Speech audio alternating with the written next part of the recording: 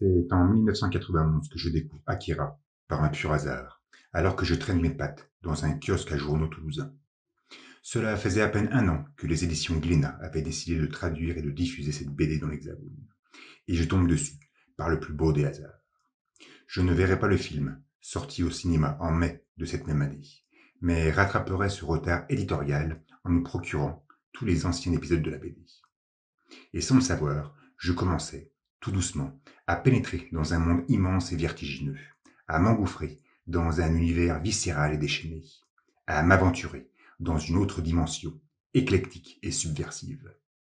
Et je ne m'en déterrerai jamais. J'ai alors tout juste 17 ans. Les mois se succèdent entre la lecture d'un nouveau chapitre et l'attente langoureuse du prochain. Mais au premier semestre de l'année 1992, je ne me rappelle plus de la date exacte, un aparté des éditions Glénat apparaît sur la première page de l'épisode 31. Il mentionne que les parutions mensuelles en kiosque s'arrêtent et que l'on pourra apprécier la suite de l'histoire dans sa publication de luxe qui sortait alors en parallèle chez tous les bouquinistes. Ironie du sort, il faudra attendre 1995, soit 3 longues années, pour connaître la fin d'Akira en langue française. En juin 1992, alors que je viens de passer mon bac, je traîne chez un libraire qui propose des imports de manga. Sur les étalages, les 4 premiers tomes de luxe d'Akira, distribués par la Kodansha. Je m'empresse de les acheter. Je m'empresse de les feuilleter, et j'ai comme l'impression de me replonger dans l'œuvre. Relire Akira, en noir et blanc, dans son sens de lecture originale, baigné par les onomatopées du soleil levant, me procure une ivresse insondable jusque-là, dilue mon être dans une frénésie immersive et sensorielle encore inconnue. Non pas que la version internationale, en couleur, soit de mauvaise qualité, Steve Olive a fait un travail formidable, mais indéniablement, elle perturbe le trait d'Otomo, elle estompe les jeux de trame, elle édulcore le récit dans son ensemble. D'ailleurs, relire Akira au travers du manga d'origine me rendit par la suite incapable de le survoler dans son adaptation française. Quelques mois plus tard, je parviens sans problème à me procurer le volume 5 et le semestre d'espérance qui, langoureusement, nous mènera au dernier tome, sorti officiellement en mars 1993, me parut d'une inlassable éternité. Il ne se passera pas une semaine sans que je me questionne sur sa date d'arrivée. Pas une journée sans que je tâche de capter la moindre information à ce sujet. D'ailleurs, début mars, je devais sûrement me rendre tous les jours dans cette librairie du 5e arrondissement de Lyon, la seule qui vendait des mangas à l'époque, afin de ne pas rater cette arrivée tant attendue. Et il finit par être là, ce 6e tome. Monstrueux, massif, imposant, propageant par ses jeux de vignettes colossaux la conclusion si convoitée de cette formidable saga. Depuis l'amorçage de mes lectures, 2 années auparavant, j'avais sans cesse perçu cette amitié, puissante et indéfectible, qui unissait Tetsuo à Kaneda. C'était incontestablement le moteur narratif de cette épopée. Et le visionnage de ce 6e volume, au travers de ses contorsions buccales, de ses jeux de regard convulsés, ne fit que me confirmer cette liaison directrice et immuable. Mais Akira, dans son ensemble, raconte surtout, et avant tout, l'histoire de Tetsuo, de cet adolescent orphelin. Et, après avoir été témoin sur 1728 planches de ses souffrances interminables, on put enfin assister, grâce à ce 6e tome, à son avènement et à sa consécration. Car si Otomo est un auteur visionnaire, ce n'est pas parce qu'il fut capable de prédire les Jeux Olympiques de 2020. Ces derniers ne sont que la réminiscence de ceux de 64. Non, si Katsuhiro est un avant-gardiste, c'est parce qu'il sut faire de Tetsuo la métaphore inconditionnelle d'une jeunesse abandonnée et délaissée. Avec 30 années d'avance, Otomo fut capable de prédire ce qu'allait devenir la société japonaise. Une société sénile et pourrissante, sans aucune jeunesse. Mais le plus beau dans toute cette histoire, c'est que Katsuhiro nous dévoile le remède à ce problème systémique. Il nous l'offre dans une double planche monumentale au doux fatalisme. Une double planche qui fait frissonner l'ensemble de ma chair rien qu'en y pensant. Cette même double planche qui conclut le tome 6 avec maestria et qui nous montre une demande de motard face à un Néo-Tokyo en reconstruction. La fatalité est claire. La jeunesse est le futur de l'humanité. Si Otomo est un auteur qui peut se qualifier de pessimiste, ce n'est sûrement pas à cause de cette fatalité énoncée, qui finalement est débordante d'optimisme, mais sûrement parce qu'il devait se sentir bien seul à percevoir son inéluctabilité. Et qu'on vient de vivre une année 2020 difficile et incertaine, où l'on a sacrifié une jeunesse pour sauver la vieillesse, on ne peut que comprendre la solitude d'Otomo et constater que l'humanité n'a toujours pas capté où se trouvait réellement son futur. Moi, l'éternel optimiste, je viens d'appréhender, en cette année 2020, le pessimisme de Katsuhiro Otomo. Mais je m'éloigne, bien précipitamment, ceci n'est qu'un prologue. Donc, en mars 1993, sort le 6e et dernier tome de la saga, nous révélant, avec brio, la conclusion profondément humaine de ce chef-d'œuvre des années 80. En ce début de printemps, donc, je possède l'intégralité du manga, en noir et blanc, et c'est 2 ans plus tard, en 1995, que sort Akira Club, l'artbook qui lui est dédié, avec tous ses extras et ses anecdotes croustillantes. En 1997, j'effectue mon premier voyage pour le Japon. Même si je fis un petit tour par Hiroshima, c'est essentiellement à Tokyo que je traîne mes pattes, semblant exaucer un rêve d'enfant vieux de 20 ans. Bien évidemment, j'oserais m'immiscer à l'intérieur de quelques boutiques de manga, notamment celles bien garnies du quartier d'Akihabara. Et c'est ici où je vais découvrir tous les recueils d'histoires courtes de Katsuhiro, toutes ces comptines d'avant Akira. Je vais tout m'approprier, tout accumuler. Boogie, Short Piece, Highway, Ansel, Kibun, Anthologie. Je vais tâcher de m'accaparer de tous ces bouquins qui gravitent autour d'Otomo, et je rentrerai en France avec une collection qui ne me laissera pas peu fier. Jadis, je fus donc traumatisé par Otomo au travers de son œuvre majeure, Akira. Dès mon retour du Japon, je deviens traumatisé par Katsuhiro pour l'ensemble de son œuvre. Akira n'était en fait que la pointe de l'iceberg, une pointe qui représente la moitié de son volume, mais une pointe quand même. Une extrémité magistrale qui dissimulait une base tout aussi arrogante. Encore aujourd'hui, je reste subjugué par la prolifération artistique dont fut sujet Otomo durant les années 70. Ce type était une véritable machine. Bref, en 1998, je m'incruste au sein d'Asie Expo, une association lyonnaise qui promeut les cultures asiatiques. Tous les ans, au mois de novembre, elle organise un festival, Étoile d'Asie, avec des avant-premières, des projections de films, des expos, des conférences, des ateliers. Pour l'édition de cette année, je propose de faire une exposition sur Otomo, afin surtout de présenter ses travaux d'avant Akira. Dans ma tête, l'exhibition est composée d'une trentaine de dessins, allant de ses débuts en 1971 jusqu'à 1982. Parfait. L'idée plaît, il ne me reste plus qu'à avoir l'autorisation. J'envoie donc un fax à la Kodansha. J'y explique le but de l'expo, son contenu, les dates, les expectatives. Mais la réponse se fait attendre. Je profite alors de mon 3e séjour au Japon, en septembre, pour me rendre directement chez les locaux de l'éditeur. Face à face livide avec la secrétaire. Un peu de patience, et j'apprends que la réponse est négative, car l'auteur souhaite tracer un trait sur ses œuvres du passé. Je quitte les lieux, stoïque. Cette décision, qu'elle soit d'Otomo ou de son ayant droit, est parfaitement respectable, mais cela ne m'empêcha pas d'être rempli d'une profonde déception. J'étais déçu de ne pas pouvoir faire cette expo sur cet artiste que j'appréciais tant, sur cet artiste qui avait bouleversé mon existence à tout jamais. Bref, ainsi va la vie, ainsi vont les choses. Et 1999 se consomme lentement, jusqu'à mon départ pour l'Amérique latine. Je fais un vagabondage d'1 an en autostop le long de la cordillère des Andes. À mon retour, fin de l'année 2000, je m'embarque dans l'écriture de cette aventure. Cela me prendra 9 mois. Ayant trouvé un éditeur, il va falloir que je me lance dans la vente du bouquin. C'est ce que je ferai au travers de conférences qui accompagneront expositions photos et autres diaporamas. D'ailleurs, j'ai pas mal de dates de bloquées, dans des MJC, des librairies, des restaurants, des centres culturels. Pour clarifier tout ça, mais aussi pour faire la propagande des futures rencontres, je décide de créer un site internet et de le mettre en ligne. Après cette mise en bouche de la programmation HTML et de l'utilisation de front page, je me dis alors, dans ma petite tête, pourquoi je ne ferais pas un site sur Otomo? Je m'excuse pour tout ce paragraphe qui pourrait sembler hors sujet, mais je pense encore aujourd'hui que si le site d'Otomo existe, c'est bien par rapport à tous ces événements qui l'ont précédé. Je ressors donc ma collection tant chérie, me replonge dans mes archives, scanne des centaines d'illustrations, rédige les résumés de chaque comptine, la critique de chaque chapitre. Je clarifie tout ça, le classifie suivant une chronologie bien respectée, mets en page afin d'offrir une expérience de navigation la plus intuitive possible. Et le site sort, fin 2001. Il se nomme otomo.free.fr et sera une référence pendant plus de 10 ans. Il sera mentionné, copié, falsifié, mais fort heureusement jamais égalé. D'ailleurs, après avoir terminé ce site, sûrement pris par l'effervescence de l'écriture, je me dis alors, dans ma pauvre petite tête, pourquoi je ne ferais pas l'analyse d'Akira? Malheureusement, ce ne sera qu'une idée vague, un désir qui restera bien enfoui dans mes viscères cérébraux. Car en 2002, j'effectue ma migration définitive en Amérique du Sud, en Argentine, au nord du pays. Je laisse donc derrière moi mes archives, ma collection, tout ce passé, pour me tourner vers d'autres horizons.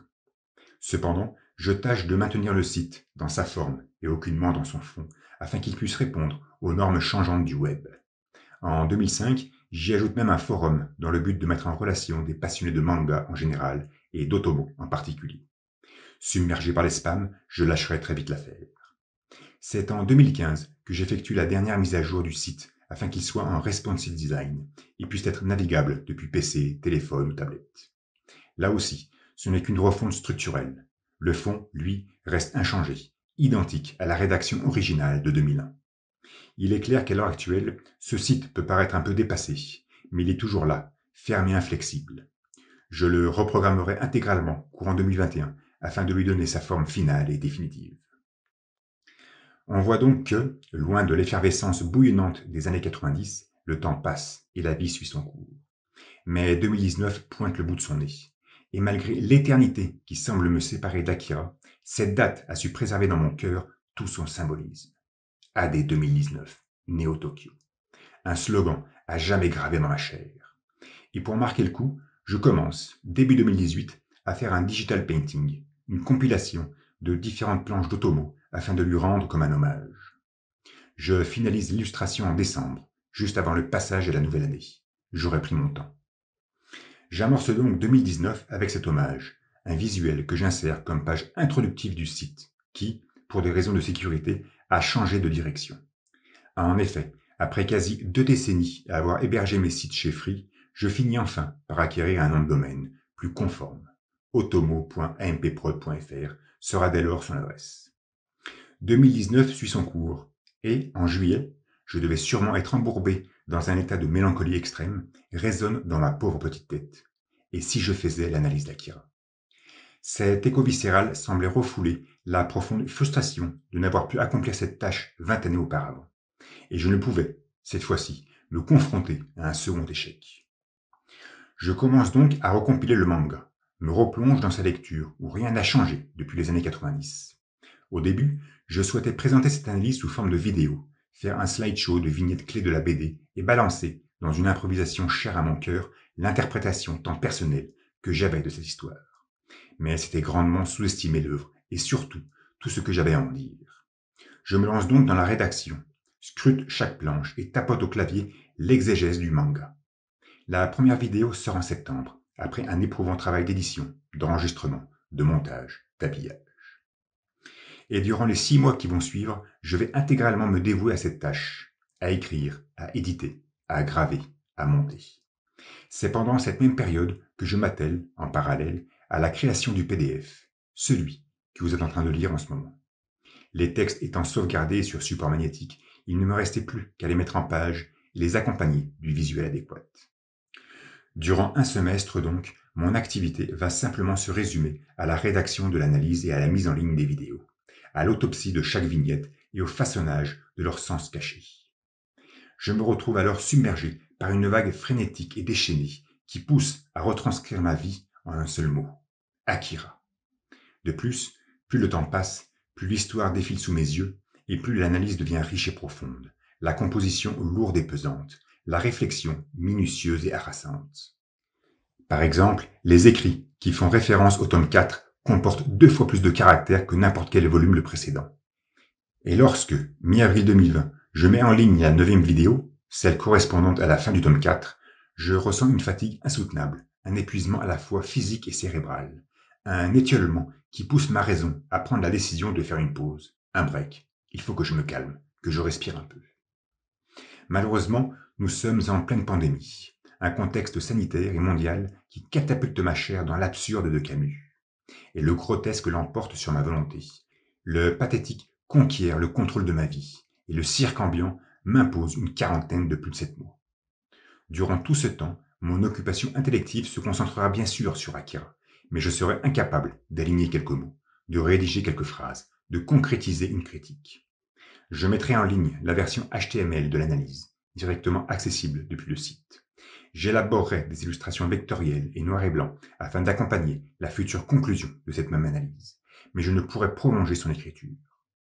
En octobre, des idées submergent dans ma pauvre petite tête et je commence la rédaction de ce prologue, m'imaginant que ce sursaut calligraphique engendrera la réactivation de ce projet qui me tient tant à cœur, de ce projet que je me suis promis de mener à terme. Car je dois continuer, je ne peux me laisser ronger par la peur. Et par un doux miracle, ce sursaut calligraphique me donne la force de poursuivre, et je me replonge dans cette analyse, frénétiquement. L'histoire est sans cesse plus intense, mais plus sporadique aussi, avec de longues pauses, parfois de plusieurs mois. La rédaction de la fin sera d'ailleurs très douloureuse, sûrement par peur de mal faire ou d'oublier des choses, mais surtout à cause de cette phobie indélébile qui m'habite, celle d'arrêter d'écrire. Car il n'y a rien de pire que d'arrêter d'écrire. Mais j'y mettrai un terme à cette analyse en novembre 2021, avec une certaine insatisfaction, comme à mon habitude, mais j'y aurai mis un terme.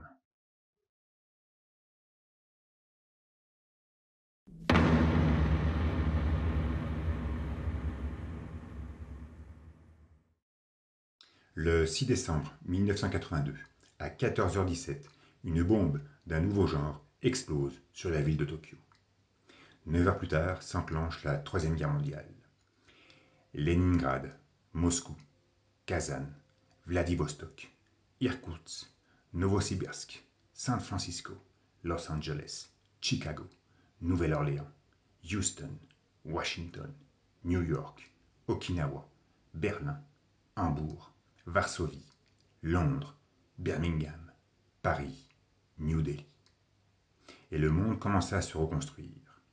Sur la page suivante, nous est dévoilée une vue satellite qui pointe sur la nouvelle capitale japonaise, AD 2019, Néo-Tokyo, 38 ans après la Troisième Guerre mondiale.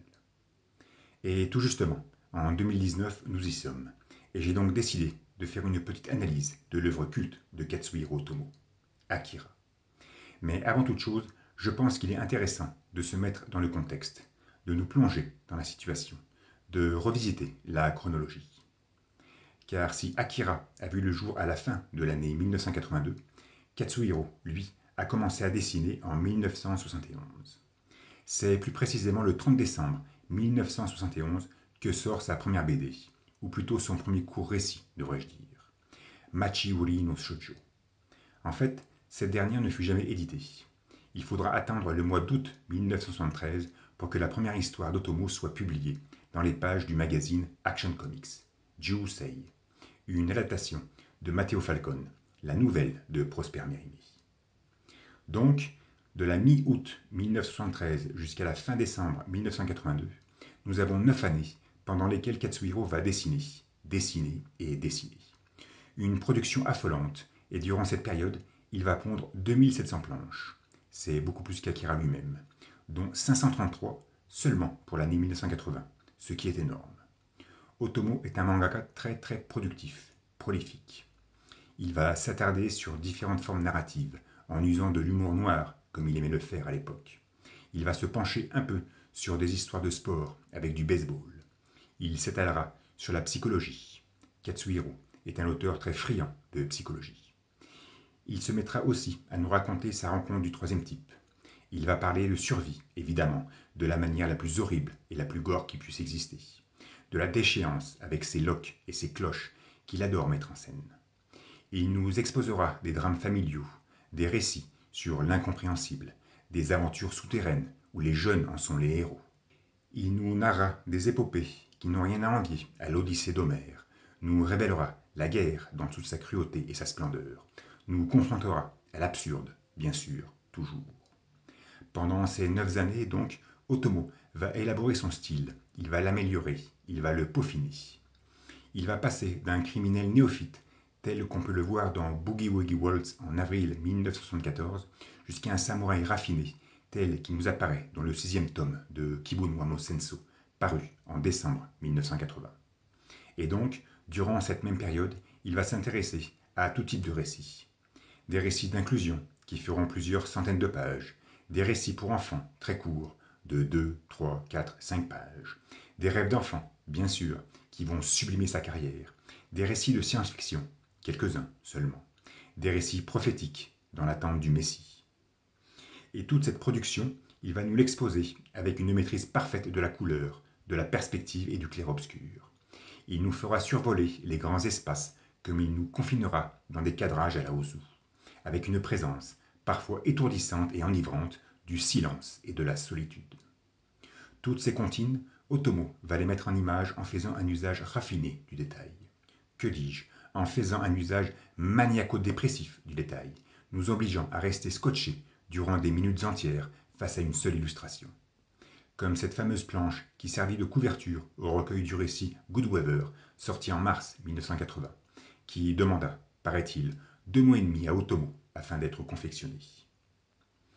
Pendant ces 11 années, donc, Katsuhiro va progresser, bien sûr. Il va s'améliorer, évidemment, et va devenir un auteur reconnu, un auteur sollicité par différents écrivains ou musiciens, un auteur respecté et apprécié. Fin 1983, d'ailleurs, Domu recevra le prix de la meilleure œuvre SF. Sur ces 9 années de publication, Otomo aura élaboré 150 récits, en gros, qui faisaient tous entre 2 et 50 planches. En règle générale, c'étaient des histoires courtes, qui s'étiraient sur une vingtaine de pages. Seul Fireball, sorti en janvier 1979 dans Action Drax, faisait 50 planches. Et à côté de ces courts-métrages, on va dire, car oui, Otomo est surtout et avant tout un auteur d'histoires courtes, il a donc écrit 6 œuvres, un peu plus longues. Et la première, c'est Sayonara Nippon, qui est paru d'août 1977 à février 1978, et qui s'étale sur 5 chapitres et 116 pages. Le manga sortira le 16 juillet 1981. Ensuite, il y a eu Seijiga Machi Yatekiru, publié dans les mois de mai 1979, qui s'épandra sur 4 chapitres et 78 planches. Lui aussi sera inclus dans le manga final de Sayonara Nippon. Ensuite, il y a eu G, qui fut la première collaboration d'Otomo avec un écrivain, en l'occurrence Nobuyuki Shinoyama. Les 4 épisodes de G sont sortis en août 1979 et totalisent 75 planches. En janvier 1980 apparaît Domu, qui va s'étaler sur 4 chapitres jusqu'en juillet 1981. Il compte 136 planches et le manga sortira le 18 août 1983.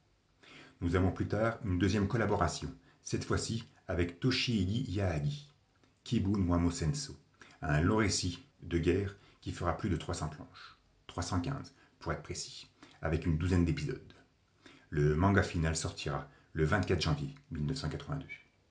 Et enfin, Apple Paradise, qui n'a jamais été publié, et est paru dans le magazine Manga Kisotenkai en septembre 1981. Il s'étalera sur 120 planches. Voilà, donc je pense qu'il est primordial de bien comprendre que lorsque Katsuhiro dessine ses premières cases d'Akira, en décembre 1982, il s'était immiscé dans un schéma narratif qui lui était connu. Non pas qu'il allait écrire une chronique de 20 planches, mais plutôt un récit s'étalant sur une centaine de pages. En fait, il souhaitait raconter l'histoire d'une bande d'adolescents confrontés à un problème qu'ils ne pouvaient pas comprendre. Mais très vite, emporté par le succès immédiat de sa comptine, grâce à une mise en scène dynamique et un choc visuel flagrant, et à cette incompréhension habilement développée, Otomo se retrouve embringué dans quelque chose de totalement incontrôlable. Et par la force des choses, il va décider d'assumer cette chose incontrôlable. Il va l'assumer sur 2200 planches et 8 années. Et il en ressortira une œuvre phénoménale qui va révolutionner le genre, une œuvre monumentale qui va marquer son époque et influencer le ciné et la BD du monde entier par la suite. Car on peut le dire, et il ne faut pas avoir peur. Dans l'univers de l'art populaire et contemporain, il y a clairement eu un avant et un après Akira. Je présente donc cette analyse, que je souhaite la plus complète possible, mais elle ne le sera pas. Non pas pour rendre hommage à cette œuvre culte, mais pour lui rendre son dû.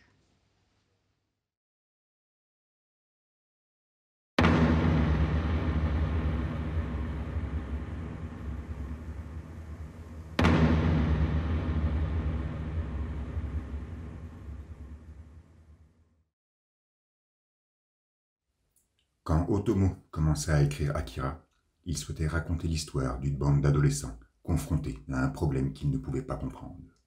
Et donc, dès les premières planches, juste après l'explosion de 82, lorsque l'on se retrouve en 2019, Il est important de préciser que la majeure partie du récit Akira se déroule en 2020.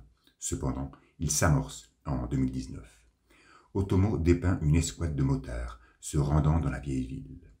Et un plan aérien nous révèle alors une métropole coupée en deux. À l'horizon, Néo-Tokyo, moderne, rayonnante, surchargée. Au premier plan, l'ancienne ville, obscure, détruite, en ruine. Le tout relié par une autoroute délabrée, une artère synaptique inusitée. Dès le début, donc, la mise en scène est aérée. Les planches contiennent 4 voire 5 cases. Otomo joue avec la lumière et le halo des phares. Il use de la trame et du noir profond. Les onomatopées du vacarme des motos occupent une grande place. Les lignes de vitesse sont présentes, mais de façon timide. La sensation de vélocité est plutôt amplifiée par une perspective en contre-plongée et par un passage rapide d'un plan large à un plan serré. Mais subitement, la course doit s'arrêter. La bande fait alors face au cratère causé par la première déflagration de 82. Kaneda ôte son casque. C'est d'ailleurs le premier visage qui nous est divulgué. Le regard sûr, petit sourire, trame légère pour ombrager sa belle gueule. S'ensuivront les portraits du reste de la troupe, notamment Yamagata et Tetsuo. Ce dernier dévoilant, lui, un regard affecté. La discussion entre ces jeunes s'éparpille sur 8 cases, permettant ainsi de donner la parole à tout le monde. Mais très vite, il faut repartir, et Kaneda, là aussi, lance le coup d'envoi. Démarrage sur les chapeaux de roue, vrombissement en cadrage incliné. Tetsuo, par une subite accélération, prend la tête du cortège. Et soudainement, dans l'épaisseur marbrée de la nuit, ses phares illuminent une silhouette. Takashi, ou numéro 26, comme le mentionne sa paume droite. L'accident est inévitable, et le jeune Tetsuo se fait littéralement éjecter de sa moto. La posture de Takashi, face à la noirceur des flammes, nous révèle, sans doute possible, la violence de l'explosion qui n'en demeure pas moins incompréhensible. Tetsuo est à terre, en sang. Il est secouru par ses amis, sauf Kaneda, qui fonce droit sur numéro 26. Ici, et de façon précoce, nous sommes témoins d'un caractère fondamental de Kaneda. Ce dernier n'a pas un rôle de protecteur, mais celui de justicier. Il ne se soucie guère de la santé de son compagnon. Il préfère régler ses comptes à ceux qu'il juge comme étant coupables. Ce trait de caractère est important, j'y reviendrai par la suite, car Otomo va jouer avec lui jusqu'à la fin de la saga, pour le détourner de la manière la plus magistrale possible. Kaneda, donc, stupéfait, se trouve face à Takashi, enfant à la tête de vieillard, et le voit disparaître par fondu enchaîné. La police, ou l'armée, pointe leur nez. Tetsuo est toujours au sol, inerte. Il devra être conduit à l'hôpital. Et le premier épisode s'arrête là, sous le regard interrogatif de Kaneda, qui, dès le début, se retrouve confronté à une situation qu'il ne peut comprendre.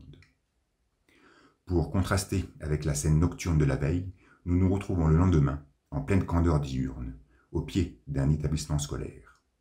L'arrière-plan, surchargé de gratte-ciel, prouve que nous sommes en marge du bouillonnement économique de Néo-Tokyo. À l'intérieur de l'internat, les jeunes déambulent, certains sont accroupis, tout paraît insalubre, contrairement au bureau du proviseur, parsemé de détails croustillants, où même la moquette semble respirer l'ordre et la fraîcheur. Le directeur de l'établissement réprimande nos jeunes héros suite à leur activité nocturne de la veille. Il leur fait la morale et dépeint une vision intrigante de la société. Le parallélisme entre le visage endurci, strié et stressé du proviseur, avec celui plutôt doux, innocent et indifférent de nos impubères, est assez burlesque. Le trait d'Otomo n'est pas encore à maturité, mais reste très efficace. La scène où le prof de gym se défoule contre les mineurs est d'une efficience exemplaire. On y note, sur une seule case, la souffrance des adolescents à terre, la soumission de ceux qui attendent leur tour, la jubilation du prof en action. Le tout sous les yeux de 2 observateurs en arrière-plan qui jouissent pleinement du cirque ici présent. D'ailleurs, cet aparté au sein de l'école est surtout là pour dépeindre l'état d'âme de Néo-Tokyo, une société divisée, conflictuelle, incomprise, où cohabitent 2 générations, l'une ayant connu la guerre et l'autre devant assumer les conséquences de cette dernière. La capitale nippone, enfin, nous est dévoilée sous un angle attrayant, une vue plongeante et nocturne qui sublime toute sa modernité. Mais très vite, Dès que l'on se place à hauteur d'homme, les ruelles grouillent de personnes solitaires et nonchalantes. Pas mal sont accroupis, avachis par la décadence. Les trottoirs sont crasseux. On retrouve alors Kaneda, gobant une amphétamine, s'incrustant chez Harukiya pour y rejoindre ses potes. L'entrée au bar se fait en contre-plongée. On imagine la puissance des décibels, l'odeur de pisse et d'éthanol, l'ambiance déjantée et grunge. Sous une énorme enceinte, un mecton se défoule sur une borne arcade. Une borne arcade en 2019. Décidément, Otomo et sa nostalgie du futur. S'ensuivent 9 cases cadençant la rythmique du dialogue qui occupe les jeunes, préoccupés pour Tetsuo. Mais tout semble s'estomper dans un silence sibyllin à la vue du visage de Ryu, noyé dans la pénombre, regard inquisiteur, appâtant celui du reste de la bande. C'est alors que Kei fait son entrée. Otomo use d'une demi-planche pour nous présenter son arrivée, pour nous dévoiler ce personnage capital de la saga, ce personnage central, sûrement le personnage principal, un personnage profondément féminin, profondément japonais, aux pupilles hypnotisantes. Et pour contrebalancer ce moment de stupeur, une nouvelle page, chargée de 9 cases encore une fois, nous montre Kaneda faire le joli cœur face à la jeune femme. Mais il se fait promptement remballer par Ryu, qui démontre clairement un autre niveau de maturité. S'ensuit une course-poursuite dans la ville, jeu de lumières et de vitesse, passage d'une réticence pénétrante et concentrique à une obscurité viscérale et magnétique, cadrage serré et cinématographique. Mais tout se sclérose à la vue panoramique du visage rabougri de numéro 26.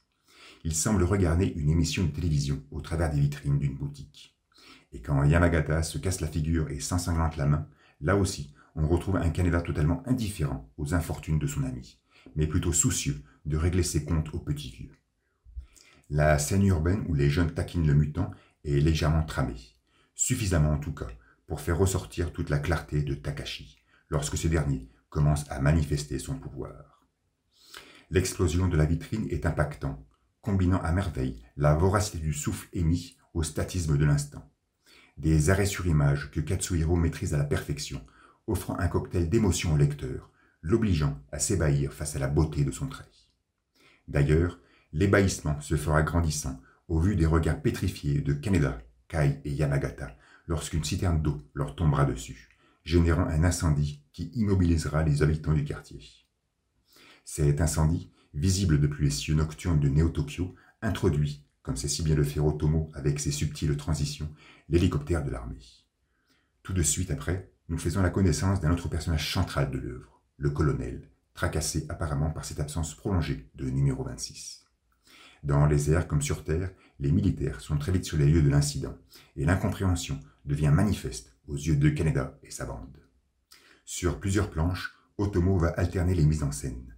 Il se concentre à la fois sur Ryu, qui semble maintenir sa cadence expéditive, mais qui finira, miraculeusement, par retrouver Takashi, et sur Kaneda, noyé dans une foule désordonnée, à la recherche de Kei, pour trouver réponse à ses incompréhensions.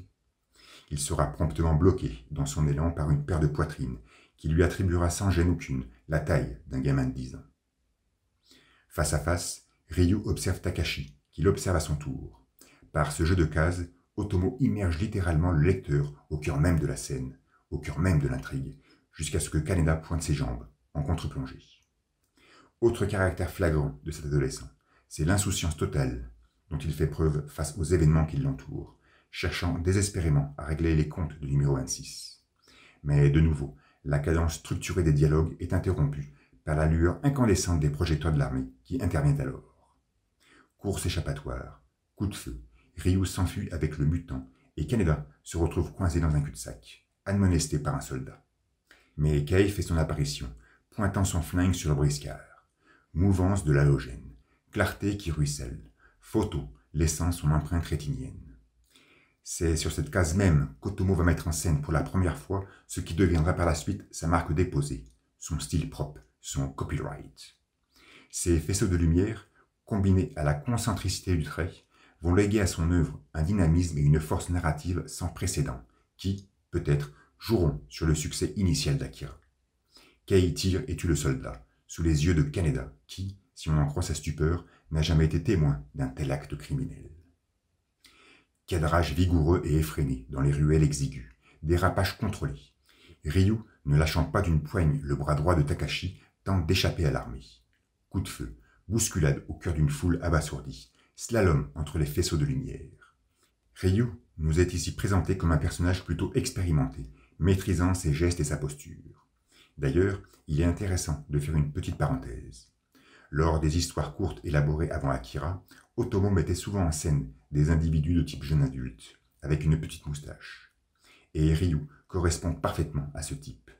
Dès le début, donc, je pense qu'il était voué à avoir un protagonisme évident au sein du récit. Et la force de son trait nous le dévoile avec limpidité. Ryu déchire, il assure tellement qu'il met en difficulté l'armée. Le colonel décide alors de faire appel à Masaru pour en terminer avec cette traque. Gigantesque jeu d'ombre sur numéro 26 en pleine crise. Jeu d'ombre concentrique dans une case claire et aérée pour émuler effervescence et suspense. Très concentrique dans une autre vignette surchargée pour implanter la venue d'une situation inattendue. Otomo mélange les mises en scène pour donner rythme et poésie à sa narration. Il joue avec la force du regard et l'expressivité du contour des visages. Il se permet même une pause détente en esquissant une case cocasse dont l'objectif n'est que d'apaiser la tension. Mais l'apaisement n'est que de courte durée. Surtout lorsqu'on voit un escadron de soldats mitrailler comme des sauvages le van qu'use notre héros pour se faire la belle. Ici, devant une telle situation, on se rend vite compte que, dans ce Néo-Tokyo futuriste, les exécutions peuvent être sans appel. Nos héros, d'ailleurs, fiers de leur subterfuge, observent le spectacle de loin, depuis le canal d'évacuation. Takashi, de son côté, semble apparaître en négatif. Il serre les dents, frappe du poing, souffre de quelque chose qu'on ignore. Masaru entre alors en scène, visage crayonné par les projecteurs qui l'embrasent. Les pupilles de numéro 26 sont totalement dilatées. Sa figure, ponctuellement tramée, me fait penser, ne me demandez pas pourquoi, à celle de Chosan dans Nomu. Tout le monde est sur le qui-vive. Masaru nomme Takashi, révélant ainsi son prénom pour la première fois, à la grande surprise de Ryu et Kei, et l'invite à rentrer, en laissant paraître le numéro 27 sur sa paume droite. En organisant l'évasion de numéro 26, Ryu pensait avoir mis la main sur Akira, qu'il nommera d'ailleurs pour la première fois. Akira, titre de l'œuvre, entité parfaitement inconnue à ce niveau de l'histoire, prend tout doucement forme. Ce serait en fait un enfant. Mais ce n'est ni Takashi ni Masaru, et Ryu reste perplexe sous l'expression faciale dominante du colonel qui souhaite apparemment préserver le secret. Les plantons, toujours bien armés, prennent le contrôle des lieux, et Kaneda, dans un élan d'arrogance ma foi très manifeste, s'empare du flingue de Kei et éjecte Takashi au milieu du canal. Succession de planches chargées au découpage oblique pour nous présenter les dialogues du moment. Kaneda voulant sauver sa peau et partir en paix, Takashi, en pleine crise, nécessitant ingurgiter un médicament, et le colonel ordonnant à Masaru d'entrer en action. Le tout sous la catalepsie déconcertante de Ryu, qui semble avoir subitement perdu de son protagonisme. Mais le regard vide et transparent de numéro 27 ne trompe pas. Il va bel et bien entrer en action, et commence à leur faire valser les eaux tourbes et pestilentielles du canal. Mais, suite à un geste inapproprié de Kaneda, et sous la commotion générale, tout s'emballe, et c'est le réseau d'évacuation, dans son intégralité, qui s'effondre. Panique totale. Kei et Ryu tentent de s'échapper. Les soldats ont du mal à garder leur équilibre. Masaru lance à Takashi ce fameux médicament, mais ce dernier tombe entre les doigts de Kaneda, qui s'enfile en courant. Après ces 6 pages au découpage rapide et au cadrage alterné, où seuls quelques bruits de stupeur osaient accompagner le brouhaha de la destruction, Otomo nous pond une planche silencieuse et statique, à la convergence significative, mêlant harmonieusement les noirs et les blancs, afin de nous faire part, en un clin d'œil, du désarroi de l'armée, du sauvetage de Kei par Ryu, qui décidément assure toujours autant, de la détresse et de la solitude de Takashi. La situation semble se calmer, à la venue de l'hélicoptère. Les militaires se remettent de leurs émotions, et le colonel dénote un visage préoccupé par la disparition de ce fameux médicament. Kaneda, quant à lui, totalement exténué par cette longue nuit, rentre seul. Les lendemains paraissent toujours aussi vifs et éclatants après ces agitations nocturnes. En contre-plongée, des pas s'insèrent dans la cour de l'école. Tetsuo, pansement sur le front, regard affaibli, refait surface. On ne l'avait pas revu depuis l'accident avec Takashi. Dans l'amphithéâtre, les postures des élèves sont hilarantes. Beaucoup de visages sont soutenus par des mains fatiguées, Certains semblent complètement écrasés par la pesanteur. Des pieds jaillissent de part et d'autre. Certains jeunes conversent, et beaucoup d'entre eux semblent noyés dans l'indifférence absolue. Aucune attention n'est portée au professeur. Yamagata lit le journal. Kaneda ausculte la gélule interceptée la veille. La relation conflictuelle entre prof et élève tourne à la dérision. Le laxisme est total. Kaneda quitte ce vacarme ambiant pour se rendre à l'infirmerie, endroit calme et studieux, foisonnant de détails, à l'odeur de chloroforme évidente. Ici travaille sa soi-disant petite amie, qui le fournit aussi en extasie, jeune demoiselle de 10 ans son aînée. 3 planches, parfaitement structurées, nous dévoilent une liaison illégale et une histoire soupçonneuse de grossesse. Tout ceci peut paraître bien futile lorsque l'on contemple l'œuvre dans sa totalité. Cependant, je pense qu'au moment de l'écriture, cette scène devait avoir son importance, au vu de la station triste et affectée de la jeune demoiselle.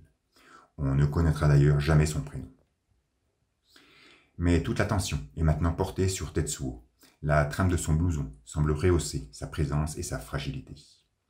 On dénote même chez Kaneda une joie sincère et profonde de le retrouver. Pour fêter ça, il faut aller s'éclater en ville.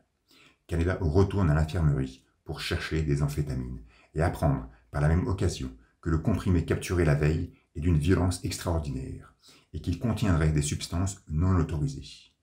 Décidément, encore un mystère de plus pour notre héros.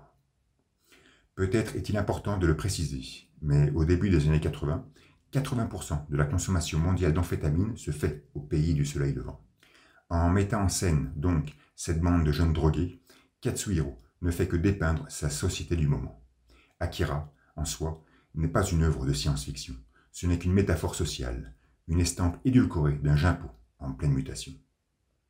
Afin d'introduire la virée nocturne, Otomo signe une illustration d'une efficacité exemplaire. Bouche grande ouverte, pilule projetant son ombre névralgique, dentition détériorée, pilosité insalubre. Ce dessin, qui reste l'une des images emblématiques du manga, résume à elle seule toute l'effervescence et la déchéance qui secouent Neo-Tokyo en cette fin d'année 2019. On voit alors Kai et les autres avaler un comprimé. Tetsuo en tient un dans sa main droite. Il semble réticent à l'ingurgiter, mais finit par le mettre dans sa bouche. On se demande bien à quoi il pense. Et le mugissement des moteurs domine à nouveau les cases, accompagnant cette jeunesse se ruant de plaisir vers les artères de la cité. Depuis les hauteurs du QG de l'armée, le colonel, posté face à une baie vitrée surplombant la ville, discute avec le docteur, encore un personnage important de ce début de saga. Le scientifique, à la physionomie très caractéristique et vêtu de sa blouse blanche, démontre un certain intérêt pour les ondes cérébrales de Tetsuo, qui est d'ailleurs attendu pour de nouvelles analyses. Après avoir constaté que l'armée tient en son contrôle une bande de petits vieux au pouvoir étrange, on remarque que celle-ci semble rattachée à la science afin de s'émouvoir de courbes encéphalographiques. Tout reste encore très flou, et l'intérêt porté à Tetsuo ne fait que renforcer le mystère qui plane sur l'intrigue, plaçant ce personnage, dès le début, comme quelqu'un de particulier, de singulier, pourquoi pas d'atypique. Mais notre jeune est plongé dans une toute autre ambiance, à la vélocité exubérante et au cadrage à même le sol. Noyé dans une ivresse sensorielle, Kaneda, bien accompagné, est totalement déjanté et fait bourriner son moteur aux côtés de ses camarades. Alors que Tetsuo, lui, semble s'embourber dans une silencieuse et préoccupante solitude, rehaussant de ce fait, indirectement, sa singularité. Dans les avenues de Neo-Tokyo, les motos exhibent leur dilution dans un embrasement urbain et psychédélique. Mais quand rentrent en scène les forces de l'ordre, sur 3 planches consécutives, Otomo noircit les cases de 1000 lignes concentriques, rendant leur acteur du moment totalement surexposé. La vitesse et la tension sont à son maximum, ça fonce dans tous les coins, en plongée, en contre-plongée, l'enchaînement des vignettes est d'une fluidité enivrante. Mais tout semble se paralyser lorsque les clowns prennent en charge Tetsuo. On sent la tension au travers de son regard inquiet, on sent la vitesse au travers des phares virevoltants. Tout est fluide, mais tout paraît immobile. Des arrêts sur image que Katsuhiro maîtrise à la perfection, conformant sa narration, belle et insolite, en une poésie structurale et onirique. Mais Tetsuo reçoit un coup de gourdin en pleine tête et chute brutalement, dans un esthétisme des plus chorégraphiques. Le règlement de compte des clowns sur notre jeune héros va s'étaler sur une dizaine de cases, alternant scènes statiques et en mouvance, jusqu'à l'arrivée magistrale de Kaneda qui, de par son revers du droit, nous révèle toute sa fougue et son obstination. Tetsuo se relève, dans une image dense et froide, le visage égratigné, le regard tenace. Il commence à tabasser Chip, un clown restant dans les parages, avec une certaine violence. D'ailleurs, cette scène est la première scène véritablement violente du manga. Tetsuo s'acharne avec bestialité, sans contrôle aucun, jusqu'à ce que Kaneda le somme d'arrêter. Regard électrique entre les deux ados, Otomo confectionne 2 portraits d'une grande clarté et précision pour nous présenter ce face-à-face. Voilà 3 mois qu'Akira a vu le jour. L'épisode 7, narrant ce face-à-face, est sorti le 21 mars 1983 dans Young Magazine. À ce niveau d'élaboration, Otomo a acquis sa maturité graphique. Ses personnages principaux et le décor sont plantés. Tout se concentre essentiellement sur l'intrigue. La relation entre les protagonistes reste très vague pour le moment. Mais ce face-à-face entre Kaneda et Tetsuo est d'une importance capitale. Il est impératif de ne pas l'oublier. Car Akira raconte l'histoire d'une amitié que rien ne pourra abolir. Donc, à ce stade narratif, 3 mois après le lancement du récit, je pense que Katsuhiro était conscient qu'il s'était embringué dans une aventure qui allait durer longtemps, très longtemps, et qu'il allait devoir pleinement l'assumer. Ce face-à-face n'est pas anodin. La puissance qui s'extirpe de ces 2 visages est une marque flagrante de l'apothéose à venir. Le lendemain, de nouveau plongé dans la candeur zénithale de l'école, le colonel vient chercher personnellement Tetsuo afin de poursuivre ses analyses. Noyé dans une cantine effervescente et radoteuse, ce dernier paraît bien seul, surtout suite aux événements de la veille. Kaneda baratine l'infirmière et la renvoie chier. Il se retrouve alors dans le couloir, face au militaire qui escorte Tetsuo. Il s'échappe sous la stupeur de son ami, par un saut magistral au travers de la fenêtre. Là aussi, cette éjection brutale et gracieuse marque la fin de l'internat. Nous ne verrons plus ce lieu par la suite. En s'enfuyant à plein moteur, Kaneda ne doit pas être au courant qu'il n'y mettra plus les pieds. Par contre, Otomo, lui, en est conscient. Il est conscient que son récit initial, celui de narrer l'histoire d'une bande de gosses, a pris une toute autre tournure. Cette éjection stylisée en est la preuve flagrante.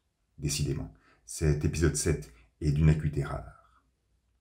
Le soir venu, soumis à la douce ferveur de Neo-Tokyo, Ryu discute avec Nezu, nouveau personnage qui aura son importance dans cette première partie de saga. On ne sait pas encore très bien qui il est, même si son visage sénile empeste déjà la félonie. Il semble très informé. Il est au courant que l'armée recherche la capsule perdue l'autre jour par Takashi, et ordonne donc à Ryu de retrouver Kaneda au plus vite. Kaneda, d'ailleurs, sur sa moto, arpente les boulevards périphériques de la ville et s'approche du site olympique. Pendant ce temps, le colonel s'excite contre ces hommes qui ont lâchement laissé filer l'adolescent. Il est alors rejoint par le docteur pour un bilan sur Tetsuo. Ce dernier est actuellement sous médicaments.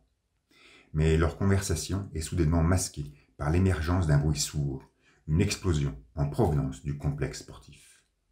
La caméra se poste sur les lieux de l'incident. On y voit le stade en flammes. Kei apparaît de nulle part. Elle s'échappe, mais stoppe brutalement sa course en voyant Kaneda sur sa moto.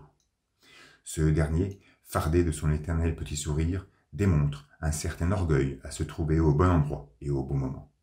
La jeune femme, rejointe par ses coéquipiers, lui demande de déguerpir. Mais, étant un témoin de l'acte criminel, ils finissent par l'embarquer et s'enfoncent alors dans les égouts. Première intrusion en ces lieux tant chéris par Otomo.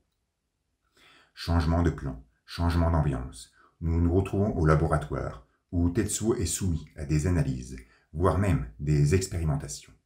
La case d'une clarté médicale, où il se trouve allongé sur cette sorte de lit à rotor, me fait fortement penser à une scène de Fireball. Noyé dans une pièce en total contre-jour, le docteur s'entretient avec le colonel. Il lui fait part des premiers résultats et semble très impressionné par les facultés du jeune garçon. La profondeur de champ, générée par cet éclairage contrasté, fait du militaire un personnage radicalement délayé dans ses songes. Il ordonne aux scientifiques de passer en vitesse supérieure. Dans une pièce étroite, Kaneda est surveillé par l'un des terroristes. Un brouhaha venant de l'extérieur annonce l'arrivée de Ryu. Décidément, cela ne pouvait pas mieux tomber pour lui. Il devait mettre la main sur Kaneda, il lui est offert sur un plateau. Leur discussion va s'étaler sur une vingtaine de cases, parfaitement découpées, droites et précises, se centrant sur les mimiques faciales de chacun, dévoilant ainsi leurs traits de caractère. La quantité de mégots présents dans le cendrier est une magnifique allégorie au temps qui passe, lentement mais sûrement. C'est aussi une preuve de l'incroyable patience de Ryu. Ce dernier est toujours à la recherche de ce fameux comprimé, mais Kaneda, décidément très talentueux dans la comédie, ne cessera de lui rabâcher qu'il l'a perdu. Ryu lui révèle alors qu'ils font partie d'une organisation antigouvernementale. Mais le jeune n'est pas plus surpris que ça, indéfiniment baigné dans son innocence, inquiet pour sa moto laissée près du site olympique. Au laboratoire, Tetsuo est toujours inerte et allongé. Le doc ordonne de passer au niveau 10. À ce stade de l'intrigue, on sent bien qu'ils expérimentent quelque chose sur l'adolescent, mais cela reste encore confus, et surtout, on ignore ce que cache toute cette mise en scène. Le colonel, quant à lui, demande plus de vigilance de la part de ses hommes, car ce que conclote l'armée en secret commence à être médiatisé, ce qui prouve, au moins, qu'il complote quelque chose. Il se rend ensuite dans une nurserie, endroit vaste et clair, où déambulent des mutants. Takashi est accroupi face à un circuit de train.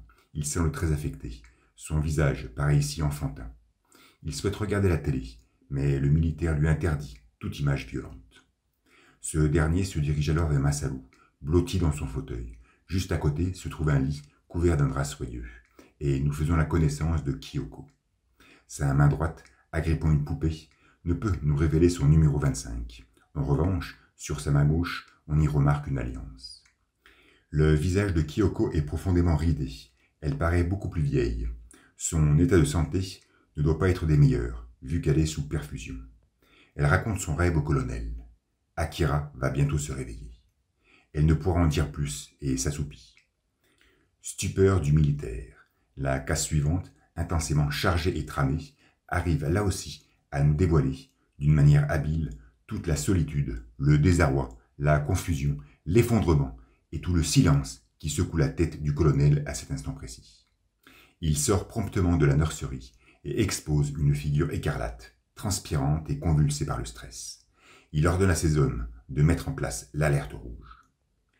Dans la planque des anarchistes, Kei présente son dortoir à Kaneda et ressort en l'enfermant à clé. Cri de frayeur à l'extérieur. Le jeune défonce la porte. Face à eux, un Kaneda en flammes, immobile et sclérosé, le visage rongé par la peur, murmurant d'une voix saccadée. Akira. Puis disparaît. À la page suivante, nous voyons Tetsuo sur son lit d'hôpital, en pleine crise, dégoulinant de sueur. L'épisode 8 s'arrête là. C'est un épisode très sombre, où l'on sent que tout s'accélère. L'entité Akira se fait de plus en plus présente et pesante. Les desseins de l'armée semblent plus intelligibles. Le mystère initial, ou devrais-je dire l'incompréhension initiale, s'évapore petit à petit. Ces 3 dernières planches ne font qu'en confirmer ce qu'avait laissé entrevoir le chapitre antérieur. Ce récit s'est converti en saga et est parti pour durer. Il est évident que ce Kaneda en flammes, c'est Tetsuo qui en est la cause. C'est lui qui l'a généré. Je ne pense pas que ce fût volontaire de sa part. Il devait dormir après ses analyses et a dû faire un rêve, ce qui a déclenché cette vision qui, si on en croit Kei plus loin, était parfaitement tangible. Ensuite, ce Kaneda en flammes, c'est une image que l'on va revoir, pas seulement comme une illusion, mais comme une situation réelle et concrète. Tetsuo, par cette soudaine crise, démontre une certaine capacité à se projeter dans le futur. Il est conscient du futur de Neo-Tokyo, du futur de Kaneda.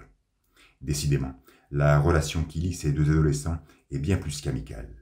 Cette dernière scène, donc, montre sans difficulté qu'à partir de maintenant, Otomo doit avoir une vision très ample de son œuvre. Il doit même sûrement en connaître la fin.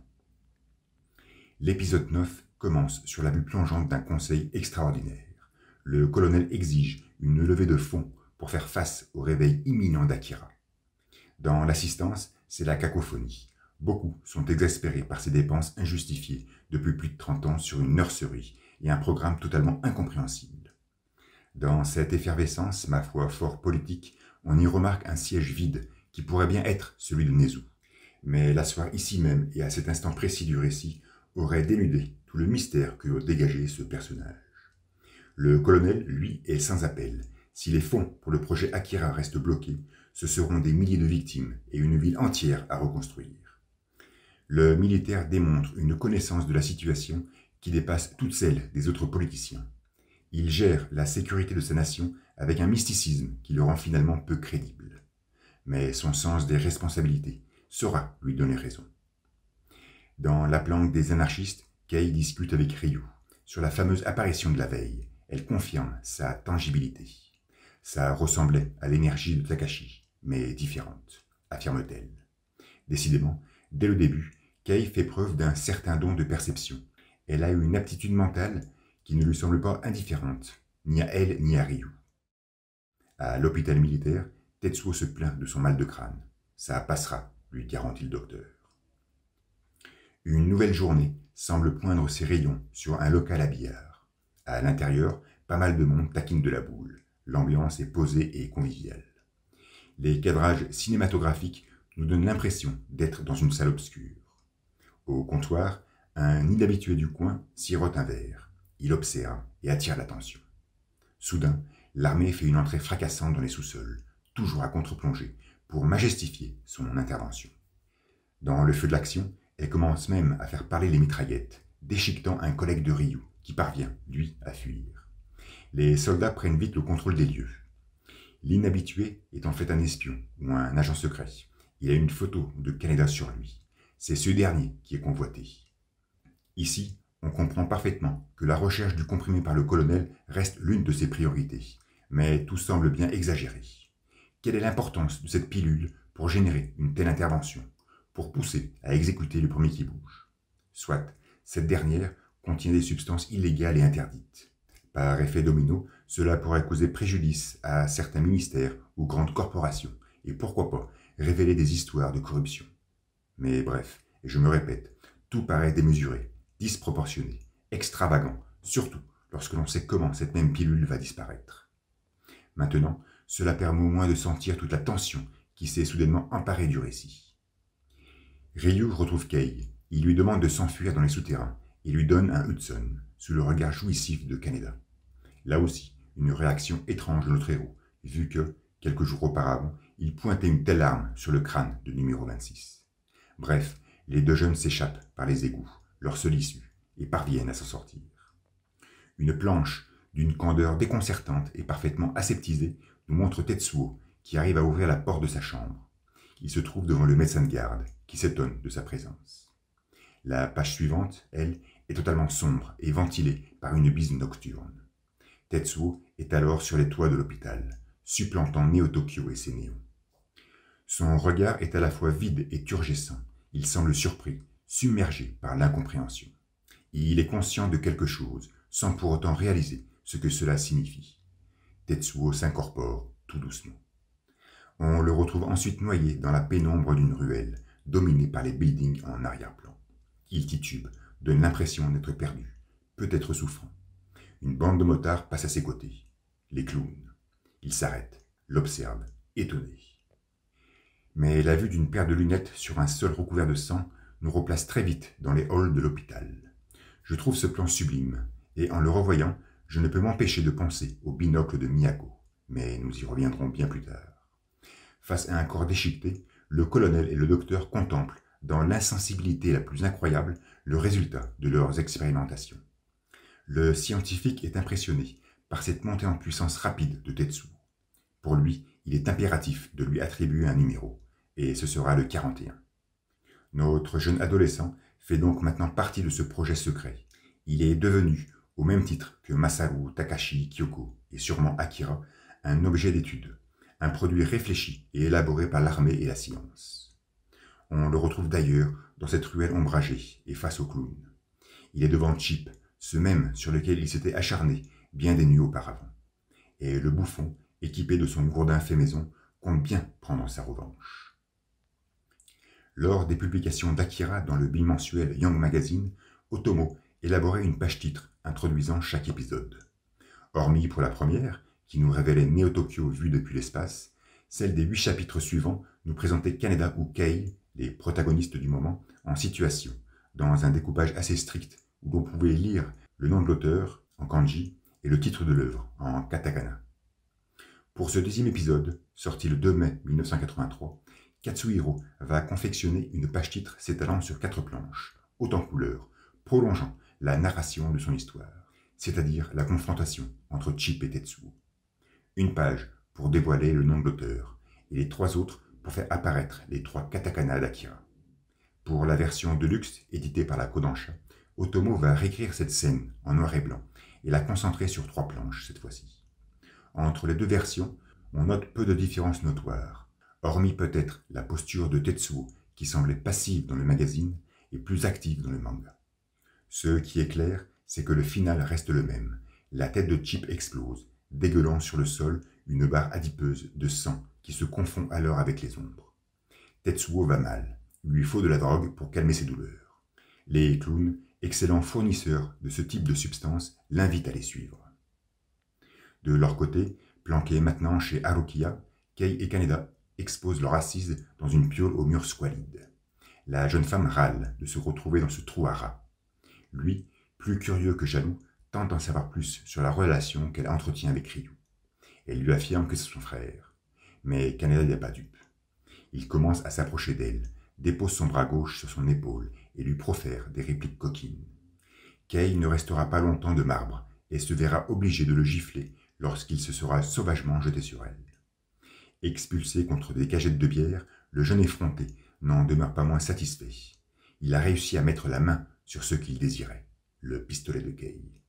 Il sort presto de la pièce et enferme la jeune femme depuis l'extérieur. Dans la planque des clowns, une vieille salle de bowling délabrée et poisseuse, nous faisons enfin la connaissance de Joker, leader de la bande, bien portant, édenté, cicatrisé, maquillé, oreilles parées de petites boucles. Ses sbires lui racontent ce qui vient de se produire avec la tête de Chip. Tetsuo entre dans les lieux. Tout paraît vraiment insalubre et en ruine. Le Joker écoute, il est muet dans une attention qui renforce la matité de sa peau. Mais le boss des clowns ne l'entend pas de cette oreille et pense faire la fête à Tetsuo, muni d'une quille. 2 planches ou 7 cases auront suffi à Joker pour s'incliner face à la puissance mystérieuse de Tetsuo. Akira raconte aussi, et peut-être surtout, l'histoire d'un adolescent.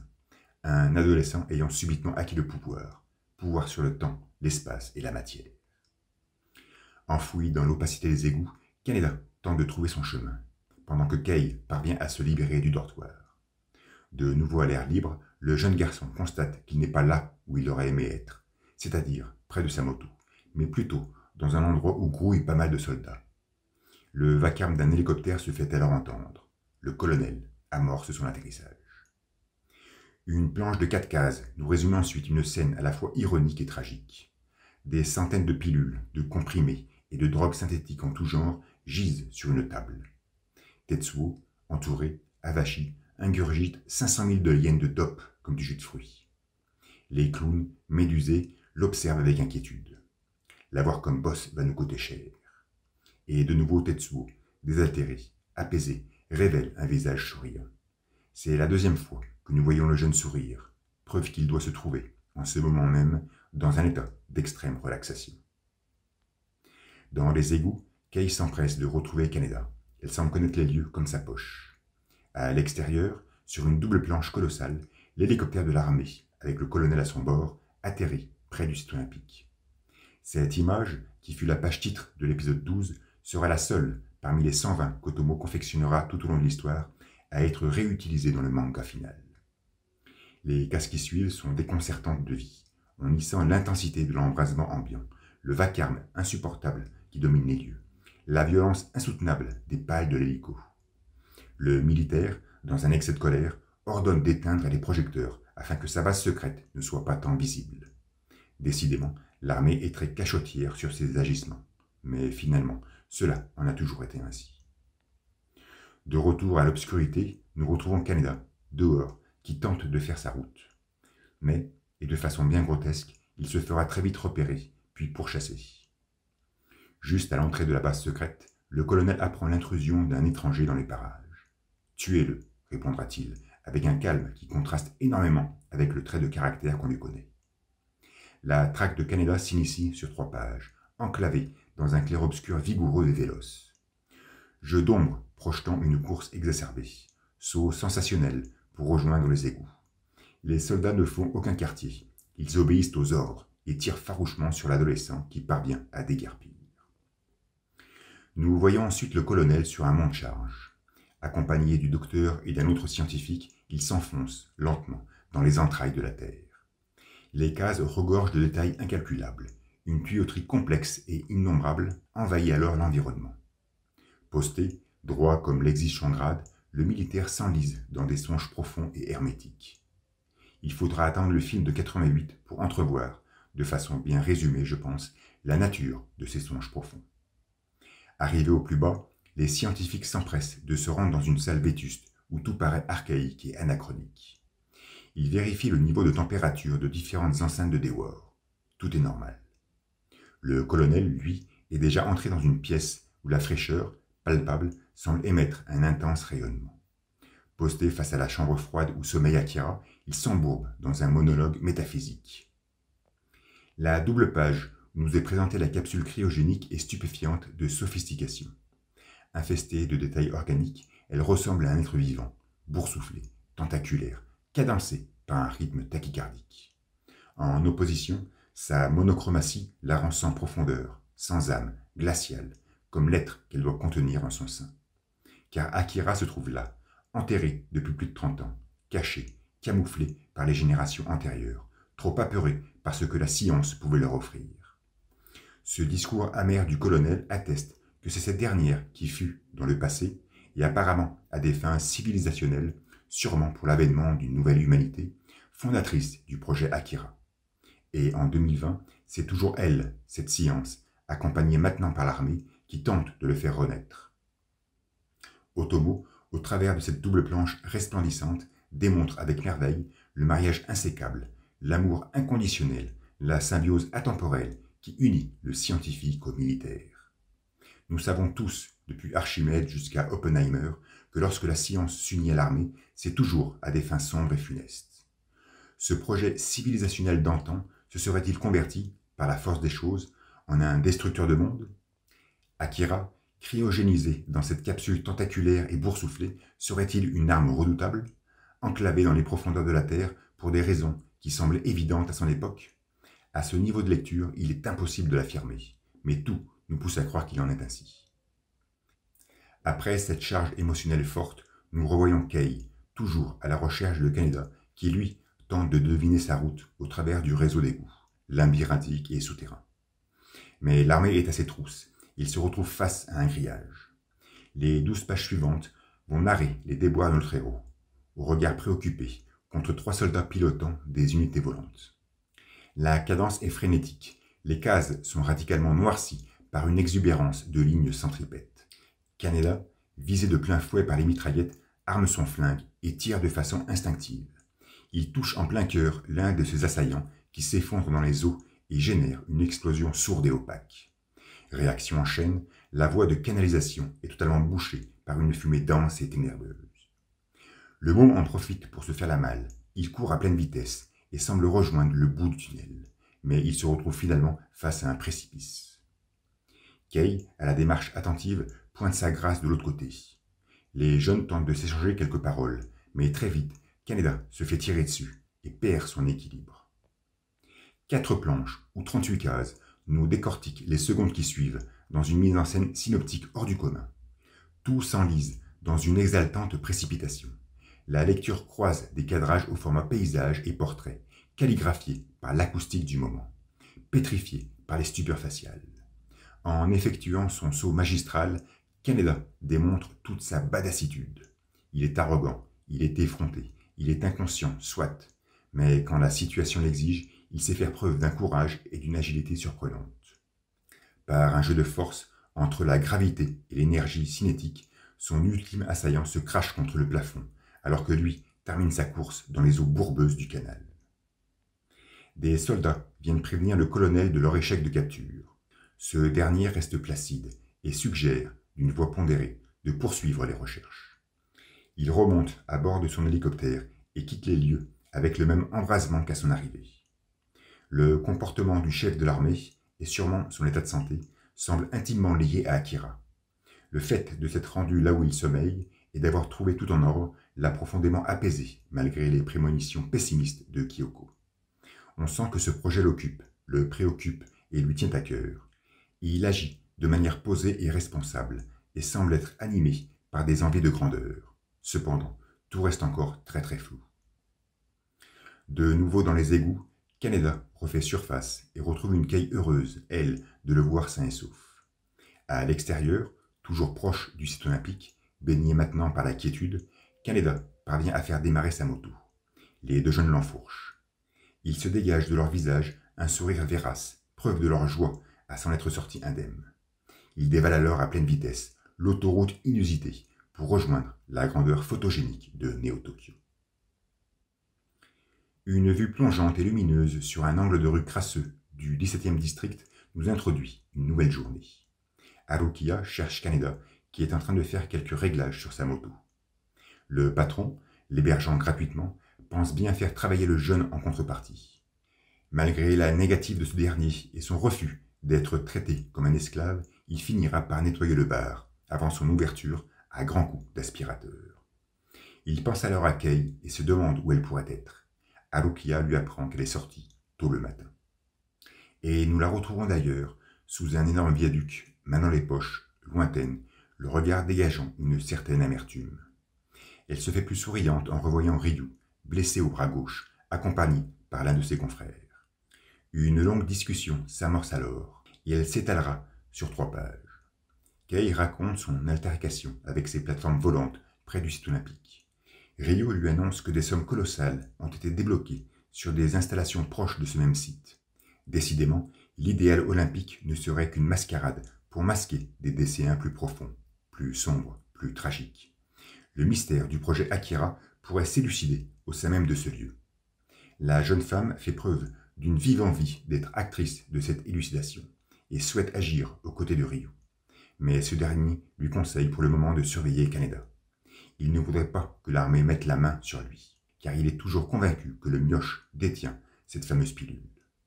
Il se retire alors, prestement, laissant sa compagne de nouveau seule, plantée dans son amertume. Depuis le début du manga, le personnage de Kei a su préserver, avec élégance, un certain mystère. Après cette discussion, on sent qu'elle porte une affection particulière à Ryu. Leur relation est plus que fraternelle, et va au-delà de leur union dans la lutte. Cette dernière case, où on la voit seule, révèle un vide énorme qui l'habite, ce vide émotionnel qu'il souhaiterait tant combler. Mais surtout, après cette discussion, on se sent encore plus proche de son engagement et de son dévouement. Akira, c'est aussi l'histoire d'une femme qui fera tout pour défendre ses idéaux, qui ne cessera de se battre pour ce en quoi et en qui elle croit. La nuit venue, Kaneda est toujours en train de rafistoler sa bécane.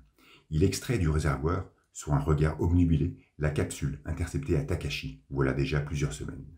Décidément, que cherche bien ce petit effronté avec une telle possession?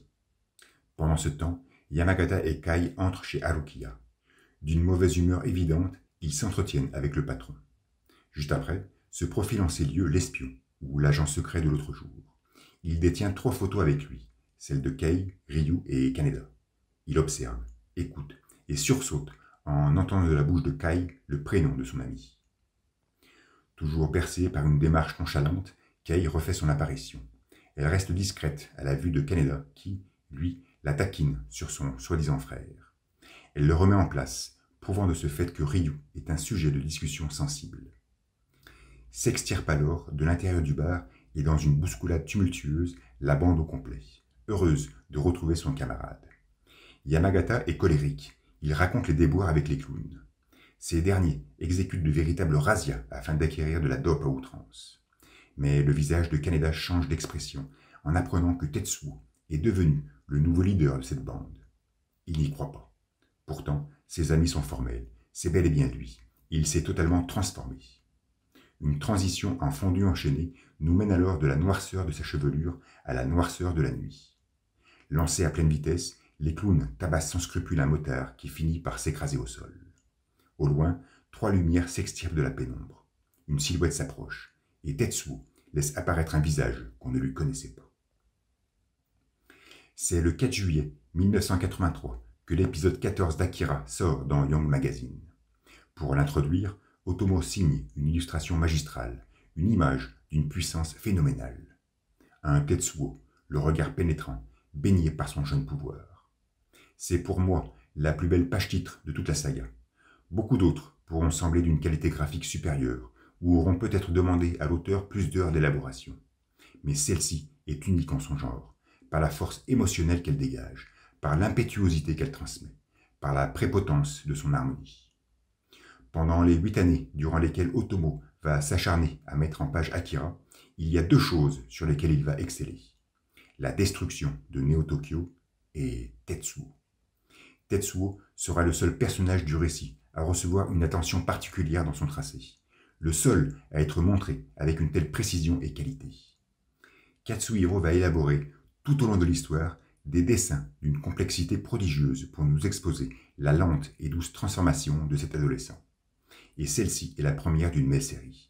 Un Tetsuo beau, intense, quintessentiel, qui forme une transition parfaite avec la dernière vignette du précédent chapitre. Et pour commencer cet épisode, nous retrouvons Kaneda, accroupi, pensif, sans nul doute attristé par la récente nouvelle qu'il vient d'apprendre. Mais il faut réagir. Il décide donc de se réunir avec tous les gangs de la ville afin de mener une bataille déterminante contre les clowns. Avec Yamagata et Kai, ils définissent l'heure et le lieu du rendez-vous. Demain, à 17h, chez Harukiya. Tout ça sous l'oreille attentive de l'agent secret qui sut écouter toute la conversation, bien planqué au coin d'allure. Dans la clarté profonde d'une nuit surchargée, nous retrouvons Ryu discutant avec Nezu. D'après les plus récentes informations de ce dernier, tout le budget alloué à l'armée serait pour financer le projet Akira, pour développer une unité entière de personnes aux capacités paranormales, s'apparentant presque à un attirail nucléaire. Et Ryu est terrifié. Avec de telles sommes dégagées, il serait apte à détruire 100 fois la planète. Ici, à ce niveau du récit, et si l'on en croit ces informations, les forces militaires seraient en train de s'équiper d'un arsenal impressionnant. Cependant, on n'en connaît pas les raisons. L'armée souhaite-t-elle faire un coup d'État afin de prendre le pouvoir? Souhaite-t-elle déclarer la guerre à un pays adverse sous les ordres du gouvernement en place? On n'en sait rien. Nezu parle d'ennemis, ce qui nous laisserait penser que la bataille est interne, bien que. Par contre, on ne réussit pas à savoir si lui appartient à un pouvoir en place, qu'il soit politique ou religieux.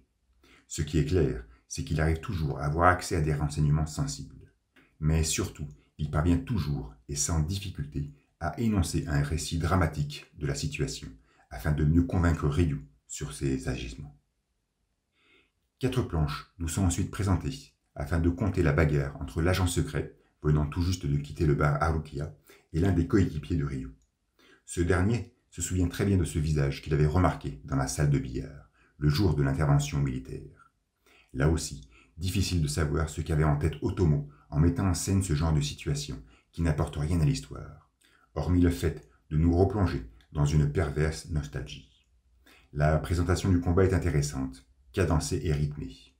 Elle se termine sur une case insonore où l'on voit l'espion effondré à terre, un poignard dans l'estomac. Le lendemain, vers 17h, tous les gangs du quartier sont postés chez Harukiya dans le but d'établir un plan d'attaque. Kei, assise au comptoir, a pris ses distances. Apparemment, c'est Yamagata le stratège. C'est lui qui dicte les conduites de chacun, afin d'attirer Tetsuo dans un piège. L'un des vauriens l'appellera d'ailleurs monstre, à la grande stupeur de Kaneda. Ici, on comprend parfaitement pourquoi ce n'est pas ce dernier qui impose les directives. Il aurait été incapable d'élaborer une embuscade contre son propre ami. Chez les clowns, des ustensiles chimiques déambulent dans une pièce à la norme hygiénique vacante. Joker et ses potes préparent une drogue tellement pure qu'une seule goutte enverrait n'importe quel mortel en enfer. Tetsuo, globes oculaires sur le point d'exploser, visage convulsé par la douleur et la souffrance, s'en éjectera un Erlenmeyer complet. De nouveau au bar, Yamagata tente d'expliquer à Kaneda pourquoi son ancien camarade est devenu un monstre. Il lui parle de ses pouvoirs psychokinésiques, de ses nouvelles capacités mentales totalement stupéfiantes et méconnues.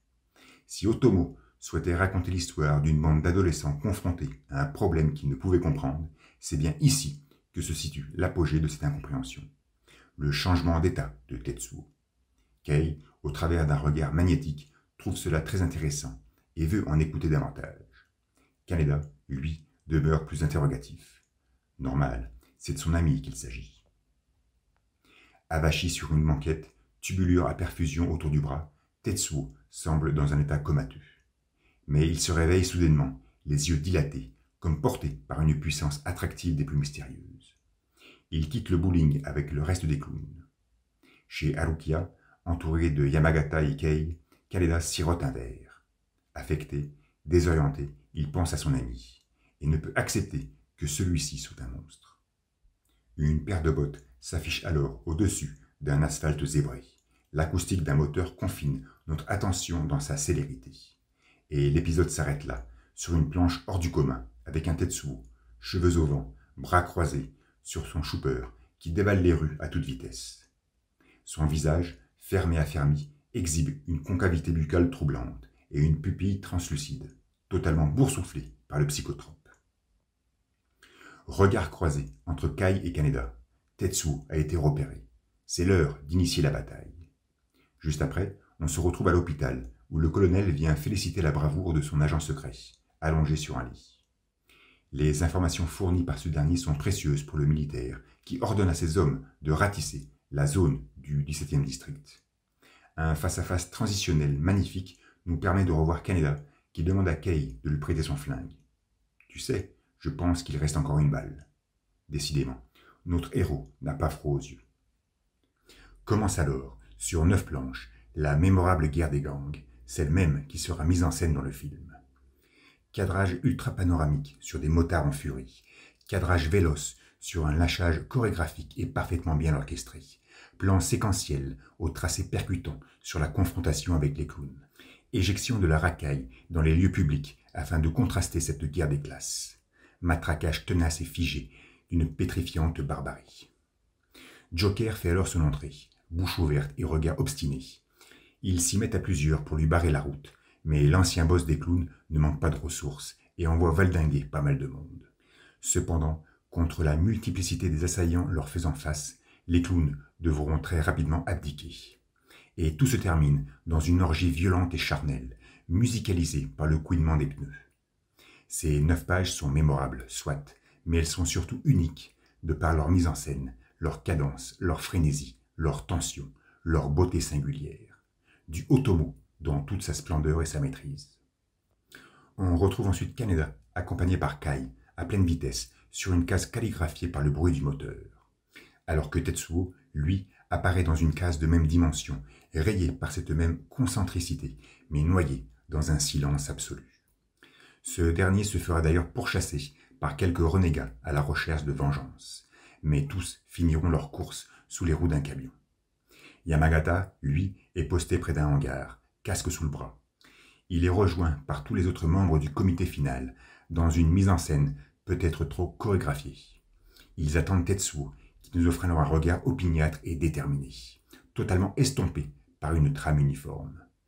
Et le chapitre s'arrête là, sur un Yamagata combatif et convaincu. « Tu es allé un peu trop loin, n'est-ce pas, Tetsuo ?»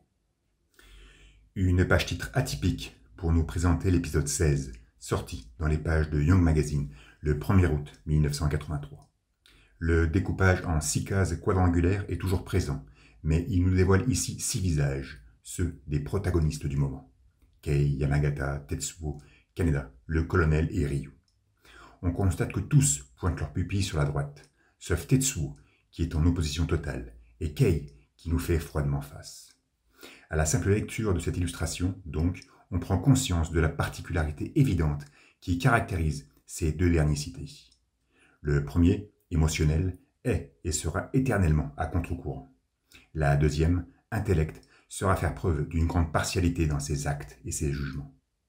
Cette page-titre, à l'attention manifeste et riche en expressivité faciale, est une parfaite introduction au drame imminent qui se prépare. Cependant, tout commence chez Harukiya, avec un cadrage plongeant sur les véhicules de l'armée, stationnant aux portes de l'établissement. La vue d'une voiture sombre prouve la présence du colonel en ces lieux. Ils soumettent le patron à un interrogatoire, voulant en savoir plus sur ce bar et ses fréquentations. Ils iront même jusqu'à abuser de leur autorité en brûlant la licence d'exploitation. Décidément, ce n'est pas de bol pour le militaire. Il a été averti trop tard par son agent secret. S'il avait été réellement dans le feu de l'action, il aurait pu connaître l'heure exacte du rendez-vous, et ainsi mettre la main sur ces jeunes délinquants pour enfin récupérer ce qu'ils recherchent tant. Mais au travers de cette infortune, Otomo souhaitait, peut-être, accentuer sur l'apodicticité que les forces de sécurité, finalement, arrivent sans cesse après les faits. Pendant ce temps, Tetsuo est toujours harcelé par ses assaillants, et il n'hésite pas à user de son pouvoir pour les éliminer. Soudain, dans une mise en scène constamment zébrée et tendue, Yamagata surgit du dédale de conteneur et éjecte un violent coup de casque sur le crâne de Tetsuo. Ce dernier mord à l'hameçon et s'empresse de poursuivre son ancien pote qui, par des zigzags incessants, le mène jusqu'à l'entrée du hangar. Yamagata s'y introduit. Tetsuo, par un bond magistral, le suit de très près. À l'intérieur, notre héros dérape avec style et élégance. Les portes se referment, tout se noie dans une totale obscurité. Suspense. Une multitude de phares aveugle alors Tetsuo, projetant ses ombres dupliquées sur ce sol zébré par la crispation. Debout sur sa moto, le jeune se masque le regard et un Fenwick donne l'impression de foncer sur lui. Une case éblouissante nous dépeint ensuite sa stupeur dans un jeu de lumière déconcertant de beauté et de fluidité. Il est pris en charge par les chariots élévateurs qui le propulsent sauvagement dans les airs. La tension est à son apogée. Mais tout s'arrête là. Nous voyons alors Kei sur un scooter volé quelques pages auparavant, générant, de par sa conduite irresponsable, un accident sur moult véhicules de l'armée. Une autre pause détente, comme sait si bien le faire Otomo. Cependant, pour que cette dernière ne soit pas trop brutale, il a su noircir les cases de lignes parallèles, préservant ainsi la vitesse et la palpitation qui nous habitaient jusque-là. Kaneda et Kai arrivent sur les lieux. Tout semble calme aux premiers abords. Mais soudain, un vacarme explosif se fait entendre depuis l'entrepôt. Yamagata en sort, blessé, et s'écroule à terre. Tetsuo, titubant, se rapproche de lui, le souffle coupé. Mais changement de cadrage. Kaneda, mâchoire crispée par l'adrénaline, fait son entrée en scène, avec un dérapage contrôlé parfaitement maîtrisé. 2 vignettes, au format panoramique, nous montrent son visage et celui de son ami emborvé de lignes parallèles, comme si le temps, pour eux, s'était promptement arrêté. Yamagata demande à son pote de faire attention. Kaneda descend de sa moto et glisse sa main droite derrière son dos. Il échange avec Tetsuo quelques phrases taquines. Otomo joue avec une succession rapide de cadrages variés et nous expose un nouveau face-à-face entre ses 2 meilleurs amis du monde. Le premier, quelques gouttes de sueur sur la joue, semble affecté et épris de douleur. Le second, quelques gouttes de sueur sur le front, émet un rictus aux lèvres qui prouve son indécision. Et, dans le feu de la conversation, Tetsuo frappe du poing droit et vocifère, comme quand nous étions gamins. Par cette simple phrase, notre jeune, ici, démontre sa frustration accumulée, expose la relation conflictuelle mais masquée qu'il a pu entretenir avec Kaneda. Et il profite de cette surcharge de puissance pour la lui révéler. Je ne pense pas que leur relation passée ait été si disharmonieuse ou traumatisante que ça. En se comportant de la sorte, Tetsuo nous dévoile seulement son degré d'immaturité, abusant de sa nouvelle corporalité pour nous faire un petit caprice. Mais soudain, il convulse sa mâchoire, subjugue son iris et crie le nom de Kaneda, qui pointe alors le Hudson sur lui. Et, par cette situation insoutenable et inespérée, Katsuhiro nous offre un autre face-à-face, impétueux, époustouflant, surtendu. Tetsuo, suant à grosses gouttes, plongé dans la pénombre, crispe ses pupilles et émet un sourire anxieux. Kaneda, agrippant bien fermement l'arme dans ses mains, exhibe un visage lumineux d'où s'extirpe son regard noyé d'une farouche instabilité. Un face-à-face apocalyptique au sens propre du terme, puisque le lecteur, aussi, fait face à nos 2 héros. Entre eux, Yamagata, les yeux toujours apeurés, ordonne à Kaneda de tirer tout de suite. Mais Tetsuo écarte les bras et invite son pote à agir de la sorte. Kaneda, indécis, reste immobile et sans voix. Tous 2 savent parfaitement qu'un tel acte ne pourra jamais se produire, car ils sont amis. Et, dans un moment d'accalmie, Tetsuo éjecte par la force un Fenwick sur son pote. Ce dernier parvient à l'esquiver, mais chute sous une tonne de cagettes, et, dans le feu de l'action, il en perd son flingue. Tetsuo s'agrippe les cheveux. Son mal de crâne lui reprend de plus belle. Il souffre.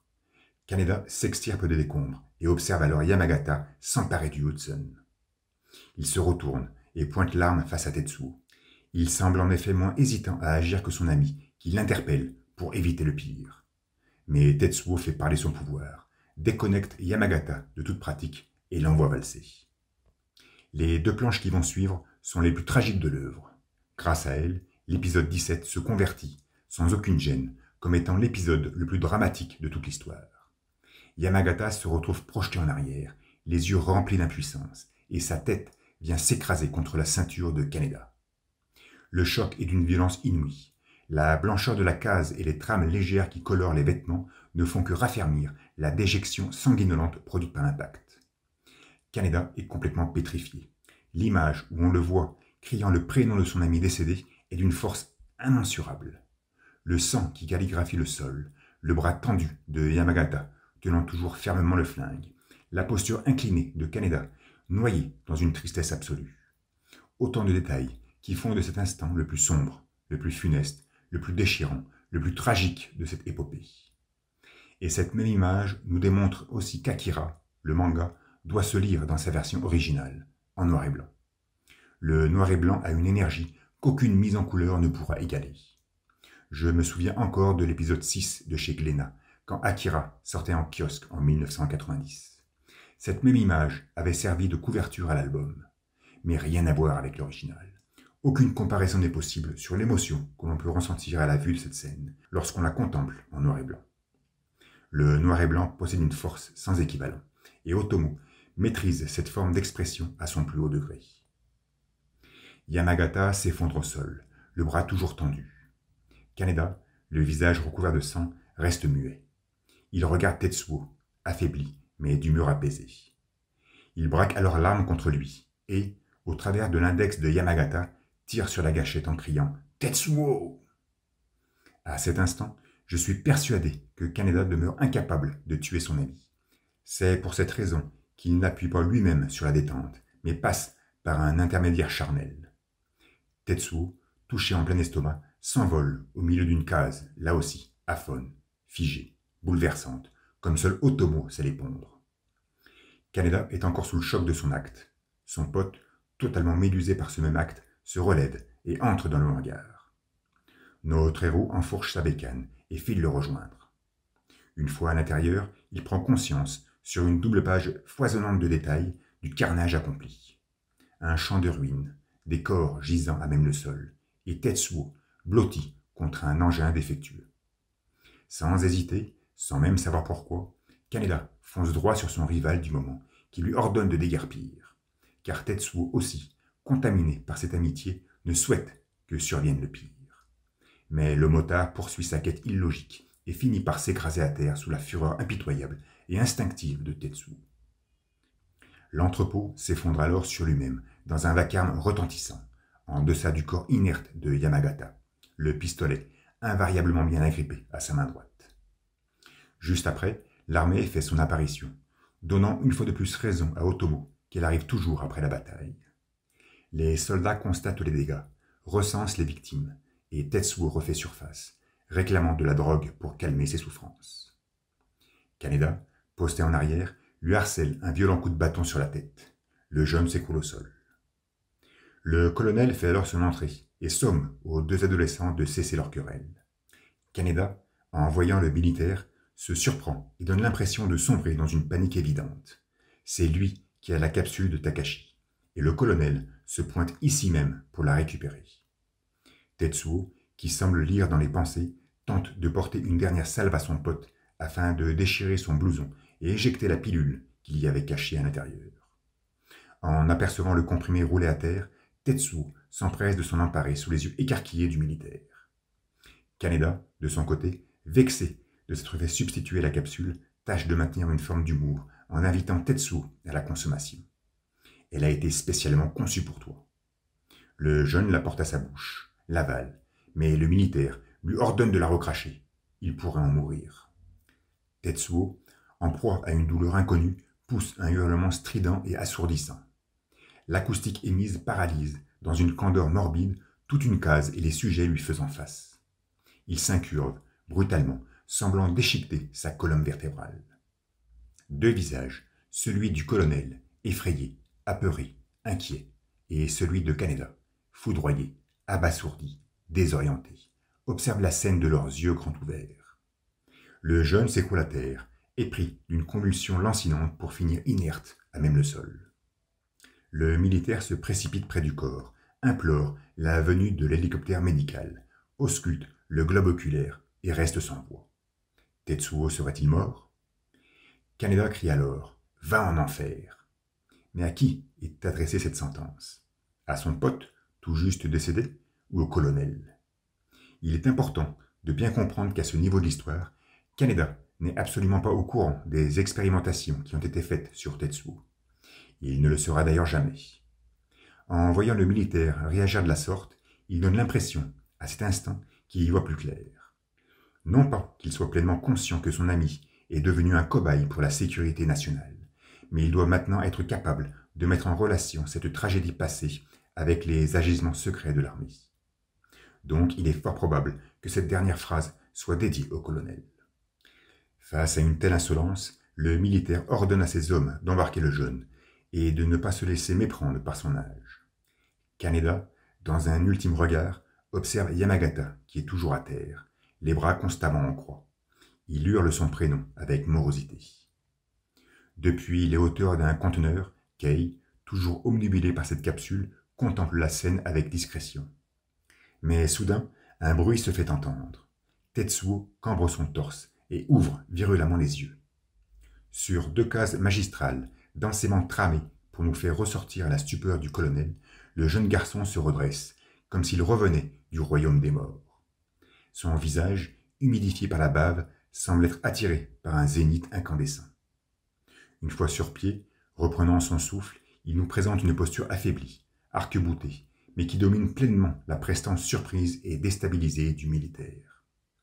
Cette illustration, d'une puissance rare, est la première d'une série qui va nous relater la perte de contrôle, progressive et inévitable du colonel face à Tetsuo.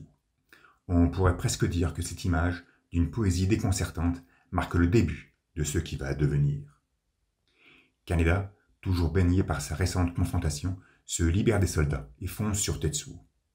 Ce dernier, imbibé d'une certaine animosité, se défait du militaire et amorce son avancée.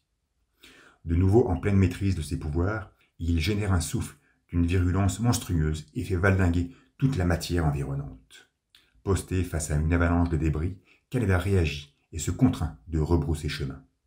Il croise alors Kei sur son scooter, monte à bord, et nos 2 lurons, dans une fiévreuse accélération, tentent d'échapper au marasme. La mise en scène est tumultueuse. Les cases sont surchargées par la noirceur de la vitesse et la minutie des détails.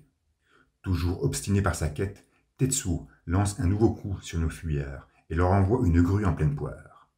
Ces derniers s'effondrent. Kaneda est inconscient. Tetsuo, lui, se sent comme régénéré. Il constate que la pilule qu'il vient d'ingurgiter est bien plus efficace que toutes les merdes prises auparavant. Il fait alors face à Kei, qui tente de réanimer Kaneda. Elle lui crie cette phrase. « Kaneda est ton ami, tu l'aurais oublié ?» Le colonel intervient et demande à être écouté. Tetsuo s'acharne contre le militaire sur une image renouvelant sa position dominante. Mais l'homme résiste, tête baissée. Il essaie de faire comprendre aux jeunes ce qu'il adviendra lorsque la dope aura cessé son effet. « Utilise ton cerveau. D'où penses-tu que cette drogue vient ?» Tetsuo, immobile et silencieux, s'enveloppe de débris en lévitation et semble accepter, doucement, son pénétrant destin. Mais il radote, s'enlise dans une négociation avec le militaire, prétendant qu'il pourra se démerder tout seul. Mais ce dernier lui somme de l'accompagner et l'implore, celui attentif de Kei, d'admettre ce qu'il est, numéro 41. En prononçant ce chiffre, le colonel dégage un regard fier et un sourire présomptueux. La physionomie de son visage n'a plus rien à voir avec l'aspect bouffi qu'il avait en début d'histoire. Avec sa cravate desserrée, on pourrait presque le qualifier de beau gosse. Son design a profondément changé, comme si, grâce à lui, il avait réussi à intervertir son assujettissement avec Tetsuo. Ce dernier reste interrogatif, sa paume droite ne révèle toujours aucun numéro, et pourtant, il vient d'être nommé ainsi. L'épisode 18, sorti le 8 septembre 1983 dans Young Magazine, marque aussi la fin du premier tome de luxe d'Akira, qui sera publié par la Kodansha un an plus tard, le 21 septembre 1984. Chacun des tomes du manga portera un titre. Pour ce premier volet, ce sera Tetsuo, normal, vu que cette saga raconte avant tout l'histoire de cet adolescent, l'histoire de sa transformation et de son avènement. Pour la première de couverture, Otomo mettra en image une scène des égouts, avec des tons chauds, rougeoyants, pour nous plonger tout de suite dans l'ambiance. Si l'on retire la couverture plastifiée, nous nous trouvons face à une illustration magistrale, foisonnante de détails, riche d'une vie tumultueuse. On peut rester des minutes entières à tout observer. On y voit un bâtiment insalubre, qui pourrait bien être le bar Harukiya, des loupards, des motos, des exhibitionnistes. Une foule de jeunes assiste à un sanguinolent règlement de compte. Il y a des embrassades, des orgies, des cadavres. Il y a même une pancarte qui mentionne, dans un beau français, « Attention, clébard taré ». Mais surtout, presque en son centre, on peut y dénoter le tag 2019 BC, pour persévérément nous replonger dans le contexte. Une illustration hors norme, la plus belle des 6 que confectionna Otomo, mais fort heureusement, pas la plus puissante.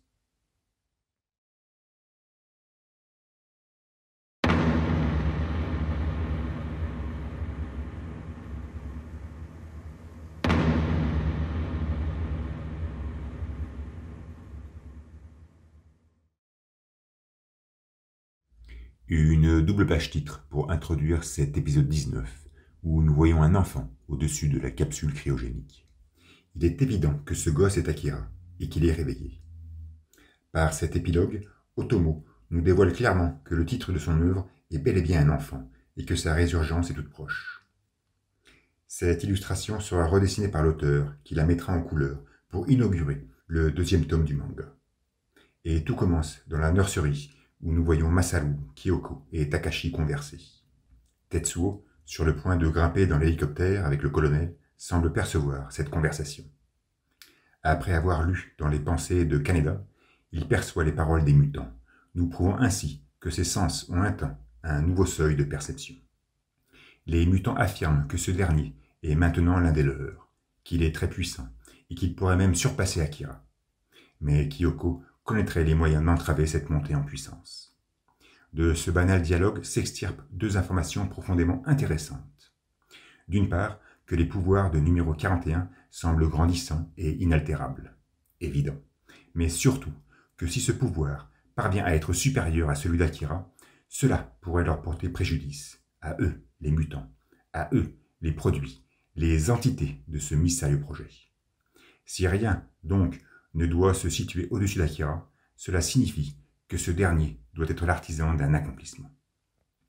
Dans un cadrage plongeant et aérien, où Neo-Tokyo paraît inondé par un agencement débordant d'édifices, l'hélicoptère de l'armée annonce son arrivée au QG. Juste après, une vue sur le stade olympique en construction nous est proposée. Proche des barricades cloisonnant le chantier, un écriteau indique qu'il reste 413 jours avant le début de l'événement sportif. Cela peut sembler étrange, car si nous sommes courant 2020, cela voudrait dire que les Jeux Olympiques de Neo-Tokyo commenceraient un peu avant l'été 2021. Bizarre. Erreur de calcul, ou cet écriteau n'a pas été changé depuis près d'1 an. Bref, parmi la masse salariale débordée par sa tâche, nous y voyons Ryu, posté sur l'échafaud, casque de sécurité sur le crâne, en train d'ausculter la fameuse zone militaire située juste à côté. Il y observe l'héliport et remarque une certaine agitation de soldats à l'entrée de la base secrète. Plus loin, vers l'horizon, il contemple alors le cratère causé par la première déflagration de 1982. Cette dernière case, par une lecture de haut en bas, semble connecter le cratère, les ruines de la vieille ville et les installations modernes de la base militaire. Si la clé du mystère Akira se trouve là, si Akira lui-même sommeille dans une capsule juste en dessous du cratère, ce dernier n'aurait-il pas été engendré par ce premier? Rien n'est explicitement dévoilé pour le moment, mais ce dessin, d'une grande clarté, pourrait pousser le lecteur à se poser la question. La nuit venue, lorsque Neo-Tokyo brille de 1000 feux, on retrouve Nezu, pensif, assis sur un banc. Il est très vite rejoint par Ryu, qui prend place à sa gauche. Ce dernier lui tend une pellicule photo, inventoriant ses découvertes près du stade olympique. Une pellicule photo, en 2020. Décidément, Otomo n'a rien d'un auteur de science-fiction. Non, c'est un auteur profondément moderne, intrinsèquement contemporain, singulièrement humain.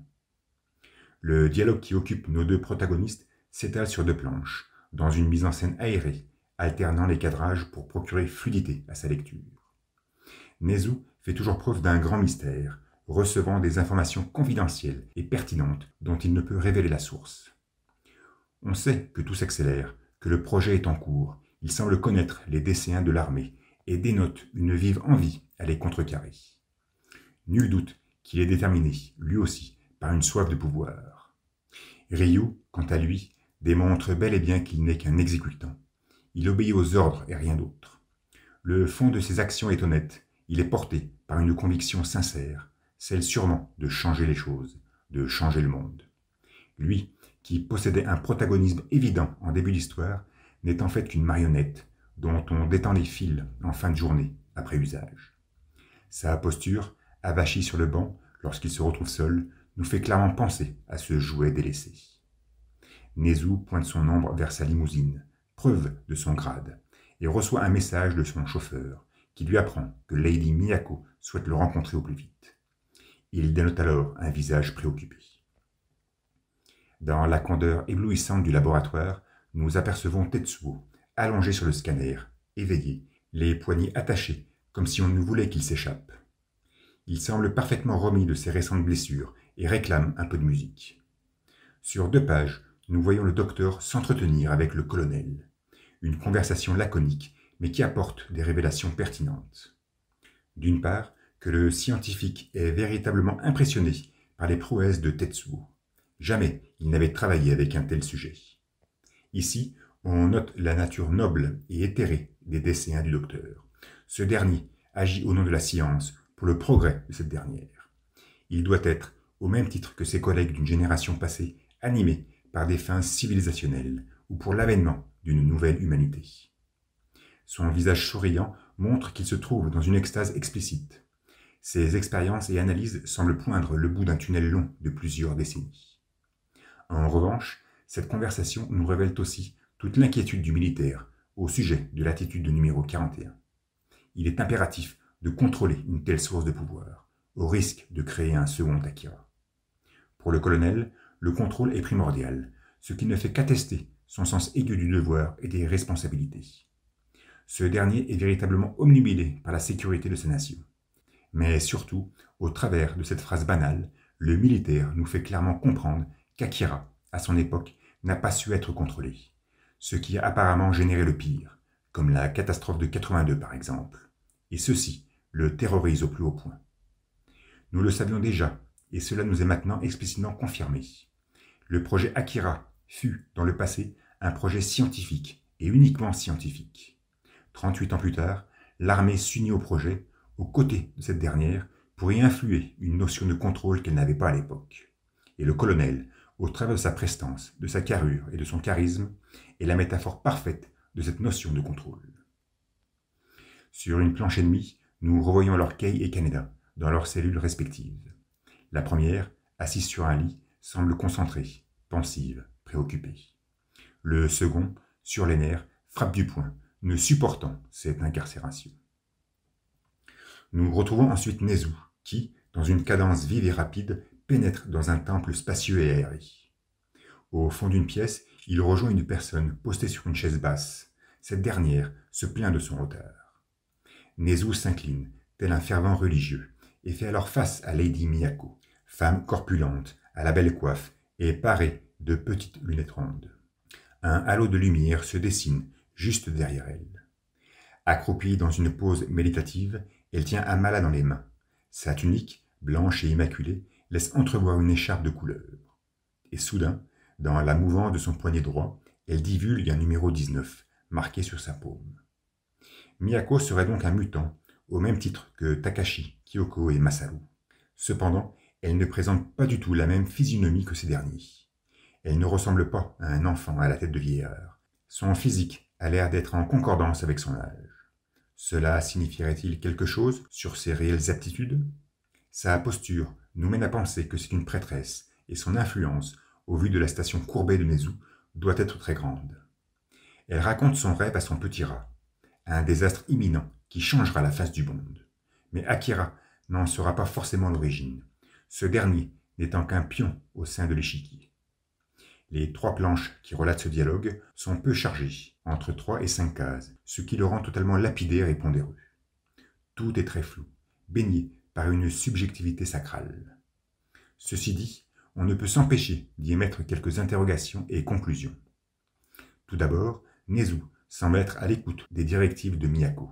Sa posture courbée nous montre finalement que lui aussi n'est qu'un exécutant, une marionnette. Cependant, c'est lui qui donne les ordres à Ryu, et donc fomente les pratiques de cette organisation antigouvernementale. Lors de l'évasion de Takashi, Ryu, et de ce fait Nezu, croyaient avoir libéré Akira. Or, cette directive ne pouvait venir de la religieuse, car elle doit évidemment savoir qu'Akira dort sous zéro absolu dans les entrailles de la terre. Ceci prouve que Nezu, aux côtés de l'obéissance à sa prêtresse, agit pour son compte, ou au pire, pour le compte d'un autre pouvoir en place. Mais si Nezu agit pour son propre compte, Miyako, munie de ses facultés mentales, devrait le savoir. Or cela ne semble pas la perturber. De plus, pourquoi la vieille n'a-t-elle jamais révélé à Nezu de l'endroit où sommeille Akira?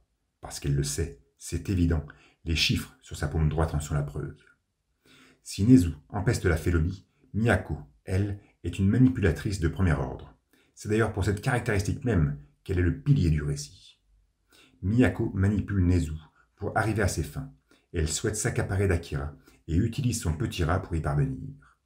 Manifestement, ce dernier n'y voit rien, car il est trop emporté par son amour-propre et ses projets personnels, mais elle l'utilise bel et bien. Elle aussi souhaite être actrice de cet accomplissement qui changera la face du monde. Voilà donc, l'épisode 19 s'arrête là. 20 planches, d'une densité et d'une intensité rares. 2 factions sont clairement mises en évidence, le colonel et le docteur d'un côté, et Lady Miyako de l'autre. On pourrait presque dire le politique et le religieux. Tous cherchent à mettre la main sur Akira et à contrôler cette entité qui nous fut révélée pour la première fois dans la page titre de ce chapitre. Maintenant, on ignore absolument tout de la finalité d'une telle recherche. On ne connaît pas le pourquoi. Soit, Akira procure le pouvoir, cela semble évident, mais dans quel but? L'incompréhension est ici dépeinte dans une nébulosité des plus transcendantales.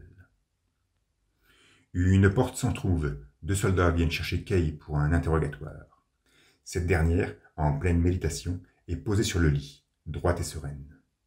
Durant les déplacements le long des couloirs, les cases sont claires. Quelques lignes de vélocité nous poussent inexorablement à comprendre ce qu'observe la jeune femme. Des caméras de sécurité, des capteurs. Son visage, la bouche complètement concave, n'exprime pas la tristesse, mais plutôt une méticuleuse concentration. Elle est d'ailleurs insensible au radotage d'un des gardes. Ils entrent dans un ascenseur. Kei est toujours très observatrice. Le cadrage, à ce moment, est très découpé. Chaque fait et geste nous est dévoilé, procurant une certaine tension à la scène. Soudain, la caméra à l'intérieur de l'ascenseur explose et, juste avant la fermeture des portes, la jeune femme expulse l'un des gardes en dehors. L'autre, enfermé maintenant avec elle, tente de faire feu, mais son arme ne répond pas.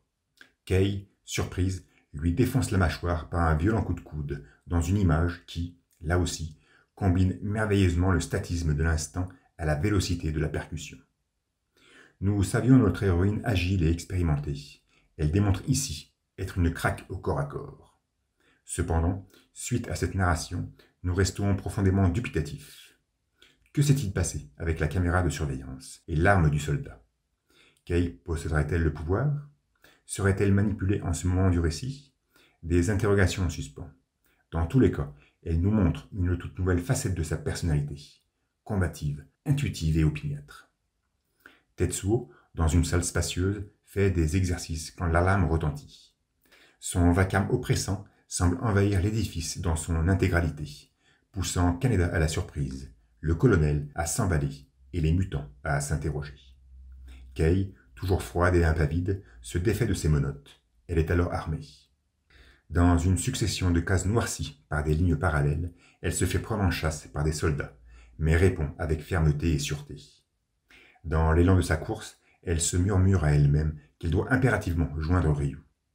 Ce qui atteste qu'elle n'est pas manipulée. Au contraire, elle est parfaitement lucide, consciente de ses actes, et fait preuve d'une réactivité époustouflante, d'une force de jugement phénoménale. Mais soudain, elle se retrouve dans une voie sans issue. 7 soldats sont à ses trousses, et lorsque l'un d'eux mène l'assaut final, Kay s'évapore de la case. Le colonel est prévenu que la jeune femme a disparu. Il pique une crise et ordonne à ses hommes de la rattraper immédiatement. Mais Kay est plongée dans l'obscurité, totalement surprise et interrogative. Elle se demande même où elle est. Une page entière nous montre cette situation paranormale, noyée dans un noir intense et profond où seule sa félinité blanchit la scène. Un halo de lumière pointe au-dessus de sa tête, juste derrière elle. Si l'on en juge le mouvement séquentiel proposé par ces 3 cases, elle semble se retourner dans le sens inverse des aiguilles d'une montre. Mais le halo a disparu. Que peut-on conclure d'une telle lecture? Que le halo pointera toujours derrière elle? Difficile de répondre. Cependant, on ne peut s'empêcher de faire la comparaison avec ce halo de lumière qui figurait juste au-dessus de Miyako quelques pages auparavant. Le colonel apprend que Kay est introuvable et questionne le docteur afin qu'il émette son avis. Sans analyse, ce dernier ne peut affirmer si oui ou non elle possède le pouvoir. Nous savions Kay munie d'un certain don de perception, d'une aptitude mentale indéniable, mais de là à détruire des objets, à se téléporter ou à posséder des facultés similaires à ceux des mutants, il y a du chemin. Avachi sur son bureau, tête sous un livre, Tetsuo semble faire la sieste. Il est brusquement réveillé par l'ouverture mystérieuse de la porte. Il réagit. Sur une demi-page zébrée, Kay fait son irruption dans la pièce. Son visage est totalement éberlué par sa soudaine présence en ces lieux. Le jeune la reconnaît, mais n'est pas plus impressionné que ça par cette brutale apparition. Il reste calme. Kay se concentre, numéro 41 sans l'énergie. Elle s'accapare alors de son arme et, sous un regard glacial, fait feu sur Tetsuo, le visant en plein cœur. L'impact, sourd et paralysant, illumine la légère trame qui tapisse la corpulence de l'adolescent. Il est alors projeté en arrière, grimaçant d'une douleur manifeste. Accroupi au sol, numéro 41 tente de se ressaisir et propulse sur Kay l'ensemble du mobilier présent dans la pièce. Une case sombre, tramée et rayée, parvient à simuler 2 perceptions bien distinctes. La vitesse à laquelle sont projetés les objets et la brutalité avec laquelle ils cessent leur envol lorsque Kay en prend le contrôle. Dans un excès de colère, Tetsuo génère un souffle qui balaye l'intégralité de la cloison. La jeune femme, gracile et légère, s'extirpe des lieux et prend fuite en courant. Numéro 41, l'hémoglobine dégoulinant le long de son bras gauche, la suit d'un pas lent. Mais très vite, elle stoppe sa course, entravée par la subite fermeture des portes anti-incendie. Tetsuo s'approche, confiant. Et Kay donne alors l'impression de passer au travers du portillon, projetant une ombre inédite sur la paroi. L'adolescent, surpris et interloqué, déchiquette la porte dans un vacarme tiède et vivifiant. En deçà, 2 soldats, mais aucune trace de Kay. Elle s'est téléportée, susurre Tetsuo, montrant un visage incroyablement beau, symétrique, mature cette fois-ci, aux orbes totalement écarquillés. Dans les couloirs du bâtiment, c'est l'effervescence. Kaneda, accompagné par 2 gardes, se retrouve très vite noyé dans une marée tumultueuse de militaires.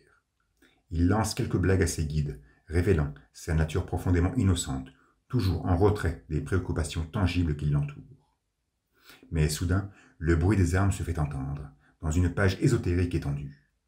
Pas mal de soldats sont projetés contre les murs, d'autres cherchent à fuir. C'est alors que Kay fait son apparition, stoïque, livide, le regard statique. Elle est harcelée par de multiples coups de feu, mais ces derniers, dans un doux mystère, ne parviennent à l'atteindre. Kaneda, surpris de la voir ici, parvient à se défaire de ses gardes et arrive de justesse à se glisser jusqu'à elle. Le jeune, sourire prononcé aux lèvres, lui déclare à quel point il est heureux de la revoir et l'entoure de ses bras menottés. Kay reste pleinement indifférente, silencieuse, pointant sur lui ce même regard vide et invariant. Mais soudain, leur crayonné se dilue et il se téléporte dans une salle d'armement. Kaneda change de faciès, il n'y comprend rien, et alourdit sa mâchoire d'un doux hermétisme. Kay, elle, est toujours immobile. Dans un bureau, le colonel, accompagné par 3 scientifiques, examine la vidéo où Kay se téléporte. Tous dénotent une stupeur évidente au vu de l'enregistrement. Transfert instantané de matière. L'un des chercheurs compare cette faculté à celle de Takashi. Un autre le contredit. Le militaire, désorienté, mais semblant comprendre la trame du problème, contacte le docteur afin de prendre des nouvelles de Tetsuo. Ce dernier est totalement rétabli, juste un modeste traumatisme psychique, surtout causé par sa susceptibilité. Numéro 41 s'entretient alors avec le savant, sur son pouvoir, sur l'envie de le surpasser. Le scientifique fait preuve ici d'un grand professionnalisme à parlementer avec son patient. Il lui offre toujours des réponses posées et bien pensées.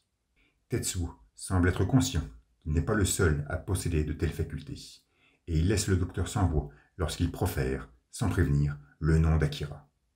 Notre adolescent souhaite le rencontrer, mais le polymathe lui affirme que c'est impossible, ce dernier dormant sous zéro absolu. Il lui apprend par la suite qu'Akira a été développé par d'autres chercheurs avant la guerre. Lui ne détient qu'une compilation d'informations théoriques s'étalant sur plusieurs décennies.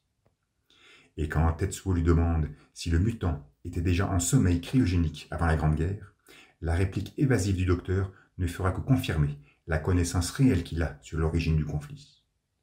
Dans tous les cas, numéro 41 fait preuve d'une interaction manifeste avec les autres mutants du projet. Il semble même, à ce moment du récit, intimement lié à Akira. L'épisode 22, sorti le 7 novembre 1983, s'introduit sous une magnifique posture du colonel, hachuré de 1000 lignes, afin de texturer son costume. Une illustration belle, majestueuse, qui montre un faciès et un regard noble, amalgamant la préoccupation, la conviction et la fermeté du militaire. Ce dernier est sans doute, avec Kei, le personnage central de l'œuvre. Ses actes et décisions semblent déterminants dans le déroulement de l'histoire. Cependant, tout commence dans la salle d'armement. Kaneda reste désespérément déboussolé de se trouver en ces lieux.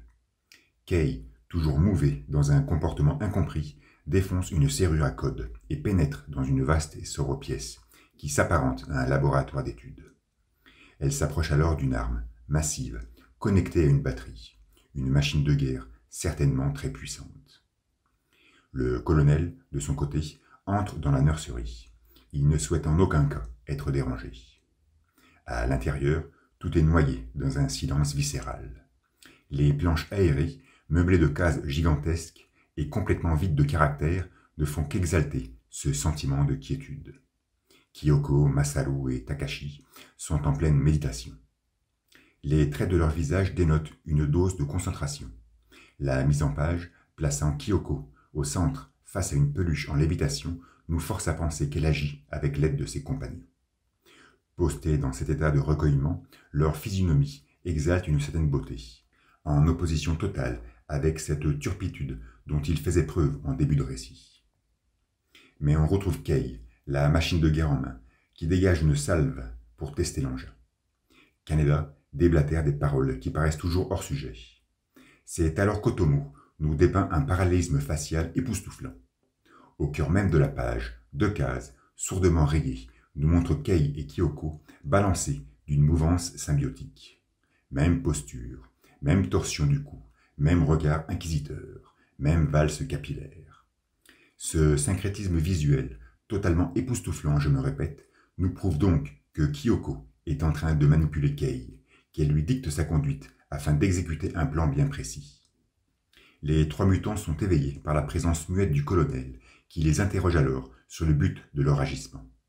Numéro 25 prend la parole, et de ce fait, étant toujours connecté à Kei, lui oblige à dire ces mots sous l'oreille attentive de Kaneda. Elle déclare aux militaires qu'il faut tuer Tetsuo. Un rêve prémonitoire lui fit voir une destruction cataclysmique, des ruines innombrables, des morts par milliers. C'est Akira qui sera la cause de ce désastre. Et Tetsuo, lui demande le colonel. Ici, Kyoko n'est pas du tout explicite dans sa dictée. Elle n'énonce pas la véritable responsabilité de numéro 41 dans cette catastrophe annoncée. Est-ce lui qui va réveiller Akira? Est-ce lui qui va pousser Akira à générer ce cataclysme? On n'en sait rien, et le militaire reste très perplexe. Ceci dit, Kyoko est formel. Il faut éliminer Tetsuo. Les mutants seuls ne peuvent accomplir cette tâche. C'est pour cette raison qu'ils font appel à Kei, l'équipant du meilleur armement possible, afin qu'elle fasse acte de cet accomplissement.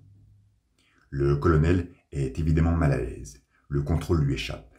Une terroriste déambule dans ses propres bâtiments, équipée d'un laser. Tetsuo, lui, accompagné du docteur, dévale d'un pied ferme les couloirs du 15e étage.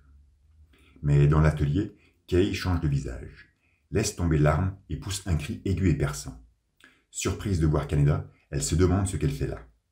Kyoko, de son côté, s'évanouit dans son lit, mettant un terme à leur connexion. Kei est maintenant libre. Le militaire, profondément contrarié par cette situation, quitte les mutants et se retrouve alors face à Tetsuo. Le scientifique a été contraint de le mener jusque-là. Numéro 41, nacré d'un regard hautain, souhaite qu'on lui fasse les présentations. Il s'introduit, sous la déconcertante impuissance du colonel, dans la chambre des enfants. Masaru et Takashi le braquent des yeux. Kyoko, dans un sursaut d'énergie, le dévisage et mentionne son prénom en katakana, comme s'il le connaissait de longue date. Dans une posture arrogante, Tetsuo taquine les mutants, qui restent imperturbables. Le militaire lui ordonne d'arrêter et de retourner dans sa piole. Tetsuo lui fait comprendre qu'il n'a aucun ordre à recevoir de sa part et qu'il n'est pas un numéro. Pour le colonel, la perte de contrôle se fait maintenant profondément ressentir. D'un coup de laser, Kei tente de détruire les menottes de Kaneda et elle y parvient habilement. Elle commence alors à s'interroger sur d'éventuels agissements de la part de ce dernier lorsqu'elle était totalement inconsciente. Kaneda dévoile même un visage stupéfait à l'entendre dire s'il l'avait peloté. Pauvre Kaneda, tout compte fait très innocent et accusé de pervers à tort. Sa figure décontenancée nous pousse, naturellement, à fortement nous attacher à lui vouer une douce empathie. C'est finalement un brave gosse. Pendant ce temps, dans la nurserie, Tetsuo souhaite savoir où est Akira. Le colonel, surpris par cette requête, demande des explications au docteur, mais ce dernier lui affirme qu'il n'a rien dit. Numéro 41 réitère sa question. Il n'est pas ici, lui répond le militaire. L'adolescent observe alors Takashi d'un regard profond et interrogatif. Un flashback, subtilement mis en page, lui revient en tête. L'épaisseur marbrée de la nuit, les phares de sa moto illuminant une silhouette. Il se souvient de l'accident et semble comme terrorisé. Numéro 26, le visage transpirant, paraît imbibé d'une peur trépidante. Tetsuo lui harcèle alors un coup et, dans l'effervescence, s'en prend aussi à Kyoko, lui faisant éclater le coin de son lit. Masaru réagit très vite et, avec l'aide de Takashi tout juste relevé, il tente de dominer numéro 41 en le scotchant dans les airs. Le colonel, dans une nouvelle case claire et statique, prie aux mutants de cesser cette comédie. Tetsuo, après sa chute ombragée, fait exploser le fauteuil de Masaru qui s'écroule à terre. Le militaire s'interpose et ordonne aux jeunes de se calmer. 2 planches éclatantes où 11 cases peu chargées en dialogue nous racontent, dans une lecture stable et charnelle, la perte de contrôle définitive du colonel. Ce dernier, imposant et massif, fait face à numéro 41, qui semble l'ignorer du regard. Surpris, les jambes du militaire commencent à flageoler. Tetsuo devient passionnément dédaigneux. Le chef des armées est sur les genoux, essayant avec ses bras de contrecarrer l'apesanteur qui le domine. Mais ses mains s'effondrent sur le sol, son crâne s'y dépose ensuite lentement, et Tetsuo lui marche dessus. Cette séquence incroyable, qui dégage une crispation continue et intenable, se termine sur un cadrage plongeant et théâtral. L'adolescent piétine le colonel, allongé et exténué, sous les yeux déroutés du docteur et de Masaru. Cette estampe, d'une ostentation baroque, nous montre, à sa simple vue, la capitulation d'un lointain passé, la chétivité de l'armée toute puissante, l'ignorance explicite de cette science présomptueuse. Le tout sous la domination flagrante de numéro 41, en pleine possession, lui, de ses moyens. Une image rutilante et radieuse, tramée et ombragée à souhait, qui nous pousse à éterniser nos pupilles et à prendre purement conscience de l'évidence. Tetsuo est et sera perpétuellement incontrôlable. Mais Kyoko tente de réagir et tâche de reprendre contact avec Kei. Cette dernière dévale d'ailleurs des couloirs aux côtés de Kaneda et stoppe brutalement sa course. Elle s'enfonce alors dans un hall secondaire, meublé de générateurs, jusqu'à se retrouver devant un ascenseur. Tetsuo, lui, s'acharne toujours sur les mutants. Il fait face à numéro 25, en pleine méditation, et tâche de lui porter un coup fatal. Le lit explose dans un flamboiement ardent et volcanique, mais Kyoko est intacte, en lévitation, assidûment focalisée dans son obsécration. La vue en contre-plongée où l'on admire Kyoko planer pourrait presque s'apparenter à une vue plongeante où Tetsuo, ici, semble finalement dominer. Le jeune reste stupéfait de voir la mutante allongée dans sa concentration. Il se retourne promptement, observe Masaru et Takashi, et s'imagine que ce sont eux qui protègent leur idole. Le colonel enfin se relève, supplie numéro 41 de laisser les enfants tranquilles. Ce dernier lui relance donc sa question. Où est Akira? C'est alors que le docteur intervient. Il souhaite le dire, mais le militaire lui interdit. Le scientifique s'obstine. Pourquoi ne pas essayer? Mais le colonel, bien plus lucide apparemment, consolide sa position. Vu ses facultés, il ne devait pas être difficile pour Tetsuo de trouver réponse à son interrogation. Connaissant l'interaction qu'il entretient avec les mutants, une simple lecture dans les pensées lui aurait suffi à capter ces informations. Mais Otomo insiste sur cette négociation entre le colonel et le docteur pour tout justement renforcer le contraste qui existe entre la théorie scientifique et la responsabilité militaire. Et c'est à ce moment-là que le savant conjure. Laissez numéro 41 essayer de contrôler Akira. Quelle révélation! Enfin, nous prenons connaissance de la finitude de Tetsuo. Il n'est là que pour pouvoir ou devoir contrôler Akira. 30 années d'études, 30 années d'analyse de données théoriques, 30 années de patience aussi. Et le scientifique veut tout mettre en pratique maintenant, comme s'il était convaincu que Tetsuo était apte à contrôler Akira, lui qui paraît incontrôlable. Pourtant, le docteur sait ce qu'est Akira. Il est conscient du pouvoir destructeur de ce dernier. Il sait qu'il fut la cause de la Troisième Guerre mondiale. Il sait tout ça, et malgré tout, il ne semble pas douter un instant que c'est le moment de passer à la pratique. Je ne pense pas que le scientifique soit soudainement pris par des envies de grandeur ou de prix Nobel. Il doit se trouver dans un état de profonde frénésie, totalement absorbé par ses travaux et leurs conclusions. Il voit en Tetsuo le sujet par excellence et ne voudrait en aucun cas perdre cette occasion de pouvoir, comme il le dit, contrôler Akira. Mais le colonel est formel, il crie non, dénotant un visage imbibé de tristesse et d'impuissance. Tant que subsiste le moindre doute, ils ne peuvent se permettre de prendre ce risque. Le docteur prétend assumer la charge d'un tel acte. Il est confiant dans ses analyses et études.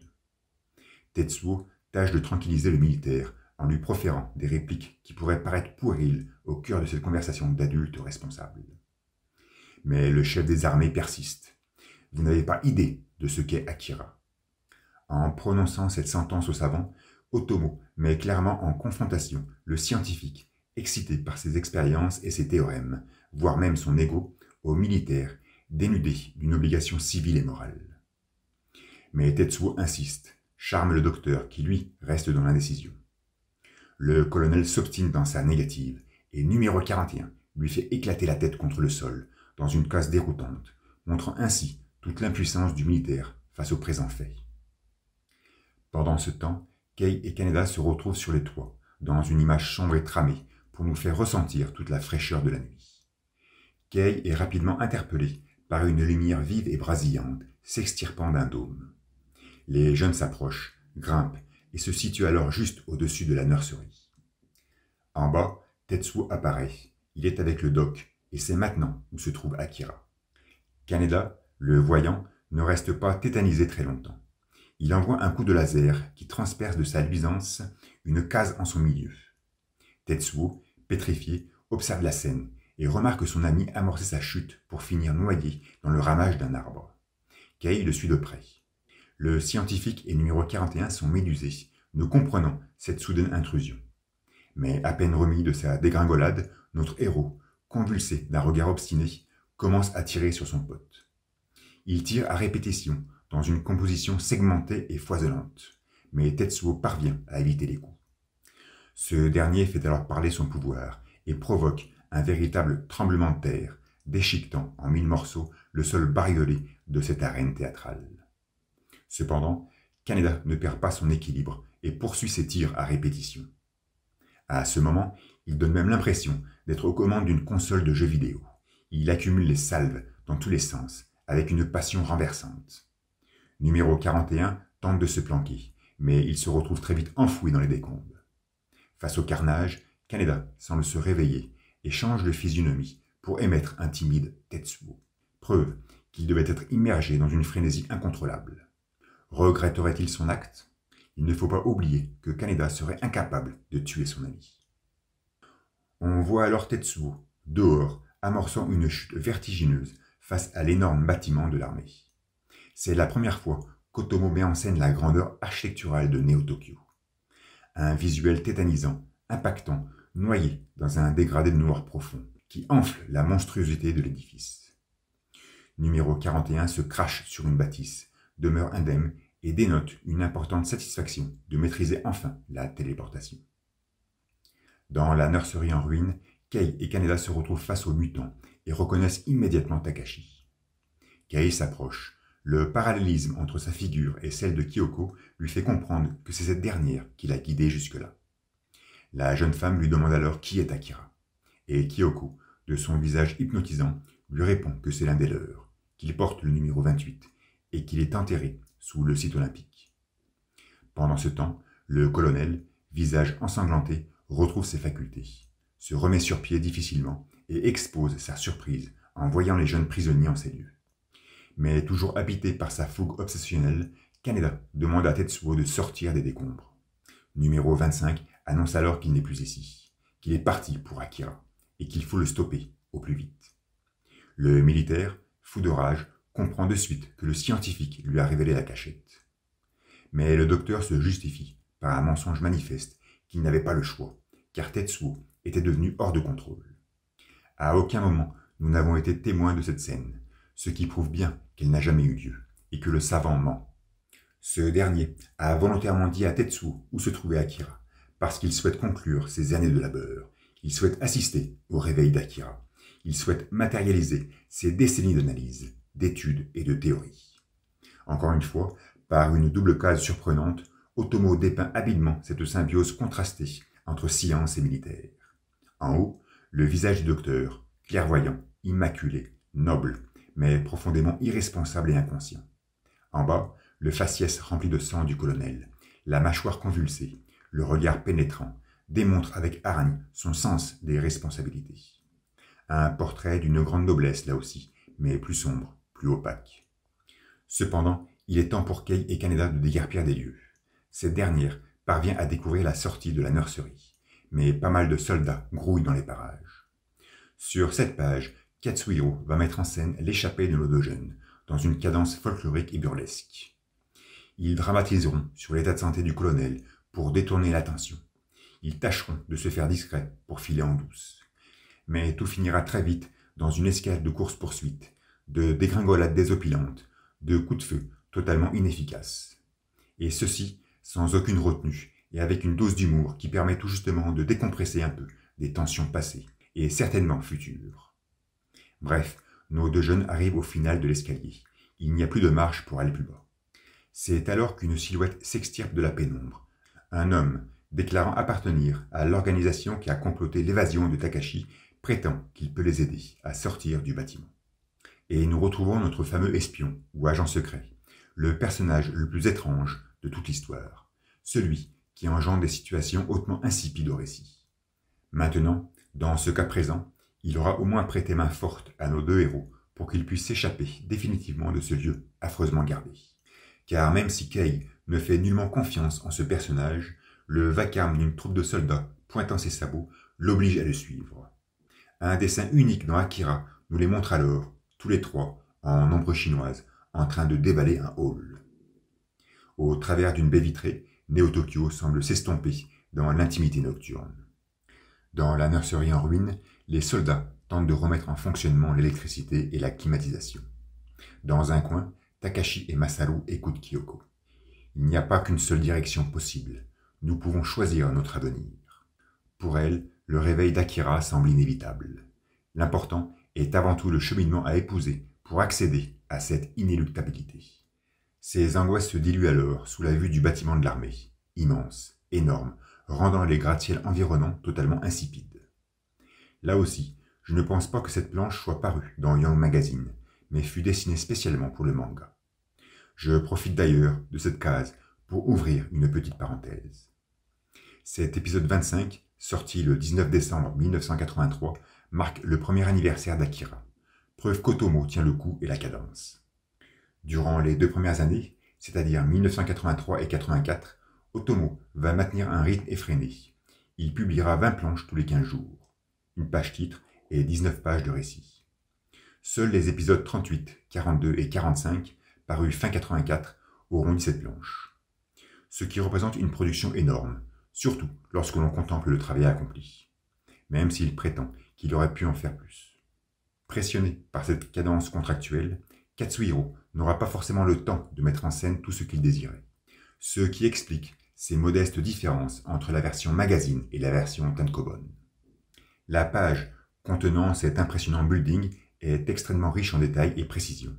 Peut-être qu'elle doit compter à elle seule des journées entières de travail.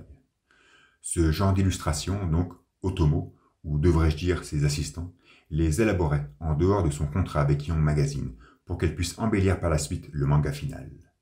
Dans l'ensemble de l'œuvre, les plus grosses différences se situent à la fin de l'histoire, dans le volume 6, où Otomo y a rajouté près de 40 planches qui ne figuraient pas dans le Young Magazine. Voilà pour la petite parenthèse. Pendant ce temps, on voit un van sous un tunnel. L'espion est au volant. Au contrôle de police, il montre des papiers et donne l'air d'être tendu. Un agent de sécurité ouvre la porte arrière pour examiner l'intérieur, mais rien n'est à signaler. Le véhicule peut poursuivre sa route et s'enfoncer dans l'embrasement urbain, pendant que Kyoko termine sa phrase, prétendant que leur futur immédiat dépend dès lors de nos 2 échappés. L'épisode 26, sorti le 2 janvier 1984 dans Young Magazine, nous montre une Kei belle, combative et déterminée, en page de couverture. On remarque sur cette dernière que les katakana d'Akira sont placés en arrière-plan, derrière la jeune femme, alors que depuis le début de la saga, le titre était toujours imprimé au-dessus du dessin. Otomo va confectionner ce style de mise en scène sur 5 chapitres, afin de donner plus de prestance à ses personnages. De plus, je ne pense pas que cela fût gênant pour son œuvre de masquer légèrement le titre.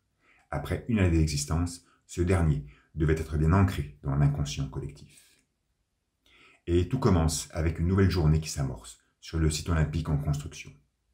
Dans un monte-charge, Ryu, toujours travesti en tâcheron, observe la base secrète située juste là. Il y remarque une effervescence anormale des forces de l'ordre. Beaucoup de soldats s'agitent, démontrant une tension flagrante. Dans une cantine, imbibée de monde et exubérante de vie, une centaine d'ouvriers savourent un repas bien mérité. Il doit être midi. Tous montrent une posture singulière, une démarche propre, une attitude intime. Cette case, saturée de détails, prouve encore une fois qu'Otomo est un auteur maniaque, soucieux de réalisme et débordant de talent. Je me demande combien de temps il lui faut pour esquisser une telle scène, surtout que cette dernière n'a qu'un rôle transitionnel. Mais Akira, dans sa globalité, est avant tout une estampe graphique, un choc visuel, une ivresse immersive et sensorielle, en noir et blanc. C'est pour cette raison même que c'est une œuvre unique en son genre, un pavé monumental de l'art contemporain. Au coin d'une table, Ryu discute avec son compagnon. Il lui fait part de ce sursaut d'activité militaire et lui propose de passer à l'action. Ce n'est pas explicitement énoncé dans ces pages, car on nous le révélera bien plus tard dans le manga. Mais cette journée présentement racontée est le 16 avril 2020. Durant toute son écriture, Otomo a beaucoup joué avec les sauts temporels quantitatifs. Il s'attarde sur des planches entières, voire des chapitres entiers, pour narrer un instant de quelques heures, comme il peut faire écouler plusieurs semaines entre 2 simples cases. D'ailleurs, cet après-midi du 16 avril va s'étaler sur 8 épisodes. Dans une ruelle périphérique de Néo-Tokyo, 3 gamins s'amusent. Un véhicule est garé sur le trottoir. L'ambiance est calme et posée. Nous retrouvons alors Kaneda, en train de boustifailler comme un bougre, les yeux rivés sur son bol. Il est accroupi, aux côtés de l'espion, pensif et lointain, dans une salle exiguë et joliment meublée. On y remarque un tube cathodique et un téléphone de première génération, ce qui atteste que Katsuhiro calligraphie sauvagement son monde actuel. À gauche, une porte coulissante donne sur un escalier, nous invitant à monter les marches. À l'étage, une vue plongeante pointe sur une table basse recouverte d'armes en tout genre. On y voit Kei discuter avec Chiyoko, membre de la résistance. La jeune femme lui fait clairement sentir ses doutes sur l'identité de l'espion. Si Ryu pouvait le rencontrer, elle serait alors fixée sur ce qu'il est vraiment. Il est d'ailleurs étrange que Kei, à un moment aussi tendu de l'histoire, ne soit toujours pas rentrée en contact avec son compagnon. Cependant, cette dernière ne perd pas de temps. Elle émerge dans la cuisine et presse Kaneda de le suivre. Elle souhaite se rendre dans la base près du site olympique. L'espion veut se joindre à eux. Kay accepte, mais lui fait comprendre qu'elle ne peut lui faire confiance. Dans les airs, les hélicoptères de l'armée survolent la capitale. À son bord, le colonel, calme, est accompagné du docteur qui, lui, montre un visage préoccupé. Ils font route, eux aussi, vers le complexe sportif. On ne sent aucun remords de la part du militaire envers le scientifique suite à leurs différends, ce qui prouve qu'il possède une maîtrise de soi incroyable et une vision très globale de la situation. Mais surtout qu'il est, tout comme le récit dans son intégralité, éloigné de tout sentiment de culpabilité. Akira reste quand même, et avant tout, une fiction orientale. À l'entrée de la base secrète, 5 soldats en faction y contrôlent l'accès. Ryu et son compagnon amorcent leur approche en ces lieux. Déguisés en bidas, ils simulent une démarche preste et démonstrative. Ils prétendent avoir été envoyés ici pour renforcer la garde. Le supérieur du moment leur demande de faire le tour du secteur afin de s'assurer que tout est en ordre. Ryu repart. C'est alors que Tetsuo, vêtu d'un manteau à col à fourrure et les mains dans les poches, fait son apparition, promptement, dans un plan large, comme s'il avait surgi de nulle part. Les soldats sont interloqués et s'interrogent. Numéro 41, sur 2 cases séparées par le vacarme de l'hélico militaire, semble s'approcher lentement. Son regard est hypnotique et fixe un point bien précis. Il émet un léger sourire. Soudain, un bruit sourd surprend Ryu durant sa ronde. Avec son collègue, il se précipite jusqu'à l'entrée. Et là, l'horreur. Une case dégoulinante nous montre 5 corps déchiquetés, tapissant de leur sang les parois et le sol. Ryu est sur le qui-vive. Il sort son flingue. Le cadrage panoramique de la vignette ne fait que renforcer la tension du moment. Il constate que la porte est ouverte et pénètre alors dans la base. De son côté, le colonel arrive sur les lieux, accompagné du docteur et d'autres scientifiques. Il presse ses hommes armés de fusils laser, car il est pleinement conscient que la situation est critique. Dans les égouts, Kay et sa troupe avancent, munis d'une lampe torche. Kaneda lui fait savoir qu'il n'aime pas trop cet endroit, mais c'est la seule route qu'elle connaît pour rejoindre la base.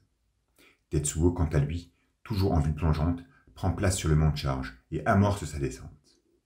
Aucune hésitation dans la destination à suivre, aucun vacillement dans sa démarche, aucune ambiguïté dans l'objectif à atteindre. Une mouvance minutieuse et millimétrée, comme s'il était littéralement attiré par l'énergie d'Akira. Nul doute que leur connexion, à ce moment précis de l'histoire, est devenue très intime, très viscérale, presque charnelle. Et l'épisode 26 s'arrête là, sur ces 4 planches, qui montrent les acteurs de cette époustouflante après-midi. Ryu et son ami, le colonel et ses hommes, Kay et Kaneda, et bien sûr, Tetsuo. À l'intérieur de la base, Ryu et son collègue sont sur leur garde. Ils ne remarquent personne à l'intérieur. Plusieurs portes, menant toutes à des endroits bien distincts, se présentent à eux. Des traces de pas, fraîches et linéaires, les poussent à entrer dans un couloir bien précis.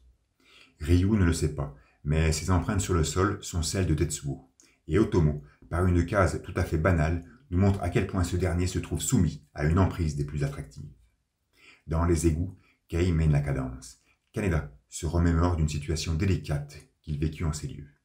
L'espion, lui, reste vigilant. Soudain, il se retrouve face à une ligne électrifiée. S'il la touche, il déclenche l'alarme. Ryu et son coéquipier, l'arme toujours à la main, entrent dans une salle spacieuse et garnit le détail. Un bruit lourd attire leur attention et, dans un jeu de perspective épuré par cette extravagante tuyauterie, ils aperçoivent Tetsuo sur le mont de charge. Du haut de sa posture, légèrement cambrée, on lui remarque un visage gai. Il se laisse tranquillement mener jusqu'aux entrailles de la terre. Le colonel arrive à l'entrée de la base et fait face au carnage. Son regard est tétanisé. Il commence à suer à grosses gouttes.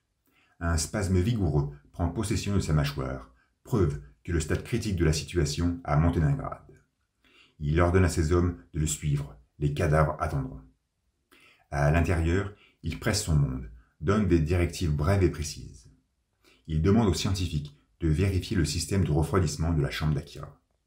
C'est alors que l'alarme retentit et hurle son vacarme de toutes parts, propageant son onde tonitruante jusque dans les égouts. Kay était prise de stupeur et pense immédiatement à Ryu. Décidément, il ne fait aucun doute qu'elle doit sentir sa présence toute proche. Elle doit savoir qu'il s'est introduit dans la base. Il ne faut pas oublier que Kay a un don de perception plutôt développé. Et on retrouve d'ailleurs Ryu, qui use des escaliers pour effectuer sa descente. Il tranquillise son ami, se convainquant que l'alarme a été déclenchée au vu des corps déchiquetés gisant à l'entrée. Tetsuo, lui, est impassible, les mains toujours dans les poches, fondant sa corpulence filiforme dans un réseau de pipelines exubérant et tramé.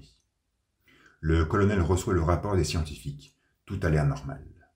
Néanmoins, ils souhaitent descendre eux aussi, afin de s'en assurer. Dans une case agitée par le tohu-bohu des soldats, le militaire exige la venue des plateformes volantes.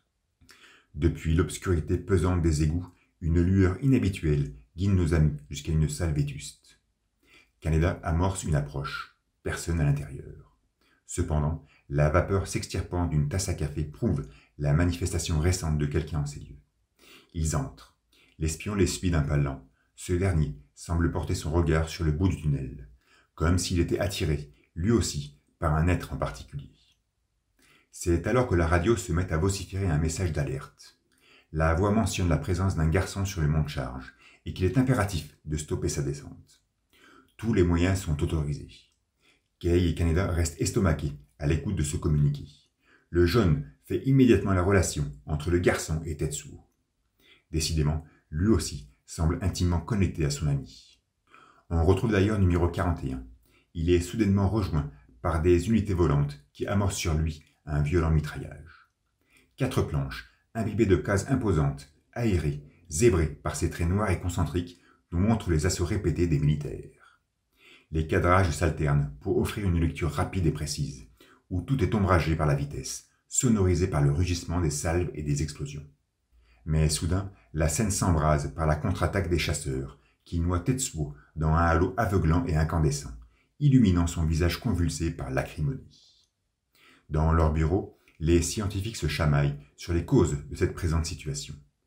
L'un d'eux, chauve et paré de petites lunettes rondes, les interpelle pour leur faire part d'un souci. Une élévation de température dans la chambre principale. Le docteur se précipite et constate le problème, une augmentation de 0,00051 Kelvin, totalement inexplicable, vu que la deuxième et la troisième chambre fonctionnent normalement. Sur 4 planches fuyantes, dévoilant des cadrages panoramiques pour amoindrir la claustrophobie des couloirs souterrains, Otomo se concentre à nouveau sur la course de Kay et ses compagnons. Ils sont postés à une intersection, plombée par une perspective angoissante. Le passage de quelques plateformes volantes, au design futuriste, leur indique la direction à suivre. Kaneda, motivé et précipité, s'élance dans cette direction, mais il sera interrompu par la survenue d'un retardataire. Immobile au milieu de l'allée, il refuse de se cacher et noie sa posture outrecuidante dans la lumière chaleureuse des phares de l'engin. De retour aux portes du mont de charge, une vue plongeante, extraordinairement scintillante, nous montre des dizaines de soldats s'agitant. Ils tâchent de percevoir ce qui se trame dans les abysses, mais l'obscurité les en empêche. Cependant, ils discernent parfaitement l'acoustique des attaques effectuées sur Tetsuo. Ils demandent d'ailleurs du renfort. Dans le bureau, le docteur explique au colonel le problème de température qui poursuit son élévation. Il pense à un dysfonctionnement. La planche de 9 cases, nous les présentant dans un cadrage serré, ne fait que rehausser la tragédie de leur dialogue. Mais, suite à un vacarme tonitruant provenant des profondeurs, alors que Tetsuo se défait de ses plateformes, le scientifique montre un regard médusé, une bouche pétrifiée. Tout en scrutant les chiffres du thermomètre qui ne cesse de grimper, il semble établir une corrélation. Pour lui, le système de refroidissement fonctionne parfaitement.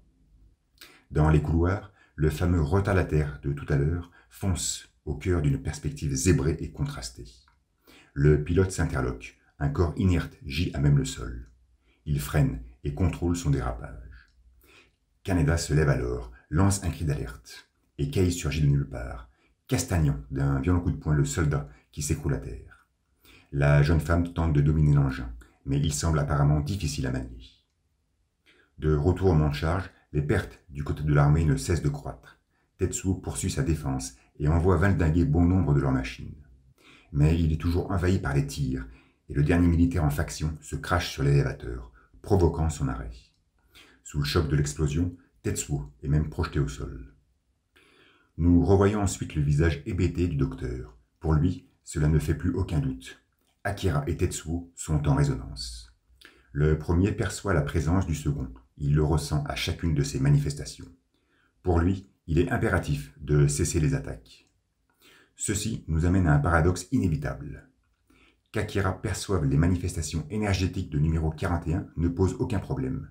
C'est pour cette raison que la température de la chambre froide augmente. En revanche, pour que Tetsuo soit connecté au mutant, ressente sa présence, il faut que ce dernier libère un minimum d'énergie, ce qui exclut tout sommeil sous zéro absolu. D'ailleurs, le scientifique a précisé qu'Akira dormait à cette température, mais c'était sûrement pour arrondir les chiffres. Sa chambre doit certainement se trouver sous quelques millionièmes de Kelvin. Ryu, étonné par ce retour au calme, descend les ultimes marches d'escalier qui le mènent jusqu'au mont de charge et aperçoit alors Tetsuo. Il est important de signaler que Ryu ne connaît pas ce dernier. Ils ne se sont jamais croisés. Il n'en a jamais entendu parler. Même Nezu, qui sait pourtant plein de choses, ne l'a jamais mentionné. Donc, à ce moment précis, Ryu rencontre un parfait inconnu, et sa surprise de le voir si jeune et tout juste essoufflé est normale et évidente. Il a quand même été témoin de toutes ces attaques qui lui ont été adressées. C'est alors que le colonel fait son entrée, posté sur ces énormes plateformes volantes au déplacement lent et mesuré. Il est accompagné par une multitude de soldats et ses ordres sont clairs. En aucun cas ne faire feu sur numéro 41. À pleine vitesse, Kei tente de maîtriser l'engin militaire. Kaneda et l'espion, debout sur les patins, tâchent d'en maintenir l'équilibre. Après quelques virages contrôlés, quelques soubresauts inquiétants, ils arrivent au bout du tunnel, s'en extraient et se retrouvent soudainement au cœur même de l'intrigue. Derrière eux, en amont, l'armée et ses plateformes, avec le colonel qui semble reconnaître les adolescents. Face à eux, en aval, dans une case vertigineuse et anxiogène, le mont de charge, à l'arrêt, dégageant une fumée lourde et opaque. Ils descendent alors, expéditivement. Une page titre inquiétante nous introduit l'épisode 29, sorti le 5 mars 1984 dans Young Magazine. Tetsuo se trouve au-dessus de la capsule cryogénique et semble en faire exploser la surface. À la vue de cette illustration, profondément tramée pour tout justement valoriser cette explosion, on imagine numéro 41 plongé dans une frénésie exacerbante, aller chercher Akira jusque dans les entrailles même de la chambre froide. Peu importe si les actes que dépeint cette image seront attestés ou non, sa monumentalité à elle seule nous expose déjà l'inéluctabilité du devenir, mais surtout, elle valide clairement les prémonitions de Kyoko. Sur le mont de charge, Ryu tente d'apaiser Tetsuo, qui reste toujours accroupi. C'est alors que surgit, à pleine vitesse, l'engin piloté par Kei. Tout est très rapide. Une dizaine de cases nous présentent le passage véloce de la plateforme en ce lieu, rythmé par le parallélisme des lignes. Cependant, par des jeux de regard furtifs et précis, tout le monde semble avoir pris le temps de se dévisager. Kei reconnaît Ryu et vice-versa. L'espion reconnaît le coéquipier de Ryu. Tetsuo reconnaît Kaneda et dénote un visage surpris. Mais la survenue en contre-plongée du colonel met vite fin à ce jeu oculaire, et tout s'immobilise face à la coruscation de son escouade. Il ordonne à Tetsuo de l'écouter, mais ce dernier fait mine de ne pas l'entendre et réactive le mont de charge qui poursuit alors sa descente. Kei et Kaneda, toujours lancés à fond la caisse, parviennent au terminus du conduit. La case où ils se trouvent est baignée par une perspective prononcée, et les lignes fuyantes de la tuyauterie semblent nous mener à un crash inévitable. Mais la jeune femme réussit à braquer de justesse, et, portés par l'accélération, nos héros se voient dans l'obligation de s'éjecter. Kaneda se noie avec son ombre dans une vignette furtive et rayée. Kei dérape sur le sol pendant que l'engin vient s'écraser contre la porte blindée. Elle se relève comme si de rien n'était et pense à Ryu. Elle souhaite aller à son secours. L'adolescent, déconcerté, tente de la calmer et lui propose d'aller se planquer. L'espion, lui, a du mal à se redresser et semble déjà totalement absent. Je trouve fascinant tout ce qui vient d'être montré dans ces quelques planches. Dans une situation d'extrême tension, Katsuhiro parvient à nous faire sentir tout l'attachement que porte Kei à Ryu, la gentillesse et l'affection que démontre Kaneda à cette dernière. Un seul dessin, celui où on voit l'adolescent tenir les poignets de la jeune femme, témoigne tout cet entremêlement sentimental. Kei est tellement tracassée par Ryu qu'elle ne doit même pas deviner les caresses de Kaneda. Dans n'importe quelle autre circonstance, elle l'aurait déjà giflé. Autour du mont de charge, des pipelines prennent feu. Le colonel ordonne à ses hommes de ne pas contrarier Tetsuo. Ce dernier, assis, rit de la situation. Plantés près de la paroi blindée, nos jeunes cherchent une issue. Kaneda parvient à ouvrir une porte à l'aide d'une tige métallique, et un air glacial se fait brusquement ressentir. Il pénètre dans un couloir exigu et frigorifique, révélant des visages totalement contrastés. Kaneda, grelottant, exhibe un faciès loufoque et attachant, alors que Kei, toujours très belle, nous expose son regard déterminé. Pendant ce temps, l'espion s'approche du point de chute du mont de charge. Il desserre sa cravate. On le sent tendu. Kei et Kaneda se retrouvent rapidement dans cette salle vétuste, toujours aussi archaïque et anachronique. Le jeune a froid, la femme observe les appareils et dénote une profonde stupeur à la vue d'un moniteur qui laisse apparaître le numéro 28. Elle comprend alors qu'Akira se trouve là. Kaneda, lui, reste stoïque, toujours en retrait des préoccupations tangibles qui l'entourent. Il ne saisit pas grand-chose et s'imagine devoir traverser un labyrinthe pour mettre la main sur le muton. 3 cases, lourdes de sens, nous montrent l'arrivée du mont de charge. Tetsuo, main dans les poches, de nouveau sur pied, projette un regard magnétique. Il semble percevoir la présence toute proche d'Akira. Le colonel le suit de très près. Ses dernières directives sont sans appel. Si vous devez tuer numéro 41, vous n'aurez pas de deuxième chance. Les soldats, armés de leurs lasers, comprennent parfaitement les enjeux. Ils sont prêts pour l'assaut final. Ryu et son coéquipier remettent les pieds à terre. Ils ont perdu la trace de Tetsuo et se demandent où il est passé. C'est alors que l'espion fait son entrée en scène. Il affiche un sourire hautain. Un bruit opaque surprend alors Kei et Kaneda. La paroi blindée se déverrouille. Un dessin magnifique, qui reflète toute la maîtrise d'Otomo, nous montre Tetsuo épris d'une démarche cadencée et méthodique. La porte, surchargée d'une trame olivâtre, semble alourdir sa masse déjà colossale. Entrouverte, elle laisse passer une bande longiligne et lumineuse, nous obligeant à braquer nos pupilles sur l'adolescent, qui affleure dans un clair-obscur admirable. Cette image est une œuvre d'art en soi. Elle sublime Tetsuo et tout ce qui le constitue, sa puissance, sa détermination, son insolence, mais sa ténuité aussi. Il poursuit sa marche d'un pas ample, semblant suivre la direction que lui indique son ombre démesurée. Kei et Kaneda tentent de l'observer, mais préfèrent rester cachés. Numéro 41 projette alors son regard sur la porte, la même qui mène à la capsule cryogénique où sommeille Akira. Ce dessin offre une grande similitude avec la première de couverture qu'exécuta Otomo pour le 2e tome du manga. Ce sera aussi la page titre du prochain épisode. Tetsuo demeure immobile, peut-être pensif, en deçà d'un dégradé de noir profond qui semble le guider vers l'inconnu.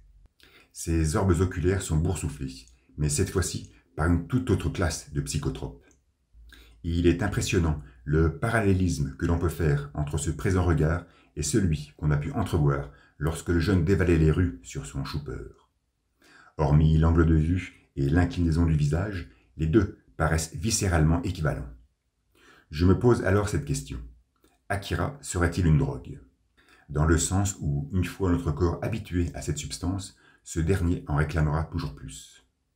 Bien évidemment, la connaissance de la fin de l'histoire m'aide à émettre cette interrogation, ce qui n'est pas légitime.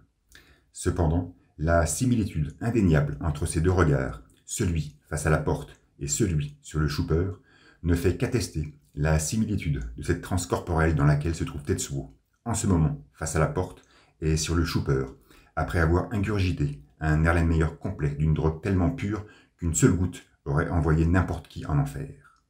Cela ne fait aucun doute, numéro 41 est sous l'emprise psychoactive d'Akira, et cette relation lysergique va perdurer jusqu'à la fin du récit. Ça en sera même sa conclusion. Nous retrouvons alors Ryu, pistolet à la main, devant l'espion. Ce dernier souhaite régler une affaire avec son coéquipier. Il veut se venger de la tôle qui s'est prise l'autre jour. Incroyable. Face à cette scène indéniable, on en déduit que cet agent secret a volontairement aidé Kei et Kaneda à s'échapper du bâtiment de l'armée afin d'atteindre le collègue du Ryu et laver cet affront. Tout fut planifié, tout fut soigneusement pensé et orchestré pour le mener à cette finitude bien précise, la vengeance. En 2 coups de poing, il met à terre nos 2 bonhommes. Il est rapide et vif. Ryu affirme même qu'il n'est pas ordinaire. Avec sa posture gracile, on pourrait presque le comparer à un shinobi des temps modernes, guidé par des conduites, des codes et des valeurs d'une autre époque. En mettant en scène cet individu étrange et ses situations insipides, Otomo ne souhaitait-il pas finalement insister sur l'insipidité même des traditions et normes d'un Japon archaïque? Si tel est le cas, ça valait bien 16 planches tout compte fait. Ceci dit, toujours noyé dans le feu de l'action, l'espion sort son cran d'arrêt et s'apprête à porter le coup de grâce à sa proie. Mais le colonel surgit soudainement, illuminant la querelle de son projecteur, et passe son chemin. C'est alors que Ryu s'inquiète pour Kei. Il est persuadé que l'armée est à ses trousses. Par sa simple expression, le jeune homme ne fait que nous démontrer qu'il est totalement hors sujet. Il ne comprend pas ce qui se trame en ces lieux. Et il ne comprend absolument rien à l'enjeu qui est en train de se dresser ici même. À vrai dire, il ne doit même pas comprendre ce qu'est Akira. Leader d'une organisation antigouvernementale, Ryu n'a finalement agi sans jamais rien comprendre. Il est le parfait amalgame entre action et émotion.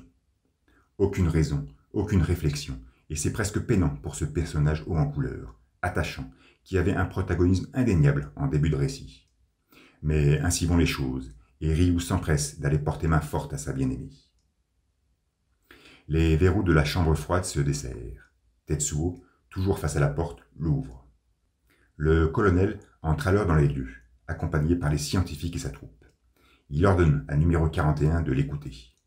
Réaffichant l'inquiétude sur son visage, il lui rappelle qu'ils ne peuvent se permettre de réveiller Akira tant que subsiste le moindre doute.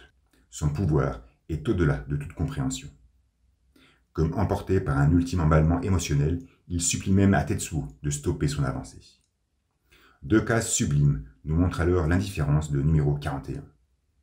La première, de dos, scrutant la capsule cryogénique plombée par les ténèbres, et la deuxième, de face, projetant son ombre avec en arrière-plan le linéament mystique du colonel. Ce dernier ordonne au docteur de vérifier le système de refroidissement. Kei et Kaneda parviennent à se cacher juste à temps dans une bouche d'évacuation avant que ne surgissent les savants. Tetsuo entre dans la chambre froide et noie délicatement sa corpulence dans la pénombre. Dans le bureau, les scientifiques sont estomaqués. Ils constatent que l'enceinte centrale est plus chaude que les autres, ce qui est anormal. Le colonel admoneste Tetsuo pour la dernière fois. Ces hommes sont sur le pied de guerre. Sous des regards omnubilés, les savants se questionnent. Est-il réveillé? La tension est à son maximum, et la case suivante nous la rend tangible. Constituée de 7 croquis, elle immobilise nos pupilles sur des scènes bien précises. Kaneda et Kei, muets. Tetsuo, de dos. Le moniteur montrant le numéro 28. Le docteur poussant son cri d'alerte. Un soldat prêt à tirer. Et le colonel crispant sa mâchoire en hurlant « Feu !» Un dessin impétueux nous exhibe alors 7 militaires armés de leurs lasers. La fluidité de leur translation et la contraction de leur visage sont déconcertantes. Ils semblent effectuer une chorégraphie tellement précise qu'on dirait un seul acteur en mouvement décomposé. Encore du Otomo dans toute sa grandeur. Ils pointent leur machine sur Tetsuo, qui offre un faciès posé et un regard mordant. Les soldats tirent, les faisceaux traversent immédiatement les lieux, percutent la niche d'Akira, mais ne parviennent pas à toucher numéro 41. Une explosion luminescente projette en retrait l'adolescent et fissure la capsule cryogénique de part et d'autre. Les scientifiques sont médusés, l'enceinte de Dewar est totalement fendillée, détruite depuis l'intérieur. Une planche incroyable, qui ne devait pas figurer dans Young Magazine, nous montre la capsule, intensément tramée, éjectée de ses entrailles un souffle dense et glacial. La vue plongeante de cette scène lui procure une force et une prestance hors du commun. Comme si cet être vivant, boursouflé et tentaculaire, vomissait une masse de substances coagulées. Tetsuo, lui, reste debout, ferme, il ne semble pas être gêné par l'air marmoréen qui l'enveloppe. Le colonel, de son côté, présente un calme facial qui contraste follement avec la tension du moment. La froideur s'empare alors de l'intégralité des lieux. Une image tramée et vide nous fait clairement sentir sa présence. Le docteur quitte le bureau. Il s'avance de la chambre froide, d'un pas lent et tremblant. Son regard dénote une crispation manifeste. Sur une pleine page insonore, Tetsuo fait face à la capsule monochromatique et voit jaillir en sa cime un enfant, Akira. L'adolescent est abasourdi. Ses orbes oculaires reflètent à la fois l'étonnement et la fascination. Il semble pétrifié, hypnotisant la case d'une stupéfaction vertigineuse. Akira, lui, apparaît en clair pour la première fois. D'à peine 6 ans, il meut son corps faible et fluet au travers de cette fraîcheur vaporeuse. Ses yeux sont fermés. La capsule poursuit sa déflagration chaotique, libérant son air glacial et paralysant. Le colonel, de nouveau dans les bureaux, ordonne aux 2 scientifiques de régler l'avarie.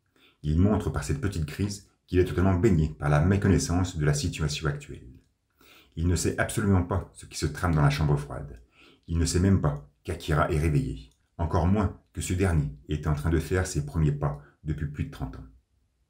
Le docteur, lui, à l'extérieur, demeure immobile. Seule sa blouse blanche virevolte sous la propagation continue de la fraîcheur. Une case, d'une candeur pénétrante, nous montre son point de vue. Un plan serré qui laisse tout juste entrevoir Akira, s'avançant lentement vers Tetsuo. Enfin, il le voit. Enfin, il le sent. Lui, qui dédia sa vie entière à coucouner un projet d'une autre époque pour tenter de le conclure. Lui, qui n'avait que des données théoriques sur un mutant, fruit d'une excentricité scientifique, afin de les analyser et d'en comprendre leurs équations. Lui, qui s'était intégralement incorporé dans cette foi civilisationnelle qui portait les katakana d'un enfant. Enfin, il le voit. Enfin, il peut en avoir une information, visuelle et matérielle. Enfin, il peut le sentir et prodiguer un sens à sa propre existence. Ses yeux fixes, obnubilés, et sa bouche galvanisée par l'effarement montrent cette dernière dans sa plus effroyable splendeur. À peine pourra-t-il prononcer le nom d'Akira. Le jeune môme, les yeux maintenant ouverts, mais aux pupilles totalement dilatées, poursuit son avancée. Devant lui, Tetsuo exhibe un faciès identique au docteur, mais dominé par une profonde innocence. Il ne s'attendait décidément pas à ce qu'Akira soit ça. La chute vertigineuse de la température provoque des courts-circuits, générant l'apparition d'arcs électriques monstrueux. Les militaires sont tourmentés par cette soudaine situation. Le savant est pétrifié, son visage se congèle de plus en plus. Sa bouche émet une buée sclérosant les katakana d'Akira. Le colonel ordonne à ses hommes d'entrer dans le bureau. Les 2 autres scientifiques demeurent interrogatifs. Ils se demandent si le mutant est bel et bien réveillé. Kei et Kaneda, bien planqués dans les conduits d'évacuation, commencent à paniquer. Ryu se retrouve soudainement balayé par cette brise incomprise. Son coéquipier et l'espion, de nouveau sur le mont de charge, poursuivent leur règlement de compte. Une fois ces hommes à l'intérieur du bureau, le colonel ordonne aux savants de fermer les volets afin d'être en sécurité. Mais ces derniers lui font savoir que le docteur est toujours à l'extérieur et qu'ils ne peuvent le laisser ainsi. Soudain, baigné dans une mise en scène fiévreuse et frénétique, un éclair surgit au-dedans de la pièce, engendrant l'explosion d'un moniteur et surprenant les scientifiques. L'un d'eux, persuadé que toute cette dégénération est due à Akira, décide de déclencher l'alarme de code 7. Le colonel tente de l'en dissuader, comprenant parfaitement que tout est causé par un dysfonctionnement du système électrique. Mais c'est trop tard, il a appuyé sur le bouton et le militaire le gifle de colère. Pendant ce temps, les volets de la pièce se referment. De dehors, le docteur s'approche de la baie vitrée. Une page entière, d'une tristesse surprenante, nous montre le désarroi et la mort annoncée du savant. L'image où on voit l'ombre du store se projeter sur son visage transi est douloureusement sublime. On y remarque sa peau dévorée par le gel, sa coiffure solidifiée par les éléments qui s'émiettent, son regard inchangé depuis sa récente vision. Autant de détails, paralysants d'effroi, qui ne font qu'affirmer la fin inéluctable de son existence. Le fait d'avoir vu Akira lui a ôté définitivement tout sens à la vie. Je pense même que le docteur s'est volontairement laissé mourir, et son corps entier se concrète alors dans une station courbée, invoquant la dévotion et la soumission avec laquelle il dirigea sa carrière de scientifique. Il est impressionnant de voir comment Otomo, avec quelques lignes concises et une trame bien positionnée, est capable de nous transmettre une émotion âpre et lancinante. À l'intérieur du bureau, le colonel, les 2 chercheurs et 6 soldats sont en sécurité. La case qui nous les montre est assombrie par le store maintenant clos et par ses lignes de tension manifestes. En dessous, une esquisse calligraphique, claire et brillante, nous exhibe l'extérieur totalement recouvert de neige et pétrifié par le gel. Quelques silhouettes s'extirpent de ci de là, et on voit nettement celle du docteur, agenouillé. Depuis les couloirs, alourdis par l'exaspération, une bande de soldats tâche de prendre la fuite à bord d'une plateforme volante. Croisant Ryu, ils l'embarquent avec eux. Une case extrinsèque nous montre ensuite les abords du stade olympique, dominé par le vacarme insoutenable de l'alerte de code 7. Les ouvriers se ruent dans tous les sens pour trouver refuge. De nouveau dans les souterrains, sur le mont de charge baigné par ce même vacarme désagréable, l'espion explique à son adversaire que cette alarme signifie quelque chose de pire qu'une attaque nucléaire. Mais ceci le fait sourire, car une seule chose compte pour lui, mettre un terme à sa vengeance. Une vue aérienne et plongeante nous montre alors l'artère synaptique qui unit la vieille ville à Néo-Tokyo. Et sur une double page, dans un format panoramique idéal, Katsuhiro nous dépeint la métropole. C'est la première fois depuis le début du récit que nous pouvons contempler Néo-Tokyo dans son intégralité. La cité ne paraît pas tant énorme que ça, même si l'horizon architecturé nous démontre que nous sommes face qu'à un premier plan. Sa structure pyramidale est flagrante, et la monstruosité des édifices la dominant nous fait finalement bien ressentir tout son gigantisme. Au cœur de ces rues, c'est l'apocalypse. Des milliers de citoyens tâchent de trouver refuge dans les abris anti-atomiques. Tout est noyé dans la confusion générale. Au temple de Miyako, la vieille confirme que le destin en marche ne pourrait être contrecarré. Nezu, prosterné face à elle, lui demande de son air cupide si Akira est bel et bien réveillé. Miyako ne lui répondra pas directement. Retrouver ces deux personnages ensemble, à cet instant précis, nous montre que leur relation est finalement très étroite, presque intime, ce qui la rend encore plus étrange et dérangeante. Mais surtout, voir un opposant au régime en place s'incliner devant une prêtresse renforce profondément cette connexité que peut avoir le politique avec le religieux. Et au vu de leur posture, de leur mimique et de leur crispation faciale, on en déduit clairement que c'est cette dernière qui se joue du premier. Deux cases nous exposent ensuite Masaru et Takashi, dévisageant Kyoko, qui tend les bras et murmure « Akira-kun ». Comment faire plus simple et efficace? L'accomplissement est bel et bien en marche. On nous présente alors une vue sur le cratère causé par la première déflagration de 1982. Si l'on en juge l'ombre de l'après-midi, on y dénote un sentier qui s'immisce en direction de l'est jusqu'à sa crête. En son cœur, une trappe s'ouvre, mettant en lumière toute la sophistication des installations mises en place par l'armée. Le colonel est surpris, car personne ne peut contrôler cette trappe. Mais l'un des savants lui fait comprendre qu'un court-circuit doit être à l'origine de cette ouverture. Décidément, même face aux éléments, la perte de contrôle du militaire est totale. Le choc thermique causé par l'ouverture du sas génère de véritables stalagmites de glace pointant à la verticale. Tetsuo, toujours proche de la capsule cryogénique, en déduit le chemin à emprunter pour sortir de ces lieux. Il demande à Akira de l'accompagner. Ce dernier ne bronche pas et le suit, comme s'il comprenait parfaitement ses paroles. Dehors, une nuée de vapeur d'eau glacée s'extirpe alors du cratère pour se faire doucement balayer par la bise.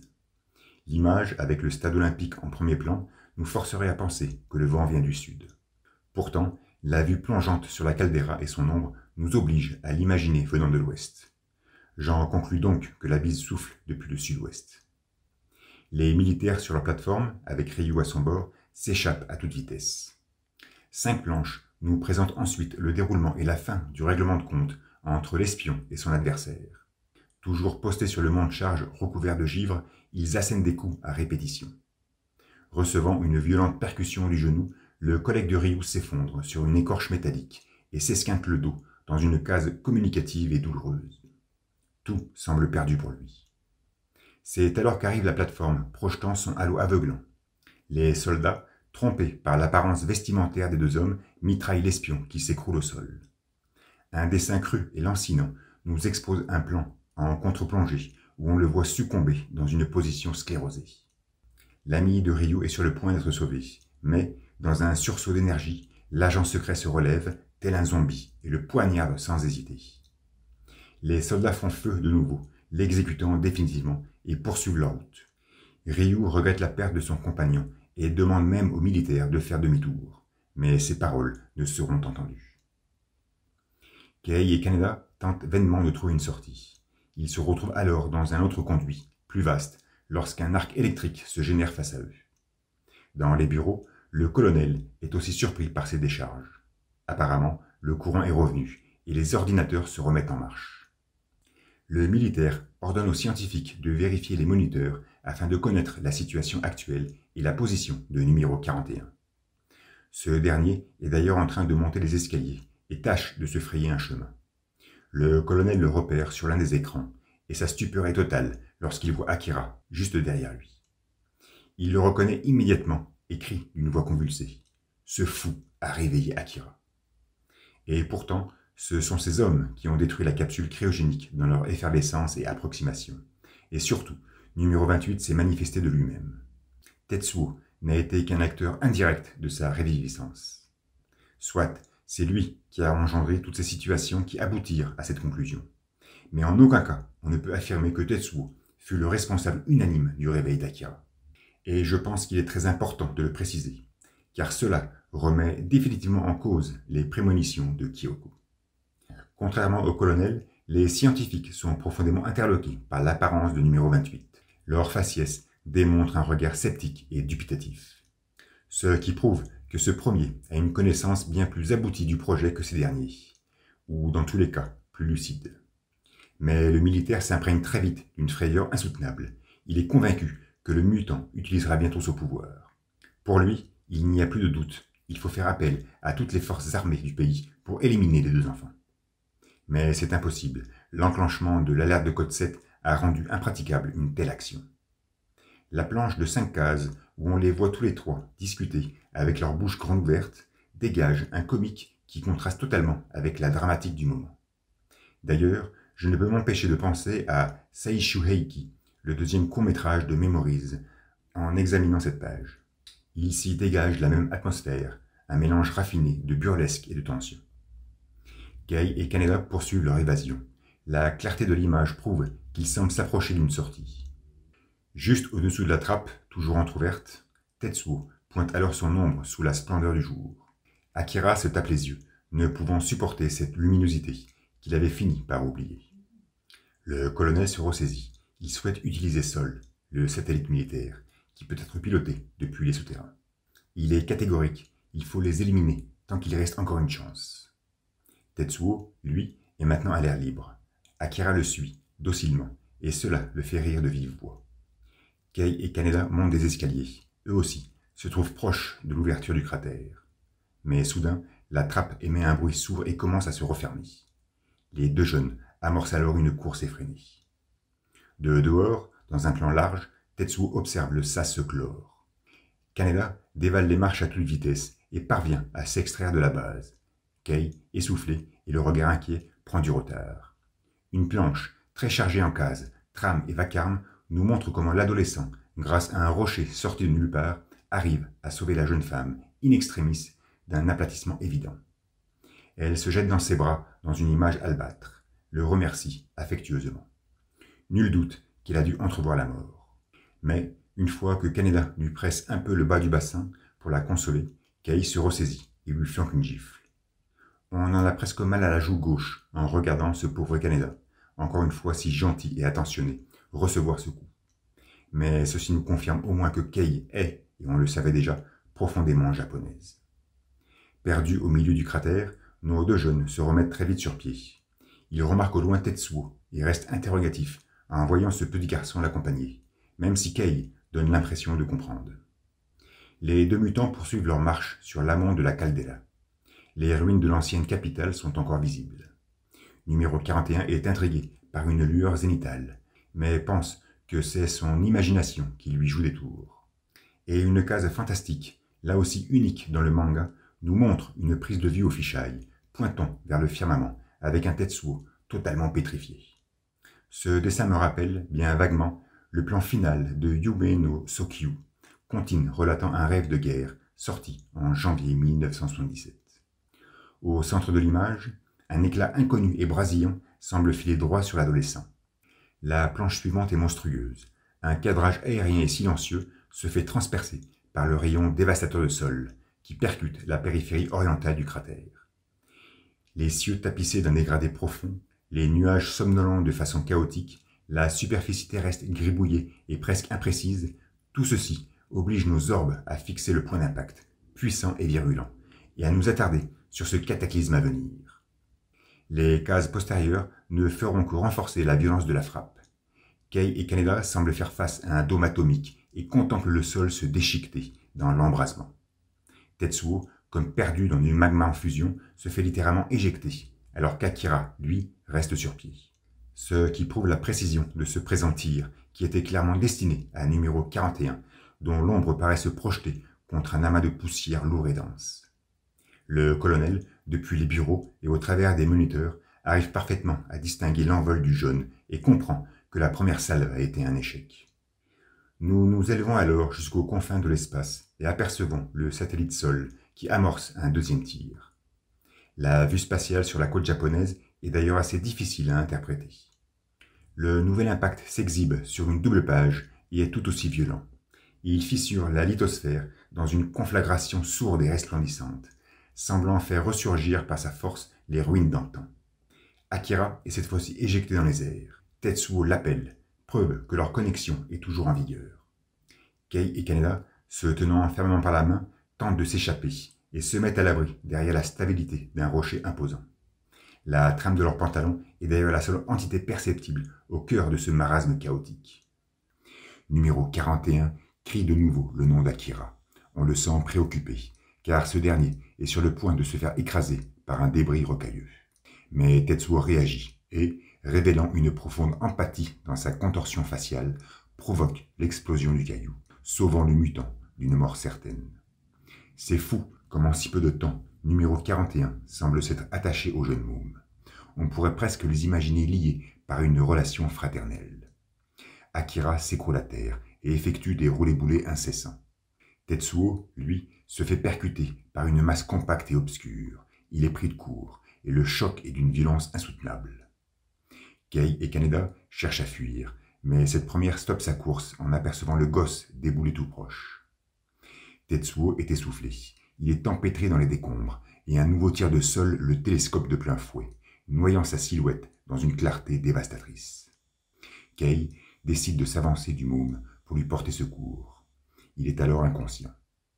Et quelle n'est pas sa stupéfaction lorsqu'elle voit mentionner sur sa paume gauche le numéro 28. Nous nous souvenons tous, au début du manga, lors de l'accident, Takashi avait révélé son chiffre sur sa paume droite. Peu de temps après, Masaru, proche des égouts, l'avait aussi révélé sur cette même main. Avachi sur son lit, Kyoko ne nous avait rien montré. En revanche, Miyako s'était permis de nous l'exposer, encore une fois, sur sa paume dextre. On en avait fini par conclure que tous les mutants de cet ancien projet portaient leur numéro gravé sur la main droite. Or, il n'en est rien, car celui d'Akira est inscrit sur sa paume gauche. Cela signifierait-il quelque chose? Cela voudrait-il dire que le pouvoir de numéro 28 se situe dans une hiérarchie supérieure? Cela aurait-il pour but de mentionner sa singularité? Bref, Kay se fout de quel côté se trouve ce chiffre, et comprend aussitôt qu'elle fait face à Akira, qu'elle est devant cette entité dont elle chercha, avec Ryu et les autres membres de son organisation, à percer le mystère. Une case extraordinairement sombre nous montre alors des salves à répétition détruire littéralement l'étendue du cratère. Le colonel a décidé d'effectuer une véritable razzia, de tenter le tout pour le tout, afin d'éliminer numéro 28 et 41. Tetsuo refait surface, prenant appui sur sa main gauche, le visage grimaçant. Il se relève, ses vêtements sont déchirés, des larmes d'hémoglobine dégoulinent sur son front et tapissent le rocher qui le soutient. On le sent essoufflé. Soudain, il écarquille les yeux, crispe sa mâchoire, beugle d'une douleur manifeste. Et Katsuhiro nous esquisse une image magistrale que lui seul peut exaucer. Une illustration sensoriellement algique et visuellement insupportable. Tetsuo, noyé dans une case muette et invariante, constate avec effroi la dilacération de son bras droit. Encore un dessin d'une puissance rare, d'une précision anatomique incroyable, d'une émotivité phénoménale.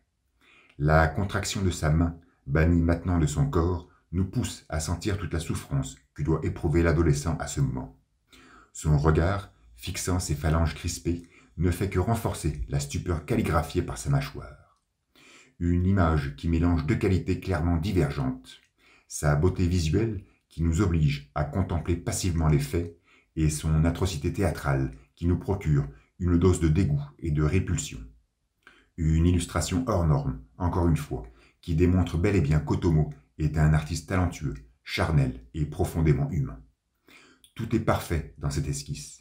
L'arrangement qui semble respecter la courbe de Fibonacci, les noires denses de la chevelure et du sang qui encadrent pleinement le visage, la trame subtile du t-shirt qui harmonise chromatiquement la partie orientale du dessin. Car tout le ressenti est là. En contemplant cette image, on n'y remarque même plus la main droite. Elle est tellement hors de la composition qu'elle donne l'impression de divaguer dans une autre case. Et pourtant elle est là, firme et affermie, déféquant sa propre souffrance. Mais en même temps, elle n'est plus, définitivement exclue de sa corporalité. Un visuel rare d'un romantisme exacerbant qui démontre encore une fois la force esthético-narrative dont est capable son auteur. Mais la ferveur ne s'arrête pas là. En arrachant le bras droit du corps de l'adolescent, on ne lui laisse plus qu'un seul endroit pour graver son numéro 41, sur sa paume gauche. Le satellite Sol pilonne le cratère, télescope Tetsuo et lui dilacère son bras droit afin de le positionner, par un doux hasard, au même rang qu'Akira, et ainsi lui conférer la même hiérarchie, la même singularité, la même indélibilité.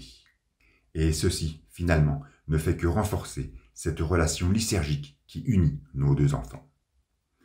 Pendant ce temps, Kei et Kaneda parviennent à s'en sortir. Ils se trouvent en haut de la caldeira. Ce dernier porte Akira sur le dos.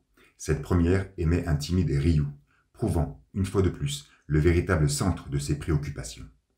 Le chapitre s'arrête là, sur une case douloureusement sombre, où Tetsuo pousse un hurlement d'agonie.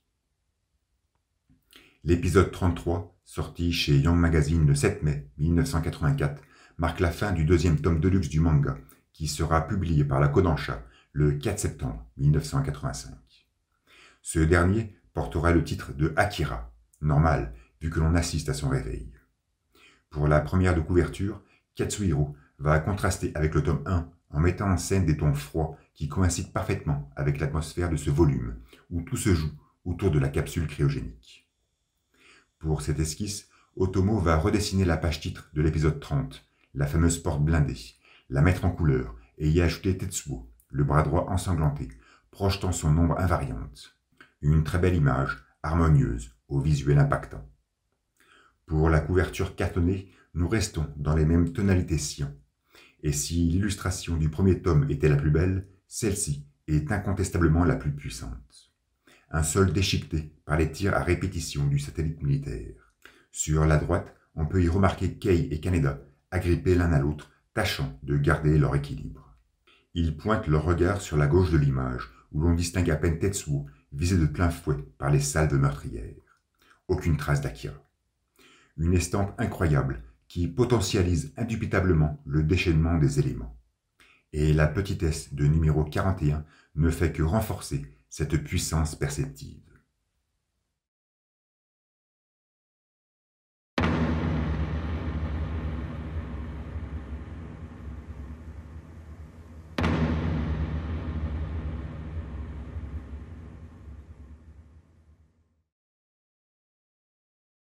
L'épisode 34, sorti le 21 mai 1984, s'introduit avec une double page titre foudroyante.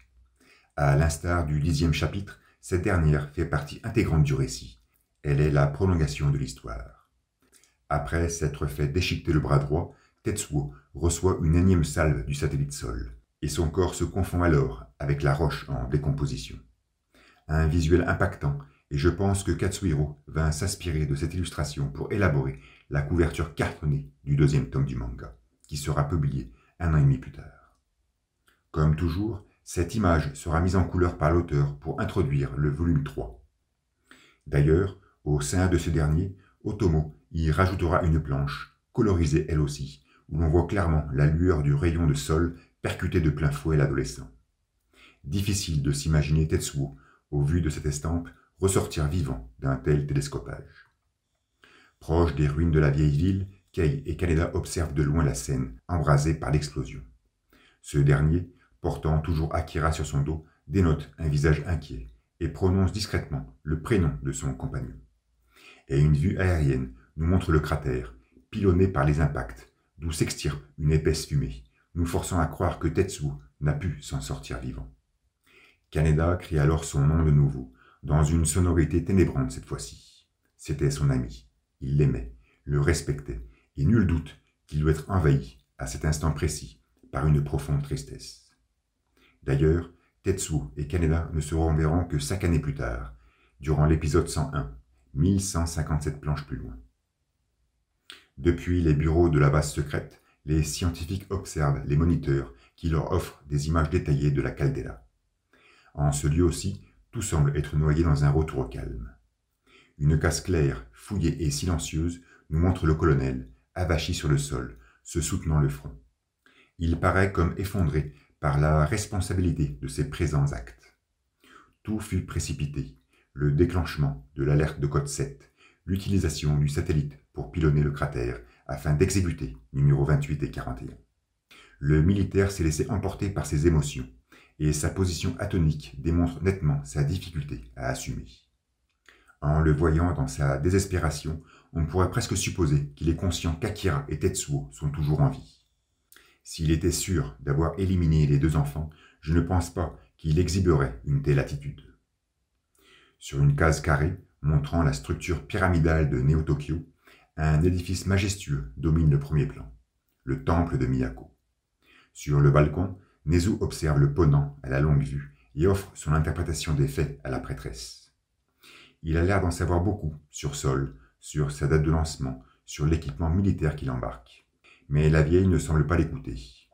Elle appelle Sakaki, jeune fille agenouillée juste derrière elle, afin de lui demander un service.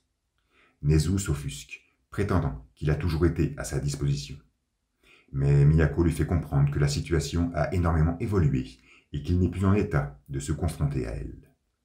La vieille change donc de bras droit, après avoir utilisé Nezu pour enclencher le réveil d'Akira, même si à ce stade narratif il est difficile d'estimer l'importance de ses actes dans un tel accomplissement, elle prie à Sakaki de le ramener jusqu'ici.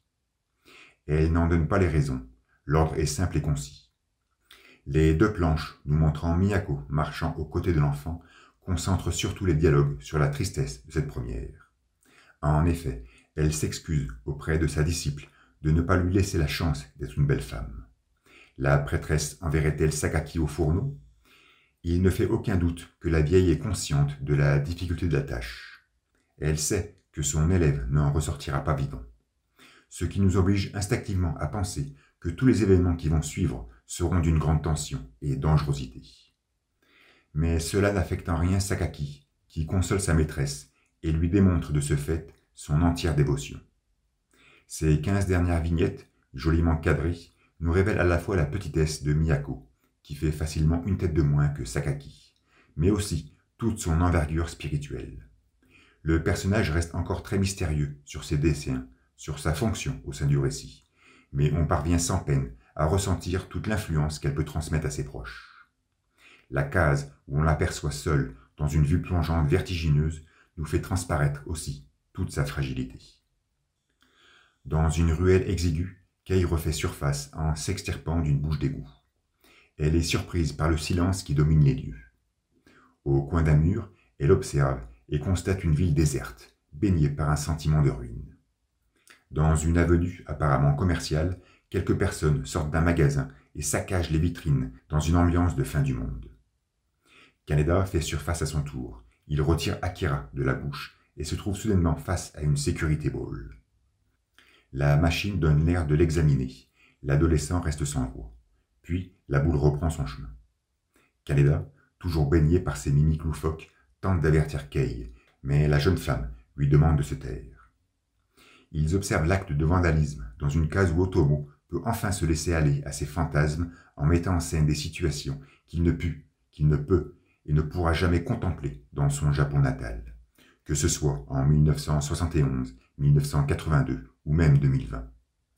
Les casseurs extériorisent leur rage dans un dessin sobre, sombre, mais tellement anarchique où la destruction est l'unique enjeu. Soudain, 5 security balls surgissent du fond de la rue. Elle s'arrête brutalement face aux saccageurs et leur inflige une décharge électrique, montrant une fois de plus que, dans ce néo-Tokyo futuriste, les exécutions sont sans appel. C'est seulement ensuite qu'elles donneront les raisons de leur exécution. La ville, en alerte de code 7, est placée sous la loi martiale, et l'ordre doit être préservé. Kei se tourne alors sur Akira et tente de faire le rapprochement entre son récent réveil et cette soudaine situation d'urgence nationale. Après leur mission accomplie, les boules repartent. Kei et Kaneda en font de même. Sous une vue consternante des artères de la capitale, les portes des abris anti-atomiques s'ouvrent.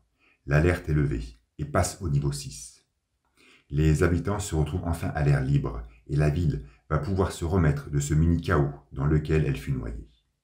Il est alors 16h37.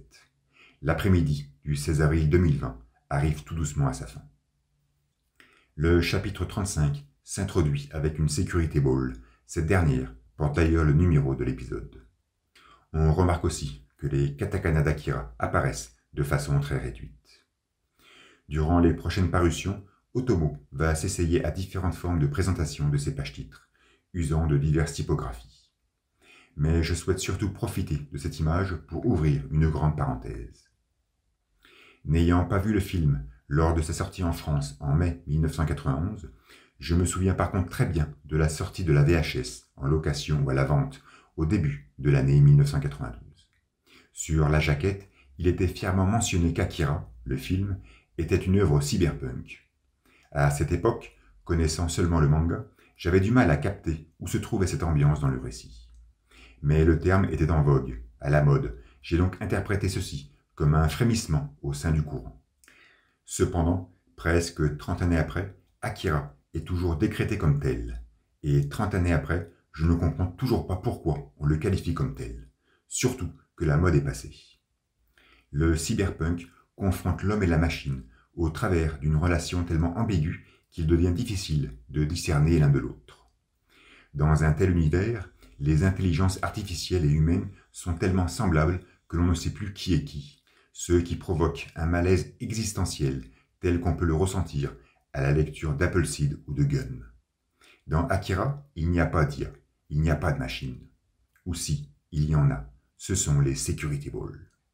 Mais la relation qu'elles entretiennent avec l'humain, tout comme celle que l'on peut observer dans les premières pages de cet épisode, avec ces enfants qui tâchent de grimper dessus, ne dégage aucune ambiguïté possible. Durant toute l'histoire, hormis bien plus tard, lorsque le colonel va converser avec l'une d'elles, cette scène est la seule qui met en relation l'homme et la machine. Et je ne pense pas que cette relation soit suffisamment intense ou douteuse pour affirmer qu'Akira est un récit cyberpunk. Soit, l'œuvre présente un monde empreint de violence et de pessimisme. Il est lugubre, parfois ironiquement grinçant. Ses personnages sont des anti-héros désabusés, cyniques et cupides. Définition tirée de Wikipédia.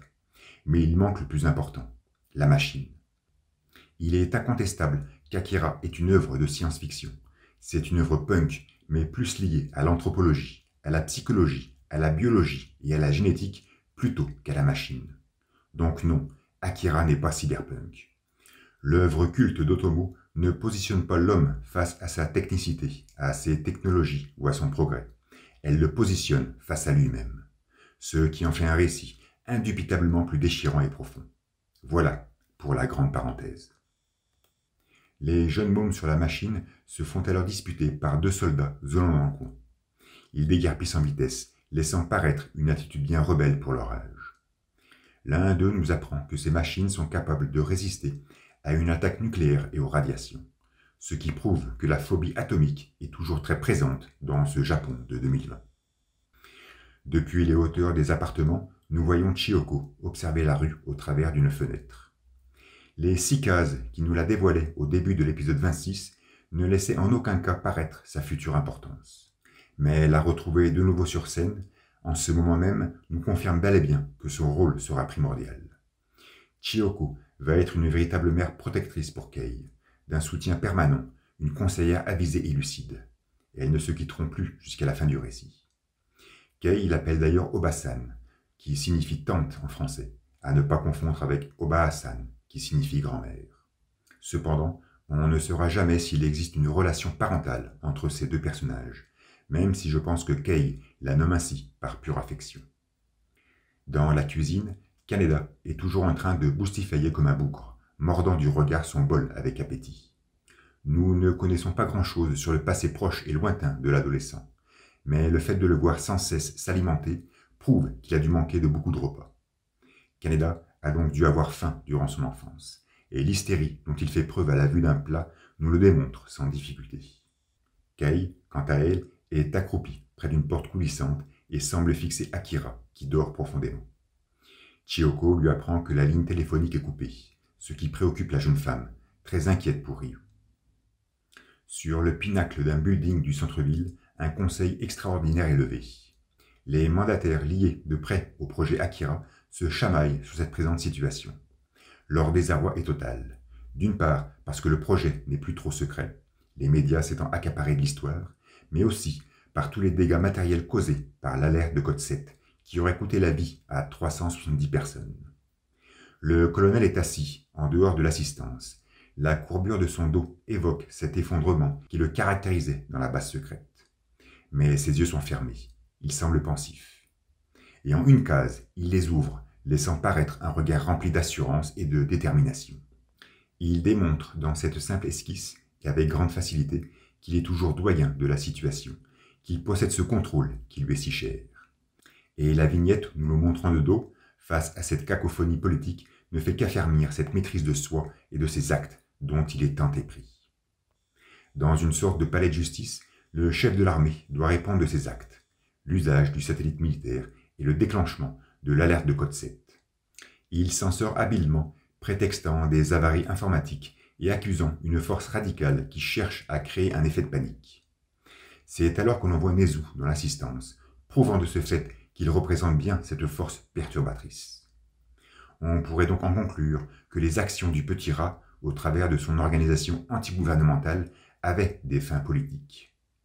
Ce dernier aspirait bel et bien à renverser le gouvernement en place pour s'emparer du pouvoir.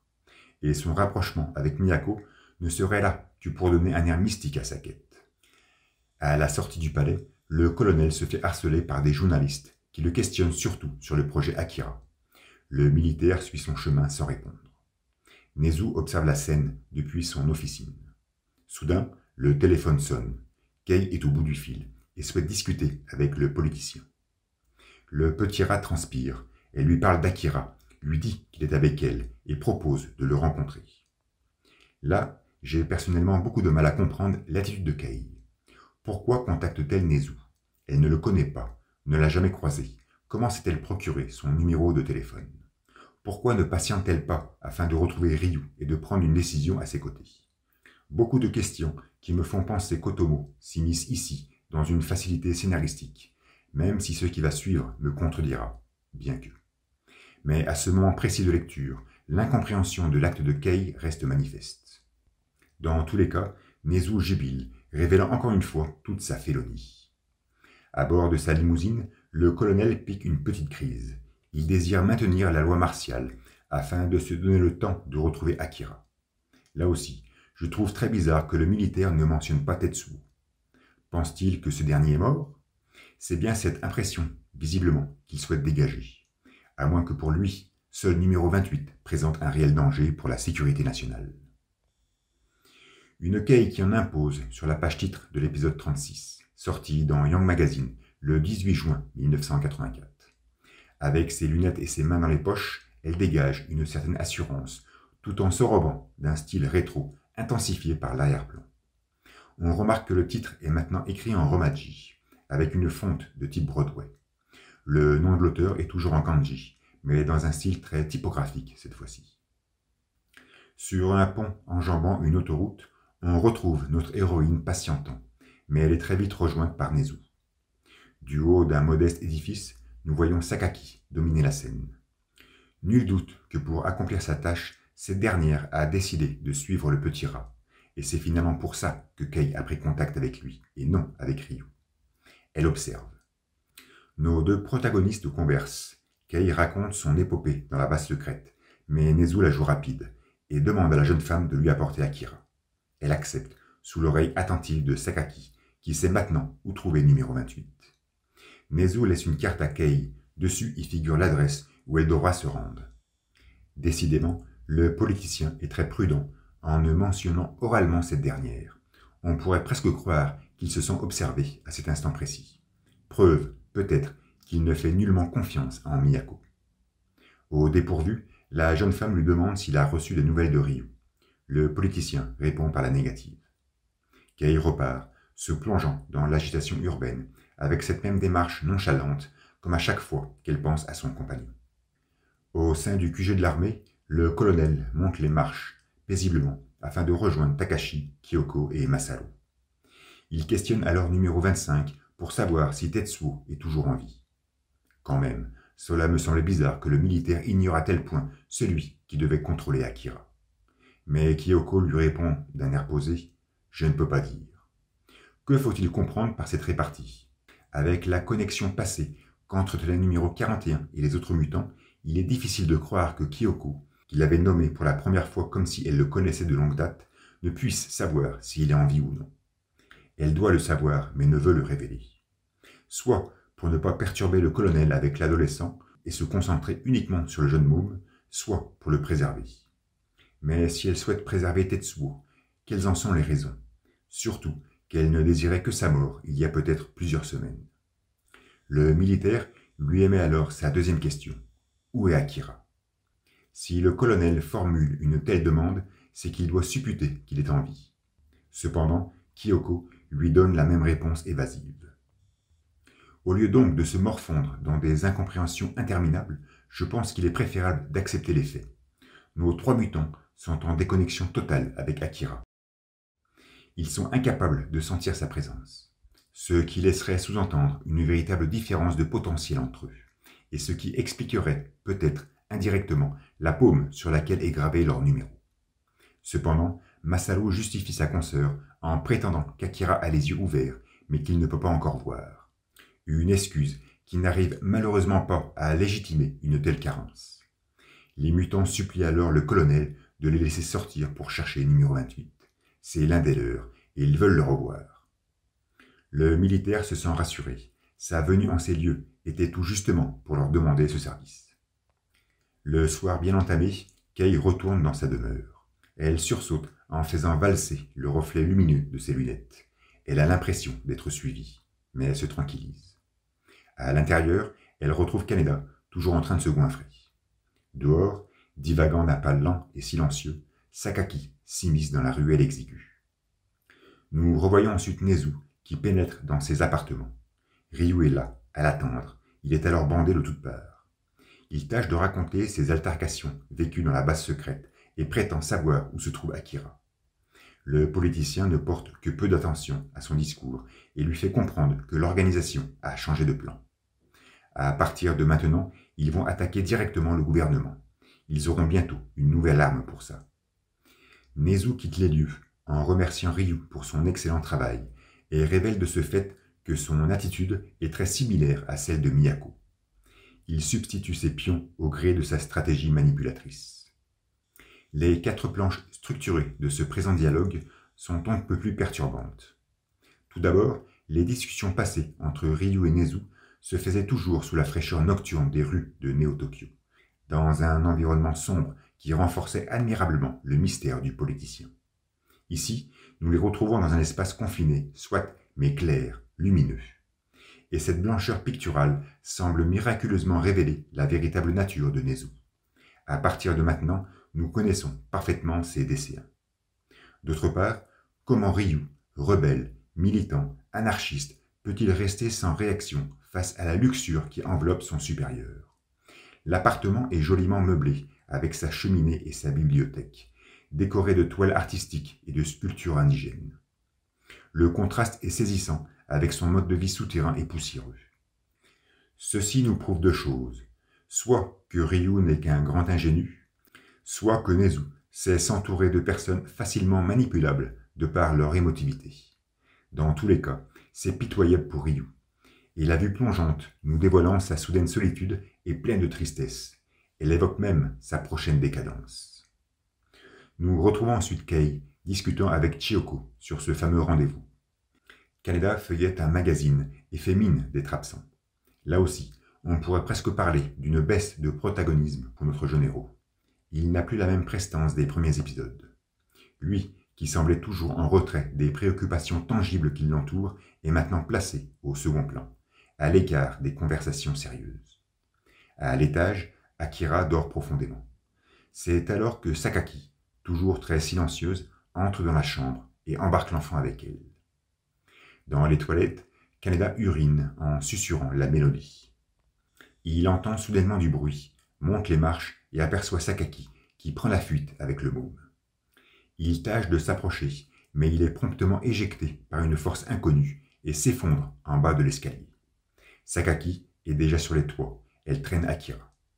Kei rejoint Kaneda, flingue à la main, s'imaginant avoir affaire à une bande armée. Mais le jeune lui affirme que ce n'était qu'une fille. Chiyoko entre alors en scène, en contre-plongée. Elle porte une mitraillette en bandoulière. Elle doit avoir le pouvoir. Plongée dans la nuit profonde, Sakaki poursuit son échappée avec Akira. Elle est soudainement surprise par une security ball qui lui rappelle la maintenance du couvre-feu. Visiblement, lors d'une alerte de code 5, les machines de l'armée semblent plus prévenantes. Une case lumineuse et contrastée nous plombe alors toute la tension du moment. La boule lance une décharge sur Sakaki, générant un véritable chaos sonore dans l'obscurité. Mais la disciple de Miyako parvient à esquiver les tirs et, par des sauts répétés, s'éloigne de l'engin. Elle porte Akira dans les bras. Otomo retrouve ses bases. Il fait succéder les cadrages cinématographiques, noircit les vignettes de 1000 lignes et nous plonge aisément dans une ambiance frénétique et vivace. La Security Ball prend en chasse la jeune fille et la rejoint rapidement. La seconde salve sera la bonne. Sakaki est touché, s'écroule à terre et laisse tomber numéro 28. C'est alors que Kaneda entre en scène, un parpaing dans les mains, qu'il propulse sur le canon de la boule. Glissement expéditif sous engin et Chiyoko mitraille la machine qui explose brutalement. Plus de traces de Sakaki. Depuis un véhicule de l'armée, un soldat fait l'état des lieux à son supérieur. Il lui énonce quelques problèmes banals et lui fait part d'une situation étrange.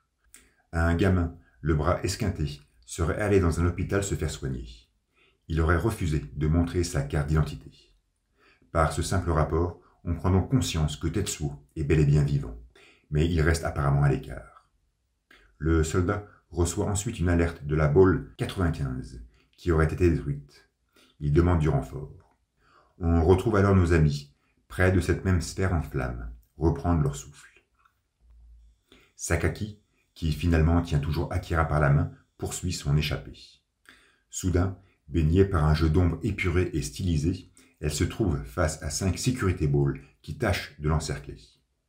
De leur côté, nos 3 compagnons tentent de retrouver la jeune fille, mais ils se font illuminer par les projecteurs du véhicule de l'armée venu en renfort. Des soldats les admonestent et Chiyoko fait parler la mitraillette. Tout va alors très vite. Poursuivis par les militaires, nos 3 compères amorcent une course frénétique et revoient Sakaki protégeant Akira des machines de guerre. Dans leur élan, ils plongent à terre et le véhicule de l'armée tamponne de plein fouet la boule numéro 18. Cette dernière roule et fonce droit sur Sakaki, qui tente d'écarter un Akira impassible, alors que la jeune fille, elle, se fait percuter la tête et s'écrase au sol. Chiyoko poursuit son mitraillage sur les soldats, les éliminant apparemment tous. Et une explosion retentit, amorçant le début d'un incendie. Kaneda éloigne le mutant en le portant dans ses bras. Tout le monde est sain et sauf et admire comment les security balls éteignent les flammes. Une fumée lourde s'élève ensuite au-dessus de la périphérie urbaine de Néo-Tokyo. Depuis sa chambre, le colonel, vêtu d'un peignoir, observe les enregistrements. Il y remarque Akira lors de son échappée avec Sakaki. Dans ses bureaux, nous retrouvons Nezu, pensif, cigarette à la main. Il reçoit un message de Lady Miyako qui souhaite le voir au plus vite. Il transpire à grosses gouttes et dévoile un visage tracassé. La vieille a même envoyé une escorte pour le faire venir jusqu'au temple. Nous sommes alors en pleine nuit. En ce lieu, la prêtresse est maintenant postée face à un mur en bas-relief, révélant comme un halo lumineux. C'est hallucinant la prestance que procure cette image au personnage. Ce n'est que la 4e fois que nous voyons Miyako depuis le début de l'histoire, à peine 9 planches. Et déjà, elle donne l'impression d'être primordiale pour le récit. Akira, titre de l'œuvre, est un prénom qui est calligraphié en katakana. Or, il existe différentes façons de l'écrire en kanji. Un qui signifie brillant, l'autre clair, ou encore un cristal. Je ne montre ici que les manières de le retranscrire en un seul idéogramme, car il existe bien d'autres combinaisons. Bref, on comprend qu'Akira est un terme qui évoque la nitessence, l'éclat, la lumière, la pureté.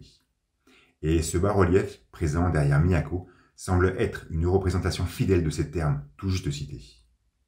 Si cette case donne donc une telle prestance à numéro 19, c'est bien parce qu'elle donne l'impression d'être éminemment rattachée à Akira, même si ce rattachement semble s'opérer à cet instant précis qu'au travers d'une aura mystique.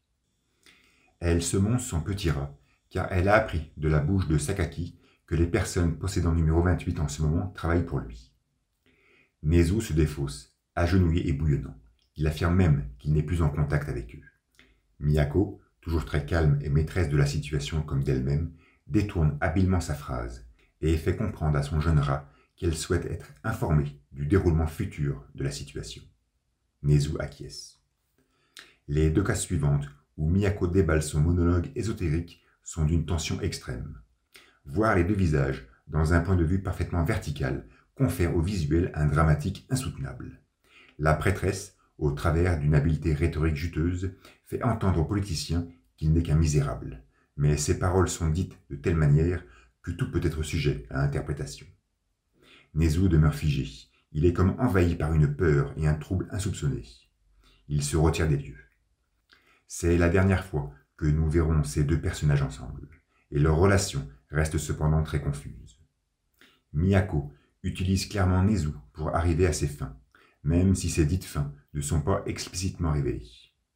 Mais le politicien, lui, pourquoi vénère-t-il tant la religieuse? Pourquoi a-t-il aussi peur d'elle? Pourquoi semble-t-il lui obéir aveuglément? Bref, numéro 19 somme alors Sakaki, accompagné maintenant par Mozu et Miki, de récupérer Akira et de le ramener au temple. Pendant que le reflet d'un croissant de lune embrase les canaux de Neo-Tokyo, nous nous retrouvons sur un quai de port avec Kei, Chiyoko, Kaneda et Akira, qui semblent être arrivés au lieu du rendez-vous. Ils patientent. Soudain, la lumière d'un projecteur les éblouit. On constate que Chiyoko est toujours équipée de sa mitraillette. Kei crie tout haut. « Je suis Kei, nous vous amenons Akira. » En termes de discrétion, on peut difficilement faire mieux. Un joli yacht leur fait alors face. Ils sont invités à monter à bord. C'est ce qu'ils font, sans réellement démontrer de doute. Nezu a eu un petit problème, il ne pourra être là qu'en matinée. Au jour suivant, le colonel assiste à une session extraordinaire. Il souhaite la réactivation de l'alerte de code 7, et surtout qu'on lui rende les pleins pouvoirs, afin de lui laisser le temps de retrouver Akira. Mais apparemment, ce dernier a été officiellement décrété mort lors de l'attaque de sol, et ses demandes sont restées vaines. Le militaire quitte l'assemblée avec rage. Il est persuadé être à l'aube d'une catastrophe et désire se réunir avec tous les leaders des corps d'armée afin de préparer un coup d'État. Le colonel veut récupérer le contrôle au plus vite et il usera de tous les stratagèmes pour y parvenir, ce qui ne fait que renforcer sa bravoure, car il est prêt à aller à l'encontre des institutions pour préserver Neo-Tokyo et ses habitants. En pleine mer, Nezu a enfin atterri sur son yacht. Il s'entretient avec Kei, qui elle aussi ne semble pas perturbée par l'ostentation dont fait preuve le politicien. Ce dernier souhaite faire des examens sur Akira afin d'être sûr que c'est bien lui. Visiblement, soit il doute de la parole de Kei, soit il veut se donner les airs d'apprenti généticien. Kaneda et Chiyoko sont dans une autre pièce à attendre. Le premier réclame à bouffer. Toujours dans une composition stricte et claire, Nezu embarque numéro 28 dans son hélico et demande à ses hommes d'éliminer les 3 jeunes. Il prend place aux côtés du mutant et dévoile une exubérante jubilation. Les 19 planches de l'épisode 39, sorti chez Young Magazine le 20 août 1984, sont sûrement à prendre au second degré, comme un chapitre détente de la période estivale, même si la page titre nous montre un Nezu voûté par sa scélératesse. Depuis les hublots du yacht, Kaneda observe l'hélico s'éloigner. Il semble déjà ensorcelé par le tangage du bateau. L'un des sbires leur apporte un plateau de nourriture. Chiyoko est méfiante. L'adolescent, lui, dévore avec joie. Le découpage serré, nous le plaçant boustifaillant face à la mer vacillante est hilarant. Kay, de son côté, est accompagné par un autre émissaire. Il la conduit jusqu'au pont. La jeune femme doute et l'interroge, mais ce dernier sort très vite son flingue et lui tire dessus. Kaneda semble alors épris de convulsions stomacales et se met à vomir des cuisses de poulet. Chiyoko réagit. Elle doit penser que la bouffe est empoisonnée. Elle défonce la porte et est prise en chasse par un garde qui la mitraille, mais elle le fait valser par-dessus bord. Postée dans une situation délicate face à l'émissaire, Kay compresse son épaule gauche ensanglantée. Mais son ami la rejoint à vive allure et, avec l'aide d'un canoë gonflable, éjecte son assaillant qui s'écrase à l'étage inférieur. Soudain, un troisième sbire fait surface, armé d'une kalachnikov.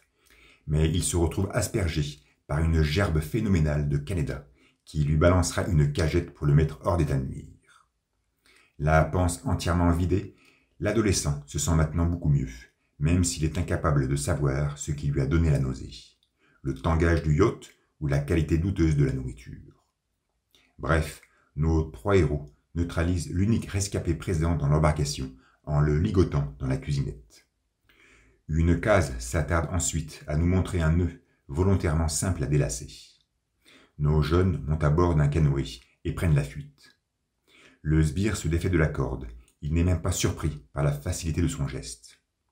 Mais Kaneda, depuis le bateau pneumatique, est apparemment confiant de son subterfuge. L'émissaire tâche alors de prendre contact avec Nezu.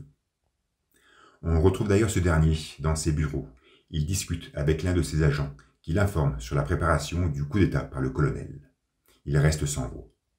Pendant ce temps, le sicaire du yacht tâche de raconter ses infortunes au secrétaire du politicien. Mais tout ceci n'était qu'un stratagème de nos héros qui sont retournés sur le bateau afin de prendre part à la conversation téléphonique et ainsi connaître la position d'Akira. Il est dans la maison du Petit Rat, dans le 11e district. Ici, il nous semble évident que Nezu s'entoure d'inutiles. Son avarice est tellement disproportionnée qu'il préfère employer des personnes facilement manipulables plutôt que des personnes compétentes. Comportement typique d'un politicien véreux. Nos trois héros prennent alors les commandes du bateau et font route vers la côte. Nezu quitte son bureau et croise Ryu qui l'interroge sur Kay, car il ne peut entrer en contact avec elle. Là aussi, encore une étrangeté qui frise l'incompréhension absolue. Comment se fait-il que Ryu ne puisse se mettre en relation avec Kay? Inconcevable, mais cela nous pousse au moins à cerner la solitude qui enveloppe Ryu en ce moment. Le petit rat lui retorque par la négative et, dans un excès de colère, lui assène un violent coup de canne pour le renvoyer chier.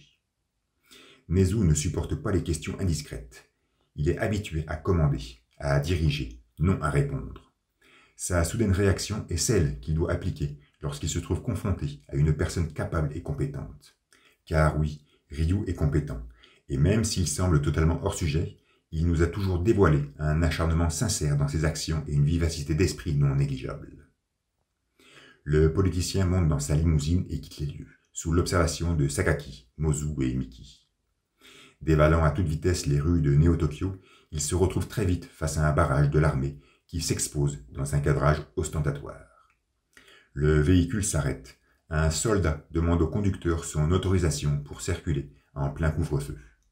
Un autre observe Nezu par la vitre et semble le reconnaître. Le politicien transpire. Il ordonne alors à son chauffeur de faire marche arrière. Ce dernier, maniant parfaitement bien son embrayage, s'exécute et fait un rapide demi-tour. Cette soudaine situation permet à Otomo de redonner aux faisceaux de lumière leur exubérante divagation, conférant à cette présente composition la magie ressentie au début du manga. Nezu est pris en chasse par des soldats en sidecar qui le mitraillent sans retenue. Mais son pilote, muni d'une grande expérience, arrive facilement à s'en défaire. Au coin d'une rue, Ryu est témoin de la traque et comprend que quelque chose de grave se prépare.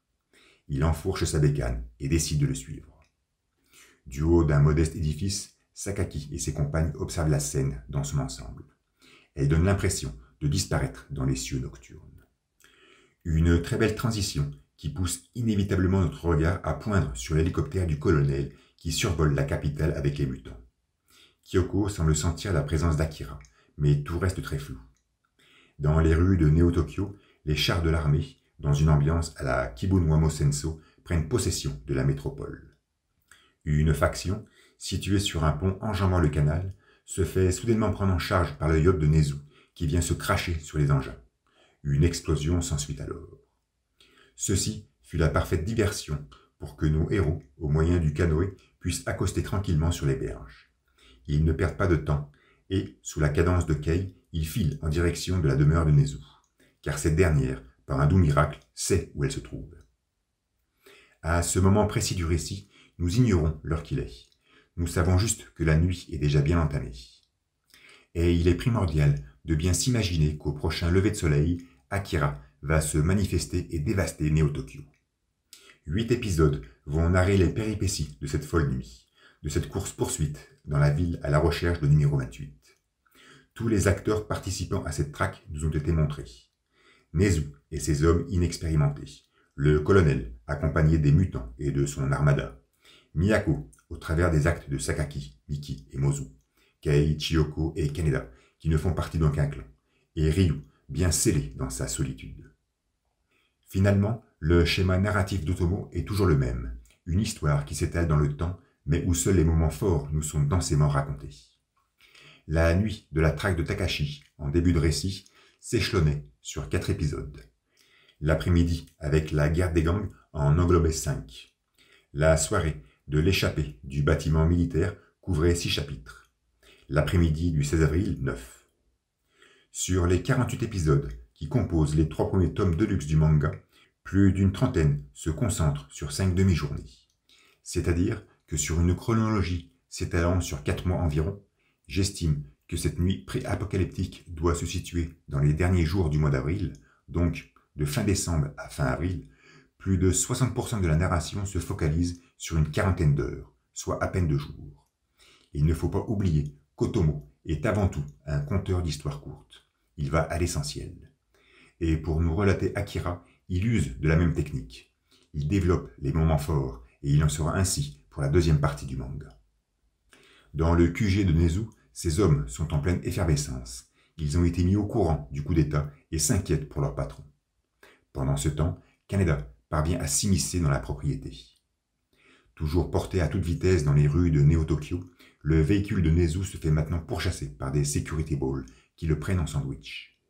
Mais son chauffeur est un véritable as du volant et arrive à s'en défaire au détriment de la carrosserie de la Rolls. À l'intérieur du QG, qui présente une architecture moderne et un sol damé, Kaneda se faufile. Il remarque un groupe de 4 mercenaires à l'entrée d'une chambre et s'imagine qu'Akira doit être là.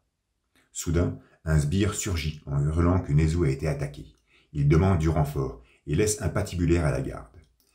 Kaneda passe à l'action, le cogne d'un efficace coup à la tête et entre dans la pièce. Akira dort profondément. Toujours dans une mise en scène zébrée et rythmée, la Rolls de Nezu entre dans son garage. Elle est alors dans un état pitoyable. Beaucoup de monde est présent pour accueillir le patron. Ce dernier s'extirpe du véhicule dans une position exténuée. Il pense tout de suite à Akira. La limousine soudain explose. Dehors, Ryu observe tranquillement le déroulement des faits. Postés devant un tube cathodique, les sbires du politicien s'informent des fraîches nouvelles du coup d'État. Posément, Kaneda tâche de se faufiler avec numéro 28, sans attirer l'attention. Il se dirige vers la cour extérieure, décorée d'un bassin rayonnant. Malheureusement, la porte est fermée, et le jeune se retrouve très vite face à un tireur qui lui ordonne de ne pas bouger. Kaneda tente de l'amadouer avec de futiles paroles, mais le sbire entrevoit Akira et s'approche doucement. Il remarque alors Kei, en dehors, noyé dans un jeu d'ombre géométrique et arborant une féline posture. La femme attend que le mercenaire fasse feu pour lui tirer en pleine tête. Défonçant la serrure, elle libère Kaneda, qui s'arme du fusil du défunt. Les 2 jeunes filles rejoignent Chiyoko au portail d'entrée. Kei tient bien fermement Akira par la main. À l'intérieur de la demeure, alors que le patibulaire cogné par Kaneda est toujours à terre, inconscient, Nezu prend connaissance de l'enlèvement d'Akira.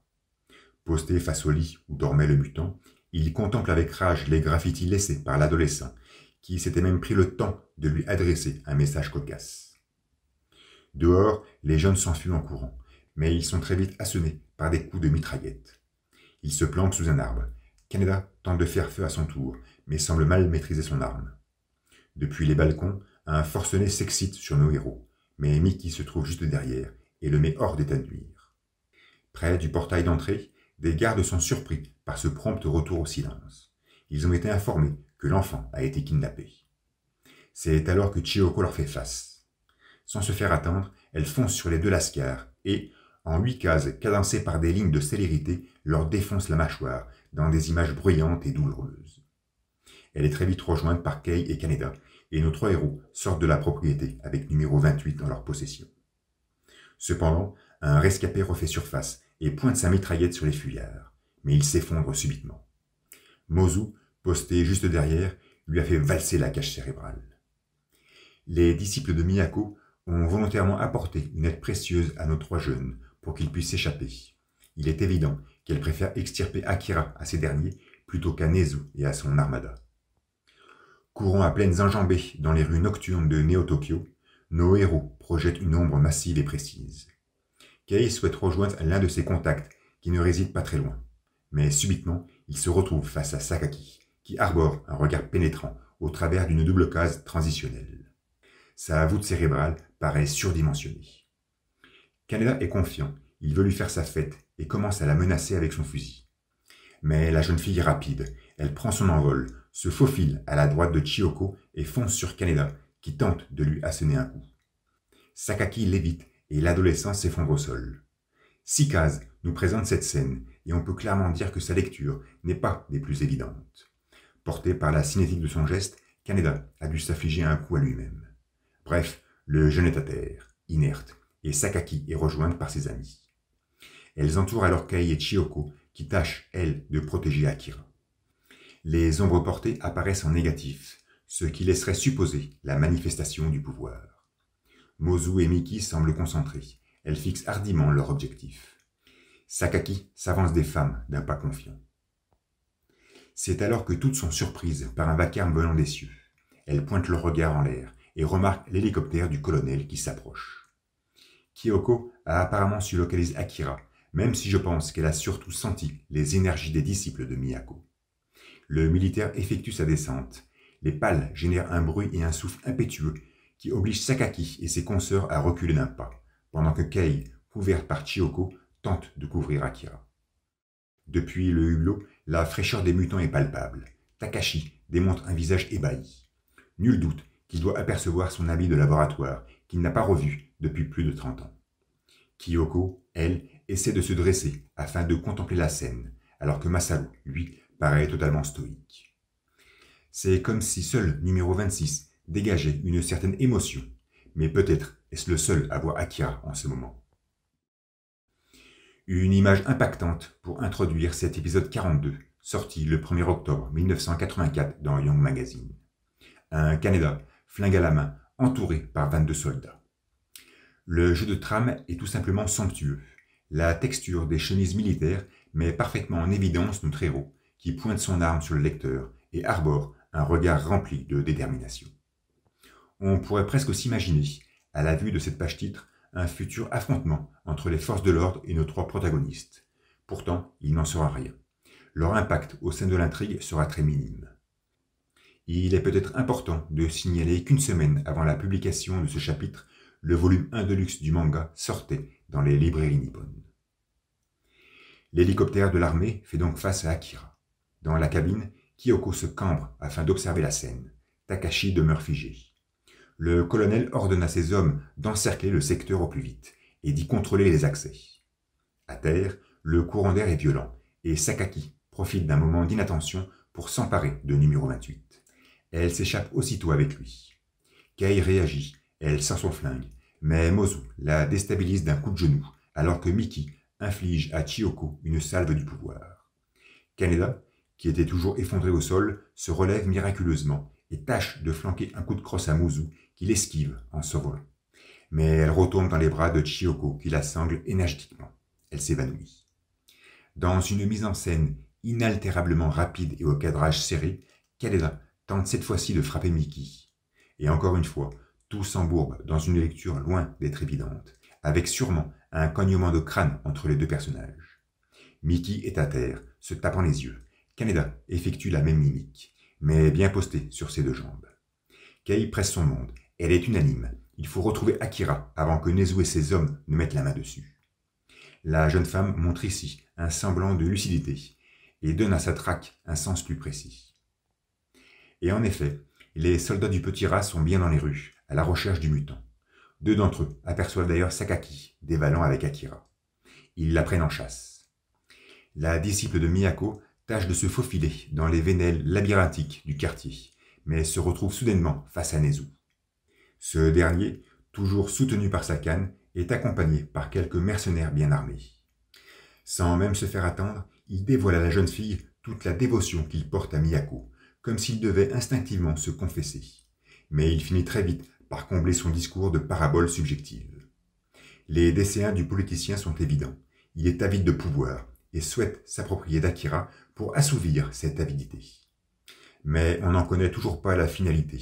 On ne sait pas ce que manigance Nezu en s'accaparant d'une soi-disant arme qu'il ne pourra jamais contrôler. Dans tous les cas, sa rhétorique montre bien toute son habileté manipulatrice, même s'il ne se rendit jamais compte qu'il fut le premier à être manipulé. Il s'approche de Sakaki, qui protège Akira en le cachant bien derrière son dos. Elle sait parfaitement que, dans une telle posture, Nezu ne fera jamais feu sur elle, de peur d'éliminer numéro 28 par la même occasion. Mais le rat claque des doigts, ordonnant à ses hommes d'abattre la disciple de Miyako. C'est alors que Miki intervient, générant un effet de panique chez les soldats du politicien. Elle tente de faire diversion afin que sa compagne puisse prendre la fuite.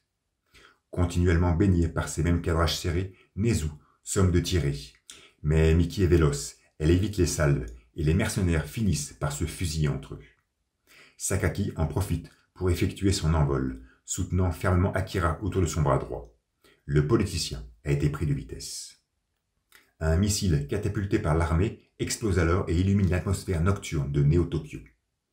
Planant toujours dans les airs, Sakaki observe l'éclat, mais aussi Nezu, consterné, Kei et sa bande, interrogative, et Ryu, qui comprend où se déroule l'action. Sur un char, des soldats scrutent les cieux et prennent donc connaissance de la position d'Akira. Miki, bien porté dans son élan, se jette avec rage sur Nezu, mais le vieux est décidément très agile et lui inflige un violent coup de canne. Ses hommes font feu et transpercent la jeune fille de 1000 balles. Elle s'écroule à terre, morte, au désarroi de Sakaki, qui maintient son rythme échappatoire. Sous une vue aérienne, on retrouve l'hélicoptère du colonel, posé dans une cour d'école. Le bâtiment nous ferait presque penser à l'internat qui accompagnait les premiers épisodes de la saga, mais des détails architecturaux nous font finalement sentir que ce n'est pas lui. Le militaire converse avec Takashi, qui lui parle des 3 filles de Miyako. Numéro 26 a clairement ressenti le pouvoir en elle. Il lui apprend aussi qu'elles sont venues pour Akira. Le colonel reste dubitatif. La traque de numéro 28 impliquerait apparemment d'autres acteurs dont il ignorait jusque-là l'existence. Masaro lui affirme même qu'elle possède le pouvoir, mais que ce dernier est très limité. Des soldats extraient alors de l'hélicoptère le lit de Kyoko. Nous rejoignons dès lors nos 3 héros qui se font prendre en chasse, eux aussi, par la milice de Nezu. Kaneda est formel, oubliez Akira et pensez à sauver sa peau. Zigzagant dans les ruelles, notre jeune se retrouve subitement face à un tank et, sans hésiter, castagne l'artilleur placé sur la tourelle. Kei et Chiyoko se font tirer dessus. Elles se retrouvent, comme dans un guet-apens, coincées entre les hommes de Nezu et ce fameux tank. Mais Kaneda entre en conversation avec le soldat situé à l'intérieur de l'engin. Il lui ordonne d'effectuer une rotation et de faire feu. Ce dernier bafouille, mais Kaneda insiste, et une image aveuglante immobilise les 2 femmes au travers d'un bruit sourd et déchaîné. L'explosion se fait lourdement ressentir dans tout le quartier.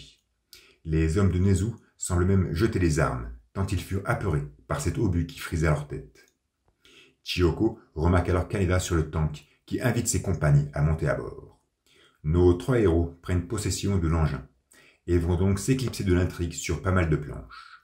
Leur apparition ne sera que sporadique, afin d'offrir quelques gags, sûrement injustifiés, surtout lorsque l'on sait qu'on est à l'aube d'un cataclysme. À plusieurs reprises dans son récit, Otomo avait instauré quelques pauses détentes pour décontracter l'atmosphère, très souvent sur une case, voire 2. Mais ici, je trouve que cette pause s'étale trop dans la durée et n'arrive finalement qu'à peu jouer son rôle. Surtout que dans ces présentes pages, L'auteur en profite pour ridiculiser les soldats, et donc l'armée, ce qui résonne peu crédible au final. Bref, ce ne sont pas ces quelques vignettes qui vont perturber notre lecture, et respectons leur existence à leur juste valeur. Pendant ce temps, Nezu poursuit sa traque sur Sakaki et Akira. L'ordre formulé à ses hommes est simple et concis. Si vous ne pouvez pas les ramener vivantes, tuez-les. En lui faisant prononcer cette sentence, Otomo confère au politicien un portrait dérangeant, rempli de sueur et de colère. Ses yeux plissés sont submergés par la haine. La torsion de sa bouche est envahie d'acerbité. Les traits de son visage ne dégagent qu'abomination et répugnance. Pour Nezu, les choses sont claires. Soit Akira est à lui, soit il ne sera pas. Son orgueil est tout simplement disproportionné. Sa quête de pouvoir semble illimitée. Il est guidé par une conduite des plus enfilées. C'est fou comment Katsuhiro est capable, au travers d'une esquisse faciale, de dévoiler toute la psychologie d'un personnage totalement rongé de l'intérieur par son avarice. Indéniablement, l'un des portraits les plus oppressants de la saga. Sakaki tente tant bien que mal de s'immiscer dans les ruelles afin de rester introuvable. Mais la tâche devient difficile, surtout que l'armée a commencé à encercler le quartier. Elle demeure pensive, ne sachant trop que faire. Mais des bruits de pas s'avançant lui obligent à prendre une décision. Elle planque alors Akira dans une poubelle. Sur 4 cases, Otomo nous dépeint la scène, avec des cadrages variés et un superbe plan panoramique qui arrive parfaitement à nous faire ressentir toute la docilité de numéro 28. Le jeune enfant est totalement endormi. Il ne s'est décidément toujours pas rétabli de sa longue sieste cryogénique. La disciple de Miyako fait ensuite face à la troupe de Nezu.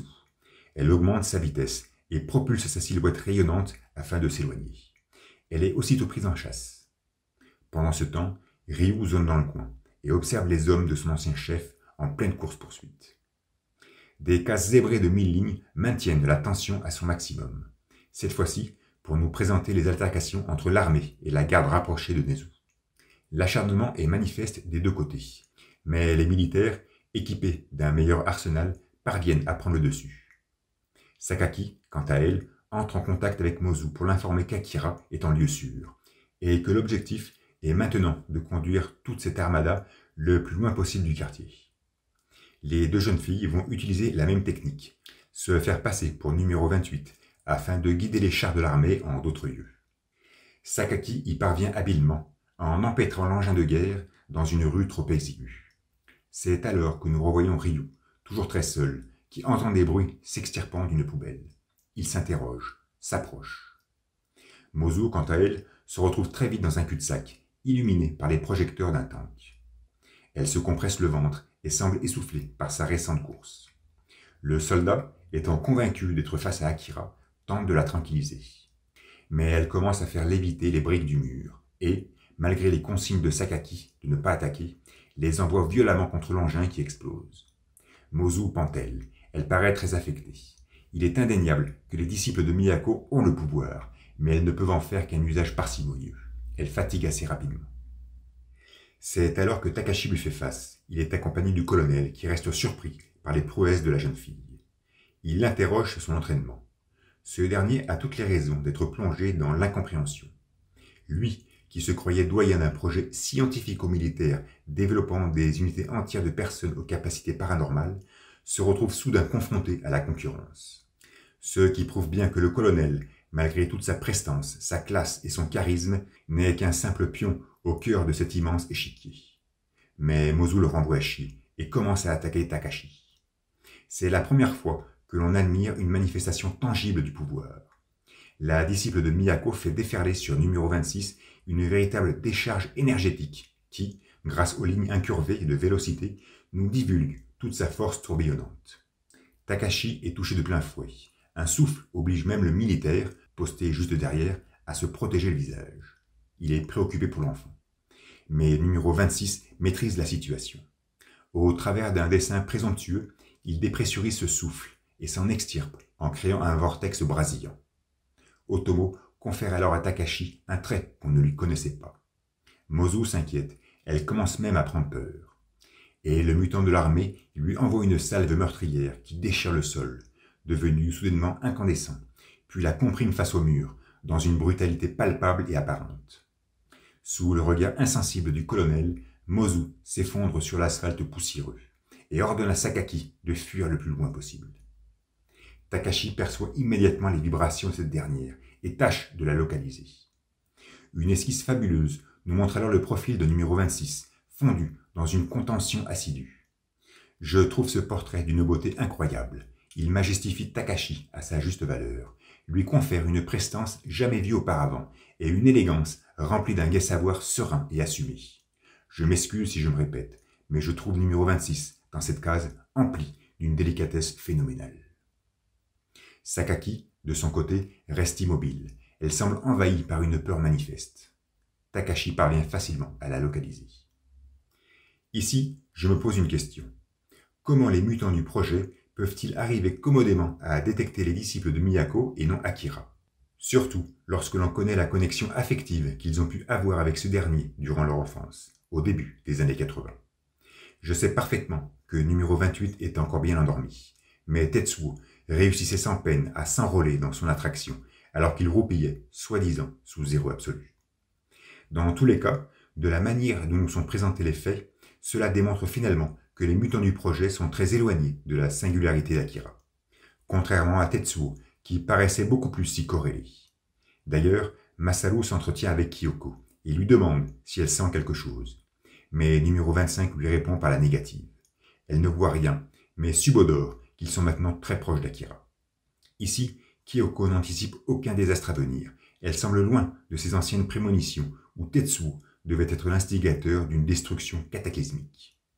Son visage posé respire la sérénité. Elle est comme apaisée par cette lueur aurorale qui surplombe lentement les contours architecturaux de Néo-Tokyo. Une nouvelle journée commence et un soupçon de lumière révèle les bâtiments périphériques de la capitale. Nous rejoignons alors nos trois héros, saccageant tout sur leur passage avec leurs massifs chars. Ils s'immiscient brutalement dans une sorte de galerie commerciale où l'armée semble se confronter à une bande de mercenaires. Coups de mitraillettes, coups de roquettes, explosions répétées, et tout se noie dans une épaisse fumée qui embourbe ce petit monde dans l'inactivité. On retrouve ensuite Ryu dans une vue aérienne qui s'approche lentement de la poubelle. Il fait preuve de prudence. Il ouvre rapidement le conteneur, l'arme à la main, et dénote une surprise évidente en voyant un enfant. Nous savons tous que cet enfant est Akira, mais il faut bien se mettre en tête que Ryu ne le sait pas. Pour lui, ce n'est qu'un simple gosse, et il le soutire des ordures. Sous la fumée épaisse, Kei et sa bande s'extirpent de l'allée commerciale. Par erreur, la jeune femme agrippe le poignet d'un mercenaire. Ce dernier se fera violemment castagner par Chiyoko, preuve qu'elle prend soin de Kei comme de ses prunelles. Nos protagonistes reprennent leur course dans une cadence toujours aussi vive. Nezu et ses hommes sont harcelés par l'armée et perdent du terrain. Le politicien se voit dans l'obligation de fuir, seul. Transpirant et suffocant, il tâche de s'immiscer dans les ruelles et se présente soudainement face à Ryu, qui tient l'enfant dans sa main gauche. Jeu de regard entre les deux personnages, la stupeur, le doute, la surprise se font profondément sentir. Nezu reconnaît alors Akira, toujours très somnolent, et crie son nom en mêlant effarement et jubilation. Ryu est pantois. Jamais il n'aurait pu s'imaginer que ce gosse fût le mutant. Surtout que, il faut quand même bien le rappeler, il ne savait même pas qu'Akira était réveillé et qu'il déambulait loin de sa chambre froide. Mais le jeune homme semble tout mettre en relation rapidement et comprend donc la fourberie de son ancien patron. Le petit rat est vexé. Il est persuadé que son ancien bras droit s'est rangé du côté de Miyako. Il sort son flingue et fait feu sur Ryu. Ce dernier expulse numéro 28 et, par une habile acrobatie, se jette à terre et vise Nezu avec la même précision qui le caractérisait au début du manga. L'image nous montrant l'impact et la perte d'équilibre du politicien ne permet pas de savoir quelle partie de son corps fut touchée. Mais Nezu s'effondre au sol et laisse tomber sa canne dans un cadrage serré. Ryu n'a pas trop le temps de réfléchir, surtout que des soldats s'immiscent dans la ruelle. Il s'accapare du mutant et dévale l'asphalte à toute vitesse. Il est baigné par une profonde incompréhension. De son côté, Sakaki pense à ses consoeurs, mortes. Kei et sa troupe poursuivent leur échappée. Et l'armée met définitivement hors d'état de nuire la milice de Nezu. Ryu tâche de se faufiler, sans se faire voir par les soldats. Il emprunte un passage restreint, envahi de détritus. Akira l'accompagne, tranquillement. Le jour est maintenant bien levé. Kei, Kaneda et Chiyoko semblent longer les berges du canal. Sur le sol, des traces de sang obligent notre regard à poindre sur le petit rat, bien vivant et titubant. Démuni de sa canne, il se traîne, se déplace avec difficulté. Il compresse son ventre et tient bien fermement son pistolet de la main droite. Ryu poursuit son avancée. Il s'extrait du passage pour se retrouver sur les quais. Il observe alors le yacht de Nezu divaguer sur les eaux tranquilles du canal. La lumière diurne domine maintenant le paysage. Il porte le mutant sur son dos et descend le long des berges. Il est évident qu'il ne doit pas savoir quoi faire, qu'il ne doit pas savoir où aller, mais il va, dans une cadence preste et vivace. Il s'arrête alors brusquement. Une silhouette se présente à lui. Sakaki. Elle remarque tout de suite numéro 28 et questionne Ryu sur ses intentions. Mais l'anarchiste n'offre qu'une réponse interrogative. Il dépose Akira et extrait un pistolet de sa poche. La jeune fille fonce sur lui. Il tire, mais Sakaki s'envole, lui assène un coup dans le dos et le fait tomber à terre. Pendant ce temps, Kei et ses comparses entendent le bruit de l'arme et s'approchent de sa source. Sakaki attrape Akira par la main et le somme de le suivre. Ryu est toujours écroulé au sol. Très vite, elle remarque Kaneda, Kei et Chiyoko en haut de la chaussée. Ce premier désire laver ses affronts qu'elle lui avait infligés dans les appartements et dans la rue lors du kidnapping d'Akira. Il prend son élan dans une vignette vertigineuse, fonce sur la jeune fille qui prépare son attaque. Mais l'adolescent est rapide et habile. Il effectue un saut et lui flanque un violent coup de pied.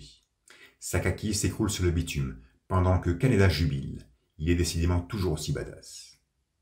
C'est alors que Ryu reprend connaissance et se relève doucement. En le voyant, Kei écarquille les yeux. Elle mentionne son nom dans une tonalité perforante, évoquant sa surprise, son alacrité et son incompréhension. Ryu est imbibé par les mêmes sensations, et Otomo nous présente une case qui symbolise à elle seule la tragédie dans sa plus noble expression. Kei s'approche de son compagnon. Elle semble ne plus rien voir d'autre, ne plus rien entendre. Elle paraît totalement déconnectée de la situation actuelle. Légèrement en deçà, Kaneda offre une posture consternée. Son regard, embelli de déréliction, suit la mouvance mécanisée de la jeune femme. Il ne peut lutter contre sa catalepsie. Cette vignette est d'une mélancolie déconcertante, car en y sent le véritable amour que porte Kei à Ryu, et l'incontestable brisure cardiaque dont doit être victime Kaneda en ce moment. J'adore comment Katsuhiro est capable, au travers d'un banal dessin, de nous transmettre une multitude d'aperceptions, d'émotions et de ressentis. Sakaki profite d'ailleurs de ce moment évasif pour porter un coup sur Kaneda, s'emparer d'Akira et bondir jusqu'aux crêtes de la berge. Mais à peine le pied posé au sol, elle se retrouve face au colonel, silencieux, qui exhibe une posture convaincante et un regard inquisiteur. Pressant toujours bien fermement Akira dans ses bras, elle entend alors vociférer dans sa cage cérébrale une voix inconnue. Takashi, situé à sa gauche, lui fait comprendre, par télépathie, qu'elle n'a aucune chance de s'échapper. Mais la jeune fille dépose Akira et fait mine de s'approcher de numéro 26. Elle a parfaitement bien identifié celui qui ôta la vie à Mozu. C'est étrange comment Sakaki, avec autant d'assurance, délaisse sa mission pour concentrer ses gestes sur la vengeance de son ami. Mais à peine s'est-elle déplacée de 3 mètres que surgissent des profondeurs Kaneda et Chiyoko. Le militaire remarque et reconnaît très bien le premier, et vice-versa d'ailleurs. L'adolescent, interloqué, tente de faire demi-tour, mais Kei et Ryu, restés en bas, sont déjà encerclés par des soldats bien armés. Le colonel et ses hommes ont pris possession des lieux. Ce premier affirme même contrôler 70% de tout Néo-Tokyo. L'acte final peut donc commencer, et on peut presque attester que tous les acteurs qui ont participé à cette folle nuit sont maintenant réunis en ce lieu.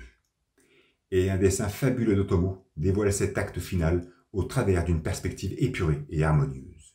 Tous sont là, Takashi, au fond, Kaneda et Chiyoko, statiques, Sakaki, concentré, Akira, totalement passif, le militaire, fier et droit, Masaru et Kyoko, observateurs, et toute l'artillerie sur le qui-vive.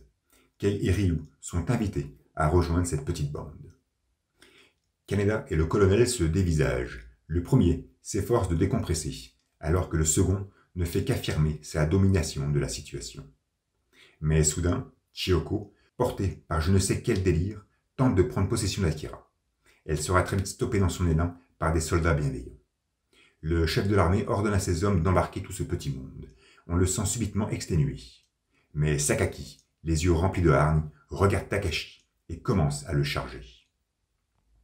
La page titre de l'épisode 46, sortie le 3 décembre 1984, est sans nul doute possible la plus pénible, la plus amère, la plus affligeante des 120 qui accompagneront le récit. La contempler ainsi, froidement, nous donne vraiment la sensation d'être Little Boy, à quelques kilomètres au-dessus de la ville d'Hiroshima. Et si l'épicentre d'août 1945 se trouvait à 150 mètres d'altitude, celui de Neo-Tokyo 2020 sera à même le sol. Car oui, ce chapitre va introduire ce cataclysme tant attendu, au travers d'une narration structurée, aérée et on ne peut plus spasmodique. Sakaki est en pleine course. Elle se rue sur numéro 26. Mais, ne parvenant pas à le frapper, elle prend son envol jusqu'au toit. Le colonel, toujours aussi vif d'esprit, guide ses hommes et leur ordonne de tirer. Il crible de balles la jeune fille, qui fait des roulés-boulés et s'écrase au sol. Takashi affirme qu'elle n'est pas morte, et le militaire demande à ses soldats de la lui ramener. Il souhaiterait la soumettre à quelques examens.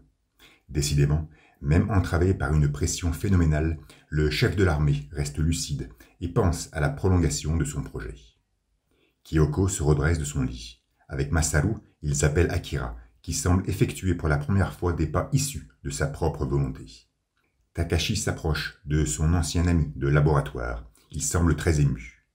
Numéro 28 donne l'impression de ne rien y comprendre.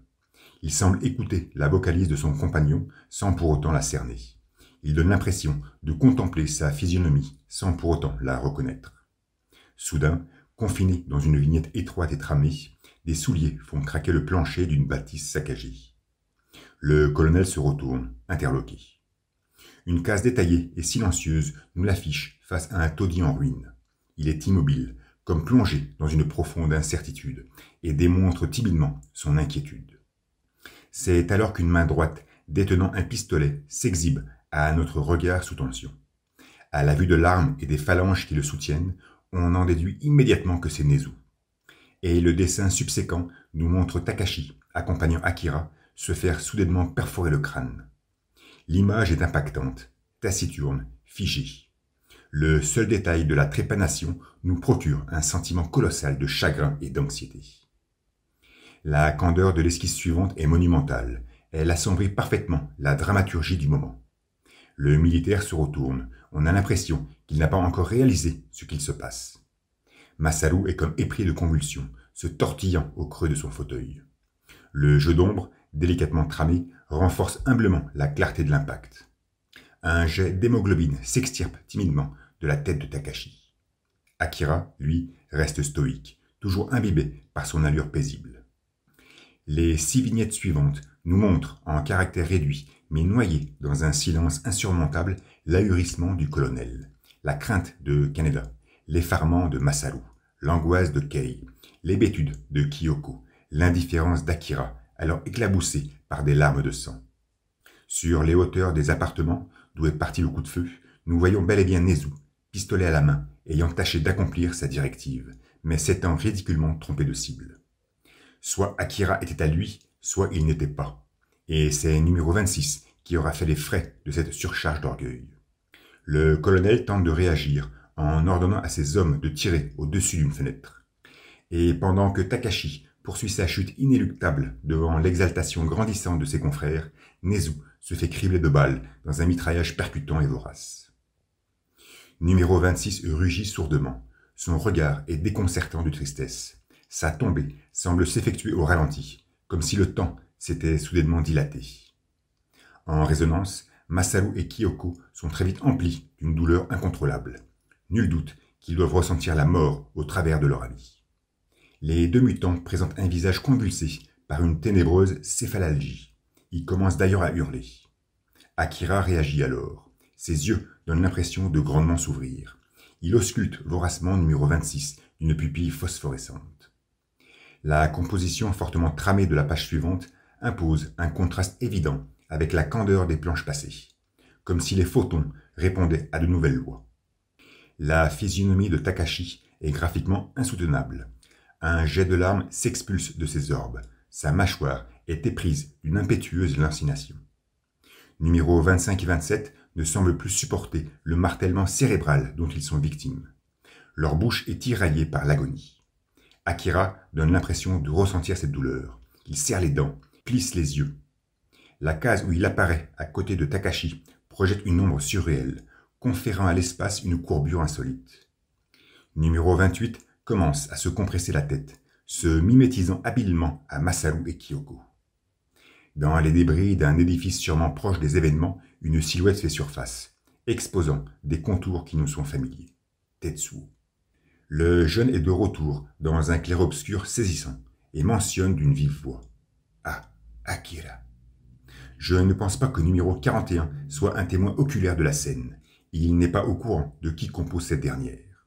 Mais il ressent parfaitement la présence d'Akira, ce qui renforce encore plus leur interconnexion. Une case trépidante et floutée nous montre alors le mutant bouillonnant. Neo Tokyo is about to explode. Depuis son temple, Miyako s'attriste de ce qui va suivre. Elle se dresse brusquement face à cette paroi en bas-relief, révélant comme un halo lumineux. C'est fou, comme cette estampe murale paraît être un signe avant-coureur de ce qui va se produire dans quelques secondes. Une case déchirante, imbibée d'un noir profond, nous montre ensuite Takashi, à terre, la tête recouverte de sang, pendant qu'Akira convulse son dos, poussant un cri strident et pénétrant.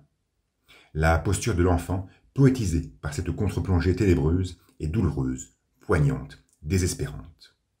Après son hurlement perçant, il semble envahi par la peur, comme s'il était conscient qu'il ne pourra plus maîtriser ses actes et gestes futurs. Face à lui, tout le monde l'observe. Le colonel présente un visage empli de crainte et d'effroi. Numéro 28 concentre alors entre ses paumes une dose d'énergie. Kyoko expose un profil totalement strié par la panique. Elle ordonne aux mutants de stopper son entreprise. Mais Akira ne peut plus rien faire. La fournaise est en marche et le destin de Neo Tokyo est tout tracé. Sur 2 planches, Katsuhiro va ensuite nous exhiber la vie matinale des habitants de la capitale. Un père faisant des exercices avec son enfant. Une mère préparant le petit déjeuner. Un chat miaulant. Il nous révèle même l'heure, 7h27. Ce fut judicieux de la part d'Otomo de ne pas avoir mis 8h15. La référence aurait été finalement trop évidente. Il poursuit les prémices du jour. Une famille regardant la télé. Une sécurité ball immobile. Et la loque de l'internat, accroupie sur les marches d'escalier, bien fidèle à son poste. Je trouve ce clin d'œil phénoménal, sublime et subtil. Se retrouver à l'entrée de l'école, à cet instant précis, prouve que le saut magistral effectué par Kaneda au travers de la fenêtre ne marquait pas la fin du pensionnat. C'est ce qui va suivre qui marquera sa fin définitive. D'ailleurs, ce qui va suivre va marquer la fin de beaucoup de choses. Les 2 planches suivantes nous replongent dans la candeur insoutenable de la manifestation d'Akira. Ce dernier attire en son cœur l'ensemble de la lumière qui projette des faisceaux d'ombre sur les protagonistes qui l'entourent. La scène se noie dans un mutisme aveuglant. Numéro 28 pompe inlassablement tous les photons de son espace proche. Kyoko, dans un dernier cri de désespération, demande à Masaru de l'aider à sauver tout ce monde ici présent, en les éjectant sur les toits d'un building leur faisant face. Akira se redresse. Des blocs de roche virevoltent à ses côtés. Un halo énergétique s'extrait de sa corporalité. Kyoko et Masaru s'exécutent. Des soldats commencent à se sentir poussés vers le haut. Et numéro 28 s'affiche dans une posture reposée. Il est alors submergé par une divine nitescence. Kei et Kaneda ressentent très vite à leur tour cette attraction zénithale. Dans le feu de l'action, ils se nomment mutuellement. Et une boule incandescente surgit des berges du canal, semblant tout dévorer sur son passage. Depuis les hauteurs d'un gratte-ciel, nous sentons l'avancée rapide de cette masse énergétique et dévastatrice. Pas mal de monde est projeté sur les toits des édifices. Une vue plongeante nous dévoile alors toute la grandeur de la ville, sa richesse et sa variété architecturale. Le trait d'Otomo, ou de ses assistants, est d'une finesse et d'une précision époustouflante. D'une hauteur moindre, on remarque les fêtes du 55 Bank sur lesquelles s'écrase Kaneda. Il n'y comprend rien, il ne sait pas où il est, et, dans un sentiment de total désarroi, crie le prénom de son ami. Mais Kei se trouve bien plus haut, sur les rebords d'un autre building. Kyoko, en pleine lévitation sur son lit, tâche d'emporter Takashi avec elle. Mais Masaru, dévoilant un visage inhabituellement colérique, lui ordonne de le lâcher. C'est ce qu'elle fait, et numéro 26 plonge dans les abysses de la métropole en décomposition. Kaneda se retourne, Il remarque l'allure déprédatrice s'approcher. La ville semble se dissiper et le logo du 55 Bank commence à se désagréger. Une double page surréaliste s'offre alors à notre regard convulsé. Néo-Tokyo perforé par un dôme atomique. Les détails foisonnent par millions. Des centaines d'immeubles, de gratte-ciel, d'édifices, de constructions en tout genre inondent cette illustration déroutante. On y distingue même, au premier plan, le QG de l'armée. Sur les 900 planches précédentes, Katsuhiro nous dévoila que très peu de fois une vue large ou approfondie de la capitale. Et ici, il nous l'offre de façon magistrale et dans son intégralité, pour la détruire aussitôt.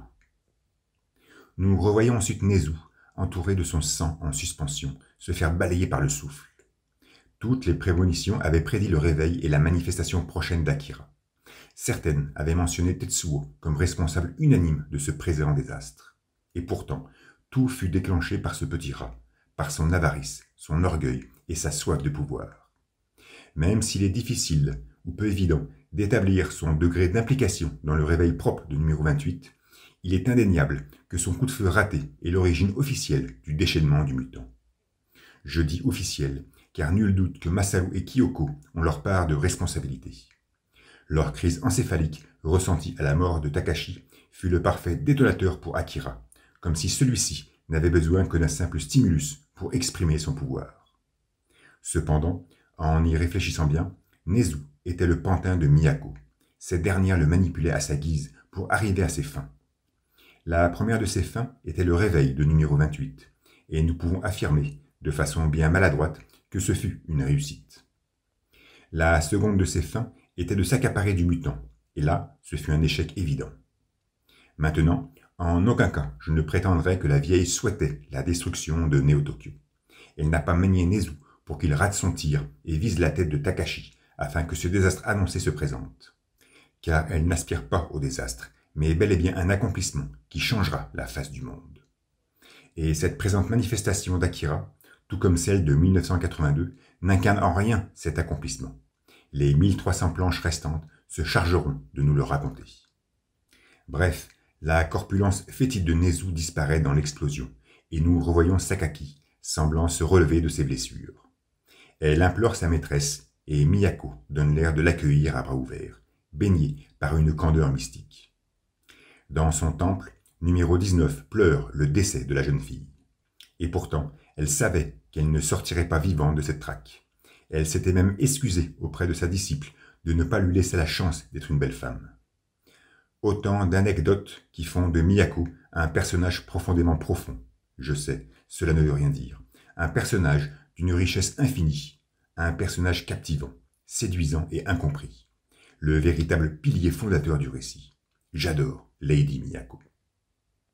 Sur les toits du 55 Bank, la clarté, dévorant toujours tout sur son passage, s'approche lentement de Kaneda, qui est promptement enrobé par la masse énergétique. Une ombre volumétrique se dessine en son dos. C'est alors que l'embrasement s'opacifie. Le blanc devient fuligineux. L'environnement du jeune se met au négatif.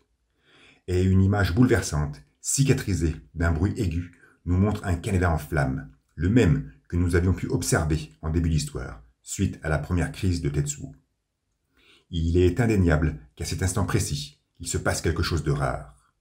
Ce noir profond qui enrobe soudainement Kaneda nous fait fortement penser à celui qui enveloppait Kei dans le bâtiment de l'armée, lorsque cette dernière avait été manipulée par Kyoko. L'adolescent semble donc s'immiscer au sein d'une dimension méconnue. Et le revoir dans cet état enflammé n'est qu'une preuve évidente que Tetsuo est le grand instigateur de cette immixtion. Il ne faut pas oublier que numéro 41 est présent dans les lieux. Il fut témoin de tout ce qu'il y a de se produire, et jamais il n'aurait laissé son ami se faire dévorer par la manifestation d'Akira. Et Kaneda donne l'impression de disparaître dans la pâleur du dôme. Il crie pour la dernière fois le nom de Kei. Sur les hauteurs d'un autre édifice, le colonel, parfaitement lucide malgré la catastrophe, tâche de sauver un soldat. La jeune femme, accroupie à ses côtés, admire sa bravoure. Elle se relève, dévisage le halo engloutir la métropole et crie à son tour « Kaneda !» Les 14 planches suivantes se dédieront, dans un silence sibilant, à nous dépeindre la destruction de Néo-Tokyo. Des pages surchargées d'illustrations colossales, d'une précision ahurissante, nous présente ce cataclysme dans une ivresse déroutante. Katsuhiro s'acharne à mettre sur papier cette monstruosité architecturale qui s'effrite sans offrir de résistance. Jamais nous n'avions contemplé Néo-Tokyo avec autant de détails et de résolution. Jamais Néo-Tokyo ne nous avait paru si étouffante et oppressante que durant sa propre éradication. L'impact visuel que nous propose sans vergogne Otomo est l'apologie même du nihilisme, sa quintessence. L'extase ressentie à la vue d'un tel désastre est embarrassante. La déflagration brutale de ce conglomérat de matière, structuré et compact, nous donne l'impression qu'il n'a finalement jamais existé dans l'absolu. Et pourtant, la force graphique avec laquelle nous est exhibé cet actuel chaos ne fait que potentialiser le pouvoir ravageur du souffle émis par Akira. Mais ce présent fait, que j'aimerais nommer autodestruction, va au-delà de la matière pour devenir métaphorique. Durant toute cette première partie du manga, l'auteur s'est forcé de nous présenter ses personnages, l'intrigue qui les unissait, les enjeux qui les définissaient. On y ressentait inévitablement les tensions idéologiques, les désirs de chacun ou chacune, la manière de les convoiter. Mais à aucun moment, nous n'avons été mis au courant de la finitude de tant d'agissements. Nous ne savons pas ce que souhaitait Nezu en voulant s'accaparer d'Akira. Le pouvoir, soit, mais dans quel but? Nous ne savons pas ce qu'ambitionnait le colonel en s'unissant à la science pour développer un projet top secret. Le pouvoir, soit, mais pourquoi? Nous ne savons pas ce que recherchaient Kei et Ryu en obéissant à une organisation antigouvernementale. Déstabiliser le pouvoir en place, soit, mais pour offrir quoi? Nous ne savons pas ce qui motivait Lady Miyako à réveiller Akira et à s'approprier de cet enfant chétif. Mais ça, nous finirons par le savoir. Nous ne savons donc rien. À aucun moment, les protagonistes se sont projetés dans un futur proche pour nous justifier leurs actes. Ils nous ont toujours montré le comment, le quand, le quoi, mais jamais le pourquoi. Et au travers du gigantisme destructif de Néo-Tokyo, Otomo anéantit, dans une métaphore resplendissante, toutes ses projections, toutes ses finalités, tous ses pourquoi. La véritable beauté de ces 14 planches réside incontestablement là. En émiettant avec jouissance tout ce façonnage matériel et structural, Katsuhiro fait poussière de tous ses idéaux. Il annihile tous les déboires du passé. Il fait table rase de ce qui fut pour offrir ce qui sera. Je trouve ceci tellement poétique, rhétorique et d'une élégance narrative inégalable que je ne peux m'empêcher de chialer face à ce cataclysme annoncé.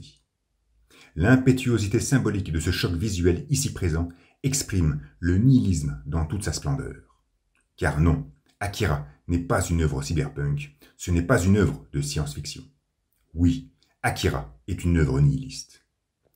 Katsuhiro volatilise dans un acharnement graphique suffocant toutes les bases matérielles et spirituelles de son récit.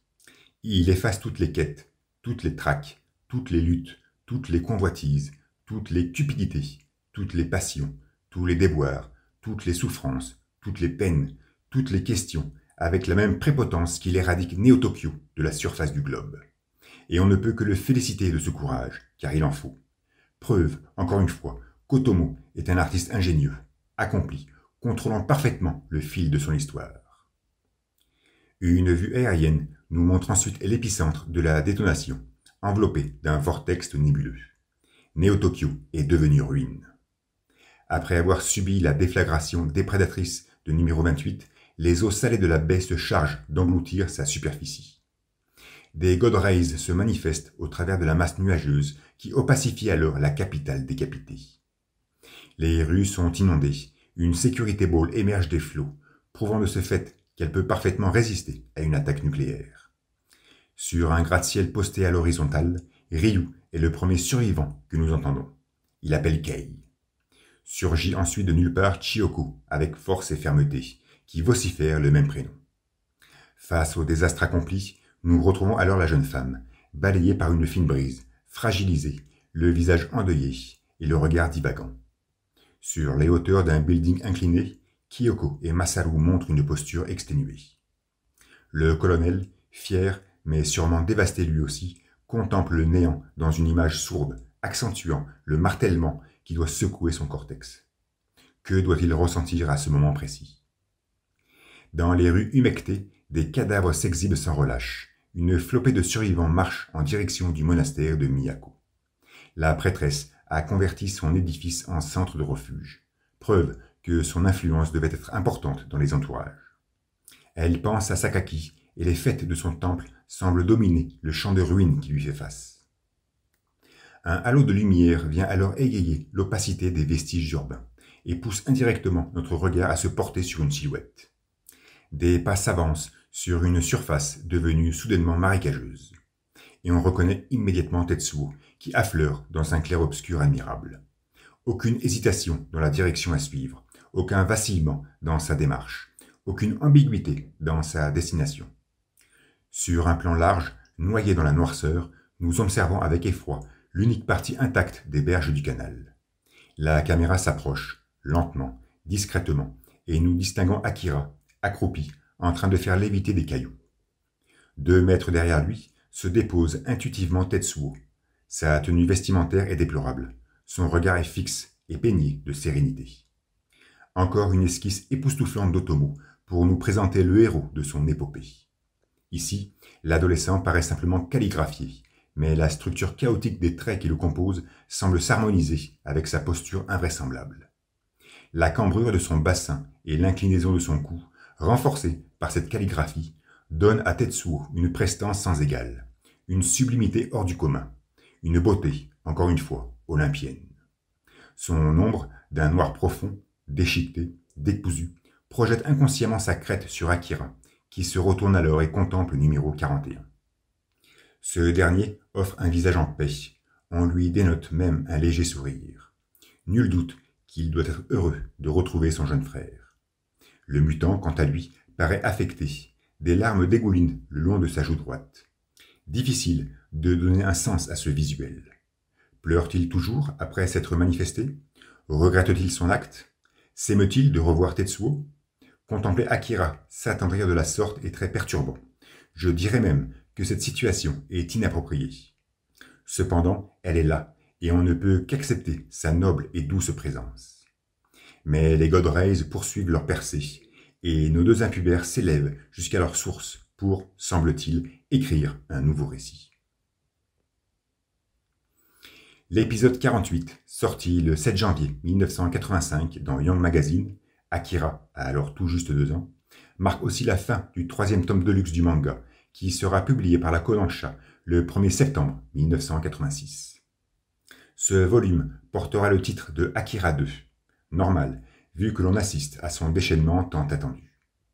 En première de couverture, Otomo harmonise des tons chauds et froids dans une illustration imprégnée de tension où l'on voit clairement nos 3 protagonistes livrer une bataille intense.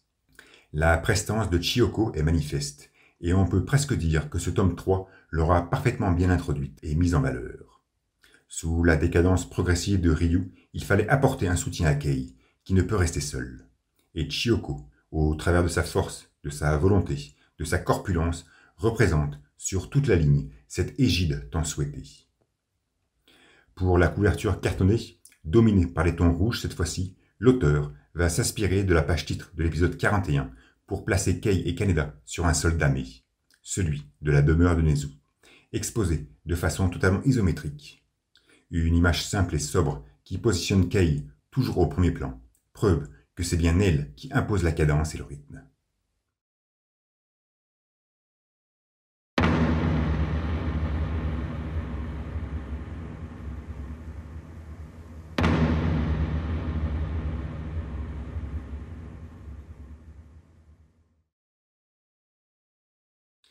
Une page titre sobre pour cet épisode 49, sorti le 4 mars 1985.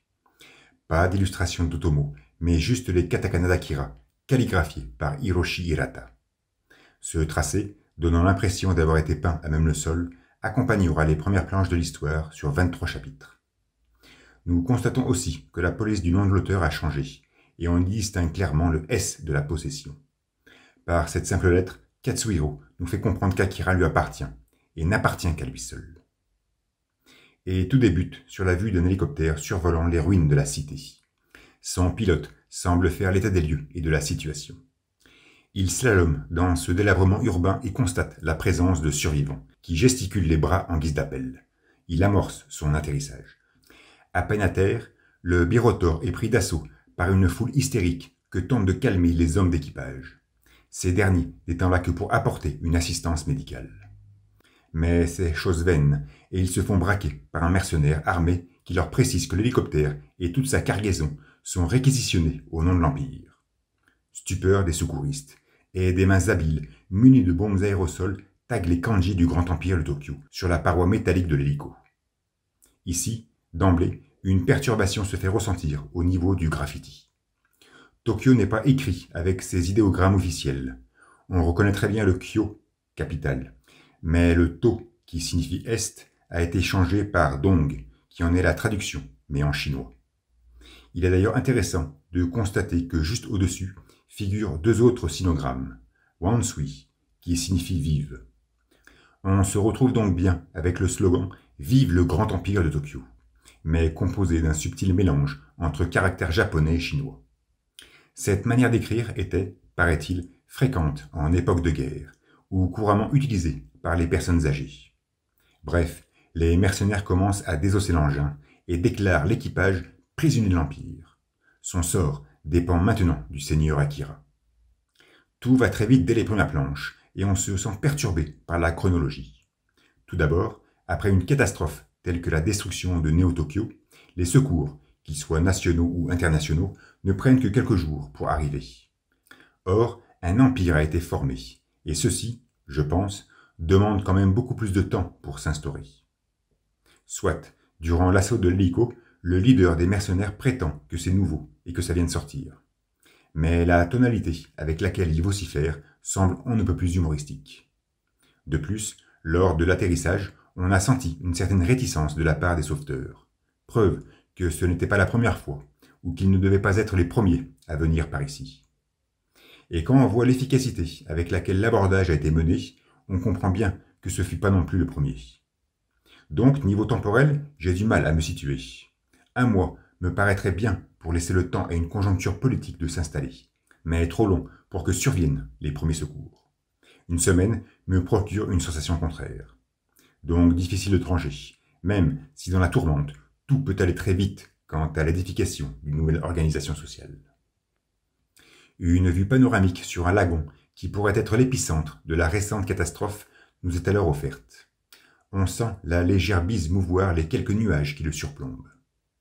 Sur les berges, l'eau présente une certaine agitation.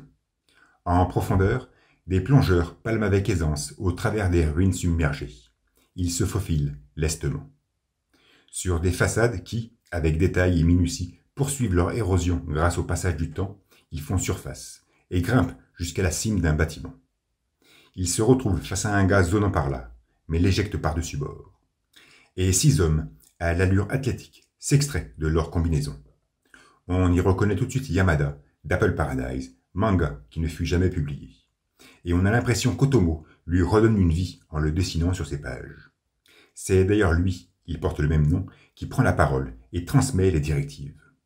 On comprend tout de suite que ces personnages sont des espions étrangers, sûrement nord-américains, et qu'ils sont là pour accomplir une mission. Se procurer le plus d'informations possible sur Akira. Ils se séparent en 3 groupes de 2, et chacun part dans une direction opposée. Soudain, Yamada est surpris par le bruit d'une security ball dévalant une rue à fond la caisse. Depuis les hauteurs d'un immeuble, des mercenaires l'observent et lui éjectent un rocher pour stopper sa course.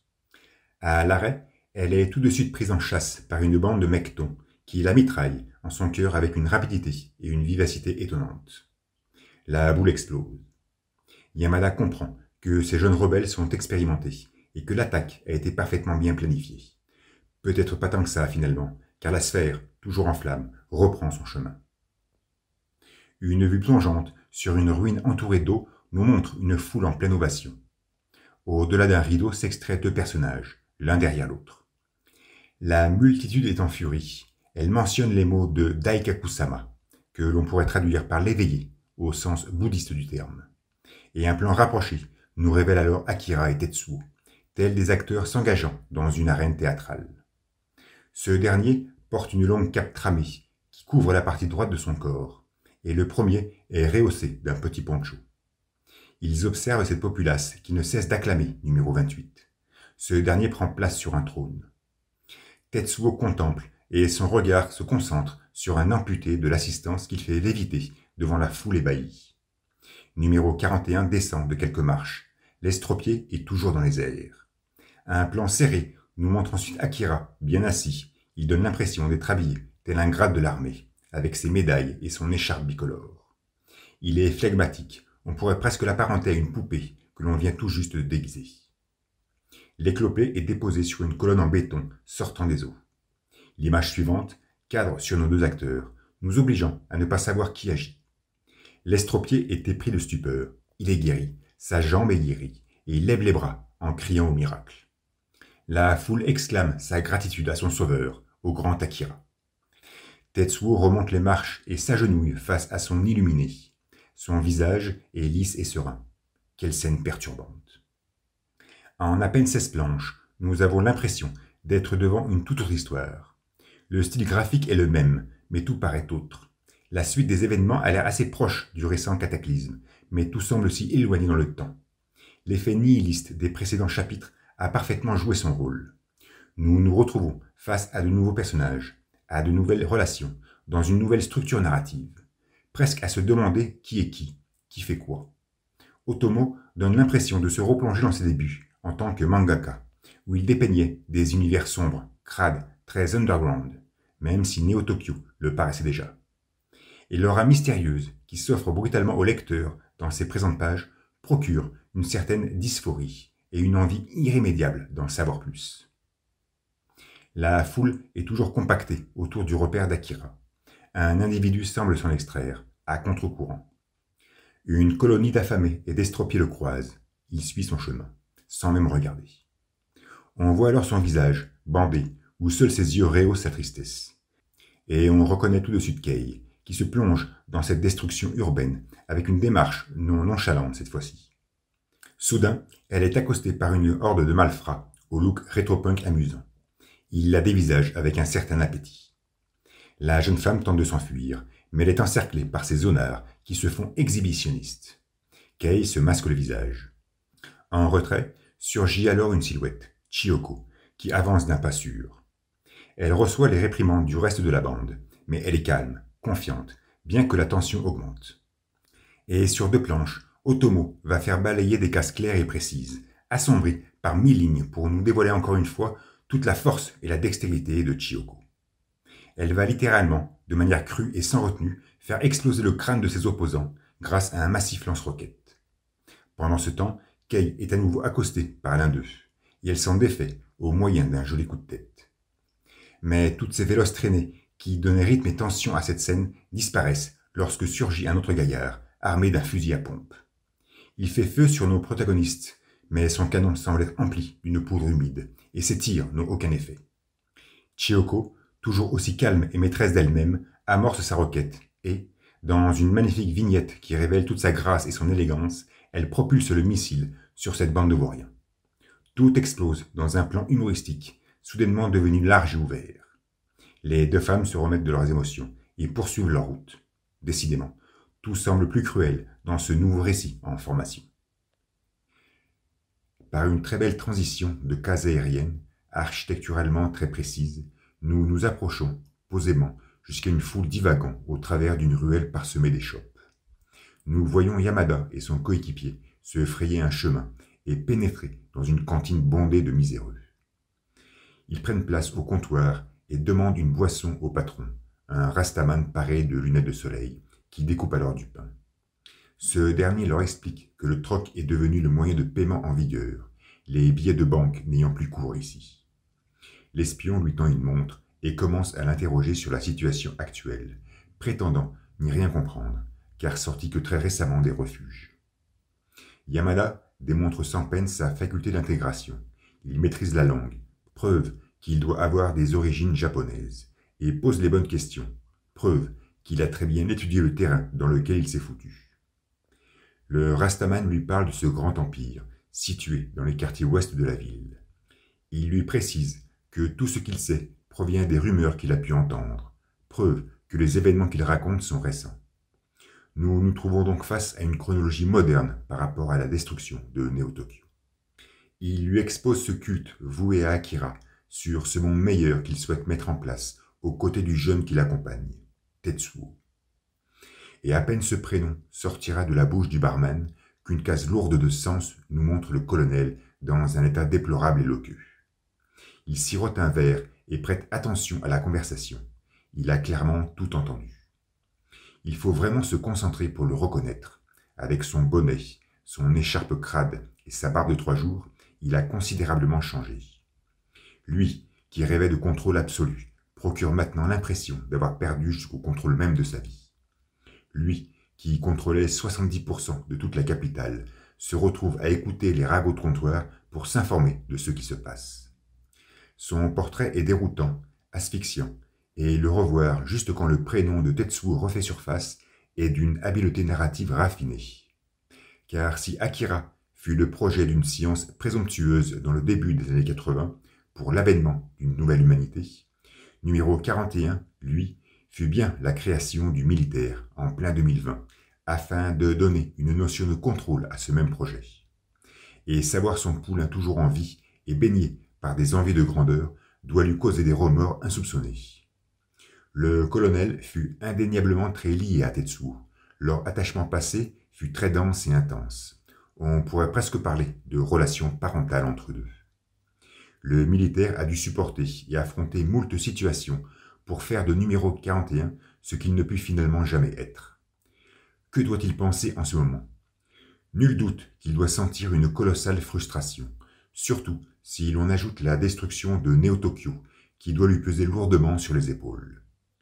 Bref, le portrait que nous offre le colonel à ce moment précis est pleinement justifié et résume parfaitement bien son état actuel. Cependant, le barman poursuit son discours et nous fait comprendre que la ville de Neo-Tokyo, telle que nous la connaissions, semble être coupée en 2 morceaux, reliés par un pont, unique rescapé de la catastrophe. À l'ouest, s'est donc formé le Grand Empire, qui contrôle et protège son accès en deçà de ce même pont, mais qui ne refuse pas les denrées alimentaires ou médicales. Yamada, toujours bien à l'écoute, interrompt son interlocuteur et le questionne sur le rôle des forces de l'ordre dans tout ça. Mais le Rastaman lui répond qu'il n'y a plus de police, qu'il n'y a plus d'armée, et que tous ne sont maintenant que des paumés. Et le colonel, juste après cette amère déclaration, se retire de la cantine, silencieusement, justifiant ainsi les dires du barman. Il est mordu du regard par un type vêtu comme un officier, qui se met à le suivre. Le militaire, une fois dehors, poursuit sa démarche, baigné par de profondes pensées. Il passe devant un énorme brasier où y sont jetés des cadavres. Les survivants, eux, émettent des prières. Le gars de la cantine interpelle alors le colonel. C'est en fait un ancien soldat, et il scrute son ancien supérieur avec des yeux en larmes. Il lui demande de l'emmener avec lui. Mais le militaire, impénétrablement, se retourne, et, sans le regarder en face, lui dit qu'il ne peut malheureusement pas l'aider. Une scène troublante qui montre l'abattement absolu dans lequel se trouve le chef des armées d'antan, le tout rehaussé par cette odeur empyromatique de ce brasier cadavéreux. Une vue aérienne nous montre ensuite Kei et Chiyoko entrer dans un édifice en ruine. Elle démontre une certaine méfiance, s'assurant de ne pas être suivie. Elle grimpe des marches d'escalier. Au vu de l'intérieur du bâtiment, on a l'impression d'être dans un ancien centre commercial. À l'étage, on retrouve Masaru et Kyoko, bien allongés. Leur état est déplorable. Kei leur administre une dose de drogue. Que font numéro 25 et 27 avec la jeune femme?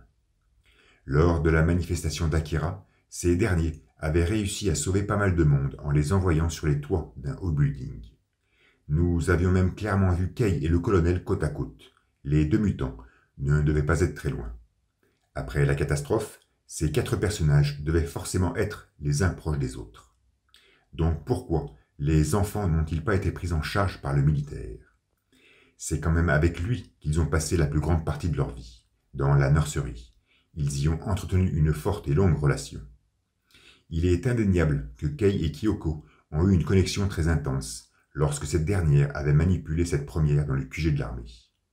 Mais rien ne pouvait prédire que les 2 mutants se retrouveraient par la suite aux côtés de l'ancienne anarchiste. Sauf si le colonel avait décidé de les abandonner. Et c'est ce qui a dû se produire. En revoyant le visage du militaire dans la cantine, on a senti toute sa dégradation physique. Mais la dégradation morale était tout aussi violente. Donc, après la destruction de Néo-Tokyo, le colonel, dévasté, a dû partir, laissant tomber les enfants, sans même se retourner, comme il le fit récemment face à son ancien soldat. Il n'y a même pas dû y avoir de négociation entre lui et Kei pour savoir qui prendrait en charge les mutants. Il a dû s'esquiver, seul, comme un ours, sûrement emporté par une crise existentielle, et sentant la grande obligation de moderniser son rôle dans ce nouvel échiquier. Voilà donc pourquoi Kei est avec les mutants, et la connexion qu'elle a pu entretenir avec Kyoko dans le passé a dû faciliter sa décision à les garder sous sa tutelle. D'ailleurs, au moment de lui faire son injection, numéro 25 tente d'émettre quelques paroles à la jeune femme. Kei s'approche et entend Kyoko lui susurrer d'aller voir numéro 19. Encore une brutalité. Que Kyoko connaisse Miyako ne pose aucun problème. Elles font partie de cette même génération d'enfants utilisés par ce projet scientifique au début des années 80.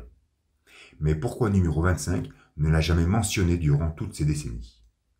Pensait-elle qu'elle était morte? Mais si c'est le cas, comment sait-elle, aujourd'hui, qu'elle est vivante? Manifestation énergétique?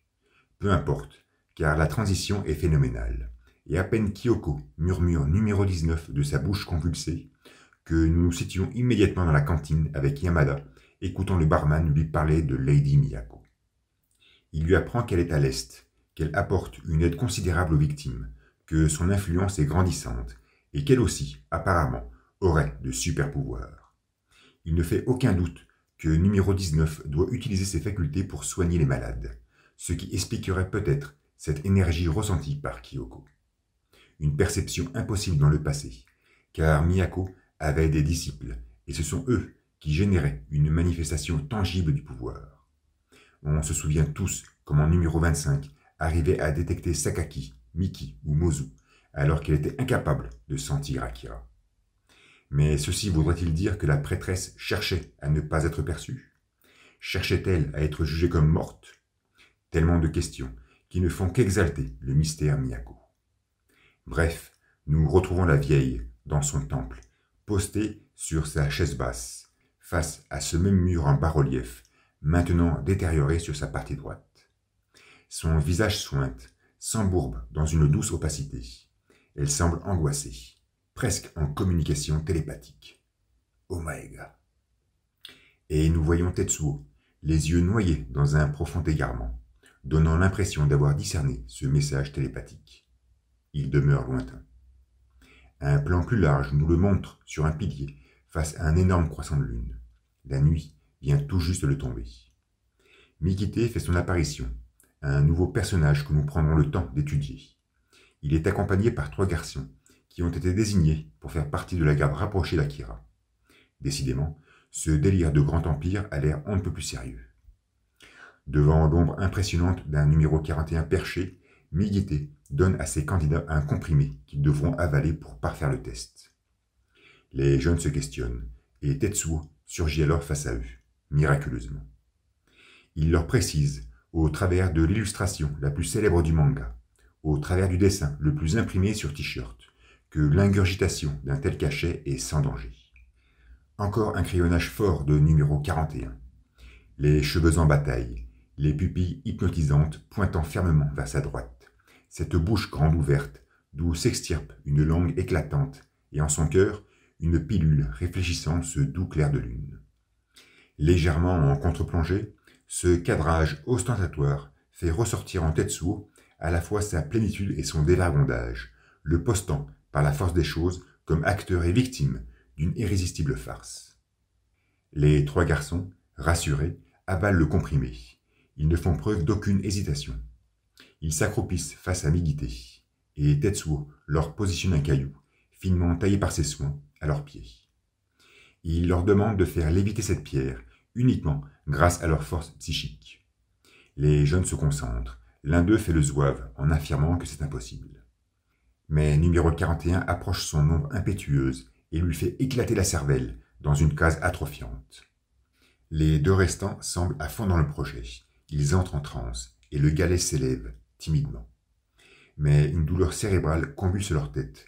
Ils ne peuvent continuer et s'écroulent au sol en même temps que le caillou. Apparemment, c'est le type à lunettes qui a réussi cet exploit, et il est toujours en vie. Migite accommode les corps, et Tetsuo se rue à l'intérieur. Il paraît subitement essoufflé, voire affecté. Il se rend à l'étage, une sorte de rêve d'enfant. Ne me demandez pas pourquoi, mais en voyant cette image, je ne peux m'empêcher de penser à la jaquette du long play de Domu, sorti en 1984, où Akira s'amuse avec des bouts de bois. C'est d'ailleurs intriguant de constater que le gros bordel présent maintenant à l'étage ne figurait pas depuis cette vue plongeante qui nous montrait ces mêmes ruines devant une foule en ovation. L'adolescent pantelle. Il se précipite vers une table remplie de centaines de pilules, de comprimés et de drogues synthétiques en tout genre. Il en saisit une pleine poignée, dans une case ironique et tragique, et les met dans sa bouche, avec vigueur. Décidément, Tetsuo va mal, très mal. Au travers de ces quelques cases, on se sent loin de l'époque où il ingurgitait 500 000 yens de dope comme du jus de fruits. Ici, il semble en nécessiter infiniment plus, et à intervalles sans cesse plus courts. Avec une telle consommation, son métabolisme doit être des plus désastreux. Ses douleurs de crâne doivent être insupportables, et ses affres corporelles des plus lancinantes. Tetsuo est finalement toujours noyé dans les mêmes souffrances physiques et psychiques qu'à ses débuts. Donc rien n'a changé depuis les premières pages du manga. L'accident contre Takashi, ses chutes en moto, ses tiraillements de tête à l'hôpital militaire, ses spasmes lancinants dans la planque des clowns, ses balles reçues en plein estomac ou au niveau de l'épaule, ses rayons laser qui ont déchiré son corps. En fin de compte, Tetsuo semble incarner à lui seul l'accumulation massive et néronienne de tous les maux que peut supporter un être vivant. Et pendant qu'il se goinfre de drogue pour calmer ses souffrances, que la demi-lune poursuit nonchalamment sa descente, Akira, lui, forme avec des débris en lévitation ce qui pourrait s'apparenter à une double hélice d'ADN. Une symbolique forte qui prouve bien que Tetsuo est humain, seulement humain. Contrairement à l'enfant, son ADN n'a reçu aucune modification et il doit pallier cette carence par une sustentation massive de comprimés. Une caméra, posée à même le sol, nous montre les pas de Kei s'éloignant des deux mutants, allongés et bien endormis. Elle rejoint Chiyoko qui prend un bain et dévoile de ce fait toute son imposante corpulence. Les deux femmes conversent sur l'état des enfants, mais surtout sur ce fameux numéro 19 dont elles ignorent tout. Mais Kei est persuadée qu'elle pourra le rencontrer au temple de Miyako. Obasan, c'est ainsi que je nommerai de temps à autre Chiyoko pour éviter d'inutiles répétitions, fait preuve de scepticisme, mais sa compagne est formelle. Il ne faut pas oublier que Kei est dotée d'une aptitude mentale et d'un certain don de perception. Je ne pense pas qu'elle ait fait le rapprochement entre la religieuse et numéro 19, mais elle doit sentir qu'il est là-bas, sans savoir que c'est elle. Les deux femmes descendent au sous-sol afin de s'équiper en armement. C'est alors qu'elles entendent du bruit, sursautent et voient Ryu avachi dans une baignoire et entouré de bouteilles. Il a mal au crâne. Kei était inquiète, car cela faisait 3 jours qu'il était parti à la recherche d'éventuels coéquipiers de son organisation. Ceci donne bien un indice que nous sommes proches, d'un point de vue chronologique, du récent cataclysme. Mais en vain, ils sont tous morts apparemment, et le jeune homme avait sombré dans l'alcool. Chiyoko, de son côté, entre dans une salle d'armement bien remplie, se munit d'une mitraillette et demande à sa consoeur ce qu'elle veut. Mais cette dernière ne répond pas. Elle est en train d'embrasser Ryu, affectueusement. La jeune femme dénote un profil surpris. Noyée dans une trame profonde, la candeur de ce dernier renforce l'obnubilation de son regard, mais aussi l'état d'ébriété de Ryu, qui la dévisage intensément. On parvient même à sentir l'odeur méphitique de l'alcool s'extraire de sa bouche confuse, mais satisfaite de ce présent acte. Sur cette case, troublante, le portrait de Ryu est empli d'une dramaturgie conséquente. Il exprime à la fois la perdition et l'anxiété de ce personnage si attachant. Mais Chiyoko intervient, inopinément, et s'accapare de la jeune femme comme si c'était sa propre fille.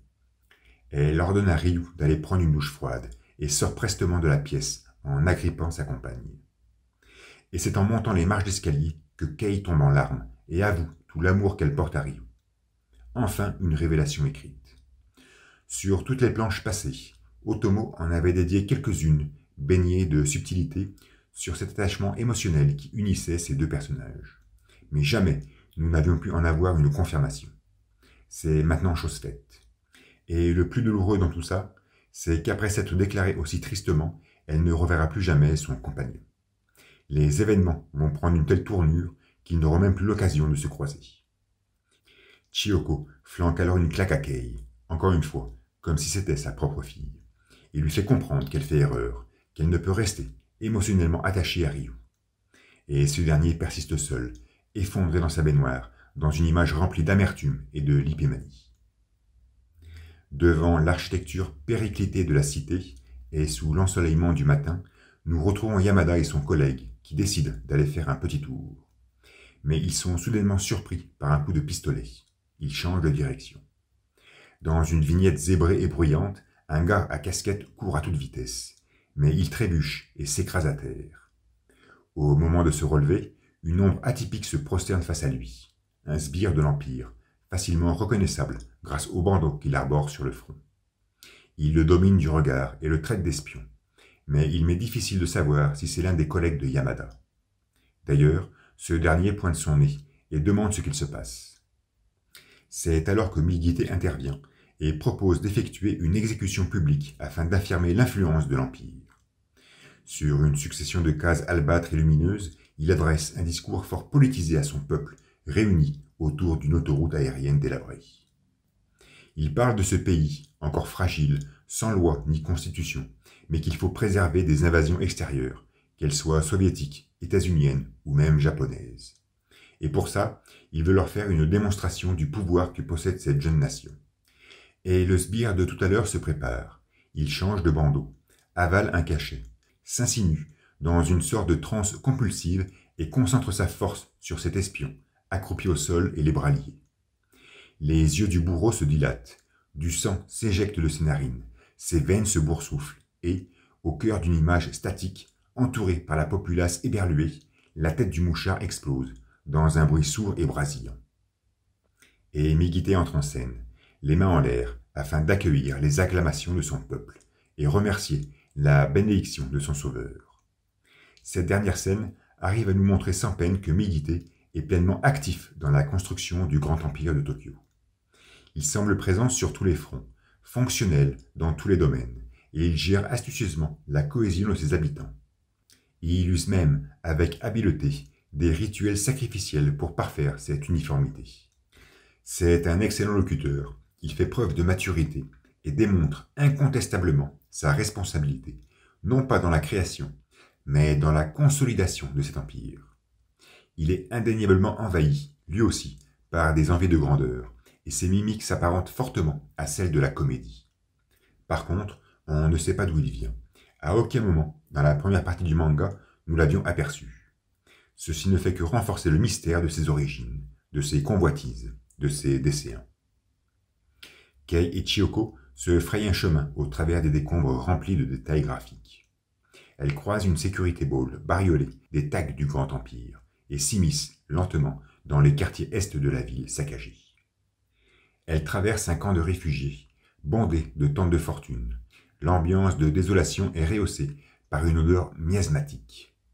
C'est fou comment, en quelques chapitres, nous avons totalement oublié l'atmosphère frénétique et déjantée de Néo-Tokyo pour sombrer notre lecture dans la dégradation de cette décadence. Le trait d'Otomo est tellement précis et violent qu'il pousse instinctivement à concentrer notre attention sur ce présent exécrable. Les femmes font face au temple de Miyako. Obasan renforce son scepticisme sur le fait de trouver numéro 19 parmi tous ces rescapés. Mais Kei devient plus catégorique. Il faut pénétrer dans le monastère. Elles profitent d'une marée humaine bien compactée à l'entrée pour s'immiscer, elles aussi, à l'intérieur. Elles se faufilent au travers d'immenses colonnes de marbre et tâchent de rester inaperçues. Chiyoko est toujours très bien armée, et Kei suit une direction bien précise.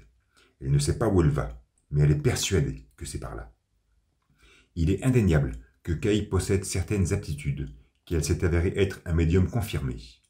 Mais dans cette présente situation, et surtout lorsque l'on connaît ses expériences passées, on pourrait presque imaginer que c'est Miyako elle-même qui guide les pas de la jeune femme.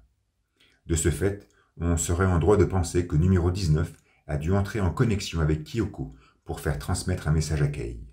Et Kyoko aurait transmis ce message en mentionnant seulement le numéro de la personne à rencontrer, car il n'y a par contre aucune raison que numéro 25 connaisse le nom d'emprunt de Miyako. Dehors, nous retrouvons Yamada et son coéquipier, noyés dans un jeu pesant de perspective. Ils donnent l'impression de se rendre dans les quartiers ouest. Encore sous le choc de l'exécution qu'ils viennent d'admirer, ils prennent conscience que beaucoup de choses sont anormales dans ces lieux. Soudain, ils entendent la voix d'un étrange bonhomme perché face à eux, sur 2 blocs de béton. Sa corpulence est famélique, ses vêtements sont pouilleux, il porte un bandeau autour des yeux, mais un 3e est calligraphié sur son front. C'est l'homme oiseau. Il émet un cri d'alerte, affirmant que 2 individus tentent de s'introduire dans le territoire et qu'ils sont extrêmement dangereux. Pris de panique et se sentant directement visés, nos 2 espions s'infiltrent dans une ruelle, mais se retrouvent inévitablement face à Migite, toujours présent là où il faut. Yamada veut engager la bagarre, mais il est stoppé dans son élan.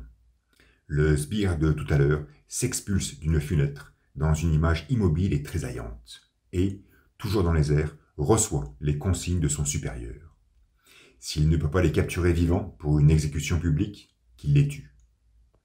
Sur 5 pages, Otomo va nous résumer cette baston en faisant défiler les cases avec rythme, vivacité et stylisme. Il projette des ombres inquiétantes, dévoile des corps monstrueux, dilate des pupilles obstinées. Mais Yamada est rapide et arrive à tenir tête à cette force de la nature. Cependant, il se fera pitoyablement éjecter à terre. Son pote prend la relève, mais est très vite dominé, et son cerveau finit par éclater sous l'effet du pouvoir.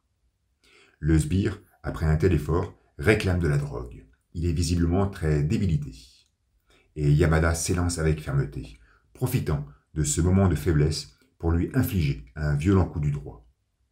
La case nous montrant cette scène est d'une beauté douloureuse et monstrueuse. Vue dans une contre-plongée, on y sent toute la puissance du coup et la brutalité de l'impact. L'espion finit ensuite par exploser la tête de son opposant contre les débris de verre avec une cruauté exécrable. Migite est consterné par une telle débâcle qui prouve l'indéniable maîtrise de Yamada au corps à corps. Il disparaît de la ruelle, laissant l'espion seul, proche de son défunt compagnon. Depuis les hauteurs d'une bâtisse en ruine, Ryu observe la scène.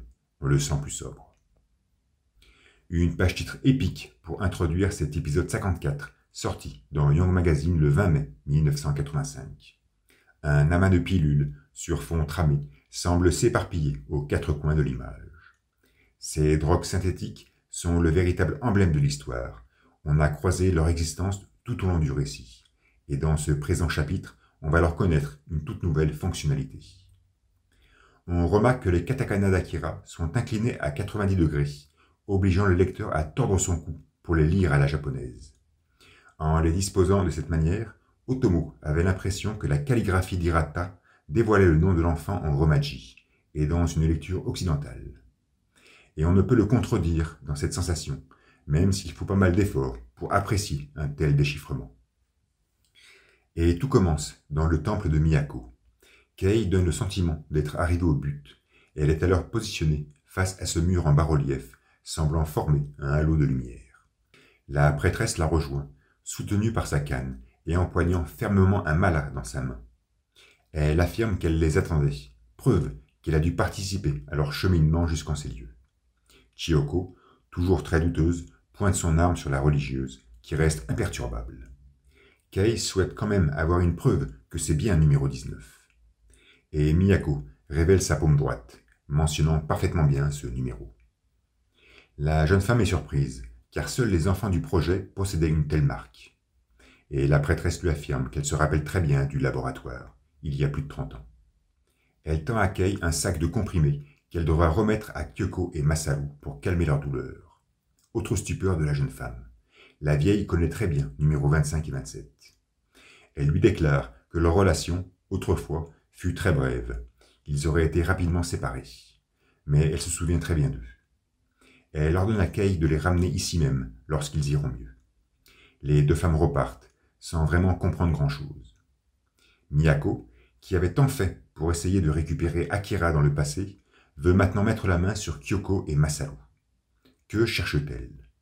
Et sous son visage préoccupé, elle prétend vouloir agir avant que ce garçon ne secoue Akira de nouveau. Ici, il est évident que numéro 19 parle de Tetsuo. Mais pourquoi de nouveau? Si nous savons tous que le récent secouement d'Akira fut essentiellement causé par la mort de Takashi, assassiné par Nezu, son sous-fifre. De plus, jamais la prêtresse n'avait mentionné Tetsuo dans le passé. Jamais il n'avait figuré dans ses rêves et prémonitions, contrairement à ceux de Kyoko. Donc pourquoi le place-t-elle maintenant au centre de l'échiquier? Miyako peut manipuler Nezu ou ses disciples, mais elle ne peut éternellement manipuler le lecteur. La vieille cache quelque chose. Elle nous cache quelque chose. Cela semble évident. En pleine fuite, Yamada tâche de s'éloigner au plus vite du quartier ouest. Il entend alors une voix, se retourne et pointe son flingue dans sa direction. Il se retrouve face à Ryu, qui l'observait toujours de très haut. Ce dernier souhaite l'aider. L'espion pense à un échange commercial, mais l'ancien anarchiste n'est pas intéressé. Il ouvre une trappe et nos deux gaillards s'enfoncent dans les souterrains. L'homme-oiseau donne l'alerte, offrant une bonne analyse de la situation à Migité, qui se sent soudainement préoccupé. Dans une avenue délabrée et étouffée par des gratte-ciel vides, un cortège se déplace, posément. Akira, sur son trône, est transporté, telle une relique religieuse. L'enfant paraît éternellement stoïque, insensible aux charivari qui l'encerclent. Une foule l'ovationne, des centaines de personnes hurlent son nom dans un acte de foi. Tetsuo, la partie droite de son corps toujours masquée par cette cape, le suit de près et propose au peuple, ici présent, une ration alimentaire pour chacun. Posté sur une estrade, numéro 41 se saisit à pleine main de dizaines de pilules qu'il laisse tomber dans d'énormes gamelles remplies d'une soupe bouillonnante. Autour de ce cirque, la populace crédule et en furie réclame sa portion. La scène est déroutante, elle caricature parfaitement le plus haut grade de la décadence humaine, et ceci semble amuser Tetsuo. Une jeune fille, soutenant un bol de soupe, s'extirpe alors de cette foule fanatique, à contre-courant. Elle est interpellée par Migité, décidément très observateur, qui lui demande si elle est citoyenne de l'Empire. Elle répond que non, cette portion alimentaire est en fait pour son père qui a perdu la faculté de marcher. L'adolescente, du nom de Kaori, présente un visage noyé d'une profonde tristesse et cuisant de désespoir. Sa tenue vestimentaire semble se résumer à un simple pagne, et elle est pieds nus. Avec sa même habileté discursive, Migité lui affirme qu'elle mérite autre chose que de mendier cette sale bouffe. Il lui explique qu'elle peut servir l'Empire, qu'elle peut servir Akira, et la force à le suivre. La jeune fille ne propose aucune résistance et se laisse guider par l'embrassade de Migité. Totalement imperceptible face à ces ruines hachurées, Kei et Chiyoko rentrent à leur campement. Les trajets sont longs au travers de ces rues déchiquetées, mais elles se faufilent. Le bruit de plusieurs cailloux tombant sur le sol attire leur attention. Elles sont sur le qui-vive, tendues. Elles scrutent l'entourage, arme à la main, mais rien. Le visage subtilement bandé, Kei révèle un regard foudroyant et sublime. Elles tâchent de se rassurer et reprennent leur route. Et pourtant, un jeune homme, perché sur les parois d'un édifice, était bel et bien là, en train de les observer. Pourquoi? Une vignette sombre et contrastée envahit lentement les ruines de Néo-Tokyo, au travers d'un panorama digne d'un crépuscule des idoles. Sous cette photographie intrigante, les contours effrités de la capitale se morfondent dans de splendides reflets. Migité est dans la planque d'Akira lorsque Tetsuo fait son apparition. Il lui apprend qu'il a pu trouver seulement 3 filles qui l'attendent dans la chambre. Numéro 41 dévale les marches d'un pas rapide. On le sent exténué, comme en manque. Et Migité précise alors qu'elles sont jeunes et demande à l'adolescent de les épargner, cette fois-ci. Tetsuo se retrouve alors face à 3 nymphètes, nues, qui sont blotties à l'angle d'une pièce. Il se prépare donc à une orgie sexuelle, et si l'on en croit les paroles de Migité, ce n'est pas la première fois qu'il s'adonne à de tels plaisirs. Tetsuo s'allonge sur des coussins. Il tâche de relaxer l'atmosphère. Les 3 filles sont postées devant lui, cachant leur partie génitale. Parmi elles, on reconnaît parfaitement Kaori, la jeune qui avait été interceptée par Migité lors de la donation de soupe. Numéro 41 leur tend des comprimés afin qu'elle se lâche plus facilement. Décidément, il ne peut plus vivre sans ces pilules. Son degré de dépendance est devenu énorme. Les minettes observent les capsules avec surprise. Elles hésitent. Et au moment où Tetsuo les presse à la consommation, sa cape coulisse et laisse paraître une main droite métallique. Le choc visuel est colossal. Nous nous rappelions tous lorsque l'adolescent avait perdu son bras droit lors de l'attaque de Sol. Nous nous rappelions aussi qu'il était allé à l'hôpital se faire soigner, refusant de montrer sa carte d'identité. Mais nous ne savions plus rien d'autre. Et contempler cette image, juste avant une orgie sexuelle, nous procure un déroutement manifeste, stoppant notre lecture, nous poussant à nous interroger. Pendant ce temps, éclairés par une lune croissante, Kei, Chioko et leurs ombres outrancières poursuivent leur retour dans la planque. Elles donnent l'impression d'y être et entrent dans un immeuble délabré. Derrière elles, le jeune homme de tout à l'heure, noyé dans le même clair-obscur, arbore son visage d'un sourire assuré. Il doit être content de sa petite traque. De son côté, Tetsuo commence son orgie dans une image troublante. Kaori baisant sa main de fer. Ceci nous permet d'apprécier un peu plus sa structure et sa composition. La jeune fille donne l'impression de la bégoter avec conviction. Elle ne doit même pas se rendre compte que ce que frottent ses lèvres innocentes n'est pas de la chair. Mais elle poursuit son don de plaisir, les yeux fermés, confirmant, par ce geste sensuel, l'intangible présence de ce membre métallique. Comblé, Tetsuo passe d'une moussemée à l'autre. Il fait réagir Kaori d'un mouvement de doigt. Elle sursaute, se redresse et présente un visage mêlant ingénuité et dilection. Numéro 41 lui agrippe le bassin avec fougue. Elle offre un semblant de résistance. Mais soudain, tout se centre sur l'une des filles, agonisante, à la pupille totalement dilatée. La caméra se rapproche et nous plonge littéralement au cœur de son globe oculaire. Ligne de vitesse, traversée frénétique sous un pont, pneu couinant sa brutale accélération. Et Tetsuo s'embourbe dans un délire visuel qui le précipite dans son passé. Il se revoit sillonnant les routes aux côtés de Kaneda. Mais ce dernier était toujours le plus rapide, prenant sans cesse la tête du cortège, et cela semble contrarier l'adolescent. On se souvient encore de sa petite crise qu'il avait tapée pendant la guerre des gangs lorsqu'il frappa du poing droit en vociférant, comme quand nous étions gamins. Il avait démontré, par cette simple phrase, sa frustration accumulée, la relation conflictuelle mais masquée qu'il avait pu entretenir avec Kaneda. Ceci n'avait dévoilé que son degré d'immaturité, et on prend conscience, par ce présent délire, que Tetsuo est toujours au même degré, qu'il n'a finalement pas grandi. Et la paraphrénie continue. Il se replonge encore plus profondément dans son passé. On le voit, petit, se camouflant le visage et chouignant dans une vignette solitaire. Une main inconnue s'approche de lui et le guide jusqu'au pensionnat, mais l'enfant refuse d'y entrer. On y voit un maître d'école devant une classe agitée, félicitant ses élèves, tout en leur rappelant leur dû à la société. On remarque même la tête du proviseur de l'internat et celle du prof de gym qui prenait tant de plaisir à se défouler contre les vauriens de l'établissement. On retrouve Tetsuo dans un âge plus avancé, le visage esquinté et le regard apeuré. Mais Kaneda était toujours là pour le protéger, comme s'il était son grand frère. On y voit Yamagata, des motos à plein régime, et Tetsuo, de nouveau, heureux de soutenir son propre casque. Vautré dans les coussins, en plein onirisme, numéro 41 implore que ses souvenirs cessent. Derrière lui, Kaori se recroqueville, effrayé. Mais le délire suit son cours. Un pendentif avec la photo de sa mère qu'une main inconnue lui soustrait. Et, dans un cadrage à la dynamique cauchemardesque, on le revoit, petit, se masquant le visage, chouignant, face à la pleine lune et au cratère de Copernic. La personne sur cette photo n'était pas sa mère. Il avait trouvé ce pendentif dans la rue. Le jeune semble se réveiller. Qui? Pourquoi? Révélant un profil furieux, comme si quelqu'un avait percé son plus doux secret. Mais il est toujours en plein délire, et il aperçoit Kaneda en flammes, devant une caille interrogative. Il voit le colonel, qui attendait ce moment depuis longtemps. Il voit des explosions avec les partisans du Grand Empire. Il voit Miyako, ne t'inquiète pas pour moi, mais aussi Kaori. Non, je ne suis pas comme ça.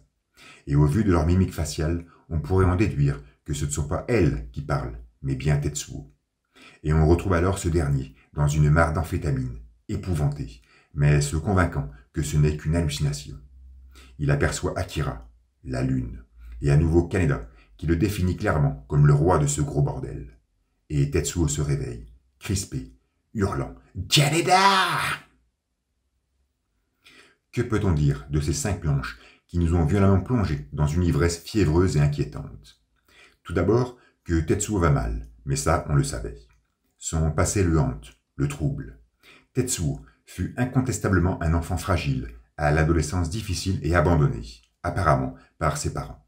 Sa relation avec Kaneda est toujours très forte et très présente. C'est pour cette raison que je préfère parler de son amitié avec Kaneda. Il est obnubilé par la lune. Sa présence se fit doucement sentir sur 4 cases. Que vient faire notre satellite dans ce cauchemar? Et pourquoi Akira la mentionne-t-il avec son même air paisible?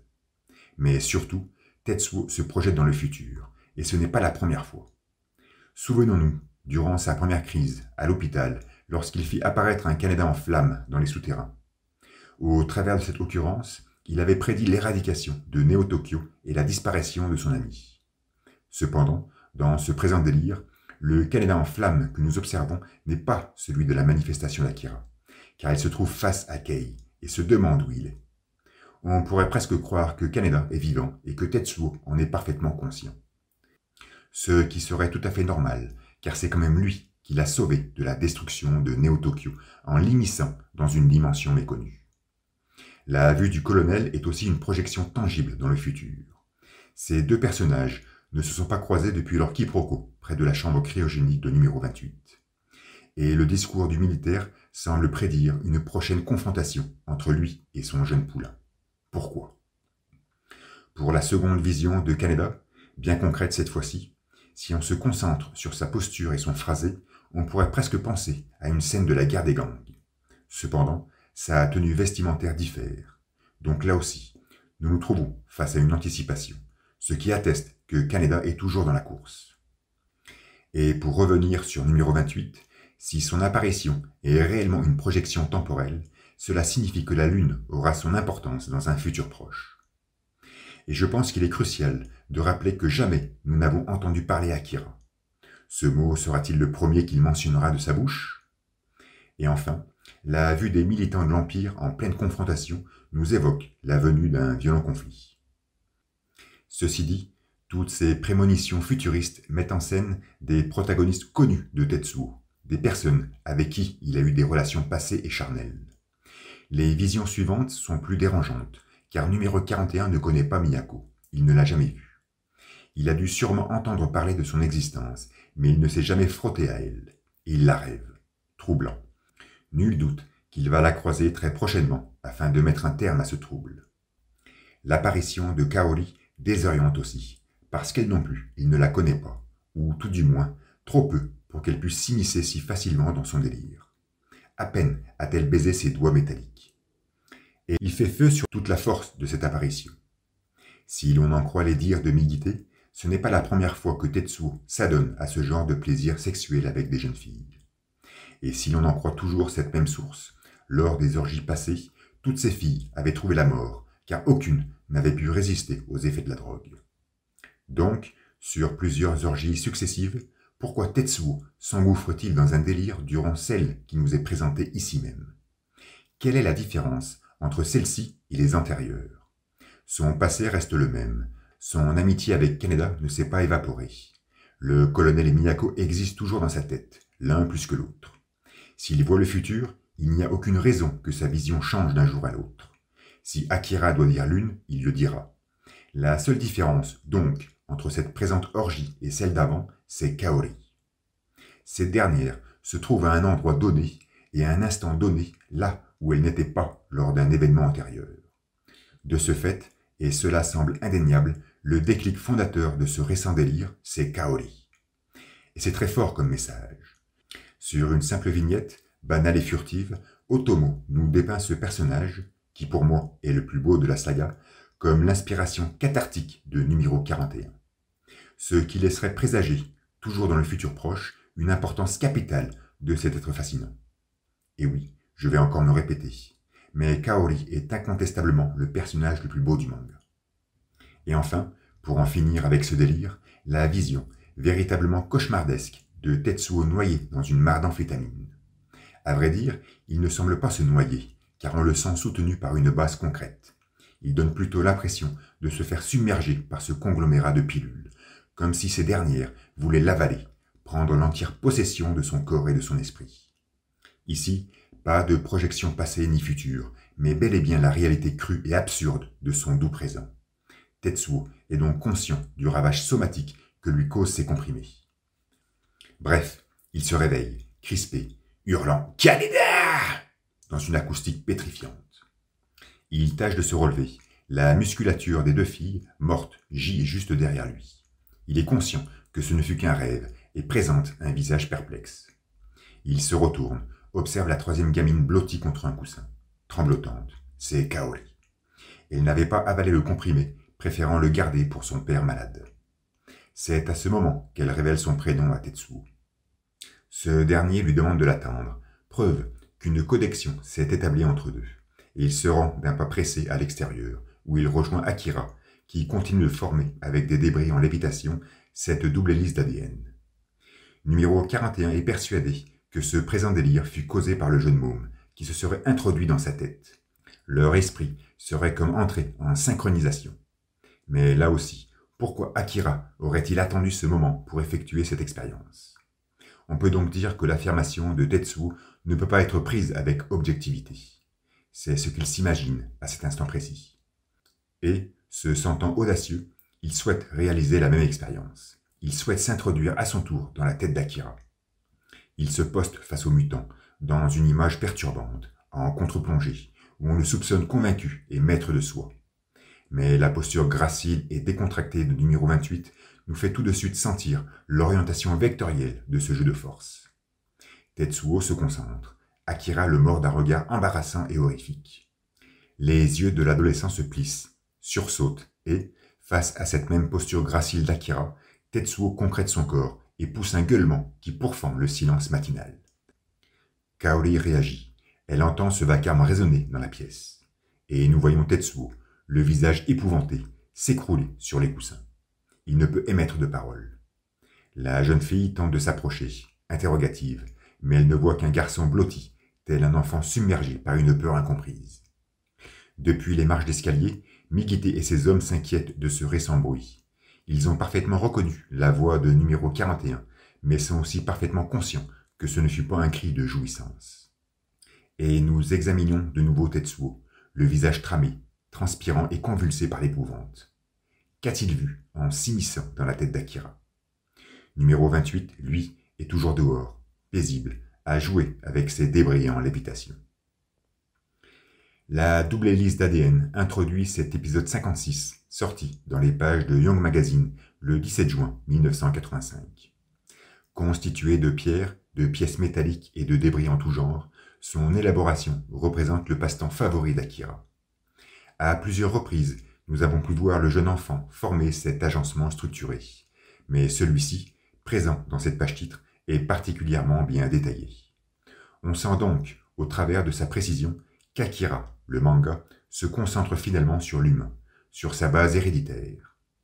Si la composition de l'ADN fut découverte 1 an avant la naissance de Katsuhiro, la connaissance du génome humain nous fut révélée que bien plus tard, dans les années 90.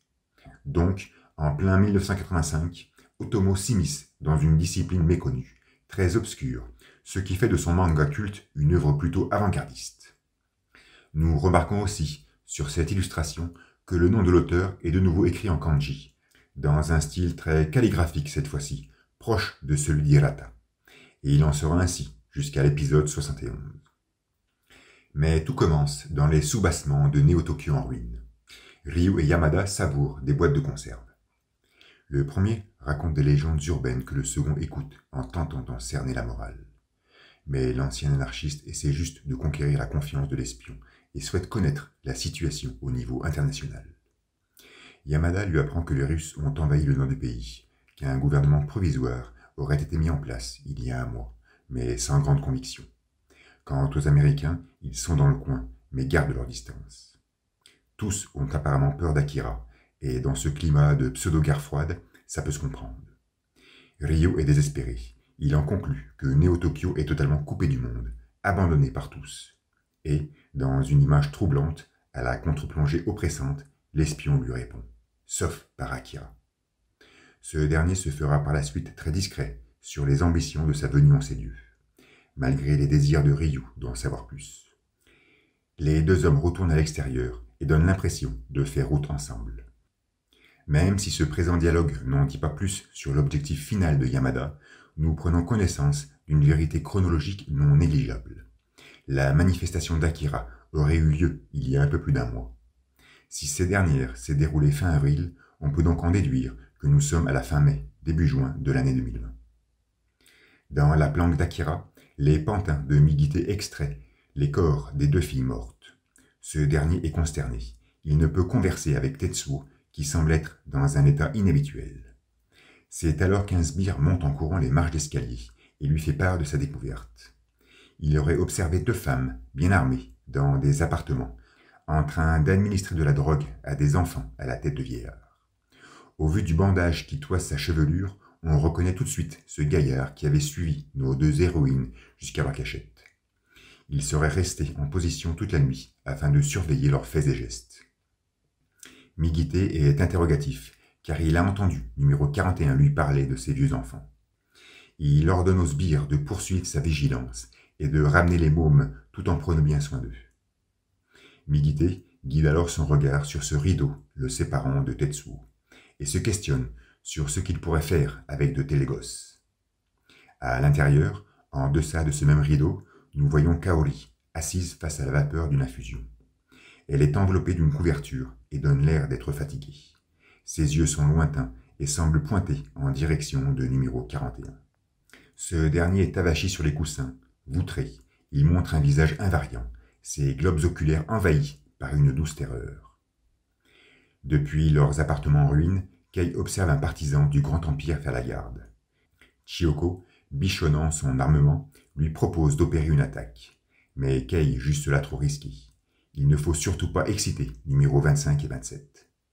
Cependant, elles ne peuvent rester ici. Elles prennent donc la décision de se rendre tout de suite au temple de Miyako avec les enfants. Adviendra ce qu'il adviendra. Descendant les marches d'escalier pour aller chercher les mutants, Kei repense soudainement à Ryu. Elle se demande comment il fera pour les rejoindre. Obasan la rassure, c'est un grand garçon. Mais à peine exposée sur le palier de l'étage, elle se retrouve coincée par trois larbins. L'un d'eux, totalement loqueux, visage bandé des kanji de l'Empire et paré de petites lunettes rondes, leur apprend qu'ils sont ici pour les mômes et qu'ils doivent les ramener au nom de leur sauveur. Par cette simple affirmation, on prend conscience que Migite donne des ordres mais les fait passer pour ceux d'Akira afin d'obtenir une exécution rapide et sans entrave. Plus le temps s'écoule et plus on sent Migite démiurge consensuel de ce grand empire, se jouant des enfants pour arriver à ses fins. Mais Kei est unanime, il ne faut surtout pas déranger les mutants, et encore moins les mettre à proximité d'Akira. Mais les négociations sont vaines, et la tension monte. Les filles commencent à se faire menacer par un patibulaire en pleine concentration. Chiyoko lui inflige un violent coup de roquette, déchirant sa masse crânienne avec un certain sarcasme. Kei réagit et déclenche une torpille qui provoque une lourde explosion et annihile ce loqueux dans une case comique et sympathique. Les femmes reprennent leur course et tâchent de se rendre au rez-de-chaussée. Mais c'est trop tard. Une dizaine de partisans sont en train de traîner le lit de Kyoko et le fauteuil de Masaru. Apparemment, les mutants sont encore sous l'effet de la drogue. Ils somnolent et ne perçoivent pas l'agitation qui les embrase. Dans une vue plongeante ahurissante, nous contemplons Obasan bondir de l'escalier roulant avec grâce, agilité et élégance. Elle lance l'assaut. Kei la suit de près. Sur les 16 pages suivantes, Otomo va nous abreuver d'un cortège de cases cinématographiques précises, parfaitement structurées et peu chargées en dialogue. Une ivresse visuelle explosive où tout s'enchaîne à coups de lignes parallèles. Les filles sont intégralement prises en chasse par les sbires de l'Empire. Kei tâche d'esquiver les attaques, mais se fait très vite dominer. Ce qui provoque l'authentique comportement de Chiyoko, qui envoie valdinguer pas mal de gars. Elle use de roquettes, de ses poings, de ses pieds, pour se défaire de ses assaillants, tentant ainsi de stopper l'enlèvement des mutants.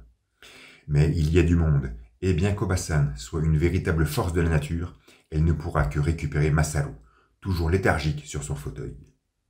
Elle le soutient alors bien fermement autour d'une marée d'éclopés. Mais un mercenaire la pointe de sa mitraillette depuis les hauteurs de l'escalier. Chioko est calme, monte les marches, elle intuitionne que l'arme est verrouillée et propulse ce merdeux qui s'écrase contre un pilier. Seule, au milieu des ruines, noyée dans un silence mortifère, elle repense à Kay. Mais cette dernière est en mauvaise posture, toujours malmenée par ces harceleurs qui lui déchirent les vêtements et prennent conscience que c'est une gonzesse. Elle se débat, s'enfuit, mais est très vite rattrapée par ces malfrats, qui n'ont plus qu'une idée en tête. Ils l'embarquent. Chioko, de nouveau dans les halls de l'immeuble, crée le nom de sa compagne. Mais aucune réponse. Kay est dominée par 7 vauriens à l'intérieur d'une salle vétuste, et l'un d'eux commence déjà à déboutonner son pantalon. Dans les couloirs, la matrone observe et suit des traces de pas fraîches sur le sol qui l'amènent à l'entrée de la chambre. Elle comprend que son ami est là, sûrement en danger. Elle lui conseille alors de se baisser. Et Chioko fait hurler sa mitraillette, crible la porte de 1000 balles, la défonce et s'introduit férocement dans la pièce. Elle remarque très vite Kay, accroupie et indemne, postée au milieu de 7 corps perforés et suant d'hémoglobine. Mais l'un d'eux respire toujours, et Obasan, le regard hargneux, fait valser les douilles, ne lui laissant aucune chance de survie. C'est alors qu'un 8e gaillard, bien portant, planqué derrière la porte, s'élance sur la femme et taraude ses côtes avec son couteau dans une image marmoréenne. Chioko répond immédiatement et lui fout un violent coup de crosse dans les dents. Le patibulaire s'effondre, la bouche en sang, les yeux apeurés et remplis de pitié. Il fait face à la mitraillette de la guerrière. Cette dernière, la mâchoire crispée par l'aversion, le perfore de dizaines de balles dans un vacarme infernal. Les 2 femmes sont sauves et Chioko ressent déjà les effets de sa blessure. Mais elle supporte et fait comprendre à sa compagne qu'elles ont une mission à accomplir. Kay se rue à l'extérieur et constate que Masaru se porte bien. Il est toujours sous l'effet de la drogue. Et Chioko apparaît, bandage au corps, armement renouvelé, posture ferme et affermie. Elle ordonne à son ami de ramener numéro 27 au temple de Miyako, pendant qu'elle ira chercher Kyoko. Kay conteste, pensant aux blessures de sa compagne. Mais c'est l'unique solution. Chioko s'élance alors dans les rues déchiquetées de Néo-Tokyo, laissant Kay seule, inquiète, sur une véloce double case, harmonisant cette fabuleuse confiance qui les unit. Une planche radieuse nous montre alors la planque d'Akira, noyée dans les eaux calmes du lagon, qui reflète timidement la douce avancée des nuages. L'ombre portée est clairement celle du matin, ce qui nous pousse à imaginer cette scène théâtrale pointée vers le levant. Il est intriguant que depuis cet angle de vue, nous ne puissions apprécier ce gros bordel, digne d'un rêve d'enfant, qui pullule à l'étage. D'ailleurs, toujours depuis ce même angle de vue, il nous est tout aussi difficile de mentaliser ce fameux étage. Ce détail n'a rien de grave, il ne perturbe pas la narration. Mais je ne peux m'empêcher d'être interrogatif, car Otomo réitère pour la 2e fois cette erreur visuelle, alors que le bordel et l'étage ont bien été mis en scène à la fin de l'épisode 51. Je ne pense pas qu'il l'omet par fainéantise. Katsuhiro peut être tout, mais pas paresseux. Donc imaginons un instant que ceci n'est pas une erreur, ni un oubli, ni même un acte de léthargie. Pourquoi ce rêve d'enfant n'apparaît que lorsque nous nous trouvons à l'intérieur de la planque? Pourquoi cet étage paraît plausible que dans ces mêmes conditions? Bref, face à l'estrade, une foule de fanatiques réclame la venue du grand Akira. Perchés sur les ruines d'un édifice, Ryu et Yamada observent la scène, ce dernier avec des jumelles. Mais l'arène reste vide, aucune démonstration pour aujourd'hui. À l'étage, Kaori et Akira sont assis près d'une table ronde. Une gamelle posée sur ses genoux, la jeune fille, très attentivement, donne à manger au mutant qui fait preuve de réticence. Nous voyons parfaitement bien le gros bordel présent à l'étage. Entre Kaori, crédule et douce, qui semble avoir pris définitivement place en ces lieux, afin de veiller sur l'enfant comme si c'était son petit frère, Akira, gamin autiste, muet, bariolé comme une poupée, et Tetsuo, qui, nous le savons tous, n'a pas grandi, on pourrait presque croire que ce rêve d'enfant n'est finalement qu'un artefact qui potentialise l'innocence de tout ce petit monde qui occupe ces lieux. Ce n'est peut-être, en définitive, qu'une métaphore de leur jeunesse, et je la trouve sublime. À l'intérieur de la planque, Migite est toujours préoccupé par l'inertie de numéro 41. S'il ne tient pas une audience maintenant, le peuple risque de ne pas apprécier. Ici, on se rend finalement compte que c'est Tetsuo et non Akira qui se chargeait de guérir les éclopés du Grand Empire. En voyant Kaori redescendre, Migite lui demande pourquoi elle n'a pas amené Akira. Mais l'enfant s'est assoupi et dort profondément. La jeune fille, soutenant la même gamelle de soupe, rejoint alors Tetsuo, toujours avachi sur les coussins. Ce dernier semble plus lucide, bien que son visage présente une anxiété apparente, et dévoile à Kaori qu'il a une idée. Je souhaite m'arrêter ici pour un instant. Ces 3 planches, même si ce ne sont pas les premières, nous montrent clairement où vivent Akira et Tetsuo, maintenant accompagnés par Kaori. Un torchis, un taudis, une véritable décharge auréolée par ce rêve d'enfant, avec une simple gamelle pour se préparer à bouffer et un lit pouilleux pour se reposer. Aucun signe extérieur de richesse, aucune ostentation, et pourtant, ce sont eux qui se trouvent, soi-disant, en haut de la pyramide sociale. Nous sommes donc très loin de cette corruption que vomissait Néo-Tokyo à l'époque de sa splendeur, loin de ces hommes de pouvoir véreux et cupides qui exhibaient sans vergogne leur ramassis de richesses. Soit, il est difficile de s'imaginer, dans ce conglomérat de ruines, un endroit idyllique où il ferait bon vivre. Mais même Miyako se présente dans une zone de confort bien plus propice à l'exercice de ses fonctions. Si nous nous rappelons des dires du barman dans la cantine, lorsqu'il parlait d'un monde meilleur à Yamada, nous remarquons, par les faits, que ce soi-disant monde a pour base une équité absolue. Ceux qui sont en haut de la pyramide bouffent la même merde que ceux qui sont en bas. Ils dorment dans la même crasse, sont vêtus des mêmes friches. La question est donc, ce monde meilleur est-il possible? Au vu de ces mêmes faits, nous constatons que non. Mais c'était oublier Migite. Nous ne savons pas où il vit. Nous ne savons pas ce qu'il sustente. Mais il est toujours vêtu d'un bel apparat. Chemise propre, fine cravate et sa coiffe digne d'un golden boy des années 1980. À cette hauteur du récit, donc, il ne fait plus de doute que celui qui se trouve finalement en haut de la pyramide sociale, c'est Migite, et lui seul. Il utilise Tetsuo et Akira pour mener son projet à terme. Un projet totalement incompris pour le moment, et il le restera, mais qui n'a sûrement rien d'une douce utopie. Je ne sais pas si on peut traiter Otomo comme un critique virulent de notre monde. Mais, au travers de ce simple message, il nous fait clairement comprendre la cruelle destinée de nos sociétés humaines. Le quotidien de celui qui est en haut sera toujours différent de celui qui est en bas. Mais revenons-en à notre histoire. Tetsuo a une idée, et il veut l'énoncer à Kaori, qui vient tout juste de le rejoindre avec une gamelle de soupe. Il lui parle de cette vieille, qu'il n'a jamais croisée, mais qu'il a parfaitement visualisée lors de son récent délire. Elle serait apparemment aveugle, mais connaîtrait beaucoup de choses, et il souhaite lui rendre visite, afin de trouver explication à ses interrogations. Kaori, toujours très douce et attentive, aide numéro 41 à se lever, et le conduit jusqu'à la cour extérieure. Tetsuo a l'air décidément très affaibli. Il ne s'est pas remis de sa récente intrusion dans la tête d'Akira. Perdu dans les ruines majestueusement étouffantes de Néo-Tokyo, 6 sbires du Grand Empire charrient le lit de Kyoko, tout en tâchant de ne pas le faire tomber. Soudain, une roquette fend l'espace dans un bruit strident et zébré. Puis une deuxième. Les transporteurs prennent peur et commencent à augmenter leur cadence. Depuis les hauteurs, Chiyoko les observe, tout en maintenant une distance stratégique. Bien harponné dans son lit, numéro 25 semble émettre quelques sons. Les lardons courent, soutenant fermement leur prise. Ils souhaitent au plus tôt franchir les limites de l'Empire afin d'être en sécurité. Mais Chiyoko se trouve déjà face à eux. On la sent essoufflée. En 2 pages, elle va se défaire de ces 6 renégats avec la même rapidité et facilité que précédemment.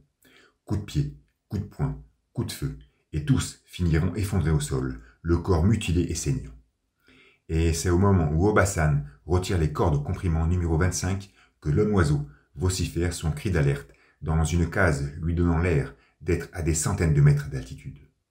Il affirme que l'enfant est aux mains de l'ennemi, que ce dernier est bien armé et qu'il ne faut surtout pas le sous-estimer. Chiyoko est endolorie et elle continue de perdre beaucoup de sang au niveau de sa blessure. Mais elle serre les poings, elle est forte et porte Kyoko dans ses bras. Pendant ce temps, nous retrouvons Kei, soutenant Masaru sur ses épaules, qui tâche de se frayer un chemin au travers de vénelles délabrées. Elle est essoufflée, car le mutant pèse lourd. Sur les toits, recouverts d'une trame ombrageuse, un groupe de renégats observe. Coiffés de casquettes, aucun n'endosse le bandeau du Grand Empire. Une page lumineuse nous montre ensuite Kaori et Tetsuo, proches de cette même table ronde. L'espace semble dominé par le vide absolu, et un silence splénétique subjugue la froideur de ces cases. La jeune fille, absorbée et attentive, fait une injection à numéro 41, qui présente un visage posé. En la voyant concentrée par son geste, on a l'impression qu'elle a été infirmière toute sa vie. Mais son jeune âge contredit cette idée. En fait, elle ne fait preuve que d'une roucoulante dévotion, comprenant parfaitement les souffrances de Tetsuo, et prenant soin de lui, du mieux qu'elle peut. La vue d'une assiette entourée de pilules et remplie d'une lotion artisanale nous dévoile la recette miracle. Tetsuo réagit, infecté d'une douleur apparente.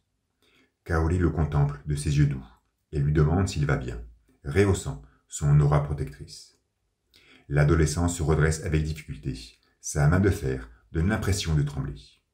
Transpirant, il salue sa compagne et disparaît, laissant pour un instant son ombre de midi calligraphier le sol. Un plan large, immaculé et aérien nous montre alors Kaori, seule, enrobée par ce rêve d'enfant indéfectible. Kei continue son avancée dans ses vénelles parsemées de débris. Sous le craquement de ses pas, elle entend aussi celui de ses sentinelles. Elle observe, se concentre, elle en perçoit 7. Elle pense que ce sont des hommes de l'Empire et qu'ils sont là pour l'enfant. Prise en chasse, elle dépose Masaru dans un endroit sûr et commence à prendre ses distances. Elle court au travers d'un sublime jeu d'ombre et de vitesse afin d'éloigner ce petit monde. Elle fait hurler sa mitraillette, perfore 2 de ses assaillants et constate immédiatement que ce ne sont pas les serviteurs de Tetsuo. Soudain, l'un d'eux surgit de nulle part, lui flanque un coup de bâton, mais Kei l'esquive habilement et le positionne sous son contrôle. Le braquant de son arme, elle lui ordonne de parler, vite. Mais ce ne sont que des bandits de grand chemin, et ils ne présentent donc aucune menace pour la jeune femme. Cependant, le renégat ne cesse de baragouiner pour justifier ses actes. Kei le fait taire en lui éjectant une pierre en pleine tête. Elle récupère ensuite Masaru et poursuit sa route. Mais le reste de la bande persiste à la pourchasser. Elle augmente sa cadence. Arrivée au bout d'une rue, elle se retrouve face à 7 moines, tous de blanc vêtus, qui donnent l'air de l'attendre. Kei est surprise, et les malfrats de tout à l'heure sont juste derrière elle. Mais à peine verront-ils les religieux qu'ils s'accroupiront en signe de prière. L'un des moines prend la parole et apprend à la jeune femme que Lady Miyako espère sa venue. Une vue aérienne sur les toits du monastère dominant la pestilence des décombres où nous voyons Tetsuo surgissant de nulle part projeter une ombre incomprise. Il s'avance lentement. Numéro 19, dans sa même pose de recueillement, le nomme comme s'il le connaissait de longue date. Mais dès ses premiers pas, l'adolescent reste abasourdi, interloqué, pétrifié par ce mur en bas-relief, dessinant comme un halo lumineux. Il connaît ses contours, il reconnaît cette lueur et se fossilise face à sa texture. Miyako n'est pas surprise, elle aussi a vu ce tracé, au laboratoire, il y a très longtemps. Mais quelle est donc cette vision que contemplèrent nos 2 protagonistes et qui semble aujourd'hui tétaniser à ce point Tetsuo? Numéro 19 prétend l'avoir vue lorsqu'elle était au laboratoire, durant son enfance. Notre adolescent aurait-il eu, lui aussi, cette vision quand on effectuait des expérimentations sur sa personne au début du manga? Le visage effrayé qu'il arbore à la vue de cette lithographie, bien qu'il soit de profil, s'apparente étrangement à celui qu'il exhiba, de face, lorsqu'il tenta de pénétrer dans la tête d'Akira, quelques chapitres auparavant. Cette ressemblance est d'ailleurs si évidente qu'elle ne peut nous laisser indifférents. Jadis, nous avions intuitionné que ce bas-relief en forme de halo lumineux était rattaché à Akira. Aujourd'hui, on serait en droit d'en déduire qu'il lui est même intrinsèquement dépendant. Toutefois, on serait aussi en droit de se demander si Miyako a eu une telle vision suite à une intrusion dans la tête du jeune môme. À ce niveau de lecture, il nous est absolument impossible de répondre à toutes ces questions et de cerner la symbolique de cette sculpture murale. Cependant, on ne peut rester insensible à cette récente stupeur éprouvée par Tetsuo. La vieille lui apprend d'ailleurs que c'est au cours de ses expériences au laboratoire qu'elle perdit la vue, et que, Malgré cette cécité oculaire, elle a acquis une certaine forme de clairvoyance, lui permettant de voir le monde comme jamais auparavant. Tetsuo souhaite cette faculté, afin de mieux comprendre. « Que veux-tu savoir ?» lui demande numéro 19 d'un air curieux. Posté face à elle, projetant son ombre outrecuidante sur l'assise de la prêtresse, Tetsuo lui répond « Akira ». Mais nous nous retrouvons très vite en plein affrontement entre Chiyoko et les sbires de l'Empire. Cette première ne cesse de mitrailler, exécutant tous ses rivaux avec facilité. Cependant, une menace lui tombe du ciel. Un énorme rocher, éjecté par ses assaillants, lui fonce droit dessus. Elle esquive cette masse compacte qui fissure le sol avec éclat, pénètre dans une ruelle et poursuit son mitraillage. Kyoko est bien fermement attachée à son dos, ankylosée. Migité contemple la scène depuis les hauteurs. Il est parfaitement conscient qu'à ce rythme, la femme va très vite se retrouver sans munitions. Depuis un point de vue encore plus élevé, un autre regard observe cette scène. Perché sur des ruines invariables, une silhouette se détache de ce ciel partiellement nuageux. Le colonel. Recouvert d'un poncho, il soutient de sa main droite un bâton et donne toujours cette impression d'être maître de soi. Une magnifique page-titre pour introduire cet épisode 60, sorti le 7 octobre 1985 dans Young Magazine. L'ombre de Tetsuo se projette sur le mur en bas-relief présent dans le temple de Miyako. Ce visuel, de par sa subtilité, amorce la connexion entre numéro 19 et 41, mais surtout, il propulse l'obscurité de l'adolescent au cœur même de ce halo brésilien, semblant faire interagir deux formes d'énergie. Sur les 19 planches qui vont composer ce chapitre, 13 seront consacrées à l'incroyable discours de Miyako.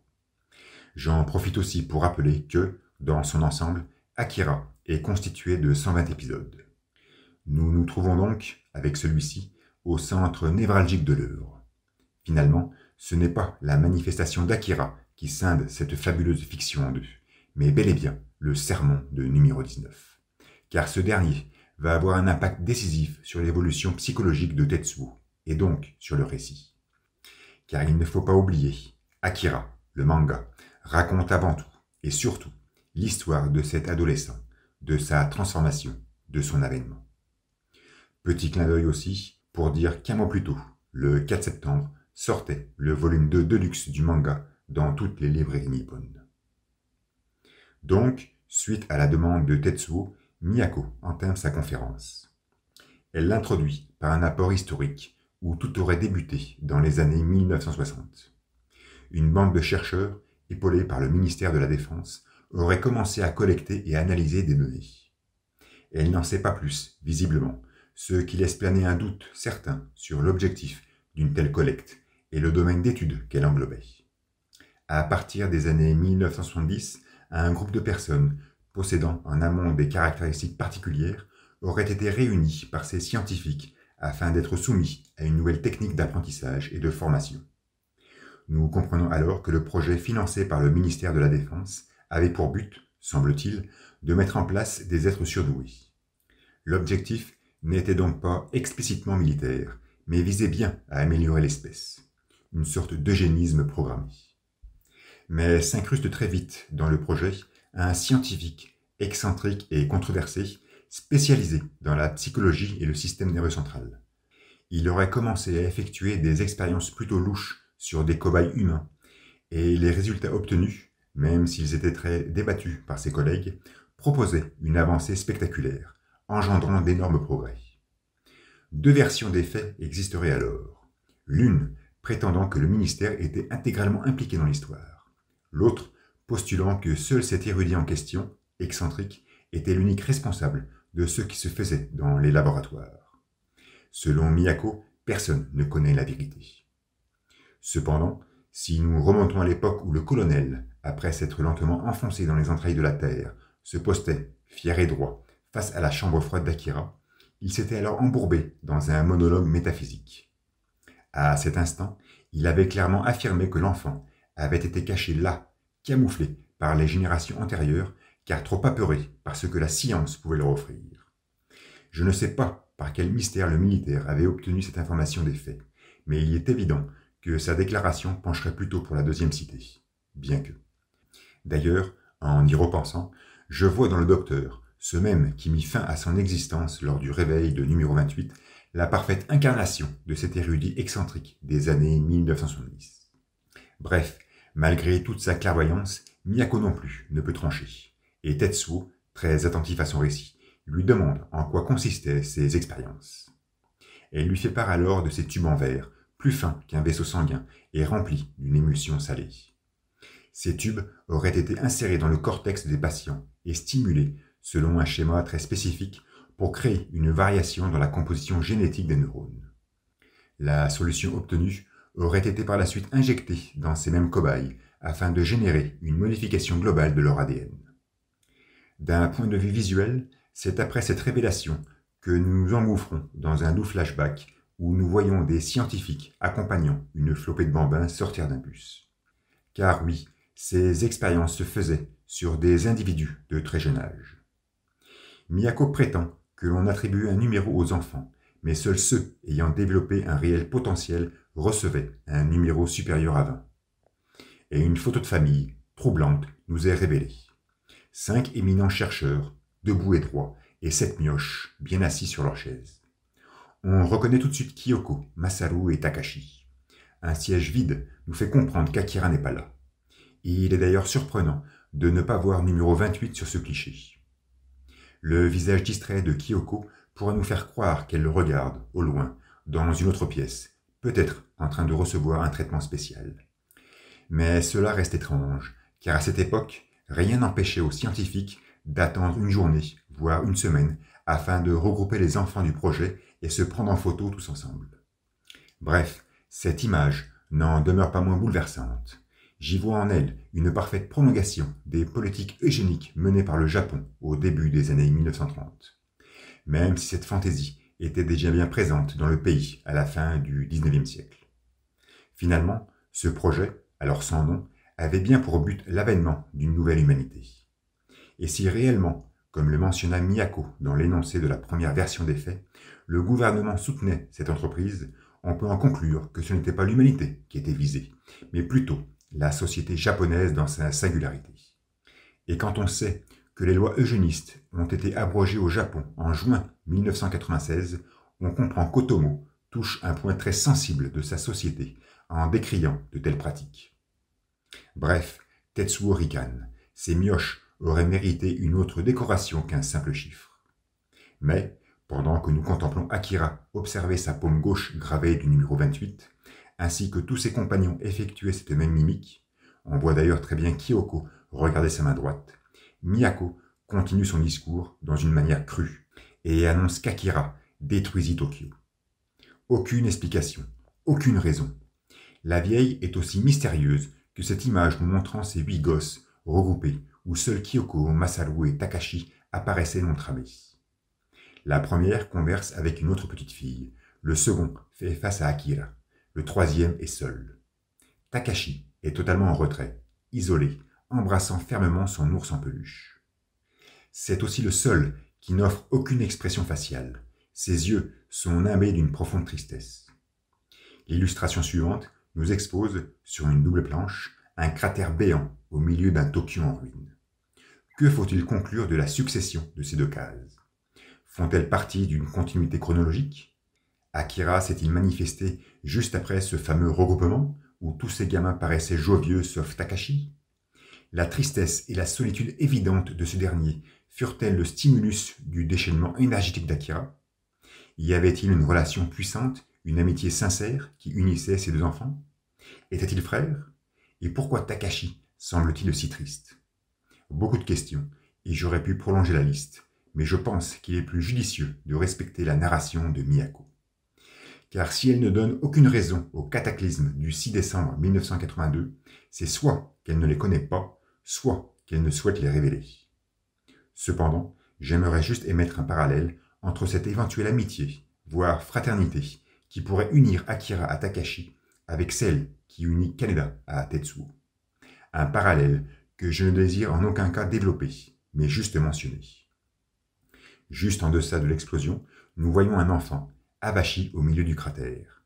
Akira fut le seul survivant de la catastrophe, avec les 3 autres mutants que nous connaissons. Toujours très écouté par un numéro 41 bien assis sur l'estrade, Miyako lui apprend que tous les scientifiques furent tués, tous les enregistrements pulvérisés, et qu'il aura fallu attendre 3 années pour faire la relation entre la destruction de Tokyo et ses expérimentations. À aucun moment elle ne parle d'elle. Nous ne savons pas comment elle a pu réchapper au désastre. Soit, portant le numéro 19, elle a dû être mise à l'écart, mais peu importe, elle a survécu, et ceci forme un autre mystère sur sa personnalité. D'ailleurs, sachant que seuls les mioches ayant un véritable potentiel se voyaient attribuer un numéro supérieur à 20, avec celui inscrit sur sa paume droite, Miyako représentait une forme d'échec. Elle fut donc considérée comme un sujet raté du projet, une avarie, un insuccès, un fiasco, et ceci a dû avoir un impact non négligeable sur son ego. C'est peut-être pour cette raison qu'elle édifia sa secte et son monastère, afin de prolonger cette création d'enfants au pouvoir surnaturel. Donc, pendant que le gouvernement, il y a 5 ans, réhabilitait le projet Akira, cette fois-ci à des fins militaires évidentes, Miyako préparait ses jeunes élèves. 2 jeux de force, apparemment opposés, mais parfaitement complémentaires, voyaient le jour dans ce néo-Tokyo moderne. Le colonel cherchait en vain, au travers d'analyses et d'expérimentations, des outils de contrôle, alors que numéro 19 formait des disciples tâchant de les hisser à la perfection. Ces 2 jeux de force avaient pour point commun Akira, et la perfection que convoitait Miyako, c'est finalement le militaire qui sut l'édifier, sous le nom de Tetsuo. Les formations de la prêtresse représentent donc son 2e échec, mais cela ne la perturbe pas, car elle est maintenant face à numéro 41. Mais Tetsuo commence à se titiller.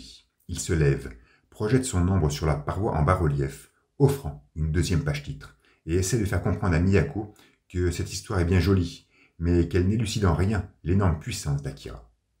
Et la vieille lui répond « Comment expliques-tu tes propres pouvoirs ?» Miyako s'embourbe alors dans un délire métaphysique et irréel, toujours baigné par des cadrages stricts et astreignants. Elle prétend que toute l'énergie produite par l'humanité n'est qu'une misérable flatulence face à celle que peuvent générer lui et Akira. Elle lui parle d'un courant, d'un flux cosmique et invariant qui emporte toute chose et tout être dans sa direction. Elle affirme qu'Homo sapiens est incapable de comprendre ce courant malgré ses découvertes mathématiques et scientifiques, et qu'il est simplement condamné à se laisser guider par sa force. L'impétuosité de ce flux est telle que rien ne peut l'arrêter, et s'il l'est, grâce à une forme quelconque de pouvoir, ce ne sera que pour un fugace instant, et l'écoulement se réanimera de plus belle. C'est d'ailleurs durant ces ravivements que l'homme prend conscience de sa puissance et commence à le craindre, comme a pu, apparemment, selon les propres dires de Miyako, l'expérimenter Tetsuo. Car il faut se rendre à l'évidence, numéro 28, lui, est hors de ce courant. Ceci expliquerait alors pourquoi Akira n'était pas sur la photo de famille. En fait, si, il était bien assis sur sa chaise, mais on ne le voyait pas, car déjà, à cette époque, il vaguait hors de ce flux insondable. Mais notre adolescent perd patience et demande à la prêtresse de stopper son délire et de lui dire ce qu'est vraiment Akira. Mais la vieille lui répond simplement « Ceux qui appartiennent au courant ne pourront jamais comprendre. » Donc, clairement, personne ne peut appréhender Akira, et pour percer son mystère, il faut avant tout s'extraire de ce flux invariant. Lorsque Tetsuo tenta de pénétrer dans la tête de numéro 28, il dut en fait s'extirper de ce courant pour un instant. Et c'est la force de ce dernier, intensifiée, qui le terrorisa, non Akira en lui-même.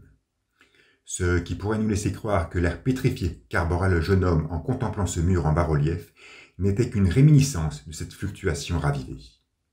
Mais l'adolescent est convaincu que Miyako sait. Il lui ordonne de se confesser, de lui offrir une explication plus terre-à-terre. Mais la vieille lui rétorque. « Tu devras le découvrir par toi-même, numéro 41. Toi seul peux le faire, et c'est ta mission. » Quelle réponse extraordinaire! Quelle habileté rhétorique! Quelle lucidité narrative! Tetsuo, qui nous faisait un caprice à chaque fois que Kaneda lui sommait de se calmer. Lui, qui regardait de haut le colonel à chaque fois qu'il lui proférait un ordre. Il reçoit maintenant, à cet instant précis, une directive de Miyako. Mais cette dernière, experte manipulatrice, le brosse dans le sens du poil, en lui faisant comprendre qu'il est singulier. Car visiblement, lui seul peut être le précurseur de cette découverte, et c'en sera sa mission, s'il l'accepte. La prêtresse ne s'exprime pas sur l'objectif d'une telle mission, sur sa finitude, même si elle les connaît très bien. On se doute bien que Tetsuo ne devra pas s'extirper du flux uniquement pour appréhender le mutant. Il y a autre chose derrière tout ça, et la vieille le sait. En édifiant son monastère et en formant des disciples afin de les hisser à la perfection, elle était parfaitement consciente de l'objectif de ses actes. Or, elle échoua dans ses formations, là où le colonel avait fini par réussir. Cependant, elle semble, au travers de cette phrase discrète, et se trouvant maintenant face à numéro 41, poursuivre ce devoir qu'elle s'était imposé. Car s'il y a un Akira, il doit inévitablement y avoir un Tetsuo. L'un ne peut aller sans l'autre. Il représente ces deux formes d'énergie qui ne peuvent rester isolées. Et Miyako est consciente de ceci. Comment? Je ne le sais pas, mais elle en est consciente.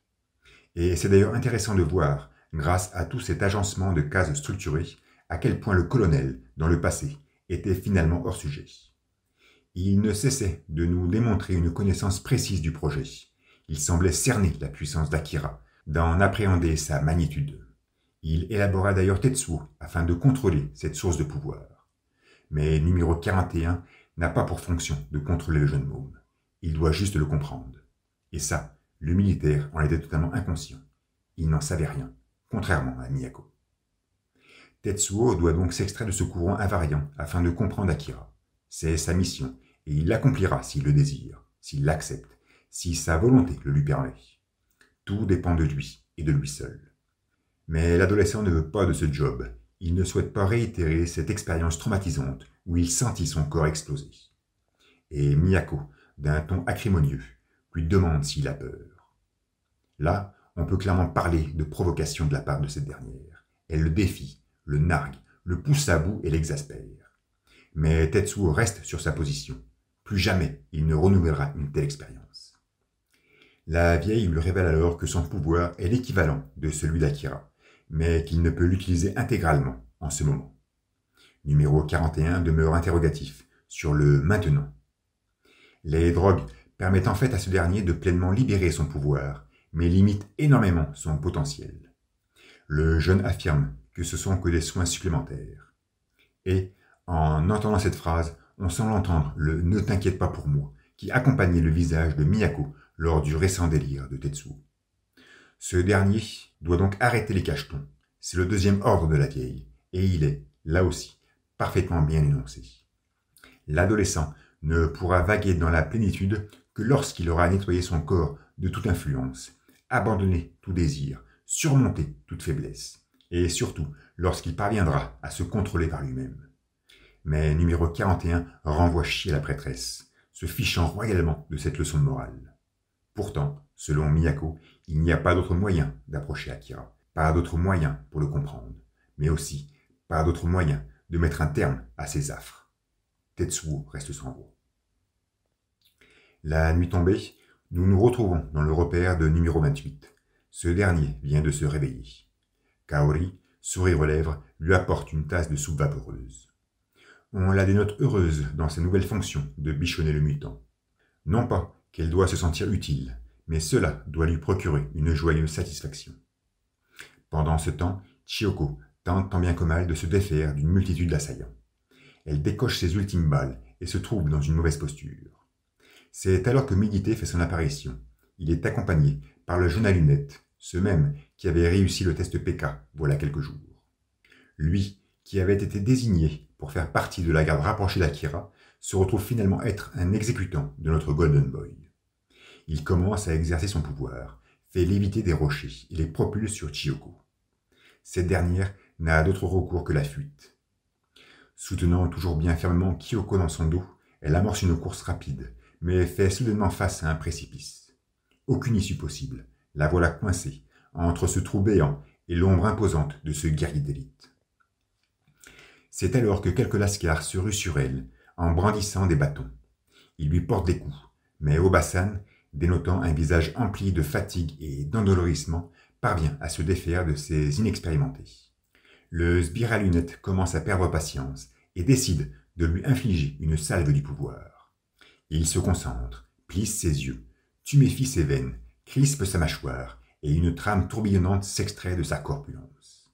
Mais la salve percute l'un de ses compagnons, qui venait de porter un coup de hache à Chiyoko. Le sol s'émiette alors et catapulte la femme dans les bas-fonds. Elle tient toujours bien fermement Kyoko dans ses bras. Migité surgit, engueule son disciple et demande des lampes torches. Dans les souterrains, Chiyoko se retrouve plongée dans l'obscurité, et une image effrayante nous la montre sur un tapis de cadavres. Visiblement, les victimes de la deuxième manifestation. 1 mois étant nécessaire à un corps pour se décomposer, cette casse crue et poignante nous confirme donc bien les dires de Yamada. Mais pendant que Migité et ses hommes scrutent les profondeurs pour tâcher d'y trouver sa trace, Obasan poursuit son avancée, ne se laissant nullement impressionner par son macabre entourage. Toujours noyée dans l'obscurité, elle traverse une zone remplie d'eau, turpide et pestilentielle. Elle se fait même attaquer par des rats.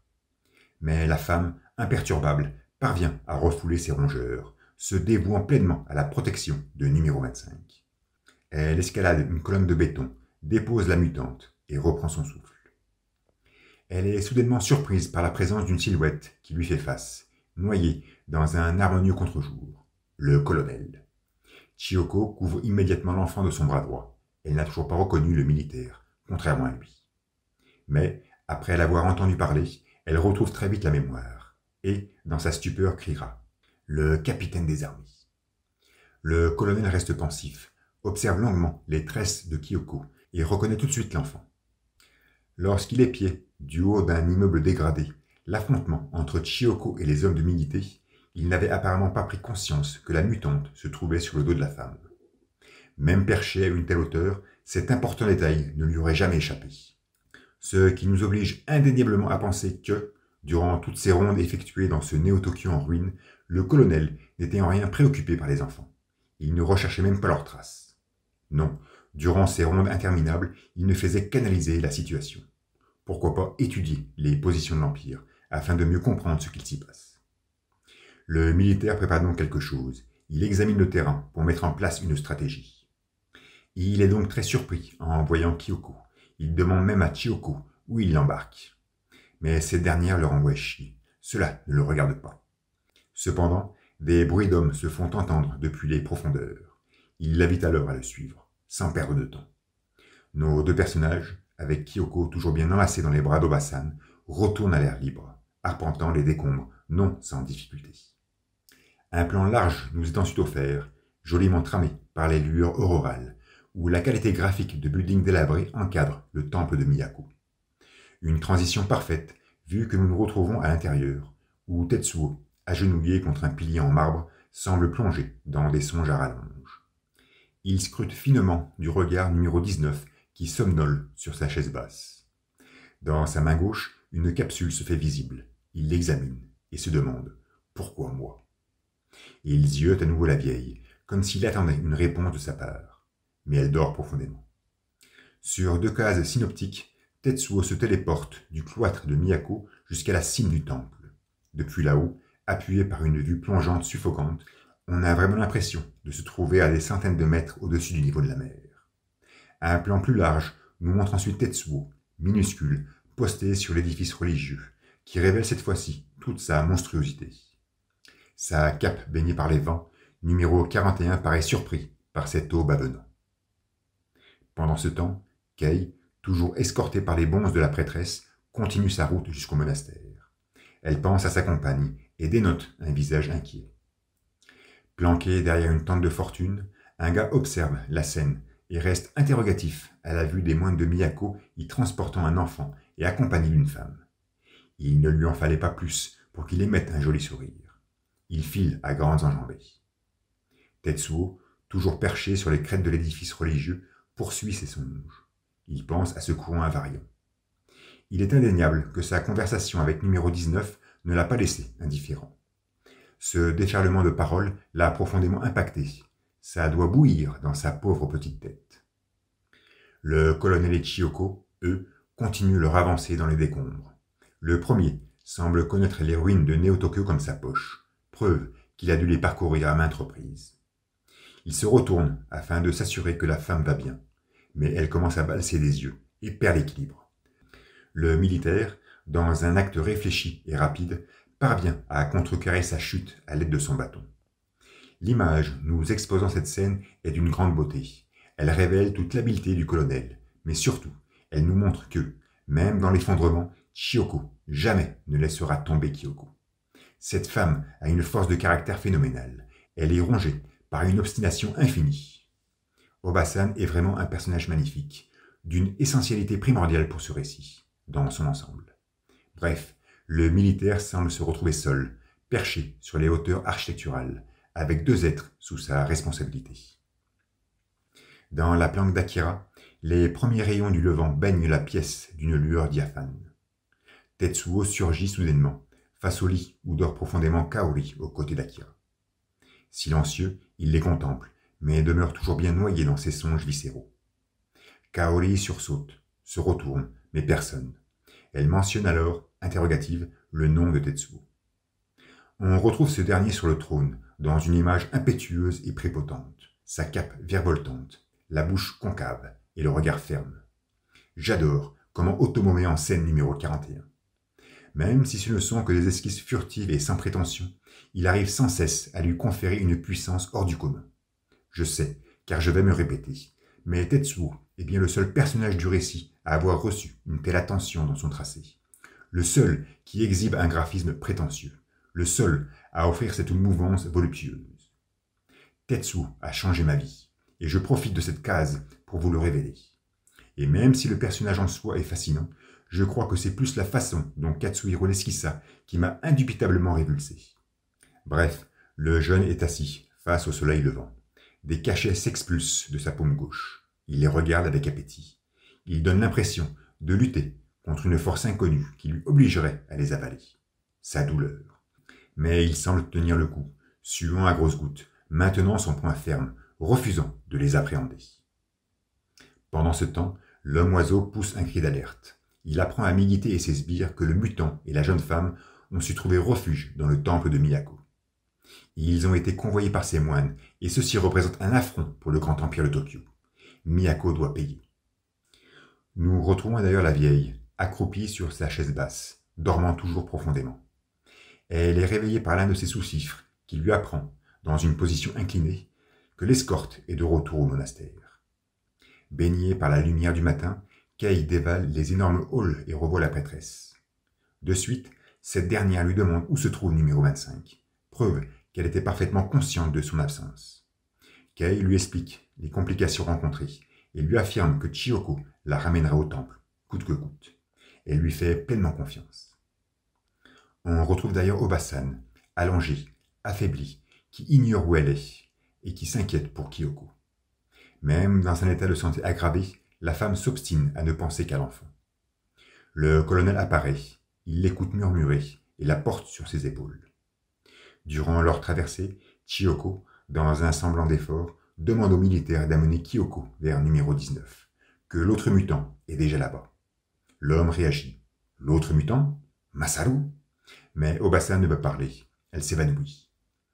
Il est intriguant de constater à quel point le colonel se trouve maintenant préoccupé pour les enfants du projet, lui qui donnait l'impression de les avoir abandonnés juste après la seconde manifestation. Les recherchait-il? Sillonnait-il la ville pour remonter leurs traces? Je le doute. Sa présente réaction doit être placée sous le signe de l'émotion. Malgré tout, il doit être content d'avoir retrouvé Kyoko et de savoir Masaru dans la course. D'ailleurs, nous revoyons numéro 25, allongé sur un lit, couvert d'un veston. Un homme à lunettes se poste auprès d'elle, la regarde. Son visage est mélancolique. En se forçant un peu, on reconnaît très vite le scientifique qui accompagnait le docteur lors de la journée du 16 avril. À cette époque, il n'avait pas eu beaucoup de protagonisme, mais c'était quand même lui qui avait déclenché l'alerte de code 7 et reçu une belle baffe du colonel.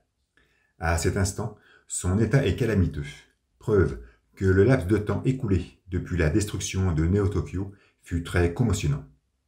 Revoir Kyoko, car bien évidemment il la connaît, doit le combler de doutes et d'incertitudes.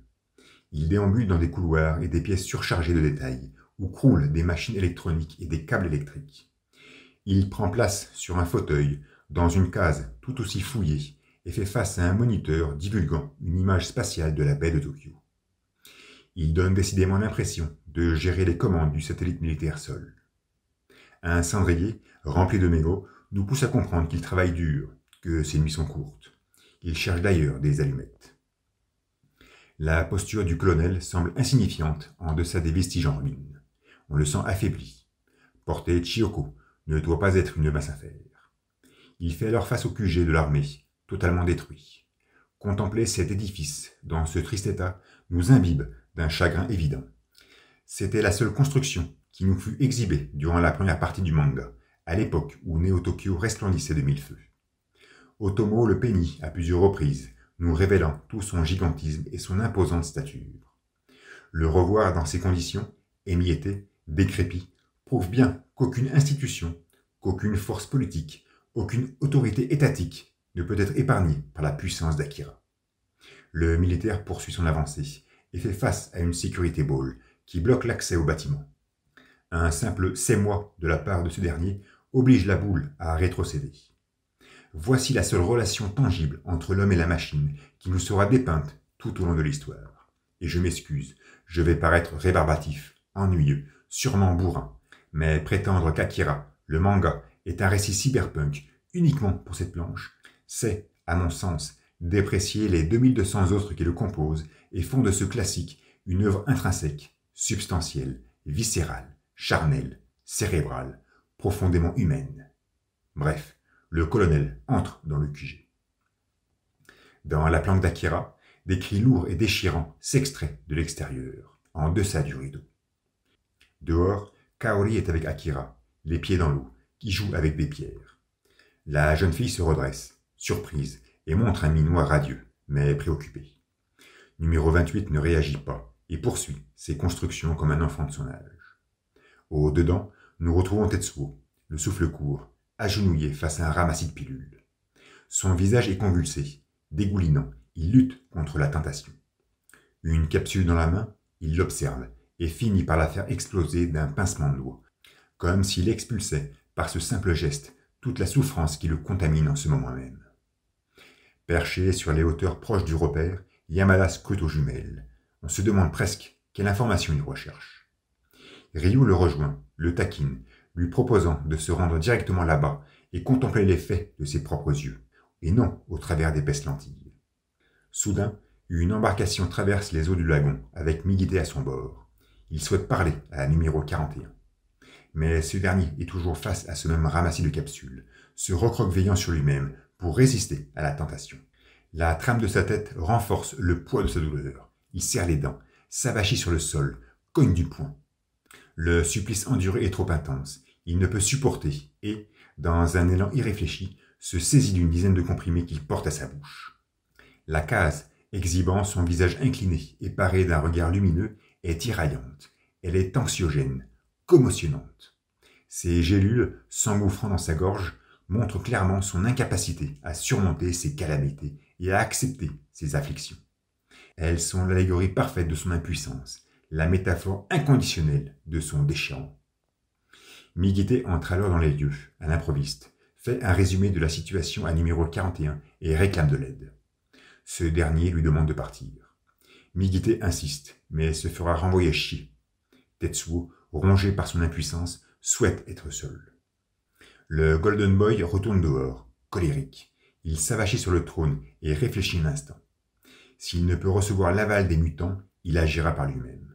Il prend donc les commandes de l'armée du Grand Empire et demande à ses sbires de regrouper tous les soldats disponibles. Dans le passé, il usait les enfants pour assurer la légitimité de ses actes. Maintenant, il se sent visiblement capable d'assumer, lui seul, ses décisions. À l'intérieur du QG, le colonel dépose Chioko, toujours inconsciente. Le scientifique est planté derrière lui. Il lui demande des cigarettes. Mais le militaire lui somme d'apporter de l'alcool afin de soigner les blessures de la femme. Il lui défait alors le bandage qui couvrait sa plaie et on remarque des larves qui y avaient trouvé refuge. Une répugnance qui nous montre bien l'insalubrité dans laquelle sont baignés nos personnages. Après la réception de ses premiers soins, Chioko se retrouve allongée à même le sol, au repos. Son bras droit touche le matelas de Kyoko, comme si elle voulait s'assurer qu'elle allait bien. Même dans un état comateux, la protection du mutant reste sa priorité. Le colonel, exténué, ingurgite une gorgée de gnôle afin de se remettre de ses émotions. Il s'entretient, de manière musclée, avec le scientifique qui lui prétend que jamais il ne pourra se concentrer sans ses cigarettes. Le militaire le tranquillise et lui ordonne de poursuivre son boulot. Depuis le début de cette deuxième narration, postérieure à la destruction de Néo-Tokyo, on imaginait le colonel perdu et déprimé. Mais il n'en est rien. Il démontre au contraire une fervente activité. Il est incontestable qu'il prépare quelque chose, élabore une stratégie. Il est entouré d'une machinerie moderne et parvient à faire travailler son scientifique, le même qu'il avait giflé durant cet après-midi du 16 avril, en échange de paquets de clopes. Finalement, il n'a rien perdu de son contrôle de soi et des événements. Il semble plus que jamais dans le feu de l'action, même si nous savons tous qu'il est totalement hors sujet. Dans le temple de Miyako, nous revoyons la prêtresse recevoir des nouvelles de Masaru. Ce dernier va bien, il est allongé confortablement dans un lit. Son pouls est normal, sa respiration régulière. Kei, quant à elle, prend un bain. Elle semble relaxée, noyée par une douceur vaporeuse.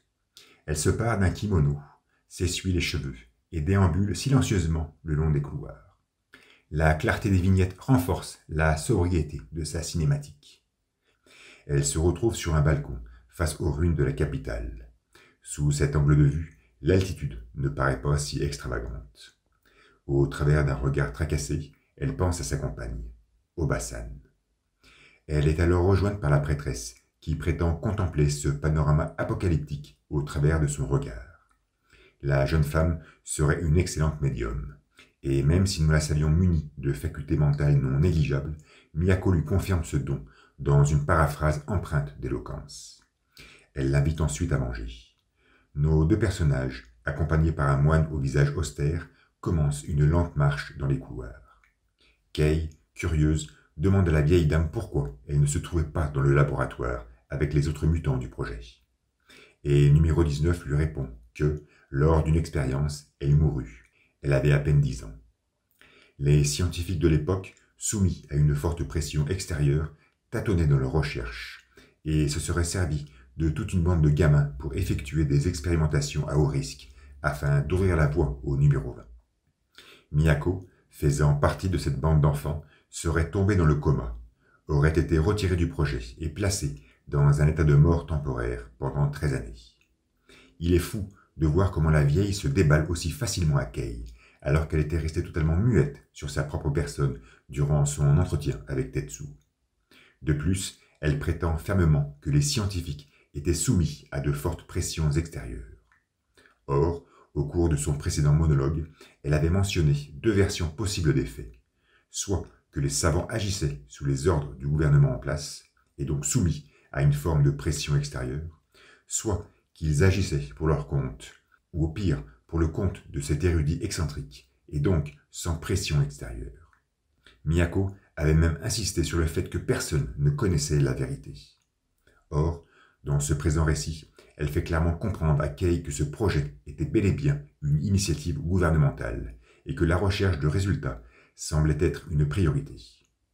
Face à une telle situation, il me semble évident que Miyako raconte ce qu'elle désire, quand elle le désire et à qui elle le désire. Elle se joue des mots comme de ses interlocuteurs, et cette anodine conversation qu'elle entretient avec Kei en ce moment pourrait n'être finalement que le début d'une nouvelle manipulation. La vieille apprend ensuite à la jeune femme que durant son long sommeil de 13 années, elle fit un rêve. Akira, Néo-Tokyo, Tetsuo, l'univers, le futur, elle aussi et son amie, Kaneda. Cette dernière s'émotionne à entendre le nom de son compagnon et lui demande où il se trouve. Il n'est pas dans ce monde, en tout cas, pas maintenant. À chaque fois que Miyako parle de ses rêves, c'est la même divagation cérébrale, on n'y comprend rien, ou tout du moins, le surplus de questions que génère chacune de ces révélations nous embourbe toujours plus dans l'inconnu. À l'écouter, la prêtresse était donc consciente de la venue d'un être suffisamment parfait pour s'extraire du flux et comprendre Akira, car elle rêva de Tetsuo, et il est là. Ce qui veut dire qu'en créant sa secte et son monastère, elle ne cherchait pas à former des disciples afin de les hisser à la perfection, car elle savait que numéro 41 surgirait. Donc, la secte de Miyako n'a qu'un rôle spirituel. Elle n'est là que pour affermir le poids du religieux dans une société.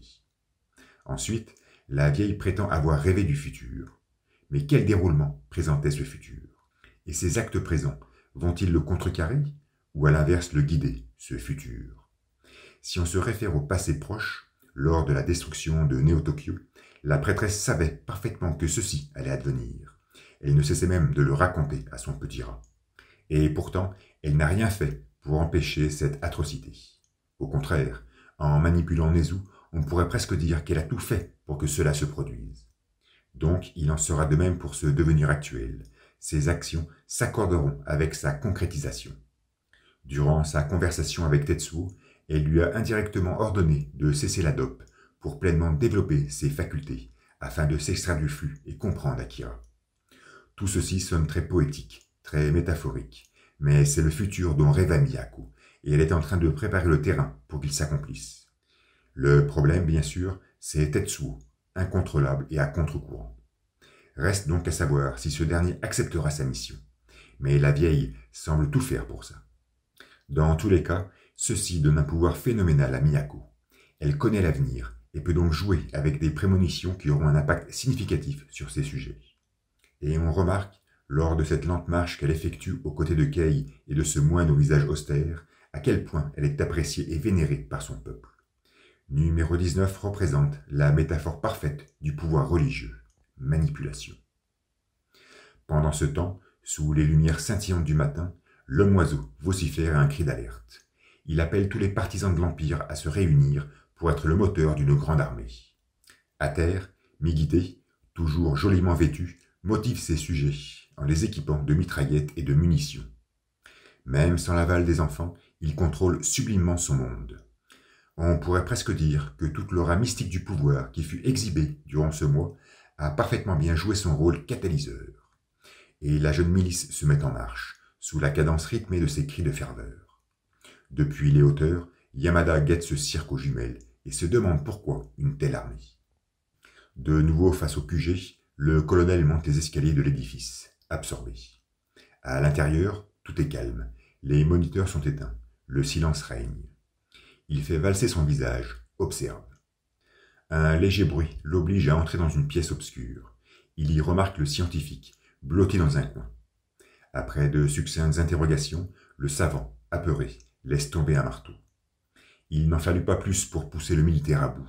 Il propulse violemment l'érudit contre un mur. Ce dernier souhaitait éliminer Kyoko, persuadé que tout ce désastre est dû à elle et aux autres mutants. Mais le colonel lui fait comprendre que sa mort pourrait causer une réaction chez Akira, qui serait bien plus dévastatrice.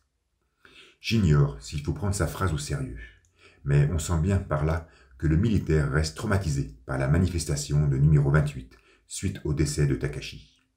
Ceci dit, le scientifique semble s'en foutre royalement. Pour lui, il a déjà tout perdu. Le colonel lui jette alors 3 paquets de clopes et lui ordonne de poursuivre son travail, même si l'on ne sait toujours pas en quoi il consiste. J'adore cette série de planches qui nous fut joliment présentée.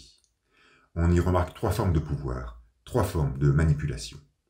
Celle de Miyako sur ses sujets, celle de Migite sur ses sbires et celle du colonel sur son savant. Les 2 premières ne sont possibles que grâce à un mysticisme évident, essentiellement caractérisé par ce pouvoir incompris. La dernière est par contre très humaine, et cela ne fait que renforcer la beauté de notre chef des armées d'antan. Bien sûr, il est difficile de deviner ce qui pousse le chercheur à rester en ses lieux et à obéir aux ordres, la foi en sa discipline. Je me rappelle encore de ce parallélisme qu'il y avait, en début de récit, entre le scientifique et le militaire, correctement divergents sur leur degré de responsabilité.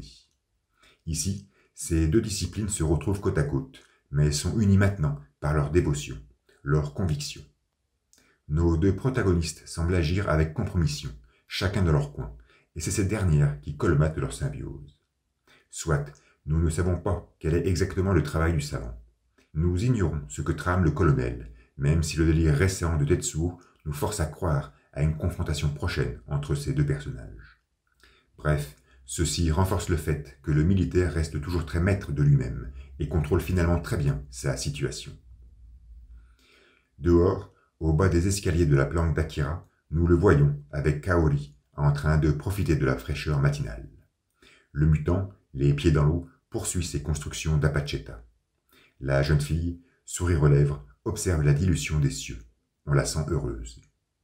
Soudain, Un amas de pilules divague sur ce léger courant aqueux.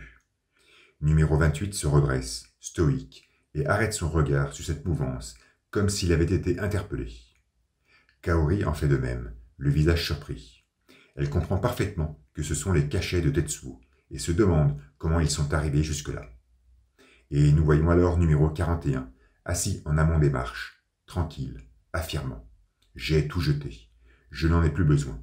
J'ai décidé de tout jeter. » J'adore cette allégorie. Les cachets suivent invariablement le courant pour que Tetsuo puisse définitivement s'en défaire.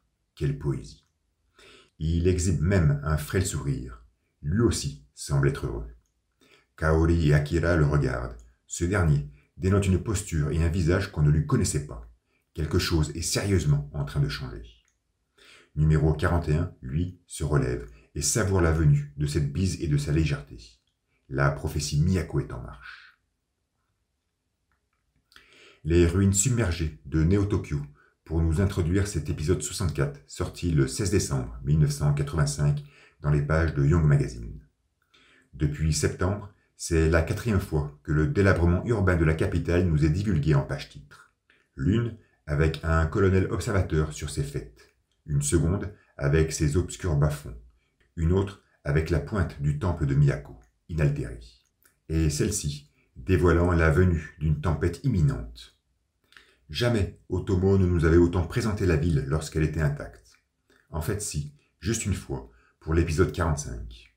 Donc, même au cœur des pages titres, nous connaissons mieux Néo-Tokyo dévasté que durant sa douce opulence. Jamais la capitale nippone ne fut si oppressante, étouffante et lugubre que depuis son éradication. Mais dans cette présente illustration, ce ne sont pas ces immeubles décrépités qui nous angoissent, mais bel et bien cet énorme cumulus qui semble annoncer une tourmente inévitable. Et n'oublions pas de le signaler, mais Akira est en train de fêter sa 3e année. Et en effet, une masse sombre et compacte se dresse sur l'horizon. Yamada, toujours accompagné par Ryu, souhaite profiter d'un retour au calme depuis le départ de l'armée pour s'aventurer jusqu'au repère d'Akira. Cela surprend l'ancien anarchiste, car, selon son interprétation des faits, qui peut être sûrement discutable, même seul, numéro 28 reste dangereux. Mais cela ne dérange pas l'espion. Il est venu ici pour tout justement évaluer ce niveau de dangerosité. Ryo est impressionné par un tel courage. Assis sur le trône, cadré par 2 vignettes accablantes, Tetsuo se comprime la tête. Il beugle d'une dépression manifeste. Yamada l'observe aux jumelles et demande à son compagnon de route des informations sur ce dernier. Notre anarchiste prétend qu'il le connaît, qu'ils se sont déjà croisés. Et nous nous souvenons très bien de cet instant sur le mont de charge lorsqu'il descendait dans les entrailles de la terre en cet après-midi du 16 avril. C'est d'ailleurs le seul moment où Ryu se frotta à Tetsuo. Par contre, il affirme ne pas être sûr si l'adolescent a des pouvoirs, car il ne l'a jamais vu s'en servir. Comment ça? Et sur le mont de charge, en cette même après-midi, alors qu'il se défaisait des plateformes de l'armée. Ryu était pourtant aux premières loges. L'aurait-il oublié? Ou n'avait-il pas fait le rapprochement entre numéro 41 et toutes ces explosions? Étrange. Bref, Tetsuo tape des poings. Son abstinence le ronge déjà de l'intérieur. On le sent à bout. Il se cogne même la tête pour amoindrir ses douleurs. Son visage respire la désespérance. Il ne supporte plus cette agonie incessante. Il en pleure, essoufflé. Dans un dernier cri d'amertume, il incurve son corps et disparaît du Voltaire, marqué alors de son sang, sous la stupeur de Yamada, qui l'observait toujours soigneusement. Brusquement, bien loin à l'horizon, un spasme aquatique s'élève des flots. Yamada et Ryu sont interloqués, et un raz-de-marée géant se dessine devant eux. Tetsuo s'extrait subitement des eaux tumultueuses et, dans un hurlement pétrifiant, s'immisce jusqu'aux cieux ombragés. 3 cases, rayées, nous montrent ensuite la stupéfaction de Miyako, Masaru et Kyoko. Tous écarquillent les yeux et oscillent leur tête d'une mouvance sidérée. La première, parée de ses petites lunettes rondes, semble embarrassée et préoccupée. Le second donne l'impression de s'extraire de son sommeil. Son regard est vaporeux. La troisième est, quant à elle, comme hantée par une épouvante incomprise. Numéro 25, maintenant réveillé, pousse un braillement qui méduse le colonel posté juste à côté. Imprécise et bégayante, Noyée par une agonie manifeste, elle demande aux militaires de la mener jusqu'à Miyako. C'est alors qu'une image sombre, tramée, balayée par cette tempête annoncée, nous expose le temple de la vieille. Migite est au premier plan et escorte son armée. Il arbore un sourire confiant. Il lève le poing, vocifère son cri d'attaque et lance l'offensive, se ruant dans le camp de réfugiés. Sa troupe le suit, embringuée par l'effervescence du moment, dans une vue plongeante vertigineuse et panoramique. Au QG, le colonel rejoint le scientifique qui allume une clope. Il lui demande si c'est terminé et quelle est la marge d'erreur. Ce dernier lui répond que tout est OK, mais que dans un rayon inférieur à 10 mètres, cela peut s'avérer très dangereux. Malheureusement, il était impossible aux savants de combiner précision et miniaturisation.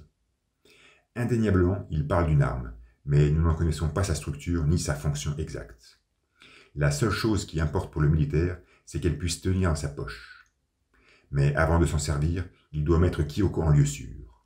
Nous comprenons donc qu'il va se rendre au temple de Miyako, et, par la suite, il accomplira la mission qu'il s'est fixée. Tetsuo? La question est légitime, car lors de son récent délire, numéro 41, avait perçu cet affrontement face au colonel.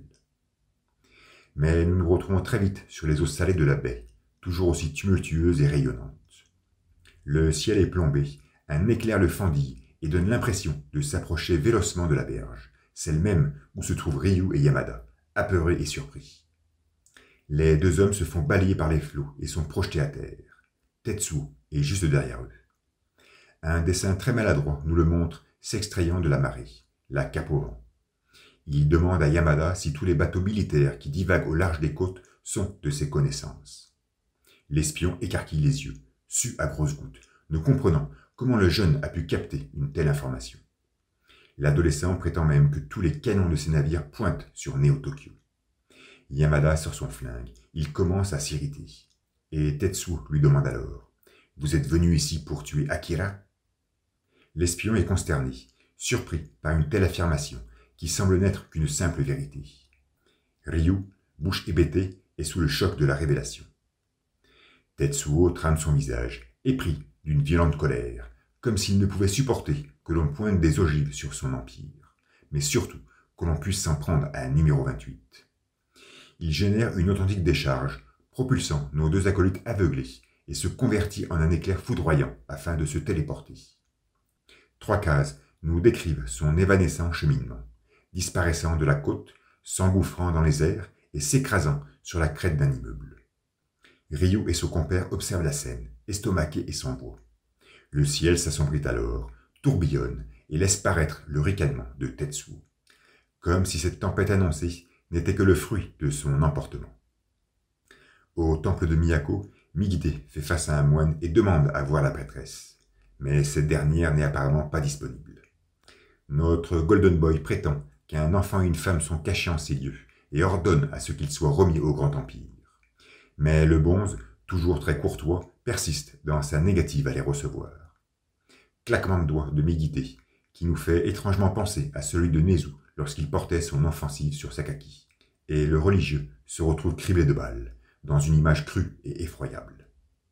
Le visage d'un des tireurs devient même imbibé d'effroi, prouvant qu'il se passe quelque chose au sein de cette armée. Face aux actes, l'effervescence se confronte aux conséquences. Migite poursuit sa marche, d'un pas sûr, et commence son intrusion dans le monastère, tâchant tout de même de maintenir sa troupe en haleine. La prêtresse est immédiatement prévenue de l'intrusion des hommes du Grand Empire et de leur demande de récupérer Kei et Masaru. Elle exhibe même un visage apeuré en apprenant qu'ils ont déjà commencé à faire feu. Et en effet, dans le temple, c'est une véritable boucherie qui se présente au travers de cases profondément tramées pour renforcer la dramaturgie du moment. Les sbires de l'Empire mitraillent à tout va et semblent n'épargner personne. À l'intérieur, c'est la panique. Les réfugiés sont pris au dépourvu. Ils tâchent de réagir, mais se font exécuter sans scrupule. Confrontés aux paroles conciliatrices des moines, les mercenaires les criblent de 1000 balles, sans aucune pitié, assourdis par les onomatopées des tirs répétés. Tous sont emportés par la furie de Migite, qui souhaite littéralement éradiquer cette église et tuer Miyako. Ce dernier orchestre parfaitement bien son petit monde, rénovant l'effroi en une impulsive frénésie. Posté sur une passerelle adjacente, Kei, le visage empli de dégoût, observe le carnage.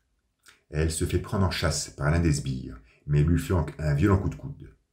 Elle sait que personne ne lui tirera dessus, car leur chef la veut vivante, et on se demande bien pourquoi d'ailleurs. Dans le QG, le scientifique explique le fonctionnement d'une arme au colonel. C'est en fait un pistolet laser qui permet de télécommander le satellite Sol, afin de projeter une salve sur une coordonnée précise, avec 10 mètres comme marge d'erreur. Voilà donc en quoi consistait le travail du savant, et voilà donc en quoi consistait le plan du militaire. Ce dernier reste fermement convaincu qu'il pourra résoudre la situation, voire même éradiquer Tetsuo au moyen d'un armement sophistiqué. Décidément, son échec cuisant du 16 avril ne lui fait pas perdre espoir. Il va chercher Kyoko, toujours somnolente, et sort de l'établissement. Dehors, la tempête annoncée est de plus en plus intense. On a l'impression d'auditionner l'affligeante symphonie de numéro 41. Le colonel installe la mutante à l'intérieur d'une Security Ball spécialement aménagée pour l'occasion et commence sa marche. Il prévient le scientifique qu'il sera de retour dans 2, voire 3 jours, et il lui demande de prendre bien soin de Chiyoko. Une image tramée et virulente nous montre alors le militaire, sur la Security Ball, en train de s'engouffrer dans les profondeurs ténébreuses de la ville. Le vent souffle et sa vivacité nous est parfaitement perceptible. Au monastère, Migite, accompagné de quelques hommes, menace un moine ensanglanté de se confesser. Il veut savoir où se trouve Miyako. Mais face au silence de ce dernier, le premier, bariolé d'un visage irascible, ordonne à ses deuxièmes de tirer. Mais ils ne le peuvent. Cette profusion de violence a indubitablement eu un impact sur le mental des soldats de cette grande armée, qui ne sont évidemment pas des professionnels.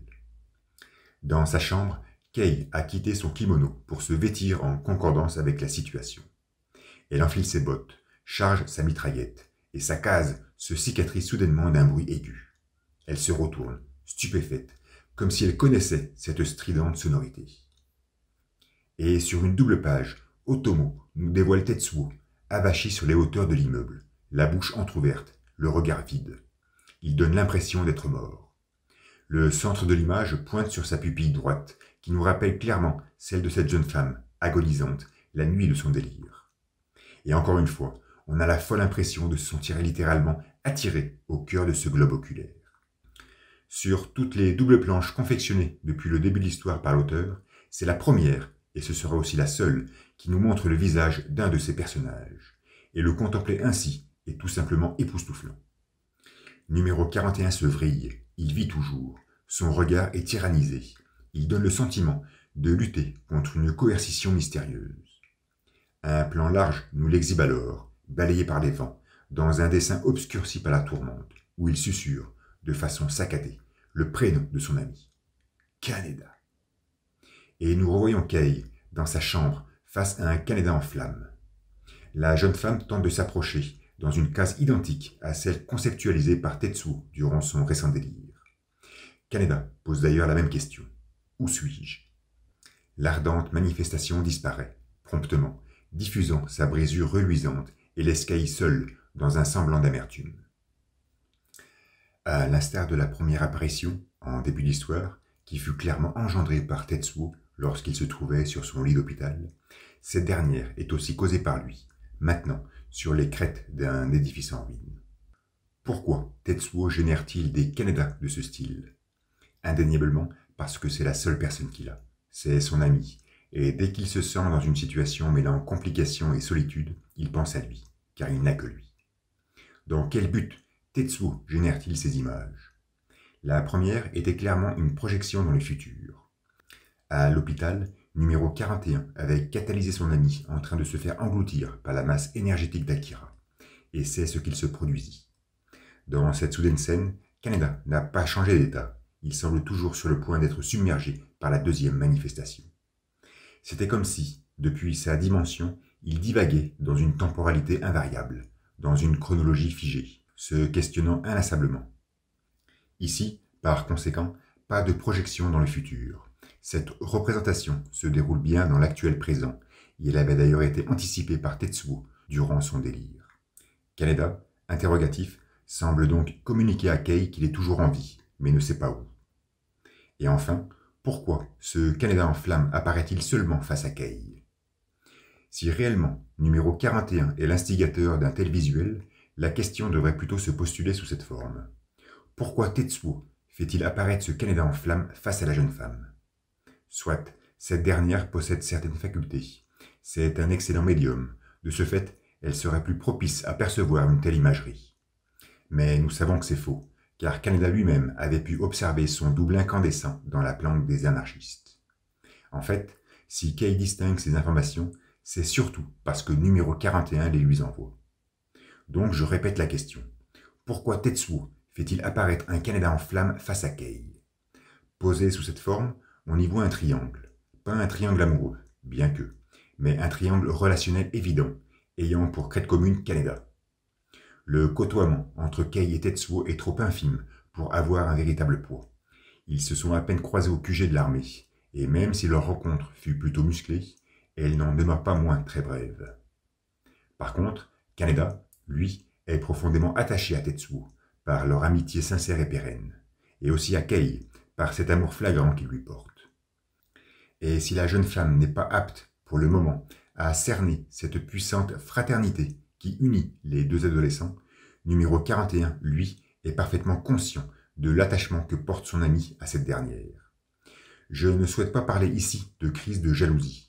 Tetsuo est capricieux, puéril, mais à ce niveau du récit, je trouverais ça trop futile de penser qu'il est jaloux de Kay.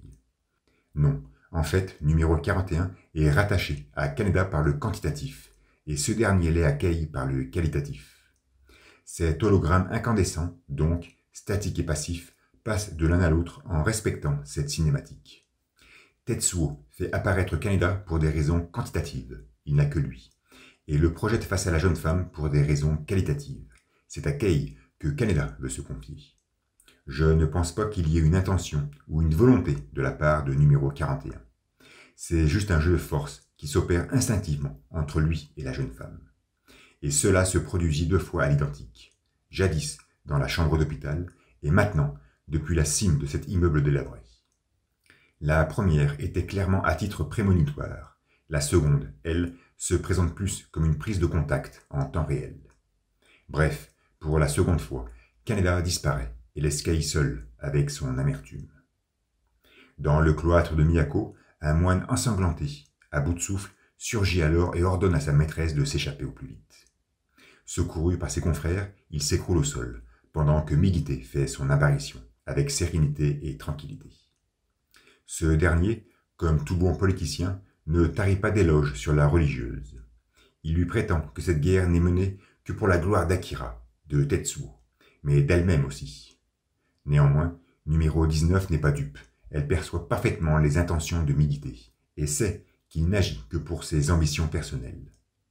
Irrité et outragé, notre Golden Boy ordonne à ses hommes de tirer sur la vieille. 2 plans séquentiels nous sont alors offerts, différenciés par un funeste changement de focale, qui nous montre l'échec de la mise à feu, à la surprise de tous. Et en effet, les bonzes de Miyako, paume droite ouverte, génèrent le pouvoir afin d'enrayer les mitraillettes. Bardés d'une profonde concentration, ils font même exploser les armes, en prenant soin de ne pas nuire à leur porteur, car la prêtresse ne souhaite aucune victime supplémentaire. Plus que jamais offensé, Migite ordonne à ses hommes d'appeler leur sujet d'élite, et fait comprendre à la vieille qu'il ne peut la laisser en travers de son chemin, alors qu'elle maîtrise le pouvoir. Je ne sais pas si nous pouvons parler d'un jeu de mots, mais selon Migite, celui qui aura le monopole du pouvoir aura le pouvoir de contrôler Neo-Tokyo. Ce qui prouve que ce dernier utilise clairement les enfants, il se sert de leur pouvoir pour assouvir ses ambitions politiques, car il est persuadé que le peuple se soumettra à la loi du plus fort. Et la face enfiélée qu'il exhibe à Miyako lors de son énoncé révèle parfaitement bien tout son machiavélisme. Pendant ce temps, à l'intérieur du temple, les mercenaires poursuivent leur emprise, abusant de leur puissance de tir pour s'adonner à des actes non autorisés. Mais soudain, l'arme d'un des soldats explose, provoquant l'ensanglantement de son visage. Un moine, rescapé des affrontements, usa de ses dernières forces pour porter un coup décisif. Ceci enclenche de suite la réaction des réfugiés, qui se ruent sur les guerriers afin de les asséner de coups de bâton. Il n'en faut des fois pas plus pour éveiller des peuples endormis. Dans une pièce lumineuse et spacieuse, 2 sbires de l'Empire conversent, toujours à la recherche de Masaru. Juste au-dessus, une magnifique coupole se dessine, exposant la gravure présente dans le cloître de Miyako. Même si nous en avions aperçu une de manière bien furtive une vingtaine de pages auparavant, celle-ci nous est pleinement exhibée et nous prouve bien que ce qui semble être la représentation d'un halo de lumière n'est pas seulement lié à numéro 19, mais fait partie intégrante de la décoration de son palais. Les 2 mercenaires sont interpellés par l'un de leurs collègues. Ils observent, dans un long couloir, 6 bonzes, alors rejoints par un 7e portant un plateau de nourriture. Ils en déduisent que quelque chose d'important doit se trouver au bout de ce couloir. Nous voyons ensuite Kei, arme à la main, courant à toute vitesse et noyer son visage dans la stupeur en entendant des coups de mitraillette. L'image des moines se faisant cribler de balles est statique, percutante, violente. Les sbires de l'Empire n'ont décidément aucune pitié. Kei surgit alors et contemple le carnage. Son regard est empli de dégoût. Elle est très vite prise en chasse, mais elle réagit sans exprimer le moindre doute et exécute ses 3 lascars avec précision, enclavée dans une perspective astreignante. Essoufflée, elle pense immédiatement à numéro 27, qui se trouve tout justement au bout de ce couloir. Elle s'avance, avec discrétion, s'imaginant le pire. Mais tout va bien, Masaru est toujours endormi, surveillé par 2 moines. La jeune femme est parfaitement consciente qu'en ces lieux, le mutant n'est plus en sécurité. Il faut le transférer dans un endroit plus sûr. Elle file alors, sans plus attendre, à la rescousse de Miyako.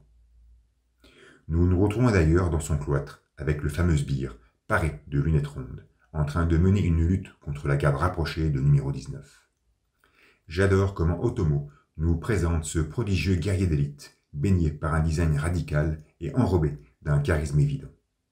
Son traitement ne pouvait pas aller au-delà de sa fonction, ce qui rend ses apparitions assez anecdotiques, mais je les trouve à chaque fois sublimes et efficaces. Bref, le combat est virulent, le plancher commence même à s'effriter. Les moines semblent en mauvaise posture. Mais, sous les conseils avisés de sa prêtresse, l'un d'eux porte un coup fatal, donnant l'impression d'éclater la tête du sbire à lunettes. Ce dernier, dans une case impétueusement belle de par la dynamique de son statisme, se retrouve propulsé dans les airs, sous le regard impuissant de Migité, qui réclame la venue d'un autre guerrier. Face à eux, les moines de Miyako sont dans un piteux état. Une vue aérée nous montre alors Kei dévalant les escaliers. En arrière-plan, le mur est bariolé par ces bas-reliefs révélant comme un halo lumineux. Il y en a même un gravé sur une colonne. C'est impressionnant comment ce motif nous est soudainement dévoilé avec une certaine fréquence. En fait, ce dernier n'est finalement pas propre à l'intimité de Miyako. Il ne symbolise plus le rattachement de celle-ci à Akira, mais il fait partie intégrante du monastère, de son édification et par conséquent de sa fonction. Et ses apparitions, furtives mais répétées, le rendent même de plus en plus troublant. Bref, Kei poursuit sa course au travers de ce hall qui accueillait les réfugiés.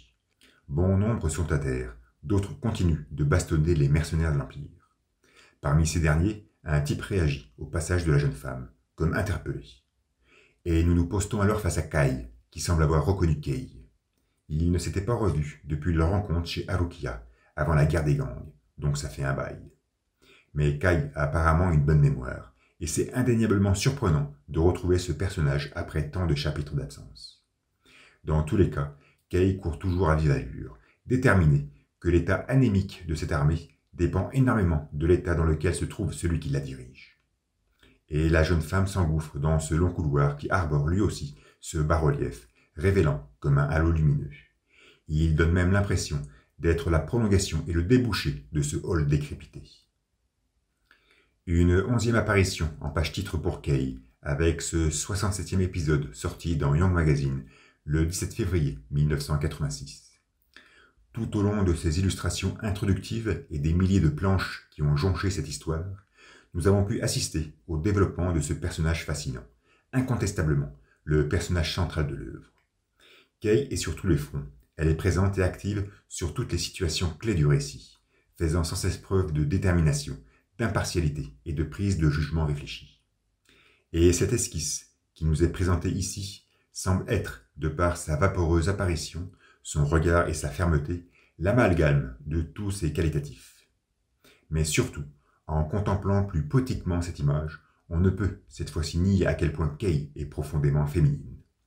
Il se dégage de sa posture une grâce et un charme pertinents, éloquents, intangibles. Cette femme est une véritable guerrière, et je mets ce terme entre guillemets, car il n'est pas adéquat, mais c'est certainement celui qui lui correspond le mieux. Dans le temple, l'affrontement entre les réfugiés et les hommes de l'Empire est toujours très actif. L'obstination des premiers leur procure une sensation de domination, mais la différence entre leurs armements donne finalement l'avantage aux seconds. C'est dans ce vacarme que Kay tente de se frayer un chemin. À un plan large, nous montre un hall parsemé de cadavres, d'où s'exhibe cette même gravure en bas-relief. Cela en devient presque angoissant. Au final, on arrive à se demander ce qui est le plus oppressant, la vue de ce halo lumineux ou cette guéguerre intestine. La jeune femme poursuit sa course, et on se retrouve de nouveau dans le cloître de Miyako, avec Migite qui ordonne à son sbire de se relever et d'éliminer la vieille. Mais le guerrier est épuisé et fait face à des moines tout aussi exténués. Cependant, il se remet sur pied, et sans ses petites lunettes rondes, son charisme semble avoir baissé en intensité. Il dégouline de sueur. Mais subitement, surgit du fond du couloir Kay, travesti en mercenaire, qui prétend une défaite de l'armée, afin d'approcher Migite. Et c'est ce qu'elle parvient à faire, se jetant sur le Golden Boy, le pointant de sa mitraillette, et ôtant son turban pour lui dévoiler un regard profondément déterminé. La jeune femme est unanime, soit l'Empire quitte le temple, soit elle exécute Migite. Le défilement des cases est très rapide, entre la peur de celui-ci, l'effarement de ses soldats, le supplice de Miyako de ne pas le tuer, la résolution de Kay qui n'hésitera pas à le faire et le retentissement de l'alarme qui annonce le cessez-le-feu, on se retrouve finalement très vite à l'extérieur, en contre-plongée, avec une Kay qui domine parfaitement la situation. Pointant toujours Migite de sa mitraillette, elle lui demande d'ordonner à ses hommes de laisser les armes. Mais ce dernier est indécis. Il se trouve dans une mauvaise posture qui pourrait compromettre son autorité. Il n'émet donc aucune parole. C'est alors que Kay entre en scène et pousse sa gueulante. J'ai sans cesse perçu ce personnage comme arrogant et méprisable, et c'est avec ces mêmes traits de caractère qu'il fait comprendre aux soldats du Grand Empire qu'ils ont perdu. Migite promet qu'ils reviendront et qu'ils finiront par tous les éliminer. Mais Kay n'est pas impressionné. Elle lui demande même de venir avec Tetsuo la prochaine fois. La jeune femme fait preuve ici d'une certaine innocence en s'imaginant que cette guerre est celle de numéro 41. À croire qu'elle est totalement hors sujette, elle aussi. Mais comme l'expliquait bien Miyako, ceux qui appartiennent au courant ne pourront jamais comprendre. Mais subitement, nous nous retrouvons dans les airs, avec une vue plongeante vertigineuse, révélant les débris de Néo-Tokyo. Perché sur les crêtes d'un édifice en ruine, surplombant intégralement ce panorama, Tetsuo demeure recroquevillé, sa noire chevelure contrastant avec les reflets lumineux de la baie. Une masse nuageuse, dense et obscure, domine sa corpulence chétive et famélique.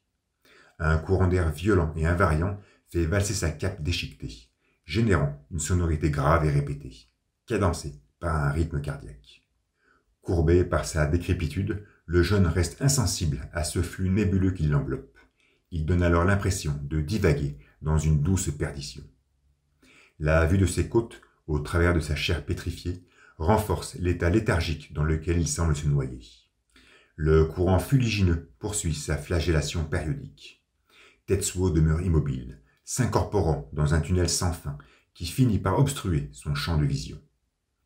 En 4 cases magistrales, Otomo nous divulgue un instant empli de poésie, jouant avec la violence de ce courant d'air pour propager l'écho de cette sonorité, cadencée par un rythme cardiaque jusqu'au tréfonds de la capitale.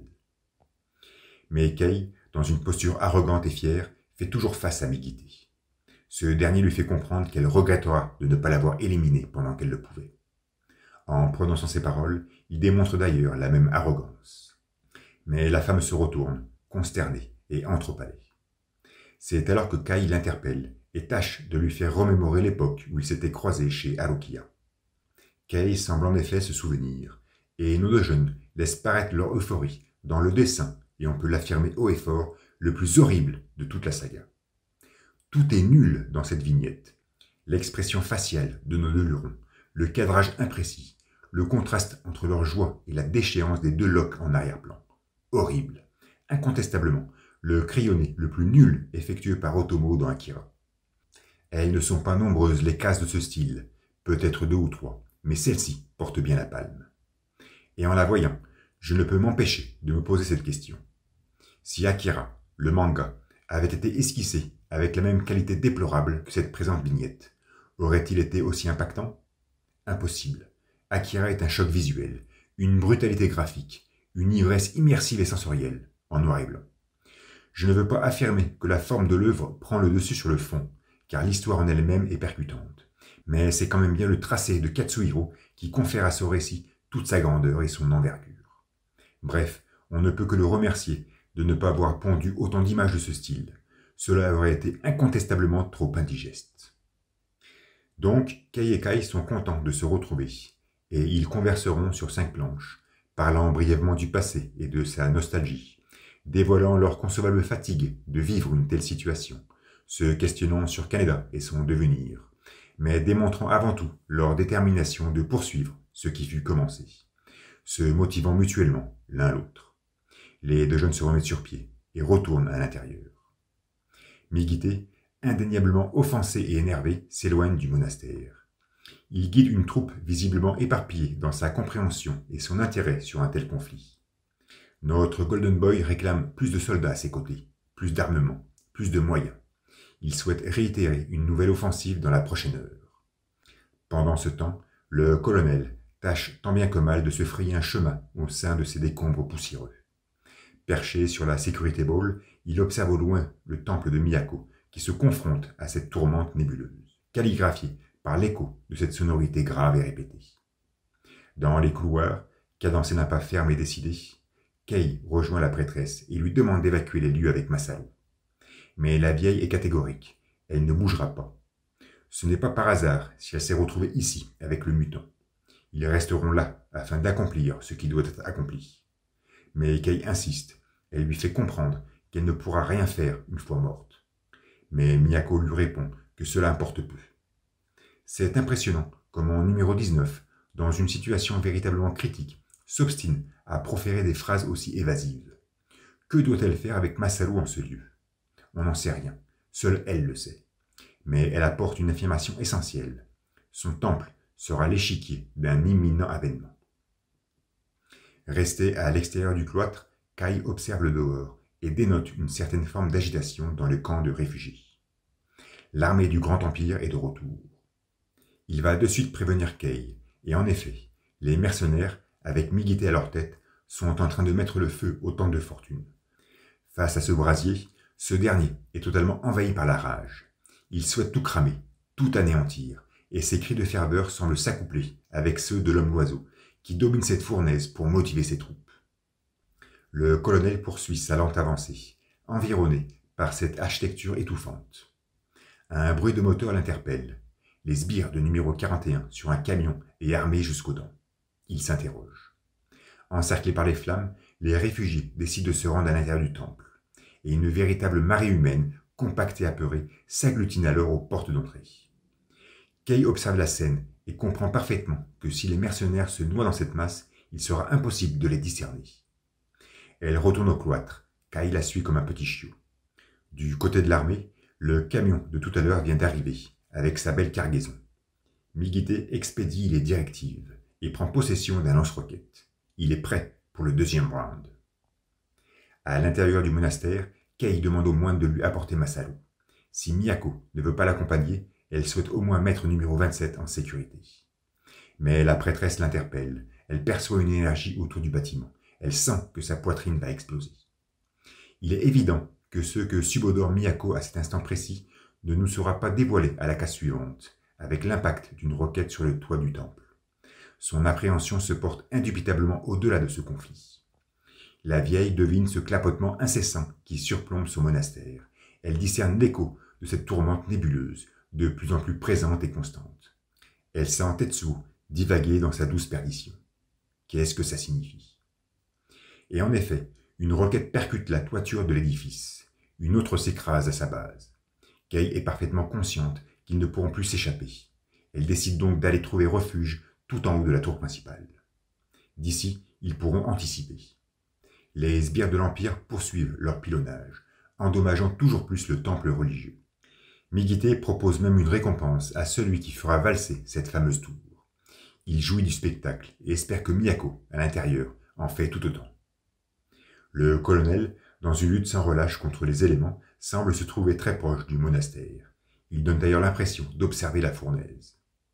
C'est alors qu'un sbire de l'Empire bondit sur la sécurité ball et pointe son arme sur le militaire.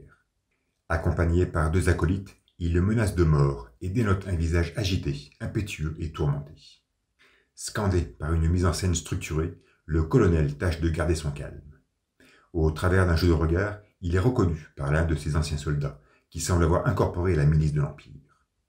Son supérieur du moment, toujours emporté par cette même anxiété, lui ordonne de le tuer, mais l'ex-officier hésite. Au temple, les explosions se font de plus en plus ressentir, et les tirs de plus en plus précis. Kei et Kai sont rejoints par un Masaru endormi et quelques moines. Ils prennent place dans l'ascenseur personnel de Miyako, où la prêtresse les attend. J'ai un peu du mal à cerner la transition entre l'instant où numéro 19, dans son cloître, ne souhaitait bouger de son fauteuil, lui important même de mourir, et celui-ci, dans l'élévateur, où elle prétend que toute résistance est inutile. Bref, les portes se referment, et ils commencent leur ascension jusqu'au faîte de la tour principale. C'est alors que Masaru se réveille et grogne quelques sons.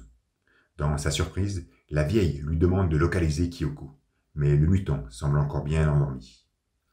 Miyako est catégorique, il faut faire vite, car l'énergie ressentie tout à l'heure lui devient de plus en plus pesante. Soudain, Masaru se redresse. Il offre un visage mêlant stupeur et inquiétude. Il bégaye.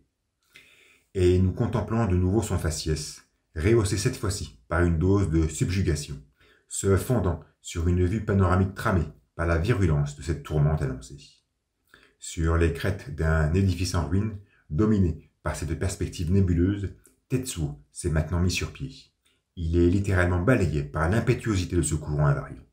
Il se comprime la tête, pousse un hurlement strident, affronte cette force fructueuse pour mieux digérer ses souffrances. Dans l'ascenseur, Kei réitère la question au buton. Où est numéro 25 ? Mais ce dernier, bariolé d'une fine sueur, pourra juste susurrer son prénom.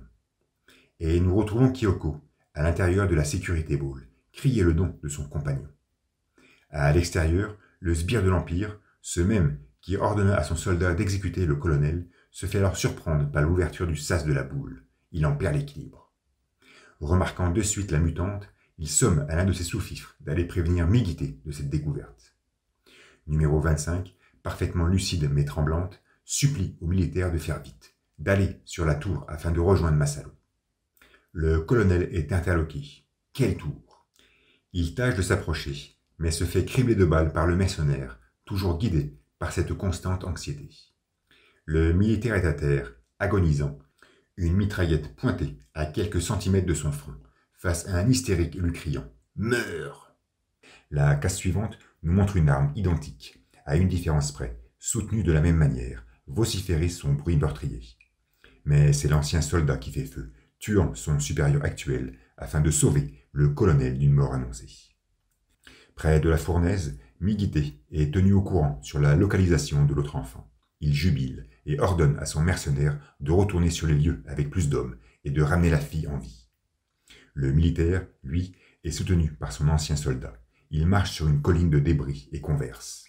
C'est surprenant, car à la vision de ces 7 vignettes, on a l'impression qu'il a carrément abandonné la sécurité ball, et donc Kyoko.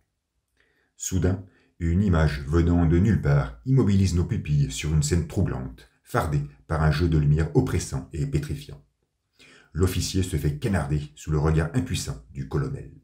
Ce dernier, dépourvu, se voit dans l'obligation de rebrousser chemin, pendant que les sbires de l'Empire escaladent tranquillement la colline. Le militaire rejoint difficilement la sécurité ball, qui était finalement toute proche. Il se retourne, fait face à ses chasseurs, et pointe sur eux son arme secrète qui pilote le satellite Sol. Une case magistrale nous expose ses yeux déterminés, sa mâchoire fluctuante, son index prêt. Il est sur le point d'activer le mécanisme. Au temple, l'ascenseur arrive à destination, au sommet de la tour. La porte s'ouvre lentement. La clarté commence à envahir la cage. Kei et Kai offrent un regard écarquillé. Miyako et ses moines sont sereins. Ils sont alors soudainement balayés par un violent courant d'air, comme victimes d'une dépressurisation. Dans la splendeur du dehors se dessine une silhouette imprécise mais significative. Masaru se redresse et observe, convulsé. Numéro 19 semble contrarié. Les deux jeunes, eux, s'émeuvent. Tetsuo leur fait face. Il est assis sur le rebord de la fenêtre explosée et donne l'impression d'être apaisé. Dépossédé de sa cape, il exhibe fièrement son bras droit.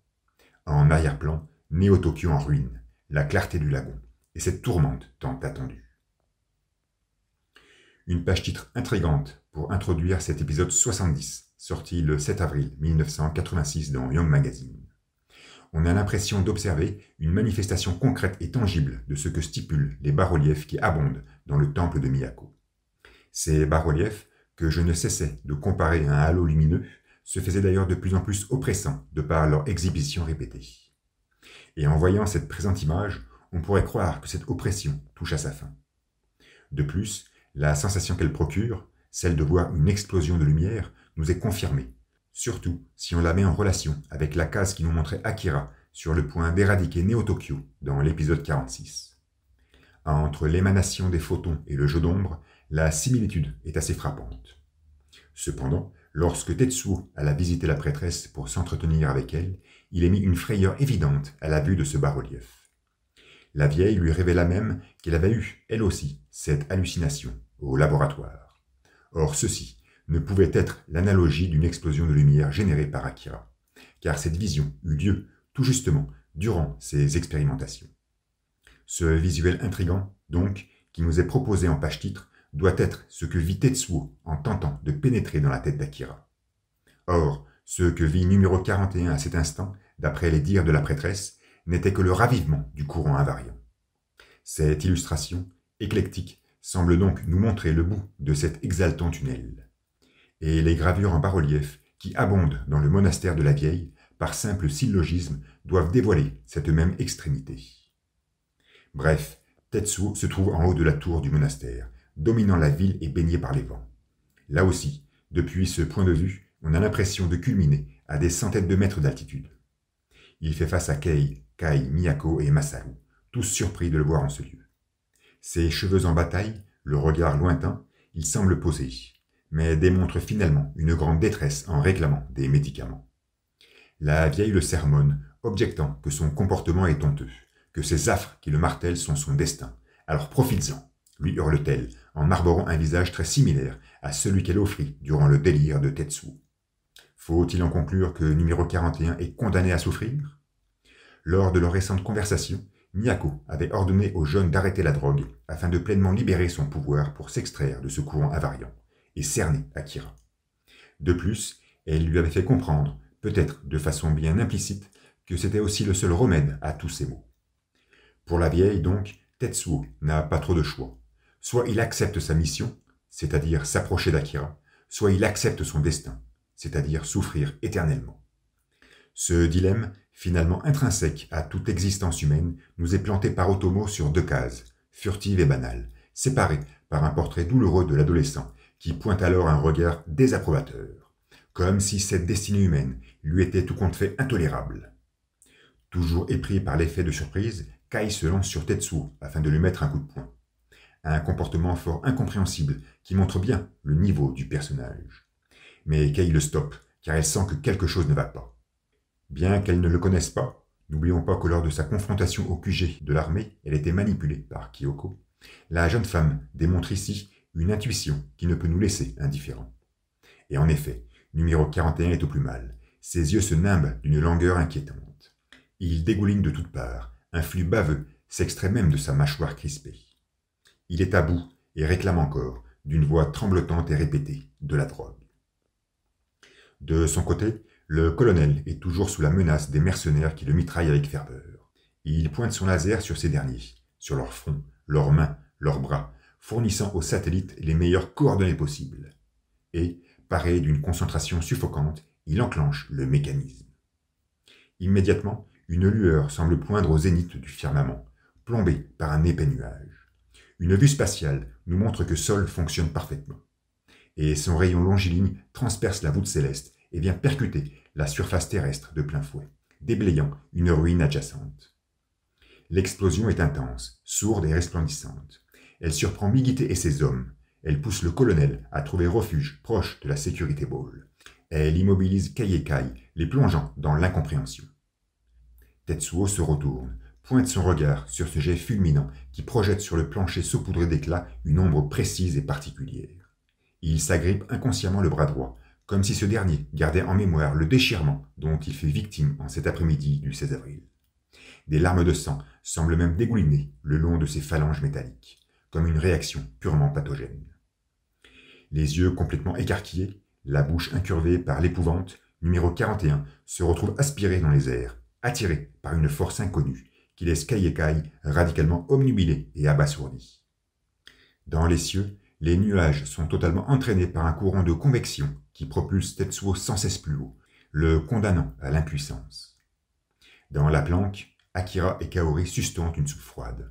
Le mutant dépose soudainement sa cuillère, à la surprise de la jeune fille. Il braque son visage sur sa gauche et dévoile une physionomie concentrée, au regard pénétrant.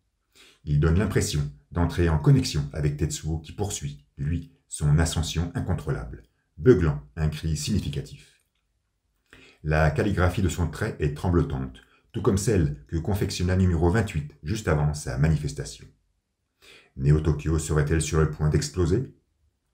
Au temple, Miyako émet le même cri significatif, comme si elle aussi était en résonance avec Tetsuo. Masaru, toujours très lucide, s'inquiète pour Kyoko, qui est affalée à l'intérieur de la Security Ball, le front en sang. Le colonel tente d'ailleurs de s'approcher d'elle. Un éclat lumineux se dessine discrètement dans ce ciel soudainement dégagé, avec les soldats de l'Empire, armes à la main, en premier plan. Tous sont scotchés et interloqués par cette récidive. Une double page, noyée par une blancheur, nous est alors offerte, dépeignant Tetsuo, agrippant inlassablement son bras droit, diffusé un dantesque rayonnement. Kei, aveuglé par ce brasillement, émet un timide. C'est comme... Et en effet, en contemplant cette planche, on pourrait presque la comparer à celle qui nous montrait Akira sur le point de se déchaîner. On y ressent la même virulence, la même candeur, la même tension. Mais numéro 28, lui, semblait attirer la lumière en lui, la concentrer dans sa corpulence pour ensuite libérer sa vague dévastatrice. Dans ce présent cas, on sent plutôt que la lumière s'expulse de Tetsuo, s'extériorise de sa corpulence, elle s'en libère. La vue de cette image magistrale, donc, avec l'adolescent, minuscule, au centre de cette clarté freinée par les bâtiments et les colonnes de poussière, n'annonce pas la prochaine destruction de Néo-Tokyo. Et en effet, de cet embrasement incompris surgit des vestiges architecturaux. D'énormes buildings tombent des cieux et viennent s'écraser sur les restes de la cité dans un plan large et fourmillant de détails. Un cadrage plus serré nous expose le mobilier valdingué dans les airs, comme en apesanteur. Et devant cette situation inexplicable, Otomo nous pond une seconde double planche, colossale, impactante, émouvante. Kei et Kai, pétrifiés face aux débris du 55 Bank, l'immeuble sur lequel se trouvait Kaneda lors de la manifestation d'Akira. L'illustration est tout simplement magistrale. Elle démontre encore une fois le talent de Katsuhiro, sa maîtrise insondable à concevoir des arrêts sur image troublants. Hormis les protagonistes en premier plan, tout semble en mouvement dans cette image. Les dalles, les bouts de tôle, les piliers en béton armé, le bâtiment dans son ensemble même. Mais tout est immobile, pétrifié sur le papier, tel un pétroglyphe sur du granit. Une vue rapprochée nous montre ensuite des soldats, noyés dans une trame uniforme, entamés leur dégringolade vertigineuse. Parmi les débris en lévitation, une silhouette se dessine en arrière-plan. Kaneda. Le visage médusé par l'incompréhension, il amorce lui aussi sa chute, venant de nulle part, pour effectuer un vol plané jusqu'au temple de Miyako. Toujours pétrifié par le cours des choses, Kei l'observe au travers du balcon et ne peut qu'exhiber sa déstabilisation. Le jeune poursuit sa chute vertigineuse dans une planche rayée par la vitesse, s'écrase sur une tente de fortune, rebondit et dévoile la béatitude de son minois. À peine au sol, il déguerpit avec rapidité, amorçant un sprint pour s'éloigner au plus vite du désastre qui s'abomine derrière lui. Le retour de Kaneda dans la saga se présente donc dans une séquence un tantinet humoristique, mais elle ne doit pas nous écarter sur les raisons de cette revenue. Il est incontestable que c'est la récente manifestation de Tetsuo qui généra toutes ces subites apparitions, et notamment celle de notre héros. Nous nous souvenons parfaitement que, lors du déchaînement d'Akira, Kaneda s'était retrouvé enrobé par un noir profond qui l'immisça dans une dimension méconnue. J'en avais même conclu que Tetsuo avait été le grand instigateur de cette immixtion. Et c'est maintenant, suite à cette manifestation, que numéro 41 libère son ami de cette dimension, prouvant par là que c'était bien lui qui l'avait sauvé de la destruction de Neo-Tokyo. Comment Tetsuo a-t-il pu faire ça? Que s'est-il passé pour Kaneda durant tout ce laps de temps? Impossible de répondre. Et ces questions restent sûrement les plus insolubles de toute cette épopée. Je m'aventurerais même à dire que ce sont les faits les plus mystiques du récit. Mais si Akira, le manga, raconte l'histoire d'une amitié éternelle et atemporelle entre deux enfants, elle mérite bien, cette amitié, une petite dose de mysticisme. Tetsuo, quant à lui, est toujours noyé dans la candeur de sa manifestation, interloqué. Soudain, son environnement s'opacifie, se met au négatif, orchestré par cette stridente sonorité qui accompagnait déjà les apparitions du Kaneda en flammes. Preuve que c'est maintenant à son tour de s'immiscer dans cette dimension méconnue. Entouré par les noirs profonds, un amas d'étoiles lui fait face, et derrière lui, la candeur se referme, semblant l'introduire dans une mouvance fluctueuse. Il est impressionnant de constater qu'à cet instant précis, la posture de Tetsuo est très similaire à celle qu'il arborait durant son délire, avec une lune comme arrière-plan. Même stupeur, même positionnement des bras et des jambes, même focalisation sur son bandage. Ici, je me demande donc s'il n'avait pas anticipé cet événement, celui de s'enivrer dans cette mouvance fluctueuse. Si tel est le cas, cela prouverait définitivement que cette tempête annoncée qui surplombait Neo-Tokyo durant l'assaut du temple était bien orchestrée par lui, comme un prélude à cette présente ivresse. Son regard passe alors de la panique à la mélancolie. Il observe un homme et une femme dans une chambre d'hôpital. Il voit un nourrisson, les yeux grands ouverts. Il se contemple, lui-même, à peine âgé de quelques jours, voire de quelques heures. Et, dans le reflet de sa pupille, se dessinent ses parents, qu'il ausculte peut-être pour la première et dernière fois. Sa mère prétend qu'il vient d'émettre un sourire. Son père conteste que ce ne fut qu'un bâillement. Et pendant que Tetsuo, bébé, bredouille, maman, papa, peut-être pour la première et dernière fois, sa mère donne l'impression de vouloir le prendre dans ses bras. Mais tout se dilue rapidement dans un tourbillonnement cinétique, tout se noircit dans un courant incompris, comme si cette mère, finalement, n'avait jamais pu prendre dans ses bras son enfant. Si tel a été le cas, c'est peut-être justement parce que numéro 41 fut abandonné à la naissance. Et cette vignette semble être la révélation subjective de cet événement, la reconnaissance atemporelle de cet abandon.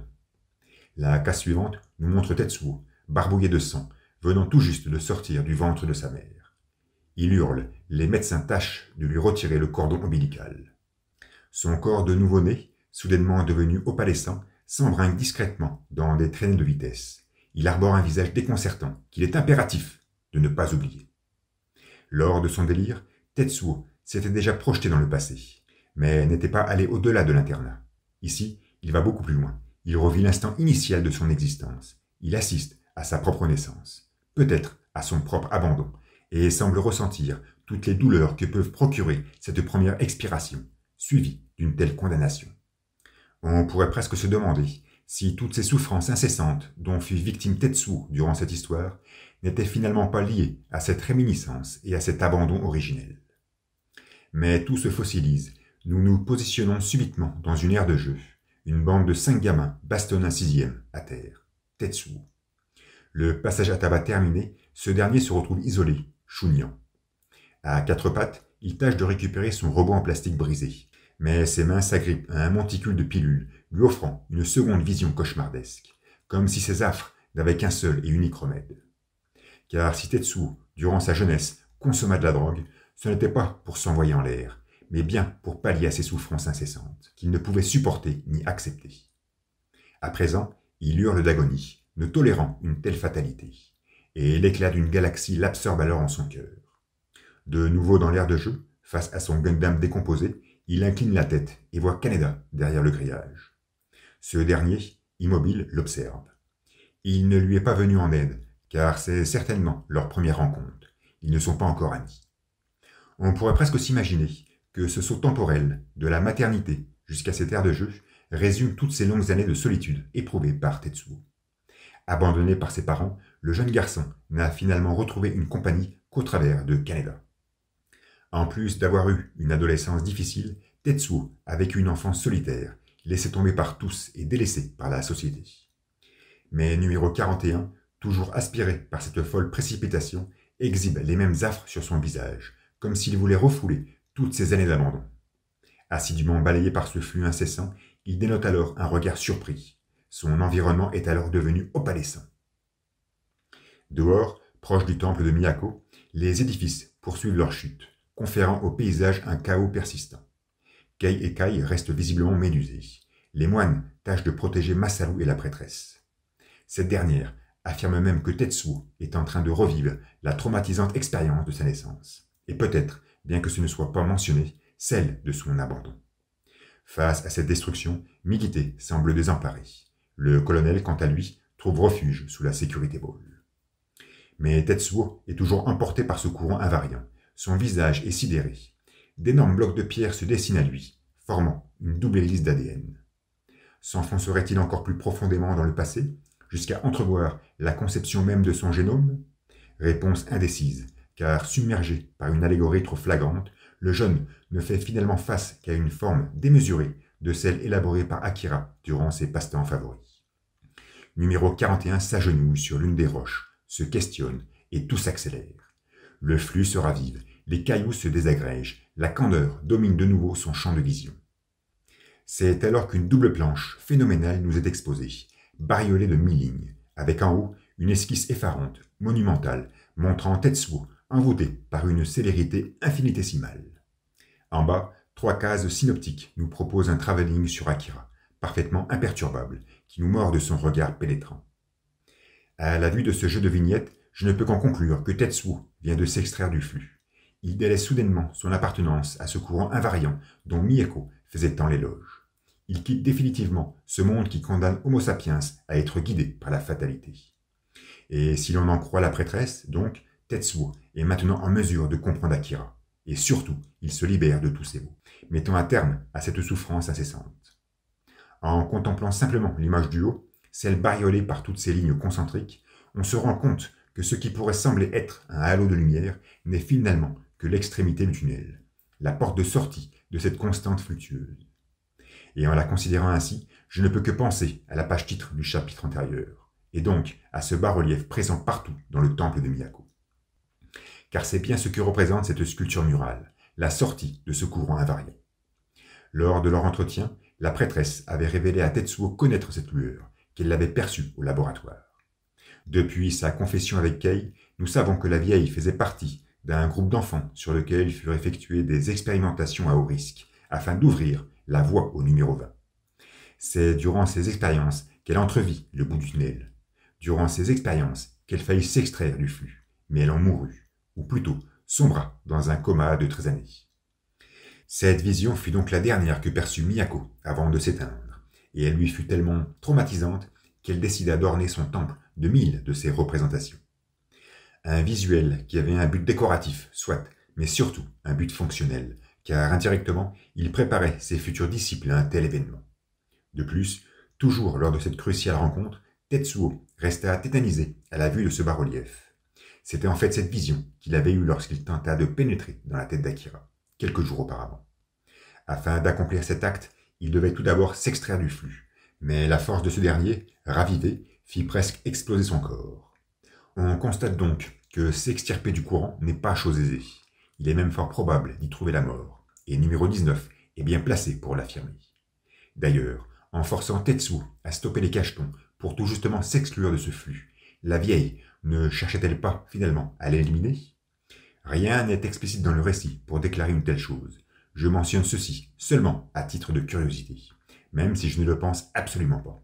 La prêtresse veut juste que Tetsuo se rapproche d'Akira. En outre, comment Tetsuo a-t-il pu sortir indemne de cette extraction? La présence de l'ADN de Pierre sur les pages antérieures me pousserait à croire en une aide volontaire d'Akira. Ce dernier s'amuse de ses cailloux comme de Tetsuo et de la génétique finalement.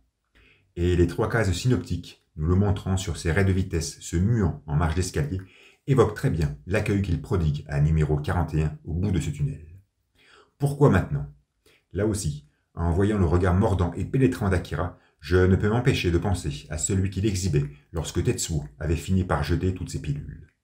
À cet instant, L'enfant avait dénoté une posture et un visage qu'on ne lui connaissait pas. On avait clairement senti que quelque chose était en train de changer. C'est donc cette nouvelle prédisposition de l'adolescent qui a permis à Akira de l'aider efficacement à un tel exploit. Après avoir mis un terme à la dépendance de ces drogues, numéro 41 peut maintenant se consacrer uniquement à sa relation lysergique avec le mutant. Et même si cette relation dure depuis le début de l'histoire, elle prend ici, à cet instant, une toute autre dimension. Akira doit être la seule drogue de Tetsuo. D'ailleurs, numéro 41 est toujours en lévitation, planant légèrement au-dessus de l'escalier, devant l'enfant qui donne l'impression de l'accueillir. Il s'agenouille sur les marches, son regard est empli d'une douce terreur. Face à lui, Akira émet un sourire. C'est la première fois que nous voyons le mutant ouvrir la bouche, la première fois même qu'il semble s'émouvoir. On pourrait presque s'imaginer qu'il va parler, mais aucun idéogramme ne sortira de sa bouche. Et il est fou de constater, au travers de ce plan américain élégant, à quel point le mutant fait plus âgé, plus mature, moins introspectif. Depuis son réveil, le 16 avril 2020, numéro 28 n'a été qu'indifférent au monde qui l'entourait, totalement imperméable aux frénésies de son environnement. Insensible lors de son échappée auprès de Sakaki, insensible lors de ses retrouvailles avec ses amis de laboratoire, insensible lorsqu'il se faisait traîner telle une relique religieuse, insensible aux cris agoniques de Tetsuo. S'il était baigné par une telle indifférence, c'est juste parce qu'il vivait seul, dans son monde, loin de ce courant invariant agité par une humanité philistine. Maintenant rejoint par numéro 41, il se trouve dès lors accompagné, et ceci doit indubitablement lui procurer de l'émotion. Il émet donc un léger sourire à Tetsuo, semblant lui parler, mais ne prononçant aucun idéogramme.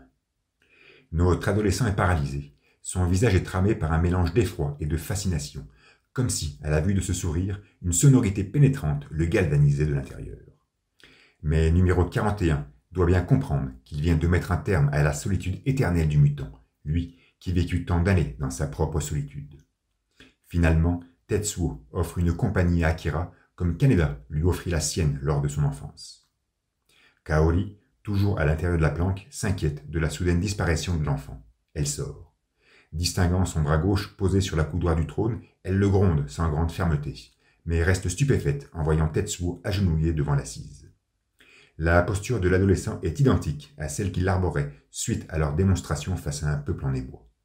Son visage pondéré et rivé à même le sol semble même en être une copie conforme. Mais ici, pas de cirque, pas d'exhibition frauduleuse, point de fanfaronnade. Juste un tête-à-tête, sincère, sublimé par cette emprise psychoactive. Une vue plongeante nous montre ensuite cette scène théâtrale, avec nos trois protagonistes, Kaori, Akira et Tetsuo, noyés dans un silence ancestral. Je ne ferai aucune remarque sur les ombres portées au sol, car Otomo a, depuis pas mal de planches, accumulé trop d'incohérences pour émettre une certitude spatio-temporelle fiable. Noyé dans la destruction récente qui domine le temple de Miyako, une silhouette s'extire des débris. Kaneda refait surface, exténué, se demandant si ce chaos est bel et bien terminé.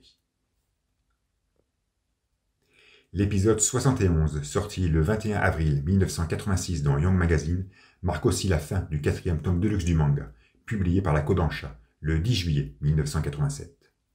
Ce volume, intitulé Kei pour l'occasion, aura parfaitement mis en évidence ce personnage, le positionnant sans cesse au centre des intrigues. Cependant, si l'on peut affirmer que ce tome 4 est le meilleur de toute la saga, c'est bel et bien pour son développement fait sur la personne de Tetsuo. Entre son premier délire, son entretien avec Miyako et sa crise exutoire, nous avons vu défiler, au fil des pages, un grand pan de sa transformation. Et tout fut magistralement bien compté. Pour la première de couverture, Otomo oublie un instant la dominante chromatique des précédents volumes pour marier les couleurs primaires autour de l'assise éburnée d'Akira.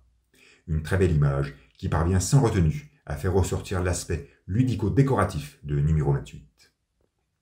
Pour la couverture cartonnée, prédominée cette fois-ci par un violet dense et profond, les partisans du Grand Empire défilent sur les décombres de la capitale. Discret et seul, Tetsuo observe cette procession qui se détache, par sa clarté, des ruines architecturales. Une illustration puissante, comme sait si bien le faire Katsuhiro, grouillante de vie, où chaque pèlerin nous expose une posture singulière, une conviction propre, une attitude intime, mais une démarche commune. Bien évidemment, il est impossible de présenter le volume 4 sans parler de sa 4e de couverture, qui nous montre le flipper, produit par la Taito et Otomo lui-même, spécialement conçu pour l'occasion. Essentiellement décoré de dessins relatifs au volume 2, Kaneda, provenant de la page titre de l'épisode 79, donc relatif au 5e tome, semble faire un peu tâche. Dans tous les cas, une véritable relique, fabriquée à un seul exemplaire et exposée fièrement dans ce présent volume.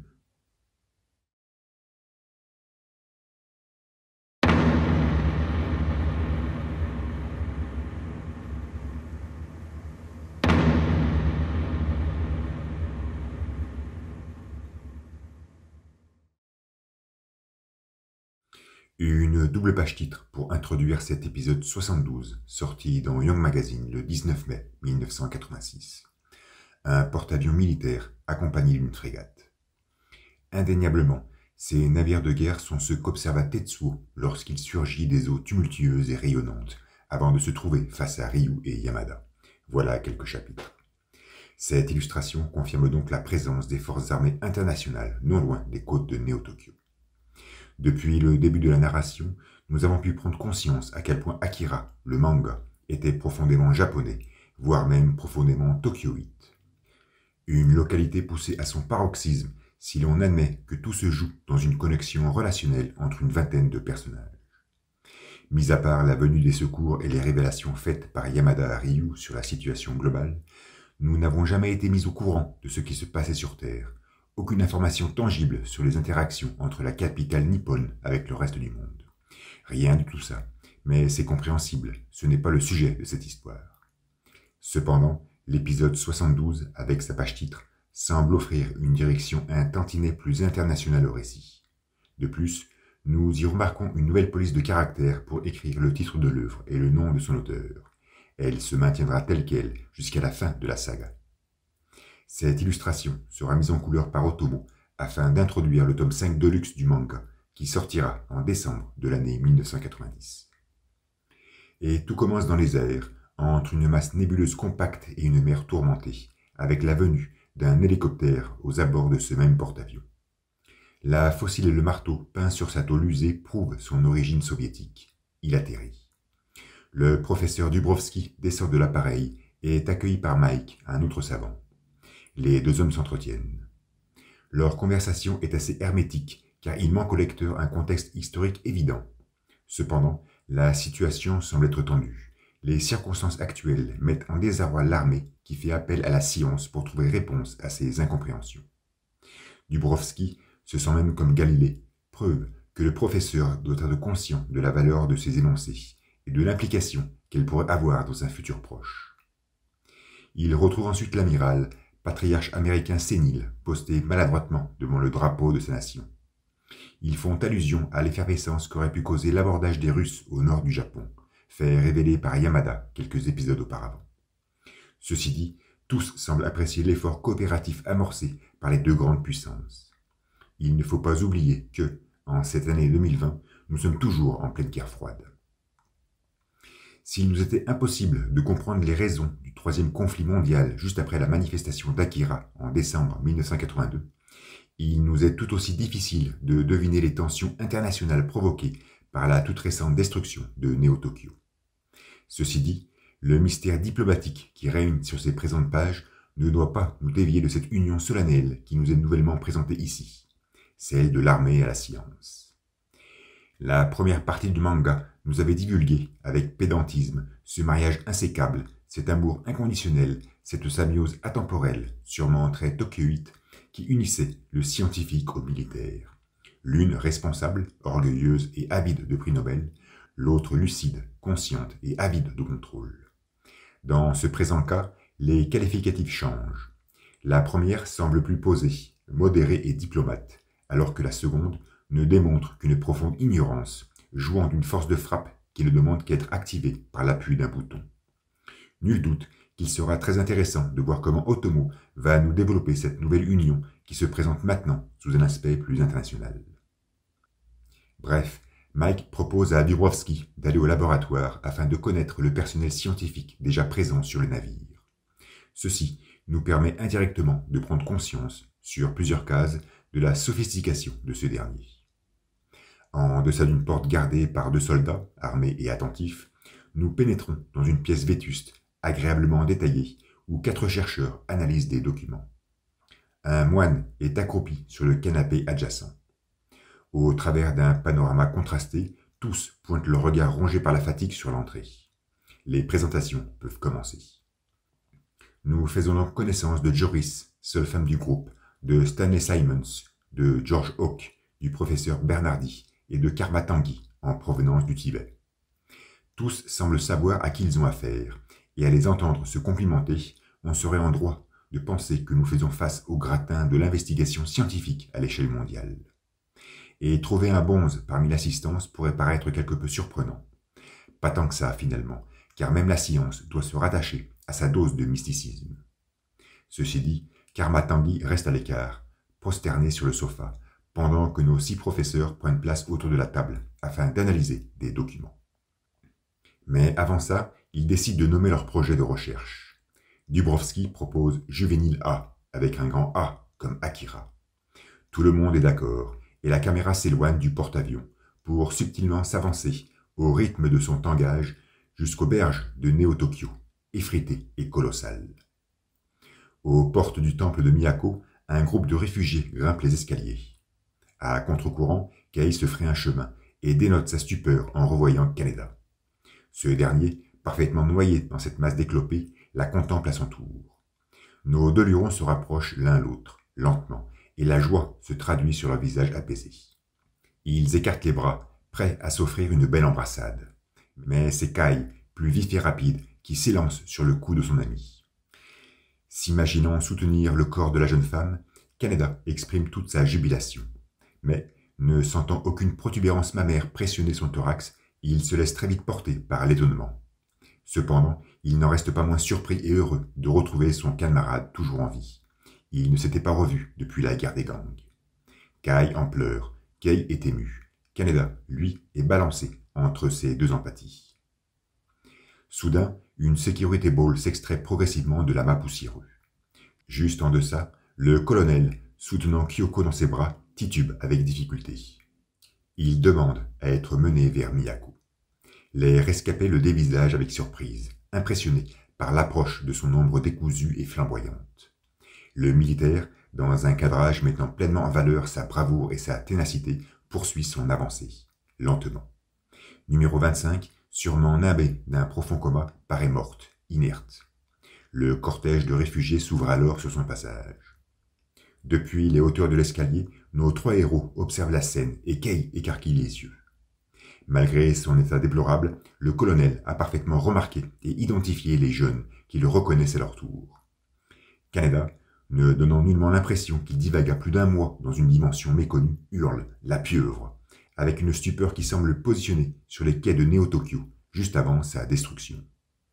Kei, quant à elle, a immédiatement repéré Kyoko et s'interroge. C'était quand même Chiyoko qui était partie à sa rescousse, voilà déjà quelques jours. Le militaire s'avance, surpris de voir les adolescents toujours en vie, et affirme que numéro 25 a perdu connaissance. C'est alors que Miyako entre en scène. La foule se prosterne aussitôt face à elle. Accompagnée de 2 moines, elle leur demande de récupérer la mutante et de lui léguer les soins nécessaires. Ces derniers s'exécutent. Le colonel leur tend la jeune fille, dévisage Miyako, comprend qu'il se trouve devant numéro 19, s'embourbe dans des songes profonds, donne l'impression de mettre en relation des variables diverses. Il doit penser à ce projet d'antan et s'écroule à terre, dans l'indifférence totale. Miyako demande quand même, sûrement par pure pitié, à ce que l'on s'occupe de lui. Soutenu par un autre moine, le militaire est harcelé par Kei, qui souhaite avoir des nouvelles de Chiyoko, mais il ne pourra répondre. Kaneda observe, au premier plan, perturbé par le fait que, face au colonel, il n'attire décidément pas l'attention. Non, en fait il s'en fout, et monte les marches aux côtés de son ami le toujours, ne comprenant finalement rien à ce qu'il s'est passé et à ce qu'il se passe. Et un nouveau travelling nous mène du monastère, enrobé de ses ruines, jusqu'aux eaux salées et calmes de la baie. Un cadrage large et aérien, par-delà les nuages, nous montre l'ensemble de la flotte militaire américaine. Cela fait beaucoup de navires. Et nous nous retrouvons à l'intérieur du porte-avions, dans ce mini-laboratoire où nos 6 scientifiques analysent les données des dernières manifestations qui ont secoué Néo-Tokyo. Ils s'attardent particulièrement sur les singularités de la 3e, qui présente un spectre énergétique fort différent de la seconde, tout en donnant naissance à des observations jamais vues antérieurement. Dislocation radioactive, fusion nucléaire, détection d'ondes gravitationnelles et désintégration de protons. Tout porte à croire, et Hawke est catégorique à ce sujet, qu'il se trouve en présence d'un Little Big Bang. Et même si Mike reste sceptique en déclarant qu'il faudra attendre plusieurs mois avant d'avoir une analyse plus précise des données, Joris s'amuse en affirmant qu'ils viennent d'assister à la création d'un nouvel univers. Si la manifestation d'Akira fut clairement destructrice, nihiliste, celle récente de Tetsuo serait plutôt, d'après ses analyses scientifiques, constructrice, génératrice. Nous nous trouvons donc face à un jeu entre deux forces bien distinctes, opposées ou complémentaires, qui affichent néanmoins leur part de mystère. Nous constatons d'ailleurs que le moine tibétain ne participe pas au dialogue, ce qui laisserait supposer que ces mots pourraient lever un voile certain sur ce doux mystère.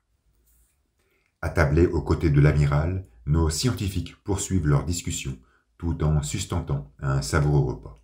Karmatangi n'est toujours pas visible dans l'assistance.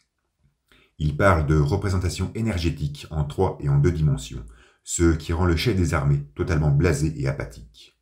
Il semble écouter la conversation avec une indifférence absolue, présent auprès de ses convives, mais absent de toute interaction. Cependant, Dubrovsky émet l'hypothèse d'un possible parallèle entre cette récente manifestation et l'activation du satellite Sol, vu que cette première s'est produite tout proche du point d'impact du laser. Joris prétend même que quelques mois séparent la deuxième manifestation au tir effectué lors de l'après-midi du 16 avril. Ici, il m'est difficile de valider les dires de la scientifique, car quelques mois signifient au moins 2 mois, ce qui me paraît énorme face aux événements racontés entre les chapitres 35 et 38 du manga. Bref, Simons émet ses doutes, car en 1982, Sol n'existait pas, ce qui n'a pas empêché à la première manifestation d'avoir lieu. Dans tous les cas, la relation entre les tirs du satellite et les destructions qui ont secoué la capitale nippone est loin d'être évidente. Cependant, cet interlude pousse Bernardi à interroger l'amiral sur l'avancement d'une certaine manœuvre classée confidentielle. Et le militaire, visiblement heureux d'être pris en considération, nous apprend que l'armée américaine cherche à craquer les codes d'accès de Sol. Décidément, si Neo Tokyo ne nous avait jamais dévoilé ses relations avec l'international, on constate que ce dernier, par contre, était finalement très dépendant de cette première, ou tout du moins depuis son éradication. Bref, Joris en conclut que la troisième manifestation n'est pas l'œuvre d'Akira, ce qui interpelle ses confrères, car selon leurs sources, les autres mutants du programme ne présentaient aucun danger. Et, tout en allumant une clope, la doctoresse déballe ses connaissances sur le projet. Les enfants décrétés morts, ceux disparus. Elle sait même quand est-ce que s'est évadé numéro 41 du laboratoire. Comment sait-elle tout ça? D'où s'est-elle procuré de tels renseignements? Le projet Akira était un projet top secret. La société japonaise s'est même enterrée de son existence que très récemment. Ici, j'ai un peu de mal à saisir les raisons de toute cette exposition d'informations sensibles. Une fuite? Un piratage de données? L'intrusion d'espions? Difficile de répondre, donc je m'interroge. Comment la science a-t-elle pu obtenir des renseignements que seule une agence gouvernementale très sophistiquée aurait pu se procurer? Mystère. Et c'est sous un ciel crépusculaire que Joris nous apprend que, le 16 avril 2020, Sol effectuait son premier tir aux abords de la base militaire où sommeillait Akira, nous indiquant indirectement, et pour la première fois, le jour de son réveil. De retour au temple, Miyako prend des nouvelles de Kyoko, qui demeure allongée sur un large sommier. Selon les moines qui la surveillent, sa situation est stable et elle est hors de danger. La prêtresse se sent rassurée. Il ne reste plus qu'à attendre que l'enfant se rétablisse. Cependant, elle émet une certaine inquiétude en pensant à Tetsuo. L'impossibilité de juger son état actuel la perturbe au plus haut point. Dans le passé, Miyako nous avait clairement démontré sa faculté de communiquer télépathiquement avec Tetsuo. À cette époque, elle était apte à lire dans ses pensées ou de sentir ses émotions. Or, à cet instant, elle semble en être incapable. Ce qui prouve bien qu'un fossé sépare ceux qui se sont extraits du flux et ceux qui ne l'ont pu. D'ailleurs, elle en tremble. Comme toujours, après chaque apparition furtive de Miyako, et surtout après chacune de ses allocutions, on s'enlise dans des interrogations massives et tourbeuses. il ne fait aucun doute que la vieille a une idée en tête. Si elle s'est retrouvée dans son temple avec les 2 autres mutants, c'est pour accomplir quelque chose. Mais quoi? Éliminer numéro 41? J'en doute, mais si tel est le cas, on peut interpréter son visage dégoulinant comme une prise de conscience de son erreur d'avoir poussé Tetsuo à s'extraire du courant. Car maintenant, elle se trouve dans l'incapacité de l'appréhender. Souhaite-t-elle éradiquer Akira? Lorsqu'elle avait 10 ans, Miyako avait été choisie pour ouvrir la voie au numéro 20, et donc à Akira. L'éliminer serait en contradiction avec cette mission initiale. Ou alors, peut-être désire-t-elle juste mener cette ouverture jusqu'à sa conclusion finale, et ainsi être actrice d'un accomplissement qui changera la face du monde. Dans ce cas-là, pourquoi une telle anxiété de sa part? Nul doute que si Tetsuo et son appréhension sont au centre de ses préoccupations, c'est que ce premier doit être, lui aussi, une pièce essentielle de son plan. Depuis le balcon principal du temple, le colonel reçoit des soins. Un moine lui bande le bras et lui conseille plusieurs jours de repos. Depuis l'extérieur, la clarté nocturne semble irradier les lieux. Kei est présente, elle souhaite savoir où se trouve Chiyoko, mais le militaire refuse de le lui dire. À la page suivante, tout s'obscurcit, la nuit devient étouffante, la jeune femme s'enlise dans un monologue, se persuadant à elle-même qu'Obasan va bien, intuitionnant cependant que quelque chose de grave ait pu se produire. Le colonel écoute, mais ne bronche pas, il reste immobile, taciturne. Kei mentionne alors cette arme spatiale, suggérant que le présent mutisme du militaire pourrait être lié à son ressentir. De plus, elle prétend que c'est lui-même qui l'aurait activé. L'homme valse son regard dans un cadrage serré, s'embourbe sans cesse plus dans son silence, donnant cette impression qu'il ne porte confiance en rien ni personne. Cela peut se comprendre si l'on se rappelle que la dernière altercation entre lui et la jeune femme avait eu lieu dans son quartier général, pendant que Kyoko manipulait celle-ci à sa guise. Mais Kei le rassure, personne n'est là pour écouter. De plus, elle lui affirme que la seule chose qui l'intéresse, c'est Chiyoko. Le colonel se remet vivement sur pied, enfile sa veste usée et demande à Kei pourquoi elle est ici, à Neo-Tokyo. Elle lui répond qu'elle y a des amis et que l'un d'eux est peut-être en train de mourir, faisant ainsi référence à Obasan et à son impétueux désir de la retrouver. Le militaire lui annonce alors que lui se trouve ici, à Neo-Tokyo, afin de terminer un travail qui nécessite seul pour être accompli. Éliminer Tetsuo avant qu'il ne devienne un nouvel Akira, réaffirmant ainsi l'inquiétude qu'il démontrait au docteur lors de leur conversation laconique de l'épisode 19. Même si nous le pressentions déjà, cela nous est à présent révélé de la bouche du colonel. Ce dernier, qui jadis était chef des armées, qui jadis était responsable de la sécurité nationale, qui jadis avait une prestance et un charisme qui obligeaient au respect, se retrouve maintenant noyé dans la culpabilité. Depuis son point de vue, et cela ne fait aucun doute, la situation actuelle est due au déchaînement d'Akira, qui fit suite à son réveil, qui fut déclenché par Tetsuo, qui n'est que le résultat des expérimentations faites par cette science qui obéissait alors à ses directives. De plus, toujours depuis son point de vue, mais le doute est cette fois probable, le grand empire de Tokyo ne serait que le fruit des élucubrations de numéro 41, encore lui. Le colonel est donc rongé par cette culpabilité d'avoir créé Tetsuo. Il sait parfaitement qu'en l'éliminant, il ne reviendra pas dans le passé, à l'époque où Neo-Tokyo resplendissait de mille feux. Mais il est persuadé qu'en l'éliminant, oui, il pourra de nouveau dormir en paix. De ce fait, le militaire agit, tel un loup solitaire, pour sa seule et unique personne. Il n'est plus là pour résoudre les problèmes de sa communauté. Il n'est plus là pour assurer le bien-être de ses concitoyens. Non, il souhaite juste racheter ses fautes, sa faute. Il souhaite ôter ses remords qui le rongent depuis tant de mois et retrouver cette estime de soi qui lui fait tant défaut. Il affirme à Kei qu'il partira dès l'aube et lui propose de l'accompagner. Pendant ce temps, plongés dans l'obscurité arborant le monastère, Kai et Kaneda papotent autour d'un feu de camp.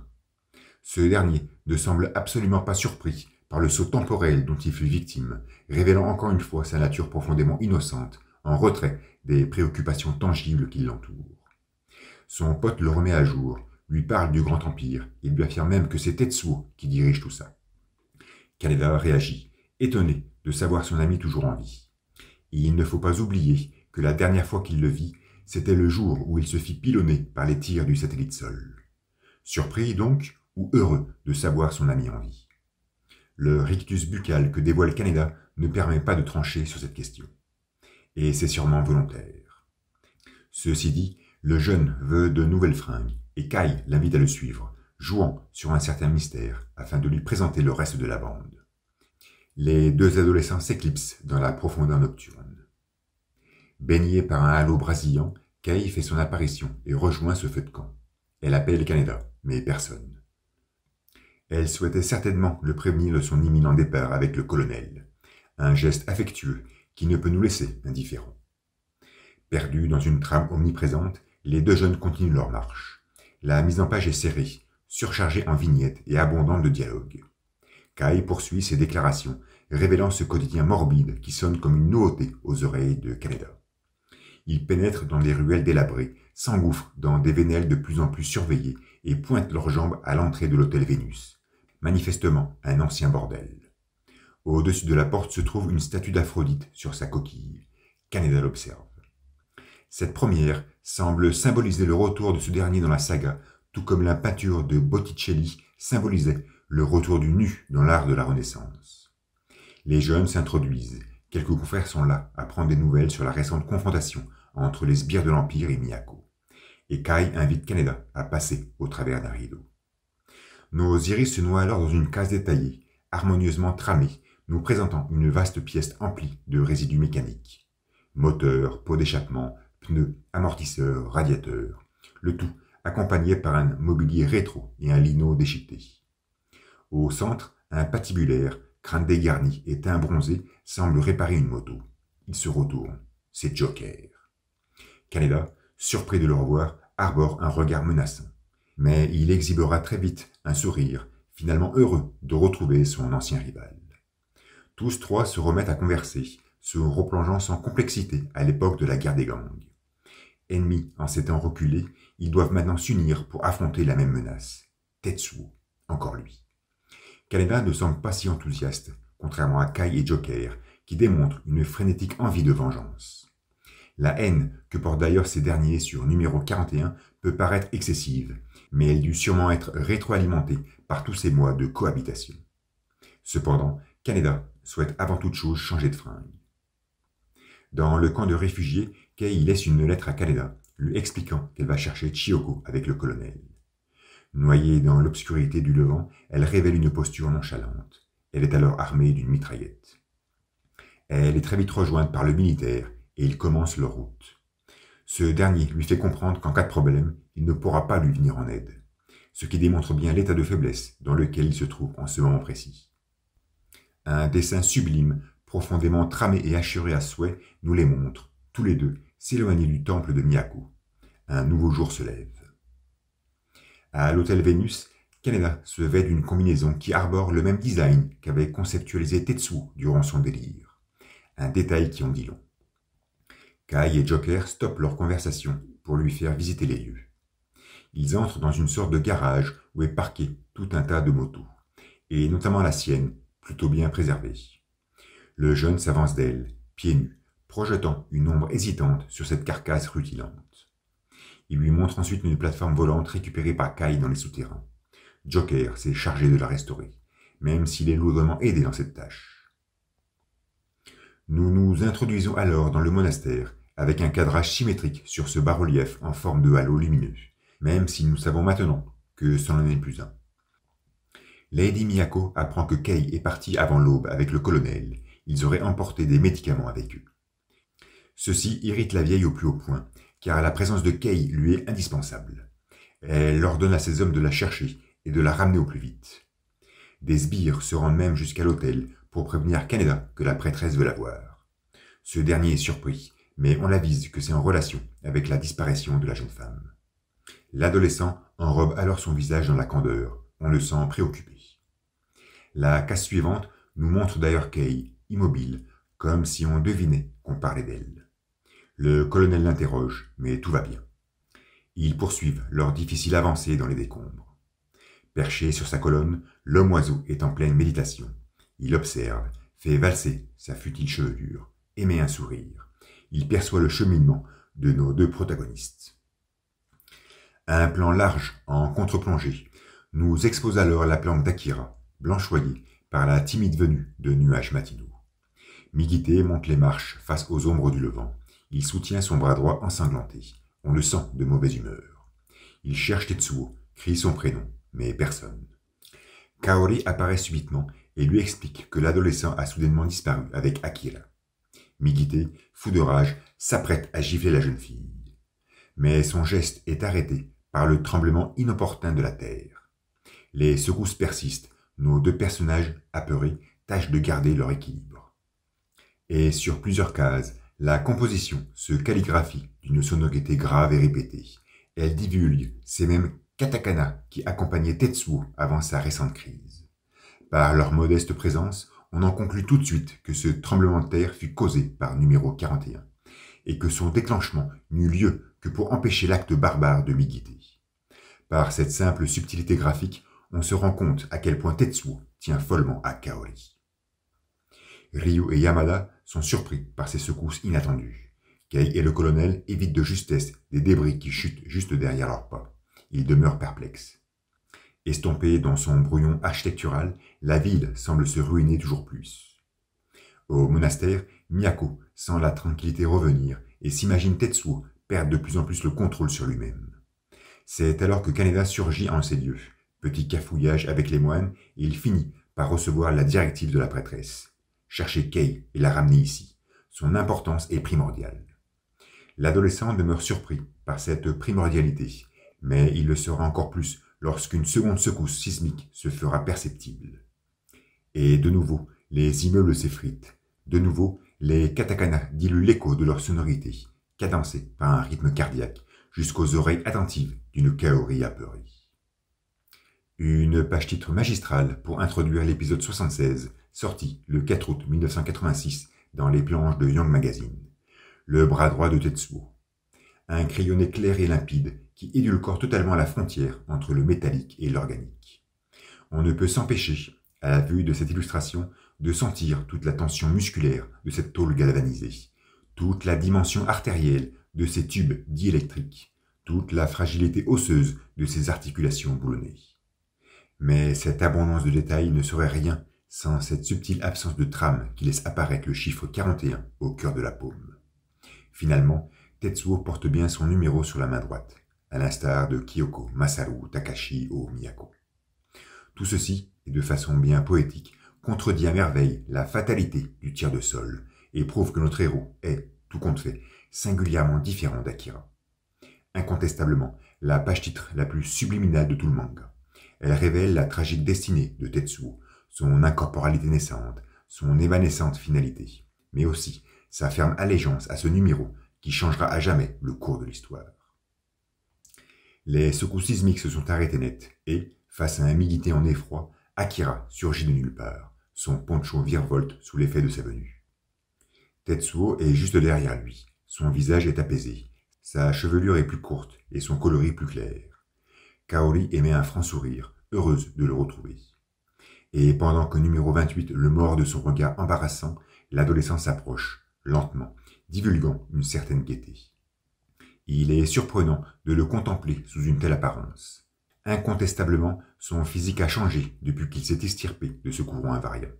On le sent plus musclé, plus posé, plus mature. C'est comme si cette nouvelle intimité qu'il entretient maintenant avec Akira l'avait immiscé dans une plastique indolente. Migité, toujours en effroi, lui confesse sa défaite face à Miyako et lui demande de l'aide pour la prochaine confrontation. Tetsuo, calme, lui fait comprendre qu'il est fatigué. Mais Migité insiste, il hausse même le ton. Tetsuo le renvoie chier, en lui infligeant une petite déferlante qui le propulse en arrière. Nos trois enfants pénètrent dans la planque.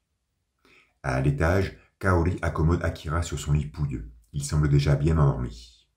Elle redescend, observe numéro 41 étendu sur les coussins. Ce dernier paraît lourdement asthénique. Il l'appelle. La jeune fille s'approche, lui tend la main et se retrouve directement agenouillée sur le sommier. Tetsuo bien blotti dans ses bras, la tête avachie sur ses cuisses. Il lui demande de rester. Ce visuel que nous présente Otomo sur un tiers de page est une force mélancolique considérable. Il ne laisse pas indifférent, il perturbe même.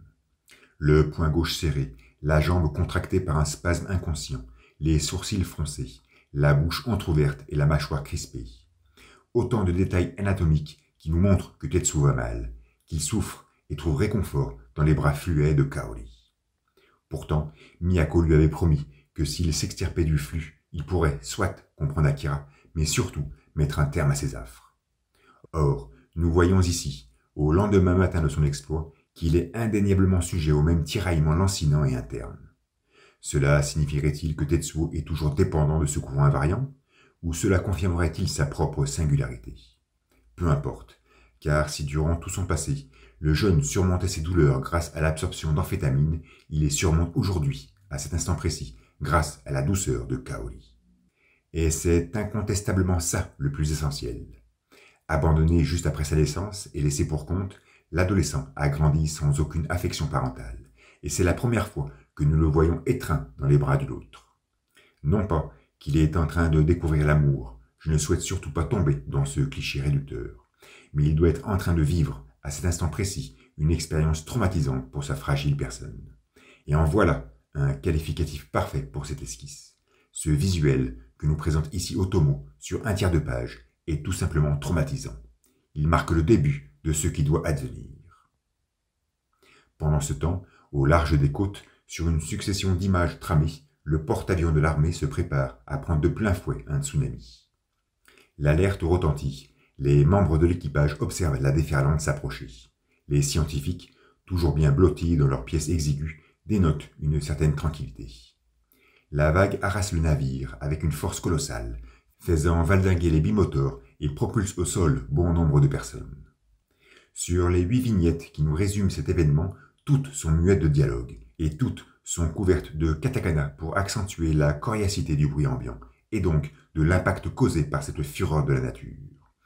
Nous pouvons y lire du gagaga, du dododo, du gigigi, du zazaza. Mais une seule comporte ces syllabaires qui accompagnaient Tetsuo durant sa récente crise, ceux qui fredonnaient une sonorité grave et répétée, ce gogogo interminable. Une seule case arbore ces katakana, celle où se trouvent les savants. Ce n'est peut-être que pur délire de ma part, mais j'y vois ici un message infraliminal très fort. Si numéro 41 causa ce tremblement de terre pour empêcher à Kaori de se prendre une baffe, il semble aussi envoyer, au travers de ce tsunami résultant, un message caché à cette science insouciante. Le calme revenu à bord, l'amiral s'empresse de se rendre au laboratoire afin d'avoir des nouvelles de chacun. Il prétend avoir appris que ce raz de marée serait à mettre en relation avec Akira. Ce qui est surprenant, car on peut légitimement se demander comment il a pu recevoir une telle information. Hawk se relève, amasse moult papiers et formule avec élégance que la vague est moins importante que le tremblement qui l'a causé. Simons, observant les données de son sismographe, énonce les chiffres. 8,5 sur l'échelle de Richter, 300 km de profondeur. Et d'après ces mêmes données, il se persuade que ce tremblement n'est pas naturel, car tous les éléments précurseurs à un tel événement sont absents, ce qui sonne très étrange. Nous savons tous que c'est Tetsuo et Akira qui ont généré ce séisme. Cela nous fut graphiquement et calligraphiquement révélé. En règle générale, les tremblements d'origine non naturelle dépassent difficilement le chiffre 4 sur l'échelle de Richter. Or là, nous sommes face à un monstre. De plus, à cette profondeur, la cause ne peut être que tectonique. Et je vois mal nos deux enfants se téléporter à 300 km au-dessous du niveau de la mer pour y déclencher une telle onde. D'un point de vue matériel, ça ne colle pas. On pourrait donc penser qu'ils ont juste participé au glissement de la lithosphère afin qu'un semblable tremblement se produise. Mais cela aurait entraîné des moments précurseurs détectables par le sismographe. Donc difficile d'imaginer comment numéro 28 et 41 ont pu réaliser cet exploit, ce qui confirme le scepticisme de l'amiral. Face à cette méfiance, Joris demande à Karmatangi son opinion. Ils sont fatigués de jouer et dorment tous les deux. Une réplique qui nous montre que le moine a tout perçu et que le comment scientifique importe peu. Seuls les faits véridiques comptent. Au monastère, Miyako continue de négocier avec Kaneda pour qu'il aille chercher Kei. Il finit par accepter. De plus, et il le confesse à Kai, il est persuadé d'avoir discuté avec la jeune femme durant la nuit et sait où elle est allée. Étonnement de nos adolescents, car tous deux se trouvaient à l'hôtel Vénus cette nuit-là. À aucun moment nous ne l'avons vu croiser Kei. Cette dernière le chercha d'ailleurs désespérément pour le prévenir de son départ. Difficile donc de savoir si ce sont les hormones de Kaneda qui parlent, si c'est une simple intuition de sa part, ou s'il fut vraiment sujet à une communication télépathique avec la jeune femme. De plus, ce semblant de connexion que nous sentîmes entre eux lorsque Kay resta immobile et pensive, voilà quelques planches, pourrait nous obliger à imaginer une telle correspondance entre nos deux protagonistes. Ou alors, en dernier recours, tout ne pourrait être finalement qu'un banal concours de circonstances. Bref, il est persuadé qu'il faut se rendre en direction du 8e district. Et nous voyons Kay et le militaire, noyés dans une perspective étouffante, se déplacer avec difficulté dans les ruines de la capitale. Perché sur son bloc de béton, l'homme-oiseau les repère, s'immisçant dans ce fameux 8e district. Il donne l'alerte à ses mercenaires, les invite à s'armer et à protéger coûte que coûte leur souveraineté. Mais le colonel va mal, on le sent très affaibli. Il montre un visage dégoulinant et exténué. Kay se préoccupe, mais tout est ok. Depuis la crête d'un édifice, les sbires de l'Empire, fusil sous le bras, les observent déjà de très haut. Joker pousse une gueulante. Ses orbes oculaires s'extirpent de son tatouage facial. Il intime Kaneda, qui vient de lui emprunter une moto. Contempler le sourire de ce dernier, alors qu'il monte habilement un deux roues, nous procure une joie manifeste. Mais surtout, cela semble décréter officiellement le retour du personnage dans la saga. Avec Kay, à plein régime, il se retire de l'hôtel malgré les réprimandes de l'ancien boss des clowns. Mais ils lui promettent de ramener les engins rapidement. À l'arrêt, ils observent la ville en ruine en se demandant comment ils pourront se frayer un chemin au travers des décombres. Ils décident donc de s'introduire dans une station de métro. D'ici, la navigation sera plus aisée. Le colonel va mal, épuisé. Il marque une pause. Kay, vigilante, lui propose de s'arrêter un instant, mais il refuse. Au-delà des débris de la capitale, le guerrier d'élite de l'Empire surgit, calmement. Toujours rehaussé de ses petites métrondes, il exhibe la consistance de son corps derrière laquelle apparaissent d'autres soldats. Suspense. Dans l'épaisseur d'une station de métro, Kay et Kaneda scrutent un plan du réseau, afin d'utiliser les voies adéquates et se rendre au 8e district. Ils se mettent en route, sur une succession de vignettes assombries par la trame des profondeurs et zébrées par la vélocité de leur conduite. Retrouver nos deux jeunes sur leur bécane profère une aura nostalgique non négligeable à la scène, comme si la présence de Kaneda n'était là que pour offrir une fraîcheur au récit. C'est d'ailleurs lui qui est en tête du cortège. Apparemment, il ne faut surtout pas rompre avec les vieilles habitudes. Le sbire à lunettes ordonne à nos deux héros de se rendre. Son visage est ferme et serein. Le colonel, toujours accoudé sur un mur effrité, propose à Kay de faire feu tout en se positionnant devant le colosse, se servant de lui tel un bouclier. Elle s'exécute, se faufile jusqu'à la masse musculaire de ce soldat d'élite et fait parler sa mitraillette, en éliminant quelques nervis au travers d'images subversives. Mais l'homme aux lunettes réagit et lui met une violente droite. Elle s'écrase au sol, sous le faciès consterné du militaire. Tout va alors très vite. Le colosse s'approche de la jeune femme et commence à manifester son pouvoir. Cette dernière est atteinte, ses yeux se plissent. Mais le colonel se ressaisit et lance une pierre sur le crâne compact du guerrier. De nouveau libéré, Kay rejoint son compagnon de route et il file à toute vitesse, se faufilant dans les décombres obscurcis. Kay saute pour retrouver la terre ferme. Le militaire tâche de la suivre, mais c'est trop tard. Le sbire à lunettes fonce sur lui, enveloppé de lignes concentriques et beuglant d'une rage incomprise. Le temps s'immobilise alors brutalement, la case s'éclaircit violemment, et Otomo nous pond un arrêt sur image qui nous démontre toujours plus sa maîtrise de l'anatomie humaine. Le colonel, en pleine possession de ses moyens, effectue une sorte de ukigoshi sur le colosse de l'Empire. L'illustration est magistrale, elle est une parfaite symbiose des corps, un subtil mélange entre la nervosité musculaire et l'élégance gestuelle. Encore une fois, un visuel qui sublime parfaitement le militaire, le positionnant à sa juste place, à celui de personnage central de l'œuvre. Bref, les deux hommes tombent au sol, mais la chute du colonel est amortie par la chair athlétique du guerrier. Il se relève, se trouve apparemment bien, hausse le visage et constate, dans une image brouillée par la lourdeur du contexte, qu'ils sont tout près du quartier général. Toujours enfouis dans la pénombre du réseau souterrain, Kay et Kaneda poursuivent leur avancée. Ralentis par la présence d'un wagon délabré, ils remarquent quelques plateformes volantes de l'armée, saccagées. Ils s'imaginent pouvoir les refourguer à Joker et reprennent leur route à plein régime. Pendant ce temps, le colonel et Kay s'approchent posément de leur destination. La jeune femme se rappelle de l'édifice. Elle y avait été faite prisonnière à l'époque de sa splendeur. Ils poursuivent leur marche dans une pesante perspective. Une sécurité ball s'extrait des décombres, et cela surprend Kei à nouveau. La dernière fois qu'elle s'était frottée à une telle machine, c'était lors de sa traque d'Akira contre Sakaki. Cela doit sûrement la replonger au temps où Neo Tokyo brillait de mille feux. Nos deux personnages entrent dans l'édifice, sereins. Pourtant, juste derrière apparaissent le colosse à lunettes et trois autres acolytes. Ce premier, la tête en sang, soutient deux grosses pierres et semble plus que jamais envahi par une rage profonde et compréhensible. Nos deux héros montent les escaliers du QG. Ils sont rejoints par le scientifique qui les conduit jusqu'à Chiyoko. Kei entre dans la pièce et retrouve enfin son amie après tout ce temps.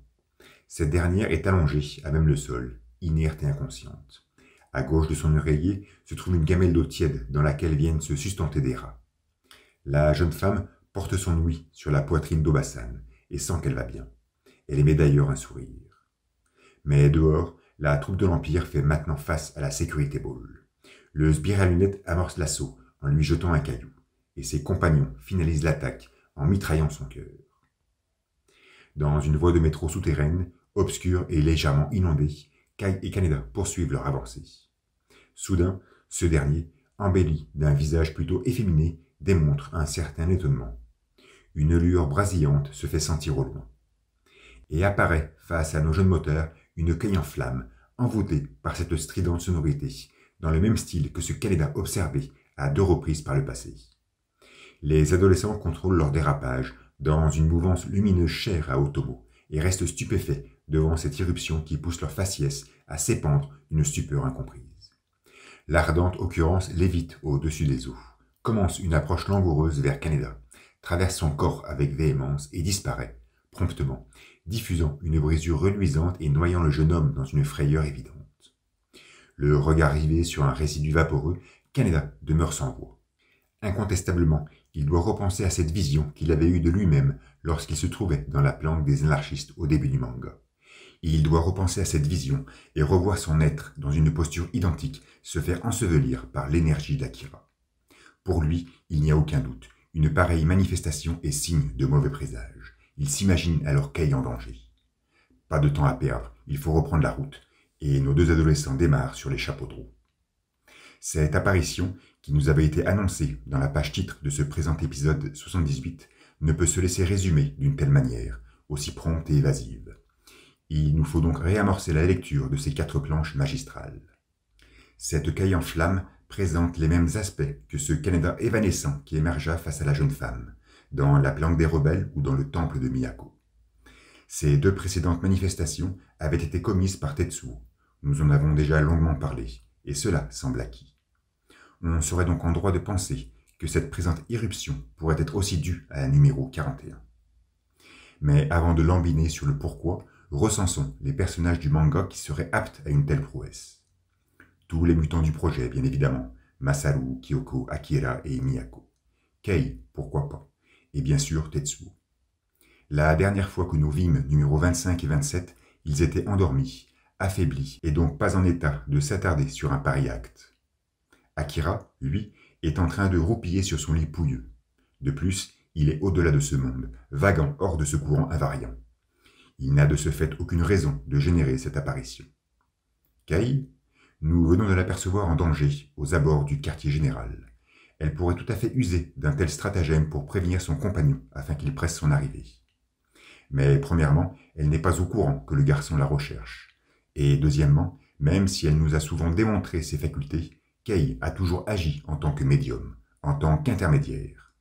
Elle ne peut donc pas, de son propre gré, effectuer une telle prouesse.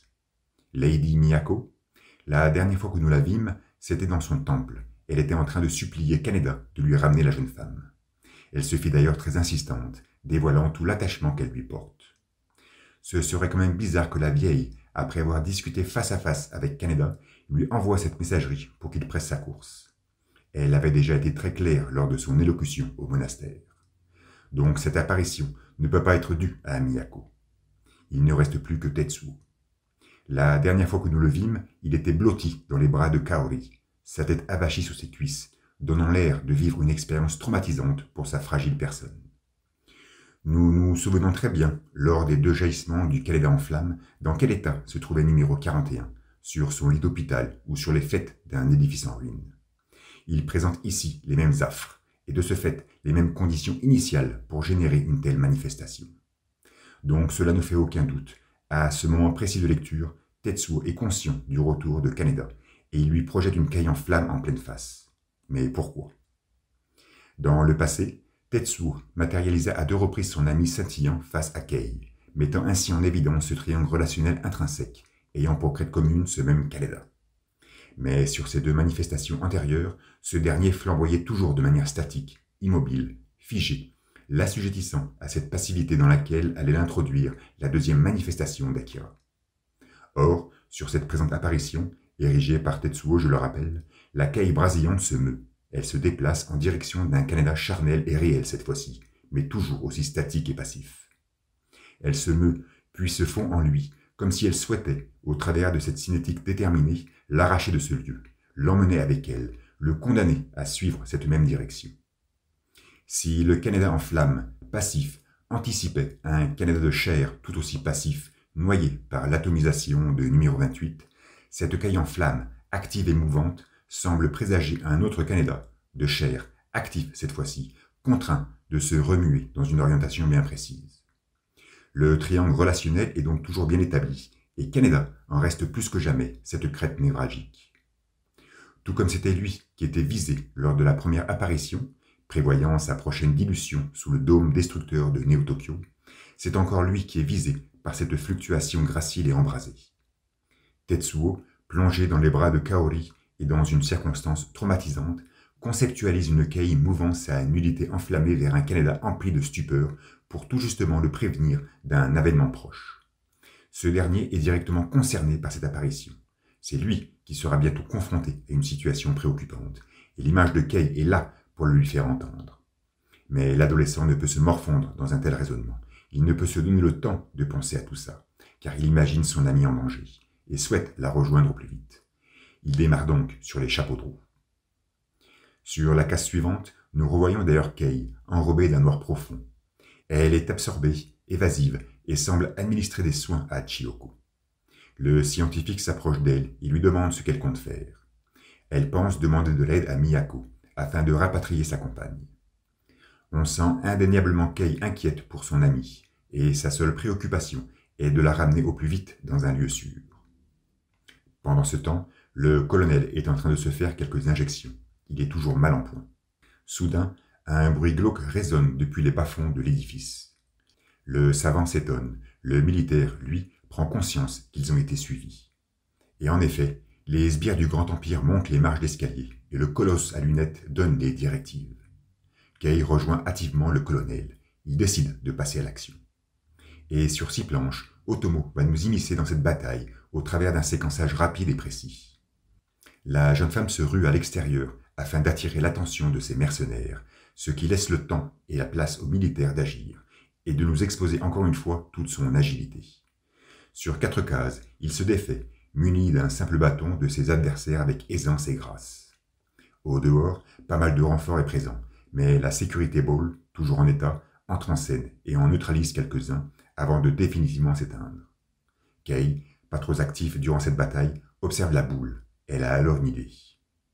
Kai et Kaneda parviennent finalement au bout du tunnel. Ils stoppent leurs engins face à un précipice, dans une vignette étouffante de détails. Ils ne sont pas très chauds pour effectuer le grand saut, mais l'écoute de bruit de mitraillettes les pousse à ne plus hésiter. Ils réenfourchent leurs bécanes et s'élancent sans aucun remords dans le vide. Après une réception indécise, ils poursuivent leur route. À l'intérieur du QG, nous revoyons Kei qui cherche le colonel. Un bond spatio-temporel difficile à cerner, sachant qu'ils étaient tous les deux en train de combattre l'ennemi. Voilà quelques cases. Bref, la jeune femme se retrouve face au scientifique, et elle lui demande s'il peut aménager la sécurité Ball afin de transporter Chiyoko jusqu'au temple de Miyako. Ok. Kei a littéralement abandonné le colonel, le laissant seul sur le champ de bataille, juste pour faire une sollicitation qui, quoi qu'il en soit, aurait pu attendre. Nous nous postons alors énigmatiquement devant Obasan, les yeux recouverts d'une serviette humide. Des pas s'approchent d'elle, dévoilant une ombre reconnaissable. Le sbire aux petites lunettes rondes pénètre dans la pièce. La bouche entr'ouverte, il semble essoufflé. Une exsudation visqueuse et sanguinolente s'extrait de ses reflets oculaires. Le colonel, lâchement laissé seul, tâche de résister aux assauts répétés. Armé maintenant d'une mitraillette, il fait feu de toutes parts, mais il y a du monde autour de lui. Pendant ce temps, Kai et Kaneda roulent toujours à fond la caisse, en direction du QG. On peut d'ailleurs entendre le bruit de leur moteur. Les sbires de l'Empire s'interrogent. À l'intérieur, Kai poursuit ses négociations avec le scientifique pour qu'il aménage la sécurité Ball. Cela devrait lui prendre 5 heures, voire 10. La jeune femme le motive de se mettre tout de suite au travail et file voir Chiyoko. À l'entrée de la chambre, elle est interpellée par des gouttes de sang éparpillées à même le sol. Préoccupée, elle modère sa démarche. À peine pénètre-t-elle dans la pièce qu'elle vrille son regard sur sa gauche, s'arme d'une barre à mine et fait froidement face au colosse à lunettes qui expose sa prodigieuse corpulence. Dans une succession de cases précises, elle lui assène un coup en pleine tête, mais le monstre se protège in extremis. Fou de rage, il tâche d'agripper sa rivale, mais se retrouve bloqué par le bâton métallique qui obstrue son passage. Kai prend la fuite, le guerrier d'élite arrache le mur et amorce son lancer du javelot. Le projectile évite de justesse la jeune femme, inopinément rejointe par le scientifique, et vient s'écraser sur un appareil électronique. Le sbire à lunettes entame alors une course effrénée. Sous des bruits de mitraillettes, nous voyons le colonel, de nouveau à l'intérieur, qui se cache des tirs répétés d'un de ses assaillants. Baignés par un calme soudain, tous se surprennent d'un vrombissement avenant. Et Kaneda surgit de nulle part pour s'écrouler au sol dans une image douloureuse. Glissade sur plusieurs mètres, sa moto et sa carcasse viennent s'écraser contre de la machinerie. Le soldat de l'Empire, toujours en alerte, pointe son arme sur l'adolescent. Mais c'est au tour de Kai d'émerger et, dans une habile acrobatie, percute le mercenaire pour le mettre hors d'état de nuire. Kaneda se relève difficilement. Le colonel, qui a assisté à toute la scène, s'interroge. Mais le jeune pense à Kay. Son regard est empli d'une amère préoccupation. Nous retrouvons d'ailleurs cette dernière dans une mauvaise situation. Elle fait face au colosse qui semble totalement hors de lui, détruisant tout sur son passage. Elle n'a d'autre recours que la fuite, mais ses pieds s'emmêlent soudainement dans des câbles électriques et elle chute. Le guerrier aux lunettes rondes se jette sur elle, lui plaque la main droite sur le visage et commence à manifester le pouvoir. Kay crie de toutes ses forces, son minois, exposé en négatif, exhibe une lancinante et funeste douleur. Le monstre est en transe, il hurle, les joues calligraphiées par son sang dégoulinant. Mais il reçoit soudainement un impact en pleine épaule, ce qui le fait réagir. Le colonel poursuit ses tirs et le crible de balles. Il s'écroule à terre. Kaneda se rue vers son amie, la soutient, la nomme. Mais cette dernière, le visage esquinté, est inconsciente, immobile. Le colosse semble alors se relever. Les jeunes se mordent du regard, apeurés. Le militaire se prépare à une deuxième salve. Mais il s'effondrera de nouveau au sol, pour de bon cette fois-ci, exhibant sa musculature taraudée dans une image crue et nauséeuse. Le scientifique cherche ses lunettes. Des corps gisent de part et d'autre. Un soldat de l'Empire vomit du sang. Et le silence, enfin, domine les pourtours du quartier général. Une vue aérienne sur la métropole en ruine révèle les derniers rayons de soleil, offrant une ombre portée encore inconnue à la planque d'Akira. Avachi sur le trône, le mutant somnole d'ailleurs profondément. Il est alors vêtu de son petit poncho. Une vue aérienne sur le porte-avions américain pour introduire cet épisode 80, sorti dans les pages de Young Magazine le 17 novembre 1986. Balayé par une lumière rasante, sûrement celle du crépuscule si l'on se conforme à la chronologie actuelle, son état apparent, plutôt clean et structuré, nous prouve que le récent tsunami ne fut pas aussi dévastateur. Un visuel perspicace qui démontre encore une fois l'incroyable maîtrise d'Otomo, de ses assistants, pour élaborer des engins de guerre. Cependant, nous pouvons y remarquer une erreur sur le jeu d'ombre de deux avions en bas de l'image. Négligence, précipitation, peu importe, la hauteur du point de vue nous permet de passer à côté et de seulement nous laisser vaguer par la beauté de cette image. Le soleil offre ses derniers rayons sur l'horizon maritime. Des pas tramés se déplacent avec vigueur dans les couloirs du porte-avions qui tanguent délicatement sur les eaux salées de la baie. Mike, le faciès préoccupé, rejoint les scientifiques pour leur annoncer la venue imminente d'une unité spéciale afin de tuer Akira. Vexés de ne pas avoir été prévenus par une telle opération, Tous souhaitent s'entretenir avec l'amiral afin d'en savoir un peu plus sur ses forces armées. Sur près d'une page, le militaire monopolise la parole, confirme les faits, se justifie et atteste qu'il veut seulement anticiper pour ne pas être pris au dépourvu. Bernardi s'interroge alors sur la place qu'auront leurs rapports sur les décisions finales. L'amiral lui ratifie qu'ils seront écoutés et considérés au tout premier plan. Ceci n'empêche pas aux autres scientifiques d'être sceptiques. Envoyer une offensive contre Akira ne provoquerait que des morts inutiles. Mais le chef des armées est confiant. Ses soldats sont bien préparés et, sous une image digne d'une production hollywoodienne, il affirme que ce sont de grands patriotes. Et le sourire déluré avec lequel il prononce cette phrase introduit parfaitement bien cette nouvelle relation qui nous est présentée entre science et militaire. On sent la première inquiète, perplexe, prudente, alors que le second paraît catégorique, insouciant et emporté par une seule finalité, celle de faire parler la poudre. Si cette dynamique perdure, il ne fait aucun doute que, dans un futur proche, les dégâts collatéraux seront de mise à Néo-Tokyo. Sous son orgueil insondable, on imagine l'amiral prêt à raser intégralement la capitale pour uniquement éliminer numéro 28, respectant ainsi la grande tradition hollywoodienne. Aux abords du quartier général, baigné par une obscurité totale, le colonel est de garde. Il est rejoint par Kai, venu savoir si tout va bien. Ils observent alors au loin, tout près d'un feu de camp, quelques sbires de l'Empire complètement camés, en train de grailler comme des zouaves. L'adolescent affirme que ceux-ci restent auprès de Tetsuo juste pour la consommation de cette drogue, elle-même fabriquée par le militaire dans le passé. C'est très intéressant de voir, au travers des paroles du jeune homme, comment tout gravite autour de numéro 41 et de ses actes. Tout est de sa faute, c'est incroyable. Il est accusé à tout bout de champ, sans réflexion préalable, comme s'il était la réponse ultime à toute croyance. Et la deuxième condamnation qu'impute Kai au colonel frise le ridicule, surtout quand on traîne avec le Joker, un junkie réputé. Nous savons tous que la drogue créée par l'armée n'était en rien récréative. Au contraire, une seule injection pouvait provoquer la mort définitive. Au final, j'ai l'impression que Kai a la lourde charge d'être le porte-parole du peuple, le divulgateur des commérages ambiants, le dramaturge du quartier. Il ne fait que répéter ce qui se raconte, ce qui se murmure, ce qui se colporte au sein de cette société décrépitée. Et ce n'est pas une tâche aisée à assumer, mais notre adolescent est tellement ingénu et arrogant qu'il remplit parfaitement bien ce rôle. À l'intérieur du QG, Kei est allongée sur un lit. On constate qu'elle a eu droit à des faveurs que même Chiyoko ne put obtenir. Kaneda est à ses côtés, le visage songeur et le regard empli d'inquiétude. Il est interpellé par les appels de Kai, les deux jeunes conversent un moment. Pendant ce temps, le docteur s'acharne à préparer la Security Ball. Il ronchonne car il aimerait bien fumer quelques clopes.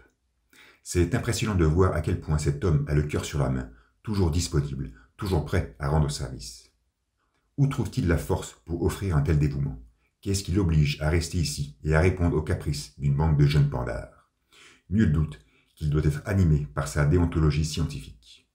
Et tout ceci fait de lui un personnage vraiment très attachant, qu'il est d'autant plus si l'on subodore que sa présence n'est due que pour des facilités scénaristiques. Dans la nuit bien entamée, une flopée d'hélicoptères atterrissent sur le porte-avions. Depuis la tour de contrôle, les chercheurs regardent attentivement. Le chef des armées est à l'extérieur. Il accueille des soldats qui viennent se poster face à lui, effectuant leur signe de salutation. George Hawk observe aux jumelles et est sidéré. L'amiral veut envoyer des enfants à Néo-Tokyo. Au petit matin, nous retrouvons Kaneda et le colonel, côte à côte, en train de porter Kei et Chiyoko, toujours inconscientes. Le jeune garçon demande à son major pourquoi il ne les accompagne pas. Ce dernier prétend avoir des choses à régler, des choses qui sont en rapport avec numéro 41. Ils installent les deux femmes à l'intérieur de la Security Ball, dans une image bouillonnante de détails. Le scientifique explique les commandes de l'engin à l'adolescent, et Kai fait son entrée, en moto. Le militaire tend à Kaneda une mitraillette. Le jeune sourit. C'est juste ce qu'il me faut pour perforer Tetsuo. Décidément, numéro 41 est le centre de toutes les attentions, et on sent très bien que Kaneda se laisse facilement emporter par les suspicieux commérages. Les deux jeunes prennent la route, à fond la caisse, sous le regard optimiste du colonel. Après avoir bousculé quelques soldats rebelles qui zonaient dans le coin, ils s'éloignent silencieusement, laissant le QG derrière eux, dans une image lourde et symbolique. Dans les rues de la capitale décapitée, un cortège fait son apparition. C'est le peuple du Grand Empire qui s'approche de l'esplanade afin d'obtenir sa ration de bouffe. Migité est là, à superviser, mais semble contrarié par la présence de si peu de monde. L'un de ses acolytes lui apprend même que le nombre de fidèles ne cesse de décroître depuis quelques jours. Soudain, il observe un homme, légèrement en retrait, marchant seul. Il ordonne à ses sous-fifres d'aller le chercher. C'est ce qu'ils font et finissent par le neutraliser. Il a du pain frais à l'intérieur de son sac. Avec menace, Migité l'interroge, et le fuyard avoue que cette niche lui a été offerte par Miyako, car cette dernière prétend que la nourriture de l'Empire est remplie d'une drogue nuisible. Notre Golden Boy, fou de rage, piétine le bricheton. Il prend conscience que l'influence de la vieille est de plus en plus grandissante. Mais tout se fige à l'entente d'une acoustique inappropriée. Migité porte son regard vers les cieux et observe un SH-60 qui est en train de survoler la cité en ruine. Depuis les hauteurs d'un édifice, Yamada allume un fumigène, semblant indiquer sa position. L'homme-oiseau vocifère son cri d'alerte et dévoile la présence de l'espion. Migité, persuadé que ce sont des secours à destination de Miyako, arme sa course. Dans une image sublime, à l'arrière-plan tramé pour renforcer l'ambiance suffocante de Neo-Tokyo, l'hélicoptère s'approche de Yamada et lui largue un colis. Le paquet, soutenu d'un parachute, amorce sa tombée, mais passe entre les mains de l'Américain et poursuit sa dégringolade. Ce dernier, contrarié, se dépêche de descendre jusqu'à la rue. Le chargement s'écoule très vite à terre, sans même rebondir, et est récupéré par une bande de gamins qui tentent de l'ouvrir. Mais Yamada surgit d'une fenêtre et, voyant Ryu auprès des mômes, somme de ne rien toucher. Cela pourrait exploser. L'ancien anarchiste ordonne aux mioches de se barrer et presse l'espion de lui révéler le contenu de ce paquet. Mais Yamada change de ton et fait comprendre à Ryu qu'il ferait mieux de déguerpir. Décidément, cette cargaison tout juste réceptionnée doit renfermer des artefacts de la plus haute importance. L'hélicoptère s'efface sous l'horizon. Les vrombissements de son rotor s'amenuisent. Dans la planque d'Akira, depuis les marches d'escalier, numéro 41 observe l'engin s'éclipser. Il arbore un sourire espiègle. Kaori fait son apparition sur la scène théâtrale, nomme Tetsuo, mais ce dernier n'est plus là. Sur le porte-avions, c'est l'effervescence. Des pilotes prennent place dans des VF-9 et attendent les consignes de la tour de contrôle. À croire que l'armée américaine a prévu une attaque surprise sur Neo-Tokyo. Tout à coup, un Mirage allume ses réacteurs et s'apprête à décoller. Lancé à fond la caisse sur le pont d'envoi, il fait soudainement face à une silhouette en bout de piste, Tetsuo. L'explosion est inévitable, elle nous rappelle inconsciemment celle causée entre l'adolescent et Takashi au début du manga. L'effroi et la panique s'emparent de tout le personnel présent sur le cargo. À l'intérieur, les scientifiques se tiennent au courant de la situation. Promptement, Karmatangi réagit, écarquille ses orbes, cambre son torse, sous le regard médusé des savants. Il est ici. Et nous voyons alors Tetsuo, déambuler posément dans les couloirs du navire. Il arbore ce même sourire espiègle. Le moine tibétain sue à grosses gouttes. Il présente une convulsion faciale digne d'un Chosan. Les scientifiques pointent leur regard vers la porte d'entrée, interrogatifs, se demandant qui est là. La tension monte progressivement. Les néons viennent de s'éteindre pour se rallumer aussitôt. Et Karmatangi exhibe un visage terrifié. Tetsuo est juste là, proche du bureau, alors recouvert de documents en tout genre. Toute l'assistance se retourne, surprise par cette prompte intrusion. Elle se questionne même sur qui elle a affaire. Cependant, Bernardi articule sans différer le nom de numéro 41. L'adolescent est ébobie d'être reconnu et connu, et nous aussi d'ailleurs. Comment le savant peut-il être au courant de l'identité de Tetsuo? Ou peut-être n'était-ce que le fruit de sa lumineuse intuition? Le jeune s'assied et observe une image sur un moniteur. Joris lui précise que ce graphe est une représentation 3D de la troisième manifestation, fort différente de la seconde. Elle lui émet ses doutes qu'Akira en soit la cause, et lui fait comprendre que ce pourrait être lui, Tetsuo, qui en fut le responsable. L'adolescent se retourne, sourire aux lèvres, et demande aux polymathes leur intérêt de se pencher sur numéro 28. Dubrovski est estomaqué par les facultés télépathiques du jeune homme, qui les questionne alors. Souhaitez-vous inventer une innovante source d'énergie pour la paix du monde, ou une nouvelle arme dissuasive pour le soumettre? Mais le souci des scientifiques, selon les mots de Bernardi, c'est surtout d'être en présence d'une telle source d'énergie, et que celle-ci ne puisse être contrôlée. Et l'adolescent continue avec des affirmations maintenant provocantes. Il fait nettement comprendre aux savants que leur discipline n'est pas capable de voir plus loin que le bout de ses instruments de mesure. La vérité est une merde que vous regardez au travers d'une épaisse lentille. Joris reste stoïque face à tant de dénigrement et révèle aux jeunes qu'il veut juste en savoir plus sur le pouvoir d'Akira. Hawk, sûrement plus offusqué par un tel radotage, objecte acrimonieusement, même au travers d'une épaisse lentille. Tetsuo, toujours très calme et courtois, s'embourbe alors dans un monologue adipeux sur une succession de cases claires et ventilées. Il gesticule constamment ses bras pour accompagner son allocution et commence à paraphraser les propos de Miyako. Il parle de sa propre expérience et de son habileté à vouloir plus de puissance, pour ensuite métaphoriser sur le concept de flux, sur ce courant invariant, origine du temps et de toute énergie. À entendre son discours, on pourrait presque le qualifier de bon élève, tant il récite bien sa leçon apprise de la bouche de numéro 19, et tant il sait la rendre inintelligible aux oreilles de ses auditeurs. L'important est d'être conscient de ce flux et de le contrôler. Je ne peux d'ailleurs m'empêcher, en lisant cette phrase, de penser à Camus et à sa faculté d'être conscient de l'absurde. Mike s'interroge, car c'est tout justement ce qu'il recherche, le contrôle. Mais Tetsuo lui fait comprendre que c'est difficile à expliquer avec de simples mots. Cela doit être sûrement impossible. Mais le jeune ne perd pas espoir. Il arbore un visage désinvolte sur un fond devenu soudainement sombre, semblant accentuer la dramaturgie du moment. Karma Tanguy réagit. Il s'enveloppe d'une frayeur zygomatique, engendrant la surprise des savants. Il commence même à beugler, provoquant leur inquiétude. Et lorsque tout le monde se retourne pour de nouveau faire face à Tetsuo, ce dernier est en train de faire léviter ses documents en tout genre qui jonchaient sur la table. La vignette est magistrale, elle est terrifiante et déroutante. En arrière-plan, les scientifiques, la science, ombrée, soumise à l'épouvante, plongée dans l'obscurité et spectatrice de l'inéluctable. Face à elle, numéro 41, dans une posture décontractée et le regard absent. Lui, et toute cette paperasse virevoltante, ne possède aucune trame, intégralement immaculée de toute sa splendeur. Cet arrêt sur image, encore une fois totalement maîtrisé, semble nous montrer ce courant invariant, nous révéler son impétuosité. Embringué par sa célérité, toutes victimes de sa fatalité y apparaissent finalement figées, statiques, passives, morfondues par ce vertige obscur de la fascination. A contrario, celui qui peut s'en extraire, sciemment, se condamne indifféremment à observer et à vaguer dans la plénitude absolue. Le visage de Tetsuo s'assombrit alors. Il semble rejoindre ce flux pour prononcer, le sourire puant d'orgueil, une sentence exécutive à cette science sans conscience. La science et la vérité sont de dimensions différentes.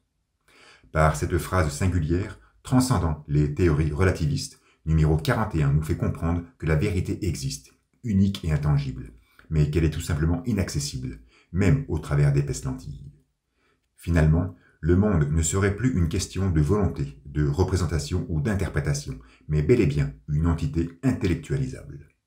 Son entendement ne serait possible et palpable qu'au sein de cette autre dimension, impénétrable et hermétique, hors de ce flux constant et invariant. Et le jeune s'éclipse, générant comme un trou noir, propulsant violemment son assistance contre l'appareillage électronique, causant dégâts, douleurs et désarroi. Hawk, l'offusqué, est d'ailleurs dans une mauvaise posture. Depuis les couloirs surchargés du porte-avions, résonne le ricanement de Tetsuo, un écho sarcastique qui se propage même au-delà de la flotte navale.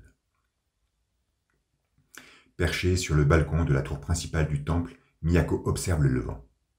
Elle tient son malade dans la main droite et pense à Kei. Pendant ce temps, sur leurs engins respectifs, Kai et Kaneda tentent tant bien que mal d'avancer, mais la complexité du terrain rend la tâche difficile. Cependant, ils paraissent maintenant tout proches du monastère. De son côté, Yamada, toujours bien surveillé par Ryu, fait réception de son paquet. Il conseille à ce dernier de partir, il ne voudrait pas être dans l'obligeance de le tuer. L'anarchiste ricane. L'espion déverrouille un code et ouvre la mallette. Même si son contenu n'est pas très lisible, il se pourrait bien que ce soit un armement sophistiqué. Dans la planque d'Akira, Migite est présent, à croire qu'il doit être bien désorienté. Il se surprend de la prompte apparition de Tetsuo et lui demande une audience. Il souhaite organiser un grand rassemblement afin de faire front à l'influence grandissante de Miyako. Il imagine une cérémonie où l'Empire pourrait faire une démonstration de force à ses citoyens. Numéro 41, apaisé pour une fois, trouve l'idée intéressante. Il acquiesce. Sur une succession de cadrages serrés, Yamada se prépare.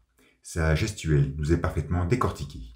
Il s'habille, se bande, connecte son poignet droit à une machine de guerre, le tout sous un visage qui empeste la concentration. Ryu, toujours présent, l'observe et s'interroge. Il conclut alors que l'espion va user d'une arme biochimique. Biological Chemical Weapon, pour respecter la traduction. Il commence à le sermonner, prétendant qu'avec un tel arsenal, ce ne sont pas seulement les hommes de l'Empire qu'il va éliminer, mais toute la population de Néo-Tokyo. C'est la raison pour laquelle je te demande de t'enfuir, lui rétorque Yamada, preuve qu'il s'apprête à effectuer un véritable génocide.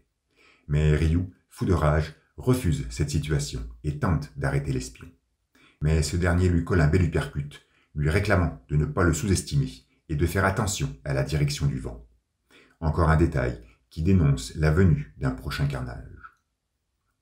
Pendant ce temps, Kai et Kaneda font leur intrusion dans le camp de réfugiés. L'adolescent, avec beaucoup de fougue et d'arrogance, ordonne à la populace de s'écarter du chemin. Miyako est aussitôt mise au courant de l'arrivée de Kei, mais apprend aussi qu'elle est mal en point, ce qui la contrarie profondément. Ils introduisent délicatement la jeune femme à l'intérieur du monastère. C'est d'ailleurs fou de constater comment Chiyoko a complètement disparu de la circulation. Allongée sur un futon, Kei reçoit les premiers soins des mains séniles et contractées de la prêtresse. Elle lui masse le visage. Kaneda, accroupi juste à côté, propose de faire venir un docteur, mais un moine le redresse spontanément afin qu'il se taise. Encore une fois, avec ses remarques futiles, l'adolescent nous démontre toute son ingénuité et sa méconnaissance totale du monde qui l'entoure. Mais ici, cette flopée de balourdises nous est déballée, surtout pour attester les préoccupations qui envahissent le jeune homme en ce moment. Kaneda est fortement attaché à Kei, et bien que nous le savions déjà, il n'y a aucun mal à le rappeler, même au travers de répliques frivoles. Kyoko, qui était allongée toute proche, tranquillise le garçon et lui assure qu'elle ira mieux, très prochainement. Kaneda se relève, contemple son ami sous un regard apaisé et sort de la salle. Il rejoint Kai, qui finalement n'a pas de droit d'accès, et nos deux jeunes quittent les lieux. À ce moment, Masaru fait son entrée, tracté par un moine. Et un plan large, baigné par une ombre douce et uniforme, nous montre une scène impétueuse. Dans le passé, juste avant la manifestation de Tetsuo, Miyako avait fait comprendre à Kei que c'était son destin de se retrouver ici même, dans son monastère, avec les deux autres mutants. Plus récemment, elle annonça à Kaneda toute l'importance qu'elle dévouait à Kei et la nécessité absolue de sa présence en ce même lieu. Ceci semble chose accomplie. Les désirs de numéro 19 ont été exaucés. La voilà maintenant réunie, dans cette vignette doucement ombragée, à ces trois êtres qu'elle convoitait tant. Mais pourquoi faire? Nous ne savons toujours pas quel est le plan de la prêtresse. Elle ne s'est jamais ouvertement déclarée à ce sujet. Jusqu'ici, tout ne fut que le fruit de spéculations diverses et variées, mais d'aucune affirmation. Et il est évident, à ce moment précis du récit, que Miyako demeure un personnage central de l'œuvre, mais cette centralité fut systématiquement baignée par une fuligineuse opacité, par une vapeur intellective explicite. Le mystère qui enveloppe la vieille, en vigueur depuis son dialogue avec Nezu dans l'épisode 19, ne cessa de croître au fil de ses furtives apparitions. Initialement inquiétée par Akira, par son futur éveil et son imminente manifestation, elle ne se préoccupa par la suite, après le cataclysme, que de l'état de santé de Tetsuo et de la présence de Kei dans son monastère. Jamais elle ne mentionna numéro 28 dans ses nouveaux discours. Je ne pense pas que Miyako puisse nier à tel point le jeune môme. Ce qui signifierait que nous sommes face à un postulat. Il est tellement évident qu'Akira est le centre de l'intrigue que la prêtresse n'a nullement besoin de le citer. Bref, la vue de ce cadrage ouvert, baigné par une ombre douce et uniforme, semble marquer l'activation du plan Miyako. Et nos trois mutants conversent alors. Masaru est conscient que Kei est affaibli, mais la vieille confirme son indispensabilité. Aussitôt, dans une posture de recueillement, Kyoko accentue sur le véritable enjeu, Tetsuo. Et dans une phrase intéressante, elle précise que le problème est surtout l'état de son évolution. Je dis phrase intéressante car la mutante écrit Tetsuo en katakana, au même titre qu'Akira, Miyako, Masaru ou Takashi. Elles n'usent pas des kanji habituels pour nommer l'adolescent, ce qui prouve bien qu'elle considère numéro 41 comme partie intégrante de la famille, partie intégrante du projet, partie intégrante d'eux-mêmes, donc pourquoi pas partie intégrante de leur finitude. Et je trouve ça superbement captivant, même si une telle écriture fut déjà présentée aux prémices de l'épisode 19. La prêtresse prétend alors que tout se déroule bien jusqu'à présent. Une remarque surprenante, surtout lorsque l'on sait qu'elle ne cessait de démontrer de la préoccupation sur l'état de santé de Tetsuo. Peut-être est-elle en train de sentir son apaisement actuel? Difficile d'y croire, vu qu'elle n'est plus capable de le percevoir, ce qui ne fait qu'accentuer la foi qu'elle porte en son plan. D'ailleurs, Masaru précise qu'il est primordial de parfaitement appréhender cet état de santé. Si ces présentes pages attestent l'activation du plan Miyako, le mystère, lui, est toujours très flagrant et pesant. Il est évident qu'on en saura plus une fois Kei rétabli. À la sortie du monastère, Kai et Kaneda refoulent une bande de merdeux qui jouaient sur la Security Ball. Ils remarquent que Joker est là, il est venu récupérer ses motos, mais constate qu'il en manque une. Kaneda, dans une case comique, comme à son habitude, s'échappe en courant. Noyé dans les débris de Néo-Tokyo, sous un pont ombragé, un sbire de l'Empire manie l'aérographe et calligraphie des idéogrammes. Planqué derrière un pilier, quelques gueux observent et se questionnent. Ils contemplent alors les kanji du Grand Empire, annonçant l'organisation d'un rassemblement populaire. Et une magnifique double page nous montre alors, dans un dépouillement graphique colossal, le stade olympique en ruine. C'est d'ailleurs surprenant de se retrouver en ce lieu, car même si nous ne le vîmes que peu de fois dans son entièreté, on y fit, au tout début du manga, allusion à maintes reprises. Entre les attentats orchestrés par l'organisation antigouvernementale de Nezu, l'événement sportif qui allait prochainement s'y produire et la base militaire secrète qui se trouvait juste en dessous, le stade olympique, comme localisation, fut l'arène de bien des intrigues. Et, à l'instar de Néo-Tokyo, il nous est révélé ici, dans son intégralité, après avoir été ravagé. Posté face à un panneau décrépit, Migite, toujours très élégamment habillé, arbore un sourire qui respire la confiance. Il a l'air décidément très fier de son idée de grand rassemblement.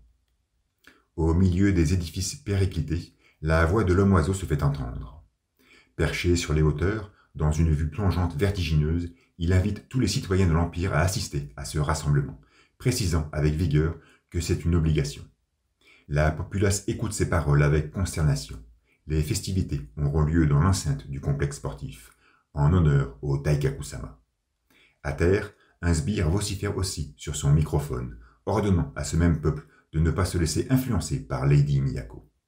Bref, on sent l'Empire motivé par son initiative. Et sur une succession de cases hétérogènes, nous observons, chacun à leur tour, Yamada, Miyako et les autres mutants, Kaneda et le reste de la bande, apprendre l'avènement de cette grande assemblée. À l'intérieur du stade, Migite énonce les directives et pousse ses hommes à être effectifs. Il souhaite utiliser la flamme olympique comme symbole et ordonne à son sous-fifre de la faire briller durant au moins 24 heures. Décidément, notre Golden Boy est très méticuleux sur chaque détail. Il donne vraiment l'impression de jouer sa carrière politique sur ce futur événement. Dans les rues de la cité, les soldats de l'Empire font intrusion dans chaque baraquement afin de forcer le peuple à se rendre à cette fête. Indéniablement, tous les moyens sont bons pour remplir le stade.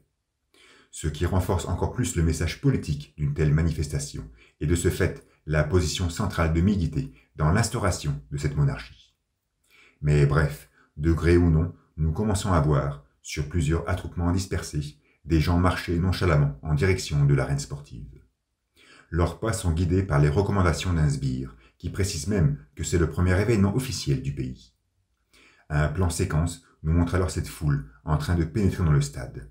Des feux d'artifice se font entendre et la populace prend place dans les tribunes. Sur l'estrade, un type hausse la voix et teste le micro. Les spectateurs sont interloqués qu'il y ait de l'électricité en ces lieux. Le chauffeur de scène commence par ces mots « Peace » avant d'annoncer l'arrivée du grand Akira et de Tetsuo. La case suivante est à la fois impressionnante et déroutante. Numéro 28, assis sur son trône kitsch et décoré d'artefacts mécaniques, est transporté par une dizaine de gaillards. Cette illustration est emplie d'un symbolisme religieux déconcertant. On y sent la dévotion, la soumission et la passion. La candeur des porteurs contraste remarquablement avec la trame bariolée du siège qui soutient un Akira totalement impassible, comme toujours. Et le cadrage, dans une onctueuse contre-plongée, donne une force spirituelle à l'image qui dépasse tout entendement. Légèrement en avant, Tetsuo amorce le cortège d'un pas décidé. La dernière fois que nous avions assisté à un tel cirque, c'était durant l'épisode 54, il y a un peu moins de 2 ans, lors de la distribution de soupe, juste avant le premier délire de numéro 41. À cette époque, le contexte arrivait à nous faire comprendre une pareille extase. Mais maintenant, après tout ce qu'il s'est passé, après tous ces événements racontés, cela semble inapproprié. Pourtant, les faits sont là, ce qui nous laisserait penser que Tetsuo est finalement toujours très friand de ces exhibitions, très avide de cette farce, et qu'il s'amuse grandement à conduire ce pèlerinage face à une foule hystérique et fanatique. D'ailleurs, au cœur de cette marée humaine et compacte, Yamada tâche de trouver une percée. Il souhaite rejoindre ce cortège afin de faire parler son BC Weapon. Mais une main inconnue agrippe son épaule gauche. Il se retourne et voit Ryu lui infliger un violent coup dans l'estomac. Effondré à terre, il est ensuite traîné jusqu'à une ruelle adjacente pendant que la procession pénètre à l'intérieur du stade. Le chauffeur de scène acclame d'une façon quasi jouissive l'arrivée de son empereur. Akira montre un visage totalement incolore, paré d'une inexpressivité absolue, alors que numéro 41, mauvais dans son addiction, s'agenouille et incline son front. Si réellement les deux enfants s'inscrivent hors de ce courant invariant, ce diptyque joliment présenté nous prouve qu'il existe encore un fossé énorme entre eux, tout du moins dans sa forme, renforçant d'autant plus l'emprise psychoactive qui assujettit Tetsuo. De plus, nous remarquons que Kaori n'est pas présente dans l'assistance. Cela signifierait-il quelque chose? Dans le porte-avions, les scientifiques se trouvent près de l'infirmerie. Ils sont rejoints par l'amiral qui s'attriste de l'état critique du Dr Hawk. Le militaire tâche de s'excuser sur les causes de l'incident qui, selon lui, aurait été dû à un court-circuit électrique. Mike est consterné. Lui et ses confrères avaient rédigé un rapport sur ce qu'il se passa au laboratoire avec numéro 41. Mais apparemment, le chef des armées ne l'a pas lu. Et pourtant si, il l'a lu, mais il n'en croit pas un mot. D'après lui, personne ne peut entrer ou sortir de ce navire sans être détecté par les radars. À l'entente de cette phrase, nous nous trouvons clairement devant une fracture évidente entre ces deux disciplines qu'Otomo avait de nouveau regroupées dans cet hémicycle. Selon les dires de Tetsuo, il y avait un fossé, d'un point de vue cognitif, entre la vérité et la science. On remarque ici qu'il y a un gouffre, d'un point de vue relationnel à présent, entre cette même science et le militaire. Mais pourquoi donc mettre en scène des chercheurs et rendre invalides par la haute instance des armées leur simple témoignage? Nul doute que c'est pour faire monter la tension, faire monter la sauce, ou tout bonnement faire monter, pour mieux chuter. Sans quoi, nous nous trouvons face à une incohérence perturbante. Bref, sur une page entière, de par un travelling horizontal, nous nous éloignons du porte-avions, assistons à un timide lever de lune, pointons notre regard sur les lueurs diaphanes de Néo-Tokyo pour finalement nous embraser les iris par cette ondoyante flamme olympique. Juste à sa base, un groupe de J-pop se déambule sur scène. Percussions, batterie, clavier, guitare, chœur, tout y est, et dans un style punk profondément années 80. La musique a l'air frénétique, les paroles, elles, sont dans la plus pure tradition propagandiste. Elles dépeignent un univers sombre qui a pour unique échappatoire le grand Akira, et son nom est crié à cappella. Dans une pièce close, Yamada frappe du poing. Il est foudrage, il a été enfermé ici par Ryu. L'anarchiste est d'ailleurs dehors, l'arme chimique à la main, en train d'observer le rassemblement et ses lueurs depuis les hauteurs de la ville.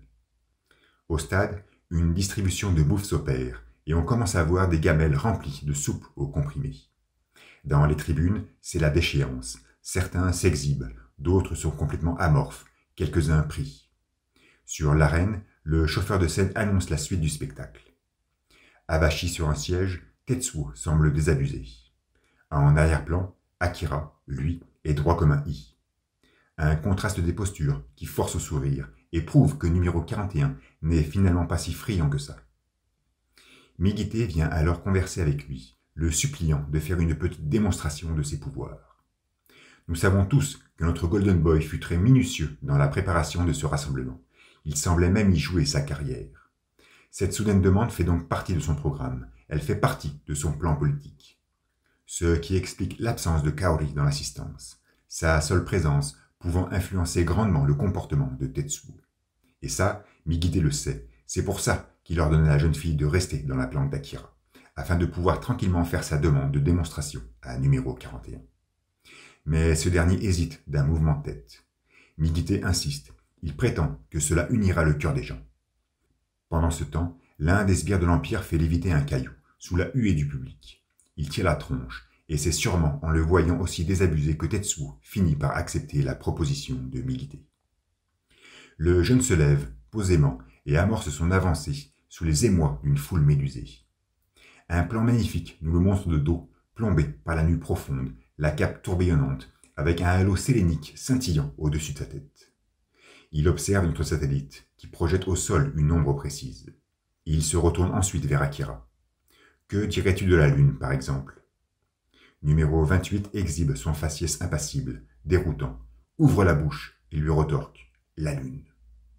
Cette scène est bouleversante. Elle nous replonge immédiatement dans le délire de Tetsuo, où il avait conceptualisé cet instant. Mais, et on est en droit de se le demander, l'adolescent a-t-il fait cette proposition en repensant à ce cauchemar, ou ne fait-il que répondre à une douce fatalité? Où se trouve la frontière entre la prémonition et l'accomplissement d'un acte imagé? De plus, et c'est maintenant officiel, Akira parle, et Lune fut bel et bien le premier mot qui sortit de sa bouche. Mais que se cache-t-il derrière ce kanji, ma foi, fort banal? Un ordre? Depuis quand numéro 28 est animé par le désir? Depuis quand ce mioche, impassible, imperturbable, stoïque, souhaite? Depuis quand il veut, impose, propose, subodore? Plongé dans la passivité absolue depuis qu'il s'extirpa de sa chambre froide, le voilà soudainement actif. Mais qu'est-ce que cela signifie? Que cherche-t-il à faire avec la Lune? Quelle est la finalité de son postulat? Où veut-il en venir? A-t-il un plan? Si c'est le cas, quel parallèle peut-on faire avec celui de Miyako? Vont-ils dans la même direction? La vieille avait ordonné à Tetsuo d'arrêter les cachetons pour qu'il puisse pleinement exprimer son pouvoir et s'extraire du courant invariant. C'est ce qui se produisit. Numéro 41 stoppa la drogue, mais il y avait une intention derrière cet ordre. Ici, Akira édicte la Lune à ce même Tetsuo, mais pour produire quoi? Dans quelle finalité? Numéro 19 et 28 font partie de cette génération d'enfants qui furent choisis pour répondre à un programme eugénique précis, la première ayant ouvert la voie au second. Mais au-delà de ces expérimentations infécondes, de par la simple existence de ces butons, n'y a-t-il pas une intentionnalité commune? Au travers de deux cases vaporeuses, balayées par un travelling arrière, se cachent en fait des dizaines de questions. D'où ce choc énorme de savoir Akira actif, ce qui postule bien que cette relation lysergique qui l'unit à Tetsuo prend ici une toute autre dimension.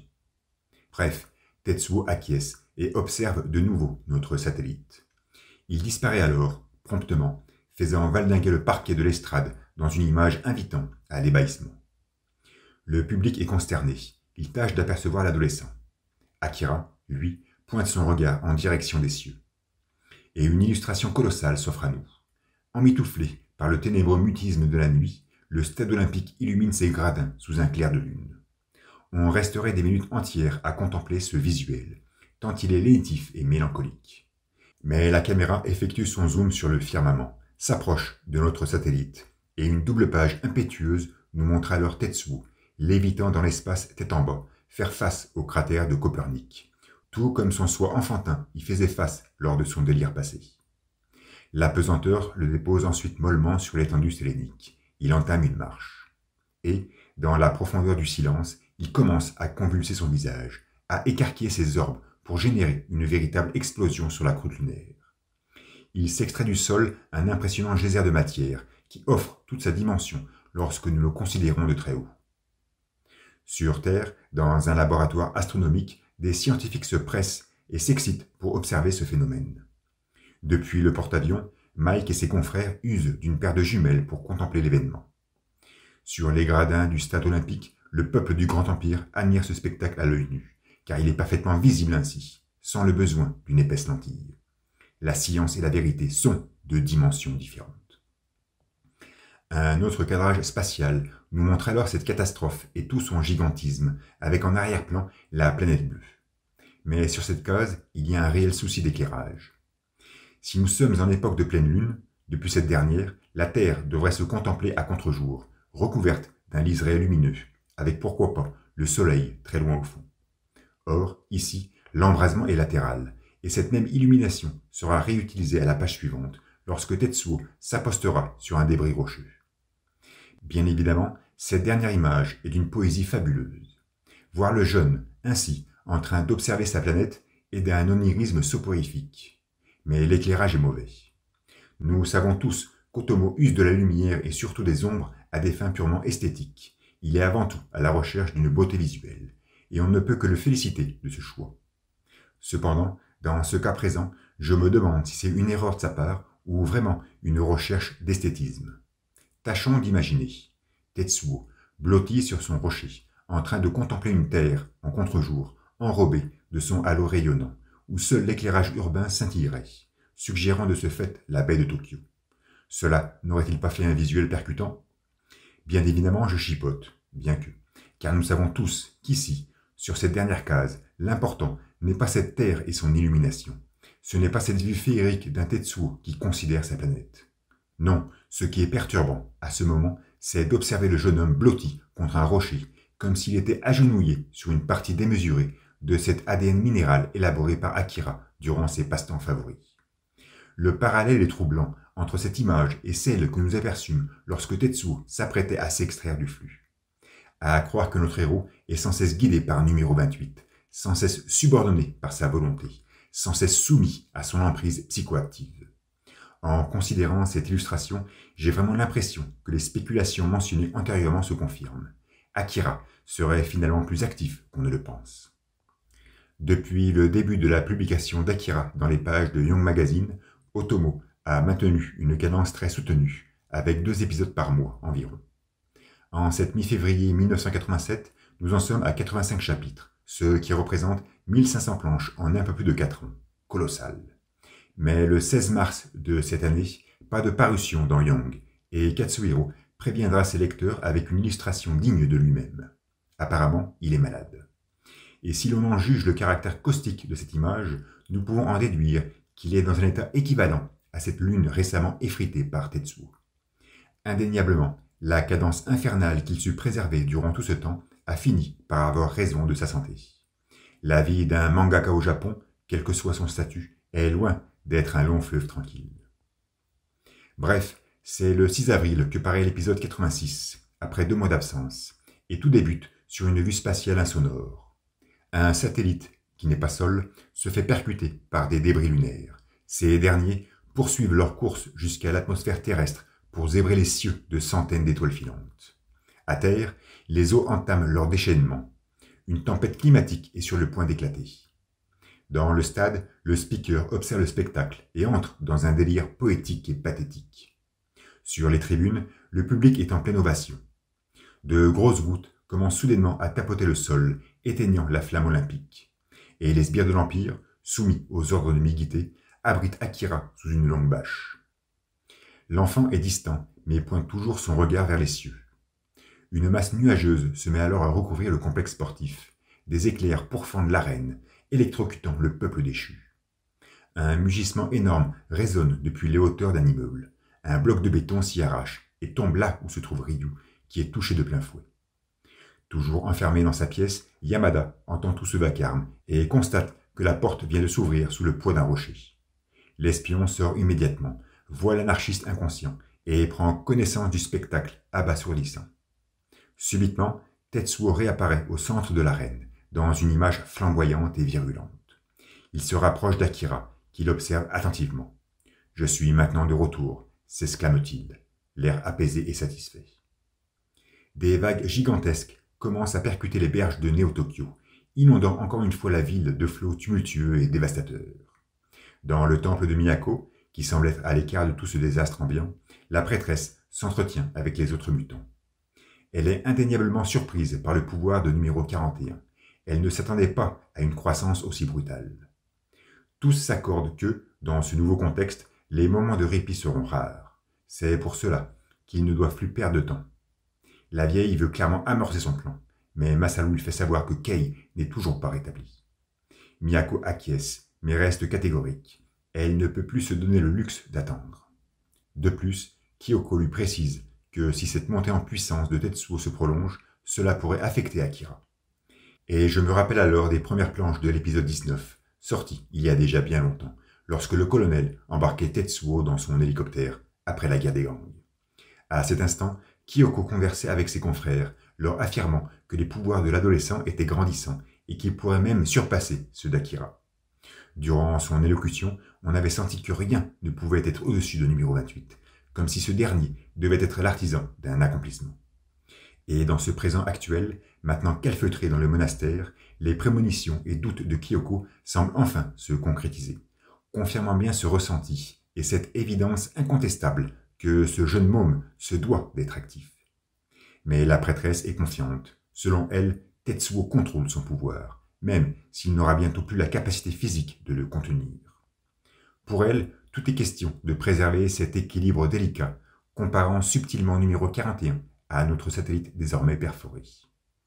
Et là aussi, pour accompagner cette métaphore, Otomo use d'un visuel spatial qui accumule les erreurs d'éclairage et de positionnement astral. Depuis la Terre, la dépression causée par Tetsuo est visible. Or, sur cette présente case, nous voyons bien qu'elle se trouve dans le côté obscur de la Lune, aux antipodes du cratère de Copernic. De plus, la lumière ne correspond pas à la temporalité nocturne de l'instant. Encore une boutade grotesque de la part de l'auteur, mais celui-ci voulait certainement mettre en évidence l'énorme protubérance de notre satellite et ses récents anneaux en formation. Ceci dit, il aurait pu choisir un autre cadage tout en restant impactant, afin de mieux respecter la réalité astrophysique du moment. Bref, dans Les Souterrains, Kaneda montre à Joker la plateforme volante qu'il avait découverte durant sa traversée. Il espère troquer cet engin contre la moto qu'il pulvérisa lors de son intrusion au QG. Cependant, le boss des clowns n'est pas dupe. Il est parfaitement conscient que ce tas de ferraille ne vaut pas la bécane perdue. Les deux jeunes se chamaillent et en viennent au point afin de relaxer une atmosphère tendue. Mais Kai les interpelle subitement. Un bruit glauque et profond s'approche d'eux. Ils s'immobilisent, regardent dans la pénombre du tunnel, et une masse aqueuse déferle dans leur direction, accompagnée par cette sonorité grave et répétée. Stupéfaction. L'ébobissement des mioches est unanime. Il faut se faire la malle. Otomo nous embringue alors dans une course-poursuite infernale, à la composition aérée et au séquençage rapide. Les jeunes enfourchent leurs bécanes et tâchent de prendre de vitesse cette fureur aquatique au travers de lignes concentriques. Mais le raz-de-marée les rattrape et deux motards se font embarquer par les eaux. Joker, sur son chooper, s'efforce d'accélérer, mais son embonpoint aura raison de sa destinée et il perdra l'équilibre. Il ne reste plus que Kai et Kaneda sur la même moto, tentant de rouler sur la roue arrière pour amoindrir les frottements. Mais cela ne suffit pas et ils se font engloutir à leur tour. La déferlante, toujours aussi véhémente, va alors les conduire jusqu'à la prochaine station de métro. Nos jeunes s'en tirent finalement très bien. Mis à part quelques culbutes, ils se relèveront tous sains et saufs, étonnés quand même par la surprenante salinité de l'eau. Dans le monastère, Kei observe le ciel ombragé, d'où s'extirpe timidement la lueur céleste. Elle est surprise par l'arrivée de Miyako, venue prendre de ses nouvelles. Et sur 6 pages, Katsuhiro va nous embringuer dans un long dialogue, au travers de cadrages serrés et une mise en scène théâtrale où, sous un semblant d'improvisation, tout paraît être le fruit d'une chorégraphie millimétrée. Rejointes par les 2 autres mutants, nos 3 numéros vont alterner leurs vocables afin d'énoncer à Kei que Tetsuo est capable, tout en conservant sa personnalité, de produire un pouvoir équivalent à celui d'Akira. Il souhaite utiliser la puissance de ce premier pour éliminer ce dernier. Enfin, la vieille nous dévoile officiellement son plan, éradiquer numéro 28. Cependant, c'est la première fois que nous l'entendons nommer Akira et Tetsuo en même temps. Avant l'annihilation de Neo-Tokyo, la vieille était intégralement obnubilée par le jeune mutant. Elle désirait impérativement s'en accaparer. Pourquoi faire? On n'en sait rien. Par contre, pas un mot sur numéro 41. Rien. L'absence totale. En revanche, après le cataclysme, ce fut tout le contraire. La prêtresse ne se souciait que de Tetsuo, de son état de santé, l'incitant à stopper la drogue pour pleinement exprimer ses facultés, lui promettant même qu'il mettrait fin à ses affres. Par contre, jamais elle ne mentionna Akira, sauf pour compter ses origines. Pas un mot, rien. Fallait-il attendre que les 2 jeunes, ensemble, soient hors de ce courant invariant pour que Miyako les nomme enfin dans une même phrase? Quelle est la stratégie de son plan qui semble respecter une chronologie bien précise. De plus, lorsque Kay lui demande ce qu'il résultera d'une telle action, la vieille répond n'en rien savoir. Incroyable. Comment ne peut-elle pas savoir? Le rêve qu'elle fit pendant son coma de 13 années a-t-il une limite? Est-elle arrivée au bout de sa clairvoyance? Les forces mises en jeu sont-elles trop importantes pour sa fragile personne? Ou peut-être que finalement elle le sait, mais ne souhaite le révéler. Dans tous les cas, je doute que Miyako veuille réellement éliminer numéro 28. Ceci dit, durant toutes ces élocutions, la prêtresse fera profil bas, non pas comme si elle était endeuillée, mais plutôt comme s'il était muet d'une certaine tristesse. Et lorsque numéro 25 et 27 annoncent à la jeune femme qu'il désire utiliser ses facultés de médium pour catalyser le pouvoir de Tetsuo et le diriger sur Akira, nous comprenons tout de suite qu'ils veulent envoyer Kei au fourneau. Et le visage que nous propose cette dernière à l'écoute de ces mots est unanime. Elle sait qu'elle va devoir se sacrifier pour mener à bien cette mission. En connaissant son engagement, connaissant son dévouement, nul doute, à l'instar de Sakaki, qu'elle y est pleinement préparée. Tous restent contemplatifs dans une vignette silencieuse et ombragée. Kei pense à Kaneda et Miyako le perçoit. La jeune semble être gênée, mais dénote une parfaite conscience des enjeux. Elle est lucide. De plus, les autres mutants lui font comprendre qu'ils n'ont plus de temps à perdre, qu'il faut agir avant que la personnalité de Tetsuo ne soit détruite et qu'il n'ait plus le contrôle sur lui-même. Ils nous apprennent d'ailleurs qu'Akira, lui, fut vidé de toute identité après son réveil, qu'il n'est qu'une manifestation pure et simple du pouvoir, prêt à s'exprimer au moindre stimulus. Pourtant, pendant le rassemblement, lorsqu'Akira dit l'une à Tetsuo, il fit preuve d'une grande personnalité, d'une conscience absolue de son être, de ses actes et de son entourage. Erreur de perception? Peu importe, pour nos mutants, c'est leur dernière chance, et Kei demeure pensive et évasive, emplie d'une profonde acuité, contemplant sans cesse plus cette tourmente annoncée. Dehors, Joker et les autres ont refait surface. On les sent perturbés par ce déséquilibre météorologique brutal. Kaneda décide d'aller voir Miyako afin d'en savoir plus. Il laisse donc tomber le reste de la bande et traîne ses pas dans les ruelles marécageuses. Il a l'air exténué. Par un fondu enchaîné, le visage de Kei, pensif et évasif, apparaît au devant de ses démarches. Et nous retrouvons la jeune femme, sur les hauteurs du balcon, observant les ruines de la cité, mentionner le prénom de son ami. Que se passe-t-il dans la tête de Kei à ce moment? Remettrait-elle en cause son futur sacrifice par amour pour Kaneda? Si les sentiments que porte ce dernier à cette première nous furent clairement exprimés tout au long de l'histoire, le contraire est moins évident. À part peut-être, tout justement, sur cette présente vignette. Imagine-t-elle son ami en danger suite à l'exécution du plan de Miyako? Même si ce sentiment semble plus altruiste, et donc plus en accord avec son personnage, il nous permet aussi de faire une liaison directe avec cette récente apparition enflammée qu'elle fit dans les souterrains, prédiquant la venue d'une situation préoccupante. Dans tous les cas, il est très difficile, à cet instant précis, de savoir ce qu'il se passe dans la petite tête de Kei. Une vue sombre et tourmentée nous est ensuite offerte sur le porte-avions, sujet au balancement houleux et frénétique de la mer. Dans une pièce médicale, Dubrovsky et Simons sont aux côtés d'une Jory sous perfusion. L'alarme retentit alors. Les soldats sont priés de se rendre dans la salle d'opération. Dans un couloir plus calme, Bernardi et Mike montrent leur mécontentement à l'amiral de ne pas avoir été prévenus de cette imminente opération militaire contre Akira. Mais le chef des armées prétend que les ordres viennent des plus hautes sphères de l'État et qu'il n'y peut rien. Les chercheurs se mettent alors à l'offensive, car à aucun moment leur rapport ne fut pris en compte et ils souhaitent traiter directement avec le président. L'amiral se retourne promptement et montre un visage qu'on ne lui connaissait pas. Vu en contre-plongée, il semble incarner l'autorité absolue. Pour lui, il n'y a pas de débat possible. Le succès de l'opération justifiera les pertes. Rien à rajouter. Incontestablement, cette sentence sonne comme une rupture relationnelle définitive entre le scientifique et le militaire. Pourtant, depuis l'épisode 72, on avait eu l'impression qu'Otobo voulait nous exposer de nouveau cette alliance qui sut le tout temps, disons depuis Archimède, unir ces deux disciplines. Et là, on assiste à une scission brutale, sans même proposer d'intrigue, comme cela avait pu être le cas aux prémices du récit. En fait, à la vue du visage pétri d'orgueil de l'amiral, on se rend finalement compte que si le gratin de l'investigation scientifique mondiale s'est retrouvé dans ce porte-avions, ce n'était pas pour instaurer une ultime symbiose atemporelle avec l'armée, mais bel et bien pour se confronter à Tetsuo, pour se confronter à la réalité. Dans la salle d'opération, un gradé donne les directives à ses soldats, leur présentant une carte avec le point de chute et une photo de George Yamada qu'ils devront rejoindre une fois sur place. Tous sont à l'écoute, tous sont aux ordres, tous sont équipés d'une arme biochimique, et c'est dans un cadrage hollywoodien qu'ils embarquent à bord d'un hélicoptère. Cette bataille est la plus importante de leur carrière, elle est l'avenir du monde, elle est l'avenir de l'humanité. Au stade olympique, l'accalmie semble revenue. La troupe de l'Empire s'est abritée dans un corridor. Akira est toujours sur son trône, recouvert d'une bâche. Migite se demande alors où est Tetsuo. L'un de ses sbires lui apprend qu'il est allé au fond du couloir.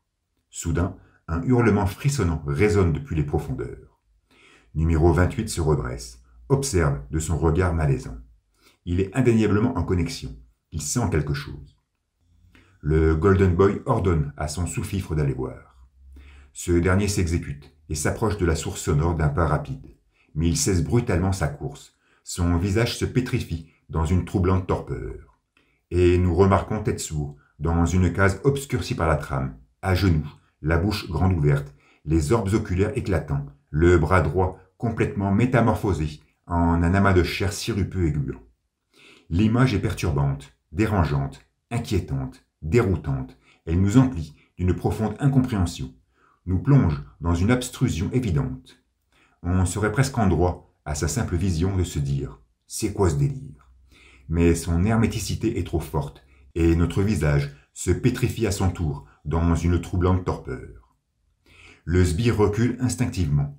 On a même l'impression qu'il se déplace sans bouger les jambes. Il est totalement apeuré par ce récent spectacle. Son supérieur l'interroge, mais il ne peut répondre.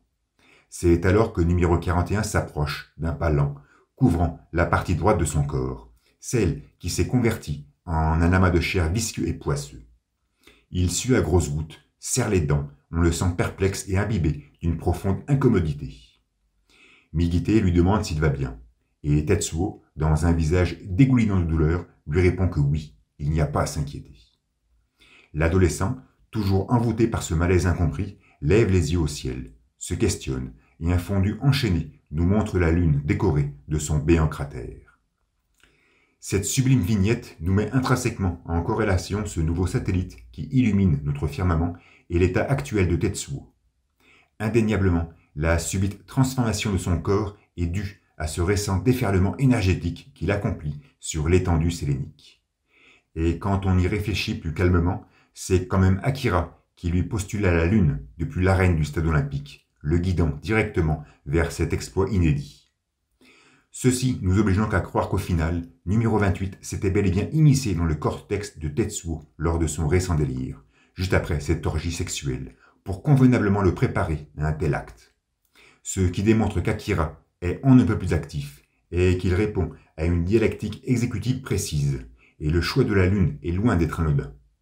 Car si le jeune môme, dans son isolement, semble être empli d'un pouvoir destructeur et nihiliste, il fait preuve, aux côtés de Tetsuo, d'une incroyable logique de préservation. Sans quoi, sa requête, depuis l'estrade du complexe sportif, aurait été la Terre. Mais il a dit Lune, et numéro 41 est allé sur la Lune. Donc, après avoir obéi à Miyako en arrêtant la dope pour pleinement exprimer son potentiel, même s'il souhaitait avant tout mettre un terme à ses souffrances, on a l'impression que Tetsuo vient d'obéir à numéro 28 pour continuer la lente transformation de son être. Mais peut-on réellement parler d'obéissance de la part de numéro 41 ? Car les faits visuels sont là, et ils sont indubitables. En contemplant plus attentivement son visage et le trait précis de son regard, on constate en Tetsuo une certitude nébulisée d'indétermination. Il n'a jamais voulu cela, il n'a jamais désiré être ceci. Et incroyablement, surgit de nos profonds souvenirs cette vignette magistrale observée durant le délire de l'adolescent qui montrait Kaori et ses yeux attristés. La bulle qui accompagnait ce doux faciès de l'enfant disait « Non, je ne suis pas comme ça ». Et on avait parfaitement compris, à cet instant précis, que ce n'était pas la jeune fille qui murmurait ces mots, mais bel et bien numéro 41. Tout se concatène alors à merveille, Tetsuo n'est pas ce qu'il est en ce moment. Il n'a jamais voulu être ce qu'il est en ce moment. Donc, je répète la question. Peut-on parler d'obéissance? Non, on ne peut pas obéir pour être ce que l'on ne désire pas être. Tetsuo n'obéit pas, ni n'est même manipulé, mais semble plutôt répondre à une logique évolutionniste précise. En perpétuelle interaction avec son environnement, il est contraint de sans cesse accepter les changements de sa corporalité pour perdurer dans cet écosystème difficile. Aucune volonté de sa part, aucun contrôle, seules les lois intangibles de la nature, saupoudrées par des perturbations majeures que l'on pourrait nommer numéro 26, numéro 19 ou numéro 28. Ce regard de Tetsuo, gorgé de perplexité, est d'une précision magistrale. Il ne fait qu'amplifier la détresse de l'enfant, sa solitude, son désarroi, de n'être finalement que le maillon manquant d'une chaîne de numéros. Encore une image forte, admirablement bien exécutée et pleinement maîtrisée par son auteur, qui ne peut nous laisser indifférents. Et comme pour parfaire cette transition métaphorique, nous voyons la lune qui se fait visible au travers des nuages mouvants. La case est alors calligraphiée par ces katakana bien connus. Kaneda poursuit sa chevauchée, observe l'astre à son tour et y remarque son béant cratère. Il est estomaqué, s'interroge, contemple le déluge qui prolonge sa course et met tout en relation. Il arbore un regard furieux, dresse son torse pour défier les vents et crie le nom de Tetsuo. La dernière fois que nous vîmes ces deux kanji sortir de la bouche de l'adolescent avec une force similaire, c'était au début de l'épisode 34. Sol venait de pilonner la base secrète et semblait avoir mis un terme à la vie de numéro 41. Kaneda, à l'époque, soutenant le jeune mutant sur les épaules, s'était alors retourné pour admirer le désastre et exposer un visage inquiet et avait hurlé le nom de Tetsuo dans une sonorité ténébrante. C'était son ami, il l'aimait, le respectait, et nul doute qu'il devait être envahi, à cet instant précis, par une profonde tristesse. 2 mois et demi plus tard, après avoir survécu au cataclysme d'Akira sans même se poser de questions, c'est un tout autre faciès qu'il exhibe, et son cri vocifère une toute autre sonorité, plus colérique cette fois-ci. Ceci démontre bien à quel point Kaneda est intrinsèquement social. De nouveau sur le devant de la scène depuis à peine 3 jours, il duplique parfaitement bien les ragots de son entourage, surtout ceux de Kai, Joker ou du colonel. Car en voyant notre lune dans cet état, aucun indice ne pouvait le conduire à une telle conclusion, que Tetsuo soit à l'origine de ce désastre. Je n'y sens même pas une intuition de sa part, mais juste un spasme mimétique inconsciemment révélé. Tout est de la faute de numéro 41. Et pourtant, ce dernier n'a jamais voulu ça. C'est le 20 avril 1987 que sort ce présent épisode 87. Après cette date, Akira n'apparaîtra plus dans les pages de Young Magazine. Pendant près d'1 an et demi, Otomo n'esquissera plus aucune planche, afin de se consacrer intégralement à la réalisation de son film, qui sortira en salle le 16 juillet 1988. Et c'est le 11 novembre de cette même année, après 18 mois d'absence, qu'Akira retrouve les étagères des kiosques japonais. Pour annoncer la nouvelle, Katsuhiro va se charger de la couverture du Young, qu'il souhaita totalement épurée pour l'occasion. Pour ça, il va élaborer l'illustration qui, selon moi, est la plus magistrale de toute son œuvre. Un Tetsuo baigné par une plénitude absolue. Enveloppé d'une monochromatie chaude et saturée, l'enfant nous révèle un front démesuré, une fermeté faciale déconcertante, une corporalité athlétique, une posture solennelle, mettant complètement en valeur son bras droit métallique, qui, nous le savons tous, porte gravé sur sa paume le numéro 41. Un visuel phénoménal, à la fois paisible et provoquant, qui présente un Tetsuo à la quintessence de son état, nous exposant, sans retenue, le caractère totalement atemporel de ce personnage fascinant. Et pour introduire cet épisode 88, Otomo esquisse une illustration sobre et élégante, nous montrant Kaneda rejoignant d'un pas vif sa moto. Une image onctueusement tramée, enrobée de cette ombre si particulière qui, par une simple métaphore, confirme le retour de la BD sur la scène culturelle nippone. Et tout commence sur une vue envoûtante du quartier général. Le colonel observe ce récent bouleversement climatique. On le sent préoccupé, comme s'il prenait conscience que le temps lui était compté. Soudain, le scientifique l'interpelle pour le prévenir d'un problème grave. Quelqu'un tente de craquer les codes d'accès de Sol. Il ne connaît pas la source, elle peut être américaine, soviétique ou chinoise. Mais le savant est unanime, Il ne reste plus que quelques jours avant de céder intégralement le contrôle du satellite à une puissance étrangère. Le militaire confirme donc ses préoccupations. Il n'a plus de temps à perdre. Il lui faut agir le plus rapidement possible. Il quitte le laboratoire d'un pas preste, le visage empli d'une détermination insondable.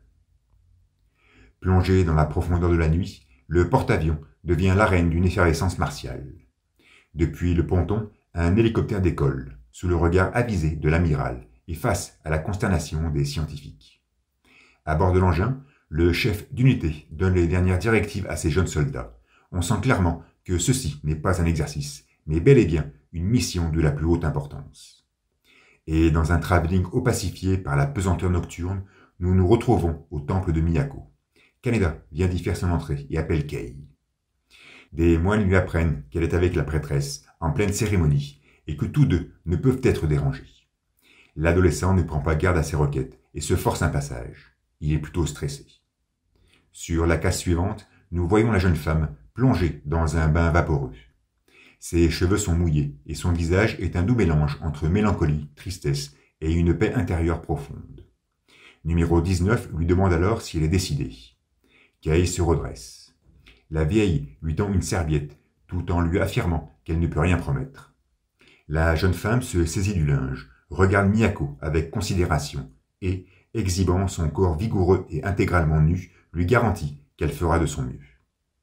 Son visage est devenu subitement un amalgame de sérénité, de conviction et d'une joie intérieure profonde.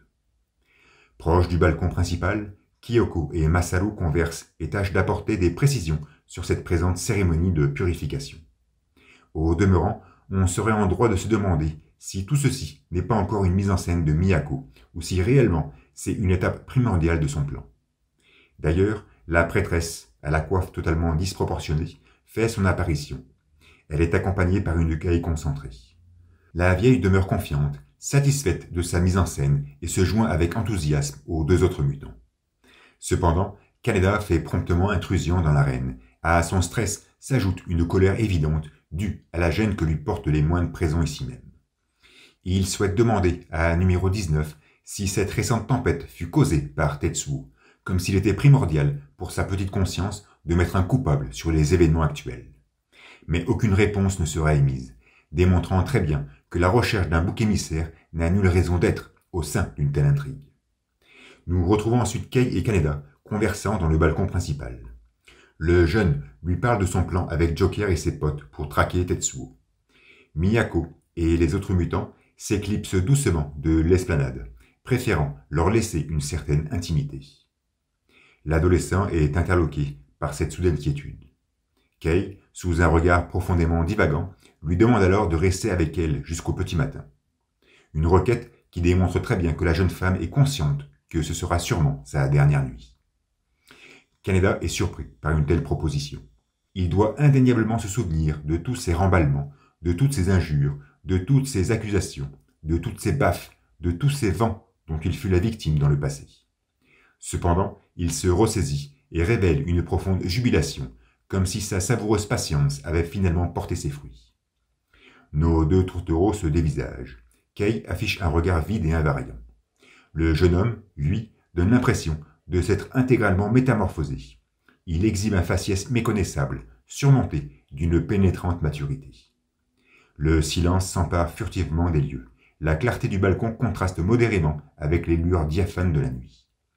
L'adolescent s'approche, dépose sa main sur la joue droite de sa compagne. Cette dernière arbore un sourire salace.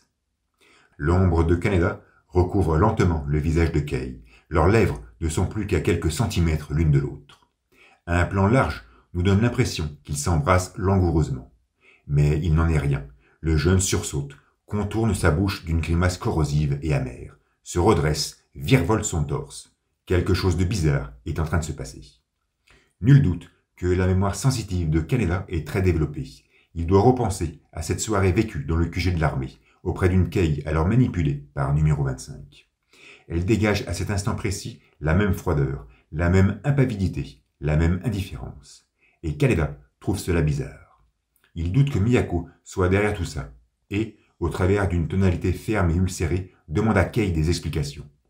Mais cette dernière reste silencieuse, livide, le regard statique. L'adolescent décide donc d'aller interroger la vieille. Mais c'est en le voyant partir avec fougue que la jeune femme l'interpelle. Elle va tout lui raconter. À ce même moment, dans une mise en scène expéditive et efficace, l'hélicoptère de l'armée américaine pourfend l'atmosphère, laissant derrière lui ce faisceau de lumière si singulier.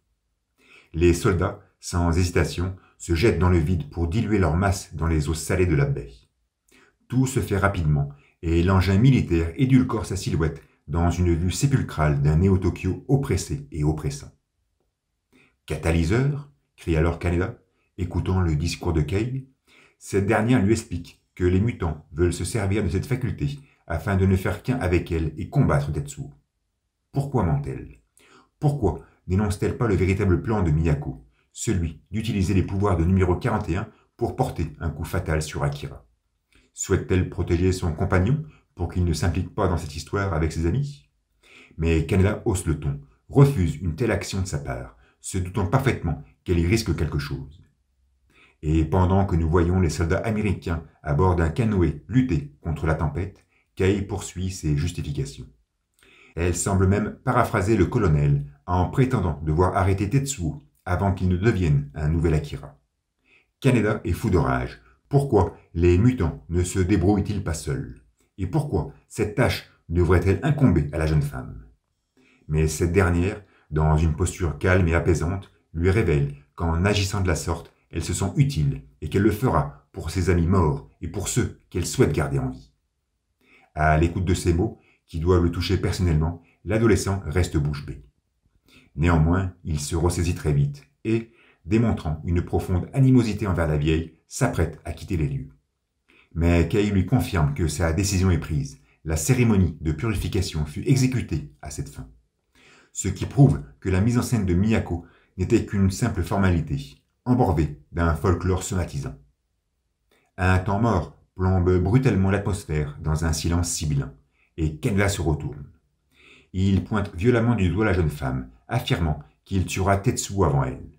Jamais il n'acceptera son sacrifice. Kei est ému. L'adolescent quitte les lieux, empli d'une colère sincère, laissant sa compagne seule avec son amertume, dans une vignette incandescente et sereine. Mais des bruits de pas véloces se font entendre à nouveau. La jeune femme se redresse. Kaneda lui fait alors face. Il est entraîné par une conviction impavide. Il s'approche d'elle, lui agrippe les épaules, et sans même attendre, lui roule une profonde pelle. L'arrêt sur image que nous propose Otomo à la page suivante n'est clairement pas le plus compliqué à mettre en scène, mais c'est indubitablement le plus romantique. Posté sur la pointe des pieds, les yeux clos, dans l'incapacité de happer les bras de son amant, on sent Kei ondoyer dans l'ivresse voluptueuse des plaisirs charnels. Kaneda, lui, de par sa posture ferme et affermie, donne vraiment l'impression de faire durer avec emphase cette félicité.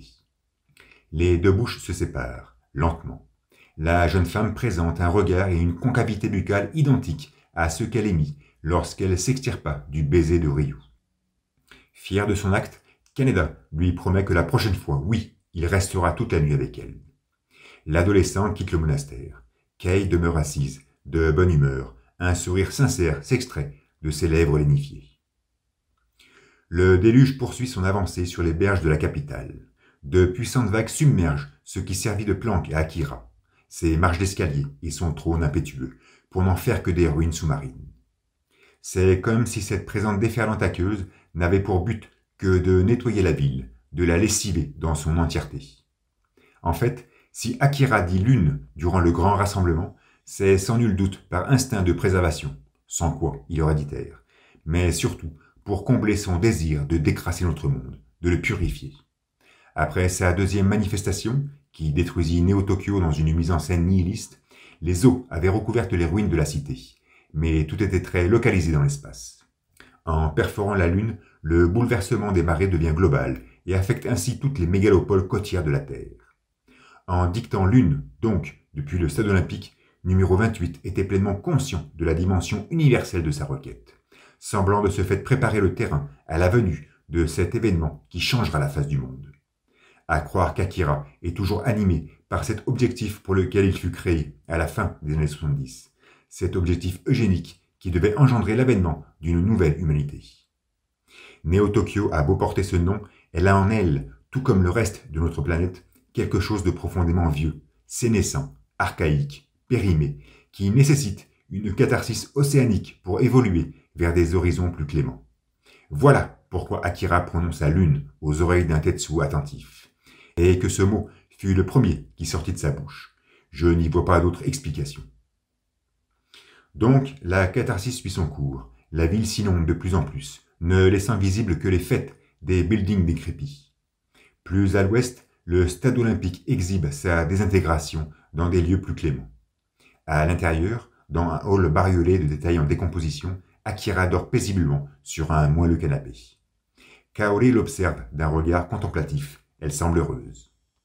Finalement, la jeune fille était bel et bien ici durant le grand rassemblement, mais elle avait dû rester à l'écart pour ne pas perturber les projets de Mikite. Ce dernier est d'ailleurs là pour superviser la couche du petit. Kaori l'interroge alors sur Tetsuo. Et sur une planche complète, notre Golden Boy, profondément irrité, énumère les désastres. Une personne avec les organes déchiquetés, d'autres avec les membres éclatés, une convertie en taches sirupeuses sur le mur. Il n'y comprend rien.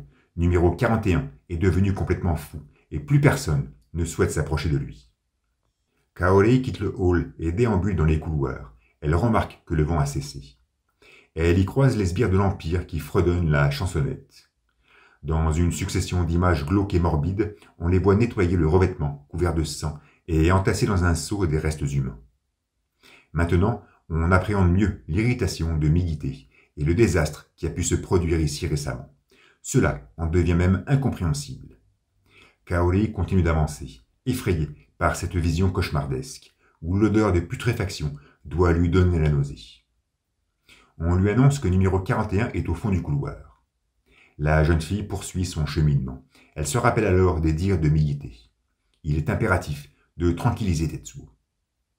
Et une image monstrueuse nous le montre, posée sur un bloc de béton, baigné par une lumière qui concorde difficilement avec l'heure du moment, vu que nous sommes en pleine nuit. Mais cette photographie permet de jouer sur la trame en arrière-plan, offrant ainsi une profondeur de champ très agréable au regard. C'est la deuxième fois qu'Otomo nous présente ce type de composition, et l'impact visuel y est tout simplement phénoménal. Minuscule face aux débris qui l'entourent, Tetsuo, placé à la jonction des fuyantes, paraît d'ailleurs la seule entité visible. La caméra se rapproche, on dénote la courbure de son dos. Il a l'air d'avoir rajeuni. On pourrait presque entendre sa voix mièvre prononcer Kaori.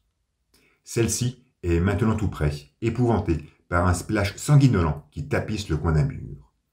Ce dernier est fort similaire à celui que nous avions pu observer au tout début du manga, lorsque Tetsuo s'échappa de l'hôpital. C'était en outre son premier massacre. Kaori reste pétrifié. Numéro 41 l'interpelle et, affleurant un visage mêlant douceur et contemplation, il lui demande de venir. Un cadrage, serré cette fois-ci, nous montre l'adolescent dans son intégralité, toujours posé sur ce bloc de béton et baigné par cette candeur phosphorescente. Le sourire qui calligraphie son faciès est la manifestation tangible de sa joie ressentie par cette soudaine visite. Son bras droit est méconnaissable. Au vu de ses protubérances boursouflées, on ne sait plus où se trouve la limite entre l'organique et le métallique.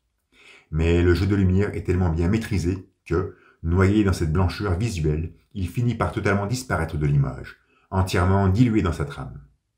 On est donc en droit de se demander si ce bras est là ou n'est pas là, s'il appartient ou s'il n'appartient pas à Tetsuo. Déconcertant. L'adolescent tend sa main gauche tachetée de sang à Kaori, l'invitant à s'approcher. Mais la jeune fille est pétrifiée, car elle le voit. Elle le voit ce bras qu'elle osa bécoter avec conviction. Elle le voit même pour la première fois dans cet état, et ne doute nullement de son appartenance. Elle reste statique, lapidifiée, ses orbes oculaires évasés par ce mélange d'effroi et d'incompréhension. Tetsuo lui agrippe le poignet et lui demande de quoi elle a peur. Mais Kaori perdure hésitante, sûrement ballonnée par toutes ces visions cauchemardesques dont elle fut récemment à la proie. Numéro 41 fronce les yeux, l'appelle de nouveau, parce qu'il sait qu'il ne pourra jamais lui faire du mal. Il force donc son geste, l'entraîne jusqu'à son assise et l'embrasse à son tour, plaquant son visage sur sa chétive poitrine. Kaori demeure craintive, confondue, les bras paralysés vers les cieux, ne sachant que faire. Et la caméra se détourne, promptement, nous offrant un plan large et détaillé, rendant nos 2 tourtereaux minuscules au sein de cette décomposition. Mais, malgré ce lointain champ de vision, nous voyons parfaitement Kaori déposer ses mains sur les épaules de son amant, lui prodiguant douceur et réconfort. Car elle aussi sait qu'à ses côtés, finalement, il ne pourra jamais rien lui arriver.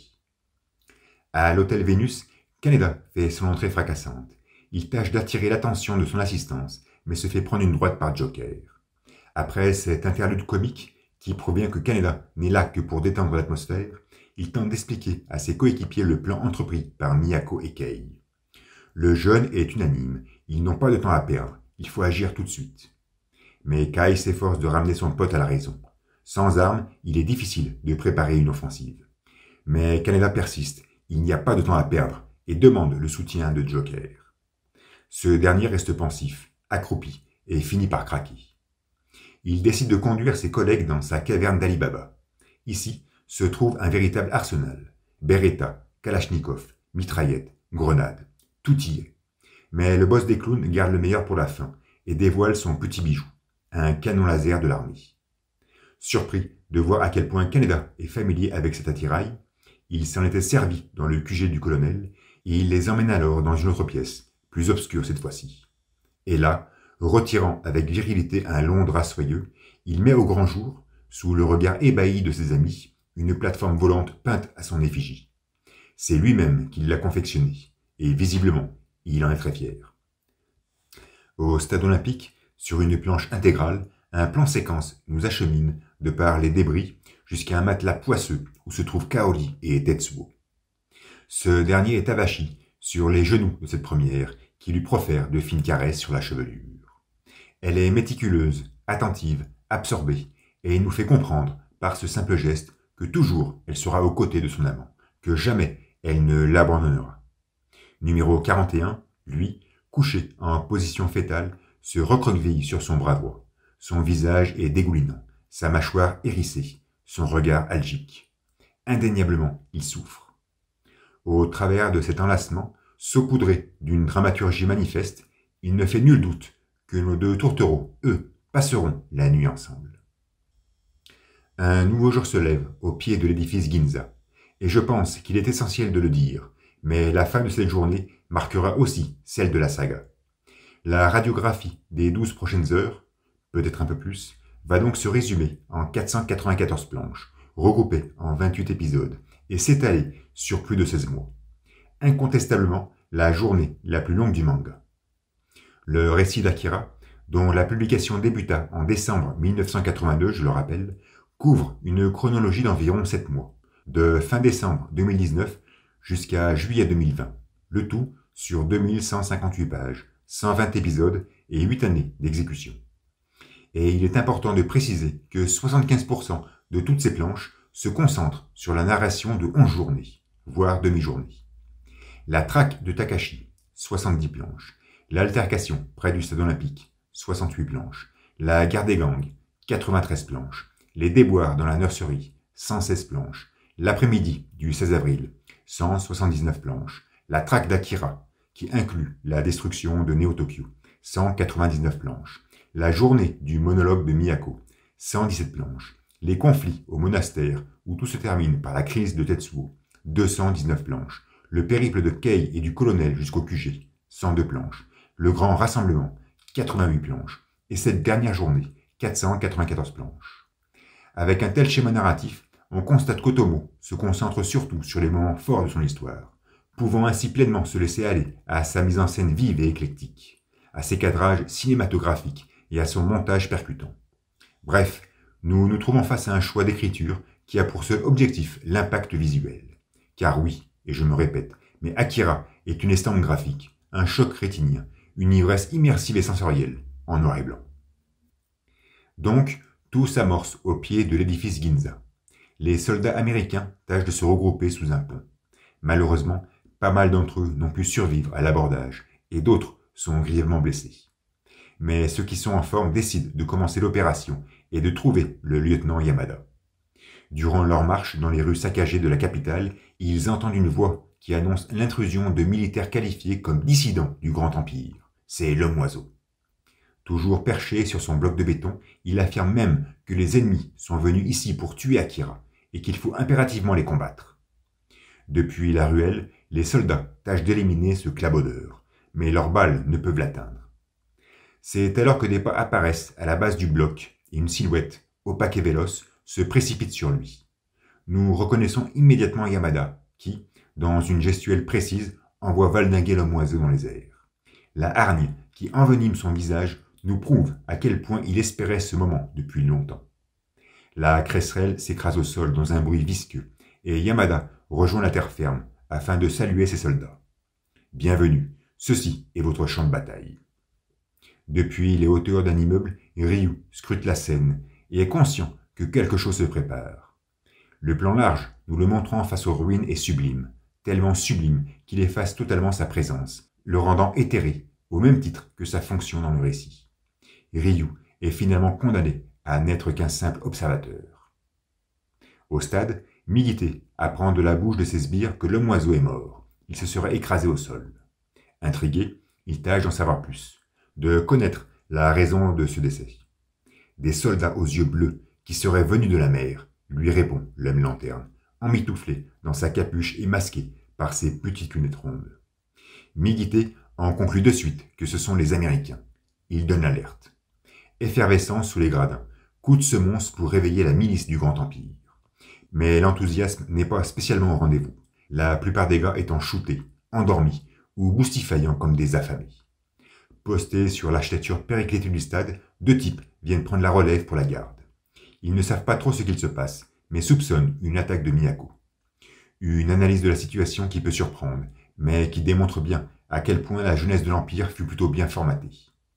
Juste au-dessus d'eux, sur le parpaing de l'étage supérieur, une présence se fait soudainement sentir. L'un des sbires observe l'horizon aux jumelles, s'imaginant que cela pourrait être l'ultime bataille, et des pas se hasardent alors, posément, face à eux. Son collègue, bien armé, est interloqué par cette avancée. Et, dans une case succulente, le colonel se poste devant eux, noyé dans la pénombre, leur demandant avec catégorie où se trouve Tetsuo.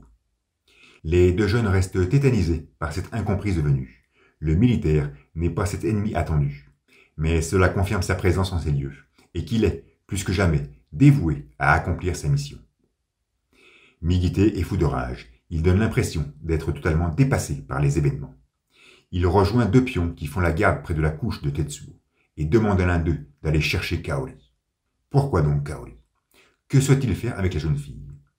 Il nous est très difficile à ce moment de comprendre le sens de sa requête, surtout que dans le passé, il ne faisait appel à elle que pour savoir où se trouvait le numéro 28 ou 41. Bref, il ordonne à son subalterne d'aller la chercher. Ce dernier s'avance d'un pas lent, il susurre « Kaori-chan », semblant deviner qu'il ne doit surtout pas lui manquer de respect. Mais il est freiné net par une voix qui l'interpelle. Le sbire tourne son visage et s'emplit d'un profond désarroi. Il contemple Tetsuo, assis sur le drap poisseux. La jeune fille est alors endormie sur ses genoux. La page suivante nous dévoile une illustration intégrale, magistrale, phénoménale, exhibant tous les détails psychomorphologiques de numéro 41. La partie droite de son corps n'est devenue qu'une protubérante symbiose entre une viscosité charnelle et une tuyauterie chaotique. Seuls ses doigts métalliques paraissent encore lisibles. Les phalanges de sa main gauche sont tendues et pleinement écartées sur l'épaule de Kaori, comme s'il souhaitait lui offrir, par ce simple tact, un maximum de protection. La nuit a dû être longue pour la jeune fille, dévouée à proférer de fines caresses sur la chevelure de son amant, afin de le tranquilliser. Elle vient apparemment juste de s'endormir. C'est ce que stipule l'adolescent au sous-fifre de l'Empire, le mordant d'un regard terrifiant, lui faisant subliminalement comprendre qu'il ne faut surtout pas la réveiller. On sent Tetsuo galvanisé, comme s'il s'apparentait maintenant à Akira, prêt à se déchaîner au moindre stimulus. À l'hôtel Vénus, toute la bande parlemente afin de mettre en place les derniers préparatifs. Dans l'assistance, on y remarque un type qui porte une casquette fort similaire à celle de Chosan dans Domu, un clin d'œil sympathique. Cependant, Kaneda en a marre d'entendre toutes ces jérémiades. Pas le temps d'élaborer un plan ou une quelconque stratégie.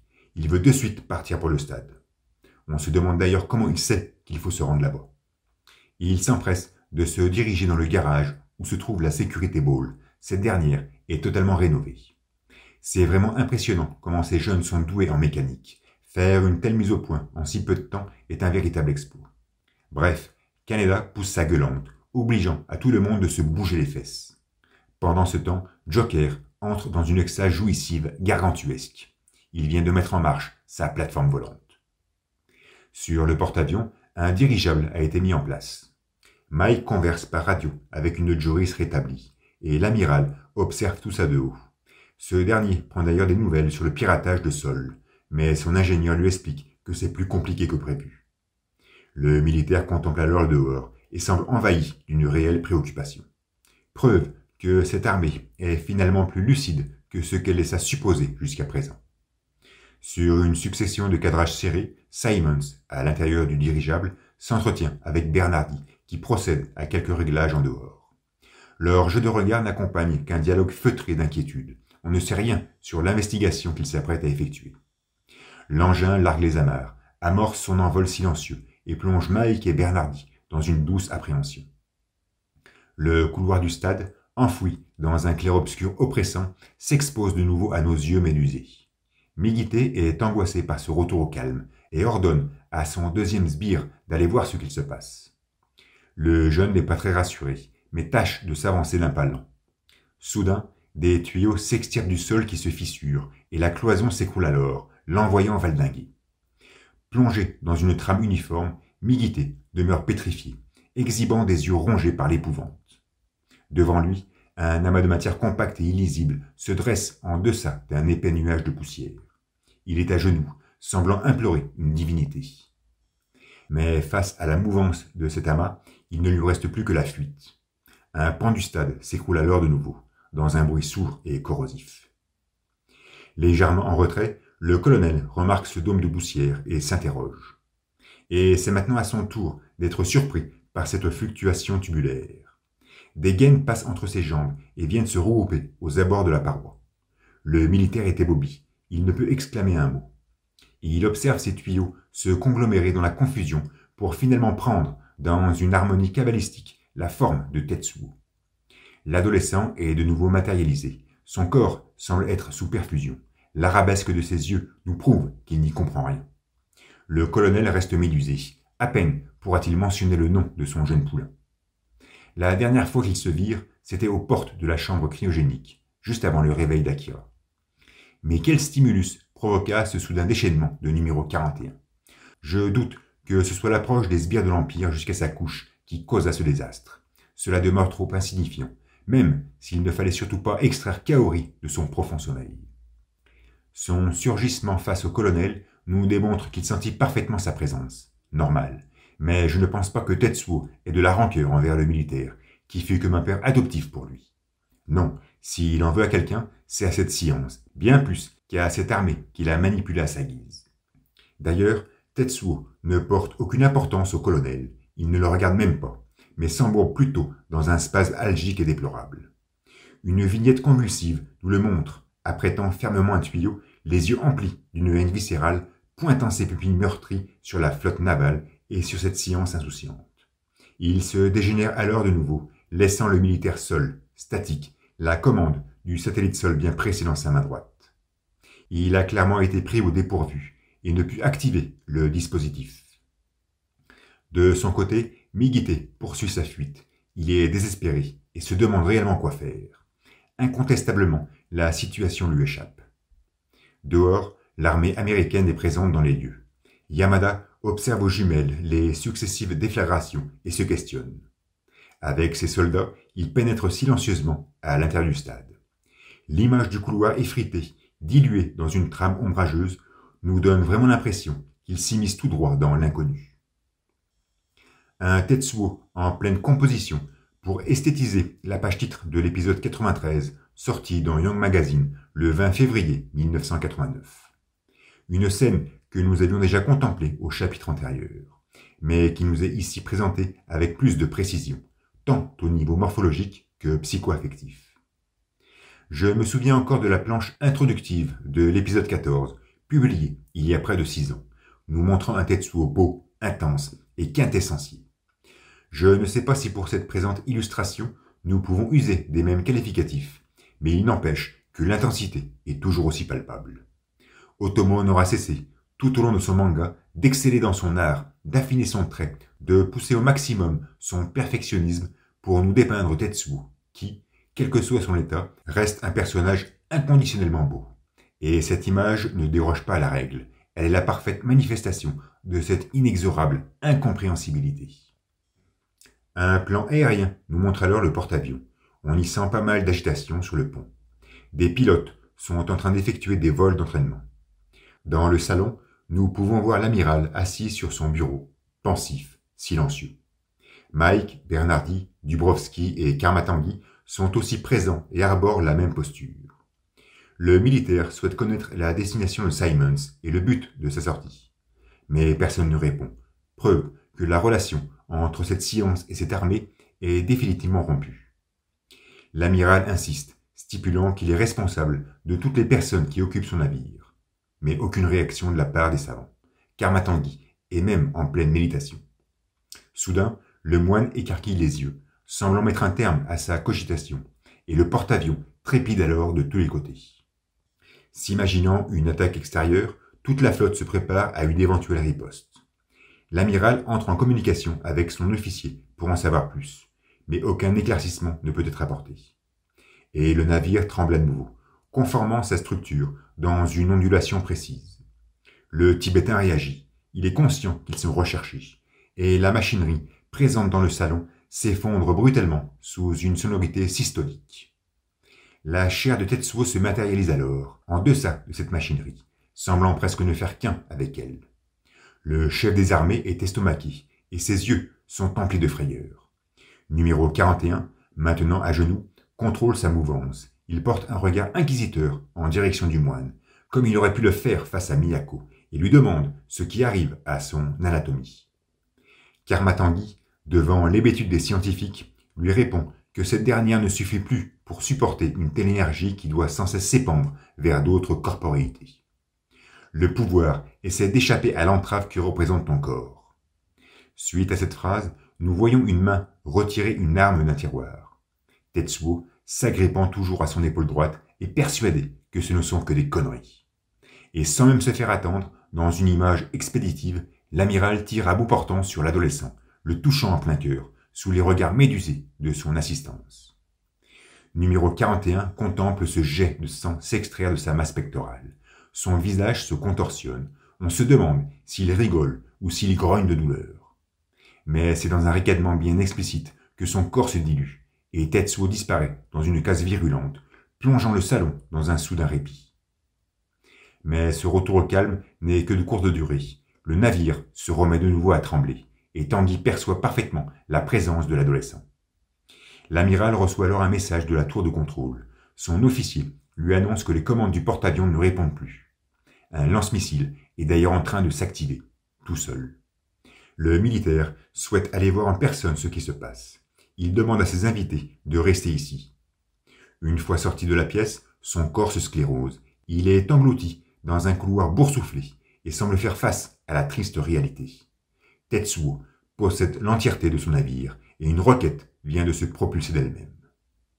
Montant toujours plus haut dans les cieux, le missile explose en plein vol et génère un embrasement colossal devant la flotte. Un dôme de fumée, opaque et lourd, s'élève alors depuis les eaux calmes de la baie.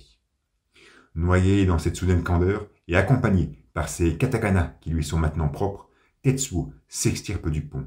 Il est relié à cette éternelle tubulure. La photographie est tellement précise que l'on parvient sans peine à sentir cette chaleur vaporeuse ondoyer autour de sa personne. Tout près de là, proche de la flotte aérienne, des officiers observent la scène avec étonnement. Numéro 41 est debout. Ses orbes oculaires sont complètement dilatés. Il arbore un sourire sincère. Au loin apparaissent les deux VF-9 partis en entraînement. Les pilotes ne peuvent entrer en communication avec le porte-avions. L'amiral, de son côté, parvient à rejoindre la tour principale et se retrouve maintenant confronté à cette perte totale de contrôle. Les deux chasseurs arrivent près du navire. Tetsuo est aux aguets, et une double page magnifique s'offre alors à nous. Dans cette présente composition, nous ne sentons pas la force que dégageaient les arrêts sur image qu'élabora tant de fois Otomo. même si c'est Tabakatake qui est l'auteur de ce dessin. Tout le contraire, ici, nous faisons face à une cinétique continuelle. Celle du VF9, qui arbore un dégradé propre à sa vitesse. Celle de numéro 41 et sa torsion amplifiée par cette tuyauterie capricieuse. Celle de la caméra et de son suivi de mouvement qui se fait ressentir au travers de cette trame rayée. À vrai dire, la seule entité qui paraît figée dans le temps, c'est le pilote qui semble avoir remarqué la présence de l'adolescent sur le navire. Bref, tout s'accélère par la suite. Tetsuo fixe des yeux le VF9 qui ne ralentit pas d'un pouce. Il s'imagine que ces avions de guerre ont Neo-Tokyo pour destination et souhaite les intercepter. Il disparaît alors du pont sous le regard médusé de l'amiral qui ne veut qu'une chose, anéantir ce monstre. Les deux pilotes s'éloignent de la flotte. Vu leur impossibilité de communiquer avec le vaisseau mère, ils décident de retourner sur Okinawa.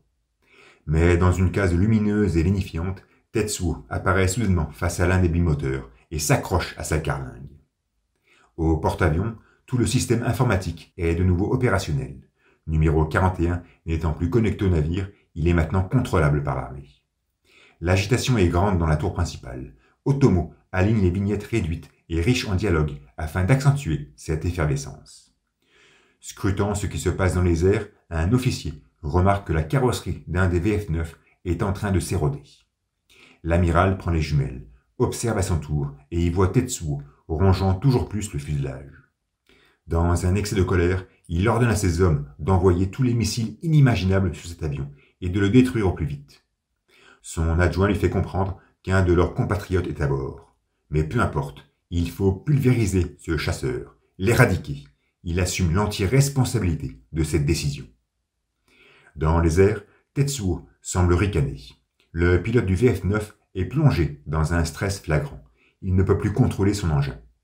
Soudain, 3 missiles exhibent leur fumée dans ce ciel incandescent. Et une succession d'images tramées nous montre les frégates alentour envoyer des torpilles à tout va. Sous le regard désabusé de l'aviateur, le chasseur est touché une première fois. La verrière s'ouvre. Tetsuo est agrippé à la carlingue. Puis, il est touché une deuxième fois, infligeant plus de dégâts. Le pilote ne peut apparemment pas s'éjecter. Tetsuo semble maintenant dominer l'engin et, dans une illustration incomparable, il pointe sa trajectoire en direction du porte-avions, tel un kamikaze, comme s'il menait sa propre guerre contre l'armée américaine. L'ivresse est saisissante, et il est incroyable de voir comment Otomo est capable, sans aucune ligne concentrique, mais juste avec un cadrage approprié, de nous morfondre dans une vertigineuse célérité. Depuis la tour de contrôle, tous constatent la chute fatale du chasseur, et un missile s'expulse alors de son aile intacte. Le projectile percute avec violence le porte-avions, détruisant l'antenne principale dans une explosion sourde et opaque. L'amiral est totalement désabusé. Son visage n'est qu'un résumé d'effroi et de consternation face à ce désastre ici présent. Mais il réagit très vite et ordonne à ses hommes de pilonner cet engin pour en terminer définitivement avec lui. Sur le porte-avions, un incendie met en déroute tout l'équipage. Au-delà de l'épaisse fumée, une silhouette se fait alors ressentir. Des pas filiformes s'amortissent au sol. Et Kei, dans une somptueuse contre-plongée, étale sa posture, avec grâce et éloquence. Ses cheveux ballottés par une fine brise, elle nous révèle cependant un regard empli de fermeté. L'armée poursuit son pilonnage, envoyant des missiles à tout va. Tous se dirigent vers cet avion manipulé par Tetsuo. Une case véloce nous le montre, dominant l'engin, avec à ses côtés le pilote rongé par l'affolement. À la vue de cette vignette, on a presque envie de sourire, tant la situation est pathétique, mais la tension est telle que l'on ne peut se laisser drainer par ce vertige d'absurdité. Le VF9 poursuit sa chute, évitant toutes les torpilles. Il ne se trouve plus qu'à une centaine de mètres du navire. Les hommes d'équipage observent son approche, avec panique, dans une image contrastée et contractée. Dévoilant un regard ulcéré, numéro 41 est comme rongé par la folie, emporté par ce vent divin, totalement dévoué à gagner cette guerre. Et c'est quelques secondes avant le crash attendu, dans un jeu de vignettes furtives, qu'il remarque la présence de la jeune femme, immobile sur le pont. L'explosion est assourdissante, elle endommage la tour de contrôle, met à terre l'amiral et ses adjoints, pousse les soldats à s'éloigner du désastre. Kei se déplace, nonchalamment, pleinement maîtresse de sa personne, et se poste face à ce brasillement. Tetsuo apparaît au loin, s'extrait calmement de l'amas turbulent et, montrant un visage émietté par ses bouleversements, apostrophe la jeune femme. Cette dernière reste concentrée. On peut entendre résonner dans sa tête la voix de Miyako, qui prend alors conscience de l'état déplorable de numéro 41. L'adolescent sent la présence de la vieille et s'en trouve flatté, mais il passe très vite à l'offensive et envoie des missiles sur Kei, visant de ce fait directement la prêtresse. Ceci nous montre bien à quel point il en veut à cette dernière, à son habileté rhétorique et à sa lucidité narrative. Au travers de ses discours métaphysiques et irréels, celle-ci a fait de celui-ci ce qu'il n'a jamais souhaité être, et Tetsuo en est pleinement conscient.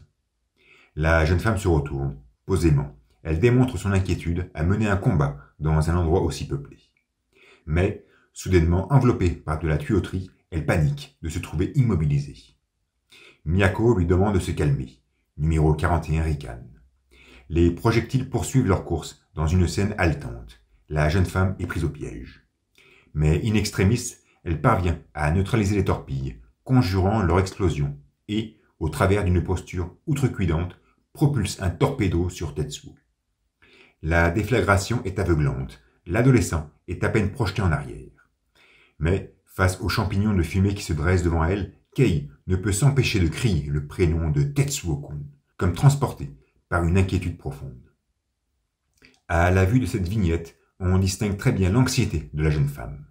En aucun cas, elle ne souhaite porter un coup fatal sur numéro 41. Au contraire, elle nous donne plutôt l'impression qu'elle veut l'aider. Au travers de sa gestuelle spontanée, elle démontre qu'elle perçoit Tetsuo, qu'elle l'appréhende. Elle semble même discerner les affres qui le cannibalisent. Si Otomo désirait nous raconter l'histoire d'une bande de gamins confrontés à un problème qu'ils ne pouvaient saisir, Kei est cette personne qui est pleinement consciente de cette incompréhension, qui l'assume et qui fait sans cesse preuve d'impartialité, d'équité, de neutralité pour amoindrir son assujettissement. Et face à cette incompréhension que représente Tetsuo, on sent la jeune femme plus propice à dialoguer avec cette dernière plutôt qu'à l'éradiquer. De tous les protagonistes du manga, Kei est la seule qui se soit frottée à tout le monde. Elle a fréquenté Ryu, Nezu, Chiyoko, le colonel, Yamagata, Kai et Kaneda. Elle a côtoyé Miyako, Takashi, Masaru, Kyoko, Tetsuo, Akira ou Migite. Elle n'a jamais vu Joker ni Kaori, mais ça, on peut lui pardonner. En fait, seul Tetsuo a une envergure relationnelle plus considérable, mais peu importe. Elle les a tous vus, elle leur a tous parlé. S'il y a une personne qui doit posséder une pleine connaissance du récit, c'est incontestablement elle. Et durant ce même récit, elle aura toujours su faire preuve de clairvoyance dans ses jugements, de recul dans ses interprétations, de modération dans ses analyses. Toujours, elle aura su faire preuve de ce que l'on peut communément appeler ouverture d'esprit. Jamais Kei ne s'est laissé emporter par le fantasme mimétique, qu'il soit religieux ou politique. Jamais elle n'a sombré dans la facilité intellective. Jamais elle ne s'est déviée de sa quête de compréhension. Et cette vignette, ultra banale, balayée par un timide contre-jour et calligraphiée par 3 kanji, dévoile toute la grandeur de ce personnage, toute son humanité, toute sa beauté sensitive. Kei veut appréhender Tetsuo, l'aider, mais non le tuer. Miyako tâche de tranquilliser sa disciple et lui déclare qu'à ce niveau, numéro 41 ne peut mourir. L'épaisse fumée se dissipe alors, et Tetsuo réapparaît, le corps totalement délabré, comme brûlé au 3e degré. Ce spectacle est visuellement exécrable, et Kei s'en trouve profondément affecté. Mais Miyako, encore une fois, lui demande de se calmer, de ne pas détourner son regard et de faire front à cette expérience détestable. Tetsuo, malgré son apparat, arbore un sourire malicieux et éjecte la carcasse du VF9 sur la jeune femme.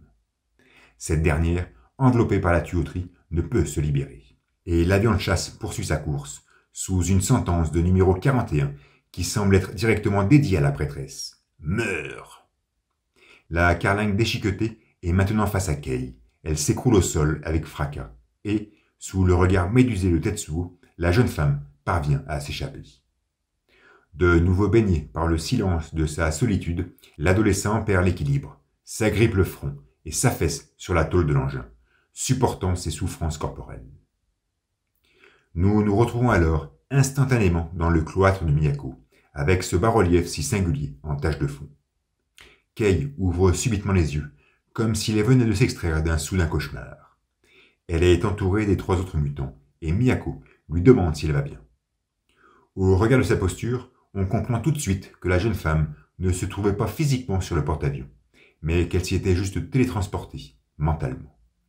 Elle est d'ailleurs encore sous le choc de son épreuve. La prêtresse lui explique que c'est normal, car elle n'a pas effacé sa conscience, contrairement à la dernière fois. Cette futile précision est assez perturbante, car à aucun moment nous ne vîmes nos protagonistes effectuer une telle expérience dans le passé. Les seules fois où Miyako se frotta à Kei, c'était, d'une part, lorsque cette dernière reçut les soins de cette première et de ses mains séniles et contractées, à son retour du QG. Là-bas, elle avait été victime d'une violente attaque du colosse de l'Empire, et peut-être que pour la soigner, numéro 19 avait dû gommer une partie de sa conscience. D'autre part, lors du bain purificateur, nous avions remarqué que le visage de Kei était passé d'un doux mélange de mélancolie, de tristesse et de paix à un amalgame de sérénité, de conviction et de joie intérieure.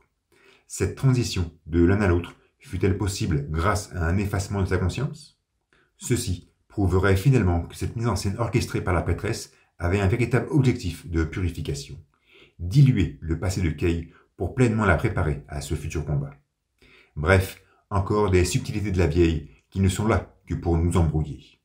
Ceci dit, l'important, selon les mots de Masaru, c'est d'avoir maintenant une idée bien définie sur l'état de Tetsuo. Ce qui prouve bien que nos 3 mutants sont incapables de percevoir numéro 41, et qu'ils ont besoin d'un médium pour au moins le sentir visuellement. Mais Kei reste perplexe, elle s'est laissée envahir par ses émotions. Miyako lui précise que les prochaines confrontations seront réelles et qu'elle devra apprendre sur le terrain. La jeune femme offre un regard absorbé. Mais une voix ferme se fait soudainement entendre. C'est Chiyoko, criant le nom de son ami. Kei se lève immédiatement et sort du cloître, le visage rayonnant d'un sourire sincère. Sur 2 cases taciturnes, les 2 compagnes s'approchent l'une de l'autre et s'embrassent langoureusement. Obasan, les yeux fermés, affiche une joie toute maternelle à enlacer son ami, qui se morfond littéralement sur sa poitrine. Nos 3 mutants se retrouvent de nouveau seuls, dans un mutisme évangélique. Masaru fait part de ses doutes sur la réussite de leur entreprise. Mais numéro 19 se veut rassurante. Elle a pleinement confiance en la jeunesse de Kei. Dans les couloirs, les 2 femmes s'éloignent pour converser un instant, tranquillement. Chiyoko va beaucoup mieux, ce qui rassure son amie, même si elle ne démontre sa joie qu'au travers d'un visage mélancolique. Obasan semble être au courant de l'éminente bataille qui se prépare, de ses enjeux, et Kei lui confirme les faits en arborant ce même profil élégiaque. Cependant, elle se veut apaisante et affirme à son aîné que tout ira bien, lui demandant par la même occasion d'aider Kaneda et les autres. Mais la tonalité de ces mots ne trompe pas Chiyoko, qui est pleinement consciente du futur sacrifice. Dans un contrôle de soi-même exemplaire, Obasan prend la parole et ordonne à sa compagne de ne pas mourir. Elle prolonge même son discours, l'agrippant de ses bras musclés, et lui postule que son tour viendra. Tu vivras et auras des enfants. Kei change de faciès et arbore un vérace enjouement. Elle lui répond par l'affirmative, comme si elle le lui promettait, et se jette dans son corps afin de fortement l'enlacer. Cette présente embrassade est troublante. Si nous la mettons en relation avec celle, toute récente, effectuée par Tetsuo sur Kaori, on pourrait presque en conclure que, finalement, Kei est un personnage traumatisé, plus bouleversé que bouleversant, et sans nul doute en manque d'affection. À l'extérieur, des roues de moto couinent sur le bitume effrité. La banderole des clowns ondule sous la vitesse capricieuse. Une vue calfeutrée sur les ruines majestueuses de la ville nous dévoile une avenue serpentine d'où s'extrait de sa convexité une absence de trame poussiéreuse. La bande de Kaneda s'expose alors face à nous, dans une mise en scène parfaitement chorégraphiée, où le jeune, au centre de l'image, mène sa troupe depuis sa Security Ball customisée. Dans les airs, Joker est sur sa plateforme volante et essaie d'en gérer les commandes. Par-delà les gratte-ciel en décomposition, il y remarque le stade olympique. À l'intérieur du complexe, le bruit des mitraillettes est perceptible. Les soldats de l'Empire tâchent de faire front, mais ils sont implacablement exécutés par l'armée américaine. Yamada ordonne de cesser le feu.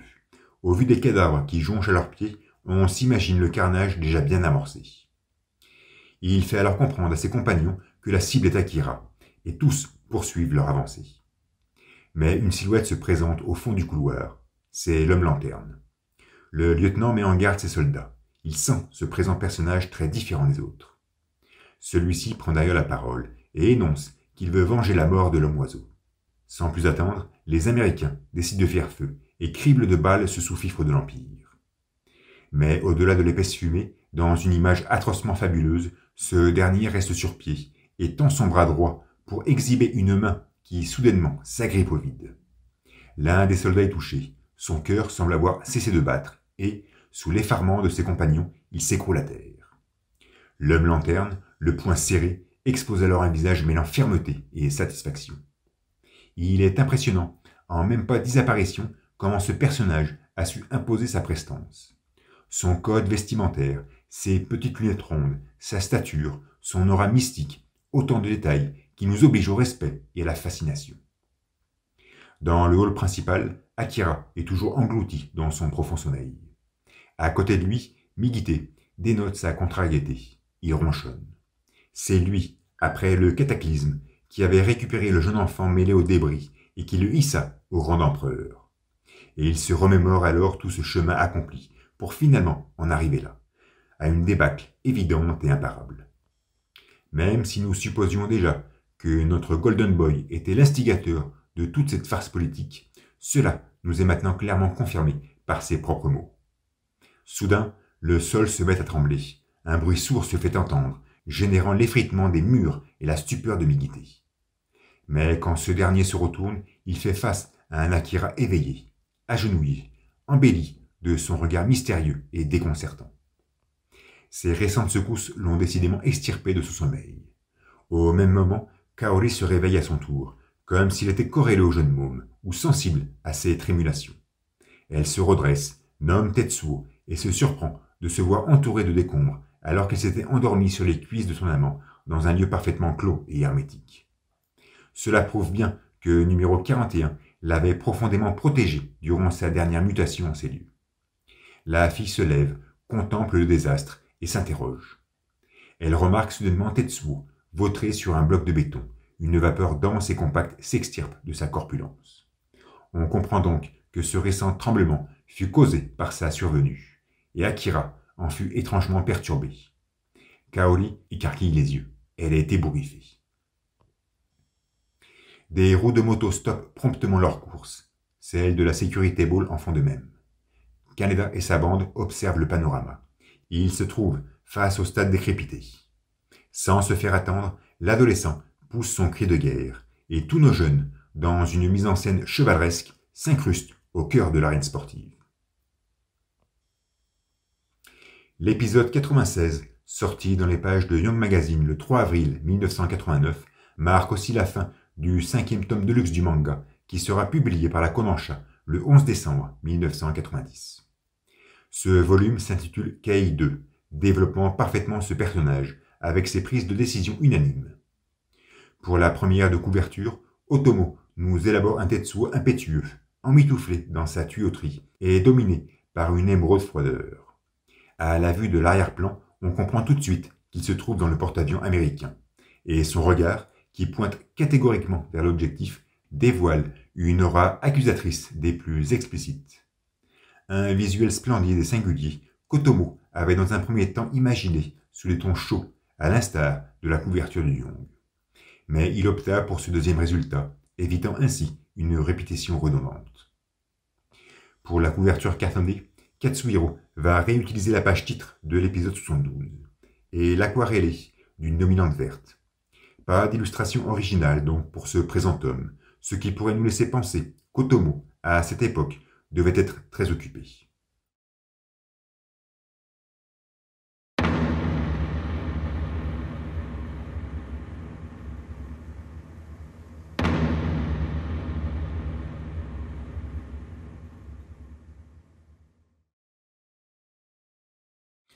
Le colonel en page titre de cet épisode 97, sorti le 1er mai 1989 dans les planches de Young Magazine. Un portrait perspicace qui nous dévoile toute sa conviction baigné d'une sauvage élégance. Sans nul doute que ce chapitre va relater l'activation de son plan, et la façade de ses yeux nous dépeint à la perfection son objectif. C'est la 6e exhibition du militaire en page-titre, et nous nous souvenons tous de sa première, lors du 22e épisode, apparu il y a plus de 5 ans. Le contraste entre les deux illustrations est sidérant, et définit parfaitement bien toute l'évolution du personnage. Les planches qui suivront marqueront aussi le début du tome 6 de luxe, et pour introduire ce dernier, Otomo élaborera une double page inédite, nous montrant Kaneda et Kai sur leur engin de guerre, au cœur de l'arène olympique. Ceci dit, tout commence avec une vue du ciel depuis les ruines périclitées de la ville. Sur son dirigeable, Simons cherche un endroit où atterrir. Au stade, la Security Ball, pilotée par Kaneda, poursuit son avancée dans les tribunes. Elle se fait alors prendre en chasse par la milice du Grand Empire. Nos adolescents tentent de riposter, mais ils reçoivent une roquette en pleine tête. À l'intérieur, l'armée américaine, toujours postée face à l'homme-lanterne, se surprend de ce soudain vacarme. Yamada profite d'un moment d'inattention pour se ruer sur son ennemi et lui déchiqueter d'un tir précis la main droite. Immédiatement, dans une maîtrise gestuelle parfaite, il lui assène un violent coup de crosse sur le crâne. L'homme-lanterne s'écroule au sol. Et le lieutenant, sans aucune pitié ni hésitation, lui crible la cervelle de balle, mettant définitivement fin à l'existence de ce personnage qui avait su imposer sa prestance avec tant de véhémence. Dehors, la récente explosion laisse place à la dissipation d'une fumée lourde et lapidaire. La Security Ball refait surface, et Kaneda, calligraphié par son acerbité, fonce droit sur les soldats de l'Empire. Pendant ce temps, Kaori est toujours face à Tetsuo, qui tente de se relever. Ce dernier, suffocant et exténué, lui ordonne de partir, mais la jeune fille est inquiète et souhaite prodiguer des soins à ses blessures. Numéro 41 insiste et lui somme de fuir, le plus loin possible. Mais Kaori s'obstine à rester. Dans un dernier cri de désespérance, la mordant d'un regard convaincant et irradiant, il réitère sa requête. Et une vue plongeante, oppressante, nous dévoile ses boursouflures corporelles s'émanciper de nouveau. Le visage de Tetsuo n'est alors qu'un amalgame d'impuissance et de tiraillement. Kaori est effarée et sclérose son ombre portée sous un cri de détresse. Brusquement, numéro 41 se redresse, hurle d'une affliction profonde, et son bras droit tuméfié se dégrave de sa corpulence. La jeune fille observe avec dégoût ce spectacle horrifiant. L'amas de chair s'écroule au sol, et Tetsuo, recherchant indéfiniment son souffle, parvient à s'en séparer définitivement. Toujours perturbé par la présence de sa douce, il lui demande à nouveau de fuir, et, poussant un cri d'agonie, la partie droite de son corps se met à bouillonner pour enfanter une nouvelle main. Kaori s'éloigne, mais reste hésitante. Elle contemple son tendre hurler pour la énième fois. Mais l'écroulement d'une façade l'oblige à ramer une course infernale. Un autre pan du stade s'effondre donc, et, au-delà de l'épaisse fumée en lévitation, une silhouette apparaît depuis les gradins, le colonel, enrobé d'un regard déterminé. De son côté, Tetsuo tâche de se maîtriser, et, face à l'évidence, il écarquille les yeux, crispe sa mâchoire, beugle d'une abstrusion manifeste. Il contemple, dans une douce incompréhension, sa main droite avec la même physionomie que lorsqu'il constata sa dilacération suite aux tirs répétés de sol. Cependant, il perçoit parfaitement la présence du militaire et se retourne. Il est toujours profondément exténué. Le chef des armées, dans une gestuelle théâtrale somptueuse, retire son poncho afin de pleinement se dévoiler et prononce alors cette phrase qu'il avait su émettre durant le délire de Tetsuo. « J'ai tant attendu ce moment. » L'adolescent le regarde de ses yeux juvéniles, trop heureux de la régénérescence de son bras. Mais le colonel garde son sang-froid. Il pointe sans hésiter son arme sur le jeune homme, dans une vignette convulsée par sa verticalité. Et une image tramée nous montre numéro 41, joyeux, avec la marque du laser sur son biceps. Le militaire active le mécanisme, sous un poudroiement hypnotisant. Depuis les profondeurs taciturnes de l'espace, nous est alors dépeint un cadrage serré sur le satellite en train de dissiper son rayon phosphorescent et longiligne. La salve traverse la masse nuageuse et percute les gradins du stade avec éloquence. Au vu de l'explosion, on en conclut immédiatement que le colonel était prêt à mourir pour accomplir à bien sa mission. Le souffle émis met à terre la milice de l'Empire, martèle de débris la Security Ball de Canada, illumine Yamada et ses soldats dans la stupéfaction, projette Kaori dans une curieuse hébétude. Dans le hall spacieux où sommeillait numéro 28, Migite et ses sbires se surprennent de cette soudaine déflagration. Ils se demandent si elle fut le fruit des Américains, de Tetsuo ou de Miyako. Mais notre Golden Boy réagit et prie à ses hommes de se calmer. Tant qu'Akira est là, nous ne risquons rien. Et en effet, le jeune môme est bien présent, escorté par 2 guerriers d'élite. Dans le porte-avions, Mike dévale le couloir à grandes enjambées. Il a l'air exténué. Au laboratoire, il annonce à ses confrères la toute récente activité de sol. Et pendant qu'une effervescence se fait sentir sur le pont du navire, il leur apprend que des bombardiers sont sur le point de s'envoler pour Néo-Tokyo. Les scientifiques restent perplexes. Avant de mener une éventuelle attaque, il aurait été bon de connaître les motifs et objectifs d'une telle activation. Surtout que dans le passé, ils avaient osé faire une corrélation entre les salves du satellite et les manifestations destructrices d'Akira. D'où leur crainte. Joris, qui est apparemment rétabli, pense d'ailleurs tout de suite à Simons. Un avion de chasse commence alors à décoller. Depuis son poste de contrôle, l'amiral est catégorique. Inonder la ville de missiles. Il souhaite la convertir en un amas de décombres stériles et le visage qu'il offre, empli d'animosité, est la preuve inconditionnelle de sa détermination. Au stade, la poussière poursuit sa lente déambulation. Dans les airs, toujours sur sa plateforme, Joker est maintenant tout proche. Il contemple les débris rescapés de cette récente explosion. Depuis son point de vue aérien, on distingue clairement le colonel sur ce qu'il reste des gradins. Numéro 41 est juste un peu plus bas. Il est évident que ce dernier, à la venue du tir spatial, généra autour de lui une enveloppe de protection. Et ce ne fut pas difficile d'anticiper une telle réaction, vu qu'il avait eu un avant-goût de cet instant durant son délire. Ainsi, il offrit un véritable sursis au militaire qui, même s'il se trouvait à plus de 10 mètres de sa cible, s'était visiblement condamné en activant le mécanisme. Ce qui en dit long sur ses remords et sur ce sentiment de culpabilité qui suit l'habiter depuis tout ce temps. Bref, Joker réagit et, sans se faire attendre, fonce sur Tetsuo pour le cribler de balles. L'adolescent se retourne, ne donne nullement l'impression d'avoir reconnu le boss des clowns, et, dans un spasme incompris, boursoufle son corps pour propulser une masse visqueuse sur l'engin volant. La matière sirupeuse s'agrippe au blouson de Joker. Il panique. Et une planche époustouflante nous montre un amas de chair compacte s'élevant dans les airs, d'où s'écarquille soudainement un regard pénétrant et pétrifiant. Le colonel tente de réagir et s'apprête à effectuer un deuxième tir. Mais le mécanisme ne répond pas, et il est déséquilibré par ce Tetsuo métamorphosé en un fœtus répugnant et tuméfié. Depuis les gradins, Kai et Kaneda observent cet hallucinant spectacle et restent éberlués.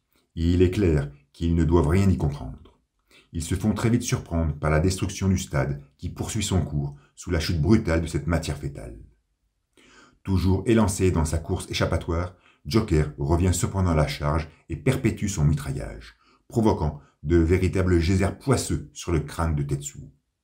Mais ce dernier semble maintenant porter une attaque plus corrosive sur son rival, en éjectant une plantueuse viscosité musculaire. Le boss des clowns accélère. Il souhaite s'éloigner du stade au plus vite et, dans sa folle escapade, remarque la présence de Kei sur les hauteurs de l'édifice. Il la nomme, bien qu'il ne la connaisse pas et ne l'ait jamais vue. La jeune femme présente un visage corrompu par la concentration et contemple cette protubérance charnelle s'écraser sur sa personne. Mais elle s'est instantanément téléportée pour se positionner au centre de l'arène sportive, devant ce fœtus incoercible. La voix de Miyako résonne alors dans sa petite tête. On sent la vieille interrogative, se demandant si elle se trouve face à une forme de régression ou à une forme de régénération. Peu importe, elle implore Kei de ne pas s'apeurer et d'utiliser tout son potentiel dans cette attaque. La jeune femme amorce sa course. La casse s'enrobe de lignes parallèles. Sur une succession de cadrages cinématographiques et sous le regard impassible de cette masse charnelle, Kei prend son envol et pourfend le pectoral gauche de Tetsuo. Il en résulte une éclaboussure phénoménale et la violence du coup est telle qu'elle finit par arracher l'intégralité du membre supérieur. Numéro 41 clôt ses paupières et hurle d'épouvante. Il offre à ce moment un faciès sidérant qui me rappelle celui qu'il arborait le jour de sa venue au monde. La ressemblance est d'autant plus forte si nous retournons la planche qui présentait cet événement à la fin du tome 4. Même inclinaison du visage, même concavité buccale, même tristesse dans le regard, même mouvance corporelle. Le parallèle est troublant, ce qui nous prouve bien que Tetsuo, au travers de cette mutation incomprise, est en train de régresser à un état initial, de revenir à l'origine même de ses souffrances, liées à la réminiscence de sa propre naissance. Mais il peut aussi se régénérer vers cet état initial, afin de se rénover, pourquoi pas, ce qui confirmerait les doutes émis par Miyako. Ceci dit, le coup porté par Kei est trop puissant, et, sous le papillotage effrayé du colonel, cette masse poisseuse s'écroule à terre, donnant l'impression de perdre en volume. La jeune femme se réceptionne, elle reste concentrée, tellement concentrée que Tetsuo doit y sentir la présence inconditionnelle de la vieille. Il extirpe alors un jet fuligineux de sa corporalité inconstante, et l'envoie droit sur Kei, qui tente de l'esquiver. Mais elle est prise de vitesse et se fait éjecter dans les airs. Dans les couloirs du stade, Kaori est toujours en train de courir et se surprend de ce brouhaha répété. Elle finit par rejoindre Migite et sa troupe, qui sont accompagnés par Akira, postés dans une verticalité déconcertante. La jeune fille leur annonce que Tetsuo va mal, que son corps s'est inopinément déchiqueté et qu'il a besoin d'aide. Migite reste vigilant et en conclut que numéro 41 a survécu à ce récent tir spatial. Un de ses sbires prend alors la parole et pointe l'adolescente d'un sourire sarcastique. « Il t'a épargné parce que t'as baisé avec lui malgré ta sale gueule. » Et une vignette impétueuse nous montre Kaori, les yeux écarquillés, vociférant dans la plus haute sincérité. « Non, je ne suis pas comme ça. » dupliquant à merveille la case visionnée par Tetsuo durant le délire. Les faits sont là. Je me trouve indéniablement face à une erreur de jugement, une erreur d'interprétation que je suis maintenir, affirmer et imposer depuis la fin de l'épisode 55. Sur cette vignette passée, donc, ce n'était pas Tetsuo qui murmurait cette phrase, mais bel et bien Kaori. Et cette erreur est tellement belle, elle est tellement révélatrice, que je ne peux que l'assumer dans la plus grande sincérité. Tout d'abord, ceci ne change rien à la précision du regard de Tetsuo lorsque nous vîmes son visage en fondu enchaîné avec cette lune décrépitée. L'adolescent continue de ne pas avoir voulu être ce qu'il est en ce moment. S'il avait réellement dit cette phrase, cela aurait considérablement renforcé sa posture, cela l'aurait affirmé. Mais c'est Kaori qui la prononça. Et la spontanéité avec laquelle elle l'énonce, à cet instant présent, prouve bien qu'elle n'a jamais eu de rapport sexuel avec numéro 41. La relation qu'elle sut entretenir avec le jeune n'était en fin de compte que platonique, profondément affectueuse, enrobée d'un respect mutuel fort et d'une entente réciproque implacable. Et ceci, finalement, confirme la posture de Tetsuo, l'affermit, l'amplifie même. Il n'est pas ce qu'il est en ce moment, mais surtout, il n'est pas ce que les autres s'imaginent qu'il est.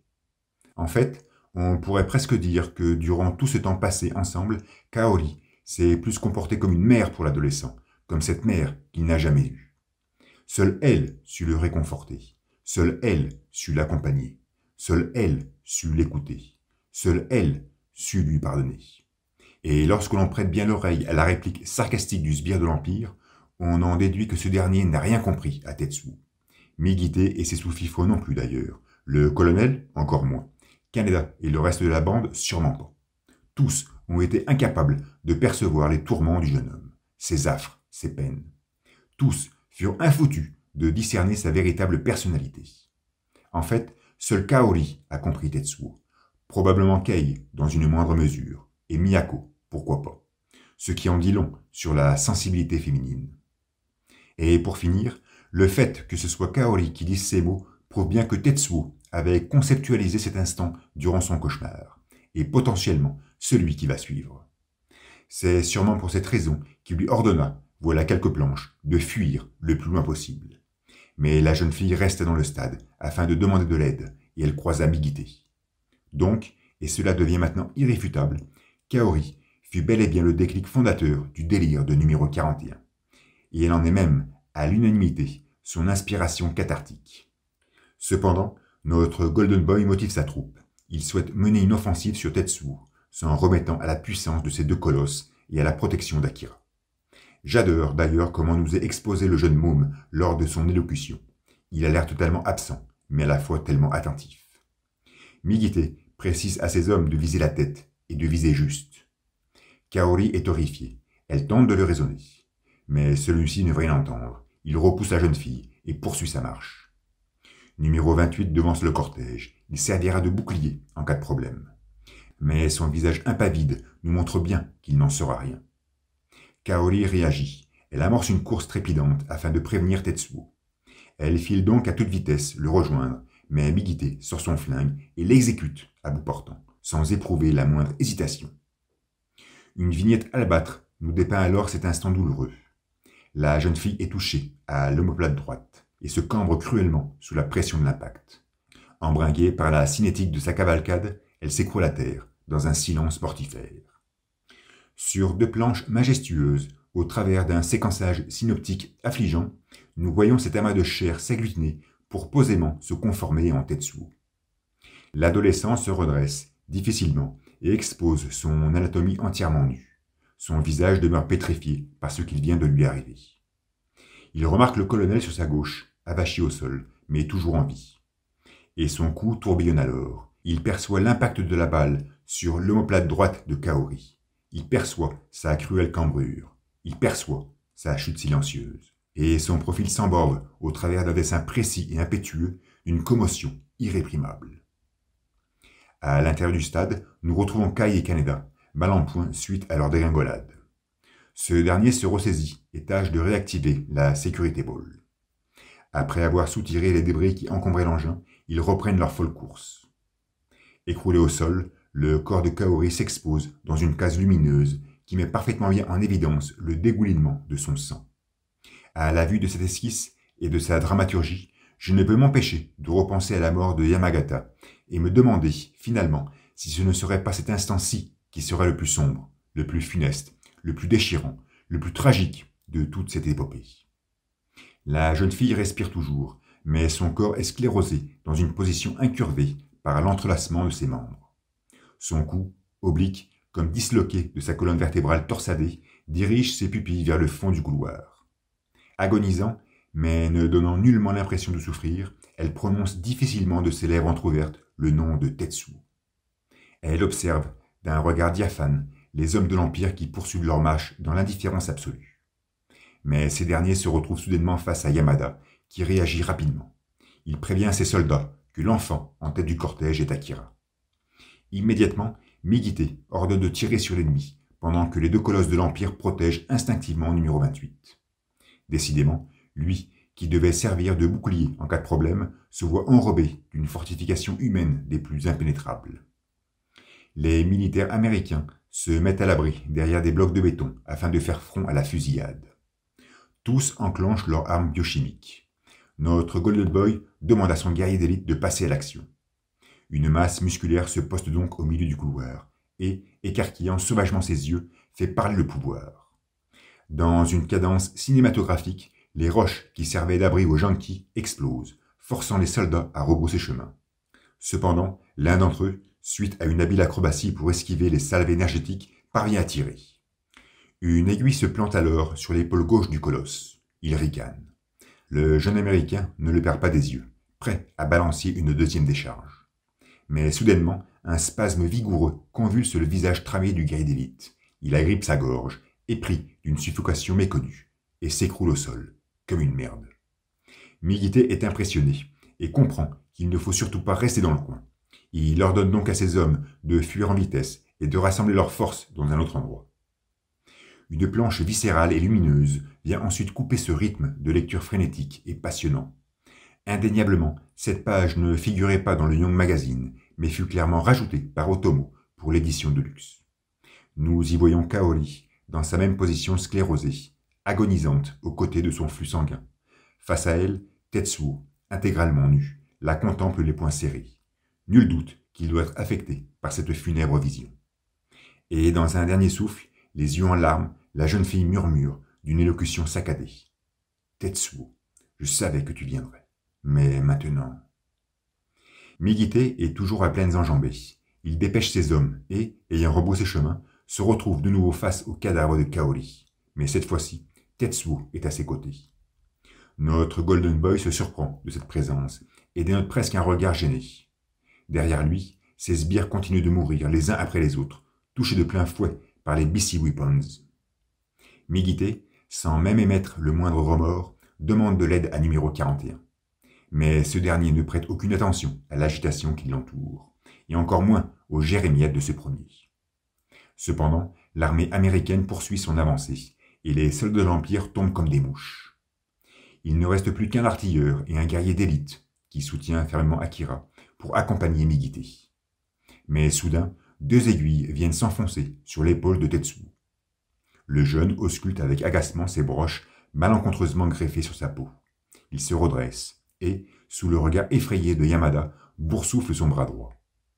À la vue de ses orbes concentrés et de son expression faciale déterminée, on sent parfaitement l'intentionnalité de numéro 41. Ici, Tetsuo agit de sa propre volonté. Il exécute un acte réfléchi.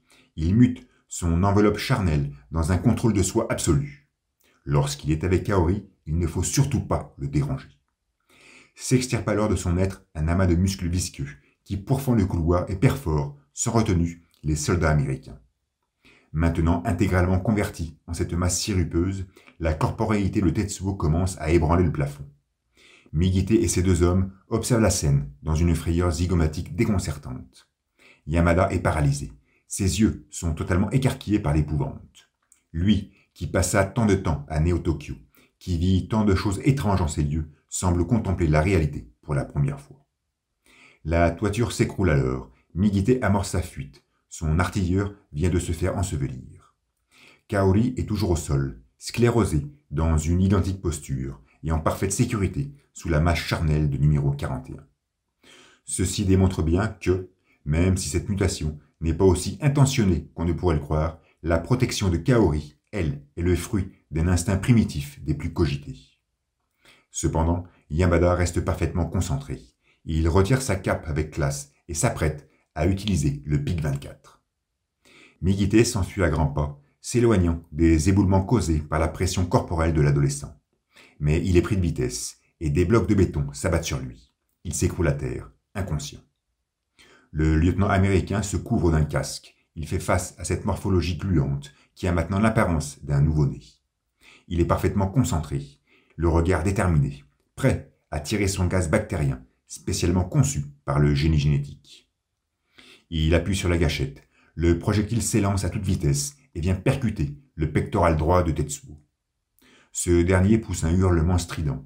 Son corps s'emmitoufle d'une fumée épaisse et délétère. Le gaz se propage d'ailleurs dans tout le couloir. Le sbire de l'Empire tâche de secourir Migité. Mais la brume nocive les occulte. Ils s'éprennent tous deux d'une convulsion agonisante. Notre Golden Boy s'écroule à terre, asphyxié, et, dans un ultime effort, il parvient à prononcer le nom d'Akira, comme s'il lui demandait de l'aide. Le jeune môme le contemple d'ailleurs dans la plus grande indifférence, et le gaz bactérien arrive alors jusqu'à ses pieds. Mais sa mouvance s'arrête net et semble faire marche arrière, à la surprise de Yamada. Durant son retour rapide, le corps de Migité nous est exposé pour nous affirmer clairement qu'il est mort comme une merde, et n'ayons pas peur de le dire. Toute la fumée regagne donc son point d'origine. Une silhouette apparaît derrière l'épaisse nuée, et un ricanement sarcastique se fait soudainement entendre. Yamada est sidéré. Son attaque a été un échec.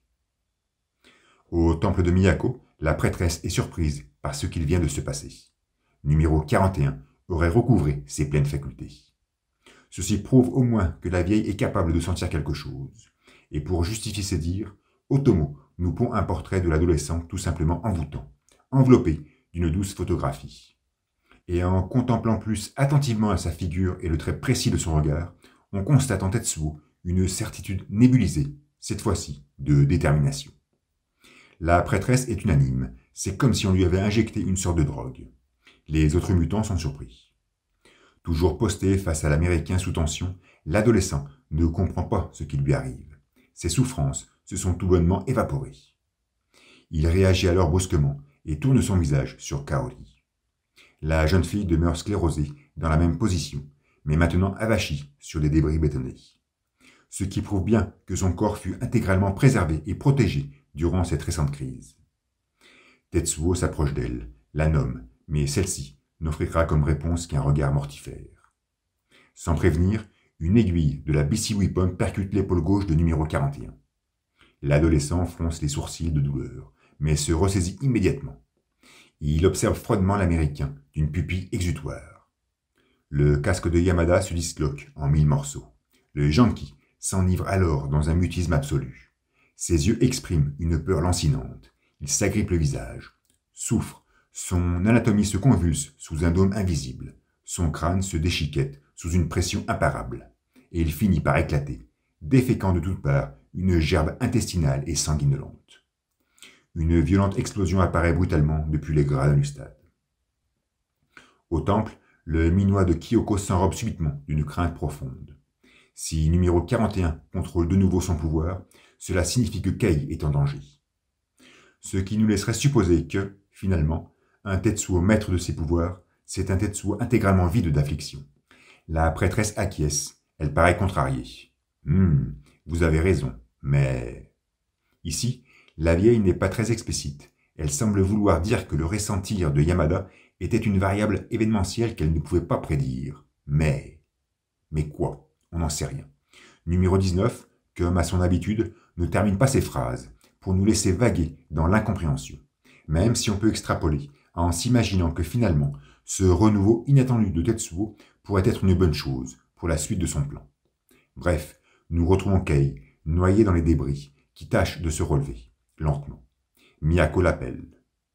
De son côté, numéro 41 retourne auprès de Kaori, comme s'il était magnétisé par son inerte corpulence. Mais il porte soudainement son regard sur Akira, droit comme un i, qui observe le fond du couloir. Une sonorité mécanique se fait de plus en plus entendre. C'est la Security Ball, lancée à fond la caisse. Kaneda est toujours aux commandes, et il se surprend de voir Tetsuo qu'il remarque immédiatement, et réciproquement. Il est d'ailleurs intéressant de comparer leur faciès de stupeur à cet instant. Ils présentent, pour une sensation similaire, des traits fort différents. Mais Kaneda est très vite rappelé à l'ordre par Kei pour stopper la machine.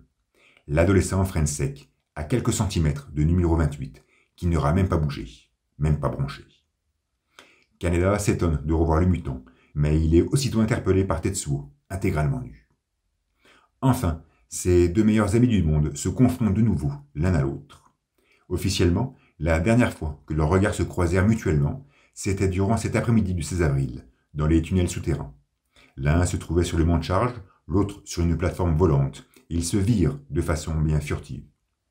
Quelques jours avant, sûrement la veille au soir, ils s'étaient frictionnés dans la nurserie, sur une succession de 5 pages expéditives. Donc, là aussi, une rencontre éphémère. Et antérieurement, peut-être l'avant-veille, ils règlent leur compte lors de la guerre des gangs, le long des planches du 17e épisode, il y a un peu moins de 6 ans.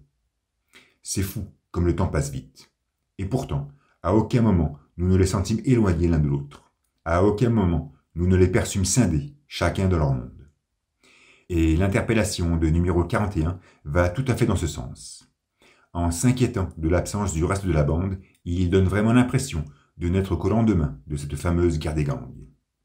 La réplique de Kaneda est plus en concordance avec son passé, car lui, il vit Tetsuo se faire pilonner par les rayons du satellite Sol. Il s'imaginait qu'il n'en sortirait pas vivant. Bref, le jeune demande à Kai de partir avec Akira et de prendre contact avec Joker. Il est même obligé d'insister, tant son pote souhaite rester avec lui pour l'aider durant ce combat. C'est comme si notre héros voulait se confronter seul à Tetsuo, afin d'échanger avec lui dans la plus douce intimité.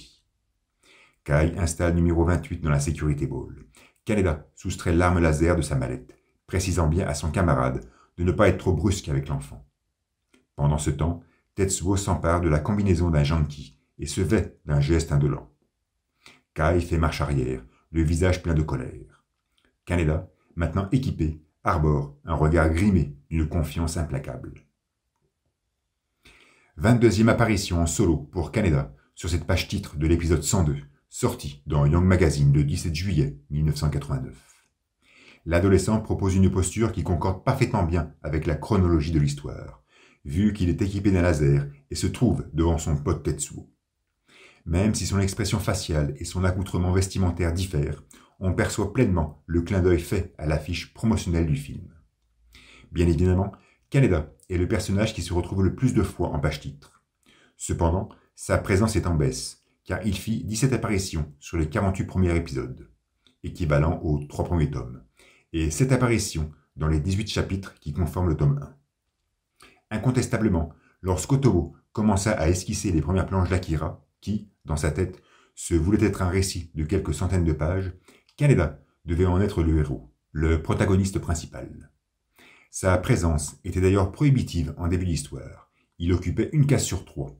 Cela en devenait même indigeste. Oui, j'ai compté. Sur les 240 planches des 12 premiers épisodes, il y a 1344 vignettes, et Kaneda apparaît sur 419 d'entre elles. À titre de comparaison, Tetsuo y est 112 fois et Kei 169. Mais le côté beau gosse du personnage, à la fois ingénu et arrogant, nous obligea à fortement nous attacher à lui. Et nul doute que sa prestance joua un rôle crucial sur le succès initial du manga. Néanmoins, confronté tout justement à ce succès initial, Otomo se retrouva embringué dans quelque chose d'incontrôlable, et il dut s'accommoder, ce qui propulsa inévitablement Kaneda au second plan.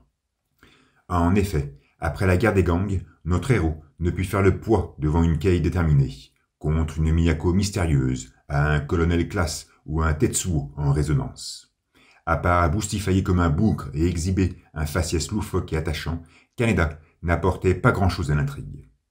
Dans le tome 3, sa présence fut intégralement balayée par celle de Chiyoko, dont la combativité et la fortitude mirent KO notre adolescent, et par celle de Sakaki, dont la fraîcheur le fit passer pour un ringard désabusé. Dans le tome 4, il est absent, et depuis son retour dans le tome 5, il passe son temps à se mettre des droites avec Joker. Bien évidemment, j'exagère, et c'est volontaire, mais ceci nous montre bien qu'en fin de compte, Kaneda n'est là que pour détendre l'atmosphère. Et sur cette présente page-titre, nous le contemplons dans une légère contre-plongée, enjolivée d'une mature détermination, afin d'introduire sa nouvelle confrontation face à Tetsuo.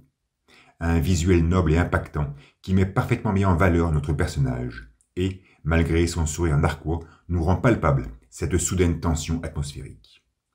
La dernière fois que nous l'aperçûmes, en page-titre, sous ce même angle de vue, enrobé d'une telle maturité et annonciateur d'une même palpitation, c'était sur celle de l'épisode 15, juste avant la guerre des gangs, ou plus sensément, juste avant sa future confrontation contre Tetsuo. À croire que finalement, Kaneda ne peut exister qu'au travers de numéro 41, ce qui est normal, car leur amitié est le fil conducteur de cette saga. D'ailleurs, notre jeune n'apparaîtra plus par la suite en page-titre. Si en fait, une dernière fois, afin d'instaurer sa consécration.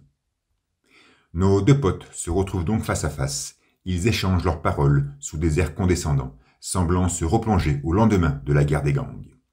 Kaneda est concentré. Il pointe le laser sur son rival, lui affirmant même que Yamagata et les autres l'attendent aux portes de l'enfer. Sans hésiter, il envoie une première salve que Tetsuo parvient à canaliser d'un simple geste. Notre jeune démontre sa contrariété, alors que numéro 41 arbore un sourire puant de fierté. Mais Kaneda poursuit ses invectives, parlant de cette lointaine époque où il traînait en bécane pour savoir qui arriverait le premier. Mais Tetsuo fait mine de ne pas se rappeler. Et, tout en criant le nom de son ami, avec la même virulence que lorsqu'il vit la lune poinçonnée, avec la même fougue que lorsqu'il vit le cratère perforé par Sol, avec la même ambiguïté lorsqu'il pointa le Hudson sur lui, Kaneda tire à nouveau, dans un balayage horizontal, engendrant une vive explosion dans le couloir du stade. La fumée se dissipe, mais plus personne. Numéro 41 s'est volatilisé. Notre héros, l'arme toujours bien affermie sous le bras, virevolte dans tous les sens. Il se questionne, et il finit par entendre une voix l'interpellant depuis l'extérieur. Tetsuo est là, montant les marches des tribunes et narguant son pote. Mais ce dernier ne porte pas attention à ses sarcasmes et continue de tirer, farouchement. Après une énième tentative, il parvient finalement à mettre à terre numéro 41, qui semble alors perdre patience. Sous un regard furibond, il fait craqueler les gradins et envoie valdinguer son ami dans un geyser de poussière. Sur la Security Ball, Kai est surpris par cette soudaine détonation. Il essaye de prendre contact avec Joker. Ce dernier est à l'extérieur du stade, il répare sa plateforme et tâche de rester concentré face aux insultes de son collègue. Mais les injures deviennent si intempestives et répétitives qu'il finit par céder. Et c'est en voulant lui répondre qu'il remarque que sa radio est endommagée. Kai croise alors un motard de la bande qui lui apprend leur altercation avec les soldats de l'Empire. Notre jeune effronté lui annonce qu'ils ont trouvé Tetsuo et que Kaneda a amorcé le combat, mais qu'il ne pourra pas tenir seul très longtemps. Il décide donc de s'emparer de la bécane de son pote et lui somme d'évacuer Akira le plus loin possible et de prendre contact avec Joker, reproduisant avec stupeur les ordres qu'il reçut de Kaneda. Kai file sur les chapeaux de roue. Dehors, numéro 41 fait face à l'infractuosité causée par sa dernière attaque. Il observe et remarque son ami en bas des tribunes, dans une position inconfortable et le regard irrité. Il le nargue, mais Kaneda se met en position de tir et Tetsuo écarte les bras, lui proposant de viser juste cette fois-ci. La station qu'arbore le jeune à ce moment est la même que celle qu'il exposa au tout début de l'épisode 17. C'était alors ce fameux Hudson qui pointait sur son pectoral. À cette époque, numéro 41 avait provoqué Kaneda dans cette posture, car il savait pertinemment que ce dernier n'allait pouvoir tirer. Ils étaient amis. Dans ce présent bien concret maintenant, Tetsuo s'affiche de la même manière, car il doit être imbibé par cette même certitude. Kaneda ne pourra jamais le tuer, il est son pote. Mais si ce sont vraiment ses pensées, il ne fait alors aucun doute qu'il doit être aussi persuadé de l'inverse. Lui non plus ne pourra jamais tuer son meilleur ami. Nous nous retrouvons donc dans une situation identique à celle vécue lors de la guerre des gangs, et nos deux jeunes persistent à nier cette fatalité. Finalement, nous sommes face à deux impubères qui cherchent juste à savoir qui est la plus grande. Et ce n'est pas arrogant de postuler une telle conclusion, car c'est de leur âge. Mais soudain, Tetsuo écarquille les yeux. Il sent une présence en amont des gradins. Il se retourne brusquement et perçoit Kei qui titube avec difficulté. Une planche imposante et invraisemblable nous la montre alors, les vêtements déchirés, le bras gauche ensanglanté, mais le visage mimé d'une profonde ténacité. Numéro 41 la dévisage avec stupeur et effarement, comme si ce n'était pas elle qu'il avait soudainement pressenti, mais plutôt l'aura de la vieille. Kaneda, lui, est totalement désabusé de voir sa compagne en ces lieux. La jeune femme se concentre, les cheveux en bataille, le regard vif, la mâchoire contractée. Tetsuo constate son état déplorable, mais se retrouve soudainement dans l'incapacité de bouger. Ses alentours s'exposent alors en négatif. Son pied nu s'embourbe dans le béton usé des tribunes. Il grimace, encerclé par des pierres en lévitation. Depuis son temple, Miyako ordonne à Kei de ne pas se battre, mais celle-ci persiste et des faisceaux obscurs enrobent la corpulence d'un Tetsuo accroupi. L'explosion est inévitable. Un dôme d'énergie sombre convulse l'adolescent dans une perspective accablante. Mais ce dernier parvient à s'échapper. Toujours emporté par une mise en scène claire et structurée, numéro 41, contrarié, se télétransporte silencieusement jusqu'à la jeune femme, qui reste tétanisée par cette surprenante irruption. Il lui inflige, sans se faire attendre, une salve du pouvoir, et une boule énergétique la perfore de part en part. Kaneda est ébouriffé. Le colonel, posté à l'autre extrémité du stade, observe, impuissant. Mais Kei ne fait plus face à Tetsuo. Elle a disparu pour réapparaître sous les gradins, dans ce hall carrelé qui servait de couche à Akira. Des soldats de l'Empire y sont présents, sûrement en train de mener une offensive contre la bande à Joker, et s'étonnent de cette prompte intrusion. La jeune femme se relève, éreintée. Elle fait valser sa chevelure à l'écoute d'un tremblement strident. Et soudainement, soutenant son bras gauche ensanglanté, elle offre un visage fardé d'une effroyable frayeur. Numéro 41 se trouve juste derrière elle. Elle se retourne, reste concentrée, tâche de se maîtriser et lève alors sa main droite pour porter une attaque. La voix de la prêtresse résonne subitement dans son cortex, lui interdisant de faire quoi que ce soit. Mais la jeune femme s'obstine dans la désobéissance. Le sol se craquelle, le carrelage commence à virevolter.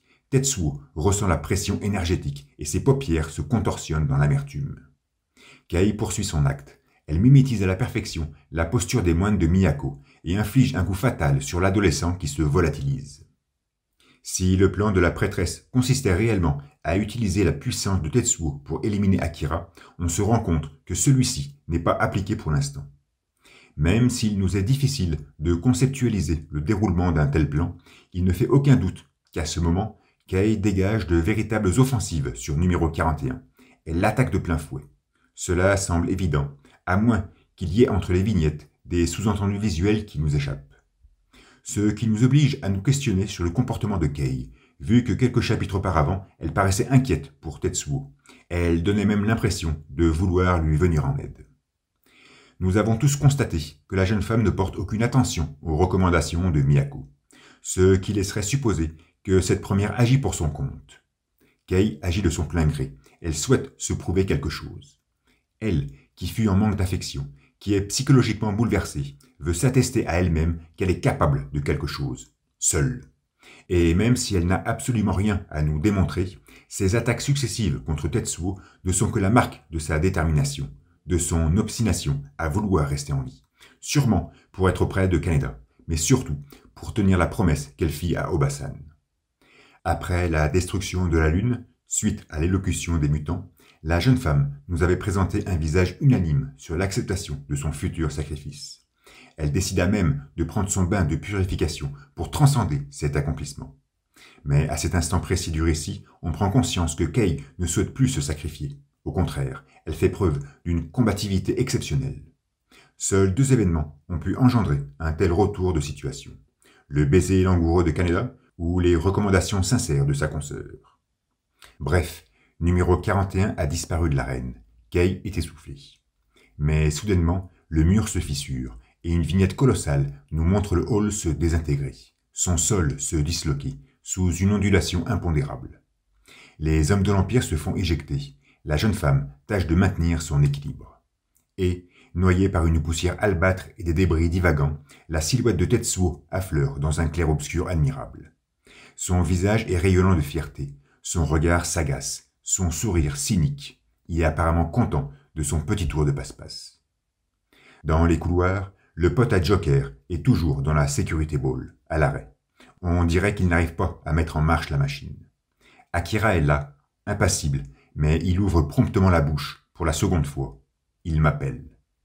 Cette phrase est aussi traumatisante que ce portrait du mutant diluant sa candeur dans une trame ondoyante. Depuis le début de la saga, ou tout du moins depuis que Tetsuo fut nommé numéro 41 par le colonel, notre adolescent sut se montrer sensible aux forces attractives du jeune môme.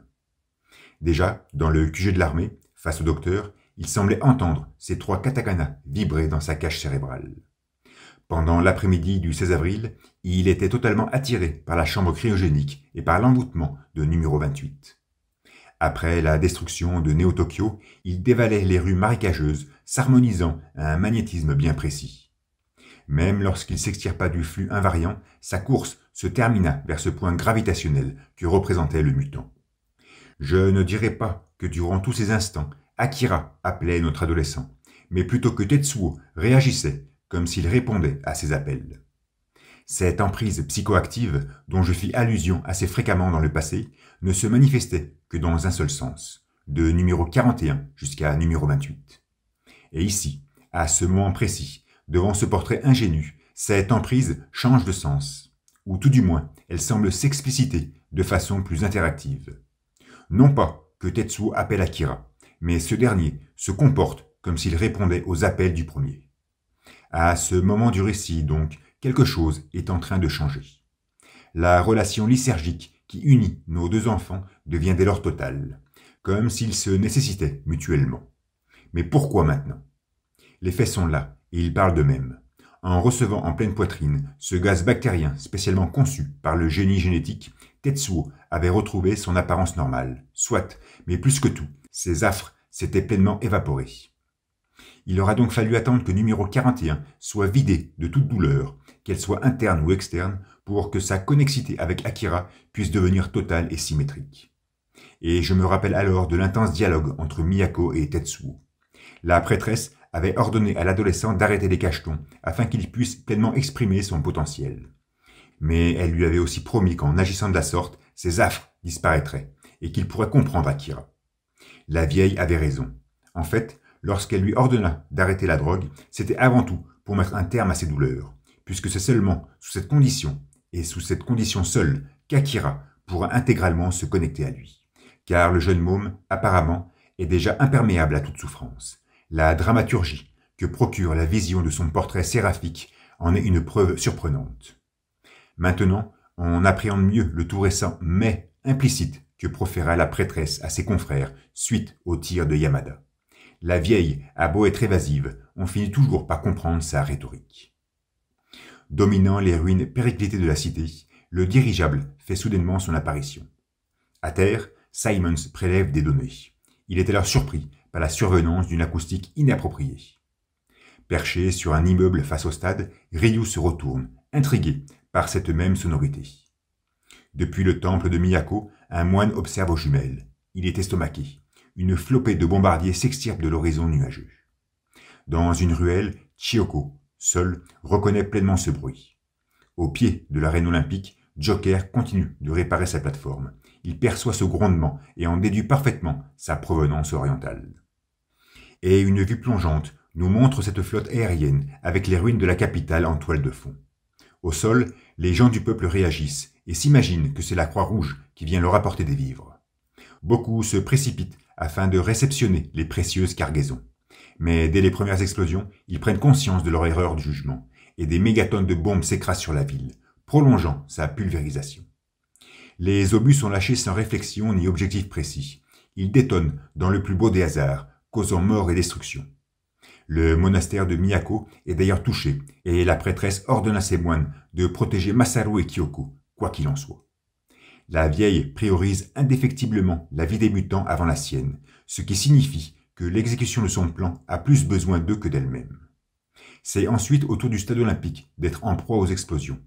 Kaneda est ahuri. Le colonel tente de se mettre à l'abri, et les soldats de l'Empire, dans un élan de désespoir, prennent les armes en hurlant « Banzai », reproduisant ainsi une scène qu'avait conceptualisée Tetsuo durant son délire. Même si cette prémonition de la part de numéro 41 est intéressante, car elle prouve que son cauchemar n'était pas seulement lié à sa propre personne, je souhaite m'arrêter sur ce jeu de vignettes afin d'aborder une thématique que j'ai négligée jusqu'à présent, le peuple. Au début du récit, à l'époque où Neo-Tokyo resplendissait de mille feux, nous fûmes que peu de fois confrontés à lui. Lors du kidnapping de Takashi, on put constater sa friandise pour les commérages ambiants. Durant la guerre des gangs, on put l'observer, passionné, à la table d'un resto. Au stade olympique en construction, il se révéla travailleur et épuisé par ses dures journées de labeur. Suite à l'activation de l'alerte de code 7, on le sentit affolé et catastrophé par la menace nucléaire. Aux prémices de la deuxième manifestation, une sublime double page nous le présentait, savourant ses instants de vie, à la maison, en famille. Donc, avant le cataclysme, pour ce qu'il nous fut possible de voir, le peuple de Neo-Tokyo était tout ce qu'il y a de plus banal, de plus ordinaire et standard. Par la suite, on ne peut pas dire que nous ayons été noyés par plus de visuels le concernant. Cependant, nous observâmes clairement une scission au sein de cette banalité. À l'est, Miyako ouvrit les portes de son temple afin d'accueillir les rescapés du désastre. À l'ouest, Migite positionna Akira sur un trône pour mettre en place le grand empire de Tokyo, et ainsi créer une nouvelle nation, même s'il voulait surtout répondre à une soif de pouvoir. Dans ce contexte inédit, nous nous sommes donc retrouvés face à deux types de peuples. À l'est, il s'entassa dans des camps de réfugiés, il passa son temps à faire la queue et des prières. Une infime minorité osa enfreindre le règlement, mais globalement, cela restait un peuple plutôt passif, soumis à l'autorité religieuse. À l'ouest, il crevait de faim, se soumettait à la violence politique et se noyait dans la déchéance. Mais il pissait dans la rue, dansait, s'exhibait et s'éclatait de rire. Et ce présent jeu de vignettes nous montre ce peuple de l'Ouest, celui du Grand Empire, prêt à se battre pour défendre sa patrie, sa nation, sa souveraineté. Il nous révèle un peuple prêt à se sacrifier pour préserver le peu d'humanité qui lui reste. D'ailleurs, l'image qui résuma le mieux cette humanité nous fut révélée au cours de l'épisode 85, lorsque ce peuple, celui de l'Ouest, observait à l'œil nu ce geyser de matière s'extirper de la Lune. Sans utiliser d'épaisses lentilles, il sut nous démontrer, en toute simplicité, et malgré son apparente ingénuité, sa profonde sensibilité. Maintenant, à cet instant précis, alors que des mégatonnes de bombes leur tombent sur la tête, ces patriotes du Ponant sont les seuls à prendre les armes et à défendre ce pourquoi ils sont là. Et cette image du sbire de l'Empire qui brandit son drapeau en criant « Banzai » est la métaphore absolue de cette effervescence patriotique, peut-être si chère au Japon. Mais les obus percutent le stade, explosent et envoient vindinguer ce même peuple déchu. Kaneda, de son côté, tente d'échapper à ce carnage, mais il se retrouve projeté par le souffle et s'écrase à terre. Soudain, une implosion perfore les gratins depuis l'intérieur et éjecte Kei dans les airs. Dans une image qui n'a de sublime que sa propre simplicité, Tetsuo refait surface, s'extirpant de la masse poussiéreuse. Il constate le pilonnage du stade et ne semble pas avoir remarqué la présence de Kaneda qui pointe sur lui son laser. Mais ce dernier ne fonctionne plus. Le câble de la batterie est coupé. Numéro 41 continue de regarder Kei en aval, comme s'il scrutait sadiquement Miyako, et lui annonce qu'il souhaite en finir. Son visage s'emmitoufle alors d'un sourire profondément sadique et sarcastique. La jeune femme se retrouve immobilisée, son corps devient lourd comme du plomb et commence à attirer toute la matière avoisinante. Elle est prise au piège, coincée par des blocs de béton armés, et, recouverte d'une trame sombre et oppressante, elle hurle le prénom de son ami. Kaneda réagit aussitôt et s'élance avec fougue sur Tetsuo et lui assène un violent coup de crosse. La vue en contre-plongée de la page suivante est hallucinante. Elle nous montre numéro 41, juste après le choc, dans un immobilisme déconcertant. Cependant, on parvient sans peine à ressentir la virulence du coup infligé par Kaneda grâce à ces fuyantes que génèrent les kataganas de l'impact. Tetsuo s'écroule au sol, libérant ainsi Kei de son emprise magnétique. Finalement, la jeune femme, pour un instant, sera devenue la crête commune de ce triangle relationnel, afin d'unir à nouveau nos deux meilleurs amis du monde dans une image pitoyable. Sur le porte-avions, l'amiral reçoit le compte-rendu de l'attaque furtive menée sur la capitale. Il apprend aussi, au travers d'un sourire jubilatoire, que Floyd, le satellite militaire, se trouve maintenant sur la bonne orbite, juste au-dessus de la baie de Tokyo. Il ordonne la mise en fonctionnement qu'il souhaite dans les 20 prochaines minutes. Une vue spatiale nous montre alors Sol et, légèrement en retrait, Floyd. Le design de ce dernier me fait d'ailleurs étrangement penser, de très loin, à celui du Corona, la navette intersidérale du court-métrage de Kanojo no Omoide. C'est le 4 septembre 1989 que sort l'épisode 105 dans les planches de Young Magazine, avec une page titre qui duplique parfaitement la dernière vignette du chapitre antérieur. Le satellite militaire américain Floyd.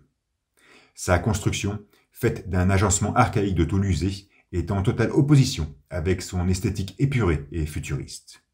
Un joli mariage des genres pour nous présenter cet attirail conçu, si l'on en croit les inscriptions écrites sur sa coque par la défense nationale états-unienne. Mais tout commence sur le sol effrité du stade olympique. Tetsuo est à terre, et promptement, Kaneda lui assène un violent coup de pied à l'estomac dans une image crue et déplorable. Le jeune ne s'arrête pas là. Il soulève instantanément son compagnon et le frappe âprement du gauche. Tout défile très vite et numéro 41 s'écroule de nouveau sur les marches des tribunes. Il n'essaie même pas de riposter.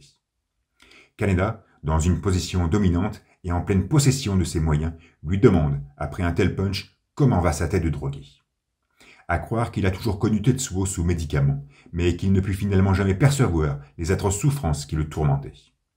Numéro 41 lui ordonne de se taire et, dans une mouvance rotative du bras gauche, lui envoie une déferlante énergétique. Kaneda se protège, mais la salve ne fera que le contourner, sans même le toucher.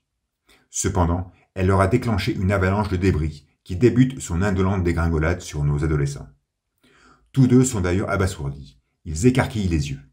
Mais Kaneda, dans un acte irréfléchi et instinctif, se jette sans hésiter sur son pote.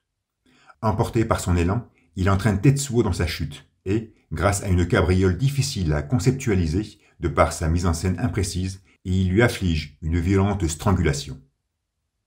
Embourbé d'une douleur corrosive, l'arrêt sur image, qui nous dévoile cet instant T, s'impose sur une demi-planche. Comme toujours, il est parfaitement bien maîtrisé, tant au niveau esthétique, chorégraphique que cognitif. Les faciès de nos protagonistes sont le mirifique reflet de leurs émotions.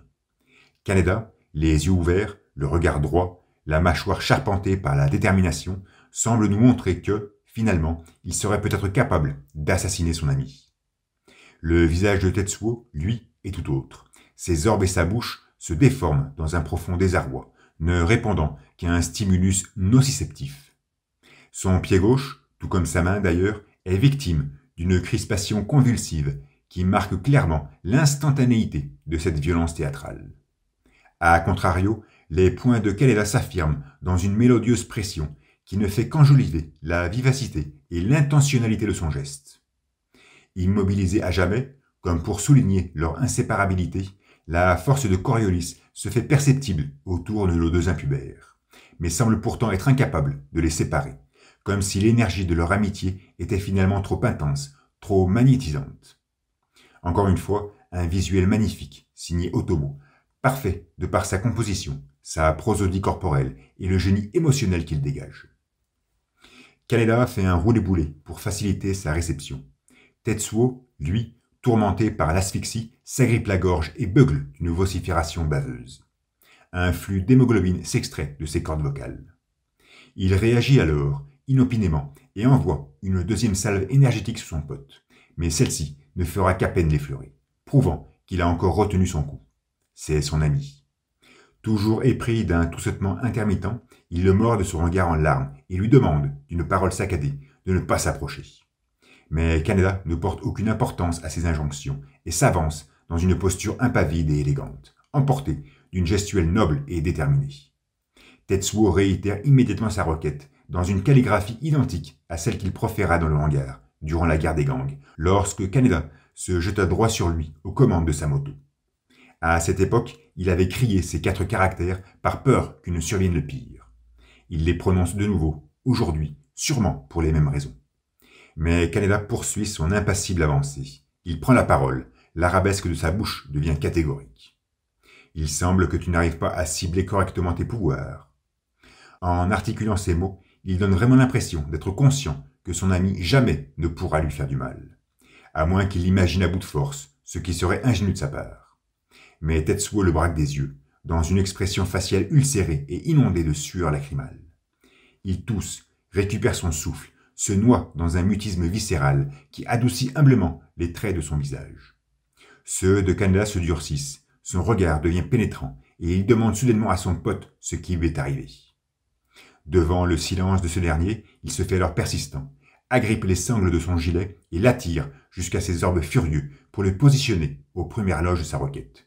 Qu'est-il arrivé, Tetsuo? La caméra se rapproche, elle se focalise fermement sur ce face-à-face, d'où s'extrait un sentiment brutal de désenchantement. À l'origine, Otomo désirait raconter l'histoire d'une bande d'adolescents confrontés à un problème qu'ils ne pouvaient pas comprendre. Et ce présent cadrage, panoramique, semble introduire la véritable apothéose de cette incompréhension. Nos deux jeunes se dévisagent farouchement, comme portés par une même cinétique intellective. Kaneda, baigné par une trame asséchée, les pupilles obscurcies par sa ténacité, n'y comprend rien, mais souhaite de tout cœur comprendre. Tetsuo, le visage dégoulinant, le regard livide, n'y comprend rien, et n'a jamais voulu ça. L'un pose une question, auquel l'autre ne peut répondre. L'un demande des explications, que l'autre ne peut fournir. Et le silence sudorifère de Tetsuo n'est que la manifestation tangible de cette impuissance à fournir une explication. Lui, qui a acquis le pouvoir sur le temps, l'espace et la matière, se retrouve finalement morfondu, une fois confronté à l'évidence, dans une douce incapacité, celle d'expliquer le pourquoi. Mais changement de contexte, nous revoyons subitement Kai, pointant sa moto vers l'extérieur et cassant ainsi le rythme de cette narration tendue et captivante. Ce qui prouve que Tetsuo ne sut ou ne put répondre à la question de Kaneda. Notre jeune effronté cherche son ami, mais il fait très vite face à un rayon laser pourfendant la clarté nébuleuse. Il est terrifié, son visage a la flexuosité de l'épouvante. Le jet phosphorescent s'approche invariablement du stade dans une image sombre et apocalyptique. De leur côté, Tetsuo et Kaneda cessent leur querelle et dépeignent leur minois d'une absurde stupéfaction. Le faisceau de lumière, dont la mouvance nous est ingénieusement explicitée, dévaste les ruines de la capitale, n'offrant que des dégâts collatéraux. Sa célérité le mène inlassablement vers le site olympique, et un triptyque nous montre alors nos 3 adolescents, sclérosés par cette effervescence. Cependant, le visage de numéro 41 se plisse. Le jeune semble s'enivrer d'un dégoût manifeste. Le laser cisaille l'arène sportive en deux, et une double page nous dévoile toute sa virulence, éclatante et déprédatrice. Face au désastre qui se prépare, Kaneda prend la fuite et ordonne à Tetsuo d'en faire de même. Mais ce dernier reste sur place et noie sa corpulence dans une vignette sourde et incandescente. Depuis l'espace, nous voyons le satellite Floyd mettre fin à son tir. Dans la tour de contrôle du porte-avions, l'amiral supervise l'opération. Il veut s'assurer que la deuxième salle sera la bonne, et qu'elle parviendra à l'éliminer.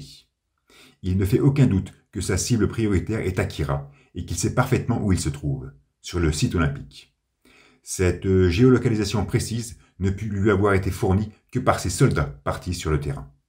Ce qui atteste donc que le chef suprême de l'armée américaine a envoyé ses jeunes compatriotes dans l'unique but de servir de GPS aux satellites militaires, afin que ses tirs soient les plus exacts possibles. Ou, pour parler plus sobrement, il a tout simplement jeté ses hommes au fourneau, en toute connaissance de cause et sans en éprouver le moindre remords. Le succès de l'opération justifiera les pertes. Sous la masse nuageuse décousue, Tetsuo lévite dans un marasme de béton dilacéré. Il pousse un cri virulent et à son dégoût manifeste s'ajoute une colère évidente. Il quitte la surface terrestre, embarquant avec lui d'énormes blocs de rochers par-delà la troposphère. Au porte-avions, un officier demande à l'amiral si l'objectif de la seconde salve reste le stade olympique. Le militaire, enveloppé par une enivrante folie, lui ordonne d'élargir la cible à tout Néo-Tokyo. Il veut plonger la capitale sous l'océan Pacifique. La baie de Tokyo se trouvant sur une plaque continentale, cela risque d'être compliqué. Et Floyd amorce son second tir. Le laser pourfend l'espace, entre en collision avec ces blocs de béton guidés par numéro 41. Une réaction se fait ressentir au niveau du point d'impact, ce qui engendre une perturbation sur la carcasse du satellite. Au stade, Kaneda crie le prénom de ses amis, Kei et Tetsuo. Emporté par son impulsivité, il défoule sa colère sur les cieux et remarque soudainement Akira en haut des marches de l'escalier. Étonné de le voir ici, il cherche Kai qui en avait la charge, mais personne. Le jeune môme réitère alors sa réplique. « Il m'appelle ». Kaneda se surprend et se demande qui peut bien l'appeler. Numéro 28, semblant avoir écouté la question, pointe son doigt en direction du firmament, et le laser Floyd répand à nouveau son souffle atrophiant. De nouveau torturé par ce vacarme, Kai tâche de prendre la fuite. Joker, sur sa plateforme maintenant fonctionnelle, survole le stade à la recherche de Kaneda. Ce dernier, le jeune sous le bras, amorce une course trépidante pour s'éloigner du carnage. Il est alors coincé par une fracture nette des tribunes et se retrouve dans un cul-de-sac, avec derrière lui l'avancée dévastatrice du rayon spatial. Mais le clown pointe in extremis son engin et notre adolescent s'élance sur lui, sans réfléchir. Après une réception chaotique, présentée dans un découpage épileptique, il parvient à sortir de l'arène, sain et sauf. Kei, dont la présence nous fut totalement éclipsée par cette turbulente rencontre entre Tetsuo et Kaneda, demeure allongée au sol, affaiblie. Envahie par le désespoir, elle hurle le prénom de son ami, pendant que la phosphorescence du laser l'enrobe de sa clarté déprédatrice. Aucune nouvelle du colonel. Mais l'avancée du rayon cesse brutalement, et une vue cosmique, anormalement lumineuse, nous montre Floyd en proie aux explosions. Il est indiscutable que cette soudaine déflagration de l'engin spatial est due à une raison externe, que nous pourrions appeler numéro 41. Donc, de deux choses l'une. Soit Tetsuo a détruit le satellite américain et son laser s'est arrêté net, comme par hasard, au niveau de Kei, afin de générer tension et suspense au sein du récit. Soit Tetsuo s'est dépêché de pulvériser au plus vite cet engin militaire pour que son rayon ne puisse éliminer Kei, et ainsi lui sauver la vie. À vous de voir. Bref, la déflagration de Floyd poursuit son cours, et de son agencement archaïque de tôle usée s'extirpent quelques faisceaux de laser qui viennent percuter Néo-Tokyo.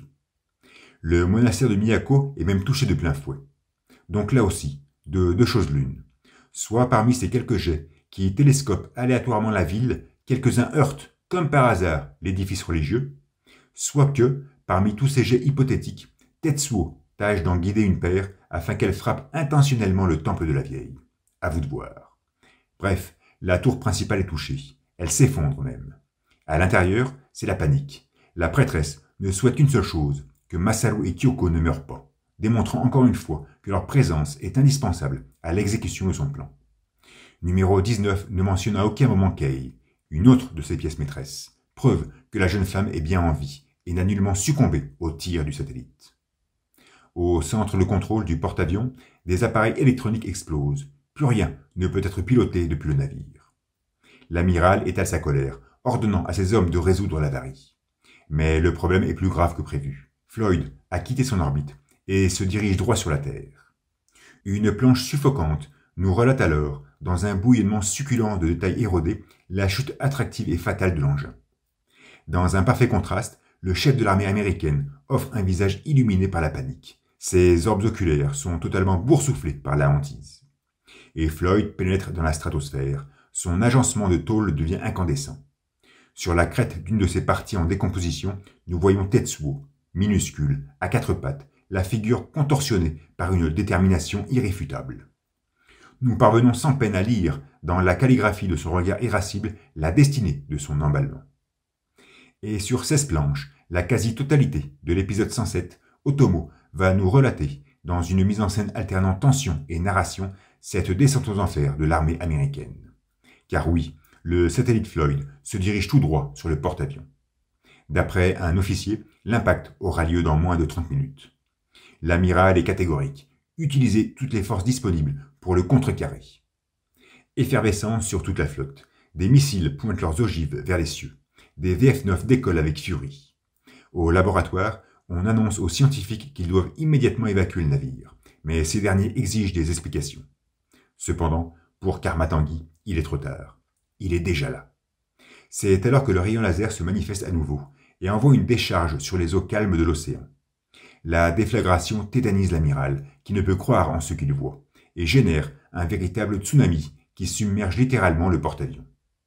Les chasseurs, de leur côté, torpillent sans relâche le satellite, mais son entrée dans l'atmosphère l'a tout simplement converti en une boule incandescente et impénétrable. Une deuxième salve s'éjecte alors de son canon, détruisant les frégates alentours et obligeant les VF-9 à rebrousser chemin. Au milieu d'une page silencieuse et contractée, Tetsuo arbore un regard terrifiant. Son visage dégage une détermination qui nous prouve que cette fois, il va la gagner cette guerre. Il va la gagner pour son peuple, pour ce peuple du Grand Empire, pour le peuple de Néo-Tokyo. Floyd est juste au-dessus de la flotte navale. L'amiral est désabusé. Il exhibe un faciès très mal dessiné et veut plus de missiles, plus de torpilles, plus de roquettes. Mais l'impact est inévitable. Il se révèle sur une planche complète et magistrale qui intensifie solennellement son potentiel dantesque, irradiant et dévastateur. Il plonge le navire dans le chaos absolu, noie son équipage dans une torpeur incandescente, inonde son intérieur d'une sonorité stridente. Le porte-avions se cambre et, dans un plan titanesque, se fissure en deux, causant l'intrusion massive d'eau salée en son sein. La panique est générale. Bernardi s'inquiète pour Joris, mais le désastre est maintenant irréversible. Lentement, la caméra s'éloigne de cette angoisse visuelle et verbale pour timidement pointer son objectif sur Néo-Tokyo. Une vue dramatique du stade olympique nous le montre pilonné, lézardé, saccagé. Kai s'extrait des décombres calcinés. Il appelle son pote. Kai se réveille alors. Son visage est vaporeux. Elle se surprend de se trouver aux côtés du colonel. Ce dernier, profondément exténué, lui confesse que dans la tourmente, il parvint à la mettre à l'abri. Il lui avouera même qu'il était persuadé qu'ils allaient mourir, ensemble. Mais l'attaque s'est arrêtée. Si seulement il savait pourquoi l'attaque s'arrêta si subitement. Si seulement il était capable de percevoir l'instinct de préservation qui habite son jeune poulain. Kai réagit, et son visage se noie dans une trame d'inquiétude. Elle pense à Kaneda, qu'elle doit peut-être imaginer mort suite au désastre. Mais il n'en est rien. Nous retrouvons très vite ce dernier dans une ruelle excentrée. Il se chamaille avec Joker, qui tente de réparer la plateforme. Notre avorton le presse, car il souhaite impérativement retourner au stade pour secourir Kei. Akira est assis, visage blotti contre ses paumes, et les ausculte d'un air ennuyé. C'est le 13 novembre 1989 que sort l'épisode 108 dans les planches de Young Magazine.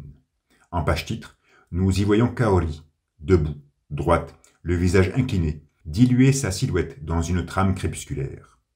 Face à elle, Tetsuo, torse nu, contemple dans l'abnégation l'évanescence de cet être si cher à ses yeux et qui sut, avec facilité, lui prodiguer simplement de l'affection. Ce visuel, sombre, dominé par un bâtiment en ruine qui résume à lui seul toute l'incompréhension du désastre qui l'entoure, nous expose en son centre deux êtres affadis par la temporalité. Numéro 41, qui est la genèse même de cette incompréhension, et Kaori, qui est l'unique être à l'avoir transcendé. Je pourrais presque regretter de ne jamais avoir contemplé une page titre exclusivement composée par son regard innocent. Cependant, cette image, grâce à son clair-obscur judicieux, parvient à nous démontrer, sans remords, son intrinsèque sublimité.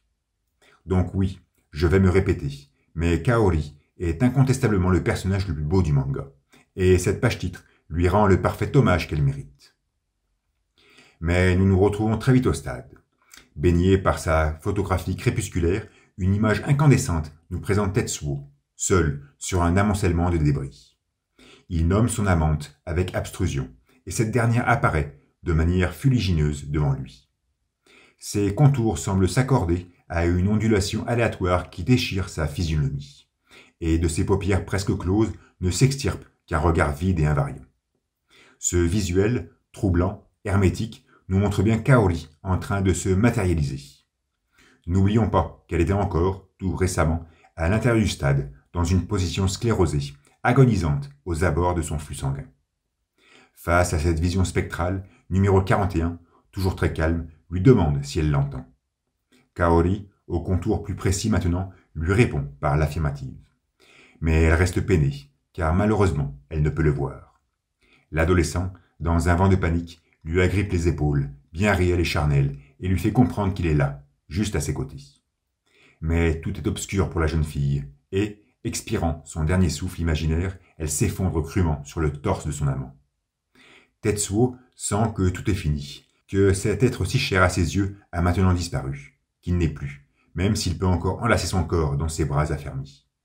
Il l'embrasse alors très fort et prononce pour la dernière fois son prénom, sous un ciel devenu subitement sombre, comme si cet ultime échange avait duré des minutes entières.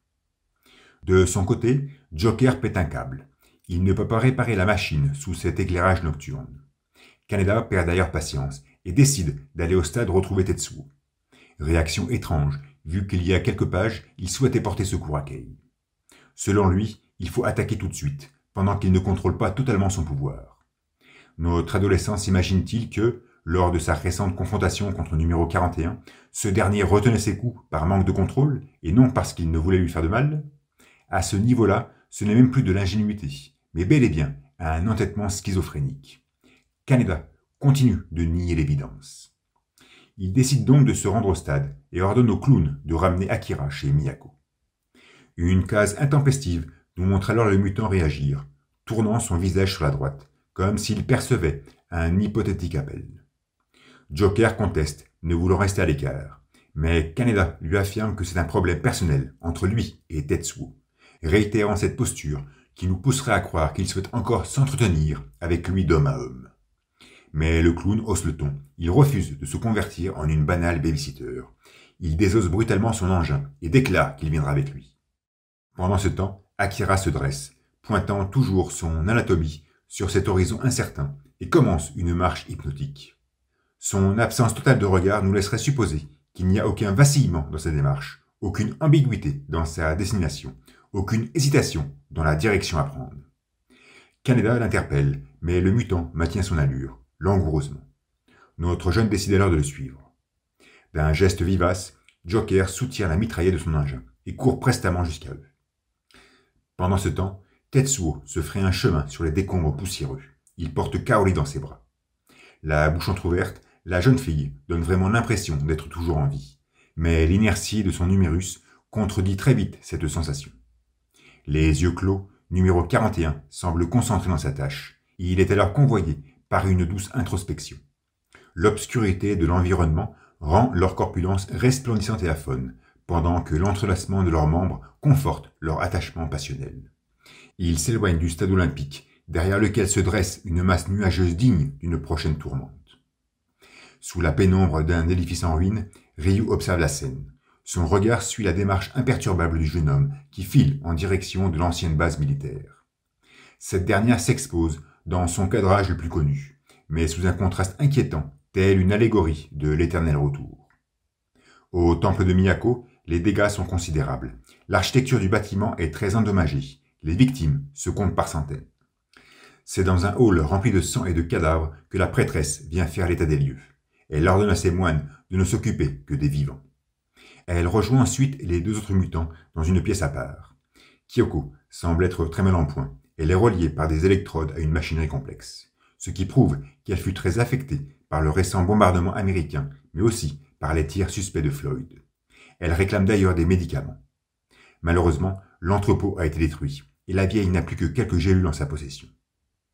Dans un panorama convulsif, elle nous démontre sa contrariété, car elle sait pertinemment que ce sera trop peu pour mener une nouvelle attaque.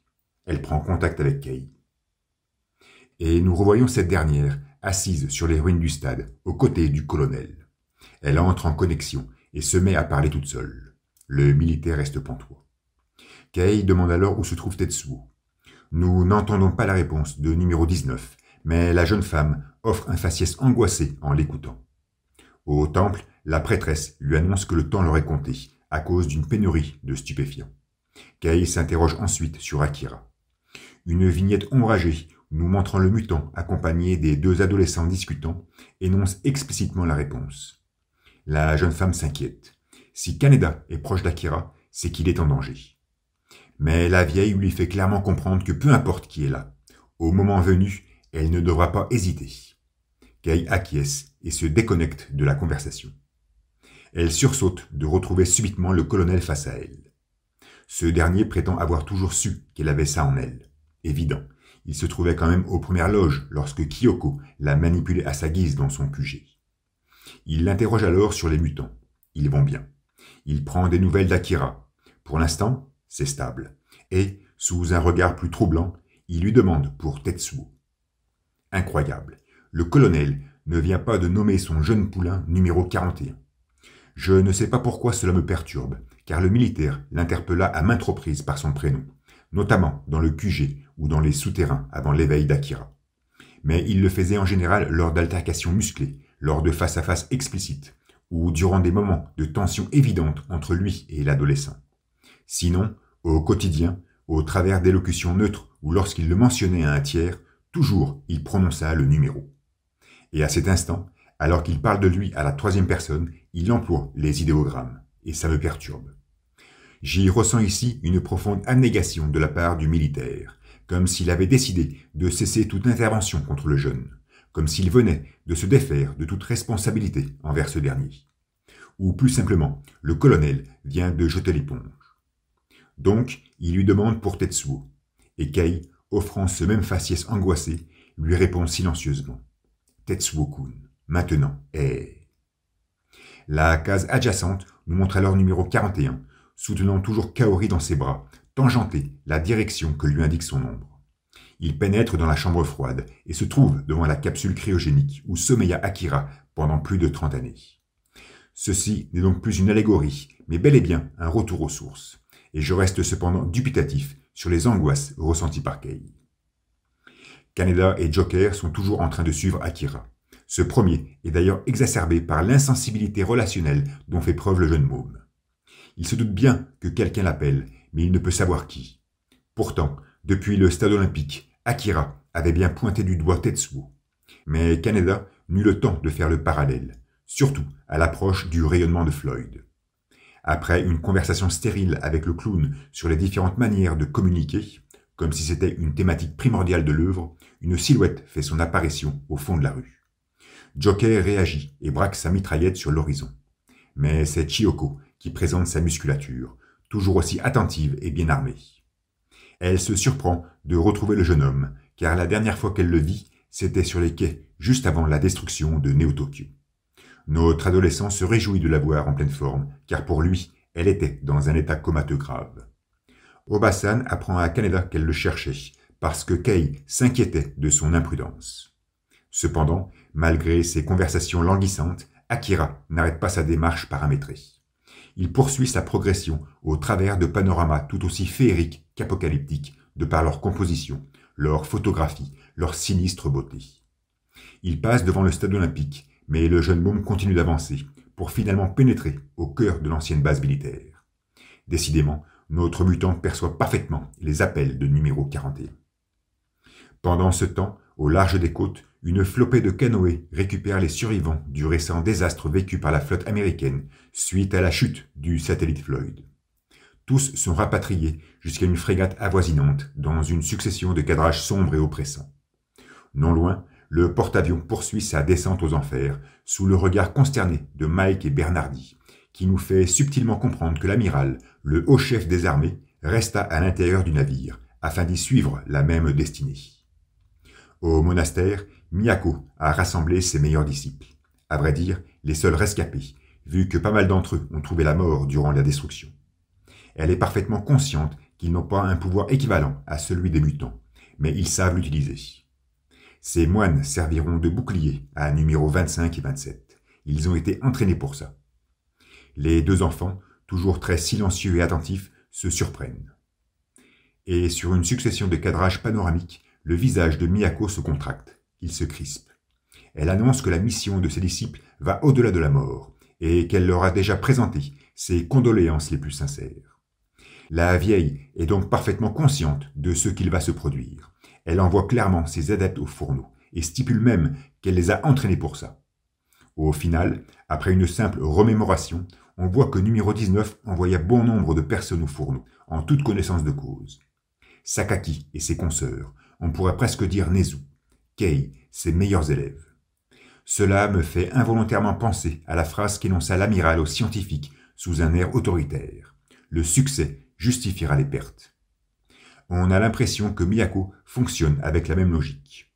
Les Américains souhaitaient éliminer Akira. Ce fut un échec absolu et les pertes furent énormes. Du côté de la prêtresse, les pertes sont déjà colossales. Et quel sera son succès? Mais surtout, quel succès cherche-t-elle? Cette dernière prétend vouloir utiliser l'énergie de Tetsuo pour porter un coup fatal sur Akira. Mais ceci ne peut être certain. Dans le passé, elle fit tout pour réveiller numéro 28. Elle sacrifia même Nezu pour ça. Ensuite, elle fit tout pour récupérer le mutant. Elle sacrifia Sakaki, Mozu et Miki pour ça. Maintenant, elle devrait sacrifier Kei et ses meilleurs disciples pour éliminer Akira? Cela n'a aucun sens. De plus, et il ne faut surtout pas l'oublier, ce sont ses propres dires, mais Miyako fut conçue pour ouvrir la voie au numéro 20. Ceci est dans ses gènes, cette mission se trouve greffée au cœur même de ses chromosomes. Le succès qu'elle recherche, donc, va au-delà du numéro 20. Peut-être dans sa continuité, peut-être dans son prolongement, ou pourquoi pas dans sa consécration. Si les Américains sont prêts à sacrifier des centaines de personnes pour n'en éliminer qu'une seule, comme l'exige la grande tradition hollywoodienne, on pourrait presque dire que c'est leur problème. Mais Miyako n'est pas comme ça. Elle ne répond pas à cette logique. Jadis, alors qu'elle avait à peine 10 ans, elle mourut pour accomplir sa mission. Et ce fut un succès. Les numéros 20 virent le jour. Aujourd'hui, elle est prête à sacrifier la vie de ses disciples, celle de sa fille adoptive Kei et probablement la sienne pour s'octroyer d'un second succès, pour se faire actrice de cet accomplissement qui changera la face du monde. Mais lequel? L'énoncé de Miyako n'est peut-être finalement pas à prendre au premier degré. Les palabres la constituant comportent sûrement une esthétique qui leur est propre. Mais nous, spectateurs passifs de cette saga, ne possédons pas cette rhétorique évasive et subliminale si chère à la vieille. Il nous est donc difficile de comprendre, à ce niveau de lecture, ce qu'elle recherche en voulant utiliser l'énergie de Tetsuo pour porter un coup fatal sur Akira. L'environnement s'éclaircit alors subitement. Un plan séquence nous montre les moines prendre place autour du lit de Kyoko et du fauteuil de Masaru. Cette première n'a d'ailleurs plus ses électrodes sur le front. Oubli de la part d'Otomo, ou fut-elle réellement déconnectée pour mener à bien sa mission? Bref, tous sont en position de méditation. La vieille est toujours debout et confirme la mise en place de ce bouclier. Elle s'agenouille ensuite, difficilement, dépose sa canne face à elle et conforme son corps dans un maintien identique à celui de ses disciples. Numéros 25 et 27 dévisagent le fractionnement de sa gestuelle. Au stade, Kei réagit. Elle regarde le colonel et lui affirme qu'elle doit y aller. Dans la base secrète, nos trois protagonistes continuent de suivre l'avancée inconditionnelle d'Akira. Ils arrivent alors au pied du mont de charge. Joker est interrogatif. Kaneda sourit. Cela lui rappelle ses escapades passées. Soudain, une voix résonne des profondeurs et Ryu fait son entrée en scène. Chiyoko est surprise et le visage de Kaneda est tout simplement hilarant. L'ancien anarchiste était quand même le principal prétendant de Kei à l'époque, et il est toujours, pour notre héros, son unique rival. Ryu leur révèle alors que Tetsuo se trouve en bas du tunnel et qu'il portait une fille dans ses bras. Kaneda réagit et pense tout de suite à Kei. Mais c'est vraiment sous-estimer Ryu qui lui affirme que ce devait être une réfugiée qu'il avait comme animal de compagnie. Face à ce nouveau contexte, Obasan émet ses doutes sur le fait de poursuivre la descente avec Akira. C'est comme se jeter au feu avec une bombe sur le dos. À croire que nos protagonistes se sentent capables de décider si Akira doit les suivre ou non, alors que cela fait 1 heure que ce sont eux qui le suivent au pas. Ryu suit Tetsuo comme un petit chien. Kaneda, Joker et Chiyoko suivent numéro 28 comme des petits chiots. Et c'est Kaori, l'animal domestique. J'ai toujours aimé comment Homo sapiens, parfois, savait subtilement se défaire de sa condition. Bien évidemment, je délire, elle était facile, et je m'excuse, mais je ne pouvais pas m'en empêcher. Car en fait, ce qui est déconcertant dans cette scène, ce ne sont pas ces billevesées sinologiques, mais bel et bien la réplique de Kaneda à cette mise en doute d'Obasan. Il paraît qu'on peut éteindre des incendies pétrolifères avec de la nitro. Depuis quand notre jeune badass joue-t-il avec la métaphore? Depuis quand donne-t-il l'impression d'être impliqué dans ces préoccupations tangibles qui l'entourent? Et de plus, il dit cette phrase avec tant de décontraction, tant d'assurance que ça en devient presque irréel. Après un colonel qui nomme numéro 41 Tetsuo pour clairement annoncer sa retraite, voilà Kaneda qui se fait le scribe d'Héphaïstos pour judicieusement s'immiscer dans la bataille finale. Cela ressemble fort bien à une passation de pouvoir. Sur une succession de cases silencieuses, un plan séquence balade nos pupilles dans les entrailles suffocantes des souterrains, pour les guider jusqu'à cette cloison blindée entr'ouverte. Au-delà de son ombre, une légère brise se fait perceptible, elle ondule sa mouvance incertaine vers les prémices de la chambre froide. La capsule cryogénique se dévoile alors, dans un cadrage oppressant. La lumière est tellement faible que l'on distingue à peine les katakana d'Akira écrits au-dessus de son sas. Tetsuo est là, perché sur ce dôme métallique qui servit de couche à numéro 28. Il est abachi, amorphe, on le sent exténué. Aucune trace de Kaori. La fine brise pénètre délicatement dans la chambre froide. Notre héros reste stoïque, impassible, concentré. Et Kei se dresse soudainement devant lui. Elle le dévisage d'un regard cuisant. Tetsuo réagit, paisiblement, et converse avec la jeune femme. Cette dernière lui apprend qu'Akira et Kaneda sont en chemin. La main droite de Tetsuo se met promptement à trembler, de façon spontanée. L'adolescent l'observe. Il s'interroge, donne l'impression de douter de son existence. Je me rappelle alors de cette sublime vignette de numéro 41, visuellement insupportable, nous montrant la dilacération de son bras droit suite aux tirs répétés de sol.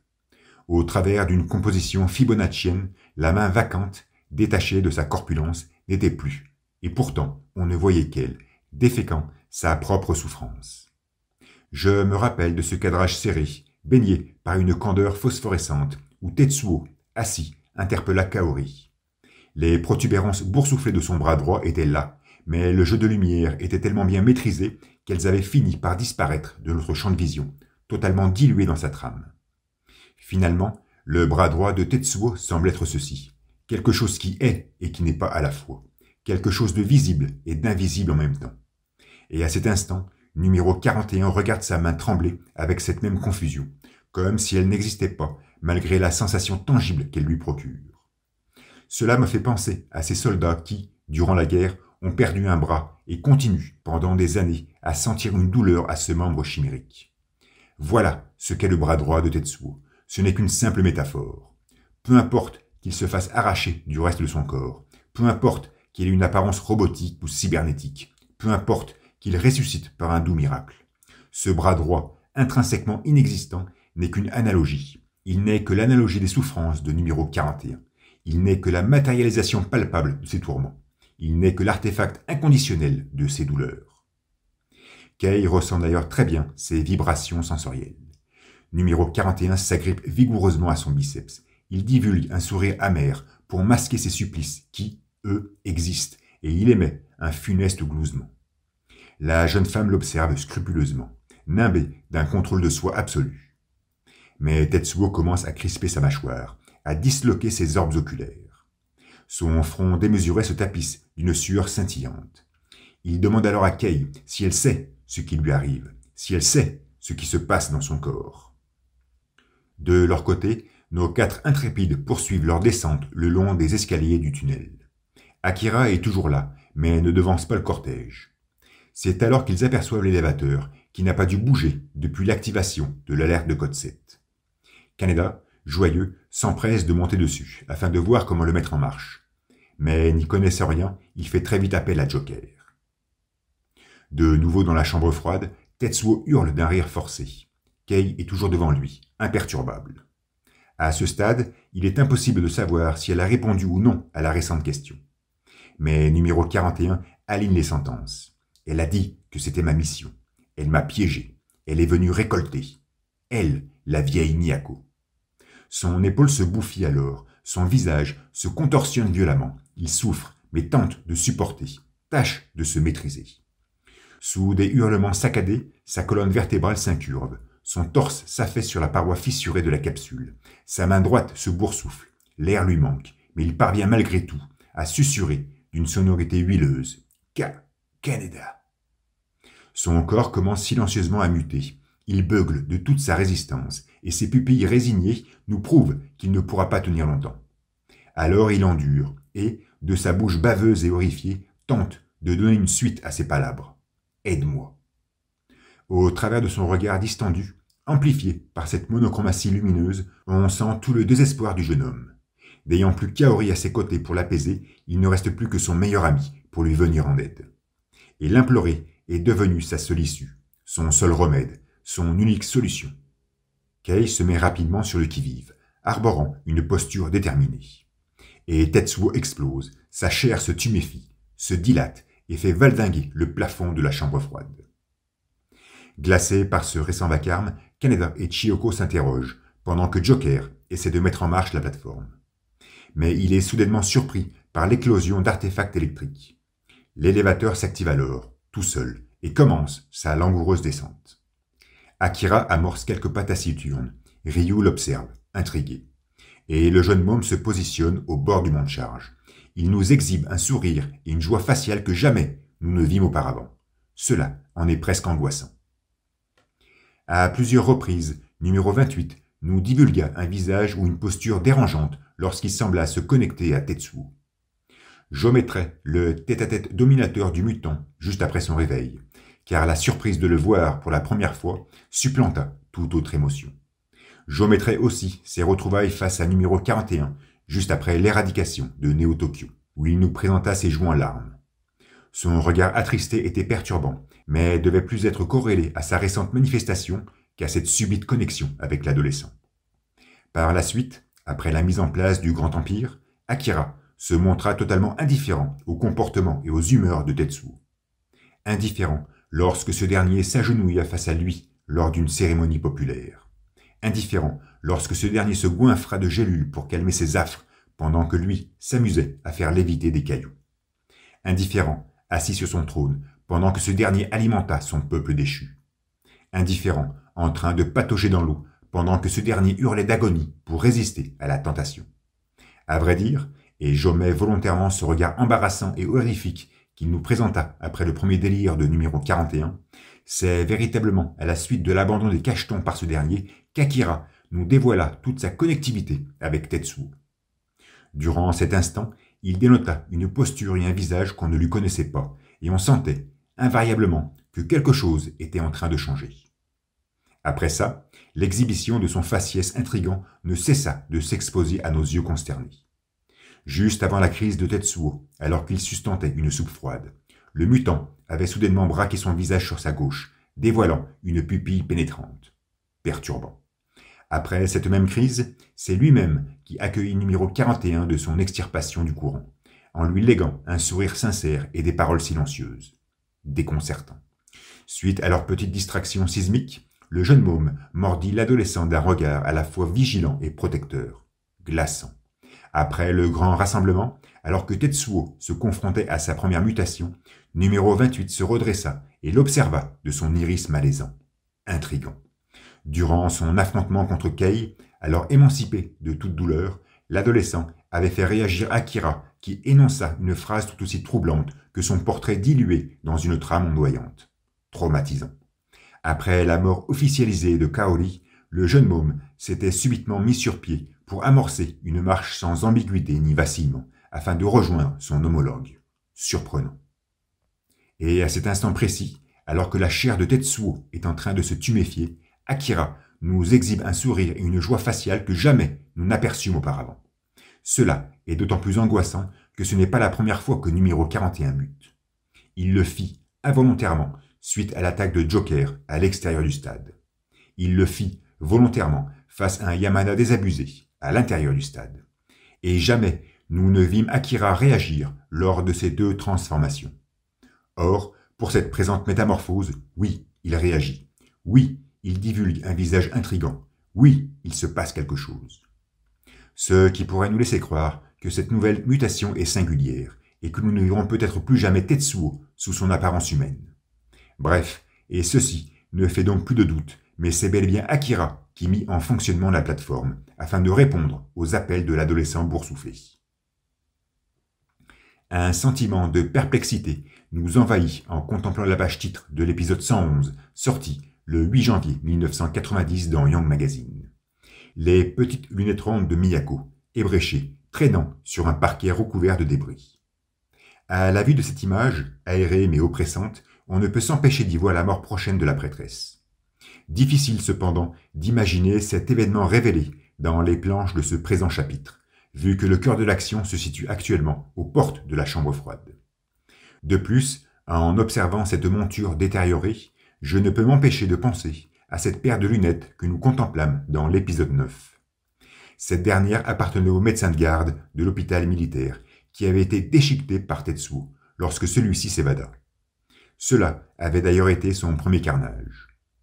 Par une banale et furtive analogie, trop simple peut-être, j'y vois ici, dans cette présente page-titre, son dernier. Plus qu'une prémonition, donc, cette illustration est une véritable anticipation de ce qui va advenir. Miyako va mourir, très prochainement, de la furie déprédatrice de numéro 41. Entre cette mort annoncée, le récent sourire angoissant d'Akira, l'hypothétique singularité de la mutation de Tetsuo, son potentiel dernier carnage, on sent que l'histoire arrive à son climax et que l'on est tout proche de sa fin. Pendant ce temps, Tetsuo continue de tuméfier son corps. Il a maintenant l'apparence d'un nouveau-né, les yeux clos, la bouche entr'ouverte, identique à ce qu'il était le jour de sa naissance. Sa main droite se plaque contre le sol, poussant Kei à esquiver l'impact pour se réceptionner sur de la tuyauterie. Miyako prend alors la parole avec fermeté et affirme que l'ego du jeune vient de s'effondrer, confirmant de ce fait la singularité de sa récente transformation. À l'écoute de ces mots, numéro 41 réagit, ouvre délicatement ses paupières et commence à hurler, d'une voix stridente, le nom de Miyako, accentuant volontairement sur le dernier syllabaire, comme s'il venait de soudainement sentir la présence de la vieille. Sur le mont de charge, Akira hurle à son tour cette même sonorité, ce même vocable, à la surprise de nos trois compères. À la lecture séquentielle des cases, on serait en droit de penser que l'action de Tetsuo engendra une réaction chez le mutant. Mais je considère plutôt que nos deux jeunes sont en résonance, en parfaite synchronisation.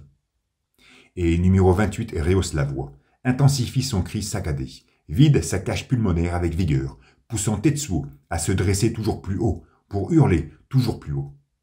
Ce dernier, déséquilibré par sa masse opulente, finit par glisser sur la capsule cryogénique et s'effondre au sol sous un vacarme tubulaire. Kei observe ce spectacle déroutant et tâche de rester concentré malgré l'émotion qui traverse son regard. Le corps embryonnaire de numéro 41 tente de se relever, et il prolonge son cri inculpatoire. « Miyako !»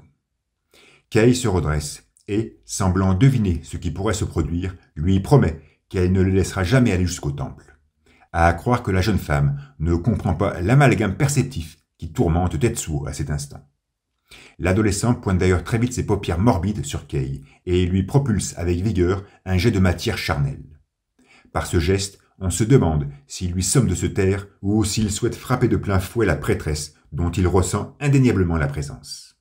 Ceci dit, sur une succession de cases véloces et silencieuses, Kei parvient à éviter les coups et se réceptionne alors face à une toile des plus traumatisantes, face à une fresque murale des plus bouleversantes, face à un visuel que seul Otomo peut exaucer, avec Tabakatake à l'arrière-plan. Sur 2 tiers de page, imbibée par une trame uniforme, la corpulence poisseuse de Tetsuo se recroqueville dans une posture gerbante et illisible. Ses membres sont à peine discernables, sa colonne vertébrale est très bien marquée, Son cou semble distordu, ses paupières sont tout juste entr'ouvertes, et de sa bouche alvéolée s'extirpe à nouveau sa requête. « Kaneda, aide-moi !» Même dans cet état fœtal, même avec son ego effondré, on sent numéro 41 tiraillé par les émotions. Il passe d'une haine viscérale envers Miyako au supplice inconditionnel de son ami. Il en veut à la vieille d'avoir fait de lui ce qu'il n'a jamais voulu être, et il implore son compagnon de le secourir, car lui seul peut accomplir cette tâche. Et Tetsuo le sait. Cette illustration est époustouflante. Son absorptivité, embellie de détails autosuffisants, lui confère une beauté intrinsèquement pathétique, une enjolivure qui frise l'absurde. Et même sans une caméra positionnée en contre-plongée, elle nous montre toute la grandeur de Tetsuo, toute sa complexe fragilité, toute sa sibylline vulnérabilité. C'est comme si le jeune prenait volontairement l'apparence d'un nouveau-né pour nous déballer, sans vergogne, tous ces qualificatifs dignes d'une espèce humaine. Depuis le mont de charge, Kaneda observe le bout du tunnel. On le sent anxieux, comme s'il percevait la requête de son ami. Derrière lui, Ryu porte une fiole de whisky à sa bouche. Leur furtif jeu de regard échangé peut sembler comique. On a vraiment l'impression d'entendre Kaneda se dire « Kei mérite mieux que ce poivreau ». Pauvre Ryu, depuis la destruction de Neo-Tokyo, il sombra dans l'alcoolisme et ne put véritablement en ressortir.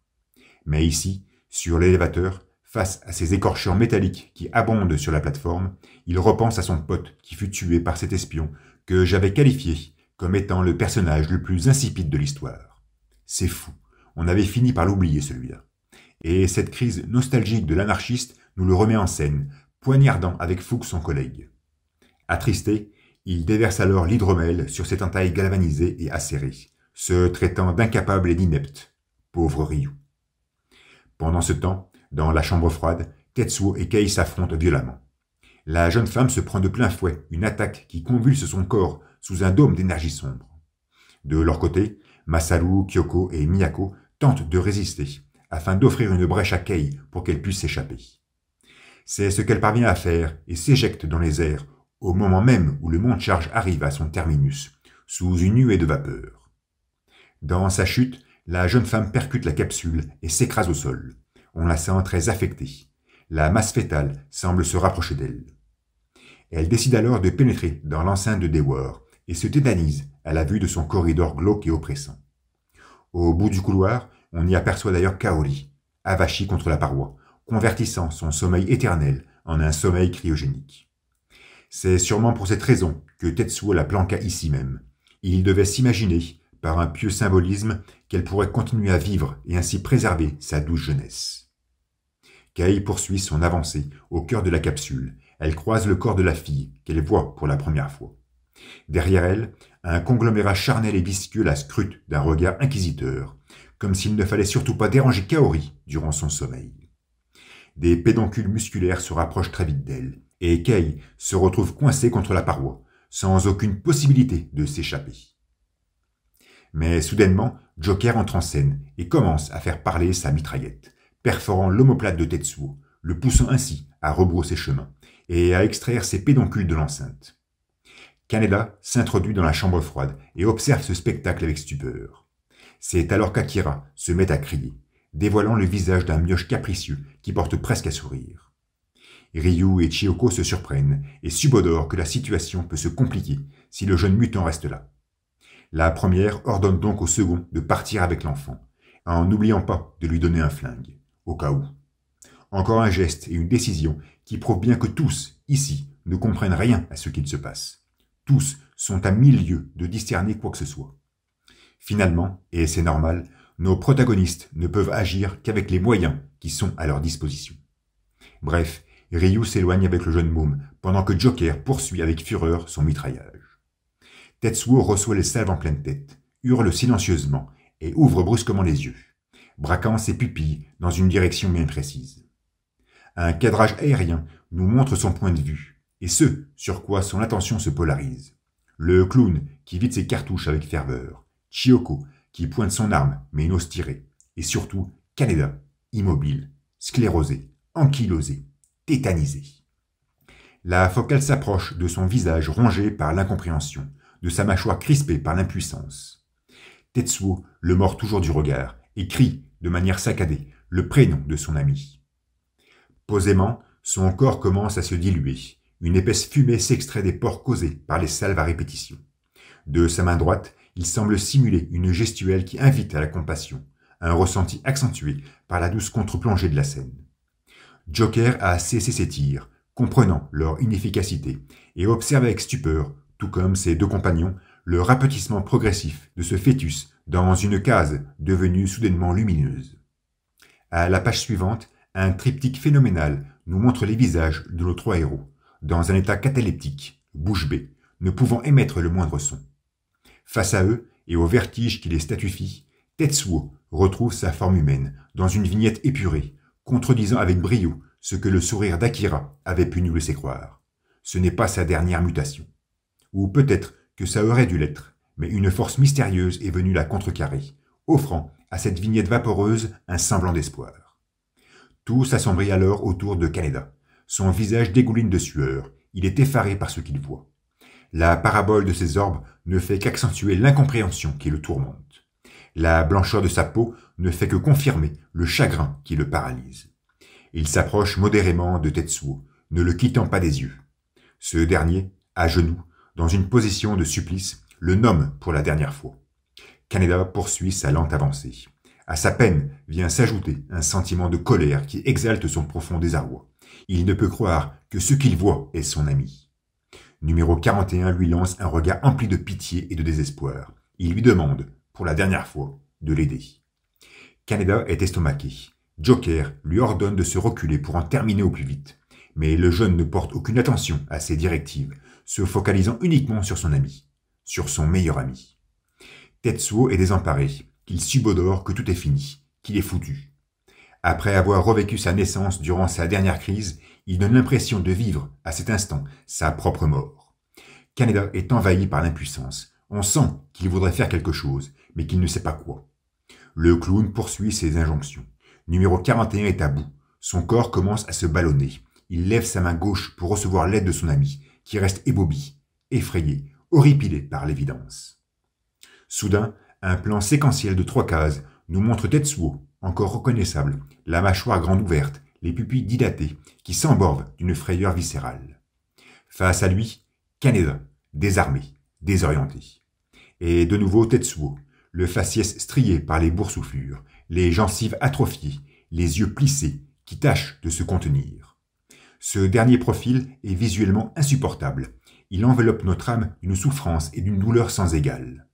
L'espacement entre les incisives, cette bave qui ferait son chemin au travers de cette porosité cutanée, le mutisme du cri qu'il profère. Autant de détails qui nous montrent l'état de désespoir dans lequel se trouve numéro 41. On sent qu'il veut contrecarrer les forces qui le dominent. On sent qu'il veut résister à leur contrôle. On sent qu'il veut lutter contre l'inéluctable. Mais on sent aussi parfaitement qu'il est conscient qu'il n'en pourra rien, qu'il ne pourra s'opposer à une telle pression. Et son corps finit par grossir, dans un arrêt sur image hors norme, qui nous plonge dans l'aberration. Kaneda est toujours scotché dans son inertie. Tetsuo, dilaté, tente en vain de supporter. La contracture de sa mâchoire et de ses phalanges en est une preuve irréfutable. Et l'adolescent écarquille les paupières pour fixer son ami bien droit dans les yeux et ainsi nous offrir un autre face-à-face mémorable. Lui, ballonné, le visage hachuré et dégoulinant, promulgue un dernier regard empli d'une incommensurable tristesse. Il sait qu'il va mourir, il sait qu'il ne reverra plus son ami, il sait que tout est fini, et sait aussi que cette amitié qui le lia à Kaneda fut cette force mystérieuse qui lui permit de tenir jusqu'à cet instant afin de lui léguer, peut-être, son dernier regret. Devant lui, son pote, asséché, le visage candide, mais submergé par les mêmes supplices, demeure cependant plongé dans la confusion et dans la non-croyance de ceux qui l'observent. Cependant, la précision scintillante de son regard nous montre que Kaneda, à cet instant, vient de cerner la souffrance intrinsèque de Tetsuo. Lui qui, durant son enfance et son adolescence, n'avait jamais perçu les affres de son ami, même lorsque ces derniers étaient palpables, comme lors de l'accident avec Takashi, semble aujourd'hui les ingurgiter de plein fouet en contemplant cette masse amorphe qui se dessine devant lui. En considérant ce diptyque, il me vient directement à l'esprit ce face-à-face que nous vîmes au milieu de l'épisode 7, sorti il y a 7 ans, quand nos deux jeunes s'étaient frictionnés suite à une bastonnade contre les clowns. Je trouve le parallèle déconcertant.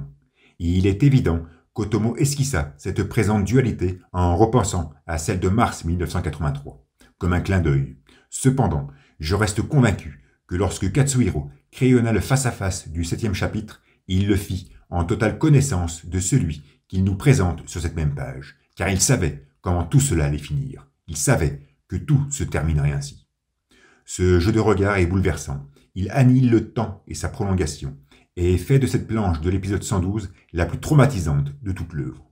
Je ne peux m'empêcher de chialer à chaque fois que je la contemple. Bref, le corps de Tetsuo explose. La morphologie qu'il prend nous dicte clairement que cette mutation, oui, sera sa dernière. Joker et Chiyoko se mettent à tirer instinctivement, et la masse poisseuse et débordante s'accapare alors de Kaneda, qui demande de l'aide au clown dans une image directement inspirée par le film de 1988. Kei se trouve toujours dans le couloir de la capsule cryogénique. Elle entend Miyako lui ordonner d'éloigner Akira au plus vite. Nous retrouvons d'ailleurs le jeune môme sur le mont de charge, en train de pousser son cri, preuve qu'il est en parfaite connexion avec numéro 41. Ce dernier a maintenant l'aspect d'un fœtus. Sa taille est telle qu'il perfore le plafond de son crâne dégarni. Joker et Chiyoko sont désabusés. Ryu tente de mettre en marche l'élévateur, et y parvient. Akira, de nouveau silencieux, l'observe avec intérêt. Le mont de charge commence son ascension, et le mutant pousse de nouveau sa gueulante. Oh, oh, oh, oh! Kei se trouve maintenant à l'extérieur de l'enceinte, à la grande surprise d'Obasan, qui ne s'attendait pas à la voir en ces lieux. Joker poursuit son mitraillage inutile, mais le sol commence à s'effriter, et il ne leur reste plus qu'une solution, la fuite. Tout se passe très vite, les cases réduites se succèdent avec ferveur, mais laissent quand même le temps à Joker de dire à Kei que Kaneda a été absorbé par ce monstre. Après pas mal de cabrioles, nos trois héros parviennent à s'extraire de la chambre froide. Dehors, le sas qui servait d'accès à la base secrète amorce son ouverture et finit par s'effondrer sur lui-même. On y voit alors la masse sirupeuse de Tetsuo faire surface. Au travers des débris et de la poussière, on peut même y remarquer ses yeux clos et sa mâchoire entrebâillée. Depuis le mont de charge, les secousses se multiplient. Tout s'écroule dans le tunnel. Akira est insensible à ce brouhaha et reste bien droit, tout en prolongeant son cri qui ne peut se faire entendre. Ryu est inquiet. À l'extérieur, la masse fétale poursuit son élévation, et une illustration pleine page, phénoménale, nous montre le corps boursouflé de Tetsuo posé sur la capsule cryogénique. À la vue de cette image, le choc rétinien est violent. La prolifération des détails nous hypnotise et nous plonge dans une torpeur des plus délicieuses. Ce visuel n'a nul lieu d'être expliqué. Il se suffit à lui-même. C'est une œuvre d'art qui mérite uniquement d'être contemplée. Cependant, si je devais en donner une signification, tout de suite, comme ça, de manière brute, je dirais que dans son ultime désespoir, peu importe sa destinée, Tetsuo s'y rendra toujours aux côtés de Kaori. La porte de l'enceinte montre que l'inclinaison de la capsule est optimale pour que la jeune fille y reste bien à l'intérieur. Une illustration éminemment apocalyptique pour introduire l'épisode 113, sorti dans Young Magazine le 5 février 1990. Nous y voyons la capsule cryogénique s'extraire du cratère avec une prestance quasi identique à celle de la dernière page du chapitre antérieur. Même valse tubulaire, même harmonie structurale, même orientation spatiale, même position de son sas. Seul le corps globuleux de Tetsuo n'y apparaît pas à sa cime. Un visuel impactant qui inaugure l'épisode le plus court de toute la saga, avec juste 12 planches, ce qui est amplement pardonné, tant la catalepsie imposée par ce dépouillement graphique est colossale et jubilatoire. Sur le mont de charge, les secousses dues à l'éruption de la chambre froide se font de plus en plus sentir. Ryu en perd l'équilibre. Soudain, Akira, ballotté par une bise insoupçonnée, commence à rapprocher ses mains gantées l'une de l'autre. De sa bouche s'extirpe la même vocalise saccadée et uniforme. L'ancien anarchiste est abasourdi. Il comprend parfaitement bien ce qui se cache derrière ces gestuels qu'il put contempler, jadis, depuis les quais. Numéro 28 hausse le ton. Son regard se concentre sur la jonction de ses paumes. On perçoit la contraction musculaire de ses avant-bras. Au monastère, Masaru sursaute d'inquiétude. Kyoko, de nouveau connecté à ses électrodes, s'exclame instinctivement. Il est trop tôt. Ce qui laisse sous-entendre que ce qui est en train de se produire à cet instant précis ne doit tout justement pas se produire à cet instant, mais il n'empêche que cela doit se produire. Akira doit donc se manifester, pour la 3e fois. Pas maintenant, mais il le doit. Cela me refait penser aux paroles de numéro 25, lorsqu'elle conversait avec ses confrères dans le QG de l'armée, au début de l'épisode 19. Elle nous avait transmis comme un signal subliminal qu'Akira devait être l'artisan d'un accomplissement qui changera la face du monde. Et on sent, à l'instant présent, que cet accomplissement est sur le point de se réaliser. Mais pourquoi est-il trop tôt? Et Miyako répond, Tetsuo n'est pas encore dans sa phase finale. Mais qu'est-ce qu'un Tetsuo en phase finale? Lors de son entretien passé avec numéro 41, la prêtresse lui avait affirmé que la consommation de drogue limitait le potentiel de son pouvoir. Elle lui avait d'ailleurs ordonné d'arrêter cette consommation pour tout justement pleinement libérer ce potentiel. C'est ce que fit l'adolescent et il commença à muter. Son anatomie ne pouvant supporter une telle quantité d'énergie, cette dernière devait sans cesse s'épandre vers d'autres corporéités. Toutefois, Tetsuo sut contenir cette énergie, soit en recueillant la douce affection de Kaori, soit en recevant au poitrail le dernier cri du génie génétique américain, soit se transformant en un fœtus difforme, réminiscence de sa propre naissance et origine même de ses propres souffrances, soit en s'assujettissant à cette force mystérieuse que représenta son amitié avec Kaneda. Toujours, il sut dompter ce potentiel qui jamais ne put être pleinement libéré.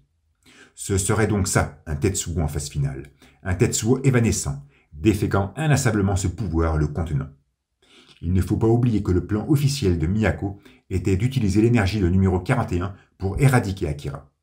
Ce qui laisse supposer que cette même énergie, une fois affranchie, serait apte à absorber le mutant. C'est peut-être pour cette raison que Kei, lors de son premier affrontement contre l'adolescent dans l'arène olympique, tenta de le perforer. Par cette action musclée, elle pensait pouvoir pleinement libérer ce pouvoir. Mais ce fut un échec. Ceci dit, nous savons tous que la vieille ne souhaite éliminer Akira, car les récents propos de Kyoko sont formels. Le jeune môme doit se manifester. Mais avant ça, il faut que la puissance de Tetsuo s'émancipe de cette masse embryonnaire. Sans quoi, et la prêtresse le souligne, la somme de leurs deux énergies pourrait être dévastatrice pour notre belle petite planète. Au-dessus du cratère, Tetsuo se met à geindre cette voyelle singulière. Il se redresse lentement et rapproche ses deux paumes l'une de l'autre, mimétisant à merveille la gestuelle et l'acoustique de numéro 28. Ce dernier est d'ailleurs toujours très concentré. Des particules phosphorescentes s'agglutinent au creux de ses mains. Un spectre lumineux commence même à se dessiner. Sa posture symétrique est seulement entachée par cette banderole de poupée qu'il porte autour du torse. Une sphère énergétique se forme alors. Le courant d'air semble sans cesse plus virulent, et tout s'écroule aux alentours du mont de charge. Ryu est désespéré. Il voit le sol s'éclaircir. Il est à nouveau témoin de cet événement qu'il vécut sur les berges du canal, avec ce jet incandescent et ses ombres projetées. Cependant, la scène ne se noie pas dans un mutisme aveuglant, car il ordonne au mutant de s'arrêter. Mais il est trop tard, la fournaise est en marche. Neo Tokyo is about to explode? De son côté, Tetsuo se présente en négatif. Baigné par l'opacité nocturne, il s'enrobe de faisceaux lumineux obscurs, comme s'il était le complément d'Akira, son inverse. Et oui, si numéro 28 a un pouvoir nihiliste, destructeur, Tetsuo, lui, a un pouvoir constructeur. Nous en fûmes témoins lors de son Little Big Bang. La combinaison de ces deux forces devrait normalement s'annuler, mais leur résultat pourrait être tout aussi catastrophique, ce qui justifie pleinement les craintes de Miyako. Lorsque la vieille mentionnait qu'elle voulait utiliser le pouvoir de Tetsuo pour porter un coup fatal sur Akira, elle sous-entendait très bien que ces deux formes d'énergie devaient se confronter. Cependant, en prenant conscience du désastre que pourrait provoquer une telle confrontation, et en appréciant un peu mieux le timing qui semble dominer l'exécution de son plan, on serait peut-être plus à même de penser en une complémentarité de ces deux formes d'énergie. Ce qui laisse présager, finalement, un coup fatal pour nos deux numéros. Désespéré, Ryu sort un flingue de sa poche et pointe l'arme sur Akira. Il réitère sa requête. « Arrête !» Mais le mutant est sourd à toute semonce. Il intensifie même sa concentration énergétique, accentue la vélocité de son vocable. L'anarchiste le mord du regard. Il sue à grosses gouttes, intégralement noyé par l'indécision. Agrippé à la gâchette de son pistolet, sa main tremble comme une feuille morte. Il fixe Akira sur le point d'exploser. et ne peut plus se permettre d'hésiter. Il finit par tirer et perfore l'omoplate droit de numéro 28, qui cesse toute entreprise sous un cri silencieux. Miyako, Masaru, Kyoko et même Kei perçoivent l'impact de la balle et restent sclérosés d'effroi. Un arrêt sur image sublime nous montre le jeune môme perdre l'équilibre. La dysthymie de ses contours buccaux et oculaires décrit parfaitement bien la douleur qu'il ressent. Lui, qui était hors de ce courant invariant, lui, qui était exclu de cette fatalité existentielle et de ce fait imperméable à toute souffrance, semble, après cet impact, s'embourber dans ce flux vertigineux. Et on a l'impression qu'il aura fallu attendre ce coup de feu pour que ses confrères le perçoivent enfin. Derrière lui, Ryu observe cette perte d'équilibre avec contrariété, et il se demande si son acte fut vain. Soudain, un énorme tuyau dégringole juste au-dessus de sa personne. Akira, lui, tombe au sol, inerte. Impossible de savoir s'il est mort ou vivant. Dehors, la concentration énergétique entreprise par Tetsuo stoppe brutalement sa croissance. L'adolescent en écarquille même les yeux. Il dévisage ses paumes dénuées, donnant l'air de ne pas comprendre, comme s'il ne faisait plus qu'un avec numéro 28, sans pour autant en être conscient. Au temple, nos 3 mutants sont en panique. Masaru et Kyoko souhaitent immédiatement aller porter de l'aide à Akira. Mais Miyako leur interdit, car ils ne doivent surtout pas s'approcher de numéro 41. Mais ils n'ont plus le temps, il faut agir au plus vite. Preuve que la manifestation du jeune môme doit se produire dans une instantanéité précise, et que cette dernière est l'objectif terminal de notre mutant. La masse fétale de Tetsuo se dresse alors dans la nuit. Elle pointe ses stémates ballonnés en direction du monastère. La trame omniprésente qui la recouvre ne fait que renforcer la rugosité de son épiderme. La prêtresse ressent son regard, elle discerne son intention, et, dans un cri de désespoir, annonce son imminente arrivée. Après un tournoiement de feuilles, nous nous retrouvons face à une illustration tout aussi apocalyptique que la page titre de cet épisode, nimbée par le même dépouillement graphique, auréolée par la même frénésie jubilatoire. La capsule cryogénique, avec son sas orienté et positionné dans la bonne direction, se soustrait de la pesanteur sur un dôme de poussière albâtre. Au-dessus, numéro 41 modèle son corps, dans une posture identique à celle qu'il arborait quand il se trouvait sur le satellite Floyd, avant son impact contre le porte-avions américain. À croire qu'il mène ici son 2e assaut, sa 2e guerre, avec la même fougue et la même vivacité. Il s'approche de la caméra, lentement, son regard est splénétique et posé. Il est serein et confiant, mais il est aussi unanime et perturbant. Il va la gagner cette guerre, il va la gagner pour lui, pour Kaori. Ceci nous fut anticipé dans une précédente page titre. Sans même proposer d'élite temporelle, nous nous retrouvons immédiatement face au monastère, détérioré et assombri par la trame. La sphère tubulée et Tetsuo nous apparaissent promptement de dos, sur un cadrage isométrique à nous faire tourner la tête. Entre cette absence de perspective et ce contraste volontairement accentué, nous perdons tout repère de distance et de volume. La capsule paraît minuscule, ou le temple démesuré, mais un problème d'échelle rend cette image instinctivement vomitive. Et le choc est imminent. La chambre froide vient percuter de plein fouet la toiture du monastère, sous une sonorité âpre et tellement reconnaissable. Tetsuo a miraculeusement disparu du cadrage, ce qui nous laisse supposer qu'il a éjecté la capsule avec fougue et enthousiasme, comme si le corps de Kaori importait moins que la vie de Miyako. La sphère métallique s'écrase sur le plancher, générant désastre et chaos au cœur de l'arène. Le visage de numéro 41 réapparaît aux côtés de sa vocalise, qui ne fait qu'accentuer la précision de son objectif. Dans sa chute, sa masse corporelle s'accapare instinctivement de quelques réfugiés se trouvant dans l'hémicycle. La vieille prétend que, n'étant plus en résonance avec Akira, il est invariablement attiré par son énergie et par celle des 2 autres mutants. Je doute que la prêtresse ignore ou ne ressente toute la rancune que lui porte Tetsuo, mais il n'empêche qu'elle ne la mentionne pas. Et même si la déviation de ses propos peut paraître absurde, car elle n'a absolument rien à cacher à numéro 25 et 27, elle nous démontre encore une fois toute son habileté rhétorique.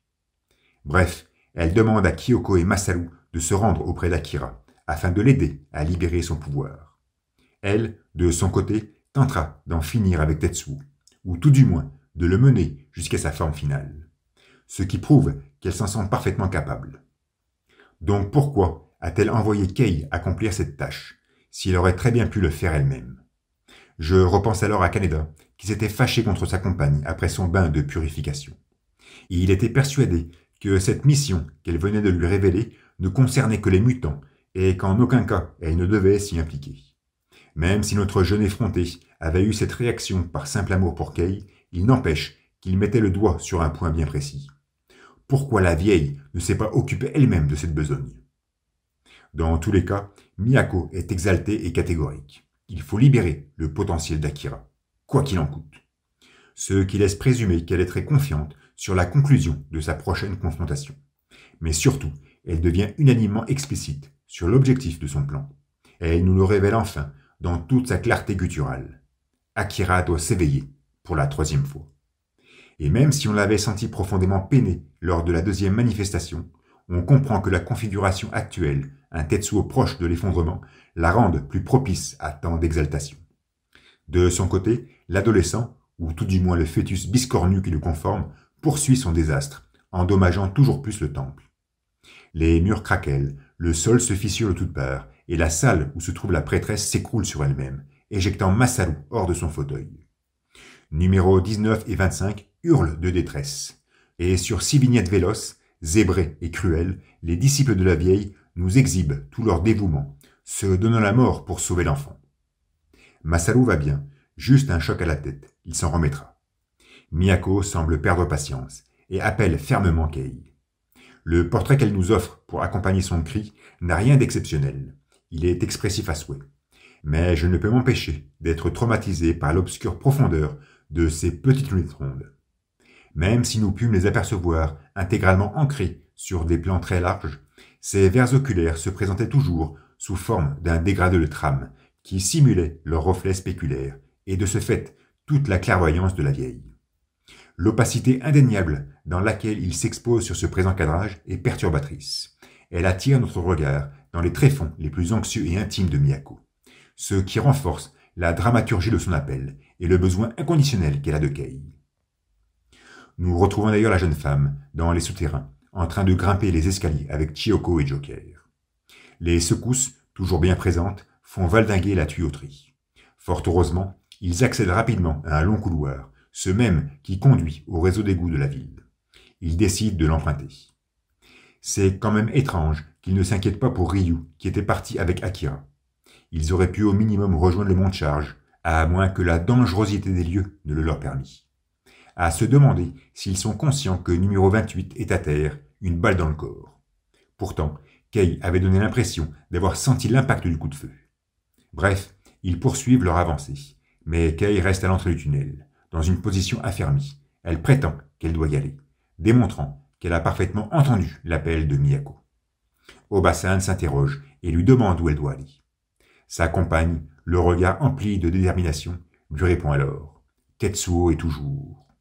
Et elle disparaît subitement de l'arène, laissant Chiyoko seule avec ses préoccupations, et prouvant, finalement, que numéro 41 est un problème inhérent à la jeune femme.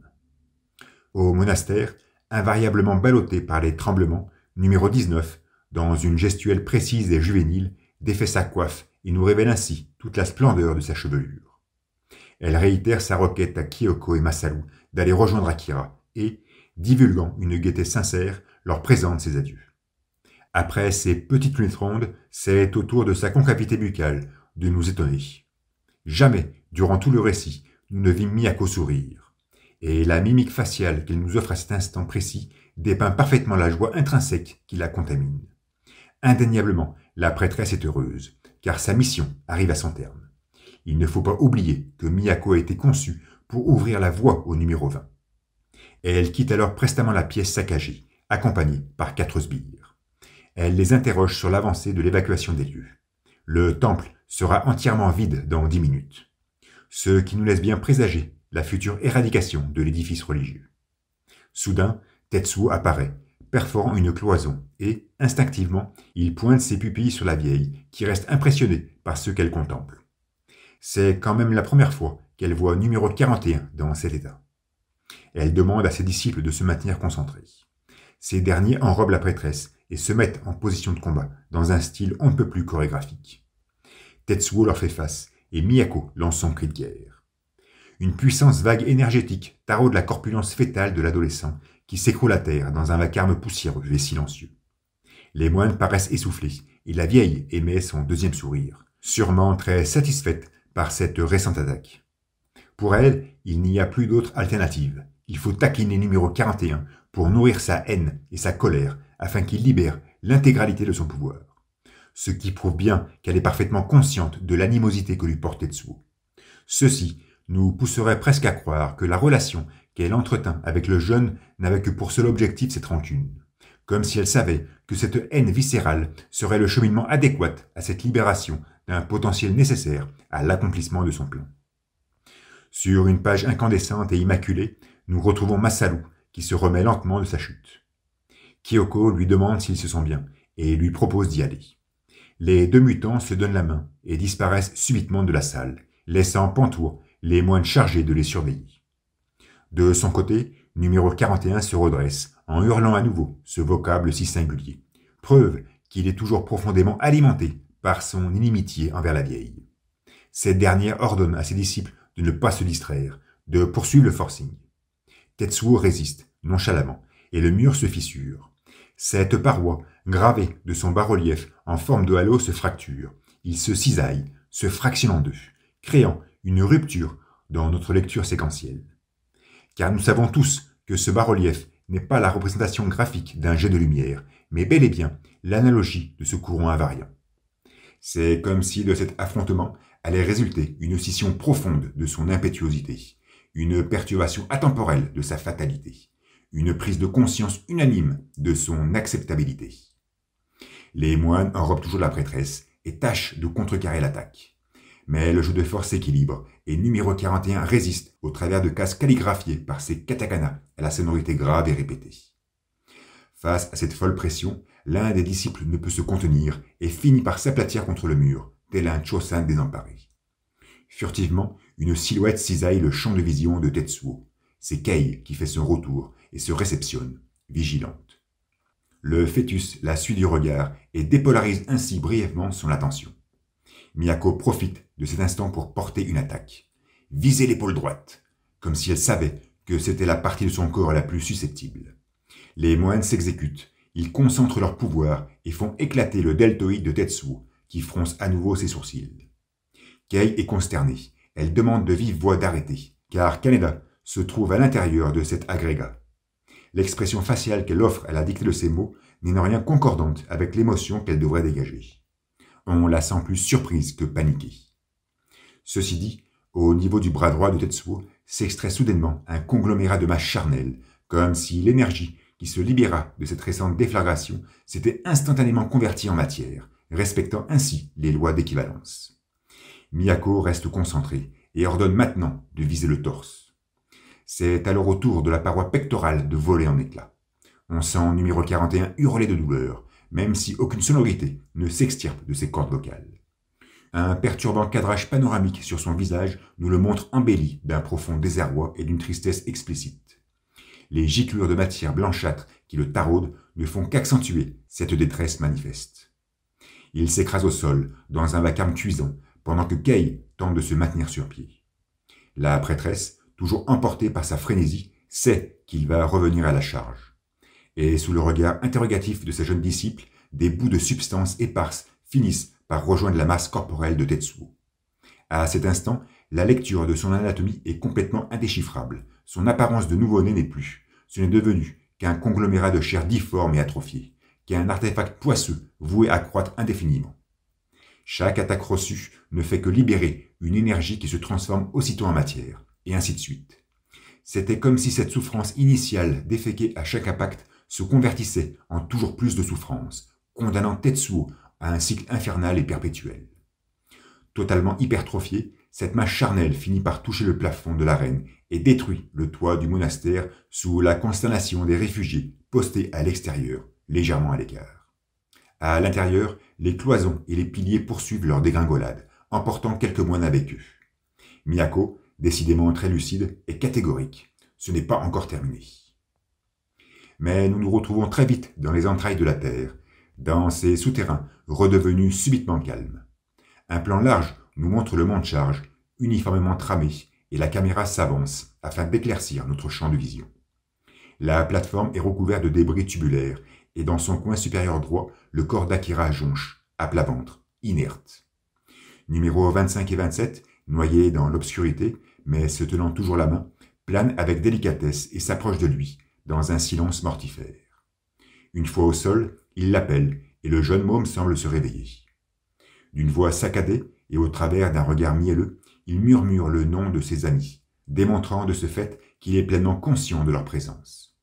Masaru et Kyoko l'incitent à se redresser, car tous comprennent, ici, l'enjeu de la situation. En arrière-plan, déchiqueté sous le poids d'un tuyau, le corps de Ryu gît sur sa mare de sang. L'ancien anarchiste est donc mort dans l'indifférence la plus absolue, et semble représenter à lui seul cette incapacité à conjurer l'inévitable. Lui, qui passa sa vie à tenter de percer le mystère Akira, ne devient finalement qu'une macabre dépouille à quelques mètres de son avènement. Et numéro 28 se redresse. Il émet un sourire démonstratif de sa totale compréhension de la situation. Il s'interroge alors pour Takashi, et les autres aussi, comme s'il ne les avait jamais oubliés, et s'inquiétait soudainement pour eux. Pourtant, juste avant sa deuxième manifestation, lorsqu'il se retrouva face aux 3 mutants sur le bord du canal, il avait donné l'impression de ne pas les reconnaître. Et ici, après avoir reçu cette balle en pleine omoplate, il recouvre sa mémoire et révèle sa joie enfantine de revoir ses amis. Kyoko, arborant cette même joie, le réconforte, lui assurant qu'ils vont bien et qu'ils sont là, eux aussi. Un plan aérien nous expose ensuite le vertige tubulaire des souterrains, où Takashi se dessine en amont, l'évitant avec délicatesse. Il se rapproche de ses compagnons, qui tous montrent un visage radieux. Derrière lui, 4 autres enfants, 2 filles et 2 garçons, les mêmes que nous vîmes sur la photo de famille aperçue lors du langoureux entretien entre Miyako et Tetsuo. Sur ce tirage papier, un siège vide nous avait fait comprendre qu'Akira n'était pas là. Et maintenant, à cet instant précis, nous pouvons contempler nos 8 mutants, du numéro 21 au numéro 28, ensemble. Tous donnent l'air d'être évanescents, sauf Akira, avec sa noire chevelure et la trame de son petit poncho. Un négatif, en quelque sorte, de cette photo de famille. Takashi, le sourire sincère, se rapproche. Notre jeune môme le regarde, exténué mais heureux. Ses pupilles ont retrouvé la profondeur de l'ébène. Et tout s'illumine promptement. Nos 7 mioches contournent la silhouette de numéro 28 dans une clarté imperméable et affirment qu'ils seront toujours ensemble. Les visages de Masaru et Kyoko rajeunissent, leurs joues deviennent laiteuses et leurs iris globuleux. Il demande à Akira, d'un air calme et posé, s'il peut utiliser le pouvoir. Une image transparente nous montre ensuite nos 7 bambins, tous le sourire aux lèvres, écouter avec attention la réponse de numéro 28. Je me rappelle alors de ces 2 vignettes, provenant elles aussi du flashback relaté par Miyako, où nous avions pu observer nos 8 bambins, ensemble, mais dispersés en petits groupes, mimant des expressions faciales variées et surtout avec un Takashi triste et à l'écart. Ici, tout est différent. Ils sont tous unis et baignés par la même félicité. Eux qui furent sacrifiés pour le progrès de la science, eux qui servirent de cobayes pour un renouveau eugéniste, sont de nouveau ensemble, comme à l'époque du laboratoire, dans leur apparence la plus juvénile. À ce niveau actuel de lecture, il nous est toujours impossible de connaître les raisons de la première manifestation d'Akira, le 6 décembre 1982. Et il doit en être ainsi pour l'intégrité du récit. Nous pourrons presque dire que la deuxième manifestation fut accidentelle, dans le sens où elle n'aurait pas dû se produire, mais elle s'est produite. À la vue de cette scène et de son découpage capricant, nous savons maintenant que nous sommes aux prémices de la troisième, et que cette dernière, oui, va répondre au mystère Akira. Cette manifestation ne pourra pas nous être inconnue, car nous allons la vivre en direct. Elle ne pourra pas être accidentelle, car on sent qu'elle est bien préparée et paramétrée. On est donc tout proche de cet accomplissement qui va changer la face du monde, et qui nous fut implicitement présenté dans les pages de l'épisode 19, paru il y a plus de 6 ans. Tous sourient. Takashi sourit. Personne n'est à l'écart. Tous sont là, unis, et Akira acquiesce par l'affirmative. Pendant ce temps, au monastère, la masse poisseuse et gerbante de Tetsuo continue de croître. Sous le regard effaré des réfugiés, son corps devient tout simplement méconnaissable. Il n'est plus qu'un conglomérat incohérent et difforme de lui-même. Numéro 19 s'extrait des décombres difficilement. Elle est mal en point et ne porte plus ses petites lunettes rondes sur le nez. Instinctivement, on les imagine alors ébréchées, traînant sur un parquet recouvert de débris. Elle sent qu'elle a gaspillé la plus grande partie de son énergie, et, dévoilant des yeux vitreux, elle appelle Kay.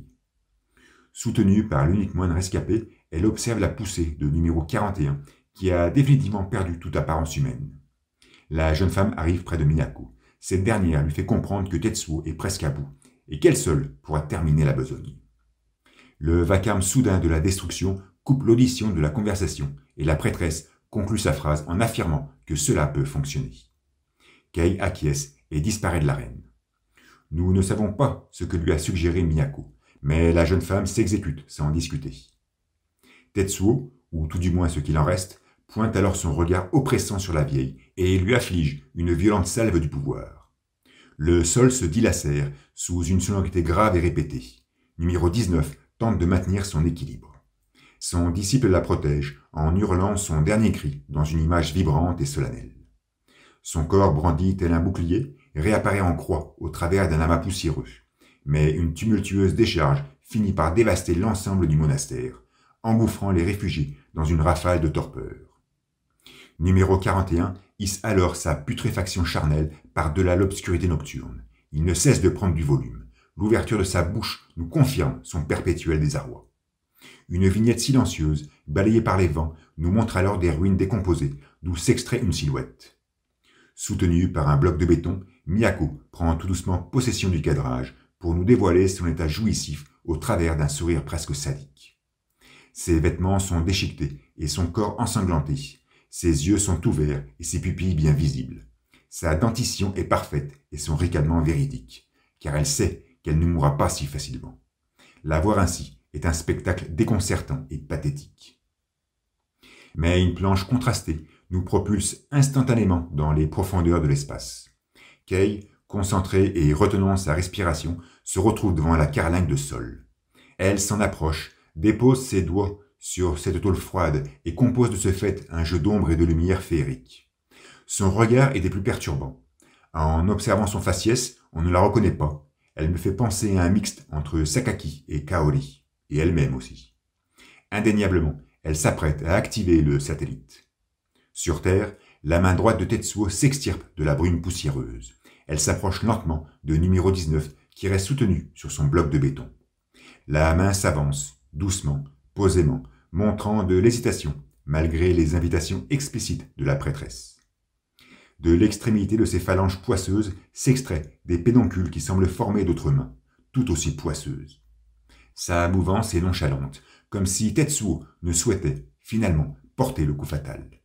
Mais Miyako ne compte pas s'embourber dans l'inertie. Elle émet une violente décharge contre cette paume gluante qui finit par rétrocéder. La vieille est à bout de souffle. Sur 2 tiers de page, elle nous exhibe son corps famélique et en sang. Nous, qui, depuis le début de la saga, avons l'habitude de la voir bien portante, assise sur son futon, ornée de sa belle coiffe, dans un état de sérénité absolue, nous dépeint ici son contraire le plus cruel. Sans poitrine, sans musculature, les cheveux en bataille, et la bouche remplie d'hémoglobine, elle calligraphie cependant ce même sourire sadique, signe indiscutable de sa jubilation. Soudain, pris d'un spasme violent, elle contracte son visage pour rouvrir instantanément ses yeux, projetant sur le lecteur ses pupilles ulcérées et blanchâtres. Elle donne l'impression de voir pour la première fois depuis qu'elle sortit de son coma de 13 ans.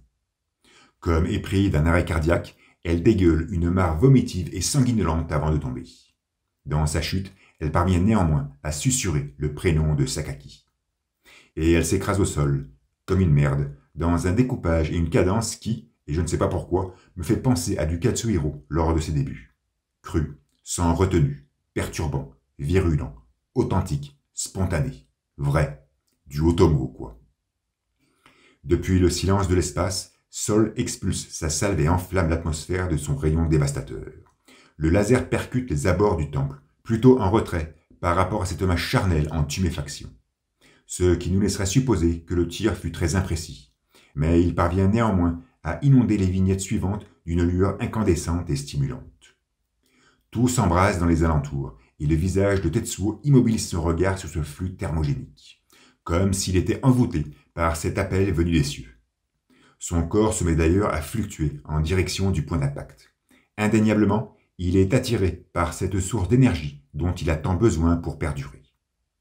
À l'intérieur des décombres, Miyako, qui n'est toujours pas morte, ordonne à Kei de pointer l'objectif sur elle, d'orienter le laser dans sa direction, de tirer sur son propre corps.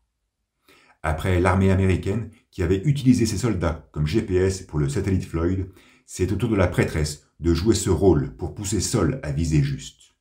Mais la jeune femme est indécise, ce qui démontre bien que son premier tir était parfaitement calculé. Elle ne voulait pas détruire le temple ni tuer la vieille. Mais numéro 19 insiste, et, pendant que des mains droites se forment sans relâche depuis cet amas de chair difforme, elle lui énonce, dans une calligraphie quasi identique, la même phrase qu'elle lui proféra lorsque sa disciple se trouvait au stade olympique. « Peu importe qui est là, je t'ai dit de ne pas hésiter. » Le visage de Kei se noie dans une torpeur insatiable. Elle est rongée par les doutes et ne sait pas quoi faire. La prêtresse termine alors sa dictée en lui déclarant de faire ce qu'elle a à faire. Mais que faire? Au travers de ses yeux miroitants et velléitaires, la jeune femme doit penser à Kaneda, emprisonnée dans les entrailles de Tetsuo. Elle doit penser à Miyako, aux portes de la mort. Mais elle doit repenser à Ryu aussi, et au combat qu'ils menèrent ensemble, jadis. Elle doit repenser à ses déboires dans le QG de l'armée et à sa connexion avec Kyoko.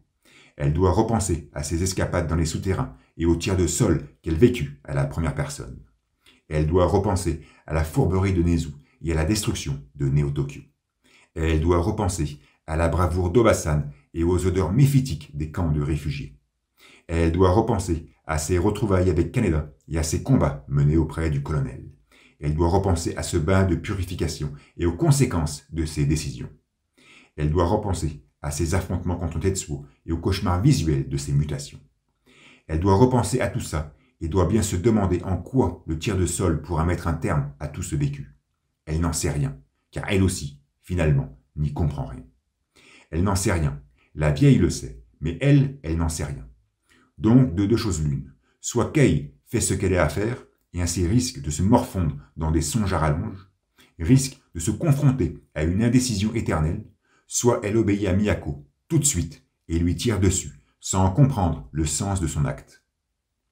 Tout comme Tetsuo avait obéi à la vieille lorsque cette dernière lui ordonna d'arrêter les cachetons, et ce, sans même savoir ce qu'il adviendrait, Kei obéit à la vieille et tire, en poussant un hurlement silencieux et empli d'incertitude. Depuis l'opacité nébuleuse, le jet phosphorescent de Sol pointe son halo à la grande stupéfaction des réfugiés. La matière fécale de Tetsuo, arborant une multitude de mains droites, initie son ascension jusqu'à cette source d'énergie, beuglant ce même hiragana saccadé, empli de peine et de douleur. Le laser n'est plus qu'à quelques décamètres du sol et se dirige tout droit sur le monastère. À ses côtés, aucune trace charnelle de numéro 41. Cependant, ce dernier réapparaît à la page suivante et incurve la trajectoire du rayon pour l'attirer en son sein dans une vignette surprenante et terrifiante. En perpétuelle croissance, l'enveloppe de Tetsuo doit répondre à un besoin insatiable de ressources. Et il trouve dans le tiers spatial une quantité d'énergie optimale qu'il pompe en courbant l'espace-temps. Tout devient incandescent, la clarté domine la mise en scène, le corps de Miyako tremble même dans une case lumineuse et suffocante. Noyée dans une trame asservissante, la chair de numéro 41 explose, expulsant sa matière gerbante de toutes parts. Un bulbe énergétique intense se libère alors, plongeant les environs dans une sclérose resplendissante et illisible. Les réfugiés tâchent de fuir au plus vite, mais ils sont très vite arrêtés dans leur élan par la survenance d'un spectre photogène. Une virulente luminescence les entoure, et, près des ruines, surgit une masse difforme, comme si cette soudaine déflagration d'énergie s'était instantanément convertie en matière. Une vue aérienne et contrastée nous montre alors cet événement hypnotisant. Le dôme incandescent, libéré par Tetsuo, commence à s'épandre avec pesanteur. La légère trame qui le façonne lui donne un aspect encéphalique, ce qui nous perturbe sur sa véritable composition, énergétique ou matérielle. Même lorsqu'il agglutine le temple de la vieille, on sent toute la porosité de sa surface. L'explosion poursuit son expansion. Elle recouvre les ruines de la capitale d'une couche blanchâtre et épaisse. La trame cérébrale est d'ailleurs bien visible sur cette sublime double page, et nous pousse à déduire que nous sommes face à une manifestation qui n'est en rien comparable à celle de numéro 28. Planant dans les airs, avec grâce et élégance, Kei observe le spectacle avec engouement. Il s'est éveillé, murmure-t-elle, intuitionnant que Tetsuo semble avoir atteint cette phase finale tant espérée par Miyako. Une autre double page vient ensuite nous montrer la destruction de la capitale au travers de plans localisés. On sent très bien que ces planches furent rajoutées pour l'édition de luxe, tant leur insertion, trop lumineuse et incandescente, casse le tempo de la lecture. Même si leur qualité visuelle est indiscutable, c'est du tabakatake, je trouve leur présence, ici, inappropriée. Depuis le stade olympique, on entend parfaitement cette sonorité, grave et répétée, cadencée par son rythme myocardique, s'épandre sous ce sombre empyrée. D'ici, le colonel observe cette déflagration avec stoïcisme. Lui aussi doit repenser à beaucoup de choses en ce moment. Son mutisme d'impuissance nous le fait clairement ressentir. Depuis les gradins, Kai et les membres de la bande s'ébobissent de frayeur. Dans les souterrains, Joker et Chiyoko, qui forment décidément un joli couple, restent pantois face à ces secousses, se demandant si elles sont dues à Tetsuo ou à Akira. Toujours en lévitation dans l'atmosphère, Kei remarque soudainement la présence de numéro 28, aux côtés de Masaru et Kyoko. Sous le regard attentif de ses confrères, le jeune môme rapproche ses mains gantées l'une de l'autre, et un spectre lumineux commence à se dessiner. Nos trois mutants sourient, ils sont heureux, et une boule incandescente vient entacher l'horizon, poussant Kei à se protéger de sa clarté. Une double page monstrueuse nous montre alors un plan large et aérien. Au sol, le dôme énergétique de Tetsuo, à la rugosité encéphalique, s'éprend limpidement de la capitale en ruine. Dans les airs, la sphère flamboyante d'Akira, aux propriétés nihilistes, commotionne les cieux de sa clarté. Des faisceaux de lumière s'expulsent de cette dernière et semblent calligraphier, intuitivement, la fresque impétueuse et intangible du courant invariant. La tension est à son maximum. Cette double page, monstrueuse je le répète, fut clairement rajoutée pour l'édition du luxe, mais son adjonction, ici, est pleinement justifiée et adéquate. On y sent, au travers de son gigantisme, une signification plus concrète du phrasé de Miyako. Akira se manifeste, pour la troisième fois, grâce au déploiement énergétique total de Tetsuo, et ceci put se produire par l'intermédiaire de Kei. La rhétorique évasive et subliminale de la vieille prend alors tout son sens.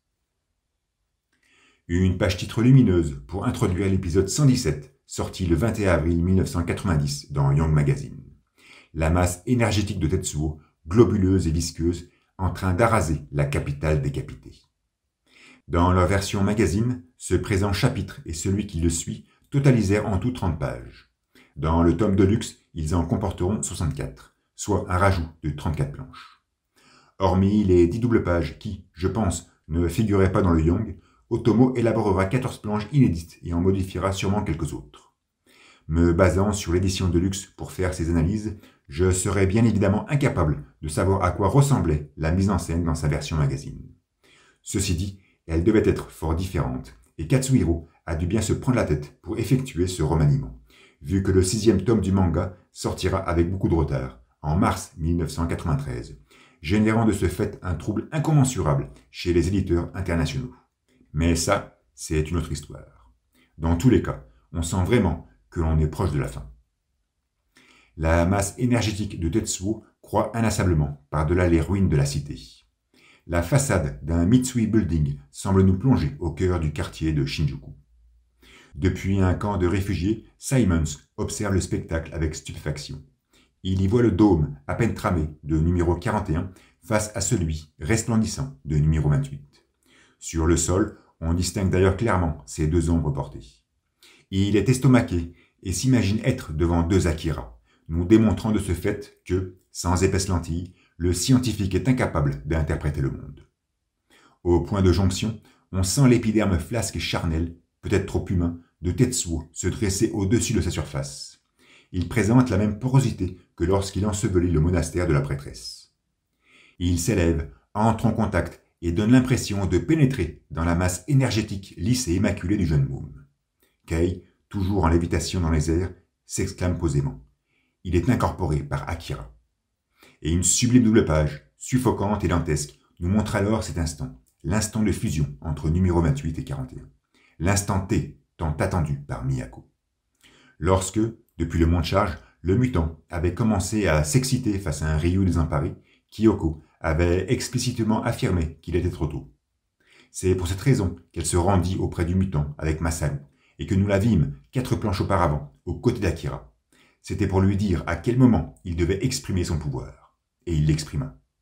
Kyoko ne fit qu'insuffler le stimulus nécessaire à un tel accomplissement. Il est d'ailleurs intéressant, en se remémorant les interventions passées de numéro 25, de voir à quel point elle s'est immiscée dans la logique de Miyako. Jadis, elle racontait ses rêves d'un réveil imminent, mentionnant une vision singulière et étriquée du pouvoir d'Akira, proférant des récits apocalyptiques que seule la mort de Tetsuo pouvait contrecarrer, susurrait des affirmations subjectives et évasives d'un futur pourtant tout écrit. À vrai dire, c'est vraiment lorsqu'elle fut en contact avec la prêtresse que Kyoko sembla s'aligner sur la sagesse de la vieille. Nul doute que c'est cette dernière qui lui indiqua quand Akira devait s'exprimer, c'est-à-dire une fois l'évanescence de numéro 41 complète et aboutie. Une double page donc, suffocante et dantesque, nous montre cet instant T. La cinétique est claire. Grâce au jeu de trame qu'elle nous dévoile, nous comprenons parfaitement que l'énergie de Tetsuo s'incruste dans celle d'Akira. Ce qui confirme bien l'usage de la puissance de numéro 41 pour mener une action contre le jeune môme, même si on se doute bien que cette action n'est pas de lui porter un coup fatal. Maintenant, nous serions en droit de nous demander, est-ce Akira qui absorbe Tetsuo, ou est-ce Tetsuo qui se morfond dans Akira? Dans cette sublime image, y a-t-il un passif et un actif? Qui fait quoi? Qui subit quoi? Nous avions vu, lors des 2 tiers précédents de Sol, à quel point Tetsuo était à la recherche d'énergie, se mouvant vers celle-ci, ou tordant sa trajectoire jusqu'à lui pour satisfaire son perpétuel appétit. De plus, depuis le début du manga, on ne peut nier la relation étroite et intrinsèque qui souda nos 2 enfants. Essentiellement unidirectionnelle dans la première partie du récit, elle s'embellit d'une douce équivalence une fois numéro 41 extrait de ce courant invariant. L'un a besoin de l'autre et vice-versa. Aucune passivité chez eux, tout le contraire. C'est certainement stupide ce que je vais dire, mais 28 plus 41 égale 69. Et quoi de mieux que ce chiffre pour métaphoriser la réciprocité des actifs? Cette fusion paroxysmale que vous dépeint cette double page, donc, semble être la conclusion atemporelle de cette relation lysergique qui sut unir nos 2 jeunes durant toute la saga. Akira attirant en son sein Tetsuo qui s'engouffre sciemment en son centre. La manifestation pure et simple du pouvoir s'accapare de cette masse charnelle, trop humaine, qui puise en elle l'énergie nécessaire à son avènement. Le pouvoir nihiliste de l'un absorbe le génie créatif de l'autre afin d'instaurer cet équilibre déontique. L'affliction structurelle et inhérente de l'un se morfond dans le stoïcisme instinctif de l'autre afin de poétiser la faculté d'acceptation. Le lymphatisme viscéral de l'un sublime la putréfaction bouillante de l'autre afin d'harmoniser notre condition. Je souffre, donc je suis. D'ailleurs, nous nous retrouvons très vite au cœur de cette chair disloquée, ballonnée et visqueuse, preuve que le tiers de sol n'avait su mettre fin à son existence. Ce qui démontre bien que cet embryon était condamné à croître indéfiniment, transmutant toute libération infime d'énergie en matière désordonnée et dolente, convertissant toute souffrance en toujours plus de souffrance. Au sein de cette dysmorphie apparaît alors Kaneda, bien vivant et totalement désabusé. Nous nous souvenons tous lorsque cette masse poisseuse et tuméfiée s'accapara de l'adolescent aux abords de la capsule cryogénique. Par la suite, numéro 41 reçut les décharges sanguinolentes des disciples de Miyako, ainsi qu'une salve meurtrière du satellite militaire. Et malgré tous ces éclats et démembrements, Kaneda est toujours là, en pleine forme, respirant d'effroi. Tout comme Tetsuo, dans son état larvaire, avait protégé le corps d'une Kaori sclérosée, il ne fait aucun doute qu'il protégea aussi, durant tout ce temps, l'intégrité de celui de son ami. En observant, donc, cette masse charnelle se mouver et se disloquer avec élégance, on comprend que l'absorption de Tetsuo par Akira, ou l'immixtion de ce premier dans ce dernier, met un terme à ce cycle infernal et perpétuel. Au cœur de cette fusion colossale, l'énergie dissipée ne se convertit plus en matière, ce qui met un terme aux lois d'équivalence, met fin aux souffrances invariantes de Tetsuo. Stop cette génération incessante de chair toujours plus désordonnée, et de ce fait permet, finalement, la libération de Kaneda. Numéro 41 s'engouffre donc, en toute conscience, dans la fournaise afin de délivrer son ami de cette fatalité. Et l'adolescent, désabusé, contorsionne son regard vers le point d'attraction. Il observe alors la chair désordonnée de Tetsuo se morfondre dans un trou noir, au centre duquel un halo lumineux se fait de plus en plus perceptible. Le visage de Kaneda se dilue dans la clarté, ses pupilles brillent d'une reconnaissance des faits.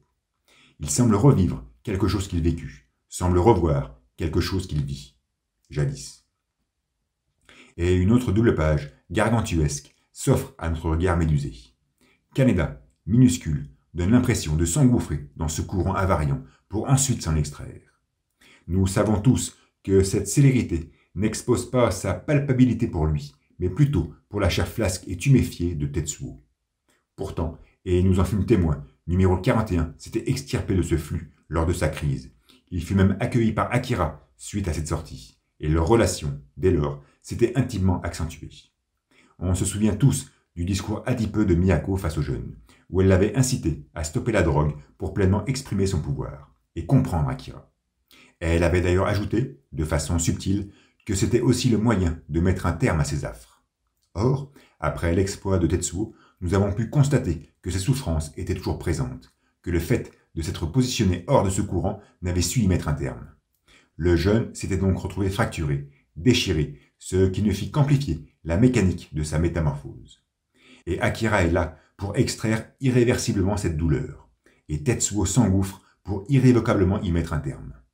Kaneda, lui, observe, à la première personne, le déroulement de ce processus que l'on pourrait presque qualifier de libérateur. Sur sa droite, un amas de chair ballottée dessine la double hélice d'ADN, comme pour confirmer la mutation définitive des chromosomes de notre adolescent boursouflé. Toujours balayé par cette ivresse cinématique, il se retourne et contemple alors le visage de Tetsuo, les yeux clos, la bouche entrebâillée, mimant à la perfection le faciès qu'il arborait le jour de sa naissance. La masse poisseuse de numéro 41 s'effrite, elle se disloque. Mais, lors d'une instantanéité emplie de détresse, Tetsuo parvient à ouvrir ses paupières et considère son meilleur ami, pour la dernière fois. Kaneda est très vite rejoint par cette texture encéphalique qui semble l'envelopper. Le jeune se noie dans un bain de lumière, son minois est congelé par la stupeur. Et une double page, vertigineuse, projette nos iris convulsés dans une mosaïque de vignettes disparates qui, dès le premier coup d'œil, nous expose des mises en scène connues, mais vues en la première personne de Tetsuo. Son agencement est tout simplement chaotique et ne semble répondre à un ordre chronologique précis, même si globalement on sent que son défilement tend à nous plonger dans un passé toujours plus lointain. Automatiquement, nos pupilles se positionnent sur l'angle supérieur droit, où l'on voit Kaneda, le regard empli de contrariété, demander à son pote ce qui lui arrive. Nous vécûmes cette scène sur les gradins de l'arène olympique, pendant que ses deux meilleurs amis du monde se frictionnaient. Depuis ce point de vue, la luminescence du regard de Kaneda est telle qu'elle renforce parfaitement la légitimité de sa question. Et on serait presque en droit de s'imaginer que ce vertige visuel, qui nous est exposé ici, nous mènera jusqu'à cette réponse que Tetsuo, au stade, n'avait su formuler. Mais l'orientation des idéogrammes nous pousse à poursuivre notre cheminement au sein de cette mosaïque, et nous nous retrouvons dans la chambre froide, toujours face à un Kaneda qui ne peut croire en ce qu'il voit. Ses doutes se font d'ailleurs clairement entendre aux côtés du grésillement de son propre prénom. Et de nouveau, nous rejoignons le stade, dans ses couloirs intérieurs, devant un Yamada prêt à tirer son gaz bactérien issu du génie génétique. La voix de Migite est même perceptible sur cette scène. C'était lorsqu'il demanda de l'aide à l'adolescent, juste après avoir buté Kaori. C'est comme si Tetsuo, finalement, avait senti toute la félonie du personnage au travers de sa requête. Surgit ensuite le pilote du VF9 qui avait été surpris par la présence de numéro 41 dans les airs. La torsion de son cou nous prouve à quel point tout allait très vite à cette époque. Il se convertira par la suite, contre son gré, en un kamikaze désopilant. Comme pour parfaire notre ascension, c'est maintenant le cratère de Copernic qui s'exhibe à notre regard virevoltant, avec les mêmes tonalités qu'il arborait pendant le délire de Tetsuo, quand ce dernier orbitait en son voisinage. La bulle qui interpelle immédiatement est celle mentionnant « loin, le plus loin possible ». C'est la phrase qu'avait prononcée numéro 41, alors en pleine mutation sur les granules du stade, lorsqu'il ordonna à Kaori de déguerpir rapidement des lieux.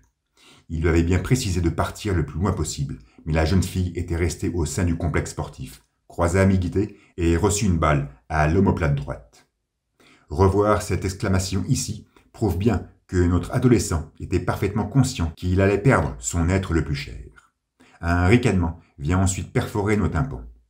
Les fois où nous entendîmes une telle acoustique de la part de Tetsuo, c'était lorsqu'il surprit Ryu et Yamada sur les berges de la capitale, lorsqu'il quitta le porte-avions après avoir nargué la science, lorsqu'il reçut le tir de l'amiral en plein cœur, et lorsqu'il se retrouva sur la capsule cryogénique face à Kay. Au vu de la composition des hiragana, seul le troisième cité concorde. Et cela nous est d'ailleurs confirmé par l'injure qui apparaît juste au-dessus, celle que proféra l'adolescent après avoir reçu la balle de l'amiral. Putain, ça fait mal.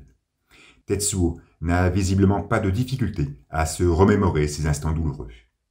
Et le mot rêve vient clôturer cette vignette, nous plongeant dans un doute sibilant. Les seules personnes à avoir prononcé ce kanji durant toute l'histoire sont Miyako et Kyoko, afin de nous relater leur vision prophétique. Mais je ne pense pas que ce soit elles qui parlent à ce moment. La construction de la phrase ne correspond à rien de connu. Peut-être est-ce Tetsuo qui murmure ces mots, ou alors Kaneda, qui est aux premières loges de ce vertige introspectif. Survient ensuite le colonel qui retire son poncho dans une gestuelle théâtrale somptueuse pour annoncer ses retrouvailles avec son jeune poulain. Il profère la même sentence qui fut simulée par Tetsuo durant son délire ou écoutée sur l'arène du stade olympique pendant que lui se surprenait de la régénérescence de son bras droit. Une double rencontre qui a de quoi marquer. Apparaît alors la vision spectrale de Kaori que Tetsuo tente de réanimer en lui demandant si elle l'entend. Mais la jeune fille était insensible à ses requêtes et gestuelles et elle s'effondra sur son torse. Un moment intimement douloureux pour l'adolescent qui vit son être le plus cher mourir dans ses bras.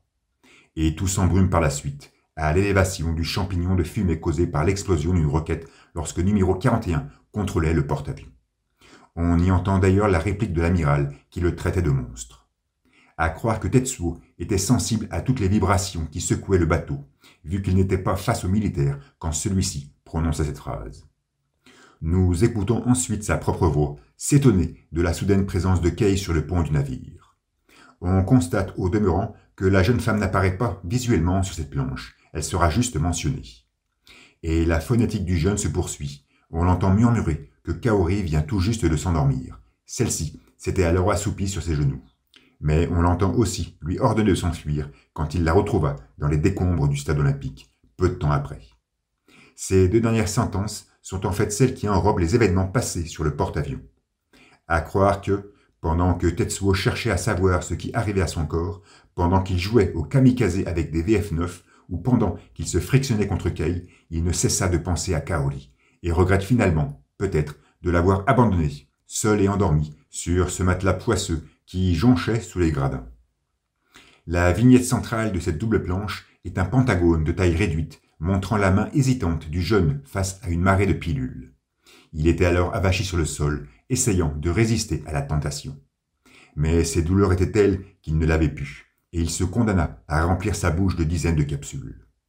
Par ce geste, il avait révélé toute l'insoutenabilité de ses affres, la détresse de ne pas avoir su résister à cette tentation, son échec face aux recommandations de Miyako, malgré son envie évidente de devoir y répondre. Tetsuo n'a jamais supporté ses souffrances, mais il ne les a surtout jamais acceptées. D'ailleurs, juste en aval, nous retrouvons la vieille, lui demandant de surmonter ses faiblesses et de se contrôler, et ce, afin de comprendre Akira. Lors de son entretien avec numéro 41, la prêtresse avait prononcé cette phrase avec calme et sérénité, comme à son habitude. Et il est marrant de voir comment, depuis le point de vue de Tetsuo, les traits de son visage semblent ici striés par la colère. Ceci démontre bien à quel point le jeune reste rancunier envers la vieille, même s'il aurait pu avoir monté le ton durant la dictée de ces mots précis.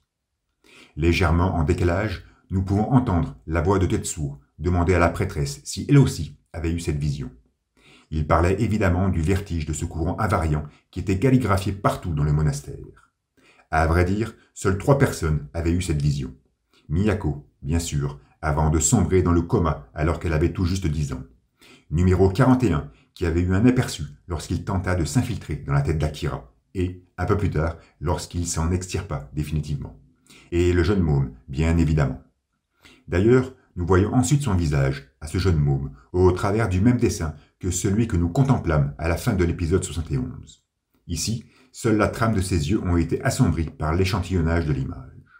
Même dessin, donc. Cependant, il est accompagné par ce qui pourrait être les paroles d'Akira. « Je suis là », phrase que nous, lecteurs, n'avions pu entendre à l'époque, même si on avait eu l'impression d'écouter quelque chose.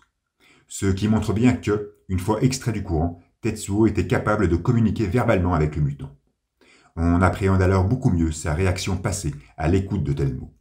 Car cette phrase « Je suis là » résonne vraiment comme si numéro 28 allait prendre le jeune homme sous sa garde, sous sa protection. Faute d'avoir compris Akira, il l'avait au moins, à ce moment, rencontré.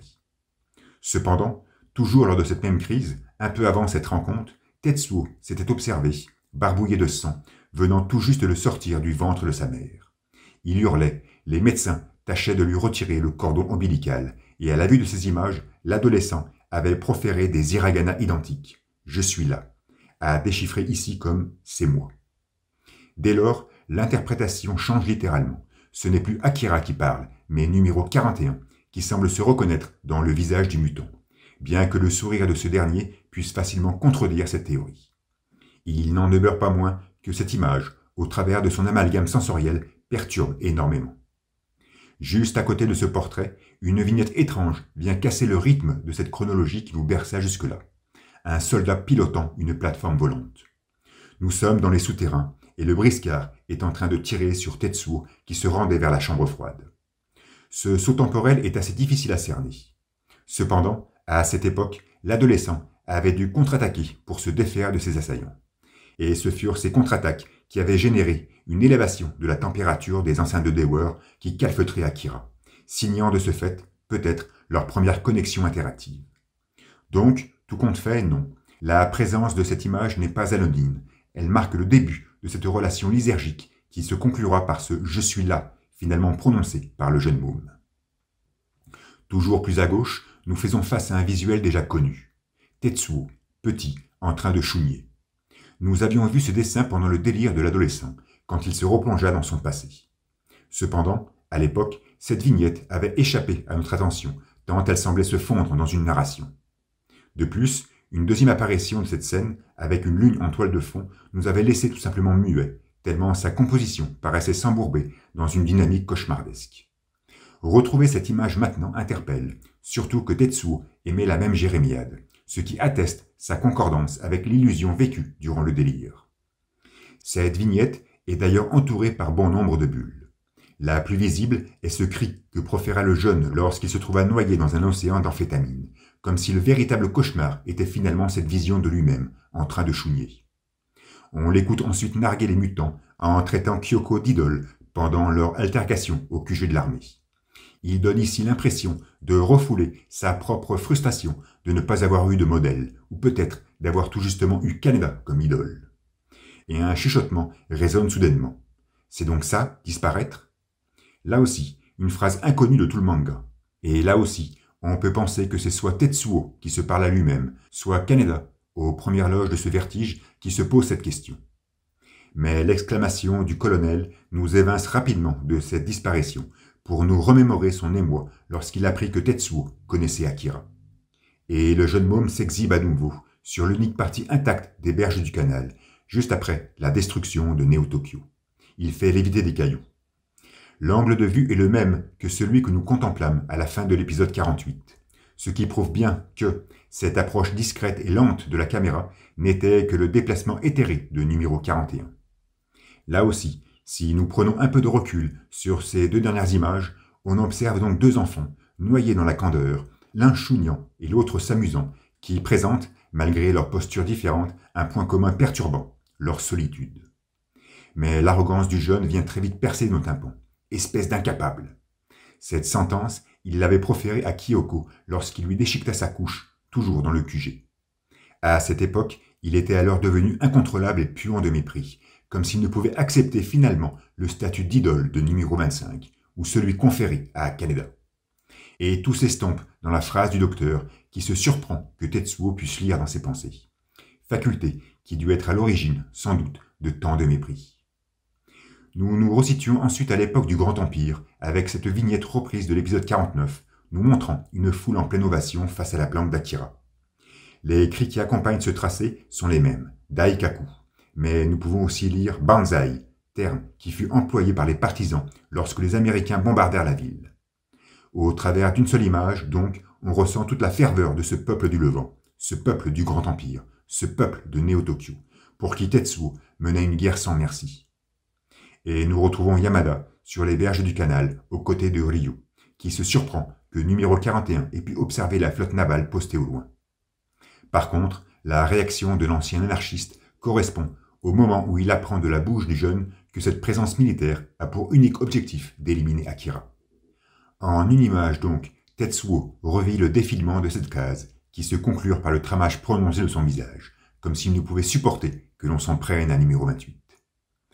C'est ensuite à l'intérieur du porte-avions que nous nous trouvons, face au scientifique et à Karma Tanguy.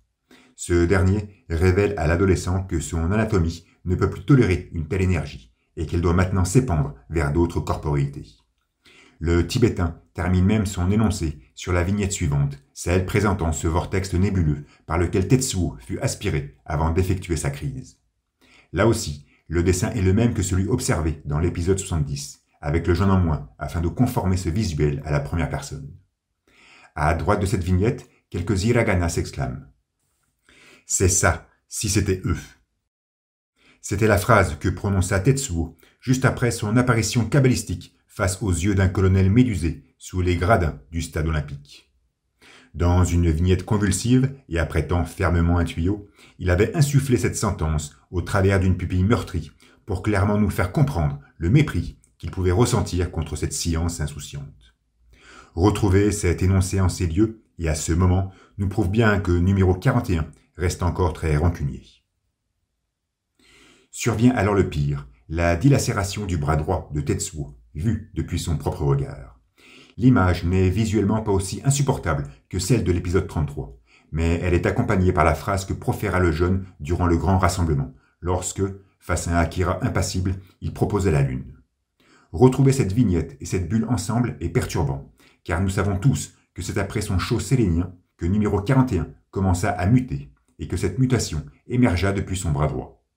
C'est comme si les événements étaient intimement liés et que la destinée avait été toute tracée. Le satellite Sol frappa de plein fouet l'adolescent pour que sa mutation puisse pleinement s'exprimer, et ainsi permettre à l'histoire de suivre son cours. Et Tetsuo pose alors cette question au docteur. « À ce que je vois, je ne suis pas le seul », révélant ainsi l'affinement de ses facultés cognitives. Et nous nous retrouvons face à la porte blindée qui donne accès à la capsule cryogénique où sommeillait Akira.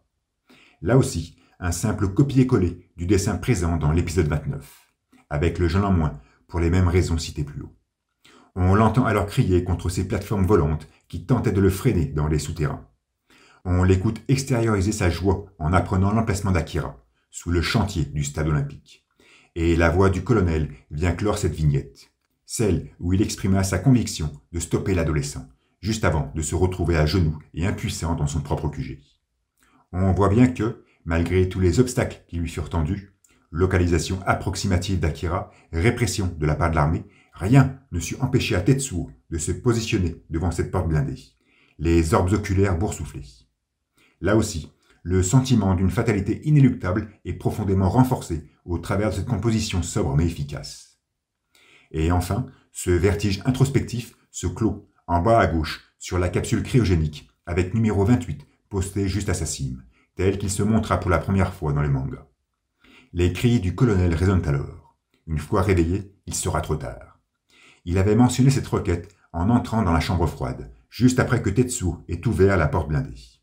Sa phrase se terminait d'ailleurs par un « Je t'en prie, arrête », qui renforçait humblement le côté supplice de la sentence et qui n'apparaît pas sur l'image du flashback. Cette absence est sûrement volontaire, car, grâce à elle, la combinaison entre le visuel et l'auditif exalte implacablement le prédéterminisme de ce qui va advenir. Donc, à la vue de cette double planche, vertigineuse, je le répète, nous découvrons globalement rien de nouveau. Juste des moments de vie propres à Tetsuo qui accentuent cependant certains aspects non négligeables de sa personnalité. Tout d'abord, ses affres émotionnelles et physiques qui ne cessent de le tourmenter. Sa relation profondément fraternelle et peut-être trop fanatique qu'il entretient avec Kaneda. Son amour inconditionnel qu'il porte à Kaori. Mais surtout, sa correspondance intrinsèquement étroite qu'il peut avoir avec numéro 28. Une étroitesse qui frise même l'absurde, tant cette présente narration semble nous peindre les faits comme quelque chose d'inexorable. C'est comme si ce diagramme de Voronoi avait agencé ses cellules de telle manière que, inéluctablement, leur interconnexion se condamna à conter une histoire bercée par la fatalité. J'aurais trouvé cela intéressant de voir au moins une image relative au moment d'absence qui secoua Tetsuo durant le tome 3. Par exemple, son arrivée à l'hôpital sans ses papiers, la confection de son membre métallique, ou tout autre détail qui aurait pu apporter une précision sur son vécu au cours de cette période. Mais il n'en est rien, et c'est peut-être voulu. Ce qui conforterait le postulat que la création de son bras droit est un événement hautement insignifiant face à sa dilacération. Une autre preuve de l'intense présence du symbolisme dans Akira. En ce qui concerne l'absence visuelle de Kei, elle est compréhensible, vu que durant ses 3 rencontres avec Tetsuo, j'omets volontairement celle du QG, c'est-à-dire celle sur le porte-avions, celle au stade olympique ou celle près de la chambre froide, cette première ne fut pour ce dernier que la prolongation de Lady Miyako. Pour Tetsuo, Kei n'était que la métaphore juvénile de la prêtresse. Et la vieille est le premier visage qui saute à nos yeux lorsque l'on contemple cette mosaïque. Donc, indirectement, oui, Kei est bel et bien présente sur cette planche. Ceci dit, malgré tous ces vertiges ressentis, nous n'avons obtenu aucune réponse à la question posée par Kaneda.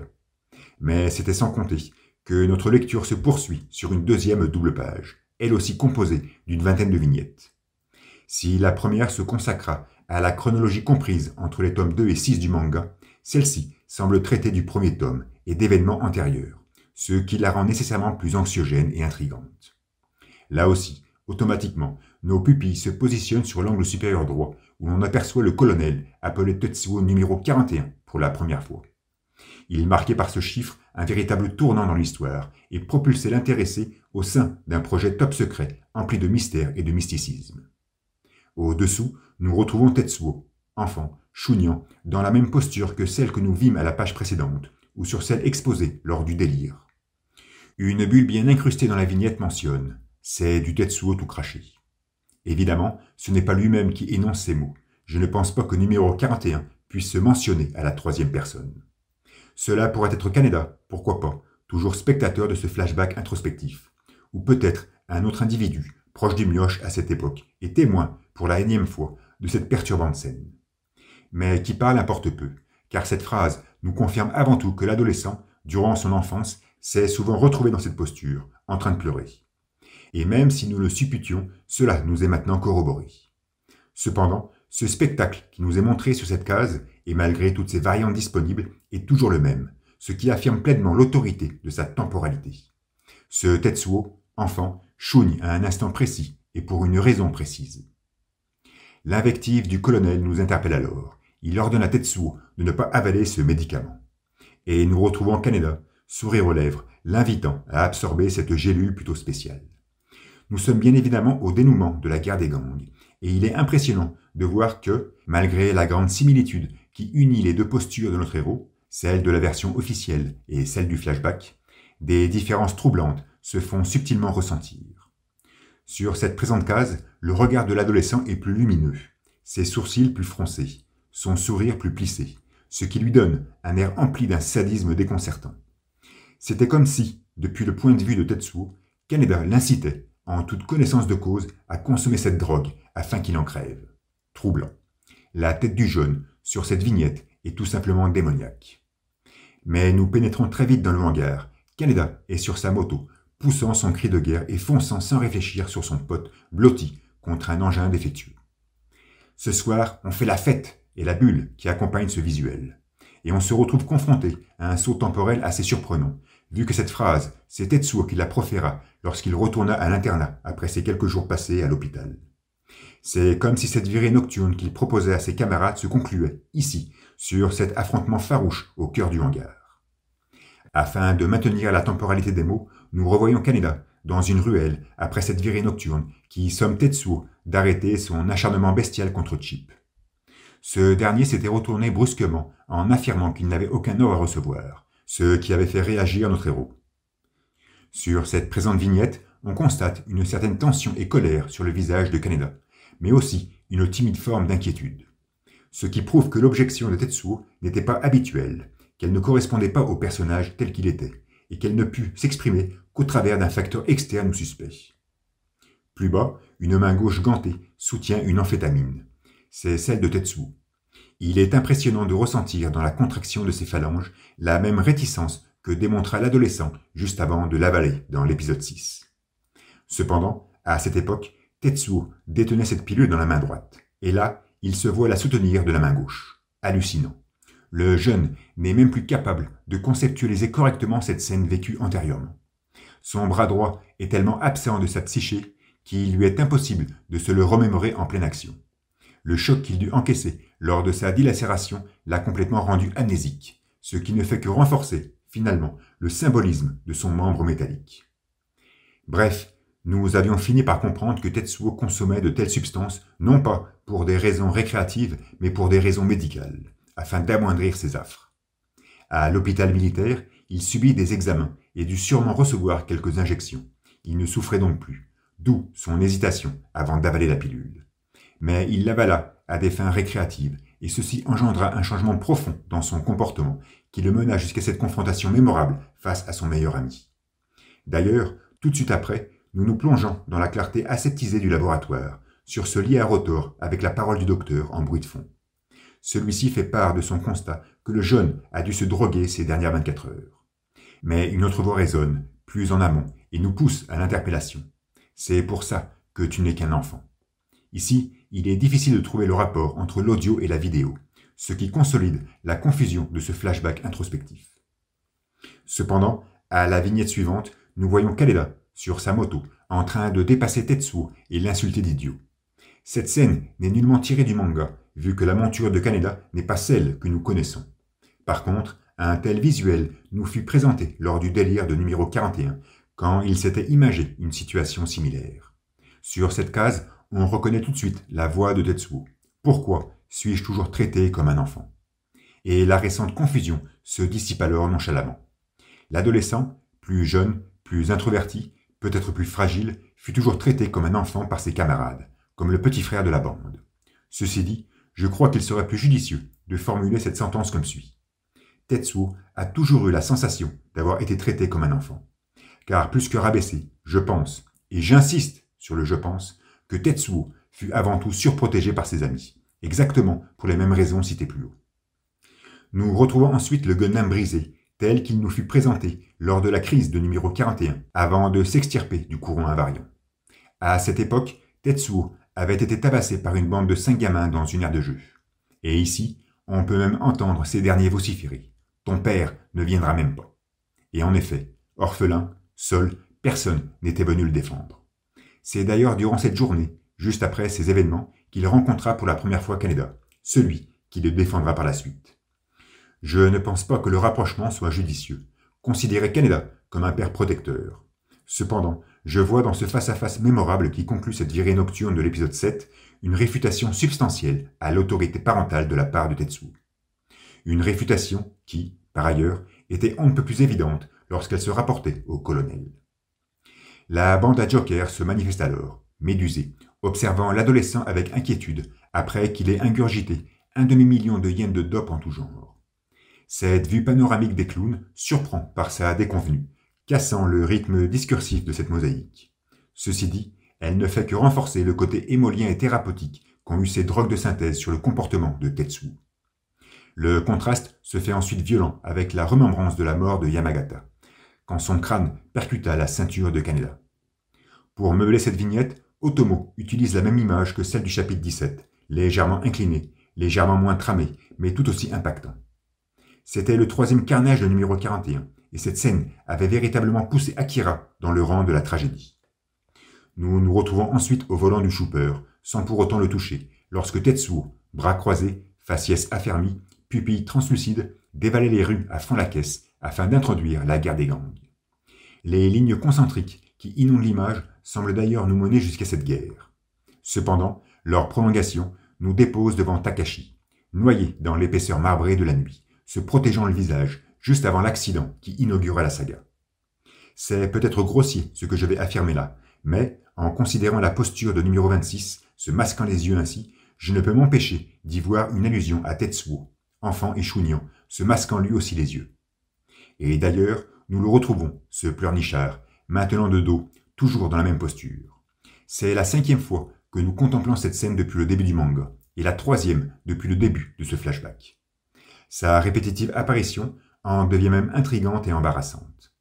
Cela me fait penser à ce bas-relief que nous pûmes apercevoir au dos de Miyako et qui sut se faire de plus en plus présent au cœur du monastère, rendant sa diffusion à la fois troublante et angoissante.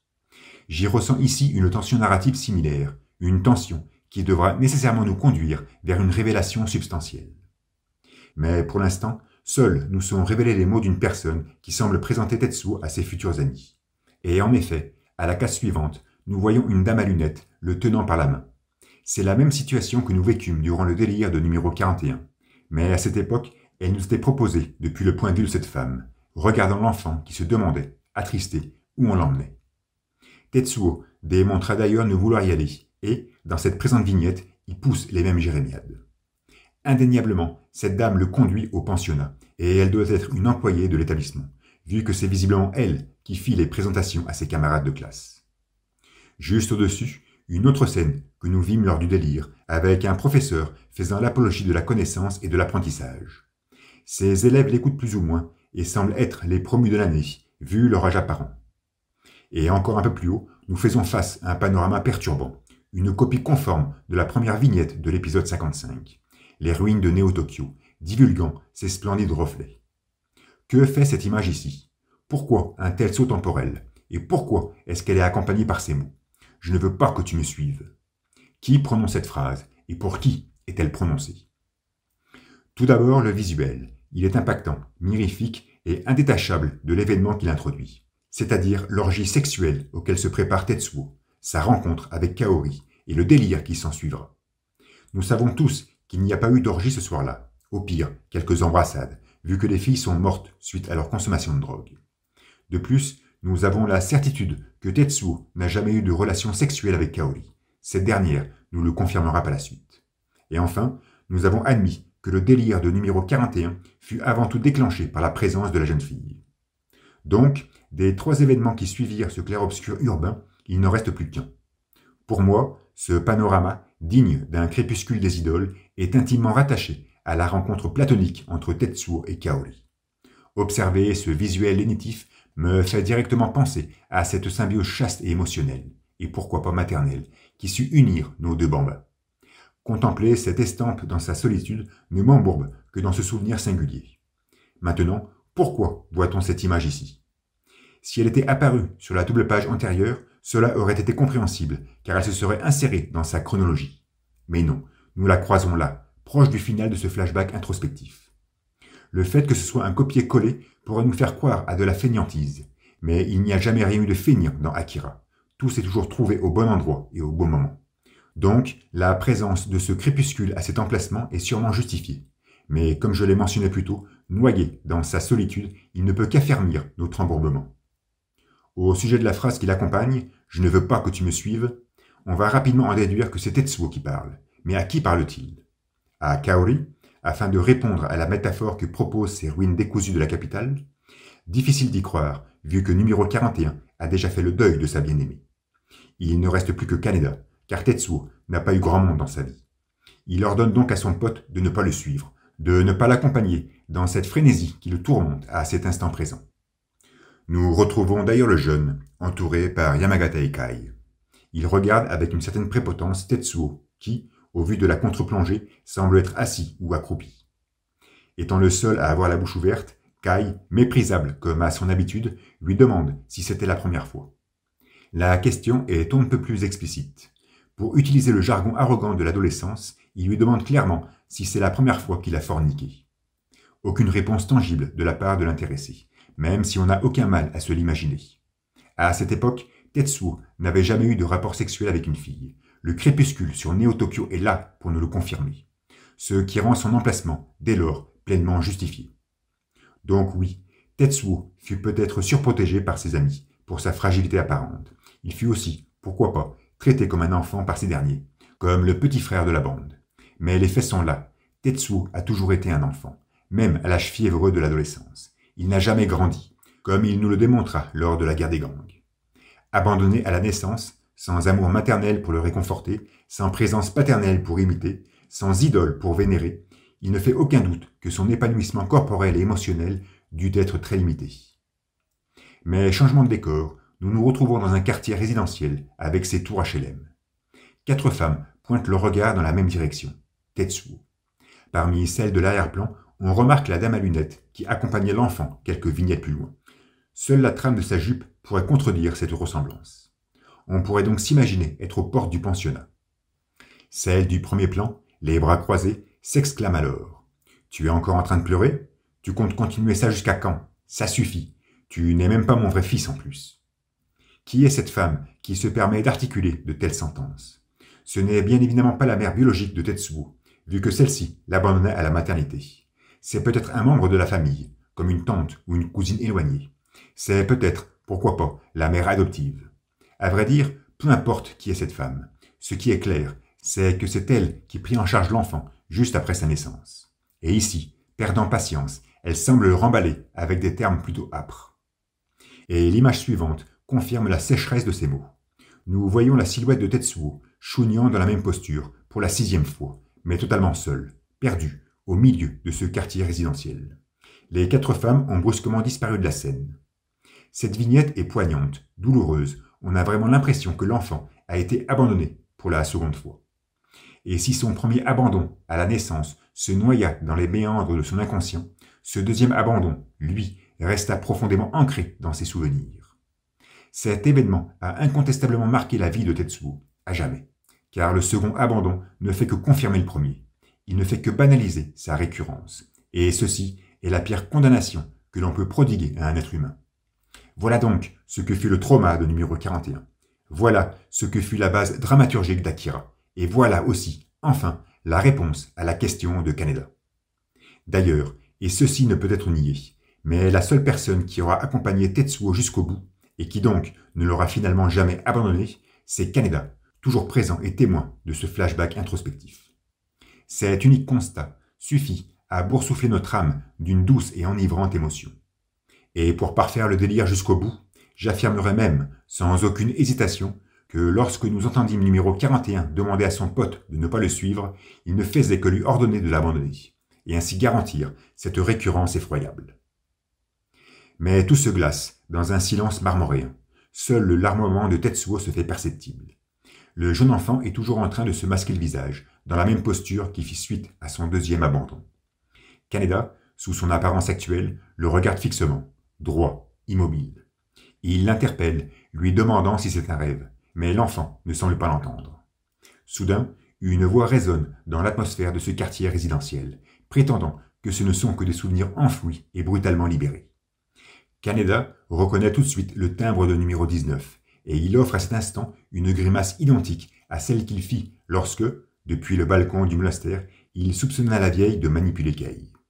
À croire que lui aussi porte une certaine rancœur à la prêtresse. Cette dernière lui confirme qu'il se trouve maintenant à l'intérieur même de ses souvenirs. L'adolescent réagit. Il s'imagine être dans ces rêves que font les gens juste avant de mourir. Mais Miyako affirme que Tetsuo, toujours en train de pleurer, s'est émancipé des entraves de son corps. Et on comprend alors mieux ce qu'elle voulait dire lorsque, aux côtés de Masaru et Kyoko, elle parlait d'un numéro 41 en phase finale, évanescent. Mais soudain, sous le regard subjugué de Kaneda, l'environnement urbain dans lequel se trouvent nos 2 héros se noie dans un tourbillonnement cinétique reconnaissable. La perspective se contorsionne, elle se dilue dans une fluctuation vertigineuse, entraînant avec elle le jeune Tetsuo. Nous avions déjà pu contempler une telle dynamique durant l'épisode 71, avant que notre adolescent ne s'extirpe de ce courant invariant. C'était à la maternité, sa mère biologique voulait le prendre dans ses bras, mais elle ne le put, emportée par ce même tourbillonnement cinétique. Ce visuel, au travers de cette métaphore, nous avait prouvé que ce premier abandon avait été embringué par la promptitude du courant. Et à cet instant présent, c'est au tour du second de se diluer pour enfin s'extraire du flux. À partir de maintenant, et on peut l'affirmer, Tetsuo ne souffrira plus. Kaneda observe toujours ce qui se déroule autour de lui. Il n'est pas affecté par cette célérité, et, pendant que Miyako poursuit son discours, il se noie dans une obscure profondeur. Il semble effectuer un voyage dans la mémoire de la vie, comme le mentionne la prêtresse. Il plane à côté d'un cordon ombilical torsadé, fait face à une masse embryonnaire déféquente de candeur, s'approche d'une porosité épidermique sanguinolente, divague aux abords des tissus cellulaires, pour enfin côtoyer la double hélice d'ADN, berceau de l'hérédité. Et la vieille poursuit son discours adipeux, en nous précisant que toute cette évolution du vivant ne peut expliquer la longévité de la mémoire moléculaire ou de celle de l'univers. Kaneda, interloqué, se retrouve alors devant une galaxie, et il est arboré par son éclat, tout comme pu l'être Tetsuo durant sa crise. Mais l'amas stellaire se transforme subitement en un artefact sinusoïdal et fractal. L'adolescent est toujours là, planant la tête en bas, face à cette entité et à son ondulation sinusoïdale. Numéro 19 prétend qu'à l'origine, une puissance fut libérée, et qu'elle serait devenue par la suite ce grand courant de l'univers. Cette puissance aurait été dispersée, mais chacun de nous l'aurait gardée en mémoire, telle une petite graine ayant visiblement la forme de cet artefact sphéroïdal. Même si l'allusion au Big Bang est manifeste, on sent bien Miyako s'embourber, à nouveau, dans un délire métaphysique et irréel, ce qui fait de sa dictée la suite logique de son entretien avec numéro 41. Néanmoins, Kaneda lui coupe la parole et lui demande pourquoi cette puissance, qui semble être propre à Akira et à Tetsuo, ne mène qu'à la destruction. Même si le jeune fut un témoin partiel de la destruction de Neo-Tokyo et de l'autodestruction absolue de son meilleur ami, il ne put visiblement cerner le pouvoir qui habitait ce dernier. Et c'est compréhensible, Kaneda ne s'est jamais retrouvé aux côtés des scientifiques lorsque ces derniers parlaient du Little Big Bang. De plus, on remarque aussi que notre héros resta et reste totalement indifférent au voyage temporel qu'il effectua après le cataclysme. Le fait de s'être embourbé dans une dimension méconnue ne l'a manifestement jamais perturbé. Mais Kaneda est ainsi, il est émotionnel avant toute chose, et sa vision du monde repose sur cette base qui le caractérise. Ceci dit, la vieille lui répond qu'Akira a peut-être essayé d'apporter un tournant, une touche, à l'évolution humaine. Difficile de savoir si Miyako fait de la métaphore, mais on sent dans ses propos que l'action et la volonté de numéro 28 sont intimement liées. C'est comme si Akira s'était volontairement extrait du courant invariant pour engendrer ce tournant tant espéré. Et il ne fait nul doute que la prêtresse était au courant de ce processus, vu qu'elle s'efforça, jusqu'à son dernier souffle, d'accompagner son avènement. Mais pourquoi, rétorque Kaneda, persuadé que l'évolution est un cheminement programmé? Sa remarque est perspicace et démontre que notre jeune effronté possède une certaine connaissance du darwinisme, ce qui peut surprendre. Mais la vieille parle d'évolution humaine et non des espèces en général. Depuis qu'Homo sapiens confectionne des outils, il s'est depuis longtemps extrait de cette fatalité sélective. Le réveil d'Akira va donc au-delà de tout ça. C'est une dynamique qui surpasse les lois de l'évolution cellulaire. Sa finalité tend vers une transcendance incontestablement inexplorée, vers une dimension qui éclipse toute autorité scientifique. D'ailleurs, Miyako s'interroge, supposant qu'il serait possible à l'humanité de choisir son propre chemin. Mais Kaneda ne peut l'accepter. Il ne peut admettre qu'un choix d'évolution puisse être envisageable. Et, pendant que cet artefact sphéroïdal et fractal dilate sa candeur dans l'opacité spatiale, la vieille termine sa phrase. Vos enfants verront le résultat. À la vue de ces mots, il est difficile de ne pas réécouter la requête de Chiyoko lorsque, agrippant Kei de ses bras musclés, elle lui postula que son tour viendra, qu'elle vivra et qu'elle aura des enfants. Ce qui se trame à cet instant précis n'est que le début d'un long processus de transformation que seules les générations futures pourront pleinement savourer. C'était comme s'il avait fallu sacrifier 2 générations, celle des années 70, Akira, et celle des années 2000, Tetsuo, pour qu'Homo sapiens, enfin, atteigne son nirvana. Mais Kaneda persiste. Repensant aux mutations de son ami ou à ces jeunes rabougris du laboratoire, il ne peut tolérer que ceci soit le choix de l'humanité. Mais tout s'arrête, tout s'analgésie, tout se noie dans un mutisme atrophiant. Kaneda se retrouve debout, dans un vaste couloir aseptisé, et se surprend de sa présence en ces lieux. Au bout de l'allée, il remarque un mioche se déplacer nonchalamment, alors que la voix de Miyako continue de résonner dans sa petite tête. L'adolescent décide de suivre l'enfant, pendant que des termes à forte consonance agricole se font ouïr. Dans une tentative de les faire germer, on leur a donné trop d'engrais. On a vraiment l'impression que numéro 19 parle de botanique et de récolte. Ce qui, indirectement, nous pousse à apprécier un peu plus cette petite graine que nous gardons en mémoire, celle même que nous devions faire croître avec pudeur et modestie, avec sagesse et réflexion, avec patience et compréhension. C'est fou, mais lorsque j'entends les mots graine, mémoire, tous ces termes phytologiques, ou même ce voyage infraliminaire dans les souvenirs de Tetsuo, je ne peux m'empêcher de penser à Memories, le 2e film d'Otomo, sorti en décembre 1995. Ce recueil de 3 courts-métrages avait pour devise « In the future, present or imaginary world, memories reveal themselves like rose petals opening.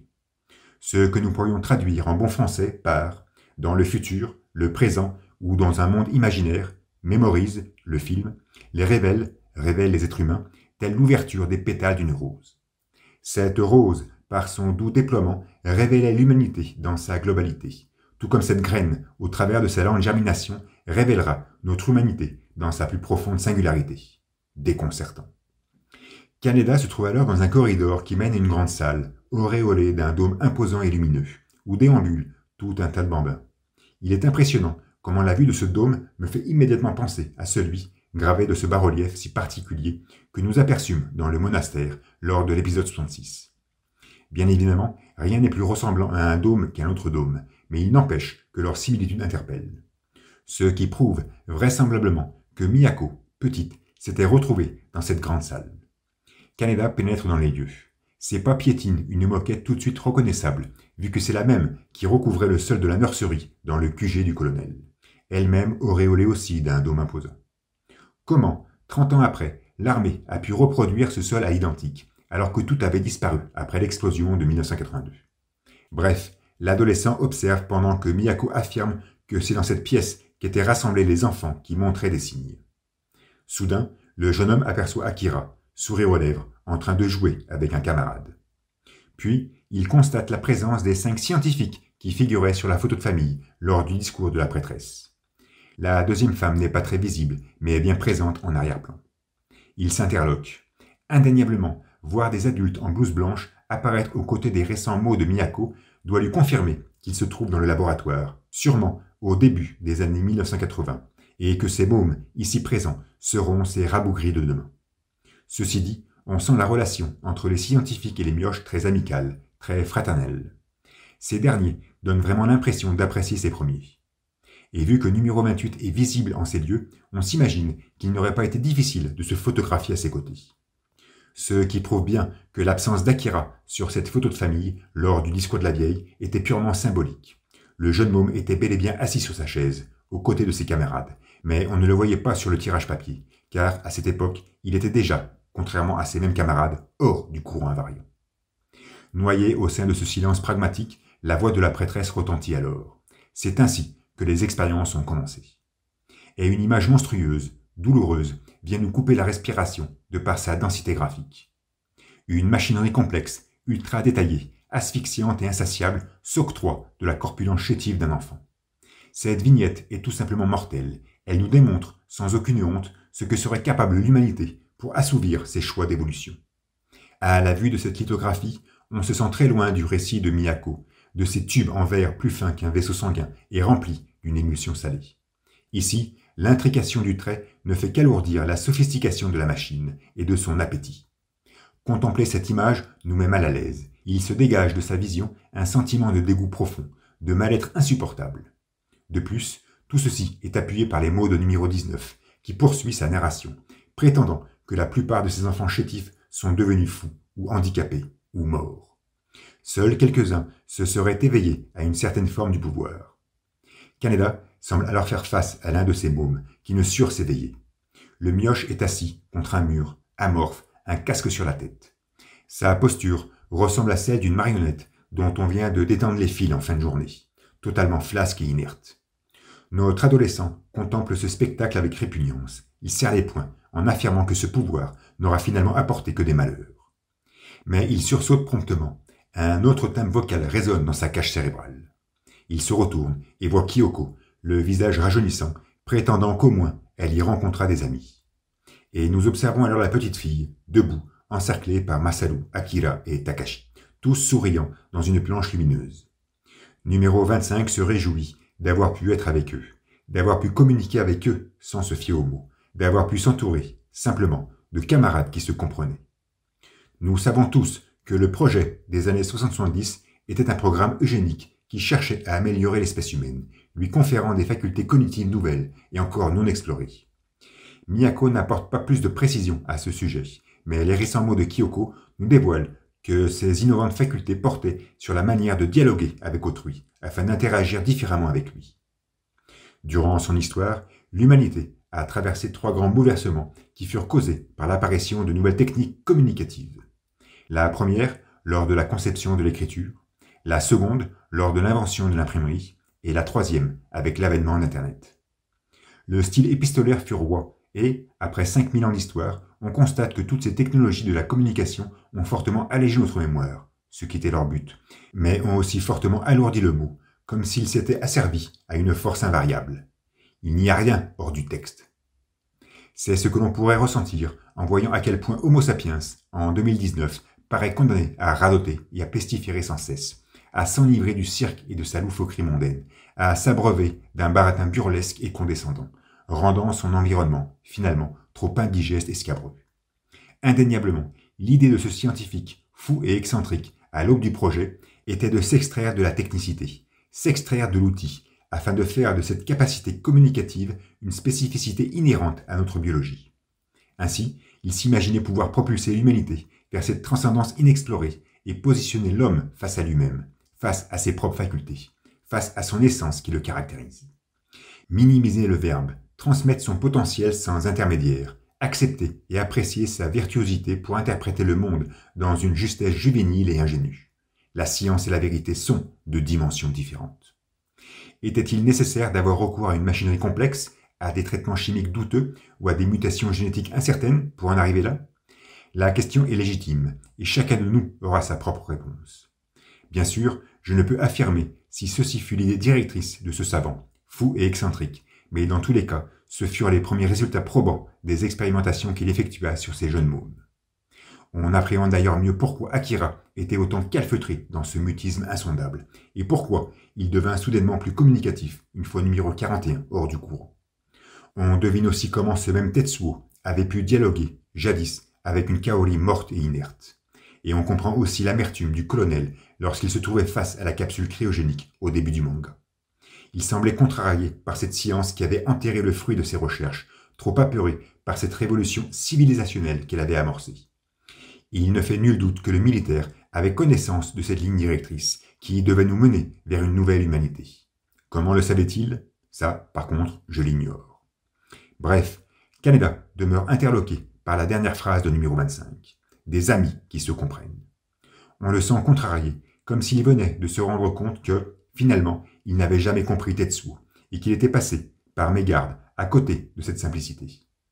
Et en effet, Kaneda n'a jamais su interpréter les affres de son ami. Il n'a jamais su percevoir le drame de ses abandons. Il n'a jamais su comprendre les déchirements qui le tourmentaient. Et, s'agrippant à la main de Takashi, Kyoko amorce l'énoncé de ses mêmes amis. Miyako et les sbires du monastère. Kei et Chiyoko. Tetsuo-kun. Et... La casse se noircit de lignes concentriques. Les 4 mutants prennent leur envol. Ils semblent s'extirper du courant et regardent Kaneda avec compassion. Le jeune leur demande d'attendre, comme s'il aurait aimé leur poser une ultime question. Mais tout se referme, la physionomie juvénile de nos numéros s'estompe, et Kyoko, qui a parfaitement bien entendu la question, termine sa phrase. Kaneda-kun. Notre héros se tétanise, il écarquille les yeux, sclérose sa bouche, trame son visage, donne l'impression de recevoir de plein fouet une révélation. Depuis le début de cette analyse, j'ai su faire, à quelques reprises, des allusions à Domu, et notamment à Cho-san, son personnage fétiche. Je l'ai quelquefois mentionné, tant certaines scènes d'Akira me rappelaient sans vergogne sa propre et noble présence. Mais là, il est impossible de ne pas voir en Kaneda la réplique parfaite de ce sublime portrait du vieillard que nous aperçûmes à la fin de Domu. La ressemblance est totale, autant dans les contours du visage, avec les rides en moins, que sur l'émotion ressentie. Tout comme Cho-san sembla se confronter à l'évidence, au travers de cette illustration dantesque d'Otomo, Kaneda nous dépeint ici une émotivité homothétique, en voyant ses nouveaux amis, qu'il vient de comprendre, disparaître. Incontestablement, le plus beau portrait de notre héros. Katsuhiro étant avant tout un auteur charnel, il nous est facile de deviner pourquoi Tetsuo fut, durant tout le manga, le seul personnage à recevoir une attention particulière dans son tracé, le seul qui fut montré avec une telle précision et qualité. Kaneda, lui, nous fut plutôt esquissé de manière anonyme. À part quelques clichés tenaces pendant la guerre des gangs ou lors du face-à-face avec son ami dans les souterrains, il nous apparut sans cesse comme le bouffon de service, le clown de sa majesté, celui qui sut détendre l'atmosphère. Mais c'était son rôle. Ici, ce portrait, qui rivalise avec celui de Cho-san de par sa qualité et sa subjectivité, marque incontestablement un avant et un après dans l'évolution du personnage. Kaneda vient de percevoir le potentiel des mots. Je pense même que notre héros aurait mérité une double page pour exhiber ce faciès, afin d'intensifier ce clin d'œil indéniablement sublime fait à debout. Mais tout se fossilise, pour la troisième fois, dans une aphasie splénétique. Nous sommes projetés dans une aire de jeu, sous une autoroute suspendue, la même que nous vîmes lors de la crise de numéro 41. À cette époque, l'enfant venait tout juste de se faire tabasser par 5 larbins et était par terre, à 4 pattes, tâchant de récupérer son Gundam brisé.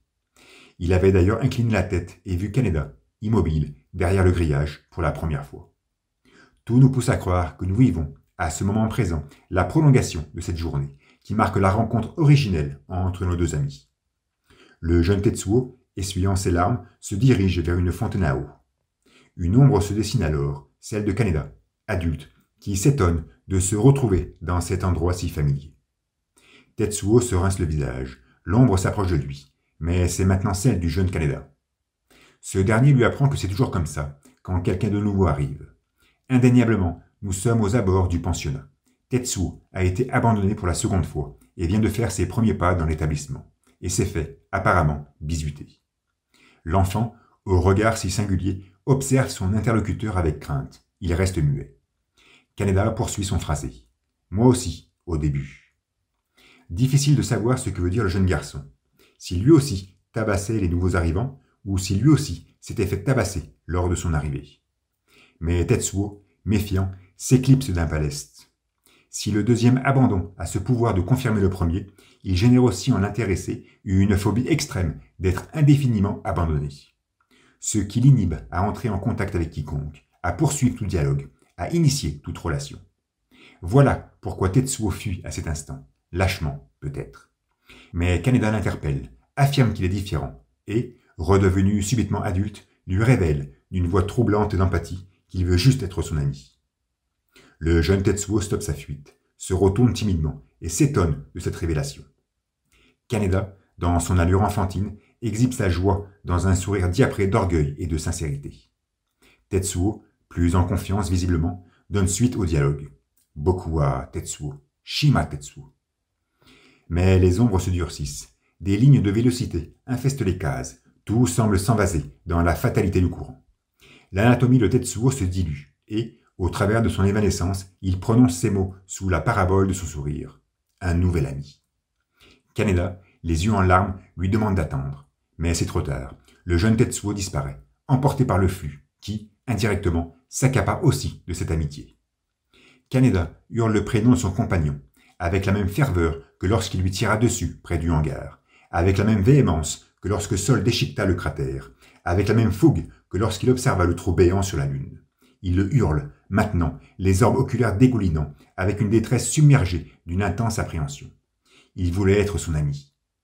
Et c'est au tour de son anatomie de se diluer, lentement. Le jeune se surprend, examine ses paumes se confondre avec ses jets de vitesse. Son regard est mélancolique, il semble s'appesantir dans une passivité implacable. Il semble se laisser emporter par ce courant afin de ne pas mettre un terme à cette dite amitié. Mais soudain, il entend l'acoustique saccadée de son prénom. Il hausse le regard et une caille en flamme apparaît, la même que nous pûmes observer dans la bouche de métro lors de l'épisode 78. Le spectre de la jeune femme s'affiche au-dessus de l'adolescent subjugué et elle le renomme de vive voix. Mais une double page vient casser ce rythme enivrant et trépidant, offrant au lecteur la même sensation qui put le galvaniser à la 116e minute du film. D'énormes tornades s'emparent de la capitale qui s'enlise dans sa énième destruction. Tout n'est que chaos, et on prend conscience à ce moment que l'énergie immaculée d'Akira a intégralement emmitouflé celle de Tetsuo. Il est d'ailleurs impressionnant de voir à quel point ces cyclones intempestifs qui bornent ce dôme luminescent ressemblent à ce cordon ombilical torsadé vers lequel planait Kaneda, voilà quelques planches. C'est comme si l'incandescence de numéro 28 était rattachée à une matrice supérieure, était en connexion à une entité intangible et imperceptible. Mais nous retrouvons notre héros. Il offre un regard adipeux et une posture molle. La caille brasillante s'approche de lui, les bras écartés, tout comme elle put le faire dans la bouche de métro. Elle affirme qu'il faut faire vite, qu'Akira est en train de dévorer Tetsuo. Mais Kaneda reste inerte, passif, immobile, les yeux contemplatifs face à cette chimère mouvant sa nullité enflammée. Le jeune revit alors cette scène des souterrains, lorsque cette même occurrence traverse son corps avec véhémence et s'étiola promptement en une brisure reluisante. un copier-coller des cases à l'identique pour nous rappeler que cette caille irradiante avait été conceptualisée par Tetsuo afin de prévenir son ami d'un avènement proche, afin de le contraindre à se remuer dans une orientation bien précise. Ce qui nous laisse supposer que cette présente manifestation ne peut être due qu'à une intervention insoupçonnée de numéro 41. Mais l'espace se contorsionne, les images de Kei et de Kaneda se courbent sous les forces gravitationnelles. Et l'adolescent se revoit alors en flammes dans la chambre du monastère, face à la jeune femme. Il est d'ailleurs fou de constater, dans cette contre-plongée, comment les motifs du plafond s'apparentent à la façade du building qui s'acoquinait au 55 Bank. Kaneda présente la même position pétrifiée que celle arborée lors de la deuxième manifestation. Mais c'est bel et bien devant sa compagne qu'il se trouve, au temple, en train de se demander où il est. Kei, toujours secoué par cette célébrité, lui ordonne de se ressaisir, de ne pas se laisser charrier par ses émotions. Mais l'adolescent, tout justement émotionnel, s'engouffre, à son tour, dans un vertige introspectif. Il voit la destruction de Néo-Tokyo. Il se replace dans la planque des anarchistes, en train d'observer son double en flammes.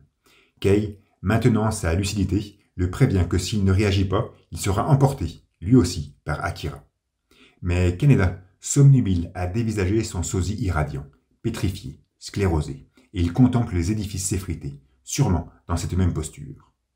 Et, même s'il se ressaisit un instant, il se revoit sur le 55 Bank, en train de s'immiscer dans cette dimension méconnue, comme s'il revivait, à cet instant présent, cette expérience passée. Il se revoit en train de courir, main dans la main avec Kei, afin d'éviter les salves meurtrières de Sol. Il se revoit, embrassant cette dernière alors manipulée par numéro 25, en train de surgir dans une salle d'armement au QG du colonel. Il se revoit, à fond la caisse sur sa moto. Il se revoit. Et lui aussi, au travers d'une fracture de Voronoi, semble faire ce rêve que font tous les gens juste avant de mourir. Mais tout cesse, pour la 4e fois. Tout se tétanise dans une mutité mélancolique. Nous sommes dans cette ère de jeu. Kaneda se trouve sur la balançoire, nonchalant, jouant avec son ombre portée. Il mentionne le nom de son ami sous un regard neurasthénique et donne l'impression de l'attendre, prouvant, par cet acte simple, que jamais il ne l'abandonnera. Il réapparaît subitement sous son apparence enfantine, se met sur pied et vocifère une seconde fois le nom de Tetsuo, son meilleur ami. Le jeune semble contrarié. Il devait se retrouver ici avec son nouveau compagnon, mais personne. Soudain, le vertige concentrique se fait de nouveau sentir, et une voix résonne alors. La bulle l'enveloppant nous est présentée sous la même forme que celle qu'utilisaient Kyoko ou Miyako durant leur récente intervention. À ce moment, il est impossible de savoir qui prend la parole, mais l'une d'elles affirme que Tetsuo n'est plus là. Kaneda, redevenu adulte, réagit, fronce les sourcils, semble affermir ses jambes, mais il n'en demeure pas moins immobile, passivement cloué sur ce sol qui s'effrite, pendant que cette même voix finalise. Tu dois partir. Mais Kaneda jamais n'abandonnera Tetsuo. Donc il reste, figé, inerte, invariant. Il se fait alors transpercer par ces faisceaux de lumière sombres et véloces, rendant son corps soudainement évanescent. Il panique, s'interpelle, se surprend de réentendre son prénom, se retourne nonchalamment et observe Kei, luttant contre le courant, lui tendre la main droite. Ce n'est pas la vision enflammée que nous vîmes il y a un instant, mais bel et bien la jeune femme, vêtue de son kimono, qui surgit du néant. Par son geste contracté, elle pousse Kaneda à l'action, l'oblige à se raviver, l'invite à se secouer. L'adolescent crispe son visage, et il donne l'impression de guerroyer contre l'écoulement de cette fatalité. Et une voix se fait soudainement entendre. « Retourne auprès de ceux qui ont besoin de toi. » La manière dont nous est présentée cette bulle prouve que ce n'est ni Miyako ni Kyoko qui parlent. Mais alors, qui est-ce? Est-ce Kei? Tout récemment, lorsque la jeune femme prenait la parole, c'était au travers de son homologue reluisant. Ici, nous sommes face à une Kei un peu plus concrète, celle même que nous vîmes planer dans les airs au moment où Akira s'exécuta. De plus, s'il y a quelqu'un qui a fortement besoin de Kaneda, c'est bien elle, et je la vois mal se mentionner à la 3e personne. Kei est trop humble pour ça, et ce n'est pas dans son style. Donc non, pour moi, ce n'est pas la jeune femme qui parle, mais Tetsuo. Cette dernière phrase, « Retourne auprès de ceux qui ont besoin de toi », est la continuité parfaite de celle qu'il proféra durant son flashback, lorsqu'il demanda à Kaneda de ne pas le suivre. Après lui avoir ordonné de l'abandonner, il lui ordonne donc de ne surtout pas abandonner Kei, mais de la suivre afin de répondre à ce message subliminal qu'il lui envoya dans la bouche de métro, mais que son ami n'avait pu comprendre, faute de temps. Notre triangle relationnel est donc toujours présent, mais cette fois-ci, il a pour crête commune Tetsuo, qui sert de passerelle entre nos deux amants. Ces derniers, les yeux en larmes, contemplent leur gestuelle réciproque, et leurs deux mains se frôlent, s'unissent, afin d'affermir cette base triangulaire, afin de forger cette base fondatrice. Tetsuo sauve son ami, celui qui ne l'aura jamais abandonné pour la troisième fois. Une double page nous montre alors le dôme final. Son assise sombre et ses contours lisses nous rappellent ceux de la deuxième manifestation. Sa candeur évidente et sa trame chaotique nous évoquent la récente libération de Tetsuo lorsqu'il fut touché par Sol. Le jumelage est donc parfait, la fusion est totale, et les ruines de la capitale s'émulsifient dans une calligraphie désordonnée.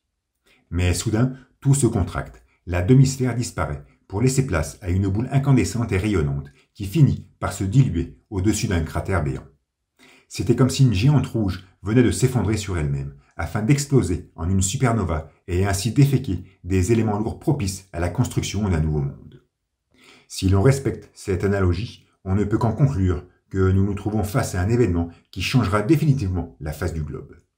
Mais surtout, si l'on prolonge la métaphore, on s'imagine que la résultante de ce souffle rémanent ne peut être issue que d'une nucléosynthèse profondément anthropologique. Si l'on en croit Kyoko, il surgira de ce cataclysme une humanité apte à communiquer sans artefacts, sans fibre optique, sans technicité. Et si l'on en croit Miyako, c'est la prochaine génération qui sera actrice de cette transcendantale transformation.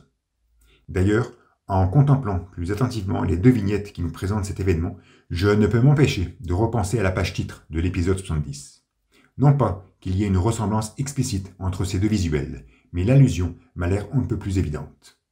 Ce qui voudrait donc dire que ce bas-relief présent dans le monastère de la prêtresse ne représentait pas un halo lumineux, mais ça, nous le savons déjà. Encore moins l'extrémité arrogante de ce courant invariant, mais bel et bien cette déflagration cosmique auquel nous venons d'assister. La vieille était donc au courant. Elle était au courant de tout. Elle savait tout et avait tout prévu. Pour elle, tout était subliminalement écrit depuis son phrasé adipeux qu'elle prononça face à la félonie d'un Nezu courbé lors de l'épisode 19. Sacré Miyako. La déferlante poursuit son arrogance au cœur de cette architecture périclitée. Elle dilacère les baies vitrées avec fureur, renverse les édifices comme un jeu de cartes. De sa force s'extrait une masse poussiéreuse et humide, d'où déambulent ces katakana si singuliers, mélodistes de cette sonorité grave et répétée. Leur agencement, uniforme et cadencé, tel un rayonnement gravitationnel, semble inéluctablement articuler les derniers battements myocardiques de Tetsuo. Une double planche aérienne nous montre alors l'épicentre de la manifestation, enveloppé d'un vortex de nébuleux. Un visuel similaire à celui qui faisait suite à la destruction de Neo-Tokyo. Sauf qu'ici, le courant d'air ruisselle dans l'autre sens, et un champignon de fumée s'élève depuis son cœur. Un plan terrestre et plus large nous affiche cette scène bercée par la même valse virevoltante. Depuis ce point de vue, on distingue très bien cette cheminée vaporeuse qui se dresse jusqu'aux cieux. Une succession d'images silencieuses nous expose ensuite le lessivage incessant de la cité en ruine, au travers de cadrages précis et variés. La focale se stabilise, lentement, et montre les premiers survivants de ce peuple d'un Néo-Tokyo dévasté. Posté sur les décombres, l'un d'eux est en train de pointer du doigt le firmament, invitant ses compagnons à la contemplation. Une vue en contre-plongée, esthétisée par la perspective des buildings encore sur pied, nous divulgue alors ce ciel voilé d'un courant nébuleux uniforme. Celui-ci modèle ses traînées albâtres dans une cinétique tourbillonnante qui se dilue à chaque révolution. Aux abords d'une dépression architecturale, Joker et Chiyoko refont surface. Ils hypnotisent immédiatement leur regard sur cette valse insatiable. Depuis les vestiges du stade olympique, la caméra se rapproche du colonel, soutenant sa cuisse apparemment fracturée. Lui aussi lève les yeux au ciel, le visage transpirant et nimbé de fascination. Il contemple ces traînées nuageuses fluctuer avec grâce et délicatesse, et quelque chose se passe en son fort intérieur. Proche d'autres structures en ruine, nous voyons Simons aux côtés de quelques réfugiés. Lui aussi ausculte ce firmament et semble comprendre, sans épaisse lentille, ce que cache cette fluctuation discursive. Au travers de cette cinétique tourbillonnante et de ces trois apparitions répétitives, j'ai l'impression de voir une analogie indéniable à ce courant invariant, uniforme et atemporel. Introduit métaphoriquement dans l'épisode 67, lors d'un instant empli de poésie, cette mouvance fuligineuse paraît ici s'estomper, aux yeux de tous, afin de diluer sa trame dans cet azur empyré. Le vortex hypnotisant qu'elle calligraphie, à cet instant, symbolise, euphoriquement, ce flux cosmique et intangible. Cependant, sa douce résorption, ici, semble offrir à l'humanité une opportunité de ne plus s'assujettir à sa fatalité. Le seul rôle véritable de l'homme né sous l'emprise du courant est de vivre, d'avoir conscience de sa vie, de sa révolte, de sa liberté. Mais les ruines de la capitale s'éclaircissent promptement. Les rescapés du désastre s'en extraient. Certains pointent toujours leurs doigts vers cet azimut cyclotimique. D'autres se lamentent à la perte d'un proche. Il y en a même un, les yeux bandés, qui incline son visage vers ces cieux tourmentés. Cependant, tous se remettent sur pied et vont de l'avant dans une démarche indolente. Un moine du temple est assis, effondré, désabusé. Peut-être est-il le seul survivant de la secte. Des soldats américains sortent de leur planque, titubants, sûrement désorientés par ce qui vient de se produire. Des souliers s'enlisent dans une boue encore flasque. C'est Kai, il est anxieux et hurle le prénom de son ami. Il est tout proche d'un pont qui ressemble fortement à celui qui se trouvait au pied de l'édifice Ginza dans les premières pages de l'épisode 91. À cette époque, sa présence avait marqué le début de cette folle journée. Il semble ici, à ce moment, en marquer la fin. Le jeune pousse un second cri afin de perdurer son appel, et l'écho se propage jusqu'au zénith de ce cratère fraîchement formé.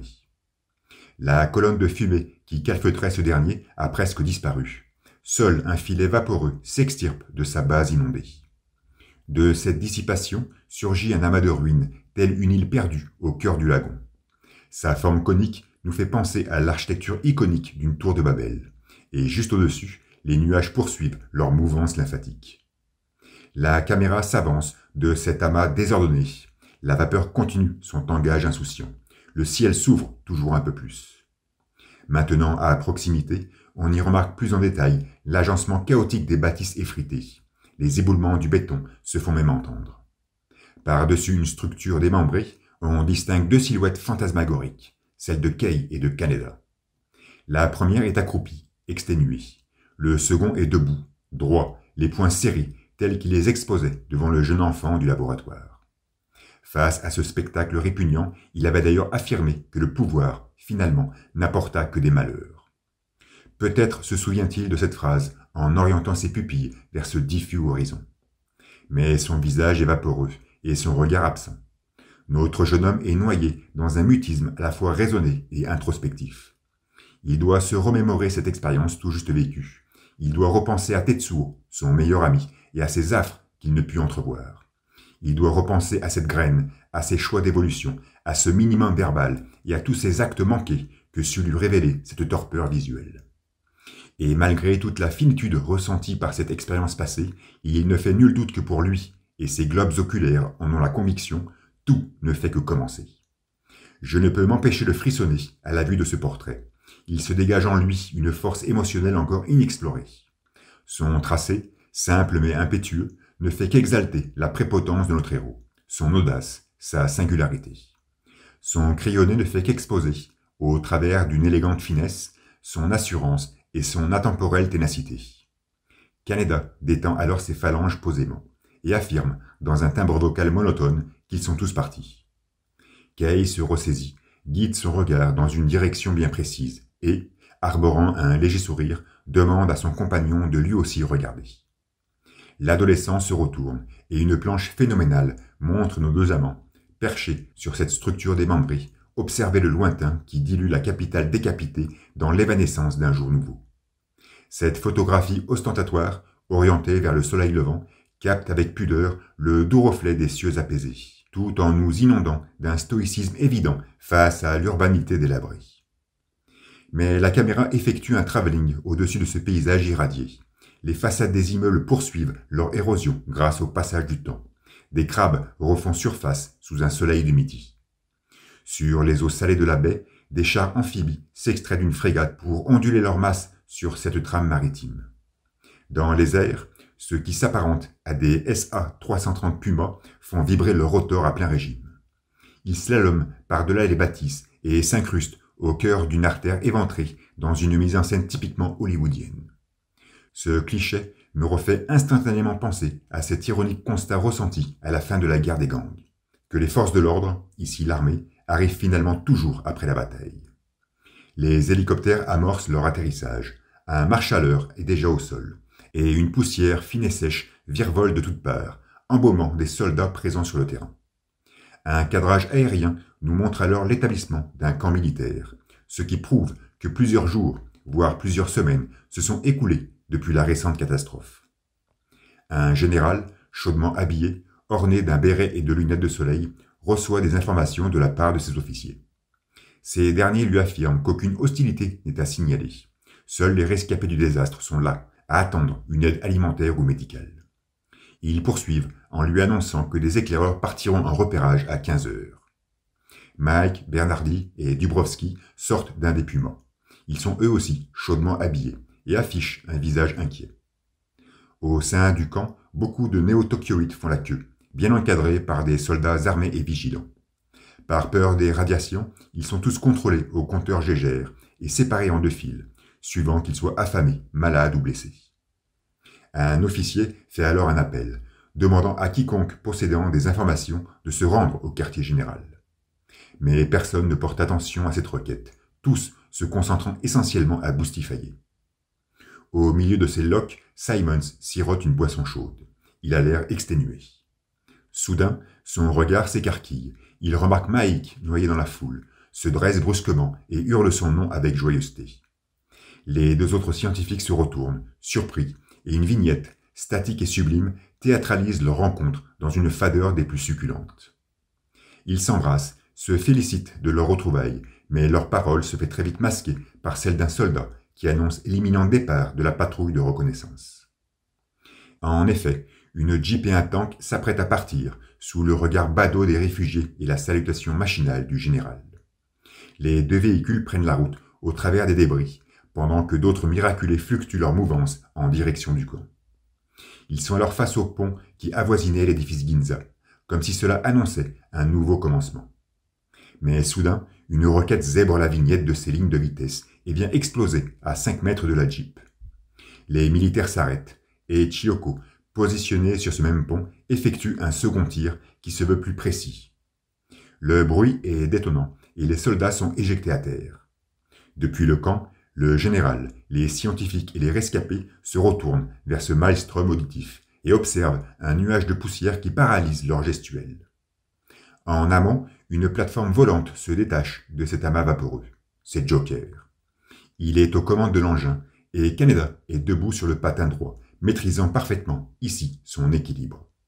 Il atterrit, sans même toucher le sol, et pointe joliment sa mitraillette en direction de son assistance. Notre héros pose un pied à terre. Il échange avec le clown un regard rempli de complicité, et ce dernier s'éclipse avec frénésie. Décidément, eux, qui n'arrêtaient pas de se chamailler ou de se mettre sur la gueule dans le passé, semblent se faire, maintenant, praticiens de ce minimum verbal. Un soldat braque son M16 sur l'adolescent, mais le général lui ordonne de stopper son geste. Des bruits se font perceptibles par-delà les décombres, et des dizaines de partisans s'affichent depuis les hauteurs des ruines. Tous sont armés, visant dans la même direction, et tous semblent être ces patriotes du Levant. Kaneda, que l'on a presque du mal à reconnaître, affirme aux militaires qu'ils sont totalement encerclés. Ce dernier est d'ailleurs hébété par cet accueil et sa mise en scène parfaitement bien orchestrée. Le jeune déclare que ceci n'est qu'une menace, sous-entendant que ses compagnons n'hésiteront pas à faire feu au cas où. Un interprète fait la traduction au général et répond qu'ils ne sont pas venus ici avec des intentions belliqueuses. Notre héros, toujours aussi confiant dans son élocution, se permet d'en douter. L'interprète poursuit en notifiant qu'ils ont été envoyés en mission par les Nations Unies afin de rétablir l'ordre et d'aider les réfugiés. Mais Kaneda, le visage emborvé d'une hargne profonde, hausse le ton. « Tu m'en diras tant. Prenez vos armes et sortez de notre pays. » Obasan, soutenant toujours son bazooka à l'épaule, fait signe à ses confrères. Ces derniers détachent une énorme banderole qui se déroule lentement sous la pesanteur. Et les kanji du grand empire de Tokyo apparaissent, en contre-plongée, avec en premier plan un Kaneda à l'apogée de sa plénitude. La calligraphie est la même que celle qui était taguée dans moult endroits par le passé, avec ce mixte entre sinogramme et idéogramme. En dessous, le nom d'Akira s'exhibe en romaji et majuscule, sûrement pour le rendre lisible au plus grand nombre. Vu sous cet angle, Kaneda nous fait comprendre que Tokyo n'est plus japonaise, mais qu'elle est devenue clairement une localité indépendante, validant ainsi l'instauration politique initiée jadis par Megite.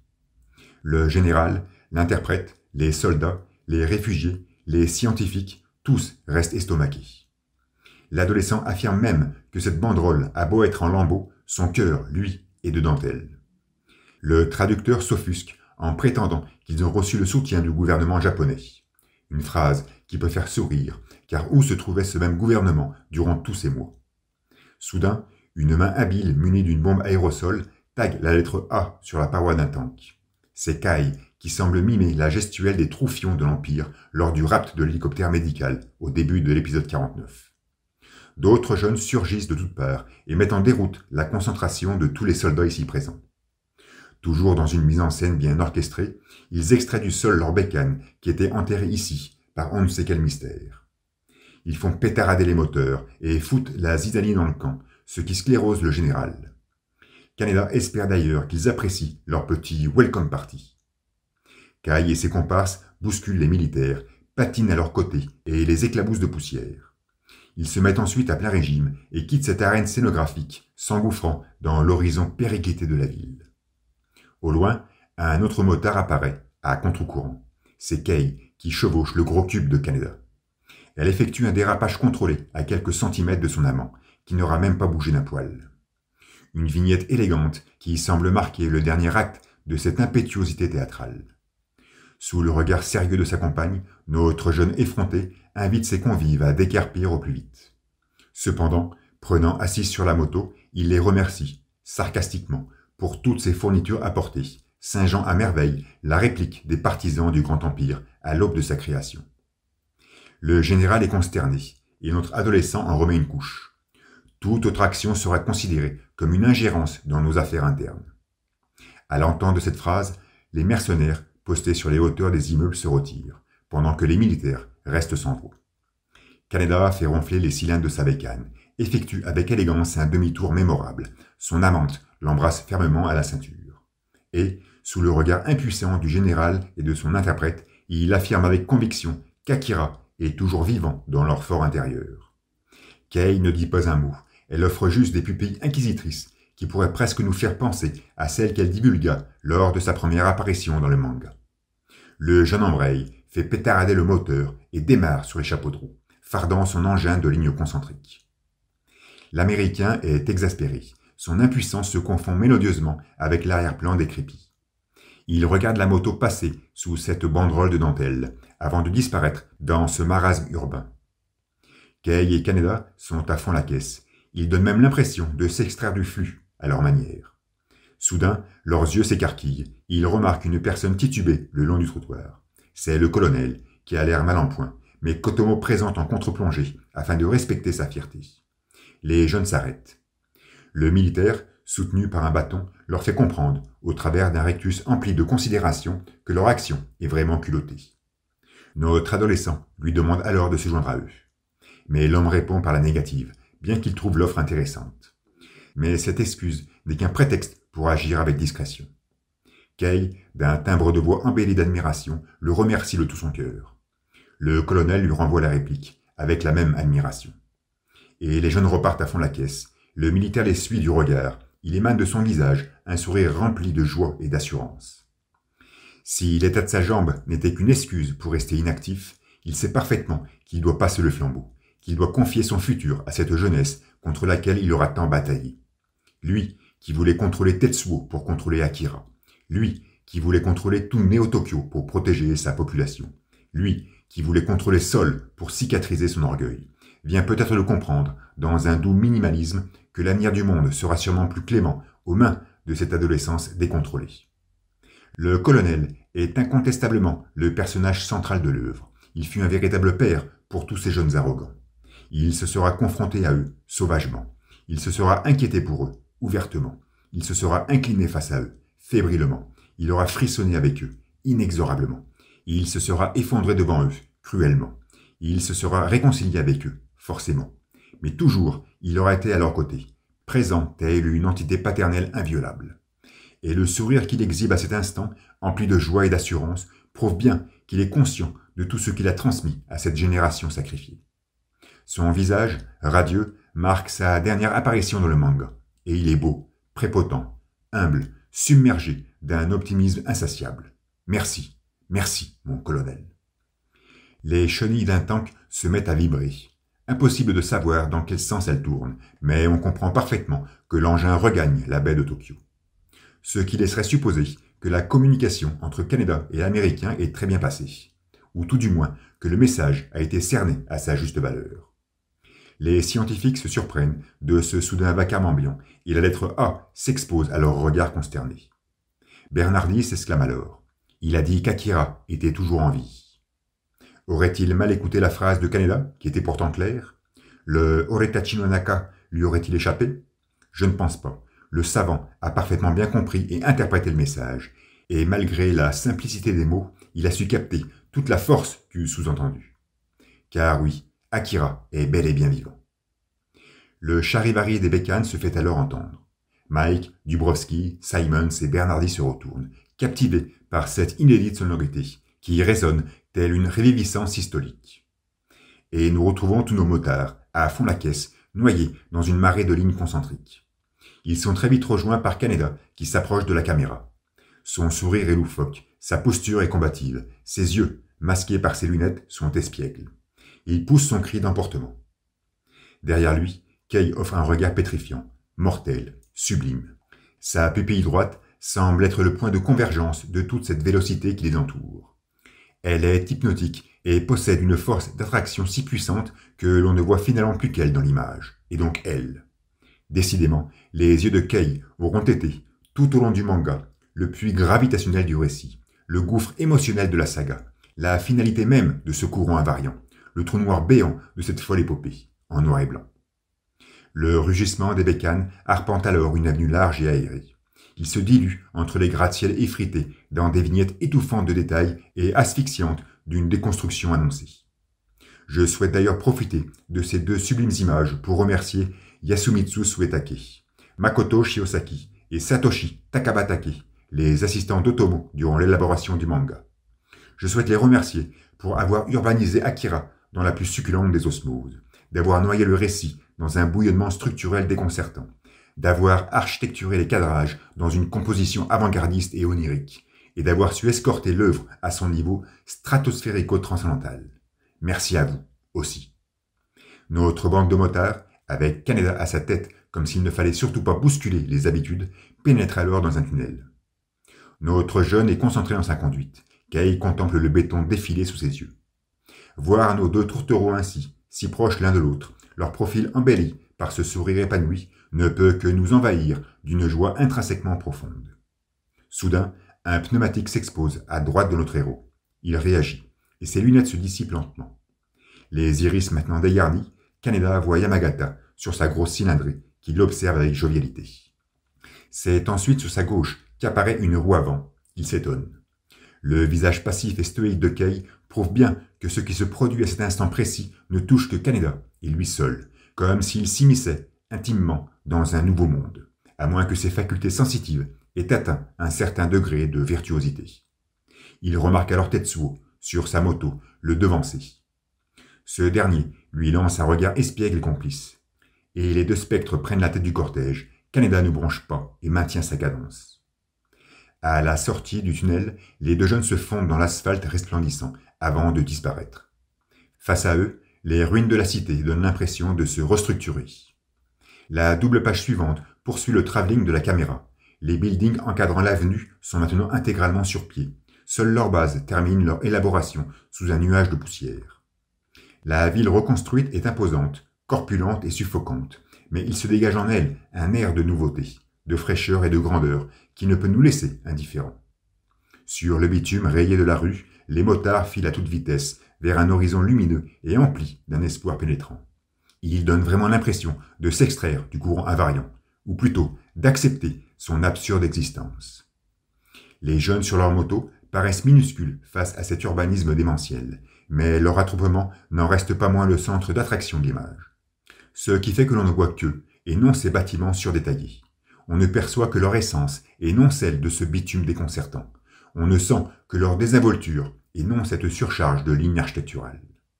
On ne sent finalement que leur ébullition, fugace et fougueuse, insolente et passionnelle, vers un futur qu'ils ne manqueront pas d'écrire, avec des mots simples. La composition anodine de cette illustration nous donne vraiment l'impression que ce changement tant attendu est en train de se produire, à ce moment présent, sous nos yeux. La position basse de l'horizon nous fait subliminalement comprendre que ce choix d'évolution, qui semblait si effrayant aux premiers abords, n'en est maintenant plus un. La contre-plongée extravagante de ce cadrage cinématographique nous dicte, finalement, peut-être, que tout a déjà commencé. Notre regard, viscéralement attiré par cette jeunesse désinvolte, s'humecte de deviner que jamais cette dernière ne se retournera vers le passé. Jamais elle ne cessera de suivre ses rêves. Jamais elle ne s'abandonnera et abandonnera. Au contraire, elle semble plutôt pleinement consciente de sa vie, de sa révolte et de sa liberté. Oui, cette jeunesse, munie d'un potentiel et d'une volonté insoupçonnée, jamais ne se laissera embourber par l'inéluctabilité. Jamais elle ne mettra en doute la validité de ses choix. Jamais elle ne maculera ce tournant initié par Akira. Éternellement et fatalement unie par leur amitié, cette jeunesse, arrogante et décontrôlée, est, indéniablement, invariablement, irrévocablement, le futur de l'humanité.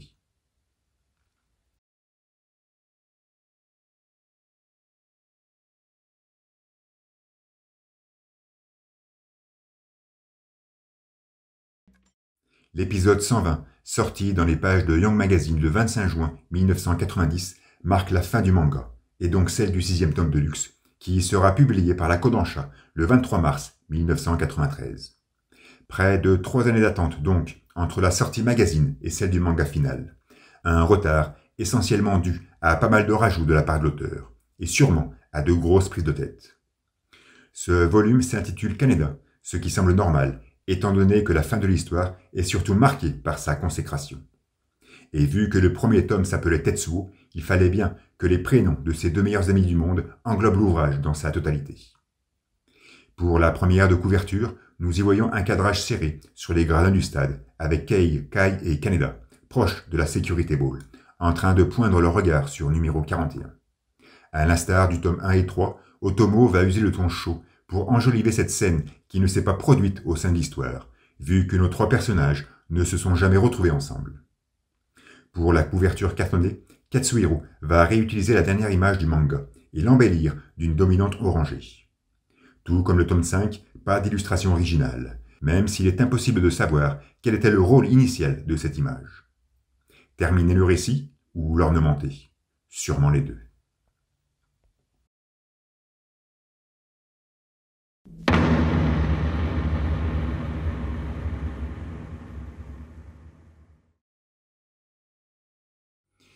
Il nous arrive fréquemment, surtout à un âge avancé, de nous poser cette question existentielle, à savoir, si nous devions refaire notre vie, qu'est-ce que nous changerions à son déroulement? Étant un grand adepte de l'absurde, je n'aurais bien évidemment, au sujet de la mienne, rien changé, car je suis parfaitement conscient que, quels que soient les changements apportés, elle serait restée la même, embourbée dans cette absurdité si douce et si subtile à mon cœur. Cependant, s'il y avait une chose que j'aurais aimé, c'est d'avoir été au Japon, à Tokyo, à la fin de l'année 1982, afin de vivre la sortie d'Akira, en direct, en live.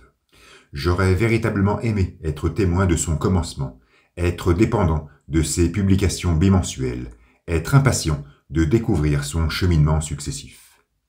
J'ai un peu vécu toutes ces sensations lors de sa parution française chez Glénat, mais cela est néanmoins resté très différent, parce que trop décousu dans le temps, et surtout, ce n'était pas du direct. Car je pense sincèrement qu'une lecture douce et lente d'Akira, 20 pages toutes les 2 semaines, est nécessaire pour appréhender au mieux l'œuvre. Elle est essentielle pour se laisser imprégner par cette tension et cette incompréhension croissante qui caractérisait l'histoire à ses débuts. Mais surtout, elle est primordiale pour cerner à sa plus juste valeur les souffrances de Tetsuo, chose qui semble assez épineuse à percevoir au travers d'un bouquinage vif et intensif. Durant toute l'analyse, j'ai tâché de respecter cette indolente narration, en vue d'offrir cette interprétation crue et contradictoire si propre au récit. Mais cela reste toujours difficile à mettre en place, surtout lorsque l'on connaît la fin. C'est pour cette raison que j'aurais aimé avoir été là-bas, à Tokyo, au crépuscule de l'année 1982. Mais malheureusement, ce ne fut pas le cas. De plus, vivre les publications d'Akira en direct depuis le Young Magazine aurait peut-être permis de mieux cerner l'histoire originelle que souhaitait conter Otomo au tout début, et donc de percevoir au plus juste ce moment clivant qui fit chavirer cette comptine de 200 pages en une épique saga de plus de 2000 planches. Pendant l'analyse, j'ai positionné cet instant au niveau des épisodes 7 et 8, soit environ après 3 mois d'existence. Entre ce face-à-face mémorable qui suivit l'altercation contre les clowns, cette défenestration poétique à l'internat et cette apparition fantasmagorique d'un Kaneda enflammé, on sentit, au travers de cette trentaine de pages, que tout avait basculé pour durer, longuement. Or, ce changement brutal de logique narrative ne pouvait pas être dû à un caprice d'Otomo. Non, ce clivage évident ne pouvait être dû qu'à un succès notoire et fulgurant de son récit. Et oui, Akira, dès ses débuts, a été victime d'une réussite éditoriale foudroyante. Et être témoin, acteur ou spectateur de cette foudroyance aurait été une raison supplémentaire d'avoir viscéralement tant désiré être présent, physiquement, dans ce Japon des années 82. Car inconsciemment, vivre en direct le succès immédiat d'Akira, c'est aussi, peut-être, assister à l'avènement d'Otomo. D'ailleurs, il est très intéressant de ressentir ce changement brutal de logique narrative au travers de l'occurrence quantitative des personnages dans l'histoire. Sur le tableau que j'expose ci-dessous, vous trouverez le nombre d'apparitions de chaque protagoniste tout au long de la saga. J'ai volontairement décomposé le tome 1 en 3 sous-parties, afin, tout justement, de mieux comprendre cette logique. On remarque que durant les 5 premiers épisodes, ce qui représente 100 pages, donc en gros la moitié de ce qu'aurait dû constituer cette comptine originelle, il y a 537 vignettes, et que les intervenants les plus affichés sont Kaneda, avec 174 exhibitions, Ryu, avec 87, Takashi, avec 84, et Kei, avec 62. La simple lecture de ces chiffres, couplée à la performance de nos 4 protagonistes, nous pousserait à conclure que Kaneda est le personnage central du récit. Son visage est le premier qui nous est dévoilé. Sa moto est différente des autres et attire tout de suite le regard, même si la mécanique n'a aucune importance à ce moment de la partie. Il devance toujours le cortège, que ce soit sur route ou dans les halls de l'école. Il prend des initiatives. C'est lui qui fonce sur Takashi pour lui donner une leçon. C'est lui qui s'approche de Kei pour la draguer. C'est lui qui s'empare du flingue de l'anarchiste pour focaliser son attention. Bref, en plus de son exhibition excessive, presque une vignette sur 3, son rôle dans l'histoire est central. Ensuite, nous avons Ryu, qui offre dès le début une posture délicate et subtile. On a en effet du mal à s'imaginer qu'il est le deuxième personnage le plus représenté de ces 100 pages initiales. Pourtant, ses apparitions sont efficaces et son évidente maturité vient joliment contrebalancer l'insouciance de Kaneda. Son design nous est familier, car identique au protagoniste des comptines passées d'Otomo. Sa gestuelle est précise et infaillible. Il met quand même en déroute les soldats de l'armée. Mais surtout, c'est lui qui prononce pour la première fois le nom d'Akira, ce qui le propulse automatiquement au rang des personnages essentiels. Il sait et connaît des choses que le lecteur ne peut, pour l'instant, entrevoir. Takashi, quant à lui, représente cette incompréhension qui se voulait être le fil conducteur du récit. C'est un vieux au corps d'enfant, c'est un enfant à la tête de vieillard. Il disparaît comme par magie. Il est l'enjeu d'une course-poursuite entre des individus lambda et les forces de l'ordre. Il peut nous faire penser parfois, et de façon très furtive, à Chosan, et il semble être lié à Akira, qui reste malgré tout le titre de l'œuvre. Dès le début, donc, numéro 26 est le centre d'attention de l'histoire. Tous les regards sont tournés vers lui. Il est l'objet d'une traque et d'une quête qui accentuent habilement l'incompréhension de cette mini-saga. Et pour finir, Kei a l'air de se positionner comme la touche féminine qui vient perturber cet attroupement anormal de mâles.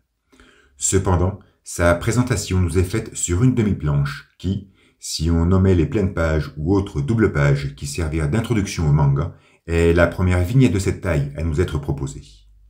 Un fait tout aussi marquant est son exécution à bout portant, exposée également au travers de 2 cases imposantes, qui restent à jamais gravées dans nos mémoires, tant sa mise en scène fut brute et déconcertante. Mais surtout, c'est durant cette intervention musclée que l'on vit pour la première fois ces faisceaux de lumière calligraphier les planches de leur mouvance harmonieuse. De plus, Dès les débuts, on sent la jeune femme s'initier dans un triangle amoureux qui fortifie habilement le poids romanesque de leur relation. Donc, au 21 février 1983, date de sortie de l'épisode 5, qui se termine, je le rappelle, après la traque de Takashi dans le canal, Akira présente une base solide, avec des protagonistes forts et une narration précise. À la moitié de ce récit originel, il nous est tout simplement impossible de savoir comment tout pourrait se conclure, mais on devine clairement comment tout a commencé. Hormis le colonel et Masaru qui viennent colorer la fin de ce premier acte dans le but d'intensifier cette incompréhension, les autres personnages sont tous secondaires. Kai et Yamagata sont placés au troisième plan, et Tetsuo disparaît totalement après l'accident, vu que cet événement n'est là que pour introduire Takashi. D'ailleurs, il est difficile de savoir si Tetsuo est encore présent dans la mémoire des lecteurs suite à ces 2 mois de diffusion. Bref, après 5 épisodes, Akira suit son cours, et aucun facteur externe ne semble perturber la logique éditoriale dans laquelle il se trouve. Cependant, lorsque nous nous intéressons à ce que l'on pourrait nommer la deuxième partie de ce tome 1, c'est-à-dire les 7 chapitres postérieurs, qui se terminent quand Kaneda et Kei quittent le complexe olympique après l'altercation dans les égouts, on se retrouve face à une prestance théâtrale très différente. Tout d'abord, Takashi a totalement disparu du récit. Lui, qui était le point d'attraction, est devenu aussi invisible que l'eau du Huascarán. Ryu a énormément perdu en protagonisme, bien que ses interventions restent importantes pour le déroulement de l'histoire. Le colonel est plus actif, et sa présence renforce la dimension politique du scénario, fait accentuer avec la subtile apparition de Nezu. Kaneda est toujours très abondant sur les planches, et même si nous reviendrons ultérieurement sur cette particularité, cela confirme sa position centrale dans le récit. Kei maintient son rythme, qui n'en demeure pas moins très souterrain. En revanche, Tetsuo refait surface et s'accapare soudainement de l'intrigue. Indubitablement, tout ceci ne pourrait être qu'une suite logique de la narration d'Otomo. Cependant, ces brusques modifications démontrent un changement évident dans cette même logique narrative. Et en effet, le fait de retrouver immédiatement Tetsuo sur la première planche de l'épisode 6 prouve que l'accident du début du récit n'était pas là que pour introduire numéro 26. Notez la joie de Kaneda quand il revoit son ami atteste d'une intimité forte entre ces 2 personnages, sensation que l'on n'avait absolument pas ressentie au début du manga, surtout en constatant à quel point notre héros se foutait royalement de son camarade blessé. Pour rester avec Kaneda, son bichonnage avec l'infirmière de l'école confirme son arrogance et son caractère central. Ceci dit, la futilité de cette scène démontre qu'à ce stade d'écriture, Otomo était toujours embringué dans sa comptine de 200 pages. Cependant, tout semble basculer sur les planches suivantes. Déjà, elles s'introduisent sur l'un des dessins les plus emblématiques de l'œuvre, une bouche grande ouverte, accueillant une amphétamine. Et les 6 pages subséquentes exaltent cette course-poursuite dans la capitale nocturne, joliment entrecoupée par la conversation entre le colonel et le docteur. Bien évidemment, toutes ces planches font partie de l'épisode 6, et sont donc sorties en même temps dans le Young Magazine du 7 mars 1983. Mais ces 7 dernières pages sont cruciales. Elles dégagent une tension phénoménale et poussent le lecteur dans une corrosive impatience d'être face au chapitre suivant. Tous les ingrédients sont présents. Les jeunes sont dopés. Kaneda lance le coup d'envoi. La focale s'élargit. Le mugissement des gros cubes domine l'acoustique. Et lorsque le crépuscule s'éclipse, le docteur nous fait clairement savoir que Tetsuo est singulier, qu'il semble même primordial. Dans les rues de la capitale, c'est l'extase. Les 2 roues défilent avec frénésie. Les vignettes s'enchaînent dans une cinétique cinématographique folle et enivrante, du grand art. Otomo avait déjà mis en scène des courses de moto dans l'épisode 1, mais la persistance de cadrage oblique avait rendu sa lecture émétique et frivole. Ici, sur les dernières planches du 6e chapitre, nous sommes en immersion totale, intégralement noyés par ces lignes concentriques, tels des acteurs privilégiés de cette cavalcade. Mais surtout, tout s'arrête avec un plan zébré sur Tetsuo, alors recherché par les forces de l'ordre. Il est seul, son sourire s'aromatise d'une certaine fierté, ce qui consolide, de façon bien poétique, son apparente singularité. Dans l'univers du manga et de l'édition, tout va très vite, ce qui sous-entend parfaitement que lors de l'ébauche du 7e épisode, Otomo a dû se retrouver informé de l'impact que procura sa comptine, et de l'impatience frénétique de ses lecteurs. Bien sûr, ce serait très présomptueux de s'imaginer que Katsuhiro changea précipitamment de plan narratif à l'écoute de telles informations. Cependant, le chapitre 7, sorti en plein équinoxe de printemps, prolonge cette folle course-poursuite dans ce Néo-Tokyo nocturne. Les cases sont toujours aussi rayées, la tension toujours aussi palpitante. Mais soudain, tout se gèle. Tetsuo est pris en chasse par les clowns et chute avec maestria pour la seconde fois. Sur à peine 5 planches, Otomo nous exhibe tout son talent d'écrivain. Entre ce statisme ostentatoire, cette tension silencieuse, ce rebondissement expéditif et cette violence crue, Katsuhiro fait défiler les émotions et engouffre son lecteur dans une torpeur jouissive, comme s'il voulait lui transmettre un message subliminal. Et lorsqu'il conclut cette cavalcade par ce face-à-face atemporel entre Kaneda et Tetsuo, on sent que le message n'est pas si infraliminal qu'il n'y paraît. Impossible pour moi, en voyant ces deux visages, de ne pas penser à ceux que nous contemplerons à la fin du manga. Je reste persuadé qu'en esquissant ces deux profils, Otomo était conscient qu'il avait intégralement changé la structure narrative de son récit. À cet instant, je suis convaincu qu'il sait que son histoire ne fera plus de 100 pages. Il ne sait pas combien il en fera. Il ne sait pas non plus quand tout cela se terminera. Mais il sait comment ça se terminera. Et ce sentiment semble nous être confirmé par la suite, toujours durant l'épisode 7. Depuis le début de l'épopée, Akira se résume à une alternance entre des scènes noctambules dans la capitale et des moments de vie à l'école. Et tout justement, au lendemain de ce face-à-face nocturne, nous rejoignons l'internat, comme pour parfaire cette alternance. Mais la manière dont Kaneda s'éjecte de l'établissement nous prouve qu'il n'y mettra plus les pieds, et, de ce fait, offre une véritable cassure dans la logique narrative.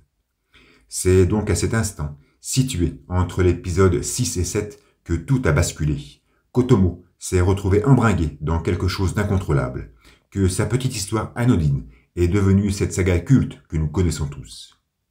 Et comme pour accentuer cette certitude, le chapitre 8 se clôt sur la vision spectrale d'un Kaneda en flammes dans la planque des anarchistes, vision enclenchée par Tetsuo. À partir de maintenant, tout est clair, le manga Akira va durer. Otomo va assumer cette chose incontrôlable, et la relation intrinsèque qui unit nos deux héros en sera le thème principal. Bien sûr, ceci n'est qu'une spéculation de ma part, qui plus est enjolivée par ma douce fantaisie. Mais comme expliqué précédemment, n'ayant pas pu vivre la sortie d'Akira en live et en direct, il faut bien que j'imagine à quoi aurait pu ressembler mon patron émotionnel si j'avais été à Tokyo, à l'aube de l'année 1983. Mais revenons sur cette corrélation entre la logique narrative du récit et l'apparition de nos héros dans les pages du manga. Kaneda est toujours aussi intrusif, même si sa présence baisse à la fin du tome 1 au détriment de celle de Tetsuo. Le colonel et Kei maintiennent leur fréquence du début. Ryu, lui, chute considérablement. De plus, si nous prolongeons la lecture de ces chiffres, nous constatons que Kaneda, tout au long des 6 volumes de la BD, reste en première position, sauf dans le 4e manga où il est absent. Dans l'ensemble de l'œuvre, il se manifeste 1956 fois, sur un total de 11 787 cases, ce qui fait quand même une vignette sur 6, alors que Tetsuo s'exhibe toutes les 9 cases et Kei toutes les 7. Je pense qu'il est important de préciser, et le tableau nous le montre bien, que Kei est le seul personnage à présenter une certaine constance dans ses apparitions durant les 6 tomes. Maintenant, si nous nous focalisons sur la forme, on remarque que Kaneda se dévoile souvent au cœur de pages très découpées, de façon bien frénétique, comme l'exige son développement. C'est peut-être fou de dire cela, mais jamais notre héros n'a eu l'honneur d'être exposé sur une case d'une demi-planche ou de 2 tiers de planche.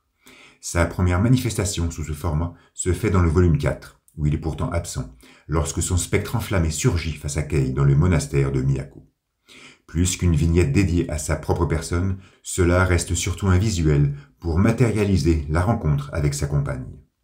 Sa deuxième apparition sous cette dimension se fera durant le tome 5, quand il roulera une profonde pelle à son amante. Là aussi, une image plus centrée sur sa relation avec la jeune femme plutôt qu'à lui seul.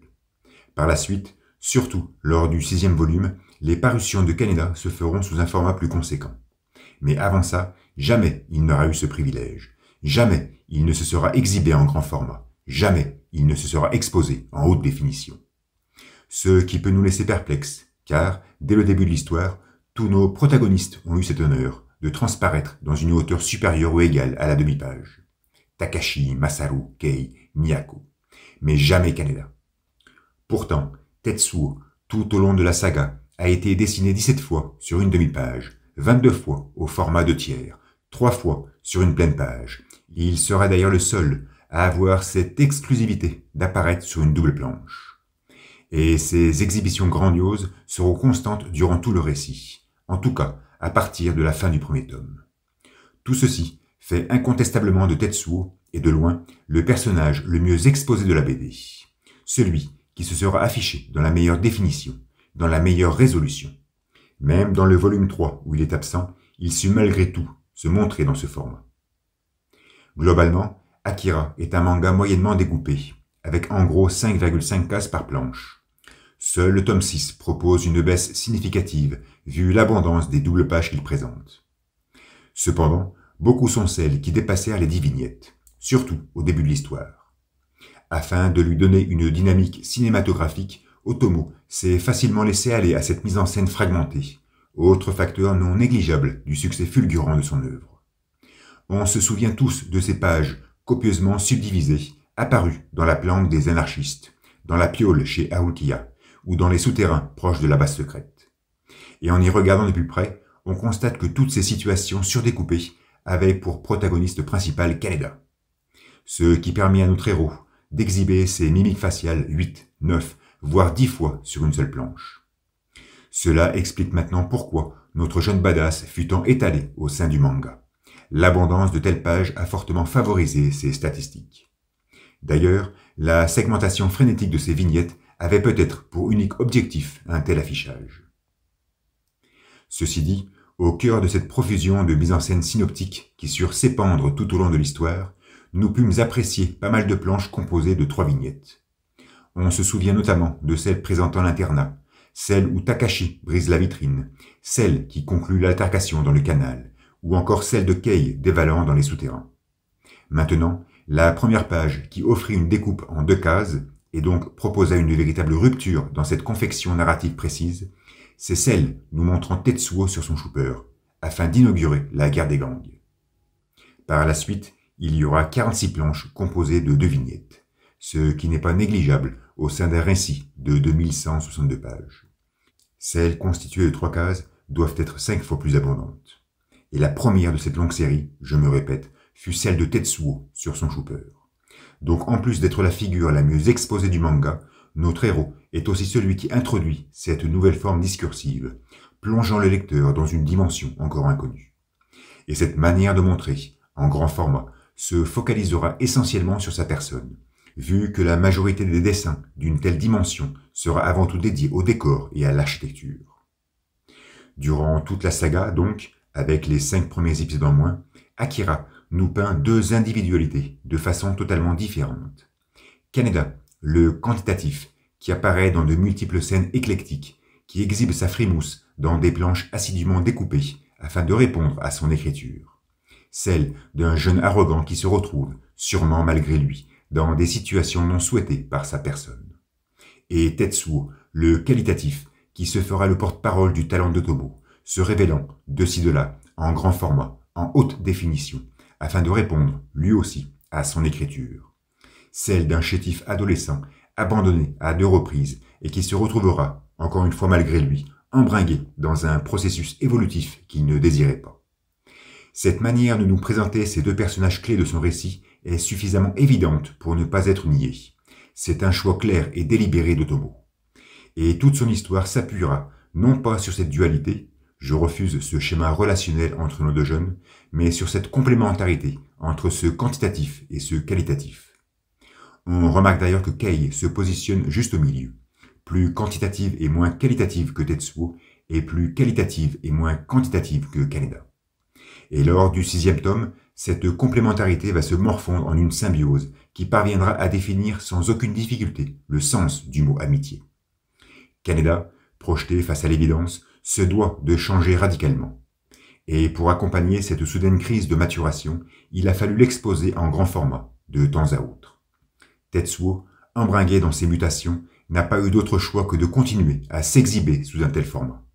À la fin du manga, on se retrouve donc avec l'un qui prolonge la fatalité de son cadrage, et le second qui doit mûrir pour mériter une telle reconnaissance visuelle. J'ai sans cesse considéré cette amitié entre nos 2 protagonistes comme étant le fil conducteur de l'histoire. Et même si celle-ci n'était pas nécessairement visible au tout début du récit, surtout au niveau des 5 premiers épisodes, elle a, dans la plupart des cas, su s'exprimer par la suite de façon subtile et subliminale. Et là aussi, je ne peux y discerner qu'une volonté d'écriture précise de la part de l'auteur, tellement cette subtilité se masquait le plus souvent sous une évidence des plus déchirantes. Car oui, la confrontation était bel et bien le premier schéma relationnel qui fomentait ce duo.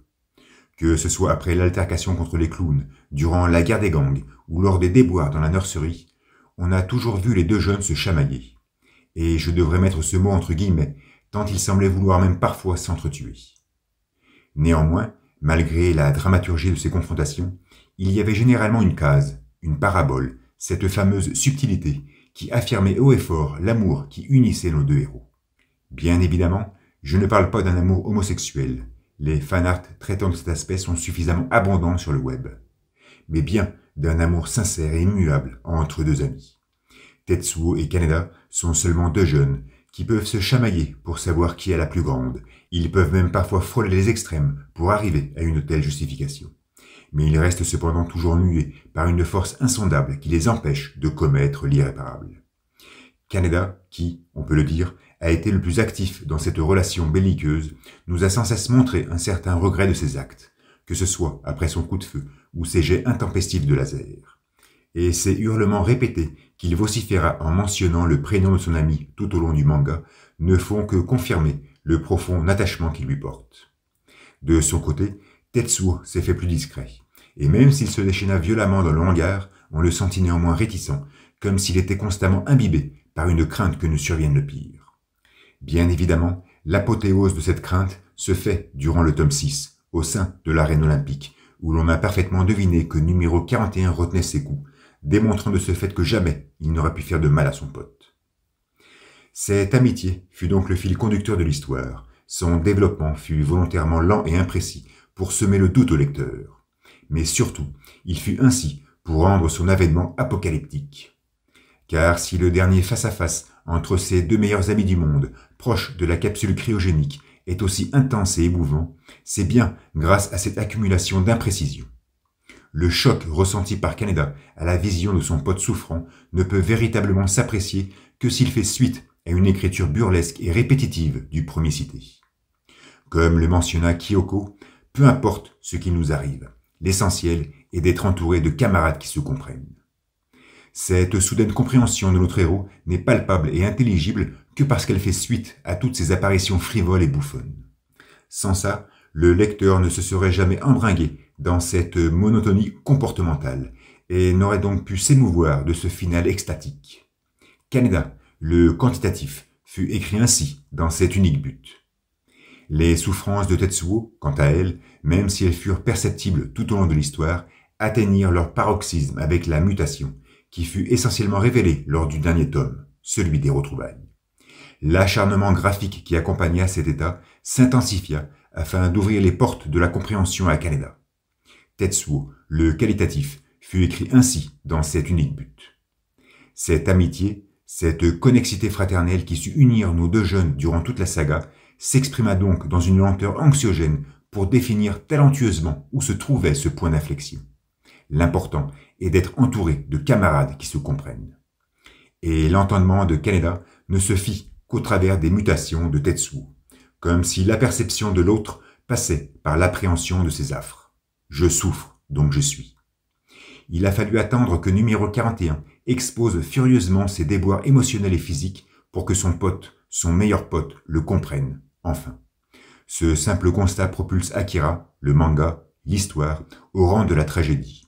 Une tragédie qui essaierait de nous stipuler que l'empathie, finalement, est plus forte que l'amour, que c'est un ciment relationnel plus puissant, plus affermi, plus pérenne, plus authentique.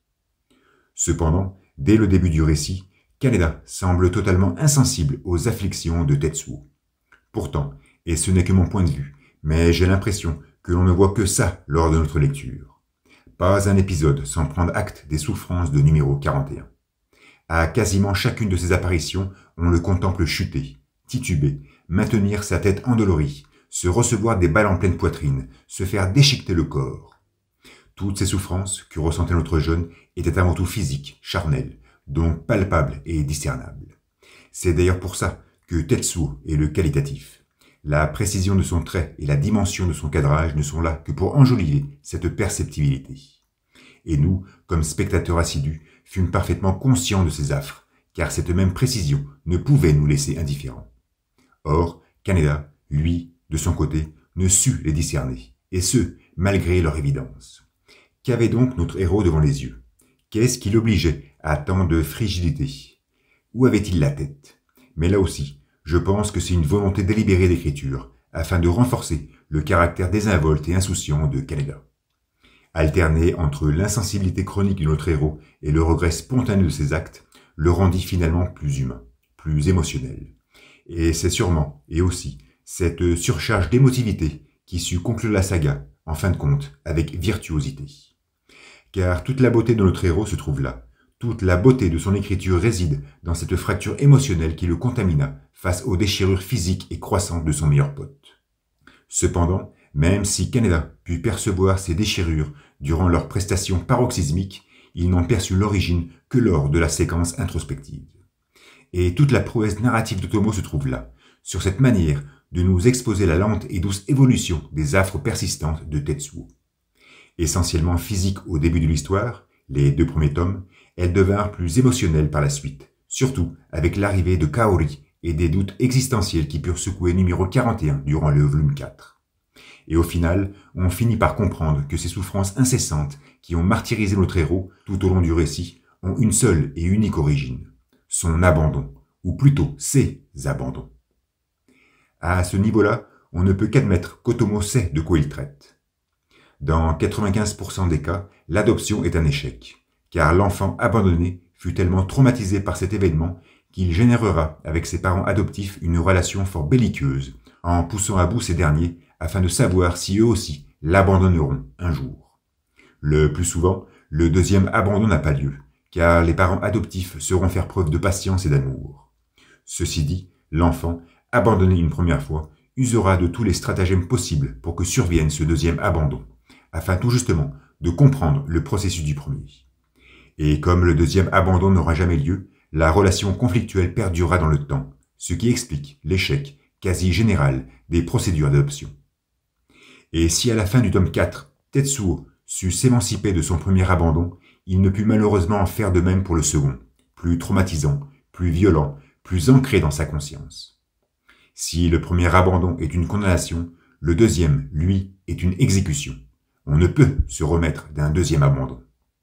Et la seule façon pour numéro 41 de matérialiser cette exécution fut bien évidemment l'autodestruction, que je ne nommerai pas suicide car non présenté comme tel dans le manga. Au travers de cette subtile métaphore, Otomo lance un message puissant et atemporel à ses lecteurs. Une société qui abandonne ses adolescents, une société qui abandonne ses enfants, une société qui abandonne sa jeunesse est tout simplement une société vouée à péricliter. Un premier postulat qui confirme pleinement les pensées profondes de l'auteur. La jeunesse est le futur de l'humanité. D'ailleurs, toutes ces affres vécues par Tetsuo pourraient facilement s'extrapoler aux mutants du projet. Eux aussi furent abandonnés une première fois. Beaucoup seront abandonnés une seconde fois par cette science insouciante. Et tous auront souffert de ces abandons plus que de ces expérimentations incessantes. Et les survivants de cette fatalité, après avoir surmonté tant d'algiques épreuves, finirent par se comprendre.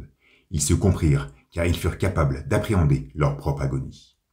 Ce qui explique l'apophthegme de Kyoko, et ce qui explique, sûrement, pourquoi Kaneda offre son plus beau portrait, digne d'un Chosan, à l'écoute d'une telle phrase. On n'a rien sans rien. Même si les douleurs de Tetsuo ont une origine psychologique profonde, elles nous furent révélées tout au long du manga au travers de convulsions corporelles évidentes. Du premier épisode au quasi tout dernier, nous fûmes témoins des affres insoutenables de l'adolescent. Otomo étant avant tout un auteur charnel, ceci explique pourquoi numéro 41 fut le protagoniste qualitatif de cette saga.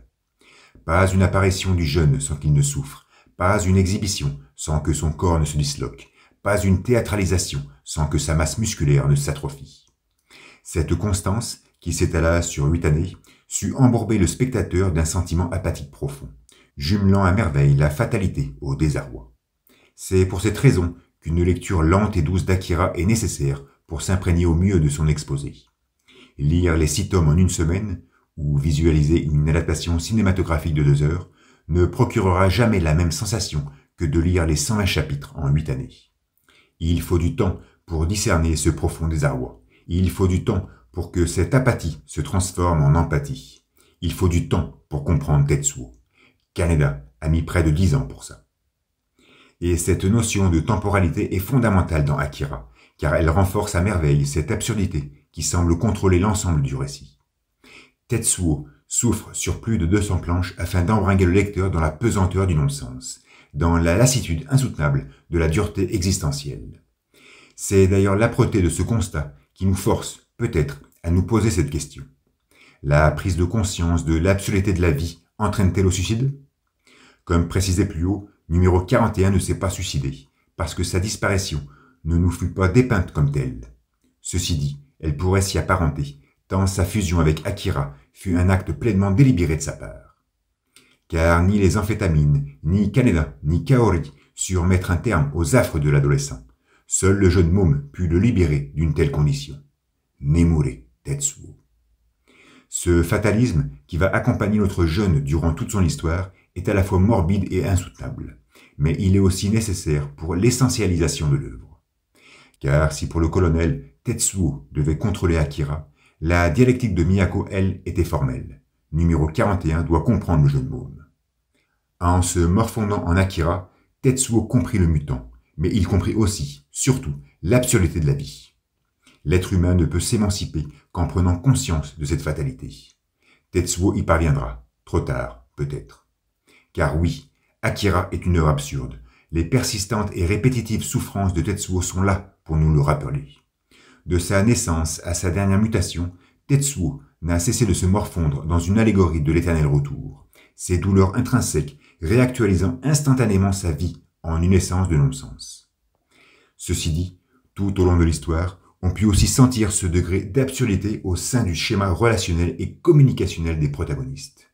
Ce schéma, que l'on pourrait conceptualiser par un simple triangle, sut s'instaurer et s'imposer tout au long de la narration, afin de connecter nos protagonistes entre eux. Le plus important et célèbre de ces triangles, et je l'ai à quelques reprises mentionné dans l'analyse, c'est celui conformé par Kei, Tetsuo et Kaneda. Difficile de passer à côté, surtout lorsque ces personnages représentent à eux trois 48% de toute la masse anthropique du manga. Cependant, cette combinaison ne fut pas la seule du récit à nous être dévoilée, loin de là. On peut citer celle formée par Ryu, Nezu et Miyako, mais aussi Kei, Ryu et Kaneda, le docteur, le colonel et Akira, Akira, Tetsuo et Kaori, Kaneda, Kei et Chiyoko, Kei, Tetsuo et Miyako, Kei, Miyako et Kyoko, Migite, Kaori et Akira, Kei, Kyoko et Tetsuo, Sakaki, Takashi et Akira. Au travers de ce manège géométrique, celui positionné à la crête du triangle servit d'intermédiaire entre ceux conformant sa base. Kei fut un lien entre Kaneda et Tetsuo. Ce dernier fut un lien entre Kei et Kaneda, mais jamais Kaneda ne fut un lien entre Kei et Tetsuo, car ce rôle, c'est Miyako qui le joua. Tout comme Kei joua le rôle d'intermédiaire entre Tetsuo et numéro 19. Mais jamais Tetsuo ne fut un lien entre Kei et la prêtresse, car ce rôle, c'est Kyoko qui le joue. Et ainsi, nous pouvons nous balader d'un schéma relationnel à un autre, infiniment, jusqu'à en perdre totalement le sens de l'orientation, et nous embourber dans un illogisme dialectique des plus embarrassants. Ces triangles, qui s'entremêlent et se croisent sans cohérence, ne cessent de changer de crête et de base au gré des intrigues. Ils accomplissent constamment des spins quantiques et rendent leur intelligibilité plus absurde que le chat de Schrödinger. À vrai dire, la seule connexion linéaire de l'histoire fut celle colmatant le colonel à Tetsuo, même si Takashi servit de passerelle entre les deux. Une affinité que l'on pourrait presque qualifier de paternelle. La relation lysergique qui sut unir Akira à numéro 41 se suffit aussi à elle-même. Elle reste quand même le fil conducteur du récit. Mais après ça, toutes les autres interactions sont triangulaires, et ce schéma relationnel procure à lui seul, par sa simple forme et présence, une dose d'absurdité évidente. De plus, cette dose semble persister dans sa perception si nous nous intéressons au fond de ce schéma relationnel, à sa concertation, si nous traitons ces triangles non plus comme contenants, mais comme contenus. Ce n'est peut-être qu'un sentiment de ma part, mais dans la grande majorité des cas, les dialogues entre les personnages ou leur prise de position ne semblaient nous mener nulle part, comme si nous étions parfaitement conscients de leurs décisions, sans pour autant apprécier la finalité de leurs actes. Tout commence, mais rien ne s'achève. Tout s'introduit, mais rien ne se conclut. Vu que toute l'intrigue, surtout au début, gravite autour d'Akira, et que nous, lecteurs, ne savons pas ce qu'il est, on finit par ne plus comprendre les objectifs de chacun, et demeurons ainsi aphasiques face à leur propre discours. L'apothéose de ce sentiment troublant et déstabilisant nous est pleinement perçue lors de la deuxième manifestation. En éradiquant Néo-Tokyo de la planète, Akira annihile par la même occasion tout ce qui avait été entrepris auparavant, ce qui rend la trame narrative encore plus absurde que ce qu'elle était déjà. On ne comprenait pas les agissements et les initiatives des protagonistes, c'est maintenant chose faite, nous ne les comprendrons jamais. Même après le désastre, ou devrais-je dire surtout après le désastre, lorsque l'on prend connaissance du Grand Empire et de son casting remis à jour, la logique narrative et sa structure sont tellement différentes de celles qui nous avaient accompagnés jusque-là que le passé lui-même en devient inconsistant. L'histoire, pas forcément celle d'Akira, mais celle avec un H majuscule, se noie soudainement dans les tréfonds de l'inexistence, se dilue entièrement dans les catacombes de l'absurde. Durant cette seconde partie du récit, les enjeux et les comportements des nouveaux acteurs restent encore très imprécis. Il nous manque toujours ce petit truc pour appréhender totalement leurs actes, décisions ou motivations. Cet arrière-goût inachevé nous aura accompagnés tout au long du manga, accentuant ce non-sens intrinsèquement palpable à sa perception. Les paroles de Miyako pourraient sembler se corréler un peu plus au déroulement de l'histoire, mais l'habileté discursive de la vieille est tellement soporifique et corrosive qu'à l'écouter, on finit quand même par se noyer dans un abîme de désarroi. En fait, seul Akira donne l'air de divaguer au-delà de cette absurdité, ce qui pourrait paraître normal vu qu'il ne parle pas. Il semble hors de l'absurde, tout comme il se positionne hors de ce courant invariant. Car la métaphore se trouve indubitablement ici. Ce flux originel qui nous fut révélé lors du discours de Miyako face à Tetsuo durant l'épisode 60 ne serait qu'une allégorie de l'absurdité de la vie. Prendre conscience de cette absurdité, c'est être conscient de la présence de cette marée indomptable. Et être conscient de cette indomptabilité, c'est peut-être, sûrement, se positionner hors de sa mouvance incomprise. Au sein du récit, seul numéro 28 s'inscrit hors de ce courant invariant. Il serait donc l'unique être humain de cette terre à être émancipé. C'est sans doute pour ça qu'on le surnomme l'éveillé. Il sera ensuite rejoint par Tetsuo, qui s'extirpa à son tour du flux sur une sublime double page. Cependant, et malheureusement, nous ne sentîmes par la suite en rien l'émancipation de l'adolescent.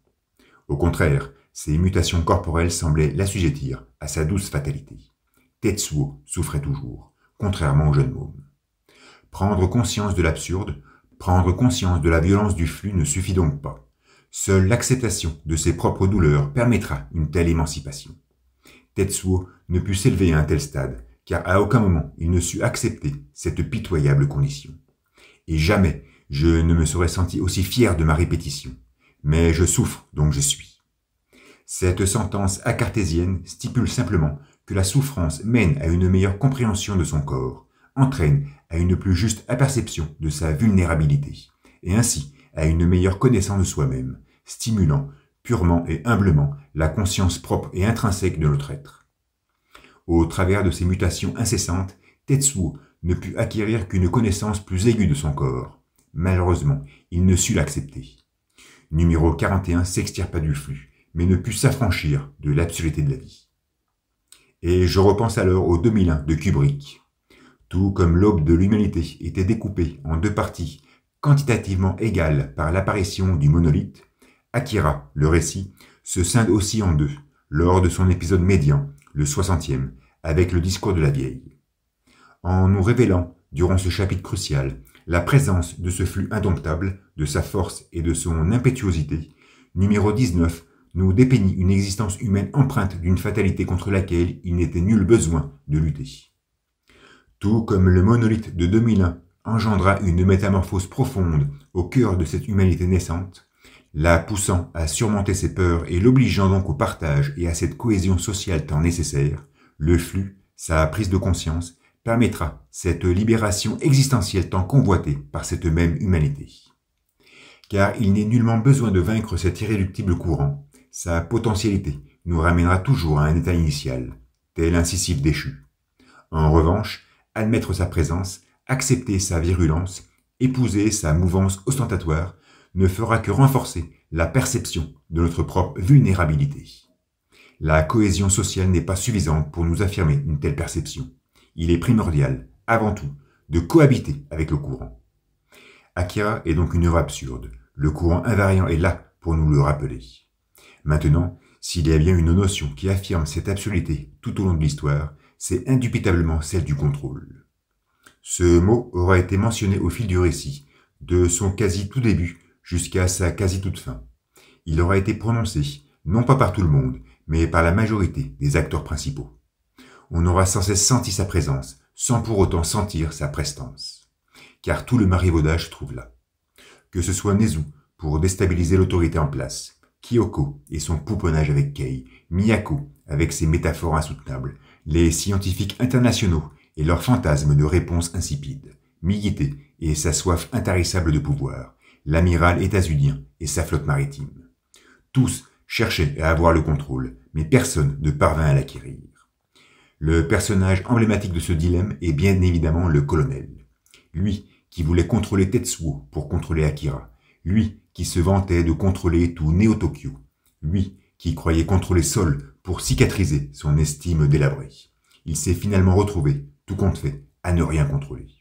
D'ailleurs, si le militaire symbolise à lui seul ce désir obsessionnel de contrôle, Tetsuo, son jeune poulain, en représenterait la perte, obsessionnelle elle aussi.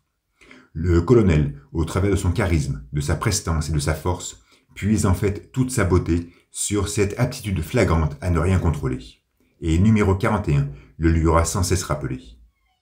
Toute la prouesse dramaturgique de ce personnage fantastique n'est là que pour théâtraliser cette incapacité.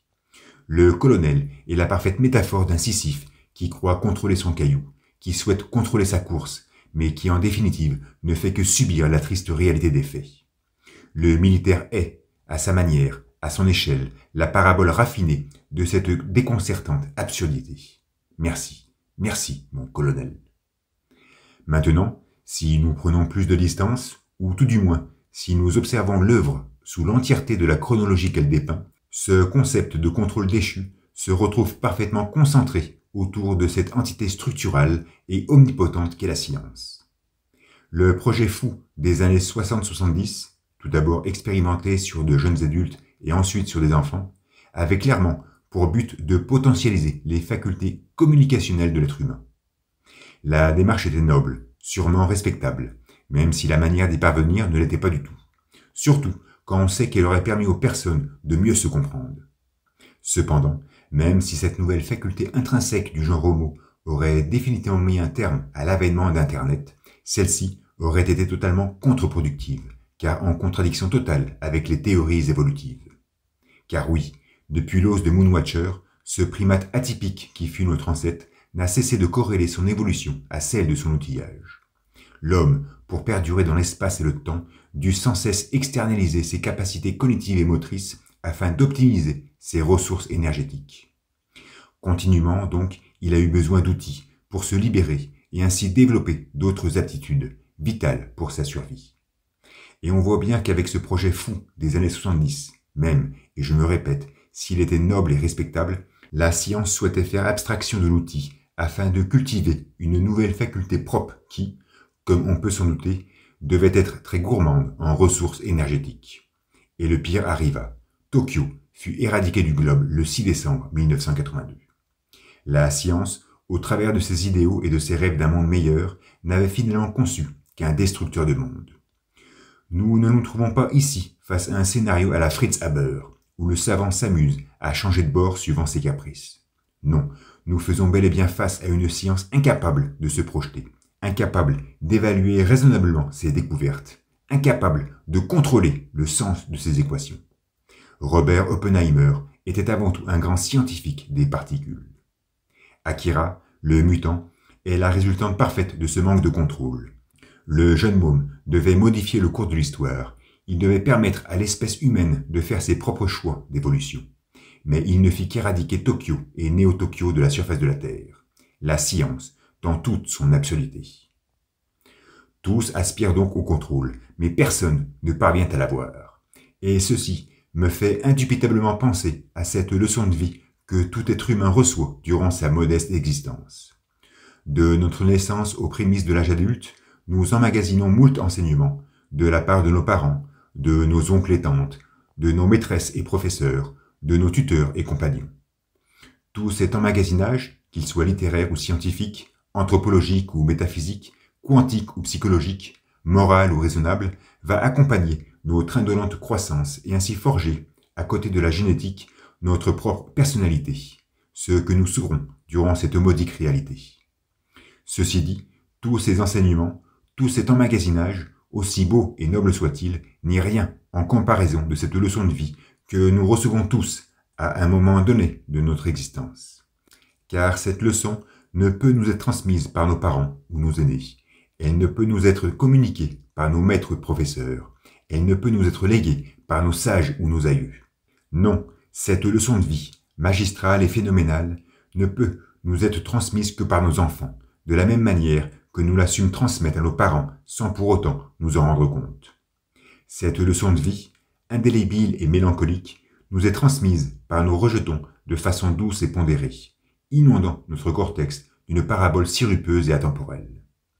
Cette leçon de vie, que seules nos progénitures peuvent nous transmettre, surpasse toutes les connaissances que nous pouvons emmagasiner durant notre modeste existence. Elle est par-delà les sciences et la littérature, par-delà la sociologie et la mécanique quantique. Elle est même par-delà le bien et le mal. Cette leçon de vie, intangible et immuable, raffinée et prépotente, belle et succulente, pourrait se résumer en seulement quelques mots. Tout est hors de contrôle. À l'instar de nos enfants, Tetsuo semble, tout au long de l'histoire, transmettre cette même leçon de vie à tous ceux aspirant au contrôle. Au colonel, bien sûr, où il lui mena la vie dure, même si le militaire n'acceptera jamais cette perte de maîtrise. À Miyako aussi, où il sut mettre en doute sa rhétorique monochromatique. À Migite également, où il sut perturber, au travers de son inconstance capricieuse, ses ambitions politiques. À ces scientifiques internationaux, à qui il sut faire comprendre la différence de dimension entre science et vérité. À l'amiral états-unien, évidemment, qui l'obligea à sombrer avec sa flotte toute puissante, tant il avait échoué dans sa mission de rétablir l'ordre. Même la balle perdue de Nezu prouve que celui-ci n'était pas maître de son corps, mais surtout, elle prouva la stérilité des prémunitions de Kyoko.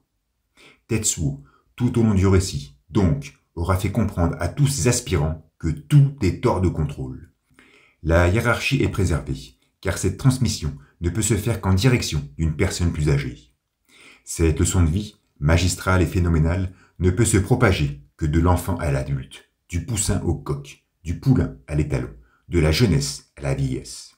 Cette cinétique n'est pas seulement sine qua non, elle est tout simplement inévitable, inéluctable. Elle représente le doux fatalisme de ce courant invariant. C'est pour cette raison, d'ailleurs, que la jeunesse est le futur de l'humanité. De plus, on pourrait presque rajouter que si Tetsuo mute en un embryon difforme, c'est sûrement pour se plonger dans les réminiscences de sa propre naissance. C'est peut-être pour faire un clin d'œil au fœtus de 2000 ans, mais c'est surtout pour transmettre ce message au plus grand nombre. Numéro 41 se métamorphose en une masse inesthétique et visqueuse afin de déféquer à l'humanité tout entière que tout est hors de contrôle. Maintenant, et ceci coule de source, le seul qui semble se situer par-delà cette leçon de vie, et qui donc jamais ne perdra le contrôle des choses, c'est bien Akira. Numéro 28 divague hors du flux indomptable, tout comme il maîtrise le courant des événements. Il contrôle d'ailleurs tellement bien le cours de l'histoire qu'il finira par enclencher ce bouleversement civilisationnel pour lequel il avait été programmé. Dans les années 60-70, la science entreprend un projet eugéniste et révolutionnaire qui permettra à l'homme de s'élever à un nouveau seuil de perception. Par manque de contrôle, elle échouera. Tokyo sera rasée de la carte et la Troisième Guerre mondiale éclatera. Dans les années 2010-2020, l'armée japonaise s'unit à la science afin de réactiver ce projet en temps, avec un objectif peut-être moins révolutionnaire cette fois-ci.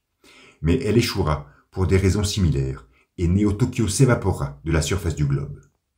Cependant, Akira sut poursuivre cette entreprise, il sut mener à terme ce projet fou. Car lui, oui, il en contrôlait le déroulement. C'était écrit dans ses gènes, gravé dans les entrailles les plus profondes de ses chromosomes. En fusionnant avec Tetsuo, il sut propager cet équilibre nécessaire à l'humanité pour s'émanciper des lois de l'évolution et ainsi faire ses propres choix en la matière. Le messager atemporel du tout est hors de contrôle devait copuler avec celui qui était le symbole même de ce contrôle absolu. Et je réitère ma blague débile du 28 plus 41 égale 69, pour qu'il puisse s'épandre ce souffle cosmique annonciateur d'une nouvelle humanité. C'est seulement au travers de cette singularité que l'homme pourra enfin cohabiter avec cette absoluté, avec ce courant, avec sa propre vulnérabilité, et ainsi, de ce fait, mieux se comprendre.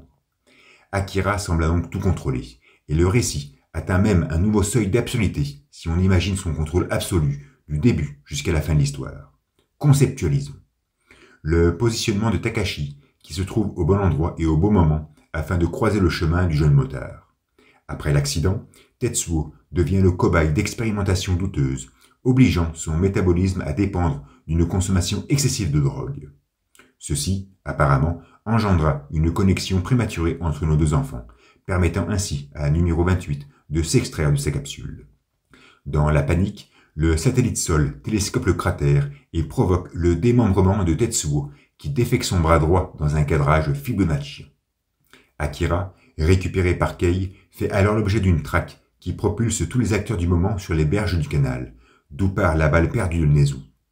Et comme par hasard, Takashi, qui se trouve encore une fois au bon endroit et au bon moment, se fait perforer le crâne. Cette mort inopinée fut le parfait stimulus pour engendrer l'éradication de Néo-Tokyo, qui permit subtilement l'instauration du Grand Empire par un Migite totalement aveuglé par son ego. Le délire de Tetsuo, qui pousse ce dernier à s'interroger et à rendre visite à Miyako afin de converser avec cette dernière, qui, au travers d'une rhétorique perverse, l'oblige à cesser la drogue. Privé de ses cachetons, le jeune peut enfin s'extraire du flux et donc parfaire sa relation avec le mutant. Maintenant uni par une dépendance des plus psychotropes, Akira peut prononcer à haute voix le mot lune pour que Tetsuo puisse faire son show et ainsi déclencher le processus de ces mutations qui prennent source depuis son bras droit.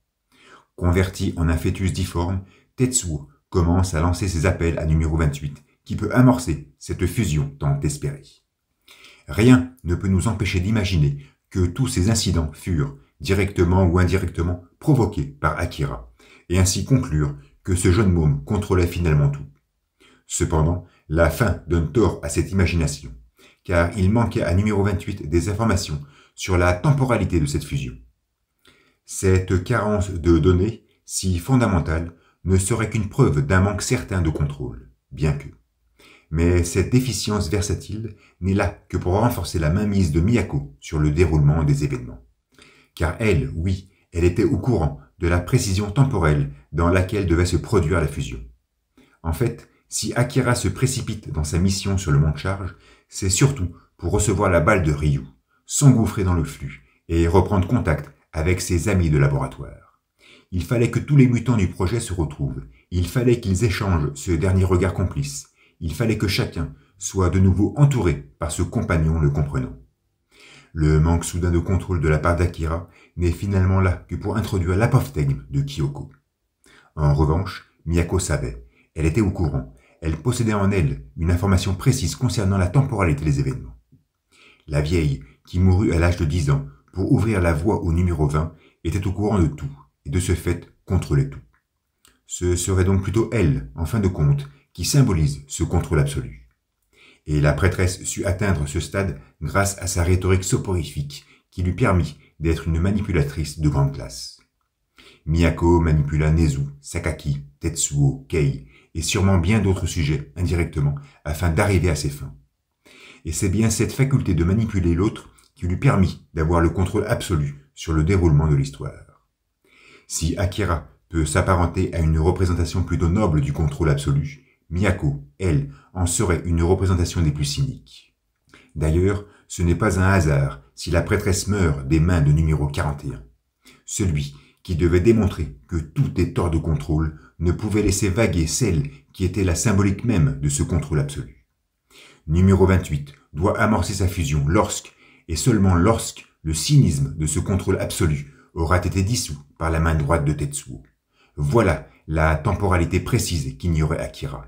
Voilà la carence du jeune môme. Voilà sa déficience génétique. La vieille, elle, le savait. La vieille savait tout. Elle était au courant de tout. Ses rêves prémonitoires lui avaient permis d'acquérir cette sagesse que l'innocence de numéro 28 ne pouvait mériter. D'ailleurs, la sagesse ne serait-elle pas qu'une certaine forme d'habilité à manipuler les masses? Même si je divague totalement sur ces derniers points, la fatigue m'envahit pour synthétiser tout ça. Ceci ne doit pas nous écarter sur la grandeur de Katsuhiro Otomo et des messages atemporels que nous dévoile son œuvre culte. Et la précision de son style, la cruauté de son trait, la magnificence de ses cadrages, la subtilité de sa photographie auront été autant de qualités artistiques qui surent accompagner l'arrogance de ces mêmes messages.